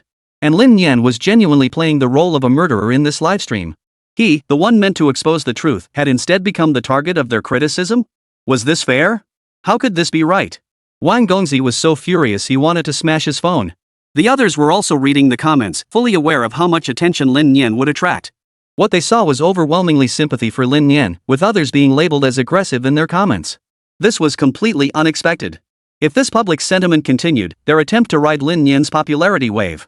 Forget increasing their follower count, they'd be lucky if it didn't drop. Seeing Wang Gongzi's extremely sour expression, everyone tacitly agreed not to bring up the matter again. Mr. Chen directed his staff to clean up the area. After making arrangements, he walked toward the group. This livestream has wrapped up successfully. How about I treat everyone to dinner? Mr. Chen didn't glance at his phone. He figured this livestream was essentially a farewell dinner. With Prince Wang now entering the live streaming industry, their company simply couldn't compete. So Boss Chen had come to terms with it: when it's time to pull out when it's time to leave, leave. Upon hearing Boss Chen's words, young Master Wang's expression darkened. With all the online backlash he was facing, who had the appetite for dinner? And now Boss Chen was saying this? He really didn't know when to hold his tongue. Young Master Wang snapped back, haven't you seen the online backlash? What are netizens saying? Is this the script you wrote? Is this how you staged it? Mr. Chen's expression stiffened. He'd been so busy since ending his livestream that he hadn't even checked his phone. Being unfairly criticized like this left him feeling miserable. He pulled out his phone to check the online comments, nothing but negative news about the livestream. He finally understood they were clearly trying to make an issue out of him. Mr. Wang, the issues with this livestream are my fault. Please calm down. Mr. Chen responded with an awkward smile. Hearing this, young Master Wang's anger not only failed to subside but flared up even more. Calm down? How am I supposed to calm down?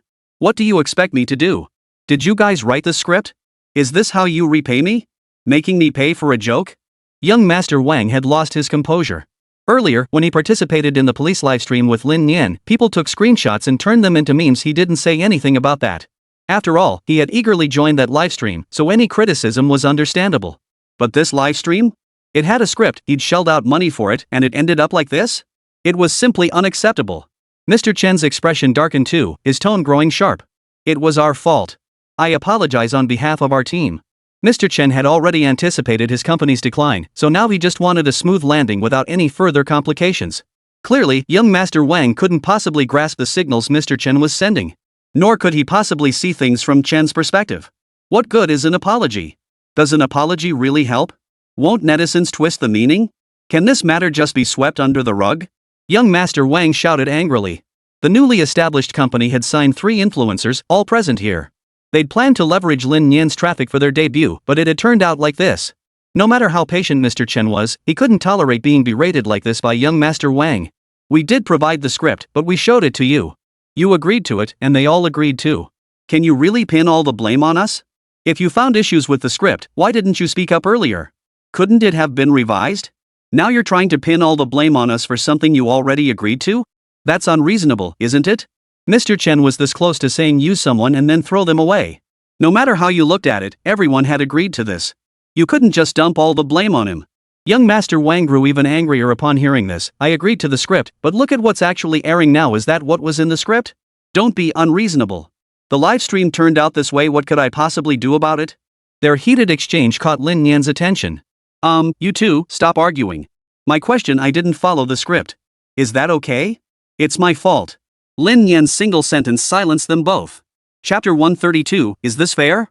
Both fell silent because Lin Nian truly couldn't fault him. Both were using Lin Nian to gain attention. They couldn't very well criticize Lin Nian. Even if they completely parted ways with Lin Nian in the future, they wouldn't be able to gain traffic from him anymore. That would be a significant blow. Boss Chen might not care anymore, his company was likely gone anyway, so why bother with such things? But the problem was, he had no reason to criticize Lin Nian. If he badmouthed Lin Nian, it would be like criticizing the cook after eating his fill. Without Lin Nian, their company wouldn't have secured Wang Gongzi's investment, nor would Muhan's follower count have surged. So he wouldn't criticize her. Young Master Wang certainly wouldn't either. He was counting on these 3 influencers under his wing to gain traffic from Lin Nian. But Lin Nian's remark actually diffused the tension between the 2 men. That's not true. Your improvisation was crucial too. Boss Chen changed the subject. Young Master Wang chimed in, alright. Let's just leave it at that. Young Master Wang regained a shred of rationality. Arguing over who was right or wrong served no purpose. He didn't want to say more and left first.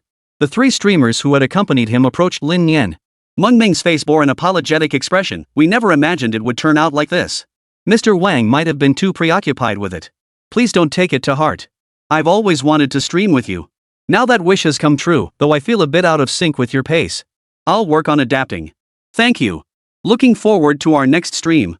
After speaking with Lin Nian, the trio departed the abandoned factory one after another. Only Boss Chen and his team remained inside the factory. Lin Nian glanced at Mr. Chen. Are you okay? I'm fine. Boss Chen forced a smile. Deep down, he felt a bit resistant to Lin Nian's consolation. After all, Lin Nian was so young, he should be the one standing on his own 2 feet. It should have been him comforting Lin Nian. This script does have some issues. Don't dwell too much on the online reviews, Lin Nian said. Yeah, I noticed the problems halfway through filming, but it was too late to stop. It's fine, though, probably won't be working together again after this. Boss Chen's expression relaxed visibly. I heard you might be appearing on a variety show. Things are looking up for you. Congratulations. That's all in the future. I can't even be sure about it now, Lin Nian replied casually. If you ever get the chance, I hope you'll bring Muhan along for your live streams. She's a really nice person. Boss. Muhan, who had been standing nearby, nearly teared up upon hearing this. She knew full well today's livestream was her last with Lin Nian. But she never expected the boss would speak up for her, asking Lin Nian to help. If there's a need, I will, Lin Nian replied without making any promises. Agreeing outright would have felt insincere. That's enough. Thank you. Boss Chen nodded. Shall I give you a ride? Lin Nian and Jiang Xiaoxiao left the abandoned factory first. While driving, Jiang Xiaoxiao asked Lin Nian, why did your conversation just now sound so sad? It was just a livestream mishap, is it really that big of a deal? Jiang Xiaoxiao didn't understand their company's situation because there was no tangible vested interest. Of course, if there were, that would be a real bombshell. Really? Lin Nian asked with a playful smile. Of course it was. He just had a heated argument with Wang Gongzi, and he sounded so serious about it. Jiang Xiaoxiao gave Lin Nian an example. Lin Nian shook her head with a smile. Maybe Boss Chen realized his company can't keep going. Ha? No way. Jiang Xiaoxiao froze. How could it go under? Don't they have Muhan? She's an influencer with over 2 million followers now. How could it go under? How many companies would kill for that? But their cash flow is extremely tight. All their recent live streams have been funded by Mr. Wang's investments, Lin Nian explained. But if Mr. Wang invested, why couldn't they keep it afloat? Did they embezzle the funds? Jiang Xiaoxiao asked, puzzled. Seeing that further explanation only made things worse, Lin Nian decided to start from the beginning and clarify the situation for Jiang Xiaoxiao. That was the case before, yes. But now Mr. Wang has his own company. Didn't 3 influencers join today? If you were Mr. Wang, would you criticize Muhan or your own influencers? Jiang Xiaoxiao replied, of course I'd target my own influencers. Exactly, Lin Nian continued. If Mr. Wang's investment is what keeps Mr. Chen's company afloat, and he's pouring all that money into his own influencers, doesn't that leave Mr. Chen with little cash left? But they have Muhan, right? Her monetization potential is pretty strong, isn't it? Jiang Xiaoxiao countered. There's a limit to that. When it comes to live streaming, Muhan doesn't have my viewership. The streaming metrics will inevitably be disappointing. Individual streamers might manage, but companies have all sorts of performance metrics. You can't expect the entire company to be sustained by Muhan alone. I think Boss Chen has lost interest in continuing. The company probably really doesn't want to keep operating. Jiang Xiaoxiao understood. Making money isn't easy, she sighed. But you make money too easily. Jiang Xiaoxiao suddenly recalled Lin Nian's earnings and said with a hint of envy. Not true. When Lin Nian said this, Jiang Xiaoxiao clearly didn't believe her. Lin Nian couldn't bring himself to say anything more. Online discussions about Lin Nian's livestream were gaining momentum. One particular video quickly shot to the top of the trending list. A brief discussion on videos by malicious detractors. Hello everyone, I'm just an ordinary person. Regarding a certain blogger stirring up trouble by claiming that viewers empathize with Lin Nian's murderer character during her livestreams because she's a child and people like her, I strongly disagree with this point. I don't have much reach, I'm just an ordinary person. But from my perspective, his slander is entirely deliberate smear tactics. He didn't even watch the livestream content. I've compiled the livestream content and included my personal reflections. Please see the following. The footage shows the moment when Wang Gongzi finally confronts Lin Nian. After this clip ends, the video uploader continues speaking. Many people sympathize with Lin Nian after seeing this clip. First, we need to establish a fundamental understanding and reach a consensus. If we can't agree on this, you might as well stop watching this video now because there's no room for dialogue between us. First point, did Lin Nian often play the villain in his live streams? So in this livestream, she's playing the villain again, and that's perfectly acceptable. Most viewers already know Lin Nian is the murderer. But what we want to see is the reasoning process that confirms Lin Nian is the murderer, not you guys grilling her here. What do you mean by empathizing with the murderer? We aren't empathizing with the murderer. We're just having a reasonable discussion based on the livestream content. Why couldn't the logic be presented more clearly during the livestream? Instead, you're saying the audience empathizes with the murderer. Is that reasonable? Chapter 133, Can Apologizing Actually Gain Followers? An amateur's video went viral. Clicking on his profile, he only had a few hundred followers. With each click, the follower count kept rising. The comments section was filled with supportive voices. Bro, you're absolutely right. That's exactly how I feel. Bro, you totally said what's on my mind, thumbs up, gotta give it a thumbs up. Not a single flaw. This livestream left me speechless. If it weren't for Kid Brother, I'd have quit long ago. What a joke. I won't deny the established fact that Kid is the villain, but you guys should at least show the reasoning process or present the evidence you found. There has to be some kind of process. You just jump right in and pin it all on Kid, and then Kid has to scramble to cover it up? How is that even fair? So true. Thumbs up, thumbs up. The outcry from netizens grew louder. Some clever soul started tagging at Muhan and at Ansheng Mutual Entertainment Media. They should see the comments. Of course, the most crucial person, Prince Wang, wasn't tagged because he never activated his personal verification.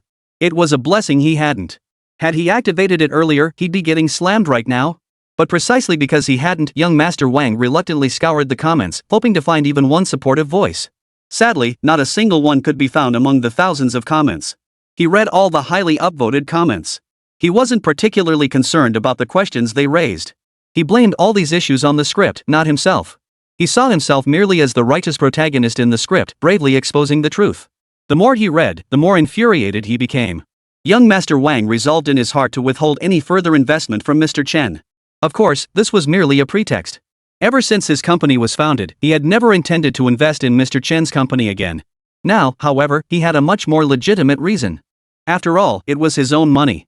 Even if he didn't invest, could anyone force him to? Absolutely not. Boss, Meng Meng, and the others are here. Wang Gongzi's secretary knocked on the door to alert him. Oh, let them in. Wang Gongzi composed himself and put away his phone. Moments later, the three of them entered the office. The expressions on all three of their faces were equally grim. With the boss already angry, if they showed up laughing and joking, wouldn't that be asking for trouble? If they walked in grinning, they might find themselves fired tomorrow for stepping in with their left foot first. Boss, what are your instructions? Meng Meng asked. Have you all read the comments from the live stream viewers? What are your thoughts? Wang Gongzi cut straight to the chase, laying his cards on the table. Meng Meng and the others exchanged glances before Meng Meng spoke up. I think the viewers' comments have some merit. This livestream didn't go well partly because it was our first time streaming with Lin Nian, so things turned out this way. Meng Meng's words were tactful yet fair. Wang Gongzi glanced at the other two. Do you both agree? They both nodded, sharing the same perspective. Young Master Wang sighed. Though Meng Meng's words were tactful and polite, it was still spoken from the perspective of one of their own. It was already a sugar-coated version after taking sides. She hadn't outright called the livestream a failure, it was all about saving face. Now that his emotions had settled, Wang Gongzi recognized the issues. The script had its flaws, but that wasn't the main issue. Ultimately, as netizens pointed out, I was too impatient. I shouldn't have fixated on Lin Nian the entire time, that was my mistake.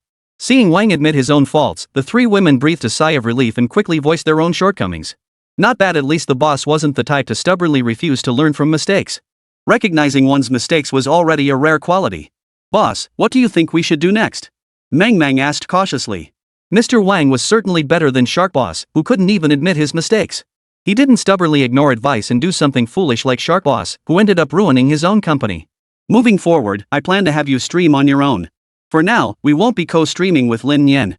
His viewership is strong, but he's a bit too unpredictable. Young Master Wang had come to terms with reality. With the current public backlash at its peak, continuing to stream with Lin Nian would be nothing short of courting disaster. If the live streams perform well, that's one thing. But if it flopped like this one did, it would only deepen the general public's distaste for them. Pulling back at the right moment was actually a wise choice. The trio felt a slight disappointment upon learning they couldn't stream with Lin Nian. But they quickly understood young Master Wang's reasoning. Got it. The three of us will keep streaming as usual to solidify our existing fanbase. That's the gist of it. Oh, and later you guys should issue a statement, apologize, and do a little groveling. I'll release one too, to boost public goodwill. Young Master Wang had already established his company and planned to register an official account to personally post videos. Got it, got it. As streamers themselves, the three couldn't fail to grasp young Master Wang's reasoning. As soon as they left the office, each posted an apology video. Lightning-fast apologies. Wang Gongzi, however, had to wait until tomorrow for verification, so he didn't post his. After seeing the apology videos, the netizens' resentment dissipated considerably. Not bad. Apologizing is already a step in the right direction. Following now. Issues remain, but their attitude is commendable. Following them now, hope they won't disappoint in the future. The trio never imagined that posting an apology video could actually boost their follower count. Though modest, it far exceeded their usual organic traffic. They suddenly understood why Muhan's follower count had exploded. And they were merely riding the coattails of Lin Nian's traffic. If they could match Muhan's level, just imagine how many followers they'd have. How enviable. At Muhan Company, Boss Chen had already made up his mind. Folks, the company is winding down. Our priority now is to wrap up all ongoing business deals. Once everything is fully settled, we'll compensate everyone with N+1 severance as per the contracts. Thank you for your trust over the years.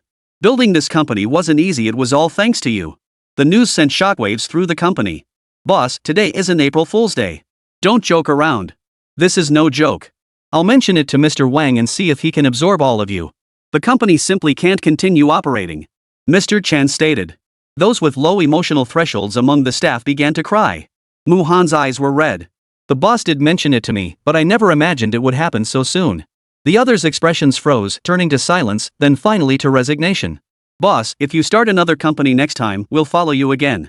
Next time, for sure, Boss Chen said. Chapter 134, Sis, let's buy a house. The news that Boss Chan's Anqing Interactive Entertainment was disbanding never reached Lin Nian's ears. Lin Nian was currently on the phone with variety show director Lu Ming. Hello, young Lin Nian. This is Lu Ming, the variety show director. I watched your livestream, your performance was truly outstanding. I'm calling to discuss the variety show. I support your sister's plan to launch a variety show in Anqing. I understand her concerns. Hearing this, Lin Nian felt as if a knife had pierced her heart. What should have been a chance to skip class had now turned into a situation where skipping class was impossible. Oh no. Ahem, yes. You watched the live stream too? It was all improvised. This livestream didn't go well. You've probably seen the online comments. Lin Nian replied honestly. It's different. The poor livestream wasn't your fault. The online comments are still fairly objective. You've been working really hard. Lu Ming could still distinguish the facts. The livestream not being as good as before didn't mean it was Lin Nian's fault. He'd watched the entire livestream from start to finish. Strictly speaking, Lin Nian's performance had no issues. It even exceeded his expectations. Besides, he was planning to host a variety show. He wouldn't bring in other influencers anyway. This didn't conflict with his personal goals. He just wanted to sign Lin Nian. Is that so? Thanks for the compliment. So, what are your thoughts on the contract terms? Lin Nian cut to the heart of the call, how much money she could command. Lu Ming awkwardly lamented, the rise of short videos over the years has caused variety show ratings to steadily decline, leading to shrinking budgets allocated to us. Right now, launching a new variety show isn't exactly flush with funds. Lu Ming kept changing the subject, making excuses, and playing the victim. The final budget offered to Lin Nian was 800,000 yuan per episode. This figure has already been negotiated. It's primarily based on your influence, so this is the price. Is that acceptable? Lu Ming asked cautiously. Lin Nian paused briefly, causing Lu Ming's heart to skip a beat. What's the problem? This offer is way too generous. Lin Nian loved paying up this easily. 800,000 yuan per episode, that's no small sum for him. Though it couldn't compare to those earning over 2 million a day. But 800,000 for one episode was still incredibly generous. No problem, we can sign a contract. How do you want to structure it? Per episode contracts or a full package deal? Let's do it episode by episode. Lu Ming replied. This decision also reflected Lu Ming's personal calculation. He wasn't sure if the variety show he was setting up for Lin Nian would turn a profit. If the first episode flopped, the loss wouldn't be too severe. Besides, this was their first collaboration with Lin Nian, so this arrangement would suffice. For Lin Nian, signing per episode was acceptable and sufficient. Signing for the entire series? Who knows if payments would get delayed. But signing for just one episode meant payment was guaranteed. Fine, I have no objections. Lin Nian's voice remained utterly unruffled, betraying no hint of emotion. This left Lu Ming feeling uncertain. Hold on a sec. I'll send you the contract shortly. Lu Ming began drafting the contract. After hanging up, Lin Nian hurried to find Lin Xiaonuan. Sis, we've got money again. 800,000. Lin Nian said with a grin. What? 800,000? What did you do? Lin Xiaonuan exclaimed. Although Lin Nian had consistently earned hundreds of thousands, this 800,000 figure still caught her off guard. It's that variety show. They quoted me 800,000 yuan per episode. Oh, so you're actually going to appear on that variety show? Lin Xiaonuan was astonished. Yeah, variety shows aren't bad. They actually pay well, and they definitely won't stop after one episode. If the ratings are good, they might even raise the fee. If not, we still have that 800,000 yuan guaranteed. Not bad at all. Lin Nian calculated as she spoke. You brat, you really want to earn your sister's lifetime savings in a single day, huh? Lin Xiaonuan teased with a laugh, still feeling excited for Lin Nian. He. Just then, a text notification chimed. Lu Ming's contract had arrived. You and your sister take a look at the contract. If everything's okay, you can sign it. Once the contract is signed, a 20% down payment will be transferred to the designated account. The remainder will be paid after the variety show wraps up, no later than 3 business days. Lin Nian tapped the voice message, allowing both him and Lin Xiaonuan to hear it. Signed the contract, and 160,000 yuan would be deposited immediately. The two opened the contract, scrutinized it repeatedly, and only after confirming there were no hidden pitfalls did they sign their names. Lin Nian signed because he was the party involved. Lin Xiaonuan needed the money too, as she was the legal guardian. Since Lin Nian was under 18, the contract required a guardian's presence to sign. Lin Nian sent the signed contract over. Soon after, Lu Ming sent back an OK gesture. Within 5 minutes, Lin Xiaonuan's phone buzzed with a notification. 160,000 yuan had been deposited. At that moment, Lin Nian suddenly spoke up. Sis, let's go buy a house. We have enough money for one now. Buy a house? Lin Xiaonuan froze, as if she'd heard a hallucination. Yeah, that's right, buy a house. Lin Nian repeated. Buying a house had always been Lin Nian's dream. Having lived 2 lifetimes, what he desired most was to own a piece of real estate outright. He had worked himself to death trying to achieve it in his previous life, but this time, he could finally make it happen. Lin Xiaonuan also wanted to buy a house. She aimed to do it on her own, but with her current job, she feared it would take another 10 years of saving just to afford the down payment. Now, thanks to Lin Nian, she could buy one immediately. Buying a house will leave us with no money left. Are you sure? Lin Xiaonuan asked, her voice trembling. She wanted a home, but using her brother's hard-earned money for it weighed heavily on her conscience. Of course. Money can always be earned again. Look at the tiny place we're renting now, it costs 1,500 a month. With this money, we can move into a much bigger place, right? Lin Nian said with a smile, noticing Lin Xiaowan's emotions were running high, almost to the point of tears. Sis, it's okay, don't cry. I'm still waiting for you to look at the listings. Lin Nian said with a smile. Lin Nian used her computer to browse listings online. Housing prices in Ansheng weren't exorbitant, but they were still beyond Lin Xiaowan's means. So Lin Xiaowan examined the listings with extra care, checking prices, unit costs, and comparing every detail. After viewing over 100 properties, she finally settled on a second-hand home. The price was low enough for this development, and it came fully renovated. The decor style also aligned with their tastes, not overly dated, yet still high-end. All in all, it saved them over 100,000 yuan. Let's go with this one, Lin Nian said with a smile. If possible, we could take possession and move in tomorrow. Why don't we take another look? Lin Xiaowan still couldn't make up her mind. Sure, why not? Lin Nian laughed in agreement, accompanying Lin Xiaowan as they continued viewing properties. After all, with the money Lin Nian had on hand now, as long as she didn't aim too high, she could afford most houses outright. That's the confidence money brings. Chapter 135, New Home, Zhang Xiaoxiao's Good News. Saturday. After comparing numerous options with Lin Xiaowan, they finally settled on a 1.18 million yuan property. Today was the day to sign the contract and take possession. Located in the city center, the property featured tasteful, non-flashy decor and another fully furnished unit. The agent led them to meet the seller to sign the contract. This property comes with all necessary documentation, is in a new neighborhood, and offers convenient transportation. It was originally intended as a wedding home for my son. Now that he and his partner are moving to the provincial capital for career opportunities and plan to buy there, this apartment has become vacant. The seller explained. Overall, the property seemed fine, and the neighborhood had a high occupancy rate. At 145 square meters, it was quite affordable for a complex with an average price of 10,000 yuan per square meter. Plus, it came fully furnished with appliances and other fixtures worth over 100,000 yuan. A new unit of this size would cost around 1.45 million yuan without any finishes, and you'd still need to buy appliances. Renovating it himself would cost over 1.6 million yuan total. Although Lin Nian could afford all that money, a new apartment definitely wouldn't be ready to move into immediately. Waiting for occupancy would take at least 3 months, making this option far more cost-effective. This was precisely why Lin Xiaowan chose this apartment. Of course, she could have chosen something even cheaper. But the others either had poor locations, bad transportation access, or various other issues. All things considered, this apartment actually seemed like a great value. No problem, it's a deal. We can sign the contract now. Lin Xiaowan said, suppressing her excitement. The agent then produced the contract.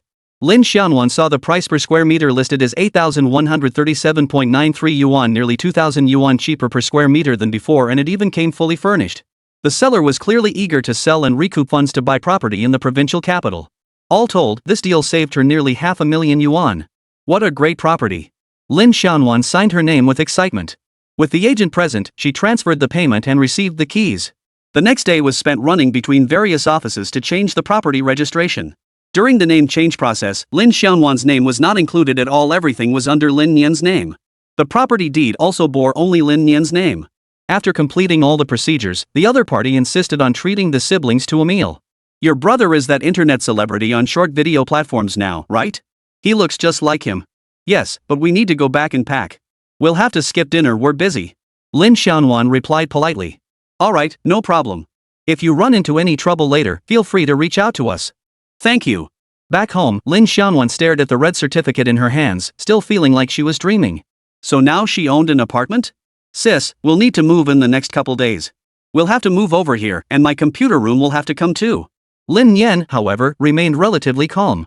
Pacing around the new place, she surveyed the 3-bedroom apartment, 2 bedrooms and a dedicated computer room. Perfect. So you've been thinking about your computer room all this time? Lin Xiaowan followed Lin Nian's footsteps into the computer room. Of course I am. Then I can play games over here while you watch variety shows over there. How about that? Lin Nian smiled as he gestured toward the room's layout. The window-facing side would be his gaming spot, while the wall-facing side was reserved for Lin Xiaowan. You're dreaming, kid. Come on, let's head back. We've got to move tomorrow, so we should get some rest early. There's nothing in this place yet. Fine. Early the next morning, they spent over 2,000 yuan on the move. The service was thorough, they even made the beds for us. If it had been just the 2 siblings moving, it would have taken them 3 days to finish. But with the money spent, everything was done in a single day. Everything in the new place was neatly organized. The computer room was no exception. Lin Nian could start gaming immediately. After finishing all this, Lin Xianwan walked to the floor-to-ceiling window. Looking out at the city sparkling with lights, a wave of satisfaction washed over her. Lin Nian, come see the city lights, it's so vibrant. Lin Xianwan called out twice but heard no response. Turning around, she saw Lin Nian had already settled into the computer room, engrossed in his game. You little. Buying a house, moving in. What had started as a leisurely weekend ended in a whirlwind of activity. Early the next morning. Ancheng Police Station. Jiang Xiaoxiao had just entered the station. She immediately sensed something different about the atmosphere today. Everyone looked at her differently, and many colleagues greeted her. Jiang Xiaoxiao was puzzled. Something was off, it wasn't like this normally. Jiang Xiaoxiao, the chief wants you in his office, a colleague said with a smile. Ha? Sis, just tell me what's going on. Everyone acting like this is making me really nervous. Jiang Xiaoxiao asked urgently. The female officer Jiang Xiaoxiao called sister smiled. Don't ask so many questions. Just go. It's good news. Good news. Jiang Xiaoxiao was even more puzzled. All she said was it was good news, but she wouldn't tell me what happened. These people were really something. Jiang Xiaoxiao got up and headed toward the chief's office. Chief, you wanted to see me? Jiang Xiaoxiao asked, feeling a bit uneasy. Ah, Xiaoxiao. Come, sit down. Sit down. The director said with a smile. Director, what exactly is going on? You could have just told me directly. Since none of you said anything, I thought I might have done something wrong, Jiang Xiaoxiao asked directly. Good news, of course. The live stream promotion you and Lin Nian organized has significant value. It's already been approved by higher-ups. You can continue with it and there will be support. The support plan has already been issued. Also, you've been promoted. Congratulations. Jiang Xiaoxiao froze for a moment. She understood both pieces of news individually, but when combined, it didn't quite make sense. I got promoted? And support? Jiang Xiaoxiao was so stunned she couldn't find words. Promotion hadn't crossed her mind in the past 2 years. After all, promotions required qualifications and capability. Frankly speaking, it was a bit difficult for Jiang Xiaoxiao to get promoted at this point. And this support fund? She'd never even heard of such a thing. How had it suddenly materialized? Yes, that's correct. You're now in charge of media operations, a special approval. The support funds have been allocated, 50,000 yuan for your live streaming activities. The director said with a smile. Ha? Live streaming too? Jiang Xiaoxiao asked in confusion. What's wrong? Having trouble with it? No, it's just that Lin Nian's online reputation has shifted a bit lately. I thought it might be best to lie low for a while. Plus, Lin Nian has already signed on for a variety show. Live streaming isn't exactly ideal right now. I see. The director pulled out his phone and glanced at it. That has nothing to do with your live stream. I've seen the online comments, most aren't targeting Lin Nian. Plus, the live stream we did together with him didn't go wrong. Of course you can continue. As for that variety show he's doing? It's still in the planning stages, right? Why don't you talk to Lin Nian about it? How can you go live without his approval? Xiaoxiao, you're still young, but why can't you be more flexible? Just go ahead with it won't cause any problems. The director patted Jiang Xiaoxiao on the shoulder. Ha? Chapter 136, you're just worrying in silence. Jiang Xiaoxiao never imagined the director could resolve all her issues with just a few words. Was this just a difference in mindset? After Lin Nian's last livestream ended, Jiang Xiaoxiao hadn't brought up live streaming again. Mainly, she feared it would put pressure on Lin Nian, and besides, the last livestream hadn't gone well, it hadn't been very successful or ideal. That's why Jiang Xiaoxiao hadn't brought it up again. But now, hearing the director speak like this, it was like a sharp knife cutting through tangled threads, instantly clearing Jiang Xiaoxiao's mind. The director was absolutely right. I'll reach out to Lin Nian. Do you think he'd agree to the livestream? Jiang Xiaoxiao asked, still a bit uncertain. You're a good kid in every way, but you're not the quickest thinker. What's the harm in asking? How else would you know? The director chuckled. If you're worried, call Lin Nian right now. Wait, no, she's in class. Call her sister instead and see if she agrees. Call her now. Right here. The director urged. Jiang Xiaoxiao pulled out her phone, half convinced, and dialed Lin Xianwan's number. As the saying goes, good news lifts one's spirits. Lin Xianwan was now working at the company with her back straightened considerably. Seeing Jiang Xiaoxiao's unexpected call, she stood up, pointed apologetically at her phone to her supervisor, and stepped out of the office to take the call after receiving permission. Hello? Xiaoxiao? What's up? Lin Xianwan asked cheerfully as she walked down the hallway. Xianwan, here's the thing. I'm planning to do another livestream with Lin Nian. What do you think? Lin Xianwan exclaimed in surprise, you guys want to do a livestream? Go for it. What's the big deal? Isn't this something Lin Nian has been clamoring about? You're asking for my opinion? I don't mind at all. If you want to do it, just go ahead. Lin Xiaonan certainly wasn't going to stop him. After receiving the affirmative response, Zhang Xiaoxiao paused for a moment. It all felt a bit unreal. Looks like I really was overthinking things. Xiao Xiao? What's wrong? Lin Xiaonan asked when Zhang Xiaoxiao remained silent. I'm fine, really. It's just that Lin Nian's last livestream didn't go well, so I figured she wouldn't want to stream again. Hearing Zhang Xiaoxiao's explanation, Lin Xiaonan understood immediately. Got it, haha. Xiao Xiao, you're just overthinking this. Lin Nian's been bored these past few days and has been wanting to stream. Besides, I'd feel totally fine with him streaming with you guys. Just send him a message, he'll definitely agree. Really? Absolutely. Lin Xiaonan declared with unwavering certainty. As his older sister, how could she not know what Lin Nian was like? He's been obsessed with that cyberpunk game lately. Come to think of it, Lin Nian might as well go live stream instead. Got it, thanks. I'll message Lin Nian right away. Zhang Xiaoxiao hung up the phone and breathed a sigh of relief. See? I told you. You were just spinning your wheels trying to figure it out yourself. Asking directly got you results faster. Much better than guessing blindly. The director chuckled. Yes, I understand, director. Thanks for the advice. I'll go prepare right away. Go ahead. Zhang Xiaoxiao left the director's office. No sooner had she returned to her workstation than everyone suddenly shouted out. Congratulations! Congratulations on your promotion. Thank you all. Zhang Xiaoxiao was deeply touched. Xiao Xiao got promoted, aren't you treating us to a meal? All you think about is eating. Who else is like you? I'm impressed. Alright, thank you all for your constant support. I'll treat everyone tonight. Zhang Xiaoxiao said with a smile. This was genuinely heartfelt. Without everyone's help, her livestream might not have even gotten off the ground. Everyone had pitched in, and Zhang Xiaoxiao was definitely thinking about how to repay them. This was a perfect excuse. Back at her desk, Zhang Xiaoxiao messaged Lin Nian, asking if he wanted to do a livestream. To her surprise, Lin Nian replied instantly. Yes. When? What's the theme? Where? Lin Nian was genuinely bored. He just bought a house, shelling out over 1 million yuan, and now he was feeling a bit strapped for cash. Although Zhang Xiaoxiao's livestream was for charity and paid nothing, it offered valuable exposure. For Lin Nian, this was absolutely fantastic news. Zhang Xiaoxiao smiled knowingly. The theme isn't finalized yet, but it won't take more than 2 days. Just wait patiently. Alright, if it's a livestream, come find me immediately. Lin Nian replied. Zhang Xiaoxiao looked at Lin Nian's message. Who says words lack power? Through the words, she could see how eager Lin Nian was. The director was absolutely right. Lin Nian was still quite eager to do livestreams. This put Zhang Xiaoxiao at ease. But when it came to the livestream's theme, Zhang Xiaoxiao was stumped. What else could they possibly livestream? Zhang Xiaoxiao couldn't think of a good topic off the top of her head. Have there been any recent cases that stand out as particularly typical? Realizing that brooding over it wouldn't yield results, Zhang Xiaoxiao decided to ask her colleague directly. Sure, there is. We just caught a fugitive who'd been on the run for 3 years, a murderer. No good. It's for a live stream, and this isn't quite suitable. Zhang Xiaoxiao shook her head. Live broadcast? Her colleague understood. Well, there was another case. Didn't they crack a pyramid scheme last month? How about that one? Pyramid scheme? Zhang Xiaoxiao paused, considering it might work. Lin Nian had been quite the smooth talker back when he was running his scams. A pyramid scheme case should be fine too. Let's go with pyramid schemes then. I'll lock in this theme. You guys can help brainstorm how to structure it. Zhang Xiaoxiao said. No problem. I'm almost done with the work I have on hand anyway. But for this livestream, with Lin Nian playing the villain running a pyramid scheme, will people actually believe it? At least we won't be using bombs this time, right? Zhang Xiaoxiao interjected.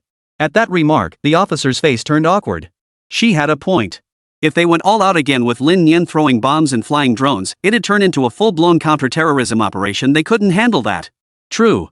I'll dig up the case files for you. See if you can find some inspiration there. Alright. Zhang Xiaoxiao knew that filming pyramid schemes as live streams would definitely prevent a lot of casualties. Lin Nian had really gone too far last time. He'd practically turned it into a counter-terrorism operation. No one could handle that. The pyramid scheme scenes would be much more fixed, avoiding such major trouble. Everything's here. Take a look, maybe you'll find some inspiration.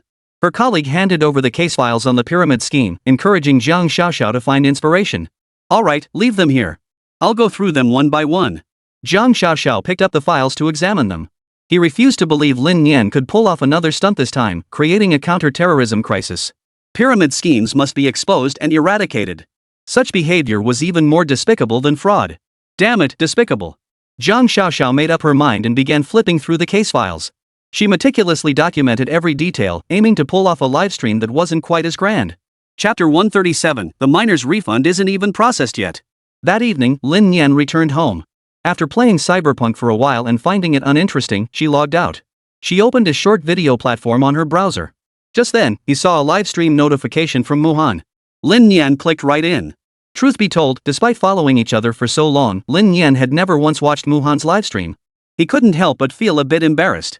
Mainly, she wasn't particularly interested in female streamers like Muhan who relied on their looks for their livelihood. After all, at her age, what was there to see? But when Lin Nian joined, Muhan received a notification: a mutual friend had arrived. She was singing at the time, and when she caught a glimpse of Lin Nian out of the corner of her eye, a wave of embarrassment washed over her. Usually, she streamed with Lin Nian, but now she was streaming while Lin Nian watched his stream. Since her content bordered on soft porn, Muhan felt her face burn with embarrassment. But Lin Nian's arrival, even without gifting, drew attention from many viewers. Lin Nian? You watch this stuff too? What kind of livestream are you watching at your age? Go do your homework. Ha, the host's face is visibly flushing. This is hilarious. Host. What brand of face wash are you using? Why is your face so red? The flood of comments from the livestream audience made Muhan increasingly uncomfortable. But she couldn't very well kick Lin Nian out. So she decided to set up a voice call with Lin Nian. Her company was now nearing its final stages. Since Muhan owned her account outright, without the company's backing, she could only rely on live streaming to convert traffic.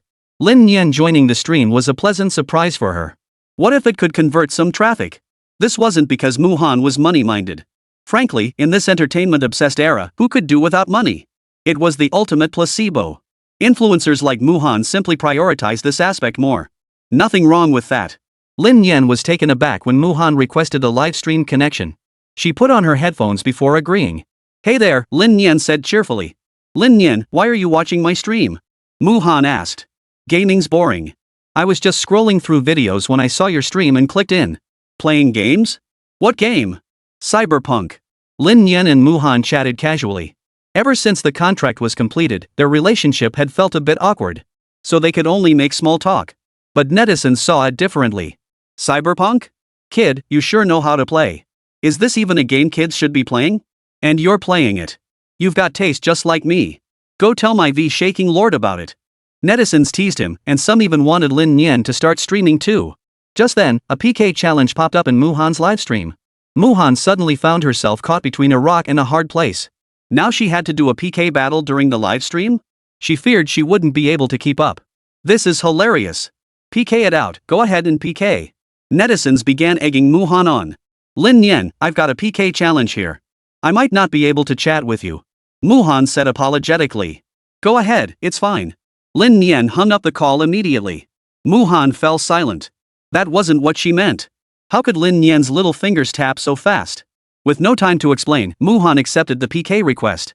The system randomly matched her with a lively young guy in his 20s who looked full of energy. Whoa, didn't expect to get matched with a beauty. Care to battle, gorgeous? Muhan didn't have a great impression of him, but she still replied, sure. How does it work? Muhan had participated in many PKs before and was quite familiar with the process. Simple. If you lose, you sing a song live on mic. How about it? Without waiting for Muhan's response, the young man grabbed the mic and started shouting. Shen's army, rise up. Muhan felt a chill run down her spine. How did she end up in such a PK match? After the guy shouted a couple more times, Muhan finally asked the livestream audience, what do you think should happen if he loses? The viewers in the livestream had been annoyed with him for ages. If he loses, make him smash that crappy sound card of his. Smash that mic, it's so annoying. Make him do a headstand while washing his hair. Better yet, make him sing Cool and Calm, shout it out loud. He loves that song, doesn't he? Netizens threw out all sorts of punishments. After scanning through them, Muhan made her decision. If you lose the battle, you have to call out cool. Is that even a punishment? I'm not going to lose, the opponent shouted arrogantly. The battle commenced. Lin Nian wasn't particularly interested in the live stream battle. Watching their earnest performances, she couldn't help but chuckle. He casually gifted Muhan a sports car. Thanks for the sports car, big bro. Ah, Lin Nian, you. Immersed in the live stream atmosphere, Muhan had just started to express her gratitude when she saw Lin Nian. She instantly lost her words. Ha, kid brother just gifted a sports car. This is getting interesting. Little brother is seriously bold. Do your parents even let you spend on cars like this? Streamer, get ready for that underage refund. This seemed to spark an idea in Lin Nian. Could he play it this way? Lin Nian proceeded to gift 10 sports cars in a row. It even startled Muhan. Stop it, stop it. If you keep spending, what happens when they demand refunds? Muhan felt like crying. The guy battling Muhan in PvP watched as Muhan's gifts instantly crushed his own, leaving him completely dumbfounded. He panicked and ended the duel to make a quick escape. Ha! Lin Nian was also stunned. Had she gone too far? He'd been planning to drop some gifts in the opposite streamer's room, then request a refund for minors or something. You sure got out of there fast. Just then, Lin Nian's phone buzzed with a message from Muhan. Lin Nian, I'll transfer the money to you. Don't bother sending gifts anymore. No need, no need. I won't get you a refund, don't worry. Could it be that Muhan was afraid he'd ask for a refund? He hadn't even considered the possibility of a refund. Don't transfer money to me either.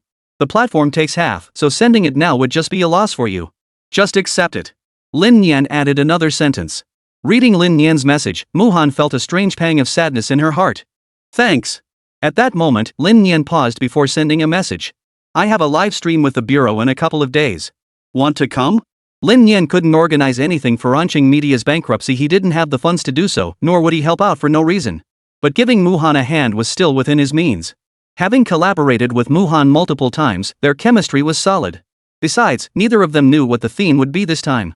In the live stream room, Muhan froze upon seeing Lin Nian's message. The flush of joy on her face suddenly faded.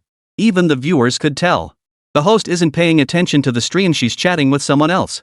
What are they talking about that makes her so happy? Chapter 138, Feeling for Lin Nian, not a bit. Muhan felt deeply touched. She never imagined Lin Nian would actually lend her a hand again. She hurriedly sent a message to thank him. But mindful that she was still live streaming, she turned her attention back to her audience. Guys, wanna hear some good news? Just got it. Muhan teased, building anticipation. What's the good news? Is it about announcing our relationship? I've been waiting for this moment for so long.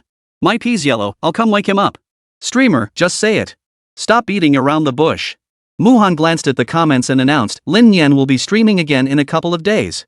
Everyone, stay tuned. But it won't be a scripted livestream, it'll be a livestream with the police station. Ha! Celebrate. It's New Year's. A live stream with the police station is guaranteed to be high quality. Just thinking about that last stream makes me mad. Ugh, capitalism. Ugh, Meituan. Little brother is streaming again? Will you be there too, Muhan? Could it be that little brother leaked the news to you just now? The comments streamed in one after another, and Muhan answered each one. Lin Nian watched as Muhan effortlessly shared the news with such freshness. He couldn't help but smile. But this was fine, she was helping promote it now, and he'd follow up with his own promotion later to confirm. It would achieve the effect of multiple promotions. Muhan's livestream had a modest following, roughly over 60,000 subscribers. That ratio wasn't low either. After all, there were just too many female streamers out there. Lin Nian exited the livestream and scrolled through videos.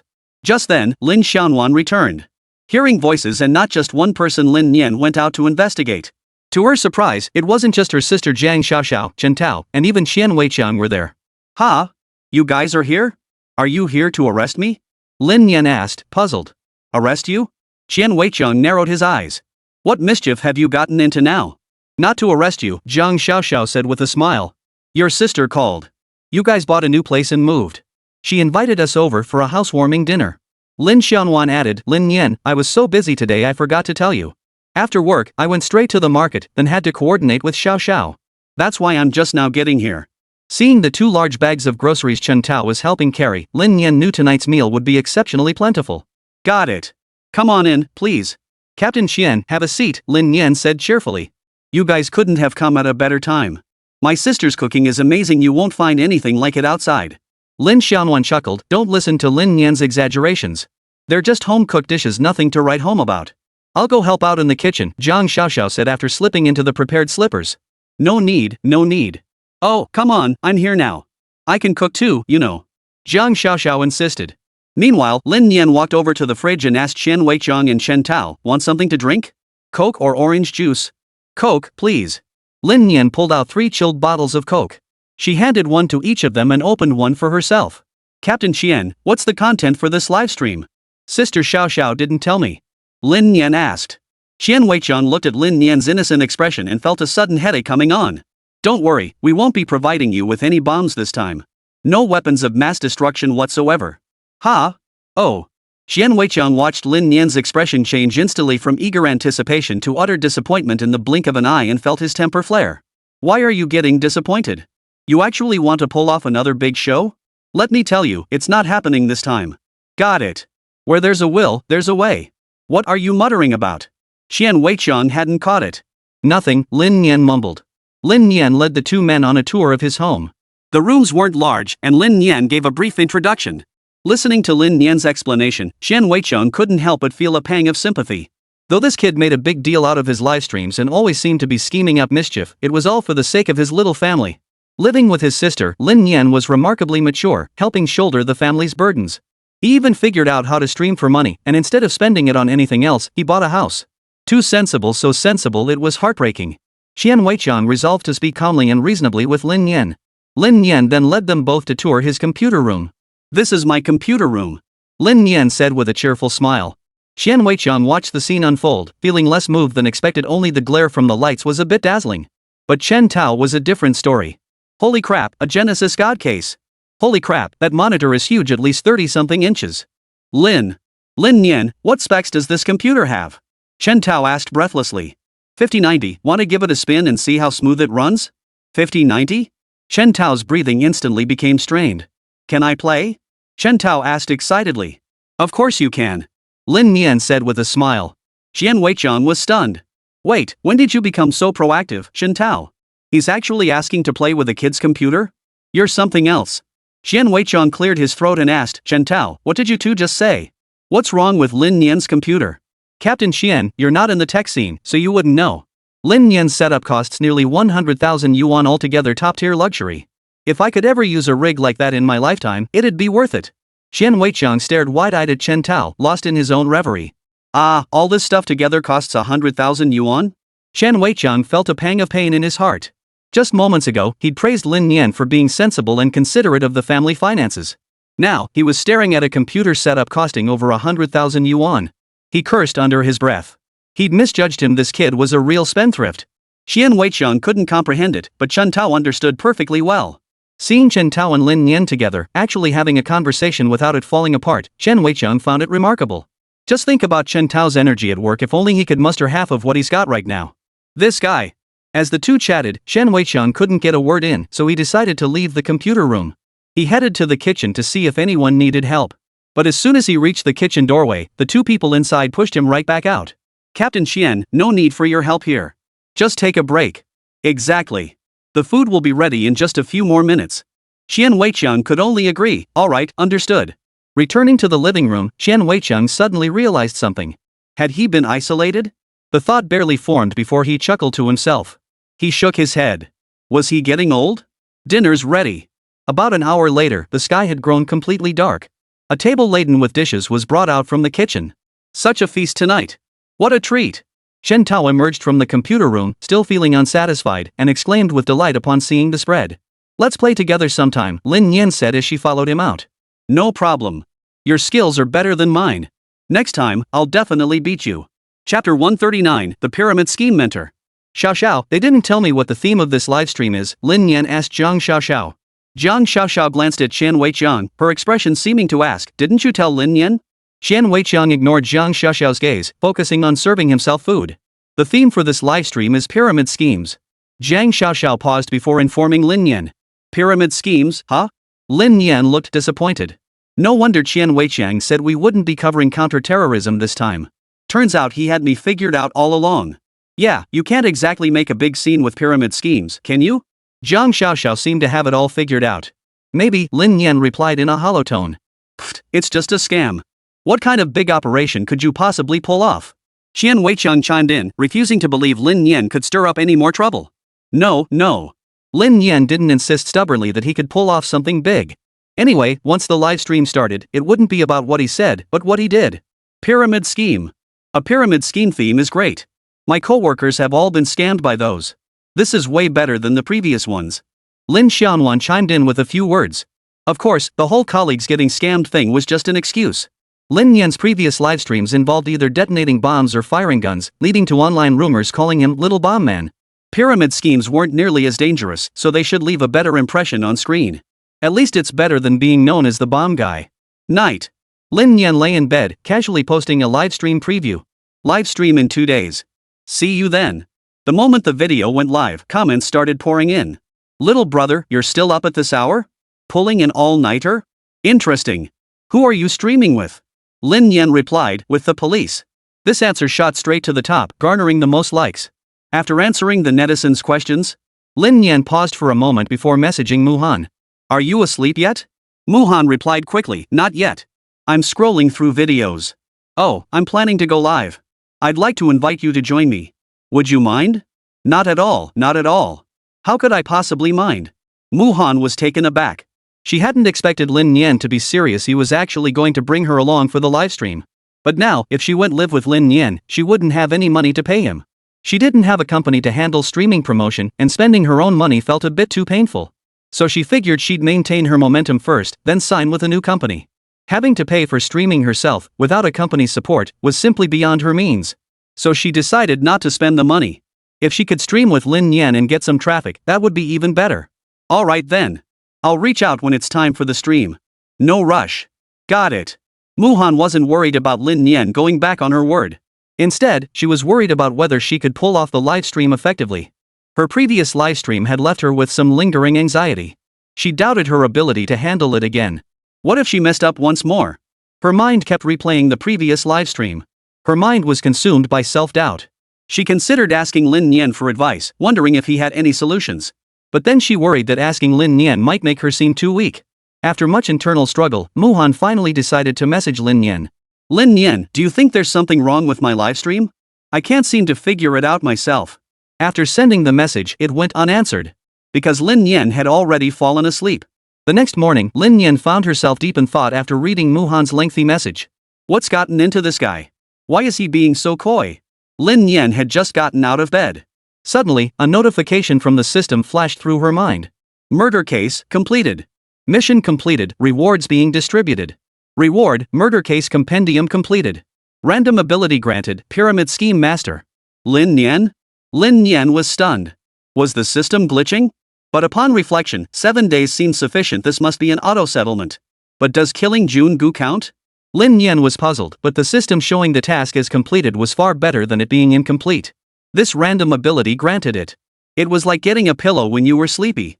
Eat, go to school, come home. Another plain and simple day. Finally, after enduring until dismissal, Lin Nian spotted Jiang Xiaoxiao's car. Xiaoxiao, what's this? What are you standing there for? Get in the car. We're going live today. So soon? Lin Nian was a bit dazed. This pace felt off. Of course. We've already secured the venue. Besides, you're always making your own decisions, right? Just be yourself. What's fast or slow about that? Alright, but you said it, Sister Xiaoxiao. Lin Nian nodded. I'll make a call and bring Muhan in. She'll join us for the livestream. You're bringing her? You're not trying to ruin her, are you? Jiang Xiaoxiao asked while driving. How could that be? Am I that kind of person? The last person who streamed with you is now being condemned across the entire internet. Lin Nian. It's a misunderstanding. A misunderstanding.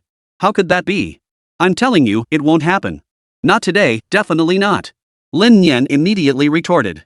Speak up for me, feed me peanuts. As she spoke, Lin Nian had already contacted Muhan. Jiang Xiaoxiao glanced over and saw a dense wall of text from Muhan. She couldn't help but gasp. What did she send you? That dense text is her pride.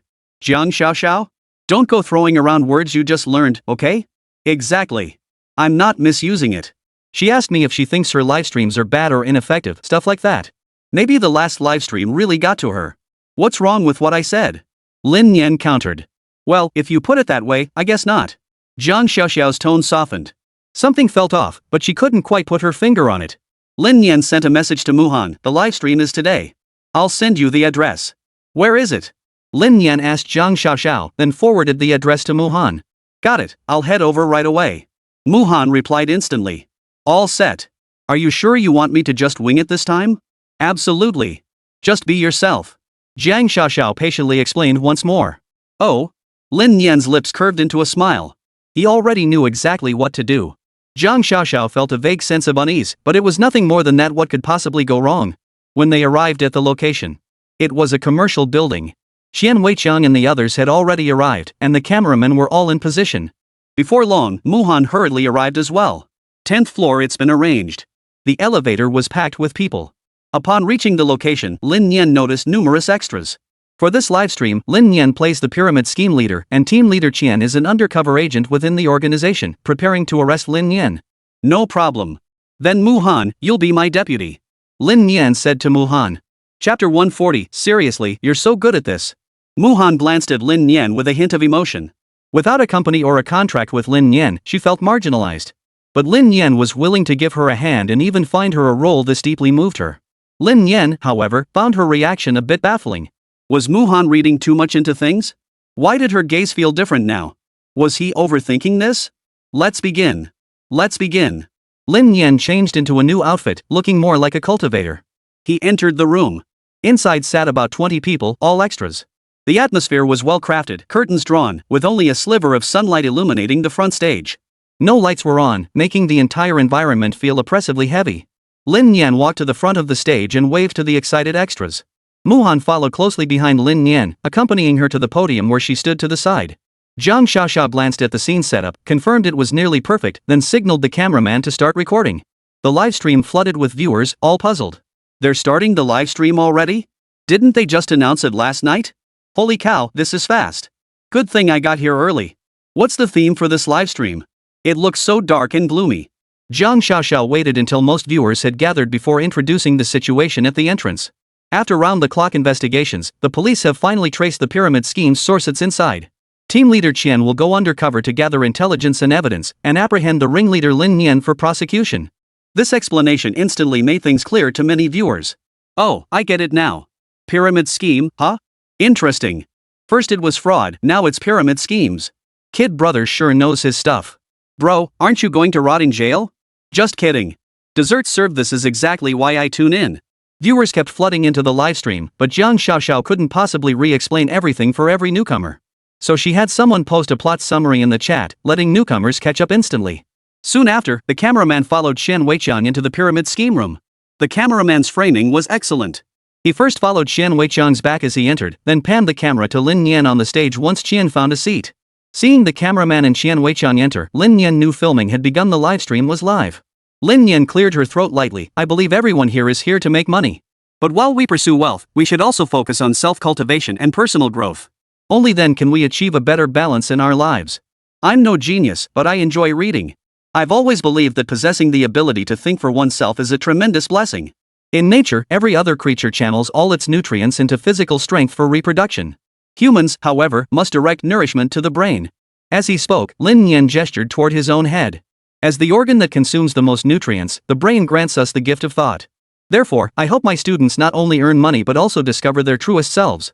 Lin Nian spoke with deliberate emphasis, his voice resonant and powerful. Though not exactly rousing, it carried sufficient force of flawless speech, one might say. The audience below the stage froze in stunned silence. When they finally snapped back to reality, applause erupted spontaneously. Damn, Kid Brother really knows his stuff, huh? Wait, did I just see Kid Brother winging it without notes? He speaks so eloquently. This pyramid scheme is nothing like what I saw in the videos. Holy crap, you love reading books. Anyone watching would never guess you're an arms dealer. Huh? When did little brother start dealing arms? Qian Weiqiang looked at Lin Nian, a bad feeling rising in his chest. I told you not to make a big scene, and this is how you're handling it? Lin Nian cleared his throat and asked gently, my friend, what do you think truly means loving life? Lin Nian casually asked an extra. The extra was taken aback. Wasn't I just here for a cameo? Do I actually have lines? But no one told me what to say. Seeing Lin Nian's warm smile reassuring him not to worry, the extra took a deep breath and stammered out his answer. To love life, I think you have to have a life first. My life is a complete mess right now, utterly terrible. I need to make money. Only when I earn that money will I have the right to talk about loving life. The extra's words resonated deeply with many. In this era where money reigns supreme, his words struck a chord deep within their hearts. Who doesn't know they should live well? But living well requires capital. For others, a good life means sleeping in for beauty rest, cooking whatever meal they crave, sipping afternoon tea, basking in the sun. Who wouldn't want that kind of refined existence? But what's the reality? Reality is groggily dragging yourself out of bed after a sleepless night, grabbing takeout for lunch, then plowing back into work until dusk. By the time you get home, it's already dark. If you can grab beers with friends and vent about the boss, that's considered stress relief. Lin Nian nodded. I get it now. That's why you came to me to make money, right? The extra immediately nodded, exactly. So let me ask you this, if you were financially free right now, what would be the one thing you'd most want to do? Of course, luxury cars and yachts, surrounded by beautiful women 8 a day. The extra's eyes lit up instantly, his excitement palpable. Lin Nian shook his head. Then you're wrong. Someone like you won't make money. Why? The extra clearly wasn't convinced, his emotions stirred by Lin Nian's words. I asked about your life, and you should have answered with something about your life. But what you gave me was a fantasy, an unrealistic fantasy. Where did I fantasize? You mentioned what I most want to do, and now that makes me a fantasist? The extra's voice boomed, seemingly forgetting he was live streaming. Damn, bro, this extra is taking it way too seriously. That acting is legit, he really nailed that sense of resentment. I feel like he's about to punch the kid any second. Holy, that acting is insane. Lin Nian spoke up, that's delusional, utterly unrealistic. Let me ask you this, if you truly achieved financial freedom, what would your perspective on life be? Is that all there is? What about your wife, children, family, friends?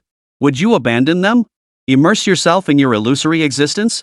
Lin Nian asked calmly, a faint smile playing on his lips. The extra's momentum instantly weakened, and he couldn't even meet Lin Nian's gaze.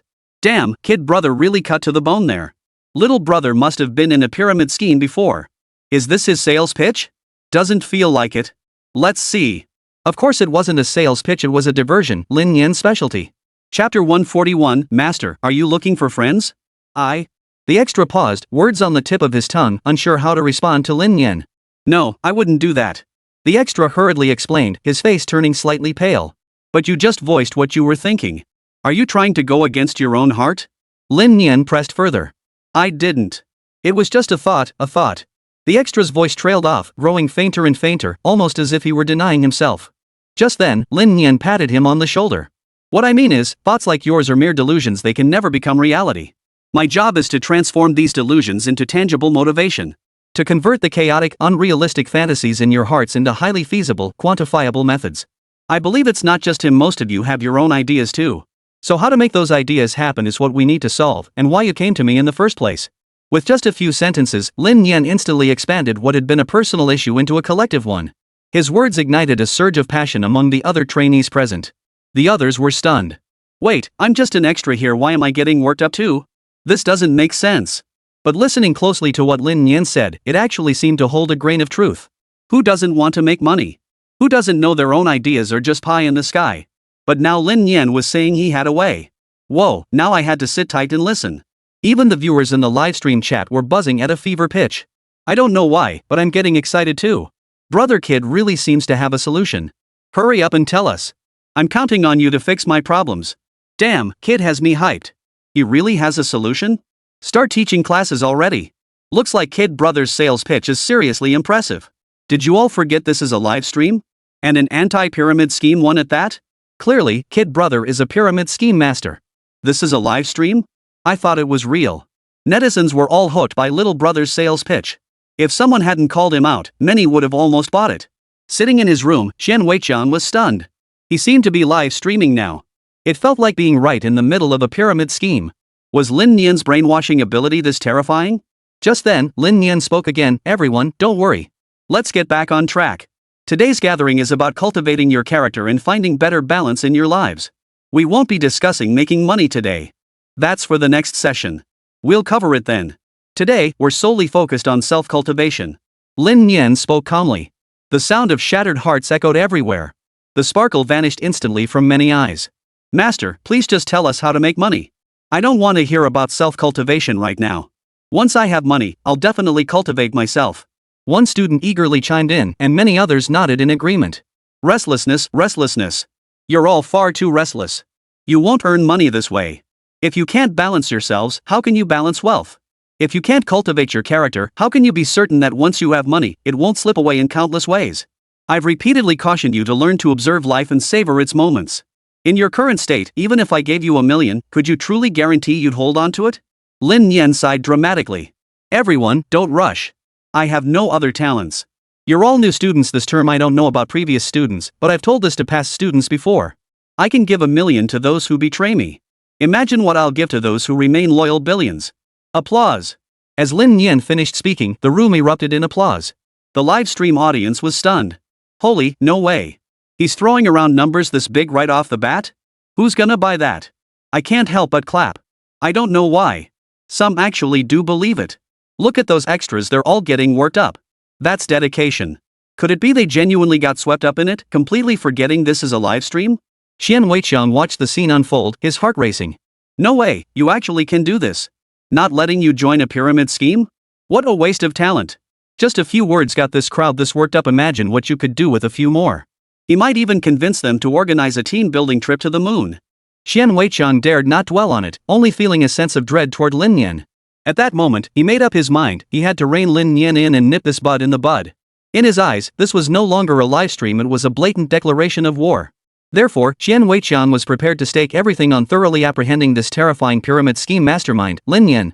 Though this event lacked any grand spectacle, Qian Weiqiang suddenly realized that if Lin Nian was going to manipulate people's minds like this, he might as well put on more grand spectacles. Just as he was about to stand up and expose Lin Nian spoke again. The great founder of modern psychology, Freud, proposed three concepts: the ID, the ego, and the superego. The ID represents primal desires and impulses, the instinctual brain. The ego is rational regulation, knowing what should and shouldn't be done. The superego embodies moral constraints, conscience, and ideals. Since you've all made it into my classroom, your egos must be quite strong. To achieve balance in life, we must focus on cultivating the superego. Lin Nian's opening statement instantly silenced the room. This instantly silenced Qian Weiqiang, who had been itching to speak up. Lin Nian had invoked psychological concepts, territory Qian Weiqiang couldn't challenge since he hadn't studied them. The other trainees were also somewhat bewildered. Those unfamiliar with the subject found Lin Nian's words quite reasonable. Those in the know felt a deep connection, as if a kindred spirit had finally understood them. So, Master, what should we do? The trainees asked eagerly. It's simple. You come to me. I haven't charged you, right? I don't need to charge you. I'm just seeking a group of like-minded friends, and among you are my friends. Beyond balancing life, I'll share strategies for making money with my friends. But my time is limited, I'm traveling abroad next month, so I can only host a 10-day exchange session. Everyone admitted to this session will be my friend. Could you be my friends? Absolutely, Master. Please teach us. Master, my reverence for you is like gazing upon the bright moon, I dare not lower my head for even a moment. Master, please show us the way. Chapter 142, Qian Weiqiang, Lin Nian forgave me? The livestream audience was once again stunned by Lin Nian's words. Holy crap, this psychology master didn't kid work his ass off for this livestream? Seriously, I was already amazed kid could even mention self-cultivation in tempering one's character, but he actually knows psychological concepts? Is this guy even human? No wonder kids' livestreams always blow everyone away, turns out he's actually put in the work. You'll never know how much little kid has studied to become the ultimate villain. No wonder his livestreams feel so authentic, turns out he's put in that much effort behind the scenes. These extras are totally hooked. Honestly, if I were an extra, I'd be hooked too. Bro is seriously impressive, he's mastered psychology. No wonder people get sucked into pyramid schemes. Who wouldn't be confused in that situation? Holy crap, I've been through a pyramid scheme myself, and little brother's explanation is way more convincing than anything I heard from the actual scammers. This is insane. Netizens flooded the chat with comments, already buzzing with excitement. But Qian Weiqiang couldn't take it anymore. If he let Lin Nian keep talking, he'd end up selling out everyone here and counting the money for him. Qian Weiqiang immediately stood up and interrupted. What the hell are you talking about? If you really had money, would you be dragging them down with you? Don't be ridiculous, you're nothing but a complete fraud. The moment he spoke, all eyes turned to Qian Weiqiang. Qian Weiqiang breathed a sigh of relief. It seemed everyone was still willing to believe him. But Lin Nian offered no explanation. Instead, he raised his hand, motioning for everyone to return to their seats while he remained standing at the podium. He beckoned to the flustered Muhan. Muhan approached the front, and Lin Nian spoke beside her. It's good that someone questioned me. That's the truth. None of you questioned me just now, and that would have made me seem fake. She's someone who follows me. She's witnessed everything about me. I wanted her to help explain, but if she spoke, it would seem especially unreal, like we'd colluded. So I had to speak for myself. Ha, this is going off the cuff. Letting Muhan speak would probably just mess things up. Muhan doesn't have a script. Even if she spoke, she wouldn't be able to say much. The netizens' words proved prophetic. Lin Nian calmly defended herself. Many people call me a fraud. Before, I would fight back fiercely. I think I'm not a fraud at all, why slander me? But now, I won't do that anymore. Everyone who comes into this world faces varying degrees of doubt. We all grow up amid skepticism, some question whether you cheated on exams, others doubt your very abilities. Some doubts stem from ignorance, others from ill will. Do we really need to fight back fiercely against every single one? But if someone is determined to bring you down, won't your defenses just look weaker and weaker, making things worse? Lin Nian spoke calmly, then randomly selected a student. When you face doubt, how do you respond? The student looked confused. Why was this suddenly about him? After a moment's thought, he replied, I don't know. All I know is that he's slandering me. If I really did it, I'd feel guilty. But I didn't do it, I just didn't. See? That's a normal reaction. I believe most of you would respond similarly. The trainees nodded in agreement. Exactly. If I did it, I'd own up to it. But if I didn't, no one can pin the blame on me. Exactly. That's the way it should be. Lin Nian nodded, then smiled faintly. Now, he says I'm a fraud. But ask yourselves honestly, have I deceived you in any way? Did I take your money? Did you pay anything to come here? Or is it that I taught you to cultivate your character and temperament and you think that's deceiving you? That's wrong. Don't you want a good life, to cultivate your character and temperament and rediscover your true self? Lin Nian finished speaking, his gaze fixed directly on Qian Weiqiang. Qian Weiqiang's face darkened. The other students began to speak up. Exactly. The master never deceived us. He doesn't need to explain anything, you're the one with ulterior motives. Exactly. If the master had deceived us, he would have done it long ago. But my money is still in my pocket, nothing's missing. And you dare call him a fraud? Honestly, you're just jealous of others' success, aren't you? You're the one who doesn't want us to make money. Qian Weiqiang felt utterly defeated. At that moment, he couldn't tell if the crowd before him was genuinely acting or truly convinced. Meanwhile, the online community erupted. Damn, guys, kid's got a point here. I agree it makes sense, but Qian Weiqiang is a cop, this feels off. Even though I think kid brother is right, part of me still believes Captain Qian is correct after all, he is a cop. Little brother has mastered the art of equivocation. It's all rhetorical tricks. His words are so misleading that unless you refute him sentence by sentence, you'll think he's right. Huh? What do you mean? Little brother first positions himself as the victim to gain sympathy, then explains his countermeasures. Next, he asks others if they've ever faced doubt, essentially recruiting allies and forming a faction. Finally, he broadens it to everyone, implying we've all been doubted. Once his faction is established, anyone who's ever been doubted automatically aligns with little brother in this binary opposition. That leaves squad leader Qian, the doubter, as the enemy. Damn, that explanation makes perfect sense. What do you do for a living, bro? Me? I study psychology. 666. Some audience members chimed in, dissecting the situation on stage down to the last detail. But the trainees didn't. Though some clear-headed trainees knew they were extras in a livestream. But seeing everyone else backing Lin Nian, they unconsciously joined in too.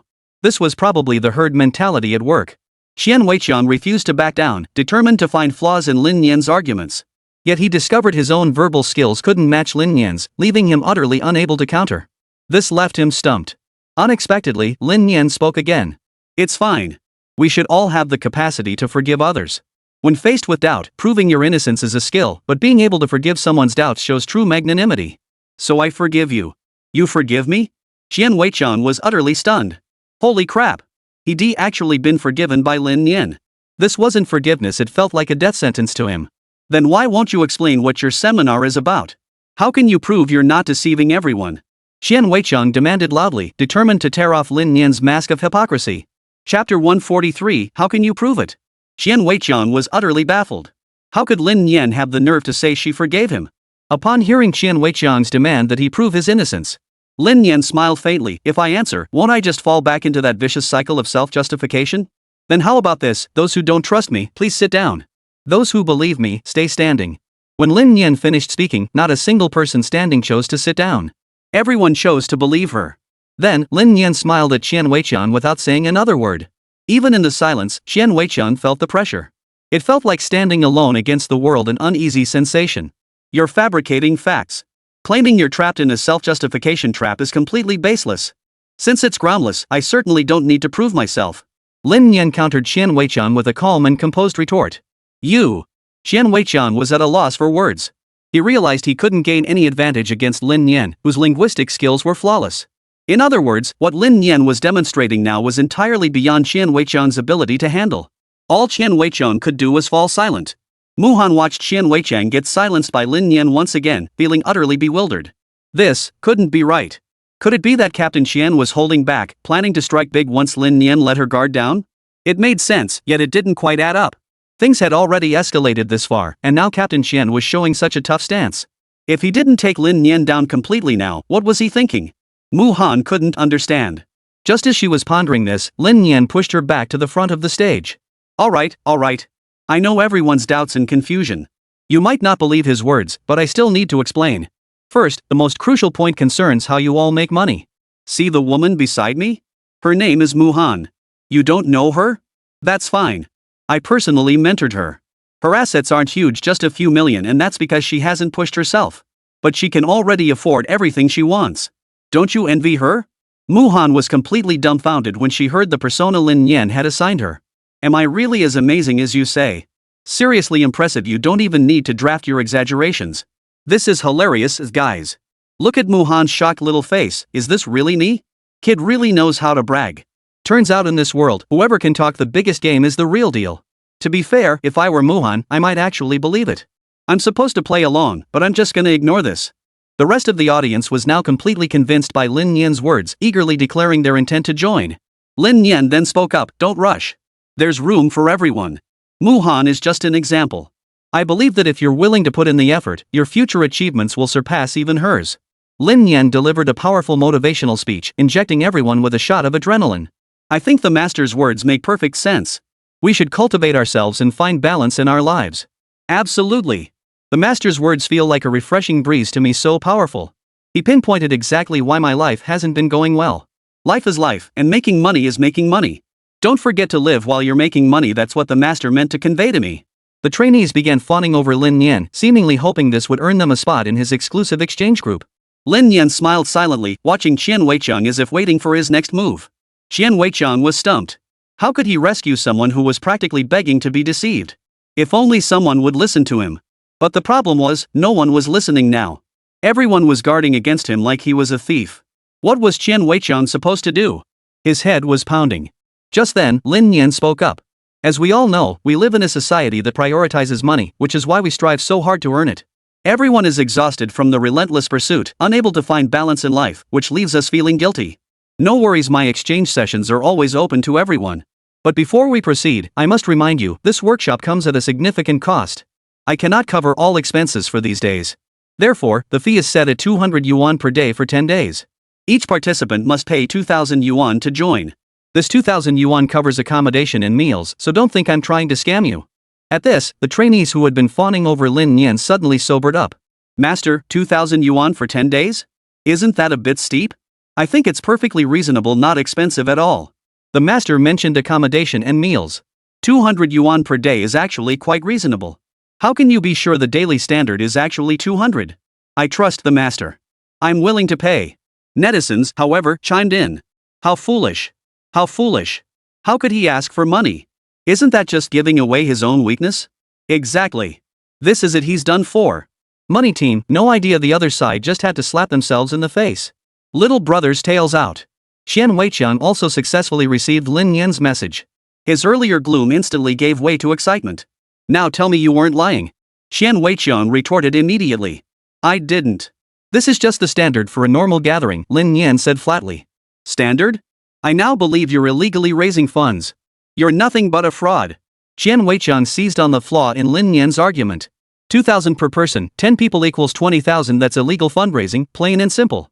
Just then, Qian Weicheng stepped closer and pulled out his police badge. I'm a police officer. I suspect you're involved in illegal fundraising and pyramid schemes, and I have solid evidence. Please come with me. For the first time, Qian Weicheng felt an overwhelming sense of ease. This might be the easiest time he'd had since starting livestreams with Lin Nian. Previously, every attempt to apprehend Lin Nian had required immense effort. Now, it wasn't necessary. Lin Nian had actually handed over the evidence himself.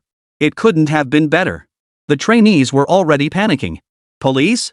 Wait, I'm just an extra here, why am I getting so caught up in this? The trainees stood frozen in place, suddenly realizing Lin Nian's formidable power. Damn it, this is just a live stream, a drill. If this were real, wouldn't I be the one getting screwed over? Muhan panicked too. Was this live stream ending too soon? Just then, Lin Nian spoke up. How do you prove you're a cop? Why do I feel like you're lying to us? Chapter 144, Lesson 1, Backstabbing. The room fell silent at his words. Viewers in the livestream flooded the chat with comments. This is hilarious. Lin Nian's putting what he just learned into practice right away. Kid Brother's question was so unexpected, it caught everyone off guard. Turns out there really are people impersonating cops these days. Little Brother's twist was brilliant, I almost bought his story myself. The trainees froze for a moment. You can actually do that? You can actually question Captain Qian? This move is actually playable? Qian Weicheng was dumbfounded too. He was, after all, a celebrity in Ancheng. And yet here he was, being questioned by Lin Nian, no less. This guy is deliberately picking a fight. You're deliberately picking on me, aren't you? Hey, don't put it that way. I'm not picking on you. You can't even prove you're a cop, so how can you say anything to me? Besides, those were your own words just now. You can't blame me for that. Besides, my fees are perfectly standard, no illegal fundraising here. Everything's clearly priced. Lin Nian's 3 sentences shut Xian Weiqiang down completely. Xian Weiqiang's expression at that moment was priceless. The cameraman knew exactly when to capture the moment. That split-second expression was naturally captured and saved by netizens. Xian Team's meme collection +1. Xian Weiqiang now felt like he'd punched a pillow. This was absolutely Lin Nian's doing. He deliberately wanted to create this situation. To trap me in a passive position. You just said it yourself, this is a self-incrimination trap. Xian Weiqiang's mind flashed with insight. He just learned this tactic and now applied it just as Lin Nian had used his own words against him. Chen could now use Lin Nian's own words to his advantage. No one could have predicted that the two of them would end up switching roles like this. Earlier, Lin Nian had been forced into a self-incrimination trap by Xian Weiqiang. Now Xian Weiqiang was being forced into that position by Lin Nian. It was clearly intentional. Lin Nian merely smiled. Proving the trap? You learn fast. But I have something to say. You just accused me of deceiving everyone. Fine, I know whether I deceived them or not. Even if I ask for money now, it's clearly priced. How is that deceit? As for you, you have no proof. I've proven myself. Now it's your turn. Xian Weiqiang nearly stumbled over his own words at Lin Nian's retort. Why all the beating around the bush? Can't you just be straightforward? If any of you don't believe me, you can call right now and ask for my badge number. Xian Weiqiang spoke with confidence, for he was telling the truth and had no need to prove himself. Exactly. I don't need to prove myself at all. If anyone doubts me, they can just call and ask. Fine, I'll take your word for it. But if you're going to arrest me, you need evidence, right? Is this ironclad evidence you mentioned referring to what I just said? Then let me ask you, did I take any money? Or did the illegal fundraising funds already land in my account before I vanished? Neither happened. So how can you call this pyramid selling? Officer, you're setting up a crime scene before it even happened. How can you be so presumptuous? Lin Nian asked with a sly smile. Xian Weiqiang felt like he was about to spit blood. What? Are we live streaming this? You actually think you've got me cornered? Does it make you feel better? We've come this far, stop talking tough.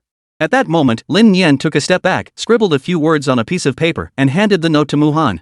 Muhan glanced at it and was instantly dumbfounded, utterly astonished. The note contained just 3 words, expose me. Expose me? Muhan stared blankly at Lin Nian. She couldn't figure out Lin Nian's script, or more accurately, there was no script at all. How was she supposed to expose him? As she pondered, Lin Nian continued bickering with Xian Weiqiang in his usual nonchalant manner. Suddenly, Muhan understood. She grasped Lin Nian's careful planning. She was trying to use the last bit of attention for herself. As long as she kept talking in front of the cameraman would keep the lens on her, granting her ample exposure. If she delivered her performance with passion and emotion, she was sure to gain a lot of followers. Muhan understood Lin Nian's thoughtful intentions and was deeply moved. But the reality was quite the opposite. Lin Nian simply felt that at this stage it was becoming increasingly difficult to get noticed solely through her own efforts. She needed someone to expose her so the plot could unfold smoothly. Muhan was the perfect choice. As for all the messy thoughts swirling in Muhan's mind, all of it was purely her own imagination. She chuckled. At that moment, Muhan cleared her throat softly, drawing everyone's attention. I'm reporting him. I'm exposing him. He's a complete fraud, a pyramid scheme scammer. Don't let him deceive you all. Muhan was already acting out her preconceived notions, completely lost in her own world. Lin Nian froze in shock. Wait, what the hell is this? Why did he suddenly feel like some heartless jerk? Wait, isn't this a bit too much immersion?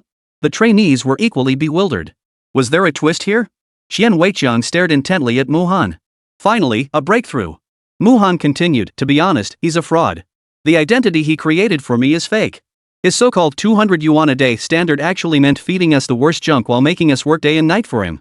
Muhan was desperately trying to conjure up scenes of a pyramid scheme. He threatened me, forcing me to stay with him and cover for him. He made me recruit people for him and handle all the dirty work. I couldn't take it anymore. Muhan delivered the story with vivid detail, completely immersed in her own dramatic performance. This had the live stream audience thoroughly amused. What happened next? Is this considered backstabbing? That's outrageous. How could this be backstabbing? Did Kid Brother take the money and not share it with her, so she blew the whistle? 666. See? That's what happens when you don't pay the people who do the work. Do you think they had a script? No way, definitely not. If it were scripted, it wouldn't be this awkward. LOL. This is the standard for scripted versus unscripted? You're so critical. While Mu-han was lost in her own world, delivering an over-the-top performance with dramatic flair and tears streaming down her face, Qian Weiqiang grabbed Lin Nian without hesitation. Lin Nian was utterly bewildered. All she had to do was say a few words to expose him, so why was he putting on such a show? Mu-han ranted at him for a full 5 minutes. Lin Nian began to doubt what kind of utterly despicable scumbag he must be to deserve such a tirade. Even Qian Weiqiang's gaze toward Lin Nian held a hint of pity. He whispered quietly, "Did you upset her?" Lin Nian shook his head. "I didn't." Chapter 145. Did you upset her? Honestly, I didn't. Hearing Lin Nian's words, Qian Weiqiang continued to look at him sympathetically. Well, now look at this. Whether you did or didn't upset her, judging by her expression, it seems like you did upset her and pretty badly at that. Lin Nian was instantly speechless. Captain Qian, you can't say that. How could I possibly have hurt her badly? Besides, I'm only. True. Captain Qian, could you please put your hand away? I can't help but feel you still don't trust me. Lin Nian shot Qian Weiqiang a withering look. Go on, I'm listening. Qian Weiqiang responded mechanically, like an emotionless answering machine. Lin Nian fell silent, choosing not to engage further. Their conversation was kept quiet enough not to be picked up by the cameras. Besides, the cameraman was still filming Mu-han's accusations. Only when Mu-han had spoken for quite some time did she realize she might have gone on a bit too long. Her gaze shifted toward Lin Nian, as if seeking guidance on what to do next. Lin Nian scratched his head helplessly, then waved his hand, signaling to Mu-han that it was enough and she could stop. Only then did Mu-han cease her outburst, her voice trailing off. She blinked her eyes, as if waiting for Lin Nian's approval. Lin Nian offered no response. At that moment, the cameraman's lens had shifted to focus on Lin Nian and Qian Weiqiang. Qian Weiqiang knew his moment had come. Under the camera's gaze, he made Lin Nian place his hands behind his back and restrained him. Your own people have exposed you. After committing so many heinous crimes, you still claim innocence. The evidence is irrefutable. Come with me. Lin Nian cooperated with Qian Weiqiang obediently and sensibly. The live broadcast was drawing to a close. The cameraman turned the lens toward the trainees. Their expressions, one by one, resembled those of people waking from a dream, suddenly realizing the truth, a sight that truly gave one pause for thought. Viewers in the livestream chat flooded the screen with comments. That final shot is pretty powerful. The cameraman really knows his stuff. This shot is deeply symbolic. These people were saved, yet their expressions look like they've just been robbed. No wonder it's like joining Lin Nian's made-up seminars guarantees big money. In reality, it's impossible. It's all just self-deception. True. But Mu-han's rant had me laughing. What did little brother do to make her rant for so long? At first I thought it was scripted, but later it clearly wasn't. Pure emotion. Kid brother, what did you do? Netizens joked, convinced Lin Nian must have wronged Mu-han terribly for her to keep complaining like this. What kind of grudges and entanglements are at play here? I'm dying to know. It feels like Mu-han used this chance to finally get everything off her chest. Ha, you guys are so mean, gossiping about others like that. Amidst the playful banter of netizens, the livestream came to an end. Though this stream didn't have the same grand scale as previous ones, it was still quite successful, far better than the one with Prince Wang. Plus, this stream was a promotional collaboration with the Anqing Police Department. Compared to others in the series, the storyline was a bit shorter, but the cast's acting was on point throughout. Especially the extras' expressions of reluctance at the end, that was a stroke of genius. It's safe to say this livestream has already reached peak discussion levels. Now we just wait for the marketing accounts to amplify it. Another wave of traffic is coming. Delicious. At that moment, Jiang Xiaoxiao clapped her hands enthusiastically and stepped into the room. That wraps it up. This livestream is officially over. Great work, everyone. The extras gathered around, crowding Lin Nian as they asked, Lin Nian, do you really have ways to make money? What you said just now sounded so convincing. I thought it made sense too, but it also felt weird. Why? Oh, you guys, Lin Nian scolded with a laugh. If I really had a way to make money, would I tell you? Ask yourselves honestly, if you had a way to make money, would you be willing to share it with others? Well, the extras scratched their heads awkwardly. Then why does what you say sound so convincing? At that moment, Jiang Xiaoxiao stepped forward and said, because you've all been fooled by Lin Nian. It's not your fault. That guy Lin Nian really reads every book and studies everything. First and foremost, it's all about the facade effect. He started by teaching you about self-cultivation and personal growth, which helped him establish his authority. His rhetoric is steeped in psychology, the most basic being cognitive dissonance theory. He undermines your existing beliefs, then leverages the bandwagon effect to pressure you into joining him. He also uses authority figures to lend credibility to his claims. Since you don't know these figures, you naturally believe him. Loss aversion is another tactic he employs. Zhang Xiaoxiao explained with a smile, dissecting Lin Nian's words and laying them bare for the trainees to hear. Oh, I get it now. You mean he started manipulating us from the very first word he spoke? Every question he posed and every statement he made was deliberate, designed to draw us in. Exactly. So once you accepted Lin Nian's arguments and bought into his theory, no matter what team leader Qian said afterward, you wouldn't believe him, at least not in the short term. And that's precisely the nature of our livestream, short term. You could say Lin Nian exploited that flawlessly. Hey, Sister Xiao, you're making this way too complicated. I never thought about it that deeply. Lin Nian scratched his nose, offering an awkward and feeble explanation. Do you really think I've said too little? I feel like I haven't even scratched the surface of analyzing you yet. Who told you to start reading psychology books? Zhang Xiaoxiao asked with a mischievous smile. Watching their exchange, the extras felt instantly inadequate. Being led by Lin Nian was one thing, but to be outmatched academically by him? Is this kid really only 8? His comprehension is way too sharp. At that moment, a trainee approached Zhang Xiaoxiao with a sheepish look. Officer, may I post what you just said online? I think it makes a lot of sense. Go ahead. The more people who see it, the more vigilant they'll be. That leaves scammers and pyramid schemes with no room to exploit. Zhang Xiaoxiao naturally wouldn't refuse. Thank you. I'll post it right away. The actor posted the video he'd just recorded online, writing on Lin Nian's popularity to boost his own views, otherwise, it might not have gained traction. Thanks for clearing things up, officer. Lin Nian, you absolutely mustn't scam your classmates. I'd be terrified if you swindled them all. Once the extras grasped the basic principle, they lost interest in making big money. After warning Lin Nian, they all bid farewell and left. Did you hear that? No scamming classmates allowed, Zhang Xiaoxiao said with a smile. Got it. Chapter 146, the most hilarious episode. Zhang Xiaoxiao's remarks, posted online by the extras, drew significant attention. Wow, I never expected there'd be a follow-up. Is this the perspective after the extras wrap up? Pretty novel. Hearing the policewoman put it that way, it actually makes sense. No wonder I felt Lin Nian had a point too. Lin Nian's technique isn't complicated, it's easy to grasp. The problem is, not everyone can talk as eloquently as he does. I see it too. My take aligns with the policewoman's.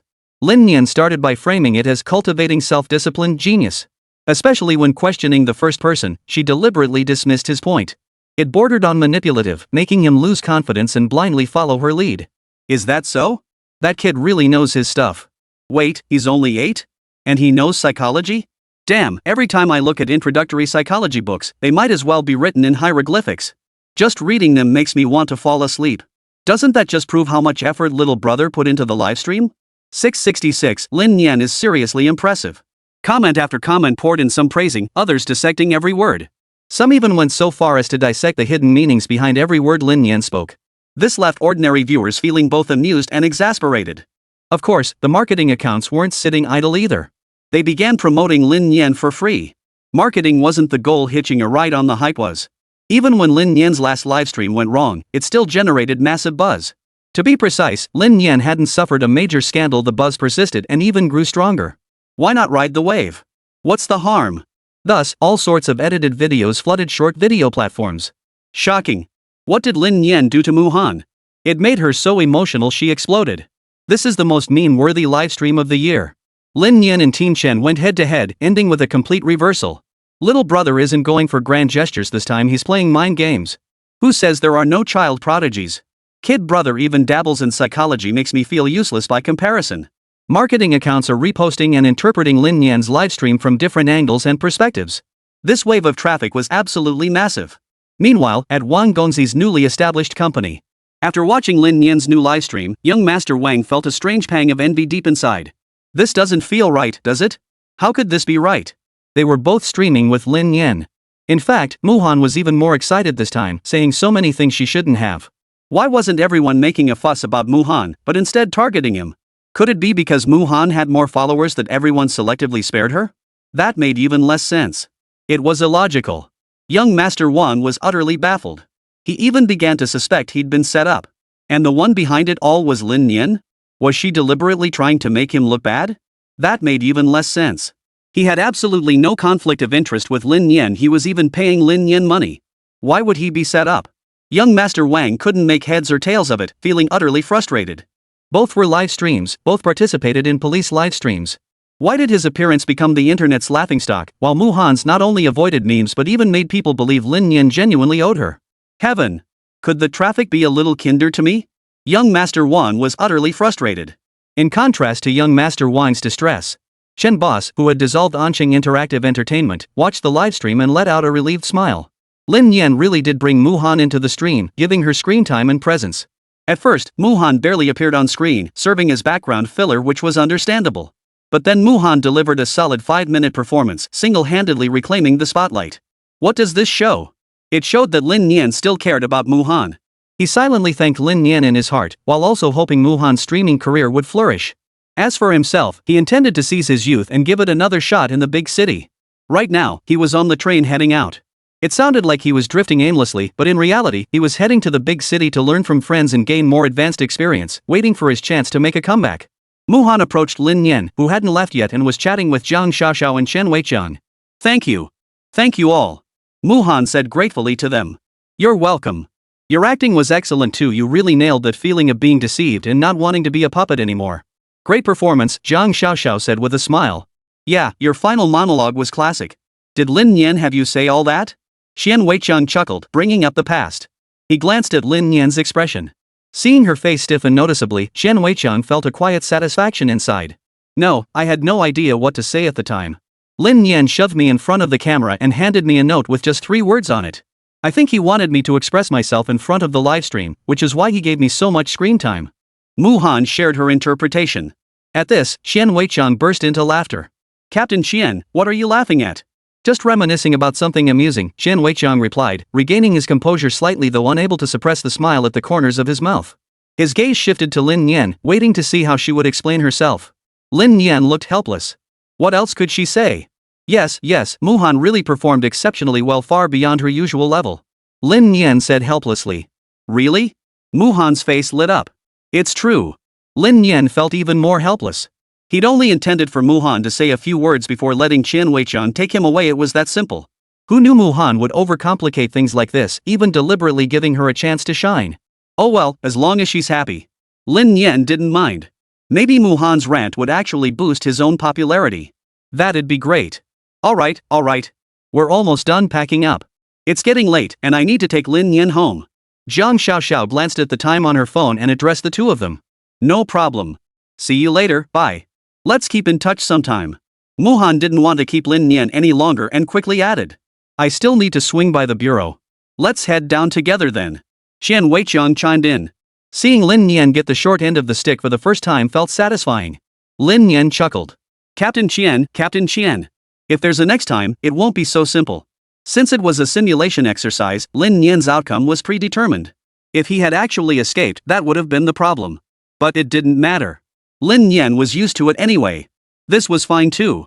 Chapter 147, Summer Vacation Approaches, Grades Are Out. On the way home, Lin Nian was still being driven by Zhang Xiaoxiao. Lin Nian, do you really read that many books? How come you know so much? Zhang Xiaoxiao was full of questions. Of course I do. I've explored so many subjects. What can I say? I've been fascinated by these things since I was little. Lin Nian said with a hint of pride. Yeah, right. If you're really that interested, why don't you have any books at home? E-books, of course. Buying physical books is so expensive, Lin Nian explained calmly. Alright, summer break is almost here. Are you going to be on a variety show this summer? Zhang Xiaoxiao changed the subject. Of course I am. That's a no-brainer. That variety show was practically made for me. I'm definitely going. I'm just curious, with you running around like this every day, how can your exam scores be any good? What are you talking about? How could my exam scores be bad? That's ridiculous. What if I get a perfect score? Lin Nian retorted. If you get a perfect score, I'll give you a gift, Zhang Xiaoxiao said casually. Lin Nian was smart, but Zhang Xiaoxiao didn't believe he could actually get a perfect score. Fine, you said it. Bet it is. Lin Nian thought to himself with glee. Getting a free gift from Zhang Xiaoxiao was pretty sweet. This gift was hers for the taking. Could the exam questions possibly stump her? No way. Back home, Lin Nian received a short message from Muhan. The gist was that she was incredibly grateful Lin Nian had tried to reach her during the livestream, which had brought her traffic. Blah blah blah, that sort of thing. Don't overthink it. I'll call you again next time I stream. No hidden agenda, it was simply that Zhang Xiaoxiao's livestream offered Lin Nian far more room to shine, and Muhan could play a much bigger role there. If it came down to a major showdown, Muhan could serve as her hostage. Even if it wasn't a showdown, she could still serve as my assistant. Either way, she'd be useful to Lin Nian. In contrast, consider Jiang Xiaoxiao's company livestreams. To ensure quality, they insisted on scripting everything, locking down the characters and limiting Lin Nian's room to shine. All things considered, streaming with Jiang Xiaoxiao was still better. Even without pay, at least she had fun. It boils down to this: either have fun without pay, or get paid but lose the enjoyment. Each option had its pros and cons, leaving the choice entirely up to Lin Nian. As the days passed, summer vacation crept closer. The day before the break, the parent-teacher conference. The previous meeting had focused on the children's safety, but this one was entirely about their grades. Lin Xianwan arrived as scheduled and sat down at Lin Nian's seat. "How did you do on this test?" Lin Xianwan asked. "Sis, you don't trust me? My grades are solid, top of the class for sure." "Haha, really?" Lin Xianwan chuckled. Her brother plays around all day and still manages to be top of the class? Li Chen's mother, sitting at the same desk, snorted disdainfully upon hearing this. "So young and already learning to brag instead of studying? First in the class? Give me a break." Li Chen was mortified. His mother was turned away, so she couldn't see his expression, but Lin Nian could. Li Chen pressed his palms together in supplication, as if begging Lin Nian for mercy, a gesture so pathetic it finally made Lin Nian crack a smile. "Whether I get first place isn't up to me, it's up to the scores. The results will speak for themselves," Lin Nian said lightly. Lin Xianwan defended her brother. "Whether he gets first place or not, he's still my little brother. As long as he doesn't cheat, I'll be proud of his results no matter what." Stubborn as a dead duck, Li Chen's mother sneered disdainfully. As if they'd never been to school before, sitting all the way in the back row and still bragging about being top of the class. If he were truly that brilliant, why waste time sitting here? Why not grab a seat up front? Gradually, parents from across the class began filing into the classroom. After the bell rang, Teacher Zhao smiled as she opened the PowerPoint presentation. "Good afternoon, parents. It's good to see you all again. Please sign the drowning prevention form on your desks. Thank you for your cooperation. Time flies. The children have worked very hard. Our class achieved the highest average score in the grade for the final exams. This wouldn't have been possible without the students' dedication. Well done, everyone. Nor would it be possible without the teachers' dedicated instruction. The teachers have worked hard. Let's give Ms. Zhao a round of applause, shall we?" One parent led the applause, and the others followed suit. "Thank you for your trust." Teacher Zhao flipped through the slides and began explaining summer safety precautions. He spoke for about 10 minutes. Finally, he addressed the topic all parents were most concerned about: academic performance. First, the award for the most significant improvement goes to our student, Lin Nian. Parents of Lin Nian, please join Lin Nian on stage to receive the award. Lin Xianwan froze for a moment. They're actually giving out awards? Has that kid Lin Nian actually been studying? Lin Xianwan stood up and walked up to the stage with Lin Nian. Li Chen's mother snorted. "It's just an improvement award. As a transfer student, we believe parents have also noticed that Lin Nian is a minor internet celebrity. It's truly remarkable that he balances his studies and entertainment so well. Let's congratulate Lin Nian." After receiving the award, Teacher Zhao invited 2 or 3 more students and parents to the stage to accept their prizes. All were progress awards. Li Chen's mother's expression darkened. Why hadn't her child received an award? Next is the 3 Good Student Award. Please welcome Lin Nian and her parent, along with. "Ha!" Lin Xianwan was stunned. What else could there be? Li Chen's mother's expression darkened further. The 3 Good Student Award, the most ordinary of honors. What was so great about it? This time, 5 students received the award. After collecting their prizes, the parents were also delighted. The 3 Good Student Awards were concluded. On her way back, Lin Xianwan asked Lin Nian, "That's all, right?" "I don't know." Lin Nian shook his head. "What's there to be so smug about?" Li Chen's mother thought bitterly to herself. Next is the award for top student in the class. Let's congratulate Lin Nian, who achieved perfect scores in all subjects to become the top student in the class. Lin Xianwan froze in shock. Perfect score? Top of the class. Unfamiliar, utterly unfamiliar. Was this really her own brother? How could he win so many awards? The other parents were stunned too. Wait, how come all the awards keep going to him? Lin Nian and Lin Xianwan took the stage once more. Li Chen's mother was grinding her back teeth to dust. Just moments ago, she'd dismissed him as incapable. Now he'd proven himself worthy of being top of the class. Damn it! Lin Nian has a natural talent for learning, but he must stay humble, keep up the hard work, and maintain this level of excellence. Teacher Zhao said with a smile. Second place goes to our class monitor, Ensheng. Ensheng was already crying, tears streaming down her face as she followed her mother to receive the award. Before Lin Nian arrived, Ensheng had consistently ranked first in the class, which is why she became class monitor. Now that Lin Nian had taken the top spot, she wondered if she could still hold on to the class president role. Ensheng's sobs made Lin Nian feel awkward. Xiaoqing, I'm sorry. If we ever go to high school, your grades will definitely surpass mine. But since this is elementary school, I'm afraid not. Chapter 148. I know you're anxious, but hold your horses. Anqing, please stop crying. Your grades are excellent too. Your daily efforts haven't gone unnoticed by me. Teacher Zhao looked utterly helpless. When the exam ended, she too had instinctively assumed Anqing would be first without fail. But she never expected this dark horse, Lin Nian, to emerge. Now look at this. Anqing was crying her eyes out, and Teacher Zhao felt terrible too. They were both good students, promising talents like the palm and back of one's hand, equally precious. After Anqing left, the third place award was presented to the class. And certificates for the top 10. Various other awards were distributed, covering nearly every student in the class. Most students received certificates, but Li Chen was the only one who didn't get a single one. Not even the Sports Star Award went to Li Chen. Li Chen's mother's eyes were dark and terrifying at that moment. Li Chen trembled in the back row.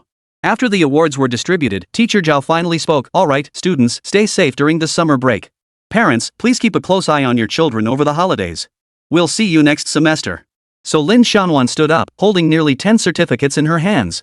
As everyone knows, when you have a stack of certificates, you have to flip them over to keep them neat. Just one quick shake. It delivered a crushing blow to Li Chen's mother. Seeing the stack of certificates in Lin Xianwan's hands, then glancing at her own empty hands, she felt like she could have dunked on Li Chen right then and there. You're grounded for the entire summer. No going out. No video games. Li Chen's mother said coldly. Li Chen hung his head even lower, not daring to utter a word. He was terrified that saying one more word would earn him a beating from his mother. Let's go home, Lin Nian said cheerfully to Lin Xianwan. Let's go. The parent-teacher conference is over, Lin Xianwan replied. Just as they stepped outside, Lin Nian was called back by Anqing. Lin Nian, are you going to try to take my class monitor position next semester? Anqing asked tearfully. Lin Nian looked at her. No, you'll still be class monitor. Why would I want your position? Lin Nian chuckled. Oh, still such a little power-hungry kid. Why do you get perfect scores every day without studying? It's not fair. Anqing cried. It's fine. It won't be like that anymore, Lin Nian shrugged indifferently. Anqing couldn't possibly understand what Lin Nian meant by that. What did he mean by it's like that now, but not later? You got first place and made that little girl cry, Lin Xianwan teased with a smile as they walked away from campus. Sis, it's not my fault. I only gave her a little push. That's already the limit for someone our age. You kid, you've gone dumb from watching too many videos. Hey, sis, did you bring my phone? Here you go. Wanting to check your phone before you even leave campus? We didn't have these conveniences back in my day. Sis, help me out here. Arrange all the certificates so I can film a video. You're filming this too? Fine, I'll do it. Lin Nian smiled as she filmed the video, focusing only on the certificates and not her sister. Uploaded the video. She tagged the Anqing Police Department. The bet's on. My grades are in. Where's your gift? A simple caption. Netizens were stunned when they saw Lin Nian's new video. Wait, kid, you actually got first place in the whole grade? What? Something's off with you, kid. How did you even get first place? That's not fair. Holy crap, you just scooped up every award I could have gotten in my whole life. I'm no genius, never even got a 3 Good Student award. 3 Good Student? This award is killing me. What a contrast. Kid's livestream persona, where does that look like a 3 Good Student? Send it back. Ha! A guy who could get busted any second is a model student? What kind of world is this? At Anqing Police Department, what kind of gambling ring is this? As everyone knows, netizens aren't just one person, they're a whole crowd. At every moment, every second, someone is online. But Jiang Xiaoxiao hadn't even touched her account. Jiang Xiaoxiao was still frowning, trying to come up with a livestream topic. Until a colleague approached her and asked, haven't you checked your phone? No, why? Jiang Xiaoxiao asked, puzzled. What bet did you make with Lin Nian? Now everyone online is tagging the official account, demanding you step up. Ha! Jiang Xiaoxiao was baffled. She hadn't been in touch with Lin Nian in days. What bet? He pulled out his phone and logged onto the platform. Holy crap, 99 plus mentions, all of them. She tapped on the video. Model student? Top of the class? Top of the entire grade? Ha! Jiang Xiaoxiao snapped back to reality. She remembered promising Lin Nian in the car that if he got first place, she'd buy him a gift. Jiang Xiaoxiao hadn't taken it seriously, but who knew this kid could actually pull it off? Unbelievable. No wonder he wanted to make a bet with her. He was waiting for this moment. She chuckled and told her coworker, I bet him he couldn't get first place just to motivate him to study harder. Never thought he'd actually do it. Gotta go prepare the gift now. Later, Jiang Xiaoxiao commented under the video, announcing the gift was already purchased. So, you bet with Jiang Xiaoxiao? Lin Xianwan asked, looking at the video Lin Nian had just posted. Yeah, just a gift bet. Guess I won, huh? Lin Nian said with a grin. But you shouldn't have asked her for a gift like that, you silly kid. If you want something, you can just buy it yourself. Sis, it's different. A bet is a bet, buying it yourself is buying it yourself. You win, you lose. That's nonsense. It's the truth. Lin Xiaonan and Lin Nian bickered, then turned to ask Zhang Xiaoxiao. Zhang Xiaoxiao also stated she'd honor the bet, insisting it was to help Lin Nian study better. See? I told you so. Back home, Lin Xiaonan wanted to hang the award certificate on the wall. Don't put it up. Why? Lin Xiaonan was puzzled. This was an honor, why couldn't she hang it? Just put it in an album. It looks weird on the wall. Fine, whatever you say. I'll do whatever you want. Lin Xiaonan put the certificate away and went to cook, while Lin Nian went to play video games. Just then, Lin Nian's phone rang. Lin Nian, congratulations. You're the top student in the entire grade. Listening closely, it was the voice of variety show director Lu Ming. Director, hello. Here's the situation, the set for the variety show is fully constructed and ready for use anytime. All approvals have been secured, and we've already done the pre-promotion. We're just waiting for you to arrive so we can start filming. Lu Ming hurriedly explained. Understood. The variety show can start filming anytime. No problem on my end. Great. I'll ramp up the hype further. We'll start filming in 3 days. Find time to swing by these next few days so we can discuss the specifics. Got it, director. Lin Nian agreed with Lu Ming. Oh, and Lin Nian, post some videos these days too. I've got them ready for you, just upload them directly. Sure, no problem. Lin Nian fell silent, feeling like her account was filled with nothing but livestream teasers. This was nothing but blatant advertising. Lin Nian couldn't help but laugh. Chapter 149, you want me to go all out on this variety show? Just as Lin Nian sliced the throat of the last enemy with his mantis blade in Cyberpunk, the doorbell rang. Lin Nian, I'm cooking. Go answer the door. Lin Xiaonan called out. Okay, coming. He set down the controller and headed for the door. Standing outside was Zhang Xiaoxiao, smiling brightly, holding what looked like a rather formal folder. Judging by your expression, did I interrupt your gaming session? No, not at all, Lin Nian blurted out, his eyes glued to the object in Zhang Xiaoxiao's hands. Xiao, you wouldn't happen to be bringing me extra practice workbooks for tutoring, would you? His face fell, his expression resembling someone who'd just spotted a monster.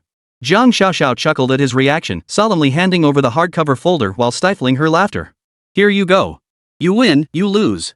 Your outstanding academic and moral achievements, Lin Nian, securing first place in the grade the Anqing Police Department is deeply gratified. This is our official commendation. Lin Nian took it with suspicion, feeling its weight in his hands. Opening the deep blue hardcover, he found an officially designed, exquisitely printed certificate inside. The bright red, gold embossed title nearly blinded him. Certificate of Honor. This is hereby awarded to Lin Nian for his outstanding and indelible contributions in enhancing public safety awareness, thoroughly exposing new criminal tactics, and effectively deterring lawbreakers during the Anqing Police Legal Awareness Promotion Series livestreams. Is hereby awarded the honorary title of Legal Awareness Promotion Expert. Lin Nian. His knuckles turned slightly white as he clutched the certificate, and the corners of his mouth twitched uncontrollably. He looked up at Zhang Xiaoxiao, who was trying hard to keep a straight face, but the mischievous smile in her eyes was impossible to hide. Xiaoxiao, Lin Nian took a deep breath and waved the honor in his hand. Your police station has quite the budget, huh? Printing this thing just for me? With an official seal? Isn't that abuse of official seals? How can you talk like that? Zhang Xiaoxiao finally cracked, laughing so hard her shoulders shook. This was personally approved by our chief Qian. The personnel department worked overtime to design and produce it. It's one of a kind, the only copy in existence. I don't want it. I'll take it back. No, I want it. Why wouldn't I? This gift is truly wonderful. Lin Nian snapped a quick photo and posted it online. Official certification. Am I dreaming? Bro, you're killing it. The Public Security Bureau issued the certificate themselves. This is 10,000 times better than being a model student. Zhang Xiaoxiao glanced at Lin Nian's phone and couldn't help but say, You're actually going to post this? Absolutely, Lin Nian replied immediately. This is recognition for me, how could I not share the video to promote it? Fine. Just then, Lin Xiaonan emerged from the kitchen. Xiaoxiao's here, perfect timing. I just finished cooking. Let's eat together. No, I. Just as Zhang Xiaoxiao started to refuse, Lin Xiaonan pulled her down to sit. If you go home now, you'll have to cook for yourself. You've helped Lin Nian so much, what's wrong with having a meal? Stop making excuses. Alright. Sis, look. This is the certificate of honor Sister Xiaoxiao gave me. Lin Nian changed the subject, waving the certificate in front of Lin Xiaonan as she boasted. Look at you. Dinner's ready. Go bring out all the dishes. Lin Xiaonuan took the certificate with a smile, then adopted a stern expression. Hee hee, so what? Sister Xiao Xiao delivered it personally. I've got to keep it safe. Wonder if next time they'll give me an officially certified villain's certificate. You're so resilient, Lin Xiaonuan teased with a laugh, serving Jiang Xiaoxiao a bowl of porridge before placing another in front of Lin Nian. Eat properly. 2 days without supervision, and you'd have your tail sticking straight up to the sky. You bet. Lin Nian tucked the certificate away.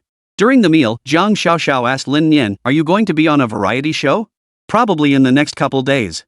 The director called me just the other day, and he even called to rush me before you arrived. He said summer vacation is here and he wants to drag me into filming. So do you know which celebrities will be on it?" Jiang Xiaoxiao asked curiously. "No clue. I couldn't care less about that stuff." Lin Nian waved dismissively. He wasn't into celebrities, so it didn't interest him. "You didn't ask the director? Fine. Do you follow celebrities?" Lin Nian countered Jiang Xiaoxiao. "I don't chase stars, but I just figured if you're on a variety show, the director would definitely invite celebrities. Who knows? From the director's tone, I'd guess it's a low-budget variety show. They probably don't have the money to bring in big names to fill the stage." Lin Nian recalled his conversation with director Lu Ming. If they really had money, they wouldn't have cast him as the lead. "Then you better perform well on the variety show," Jiang Xiaoxiao said, then suddenly added, "Oh, and you better stop doing those scary stunts. I won't be able to keep an eye on you while you're on the show. If anything happens, don't come crawling to me for a good word." Jiang Xiaoxiao, fearing Lin Nian might do something reckless, hurriedly added, "Relax, I won't do anything reckless." Lin Nian knew Jiang Xiaoxiao feared he might act recklessly, so he gave her a reassurance. After all, once the variety show started, what he did would be entirely up to him. 3 days later, Lin Nian received another call from Lu Ming. Lu Ming invited Lin Nian to his office in Ansheng. The newly leased office was a spacious 200 square meter space, filled with filming equipment and bustling with staff. "Finally, we meet," Lu Ming said with a warm smile as he looked at Lin Nian. "Did you come by yourself?" "Yeah, I came by myself. My sister's at work, so it's fine for me to come alone," Lin Nian replied. "You're not big, but you sure are bold. Aren't you afraid we'll sell you out?" "If you put it that way, who knows who might end up selling whom," Lin Nian replied with a smile. Lu Ming chuckled to himself, recalling Lin Nian's performance during her livestream. "Can't win an argument with you. Well, you're here just in time. Let me introduce you. This is our producer, Zhao Hai. We've met before." Zhao Hai stood up and nodded toward Lin Nian. "Producer Zhao, hello. Young man, you're quite something. We've all seen your livestream performances and are very much looking forward to working with you this time." Zhao Hai offered his praise, hoping Lin Nian would maintain his live streaming caliber and shine brightly on this variety show. After all, their decision to bring him on was akin to burning their bridges. If this variety show flopped, their entire variety program would be doomed. That's why Zhao Hai placed such importance on this project. "I'll give it my all. But I'm wondering what's the theme of this variety show? Could you tell me, Producer Zhao?" Lin Nian inquired. Producer Zhao chuckled. "It's simple. This is an outdoor reality show, but all the scenes are preset. We've secured a village in Ansheng. Your task is to execute a flawless crime, keep the suspense at its peak. It's tailor-made for you. A perfect crime? Sounds interesting," Lin Nian chuckled. Judging by producer Zhao's tone, it seemed he was saying there was a 100% chance of catching him. Previously, Lin Nian had held back during live streams, but producer Zhao was giving him free rein this time, no problem at all. Chapter 150, Meeting the Director on the Variety Show, Praise from the Producer. Lin Nian wanted to pull off some big stunts, but streaming alongside Jiang Xiaoxiao meant certain things were off limits. He possessed the Crime Master system. Who could possibly believe that the Crime Master would ultimately get caught, and over a minor slip-up at that? Of course, it could happen. But the true master, combined with the risk assessments from Lin Nian's system and attention to minute details, allowed him to avoid such scenarios. He'd held back before, but now that he had to let loose. Poof. Lin Nian couldn't help but laugh out loud. "If you're planning a variety show in a village, I'd like to hear how you'd structure it. What aspects would you focus on? Let me see if I have any ideas." Lin Nian turned to producer Zhao, offering his perspective. Upon hearing this, producer Zhao patiently engaged in conversation with Lin Nian. He didn't think Lin Nian's proposal might be problematic. On the contrary, he believed it would be better if Lin Nian had ideas, as they could indeed be incorporated. After all, Lin Nian was an internet celebrity. His ability to gain massive attention in such a short time was undoubtedly tied to his wildly imaginative ideas and performances. After a moment's thought, producer Zhao explained to Lin Nian. "If you have ideas, that's perfect. Here's the concept. Old Lu and I envisioned a murder mystery unfolding in the village, similar to Werewolf. You'll join other guests in discussions and investigations. No one knows who the killer is, so your goal is to conceal your identity. Over 3 days, if no one finds evidence linking you to the murder, you win. Otherwise, you lose. Lin Nian fell silent, pondering the details of the variety show script Zhao had revealed. So there's no script this time? It's all improvisation, right? Exactly. No script. What does a variety show need a script for? Producer Zhao replied. Then I don't have much to say. This already gives us a lot of creative freedom. The only thing that might need adjusting is each person's background and character motivation. Exactly. That's what I'm considering too. Nothing's finalized yet. First, I'll give everyone 3 identities to choose from. You can pick anyone. This will open up a lot of creative possibilities. Producer Zhao beamed with excitement as he spoke enthusiastically. He found discussing these ideas with Lin Nian far more engaging than with Lu Ming. Though Lin Nian was younger, he always grasped exactly what Zhao wanted to convey. In contrast, with Lu Ming, he often had to explain things at length before Lu Ming grasped the meaning. This back and forth made communication incredibly inefficient. But with Lin Nian, it was different. This feeling made Zhao Hai genuinely thrilled, like he'd found a rare kindred spirit. Lin Nian, however, paid little attention to producer Zhao's excitement. He glanced at the 3 sheets of A4 paper Zhao handed him. Each sheet outlined a distinct identity, complete with its own backstory. 1. A college graduate who had just returned. 2. A young man who married early. 3. A village troublemaker. Lin Nian fell silent. These 3 identities seemed utterly unreliable. Is that all there is? Lin Nian sighed, pressing his hand to his forehead. Nope, just these 3. What's up? Is there a problem? Producer Zhao answered his own question. Well, when considering personal identities, we aimed for simplicity. That's why we avoided overly complex relationships. Lin Nian understood. So that was the situation. I see. So if I choose a young man who marries early, does that mean you have to give me a wife? Lin Nian asked with a grin. You're not that old, kid, but you're sharp as a tack. Of course I'd arrange one, but are you sure you want to choose that path? Will the wife be an ordinary person? Lin Nian inquired. No, she'll be an artist, producer Zhao replied. An entertainer? Perfect. An entertainer is perfect. Lin Nian beamed. He never imagined that at his young age, he could land a wife. It's almost settled. Someone's already contacted me. At that moment, Lu Ming stood up with his phone, giving Lin Nian an awkward smile. You stay here and chat with producer Zhao. I'll go pick them up. No problem. Lin Nian watched director Lu leave, then turned back to producer Zhao. Looks like we'll be staying in the village for this variety show. How many days will we be here? I need to confirm that so my sister won't worry. Estimated at 5 days, but it might wrap up earlier, producer Zhao explained. Nothing's set in stone yet, but there'll be activities every day. Got it. I'll let my sister know. Lin Nian stood up, took out his phone, and explained to Lin Xianwan. Lin Xianwan wasn't particularly worried about Lin Nian's situation. After briefly reminding him to stay safe, she hung up. Lin Xianwan knew that no matter how much she said, it wouldn't change Lin Nian's mind. He had his own ideas. So she kept it brief. By the time Lin Nian finished his call, Lu Ming had already ushered in the artists participating in the variety show. Lin Nian smiled as he rejoined the group. He saw everyone either seated in chairs or leaning against desks, each face radiant with smiles. They were all handsome men and beautiful women, and a few even looked familiar. He took a closer look. There were 6 people in total, 3 men and 3 women. He quickly calculated in his head that including himself, there were 7 participants for this variety show. It wasn't a large-scale production. As Lin Nian pondered, a young woman in an orange dress approached him with a smile. Ah, you must be Lin Nian. Nice to meet you. I'm Qin Meng. I've been seeing your videos all over my feed lately. Qin Meng had perfectly almond-shaped eyes, and her smile was exceptionally sweet. Lin Nian found himself drawn in by her warmth and looked up at her. She wasn't very tall, roughly 5 feet 4 inches by Lin Nian's estimate. She wore a small white straw hat, her petite frame accentuated by an orange knee-length skirt that revealed her fair calves. Paired with a pair of white sneakers, she radiated a vibrant, lively charm. Hi, Sister Meng Meng. Contagiously cheerful, Lin Nian smiled back and greeted her. Let me introduce you to the others. I've dealt with them all before, we're all old friends here. Qin Meng smiled as she reached out to take Lin Nian's hand, which he accepted without hesitation. Oh my, Meng Meng's already hooked up with a little cutie, huh? That's so mean. What do you mean hit on? The remark instantly made Qin Meng's face fall. She pouted in displeasure as she retorted. Oh my, you really have a sharp tongue, Chi Pei. You'd better keep quiet.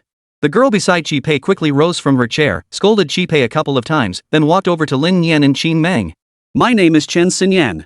You can call me Sister Yin. With me and Qin Meng here, Chi Pei won't give you any trouble. After speaking, Chen Xinyan leaned close to Lin Nian's ear and whispered.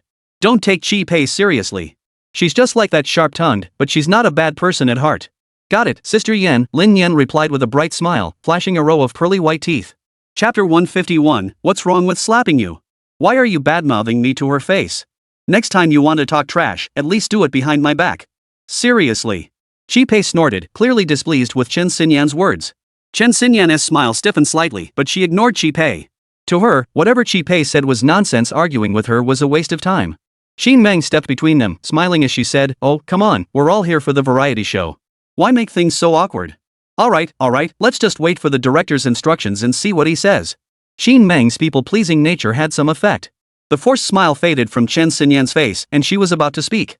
But Chi Pei showed no appreciation whatsoever. She snorted, "You think you have the right to lecture me? Xin Meng, drop the act, will you? Nobody buys your green tea routine anymore. What, since the male artists aren't falling for it, you've switched to trying to manipulate gullible kids? I'm just saying, Xin Meng, you're surprisingly scheming, aren't you?" Xin Meng froze, her heart sinking. She stood rooted to the spot, her body trembling uncontrollably, unable to believe these words were coming from Chi Pei. During their past collaborations, though Chi Pei spoke without restraint, her words as poisonous as venom, Xin Meng had never taken it to heart. She shielded Chi Pei at every turn. Even when others criticized Chi Pei or spoke ill of her, Xin Meng dismissed it. When others criticized Chi Pei, Xin Meng would defend her, saying Chi Pei was a good person, just with a sharp tongue. When others spoke ill of Chi Pei, Xin Meng never joined in. Instead, she would tell them not to think that way, listing all the good deeds Chi Pei had done and how she had helped Xin Meng. But Xin Meng never imagined Chi Pei would see her this way. She felt that after working alongside Chi Pei for so long and participating in numerous events together, even if they weren't best friends, they should at least be friends. Yet Chi Pei had spoken of her like this. In that moment, Xin Meng was so furious she couldn't speak. She bit her lip hard, clenched her fists until her knuckles turned white, and tears streamed down her face. Chi Pei had truly hurt her. Seeing Xin Meng cry, Chen Xinyan grew furious too. She wasn't as easygoing as Xin Meng. She had initially let it slide for Xin Meng's sake, choosing not to pursue Chi Pei's words further. But Chi Pei not only refused to back down, she doubled down. This made Chen Xinyan feel Xin Meng was being treated unfairly. She yanked Xin Meng behind her, stood in front of her, and pointed at Chi Pei, shouting, "Hey! That's way too harsh. What did Xin Meng ever do to you to deserve this? She's always been sticking up for you, can't you hear that? How dare you call her a green tea? That's insulting." Seeing Chen Xinyan lose her temper, Chi Pei didn't get angry. Instead, she smiled at her and chuckled, "Oh, look at you. I just called her a green tea, and you're already rushing to defend her. By doing that, aren't you just confirming she is one? And you're so eager to make excuses for her. I think you've been fooled by her too. What's the point of defending a green tea like her? Are you trying to show off how advanced her tea skills are?" Chi Pei grinned, repeating green tea with every breath, making Chen Xinyan's anger boil over. She exploded, shouting, "Chi Pei! You have no idea how to behave. No wonder your boyfriend dumped you. You have no idea how much Xin Meng used to defend you and speak well of you. I say all those good words she said about you were just wasted on a dog. Someone like you doesn't deserve anyone speaking well of you at all. Your current situation is entirely your own doing. You deserve it." Hearing this, Chi Pei's previously cheerful expression instantly fell. Being confronted about her boyfriend breaking up with her sent her into a rage. You damn. I was the one who ended it. That piece of trash. I wasn't even into him. Why are you bringing this up? I'm asking you, why are you talking about this? Who the hell do you think you are to judge me? I'll do whatever the hell I want. Who are you to talk about me, you piece of? Chi Pei's face flushed crimson. She stopped her leisurely stroll, jerked upright, and her mouth instantly transformed into a fighter jet. She unleashed a barrage of shouts and screams at Chen Xinyan, completely disregarding her image, her voice booming loudly. Chen Xinyan, however, seemed oblivious. She turned away with a smile, pulling Xin Meng close and wiping her tears. It's okay. Don't mind her." Seeing Chen Xinyan completely ignore her only fueled Chi Pei's rage further. She even lunged forward, ready to yank Chen Xinyan's hair violently. The male artists present immediately stepped in to break up the fight. They could yell insults, but physical violence was unacceptable. But just then, Lin Nian stepped in front of Chen Xinyan and declared, "Enough! What are you yelling about? Haven't you heard the saying, a stone hits a dog barks? Since you dumped the jerk, why are you so upset? You're truly classless. It's a shame Xin Meng even defended you. You little think you can lecture me? You're not even worthy. What I do today is none of your damn business." Chi Pei had completely lost her mind. She reached out, her hand already forming a slap aimed squarely at Lin Nian's face. But the problem was, Lin Nian wasn't the type to take abuse lying down. Watching herself get hit, was she just supposed to stand there and take it? Lin Nian instantly slapped Chi Pei across the face. The sharp, resounding slap silenced Chi Pei completely and stunned everyone present. The male artist, witnessing this scene, felt torn. He couldn't just stand by and watch, but he couldn't step in to help either. Chen Xinyan and Xin Meng both turned to Lin Nian with stunned expressions. Xin Meng, in particular, feared Qi Pei might explode again and attack Lin Nian. Xin Meng quickly stepped forward, pulling Lin Nian into her arms. Her gaze toward Qi Pei even held a hint of hostility. Chen Xinyan, however, snapped out of her shock and smiled at Qi Pei's expression as she covered her face. If Chen Xinyan hadn't wanted to invade someone's privacy, she would have definitely snapped a photo to celebrate. Qi Pei was jolted awake by Lin Nian's slap. She clutched her face in disbelief, her stunned expression shifting between Lin Nian and Xin Meng, who was shielding her. In that instant, Qi Pei felt profoundly betrayed. Before this, whenever she had arguments with others, Xin Meng would always defend her, help her vent her anger, and take care of her emotions, ensuring she wouldn't stay upset. But now, Xin Meng was holding Lin Nian in her arms. In that moment, Qi Pei's heart felt both bitter and aching, as if something precious had been snatched away. The current situation felt eerily familiar, and in an instant, a vivid image surfaced in her mind. It was the exact scene when her boyfriend had dumped her. That helplessness she felt back then, she never imagined it would resurface again. Qi Pei covered her face and wept. It wasn't just because Lin Nian had hit her, it was also because of Xin Meng's betrayal. She cried helplessly, like a child. Chapter 152, Reality TV Identity. Are you serious? Qi Pei's sobs were loud, not the quiet, muffled kind, but full-throated wails. It felt as though she had never cried like this in her entire life. Her purpose in crying like this was to convey to everyone that she had never suffered such profound injustice in her entire life. But no one moved to comfort Qi Pei. Xin Meng watched her coldly. In the past, Xin Meng would have rushed over to console her, but this time she refused to indulge Qi Pei. Qi Pei had broken her heart. Stop crying. Lin Nian didn't hit you on purpose. You were the one who tried to hit her. Xin Meng summoned her courage and reasoned with Qi Pei. Hearing this, Qi Pei's heart clenched painfully, as if being sliced by a knife. The Xin Meng of before would never have acted this way. She would have dropped everything to comfort her. Why? Xin Meng. Qi Pei's voice cracked with tears, softening as she tried to win Xin Meng back. We're friends, right? Why are you treating me like this? Xin Meng felt a pang of sorrow seeing Qi Pei so helpless. For a moment, the thought of forgiving her flashed through her mind. But just then, Chen Xinyan cut in, exposing Qi Pei's tactics. Stop your fake crying here, it's disgusting. The way you talk, you're actually blaming Xin Meng for not forgiving you? What kind of person are you? Have you forgotten what you just said to Xin Meng? You spoke so harshly yourself, yet you blame others for not comforting you? You're truly laughable. Chen Xinyan's intervention completely extinguished any lingering desire Xin Meng had to comfort Qi Pei. She turned her head away, refusing to look at Qi Pei's pitiful state, and stammered, Qi Pei, you'll have to figure this out yourself. Seeing Xin Meng's evasive gaze, unable to meet her own eyes, Qi Pei's heart shattered completely. Xin Meng, we're friends. Why are you doing this to me? Xin Meng, look me in the eyes when you speak. Qi Pei snapped, crying and shouting, even trying to grab Xin Meng to get a straight answer. Enough. I shouldn't have hit you, I just wanted you to calm down. I apologize. But stop this fake drama here, acting like Xin Meng can't live without you. She's been so good to you, and you still insult her. You deserve it. Lin Nian had no connection to Qi Pei and certainly wouldn't care about her feelings. His words were cold and indifferent. Those words seemed to drain all strength from Qi Pei. Her eyes fixed on Xin Meng, filled with bitter resentment. If it were the past, she should be the one being taken care of by Xin Meng now, not Lin Nian. Lin Nian had just claimed Xin Meng couldn't live without her. Now, Qi Pei gave a bitter smile. It wasn't that Xin Meng couldn't live without her, it was that she couldn't live without Xin Meng. Her ex-boyfriend had left her, and now even Xin Meng was abandoning her. Qi Pei felt utterly ridiculous, having hurt everyone who had ever tried to help her. Qi Pei knew crying wouldn't bring Xin Meng back, so she spoke up, I'm sorry, Xin Meng. I shouldn't have said those harsh things. MHM. Xin Meng gave a soft nod in response. Qi Pei smiled bitterly. She knew Xin Meng hadn't forgiven her. But she didn't expect Xin Meng's forgiveness anyway. Just then, the director rushed over, drenched in sweat. What happened? What happened? Oh my god, what did you two do? Lu Ming asked breathlessly. He had just been outside smoking a cigarette with producer Zhao, casually discussing plans for the variety show. Then his phone started buzzing non-stop in his pocket.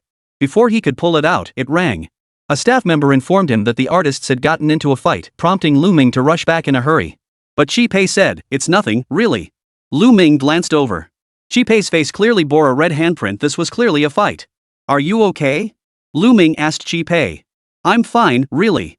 Qi Pei was beginning to realize her mistake.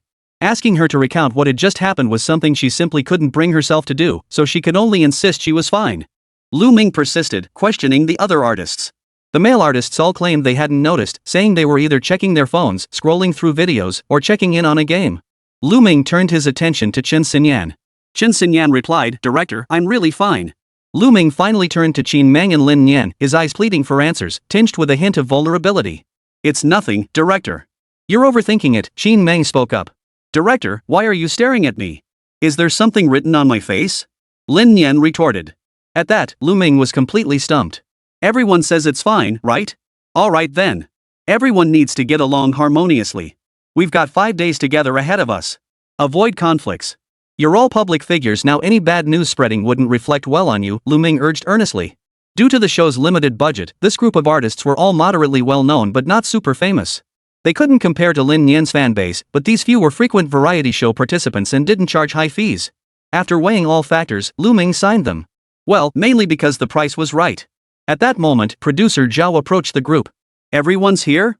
Perfect. I'll distribute your identities now. Take a look and choose yours." Each person then received 3 identity options. Lin Nian didn't take any, as he had already made his choice. Everyone sat together discussing their options, while Lin Nian sat off to the side watching silently, wondering which female artist would become his wife. Qin Meng? That would be nice, she's a sweet girl with a soft voice. Chen Xinyan wasn't bad either, outspoken and straightforward.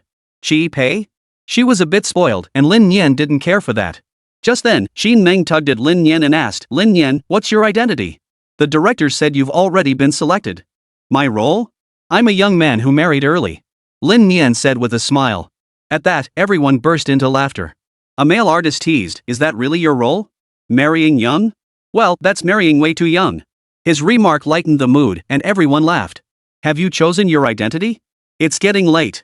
We still need to go to the dinner gathering, and after eating, we have to rush to the village," producer Zhao reminded them, glancing at the time. "We've chosen."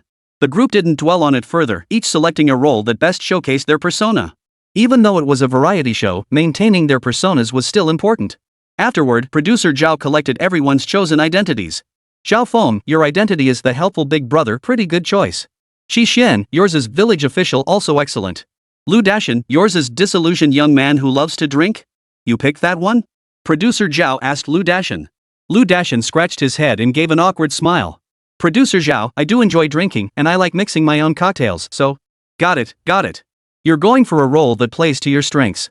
After announcing the male actors' roles with a laugh, producer Zhao moved on to the female actors. Qin Meng, your role is Qin Yuan's older sister? That's pretty good too. Chen Xinyan, your role is a college student returning to her village for vacation? Perfect. Qi Pei, you're playing Lin Nian's wife? The moment those words left his mouth, everyone present was stunned. Is that? Chapter 153, admitting mistakes means they're not completely bad. Ha! When producer Zhao announced the role assignments, everyone was dumbfounded. Everyone knew their own role but remained unaware of others. This alone fueled anticipation about how others would choose. And then you tell me Qi Pei chose to be Lin Nian's wife? Wait, is that even a thing? How could this be right? Qi Pei, you wouldn't actually enjoy being hit, would you? Lin Nian just slapped you, yet instead of avoiding him, you choose to be his wife? Seriously, what kind of twisted logic is this? It's enough to baffle anyone. Lin Nian stared at Qi Pei with equal bewilderment, inwardly tempted to pry open her forehead just to see what was stuffed inside. Everyone else stared at Qi Pei with equally bewildered expressions, wondering if her brain had short-circuited. Was this even a choice? No one could fathom Qi Pei's reasoning, suspecting she might genuinely have some mental issues. But Qi Pei didn't see it that way. She had her own reasons. She wanted to mend her relationship with Qin Meng, and Lin Nian was the key to that. Given that, what better way to get closer to Lin Nian than through his wife? Qi Pei might have a sharp tongue, but she wasn't stupid. It was obvious there was a rift between her and Qin Meng right now. Chen Xinyan, needless to say, had always been hostile toward her and was difficult to approach. If she revealed her intentions, Chen Xinyan would surely become wary and wouldn't believe she genuinely wanted to change. Approaching Qin Meng directly wasn't impossible, but Qi Pei felt awkward about it. There'd be no natural topics to discuss. Only Lin Nian served as a suitable lubricant. If she could get Lin Nian to put in a good word, perhaps there was still a chance for things to turn around. Truthfully, when she was slapped, Qi Pei had considered walking away for good. But she knew that if she truly left this time, her chances of ever interacting with Qin Meng again would be pitifully slim, barely worth describing as faint. The last time her heart had been broken was by her ex-boyfriend's breakup. She'd learned her lesson then. This time, no matter what, she refused to be abandoned by Qin Meng again. Because Qin Meng truly cared about her. Realizing this, Qi Pei slowly declared amidst everyone's astonished stares, "Yes, that's exactly how I feel." Is that not acceptable? Producer Zhao nodded in astonishment. Of course it's fine. Why wouldn't it be? Then it's settled. Everyone get ready, we're rolling. Producer Zhao said, then began gathering the crew. The cast gathered together, discussing their own roles and those of others. Chi Pei awkwardly approached them, but no one acknowledged her. Feeling even more awkward, her disappointment was written all over her face. Qin Meng, witnessing this scene, felt equally uneasy. She considered pulling Chi Pei over to discuss character insights together, but Chen Xinyan's glare stopped her. Chen Xinyan reached out and tugged Qin Meng's arm, saying, "Did you forget how she just spoke to you?" "I know," Qin Meng replied, taking a deep breath. She turned her head away, refusing to glance at Chi Pei out of the corner of her eye, and joined Chen Xinyan in discussing their characters. At that moment, Lin Nian rose from her chair and approached Chi Pei. "Come with me," she said. Chi Pei froze, instinctively wanting to resist. But with no one else paying her any mind, she knew that even if she did defy Lin Nian, sitting there would feel like sitting on pins and needles anyway. She might as well follow Lin Nian out of the office. The corridor outside the office was empty. Lin Nian walked ahead without speaking, heading straight to the far end where a large floor-to-ceiling window stood beside the emergency stairwell. Lin Nian stopped at the window and glanced out at the view beyond the building. It was around 3 or 4 in the afternoon during summer. Traffic was sparse on the streets, and the sunlight was blindingly bright. As soon as she approached the window, Lin Nian felt a warm glow envelop her. Chi Pei followed behind him, somewhat puzzled by Lin Nian's intentions. Why had he called her out here? "What's up?" Chi Pei asked, puzzled. Lin Nian turned to face Chi Pei, smiling as he said, "Chi Pei, Sister Pei, I didn't call you here to mock you. After all, that wouldn't benefit me in any way, and it would ruin our upcoming collaborations on the variety show. So I felt it necessary to make this clear beforehand. By the way, I want to reiterate that hitting you earlier was impulsive. I'm offering you a sincere apology now. I hope you won't dwell on it, it won't do you any good. I know you must be angry, but since you've chosen to be my wife, you must have your own needs. So I want to talk this through with you and smooth over any unpleasantness between us. So, you'll help me?" Chi Pei blinked in disbelief, her incredulous gaze lingering on Lin Nian. "Don't look at me like that. I'm helping you so the variety show can proceed smoothly. Got it?" Chi Pei nodded. "I get it. I just want to mend things with Qin Meng. I realize my issues now, it's not like I didn't see them before. I truly don't want Qin Meng to leave me. Do you understand?" Chi Pei finally voiced her true feelings.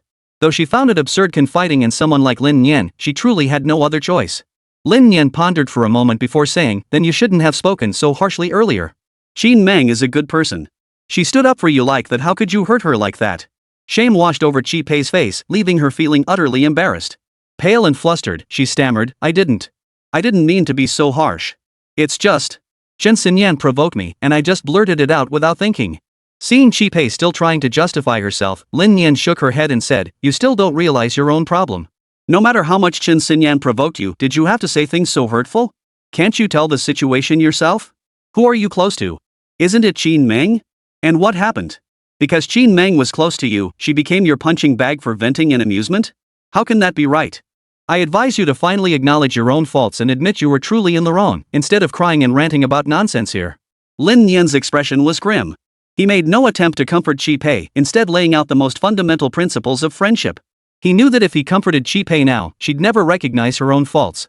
She'd just become an emotion-driven machine. Her problems wouldn't be resolved, they'd only grow worse. Even if she later reconciled with Qin Meng, they would inevitably drift apart again over the same issues. Lin Nian's words hit Kai hard, given her already low spirits. A gentler approach would have been preferable, but Lin Nian simply wasn't inclined to offer it. His words cut deep, yet Chi Pei listened intently, forcing herself to endure the pain. Thank you. Chapter 154, just entering the village, this doesn't look good. A complex mix of emotions churned within Chi Pei. While discomfort was present, the predominant feeling was heartbreak over Qin Meng's betrayal. But in truth, it wasn't Qin Meng's betrayal at all, it was that she herself had broken Qin Meng's heart. What she perceived as betrayal was, from Qin Meng's perspective, a form of liberation. Now, thanks to Lin Nian's words, Chi Pei finally understood, none of this was Qin Meng's fault. It was all his own doing. "Lin Nian, do you believe me? I truly understand my own faults now. Really, completely, utterly." Chi Pei spoke urgently, looking at Lin Nian as if seeking confirmation. Lin Nian replied, "Does it matter whether I believe you or not? My trust is irrelevant. I don't just believe whatever you say. Whether I believe you or not is pointless. What matters is what you do and how you act." Chi Pei clung to her like someone grasping at a lifeline in a desperate situation, refusing to let go. Watching her, Lin Nian felt a flood of emotions. "No matter how much you explain, why didn't you think of this sooner? I'm leaving. Think it through yourself. You're old enough to grasp such basic truths. Next time, please come up with something truly earth-shattering to say to me. Thank you." Lin Nian turned and walked back, waving as he went, leaving Chi Pei with only his retreating figure. Watching Lin Nian gradually disappear into the distance, Chi Pei had already formed her thoughts. Lin Nian had made a valid point. She had truly been in the wrong just now. Her words had been so harsh. After Lin Nian returned, Xin Meng and Chen Xinyan surrounded him. So close, so very close. What did you talk about when you pulled Chi Pei aside? Is she up to something again? Chen Xinyan stared at Lin Nian warily, her tone earnest. Lin Nian, I'm not trying to pick sides here, but someone like Chi Pei needs to learn the hard way. How can she expect others to keep indulging her forever? Xin Meng wanted to add something too, but the words died on her lips. She wanted to ask about Chi Pei's situation, but she was a little afraid of Chen Xinyan's sharp gaze, so she decided to keep quiet. Lin Nian didn't share the details of his earlier conversation with Chi Pei. He already knew what Chi Pei was after. Telling Xin Meng would only complicate things. Better to let Chi Pei figure out how to mend fences on her own. We just chatted about the variety show. Since filming starts soon, we'll be spending a lot of time together these days.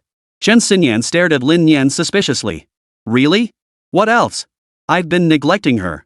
If I don't talk to her, my work will suffer later. Lin Nian smiled, changing the subject. I suppose so. Chen Xinyan pondered thoughtfully, choosing not to press Lin Nian further. After the dinner gathering, 3 buses drove into the village. The village was called Onping Village. It was somewhat remote, situated on higher ground, surrounded by mountains and water, with vast stretches of farmland. The environment was quite pleasant. By the time the buses arrived, night had fallen. The village chief and party secretary personally welcomed the film crew. You're finally here. Have you eaten? If not, we have some home-cooked dishes.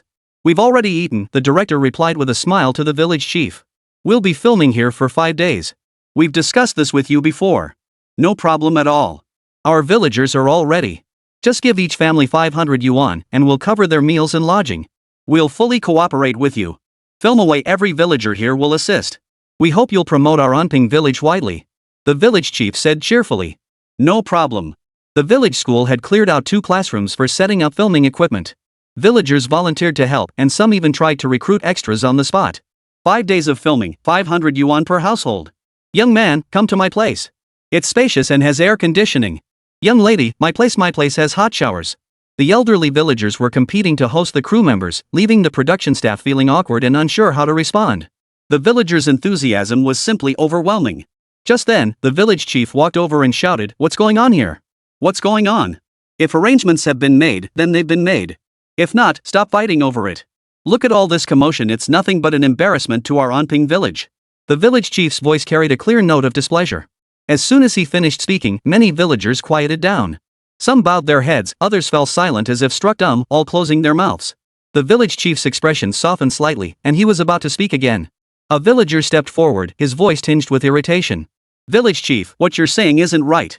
Everyone here has good intentions. How does that make us do wrong? Is there no justice? Well, if we follow your logic, didn't your family also take money from the production crew? Probably a hefty sum, right?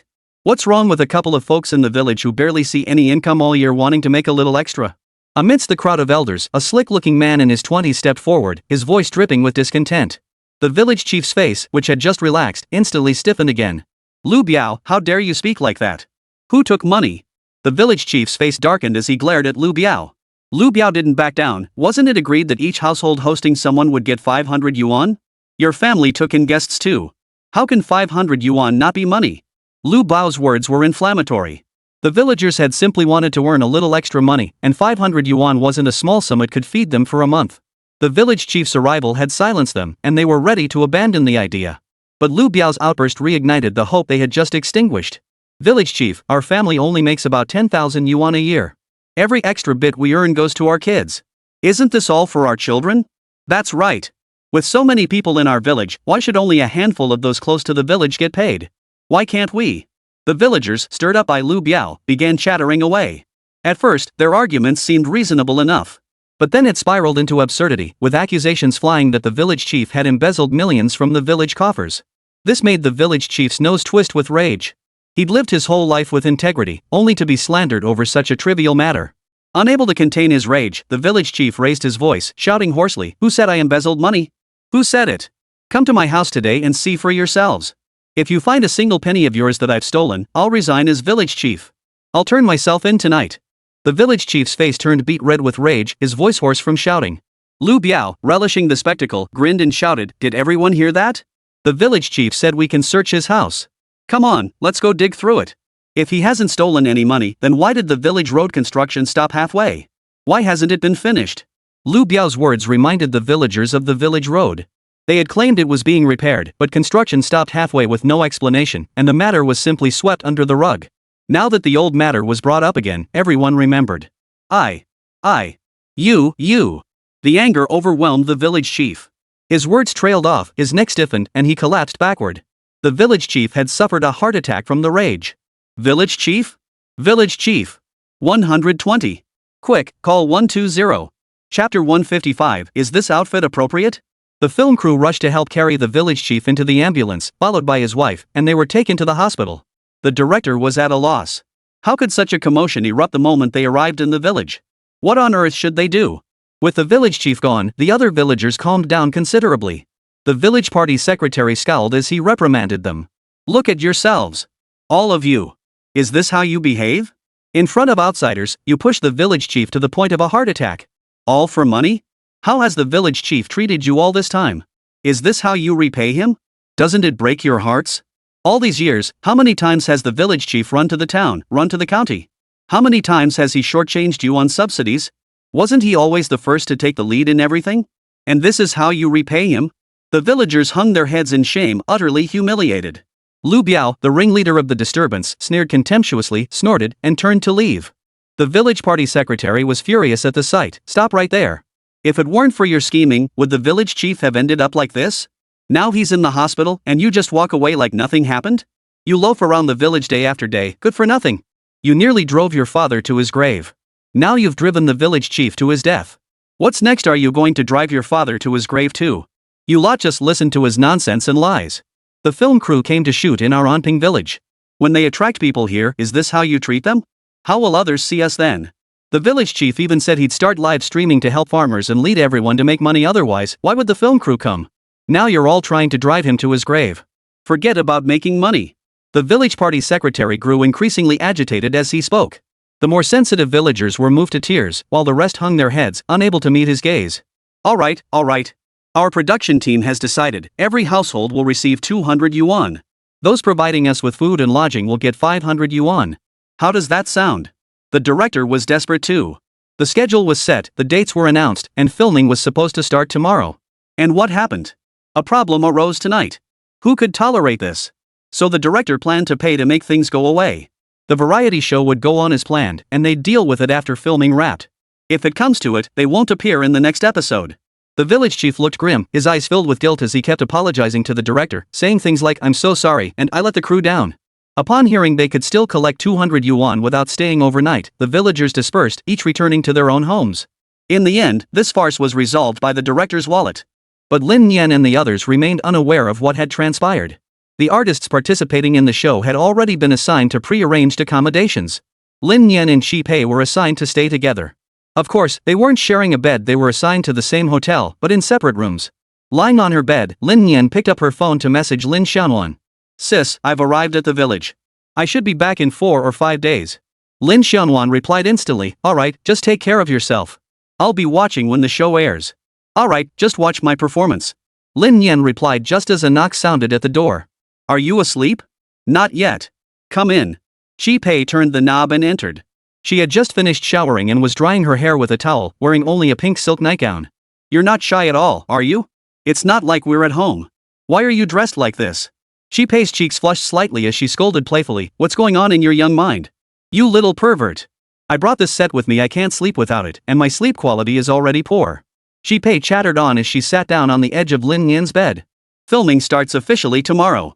What do you need me to do?" It had suddenly occurred to Chi Pei while she was showering. Earlier, when everyone was discussing their roles, she'd been feeling guilty about her hurtful words and had talked with Lin Nian about changing herself. Now, after her shower, it had finally clicked, prompting her to enter the room and ask Lin Nian. "Just be yourself. You only need to keep this in mind, it's not complicated. And honestly, you probably couldn't coordinate with me anyway. If possible, it's simple, I say what to do, you do it. Me not being able to follow your lead? Impossible." Chi Pei retorted immediately. She was in the acting department. How could she not cooperate? Lin Nian was overestimating himself. "Have you watched my live streams? There's always this girl named Mu Han on my streams. She's been on so many times, do you really think she could keep up with me? Facing Chi Pei's skepticism, Lin Nian didn't explain. Instead, she smiled and asked Chi Pei in return. I have seen them. Chi Pei faltered, her confidence waning. Saying she hadn't seen Lin Nian's livestreams would be a lie. Truthfully, she was incredibly envious of Lin Nian's rapid follower growth. Though her main business wasn't influencer work, she did have her own account. Her follower count wasn't huge, just over 300,000. Yet even that number made Chi Pei envious, because Lin Nian's account now boasted 4 million followers, more than 10 times hers. So if you don't know what to do later, don't worry about coordinating with me. Just react naturally. If I tell you to do something, do it. I can't guarantee anything else, but if you perform well, you might gain followers. If you mess up, don't blame me for losing followers. One thing you must remember, keep your mouth shut today. Know what to say and what not to say, don't make me remind you. If you think something sounds off, just don't say it. Got it. Chi Pei felt frustrated. Why was Lin Nian lecturing her again? When it came to follower count, she was no match for Lin Nian. She was outclassed, so getting lectured was only fair. Fine, I'll agree to your terms. You won't make it too difficult for me, right? Chi Pei stood up from beside Lin Nian's bed, preparing to leave. I won't. I only handle variety shows. I need to maintain my own image. What you want to do is your business. We'll each get what we need. I'll help you when I have the capacity. Got it. Thanks. Chi Pei thanked him. I'm heading back. Get some rest. Chi Pei now realized that Lin Nian was no ordinary child. He absolutely couldn't be treated like one. She understood every word and principle he had just stated, yet hearing them from Lin Nian made them resonate with her in a uniquely compelling way. Somehow, it felt like the same words when others said it couldn't be done. Lin Nian made it sound possible. Of course, Chi Pei had no idea just how many abilities Lin Nian possessed. After Chi Pei left, Lin Nian entered his system space. The skill from last time, Heaven and Earth Reversal, still had uses remaining. It should come in handy. Lin Nian thought to himself. He glanced at his popularity points. Unbeknownst to him, he had already accumulated over 5 million points. Lin Nian could finally select a suitable skill from the high-tier skill section. After a quick scan, his gaze locked onto one. You're the one. Chapter 156, the variety show is getting a bit risky. In the premium skill section, every ability or item required at least 3 million popularity points. With his current 5 million popularity points, Lin Nian could only afford a handful of items, just 6 to be exact. The rest required even higher popularity points to unlock. But among these 6 redeemable abilities or items, one immediately caught Lin Nian's eye. Behavior Correction Master. The name sounded ordinary, but the ability was incredibly powerful. Effect: can modify, simulate, or fabricate personal behavior. Usable once every 24 hours. This skill was downright insane. At first glance, the effect description seems rather mundane. But it's the ultimate alibi generator. Alter your own behavioral patterns. Simulate the consequences of your actions. Create new behavioral patterns for yourself.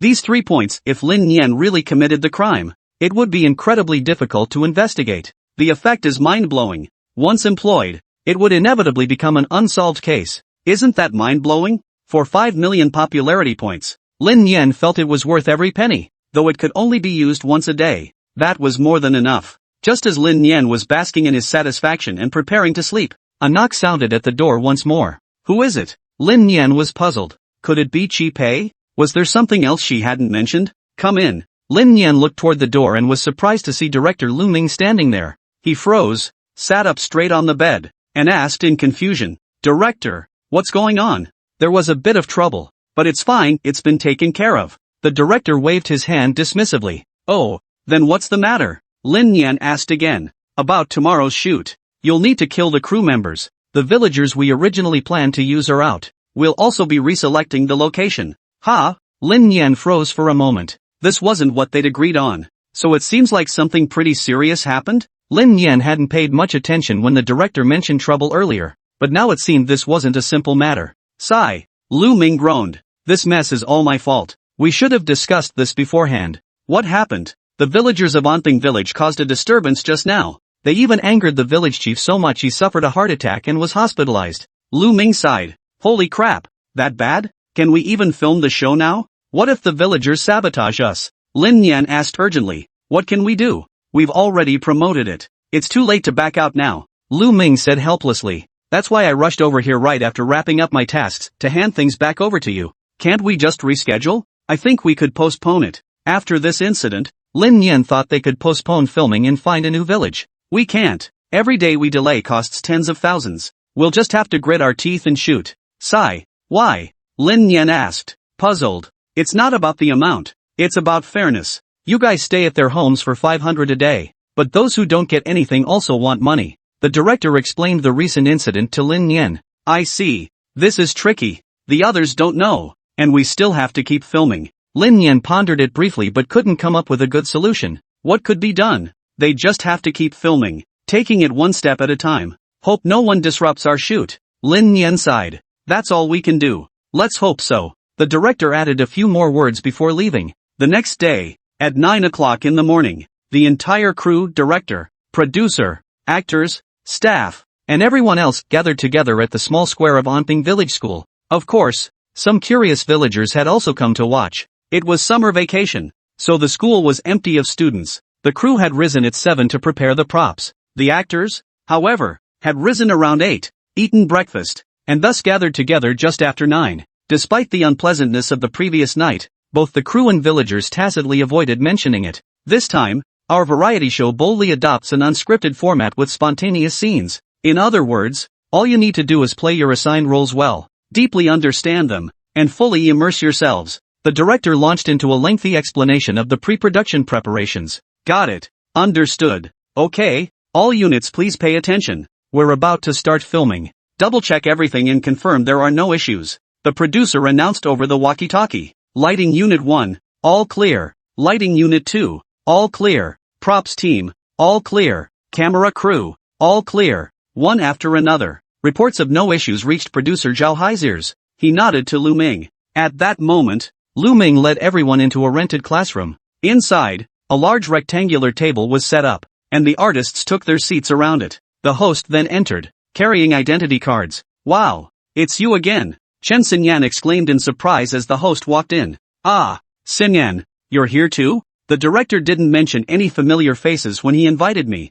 the host said with a smile. Zhou Lu, since you're the host, you'd better give me a break. No way. I'm only the host for this classroom. Once you step outside, you're not under my jurisdiction. Zhou Lu replied with a laugh. Alright, we're about to start filming. The director interjected with a laugh. And then the crew's cameraman entered the classroom. This variety show was being streamed live online, broadcast on major video platforms with whom they had partnerships, as well as via the streaming platform's relay. Of course, Lin Nian's personal account was also streaming it live. This clause was written into the contract because Lin Nian's personal account had significant reach, and since the live stream centered around her, it would be a loss not to leverage it. The live stream was one thing, but an edited version would follow later. If this season's revenue exploded, a second season would be greenlit. Otherwise, it would be a total investment loss. Advertisers are involved, but unfortunately, while the capital market values Lin Nian's personal influence, she hasn't quite broken into the mainstream yet.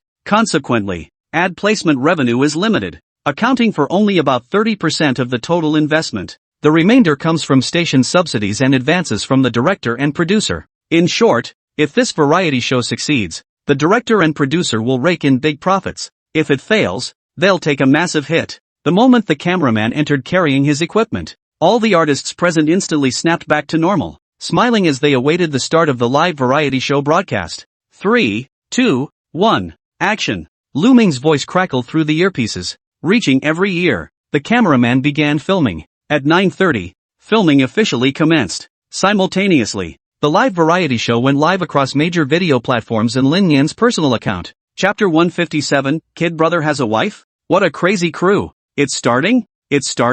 Holy crap, Kid Brothers leveled up. Am I watching a live stream or a variety show now? Little Brother hit 100k plus viewers right after going live? Unbelievable. Guys, you're way too idle, don't you have jobs? Shut your trap. Kid, talking like that'll get you punched. You know? What do you mean not working? That's called slacking off. Slacking off doesn't mean you're not working. So many celebrities. Chen Xinyan's here too, she's my favorite. I love Qin Meng. She's so soft and fluffy, I bet one punch from her would make her cry forever. 666. Bro, you're seriously brave. The director kept an eye on the celebrities while closely monitoring the backstage data. The show had barely started, yet hundreds of thousands had already flooded in. This sudden surge in numbers felt like a powerful reassurance for the director. Judging by this, the total online viewership for this variety show would be substantial. He hoped each subsequent day would surpass today's numbers. The camera cut back to host Zhou Lu. Welcome to the variety show Genius Villain. brought to you by XX.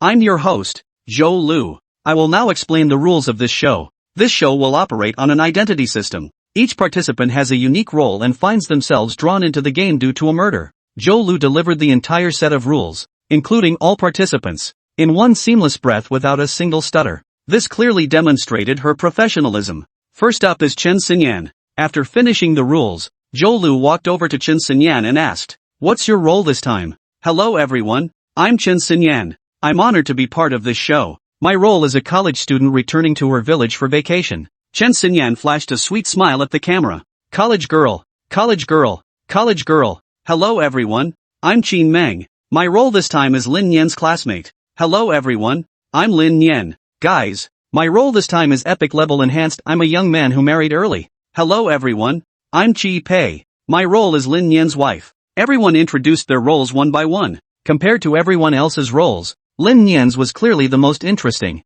"No way, kid, did you get drunk this time? Getting married at 8? That's insane. I'm so jealous. I'm 30 and still not married, but kid has a wife at 8? Is that even right? It's just an identity. An identity, not the real thing. Even if it's fake, it's still no good. Lin Nian, just back off already. Back off. You're breaking my heart." Chi Pei's identity is Lin Nian's wife. Damn. She's so beautiful, what a steal for little brother. Who is this person? I've never seen her before. You've missed plenty. Chi Pei isn't famous, but her acting has always been solid. She was in a TV drama before, playing a sharp-tongued best friend. It was so convincing, just like real life. That means her acting is truly excellent. Netizens expressed their envy one after another. After Lin Nian and the others introduced themselves, Joe Lu began explaining the rules of the mini-game. The rules for this mini-game are very simple. I'll give each of you 3 photos. You need to find the locations where these photos were taken and collect the gold coins hidden in them. The coins can be exchanged for items later tonight.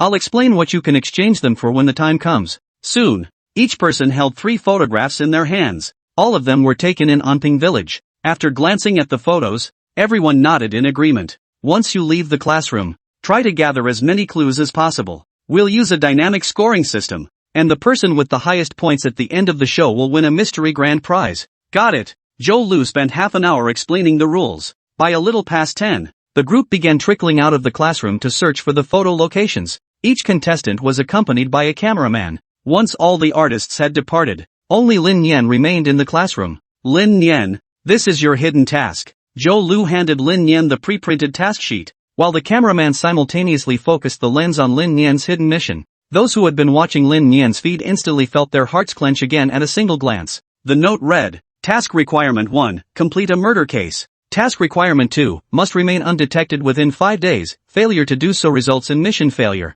Task Requirement 3, you have one opportunity to seek outside assistance, allowing netizens to help make a decision. Lin Nian showed no reaction, but the netizens were furious. Damn it, making kid brother play the killer again?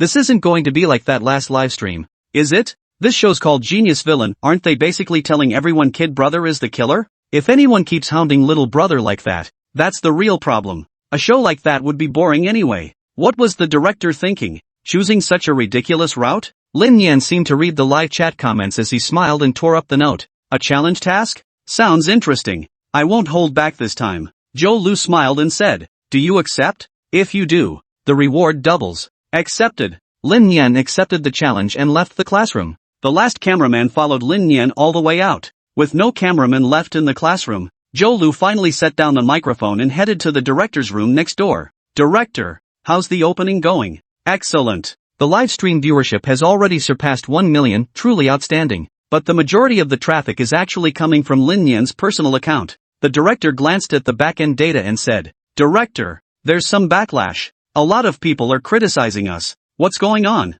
Let me take a look. The director quickly stood up and stood behind the staff member to look at the backlash on his computer. Ah, this. Don't worry about it. We weren't the ones handling the previous livestream. What major issues could there be right at the start? The director could tell the backlash stemmed from Lin Nian's last livestream, but that broadcast hadn't been Lin Nian's fault. This variety show he was producing now was designed to let Lin Nian escape unscathed. It was bound to be better than their previous botched livestream. Meanwhile, the team specializing in manipulating public opinion, the Traffic Rice team, had precisely timed their intervention for the show's premiere. They were essentially paid commenters specializing in managing public sentiment, diverting attention, and hyping events. they'd do anything for the right price. But this time, they'd jump on Lin Nian's variety show without even needing payment. Why? Because of the massive traffic. Riding Lin Nian's wave meant bigger payouts when it came time to monetize. So they became frame-by-frame stalkers, desperate to find any dirt to stir up. The moment Lin Nian's hidden quest appeared, they saw traffic a business opportunity.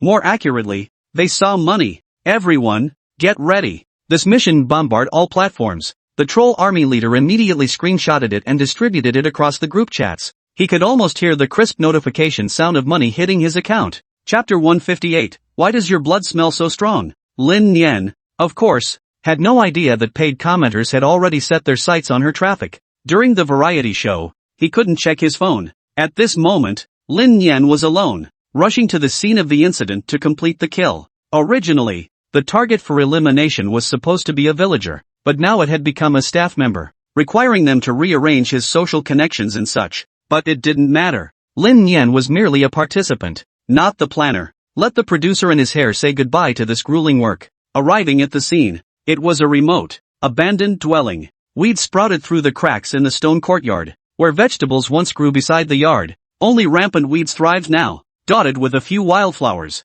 The door was locked, but the windows were broken. Standing on tiptoe, Lin Nian could see dust-covered tables, chairs, and benches inside. Opposite the vegetable patch sat a tractor, abandoned for who knew how long. Weeds choked its undercarriage, tires long since deflated. Exposed metal rusted over. Judging by the look of it, it had been here at least 3 years. The entire courtyard felt lifeless, likely untouched for years. Even though it was midsummer vacation, Lin Nian felt a chill as soon as he stepped into the hallway, causing him to shiver involuntarily. Only upon entering the courtyard, where sunlight finally touched his skin, did the warmth bring him some relief. In the center of the courtyard stood a staff member who had been arranged beforehand. As an amateur actor in the production, the staff member turned upon hearing the noise and naturally spotted Lin Nian. He remained silent, remembering the producer's advice. It was simple, the producer had told him he had no lines, so there was no need to improvise. Whatever Lin Nian says or does, just agree with him and go along with it. The staff member believed this wholeheartedly, but the problem was, Lin Nian had arrived, yet he still hadn't spoken a word. 2 minutes had already passed. Standing awkwardly in front of the camera, it was unbearable for someone like him who had suddenly shifted from behind the scenes to the spotlight. So he fidgeted restlessly, scratching his head one moment, touching his nose the next, then rubbing the back of his neck afterward. In just these 2 short minutes, the staff member had already gone through 6 or 7 different movements. Amidst his awkwardness, Lin Nian remained motionless, simply staring at him in a daze. The cameraman's lens remained fixed on the two of them from behind. Hey, did I freeze up? No, you didn't. Didn't you see that guy moving around the whole time? What's kid brother doing? Why isn't he moving? Little brother, move a bit. Aren't you supposed to be killing someone? Maybe kid hasn't killed anyone before, so he's rusty. Bull ********. Have you even killed anyone? If that's the case, kid's probably killed a bunch of people. Xian Weiqiang, don't tag me. It wasn't as complicated as the audience imagined. In those brief 2 minutes, Lin Nian was scrambling to rationalize his actions. He retraced his steps, trying to figure out who might have seen him and how he should handle it. Damn it! How could he be tearing himself apart before it even started? Lin Nian shook his head, pushing aside the jumble of thoughts in his mind, then turned his gaze toward the staff. Yuan, when are you paying back the 30 grand you owe me? The staff member froze upon hearing this, then immediately understood, recalling the producer's warning to him. I don't have the money. Can I pay you in a few days? The staff member stammered. Lin Nian's eyes suddenly sharpened as he shouted. No money? It's been half a year now. You owe me 30,000 yuan for 6 months. Do you think I don't need to live? If you don't pay up today, I'll make you pay dearly. I really don't have it. I swear I don't. The staff member's voice trembled with panic, laced with a hint of tears. What made him want to cry was why Lin Nian didn't just slit his throat and be done with it. Acting in front of cameras was his worst nightmare, especially during a live stream. Who knew how many people were watching? What if he ended up as a meme?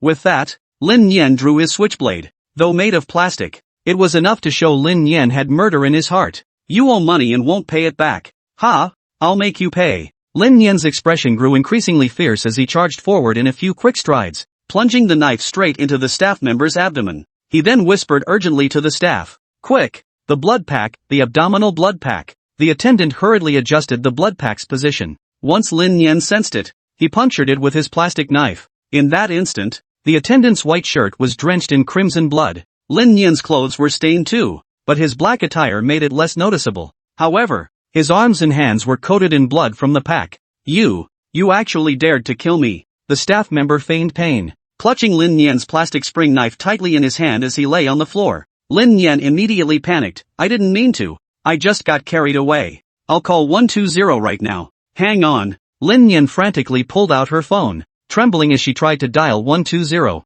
Before the call connected, the staff member drew his last breath. Finally, death. Now he could truly rest in peace as a corpse. Dajuan? Dajuan. Lin Nian frantically checked the staff member's breath, confirming his death. She stumbled back in shock, hastily hanging up the 120 call on her phone. At that moment, Lin Nian's expression became a kaleidoscope of emotions. First came guilt, then self-reproach, until finally, her face hardened into a ruthless resolve, a kind of what's done is done defiance. You brought this on yourself. It's not my fault. Lin Nian erupted suddenly, shouting angrily. The livestream audience was utterly captivated by Lin Nian's performance. Brother Kid really nailed this performance. He even laid out the motive murder, and the details are way better than last time. Little brother has completely transformed from his previous livestream performances. His expressiveness this time is incredibly powerful. I'm actually trembling for him. He's laid out the entire chain of events leading up to the murder. Alright.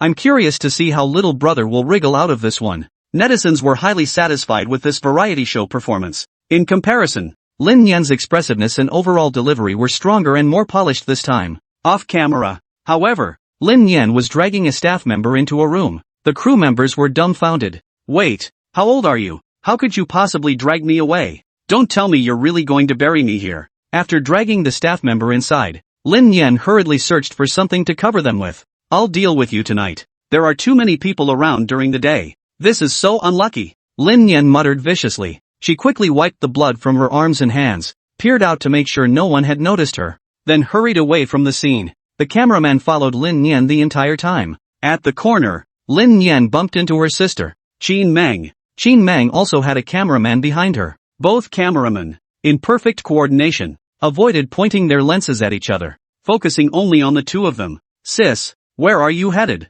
Lin Nian? Why do you smell so strongly of blood? Chapter 159, Just Killing a Chicken. Really, the village roads were paved with cement now. Lin Nian wasn't bothered by it, but behind Qin Meng stood a crowd of nosy villagers. Men, women, young, and old all cleverly avoided appearing in the camera frame. The reason was simple, Qin Meng was stunning. She rocked the sweet girl style, wearing a pale yellow floral sundress and a little straw hat. Her fair, slender legs swayed as she walked, a sight that was pure eye candy. They say men are forever young at heart, and every single villager standing behind her had been there since childhood. But Qin Meng's question nearly threw Lin Nian off balance. But quickly, Lin Nian replied with a calm expression, Sister, where are you going? I was just slaughtering a chicken at home, and before I knew it, I splattered myself. Lin Nian offered a simple explanation. Qin Meng stared at Lin Nian in utter bewilderment. You slaughtered a chicken? In her mind, slaughtering chickens was something utterly beyond her reach. She wouldn't even dare watch it happen. For Lin Nian to be able to slaughter chickens at such a young age was truly remarkable.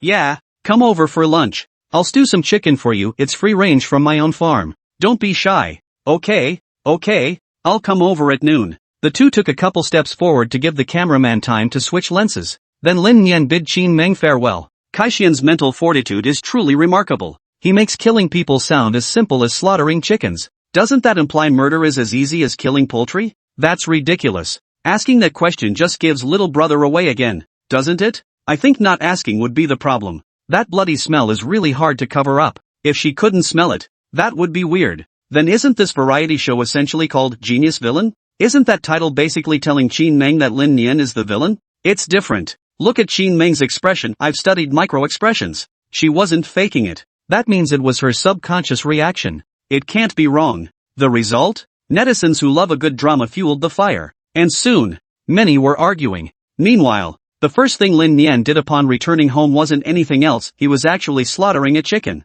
This infuriated the elderly man whose house Lin Nian was staying in. But then he thought, all this can be reimbursed. He'd demand an extra 200 yuan from the production crew. These were his own laying hens. No, he'd ask for 300. Just then, Chi Pei, who had gone out to search for clues, returned. Seeing Lin Nian slaughtering the chicken, she gasped in shock. Pei quickly covered her face and ran outside. Lin Nian had achieved his goal. Help me clean this up. I'm going to take a shower. Lin Nian instructed the old man, who reluctantly agreed. Lin Nian went to shower and changed into fresh clothes. The cameraman couldn't possibly film Lin Nian showering, so he could only capture the old man handling the chicken Lin Nian had just slaughtered. As Lin Nian bathed, he reflected on his recent actions. So far, there seemed to be no obvious flaws. The only potential issue was the timeline. He had killed the person around 10:20, encountered Qin Meng at 10:25, and started showering at 10:40. The timing didn't quite add up. Lin Nian took a deep breath. After some thought, he decided he'd have to focus on Qin Meng. Lin Nian bathed quickly, finishing in just 10 minutes. After he finished, Pei exclaimed in horror, "How could you kill a chicken? You're so young, how could you bring yourself to do it?" Pei's tone was both horrified and tinged with reproach. Clearly, the chicken slaughter had left him psychologically shaken. Lin Nian smiled and said, "I felt like eating it. We'll have chicken for lunch today." "That's too terrifying. I won't eat it. I won't eat it." It wasn't like Pei had never eaten chicken before, but she'd never eaten one that had just been slaughtered. "This is delicious." Pei sipped the chicken broth and took a bite of the stir-fried chicken chunks. "I never knew you could cook. Lin Nian, you're so good at managing things at such a young age. I have to learn. Sis, try some." Lin Nian smiled as she served Qin Meng a piece of chicken. "This chicken tastes great, right? I raised these myself, absolutely delicious." During the meal, everyone relaxed, forgetting the cameraman's presence and even that this was a variety show. The old man joined in the conversation too. "Delicious. I just never imagined you could even slaughter a chicken." "Lin Nian, Qin Meng, stop it, stop it. I can't take it. Don't say another word." Qin Meng hadn't witnessed the bloody scene firsthand, so she couldn't quite grasp Pei's reaction. Lin Nian quietly whispered to Qin Meng, "She saw me kill the chicken earlier. That's why she's so upset." Qin Meng instantly understood. The image of slaughtering a chicken flashed through her mind, sending a shiver down her spine. Suddenly, the chicken no longer tasted appealing. "After lunch, just rest at home. We'll go look for clues together this afternoon. We didn't find a single one this morning, time was too tight." Lin Nian casually mentioned to Qin Meng. He hadn't forgotten Pei's request, she still wanted to mend things with Qin Meng. "All right," Qin Meng agreed. Pei silently gave Lin Nian a thumbs up. After dinner, Pei volunteered to wash the dishes, while Lin Nian and Qin Meng headed to the air-conditioned room to rest first. Viewers in the livestream watched Pei work with such efficiency and precision, prompting them to comment, "How wonderful. If I had a wife like Pei, I'd die happy. My wife hasn't washed a single dish in the 3 months since we got married. She keeps saying she's not a free housekeeper. It's giving me a headache." LOL, so you basically married an ancestor to worship at home? I'd rather not marry than worship an ancestor. Pei is truly wonderful, beautiful and hardworking. Too bad she's Lin Nian's wife on the show. Kid, you're something else. At noon, in a school classroom, the production team was also having lunch. The director asked while eating his boxed lunch, "How are the ratings?" "The numbers keep hitting new highs. Viewership during mealtimes is only increasing." "That's not bad. We're wrapping up at 6. Lin Nian mentioned there might be activity later tonight. Should we schedule another session then?" "Absolutely. We need to do another one.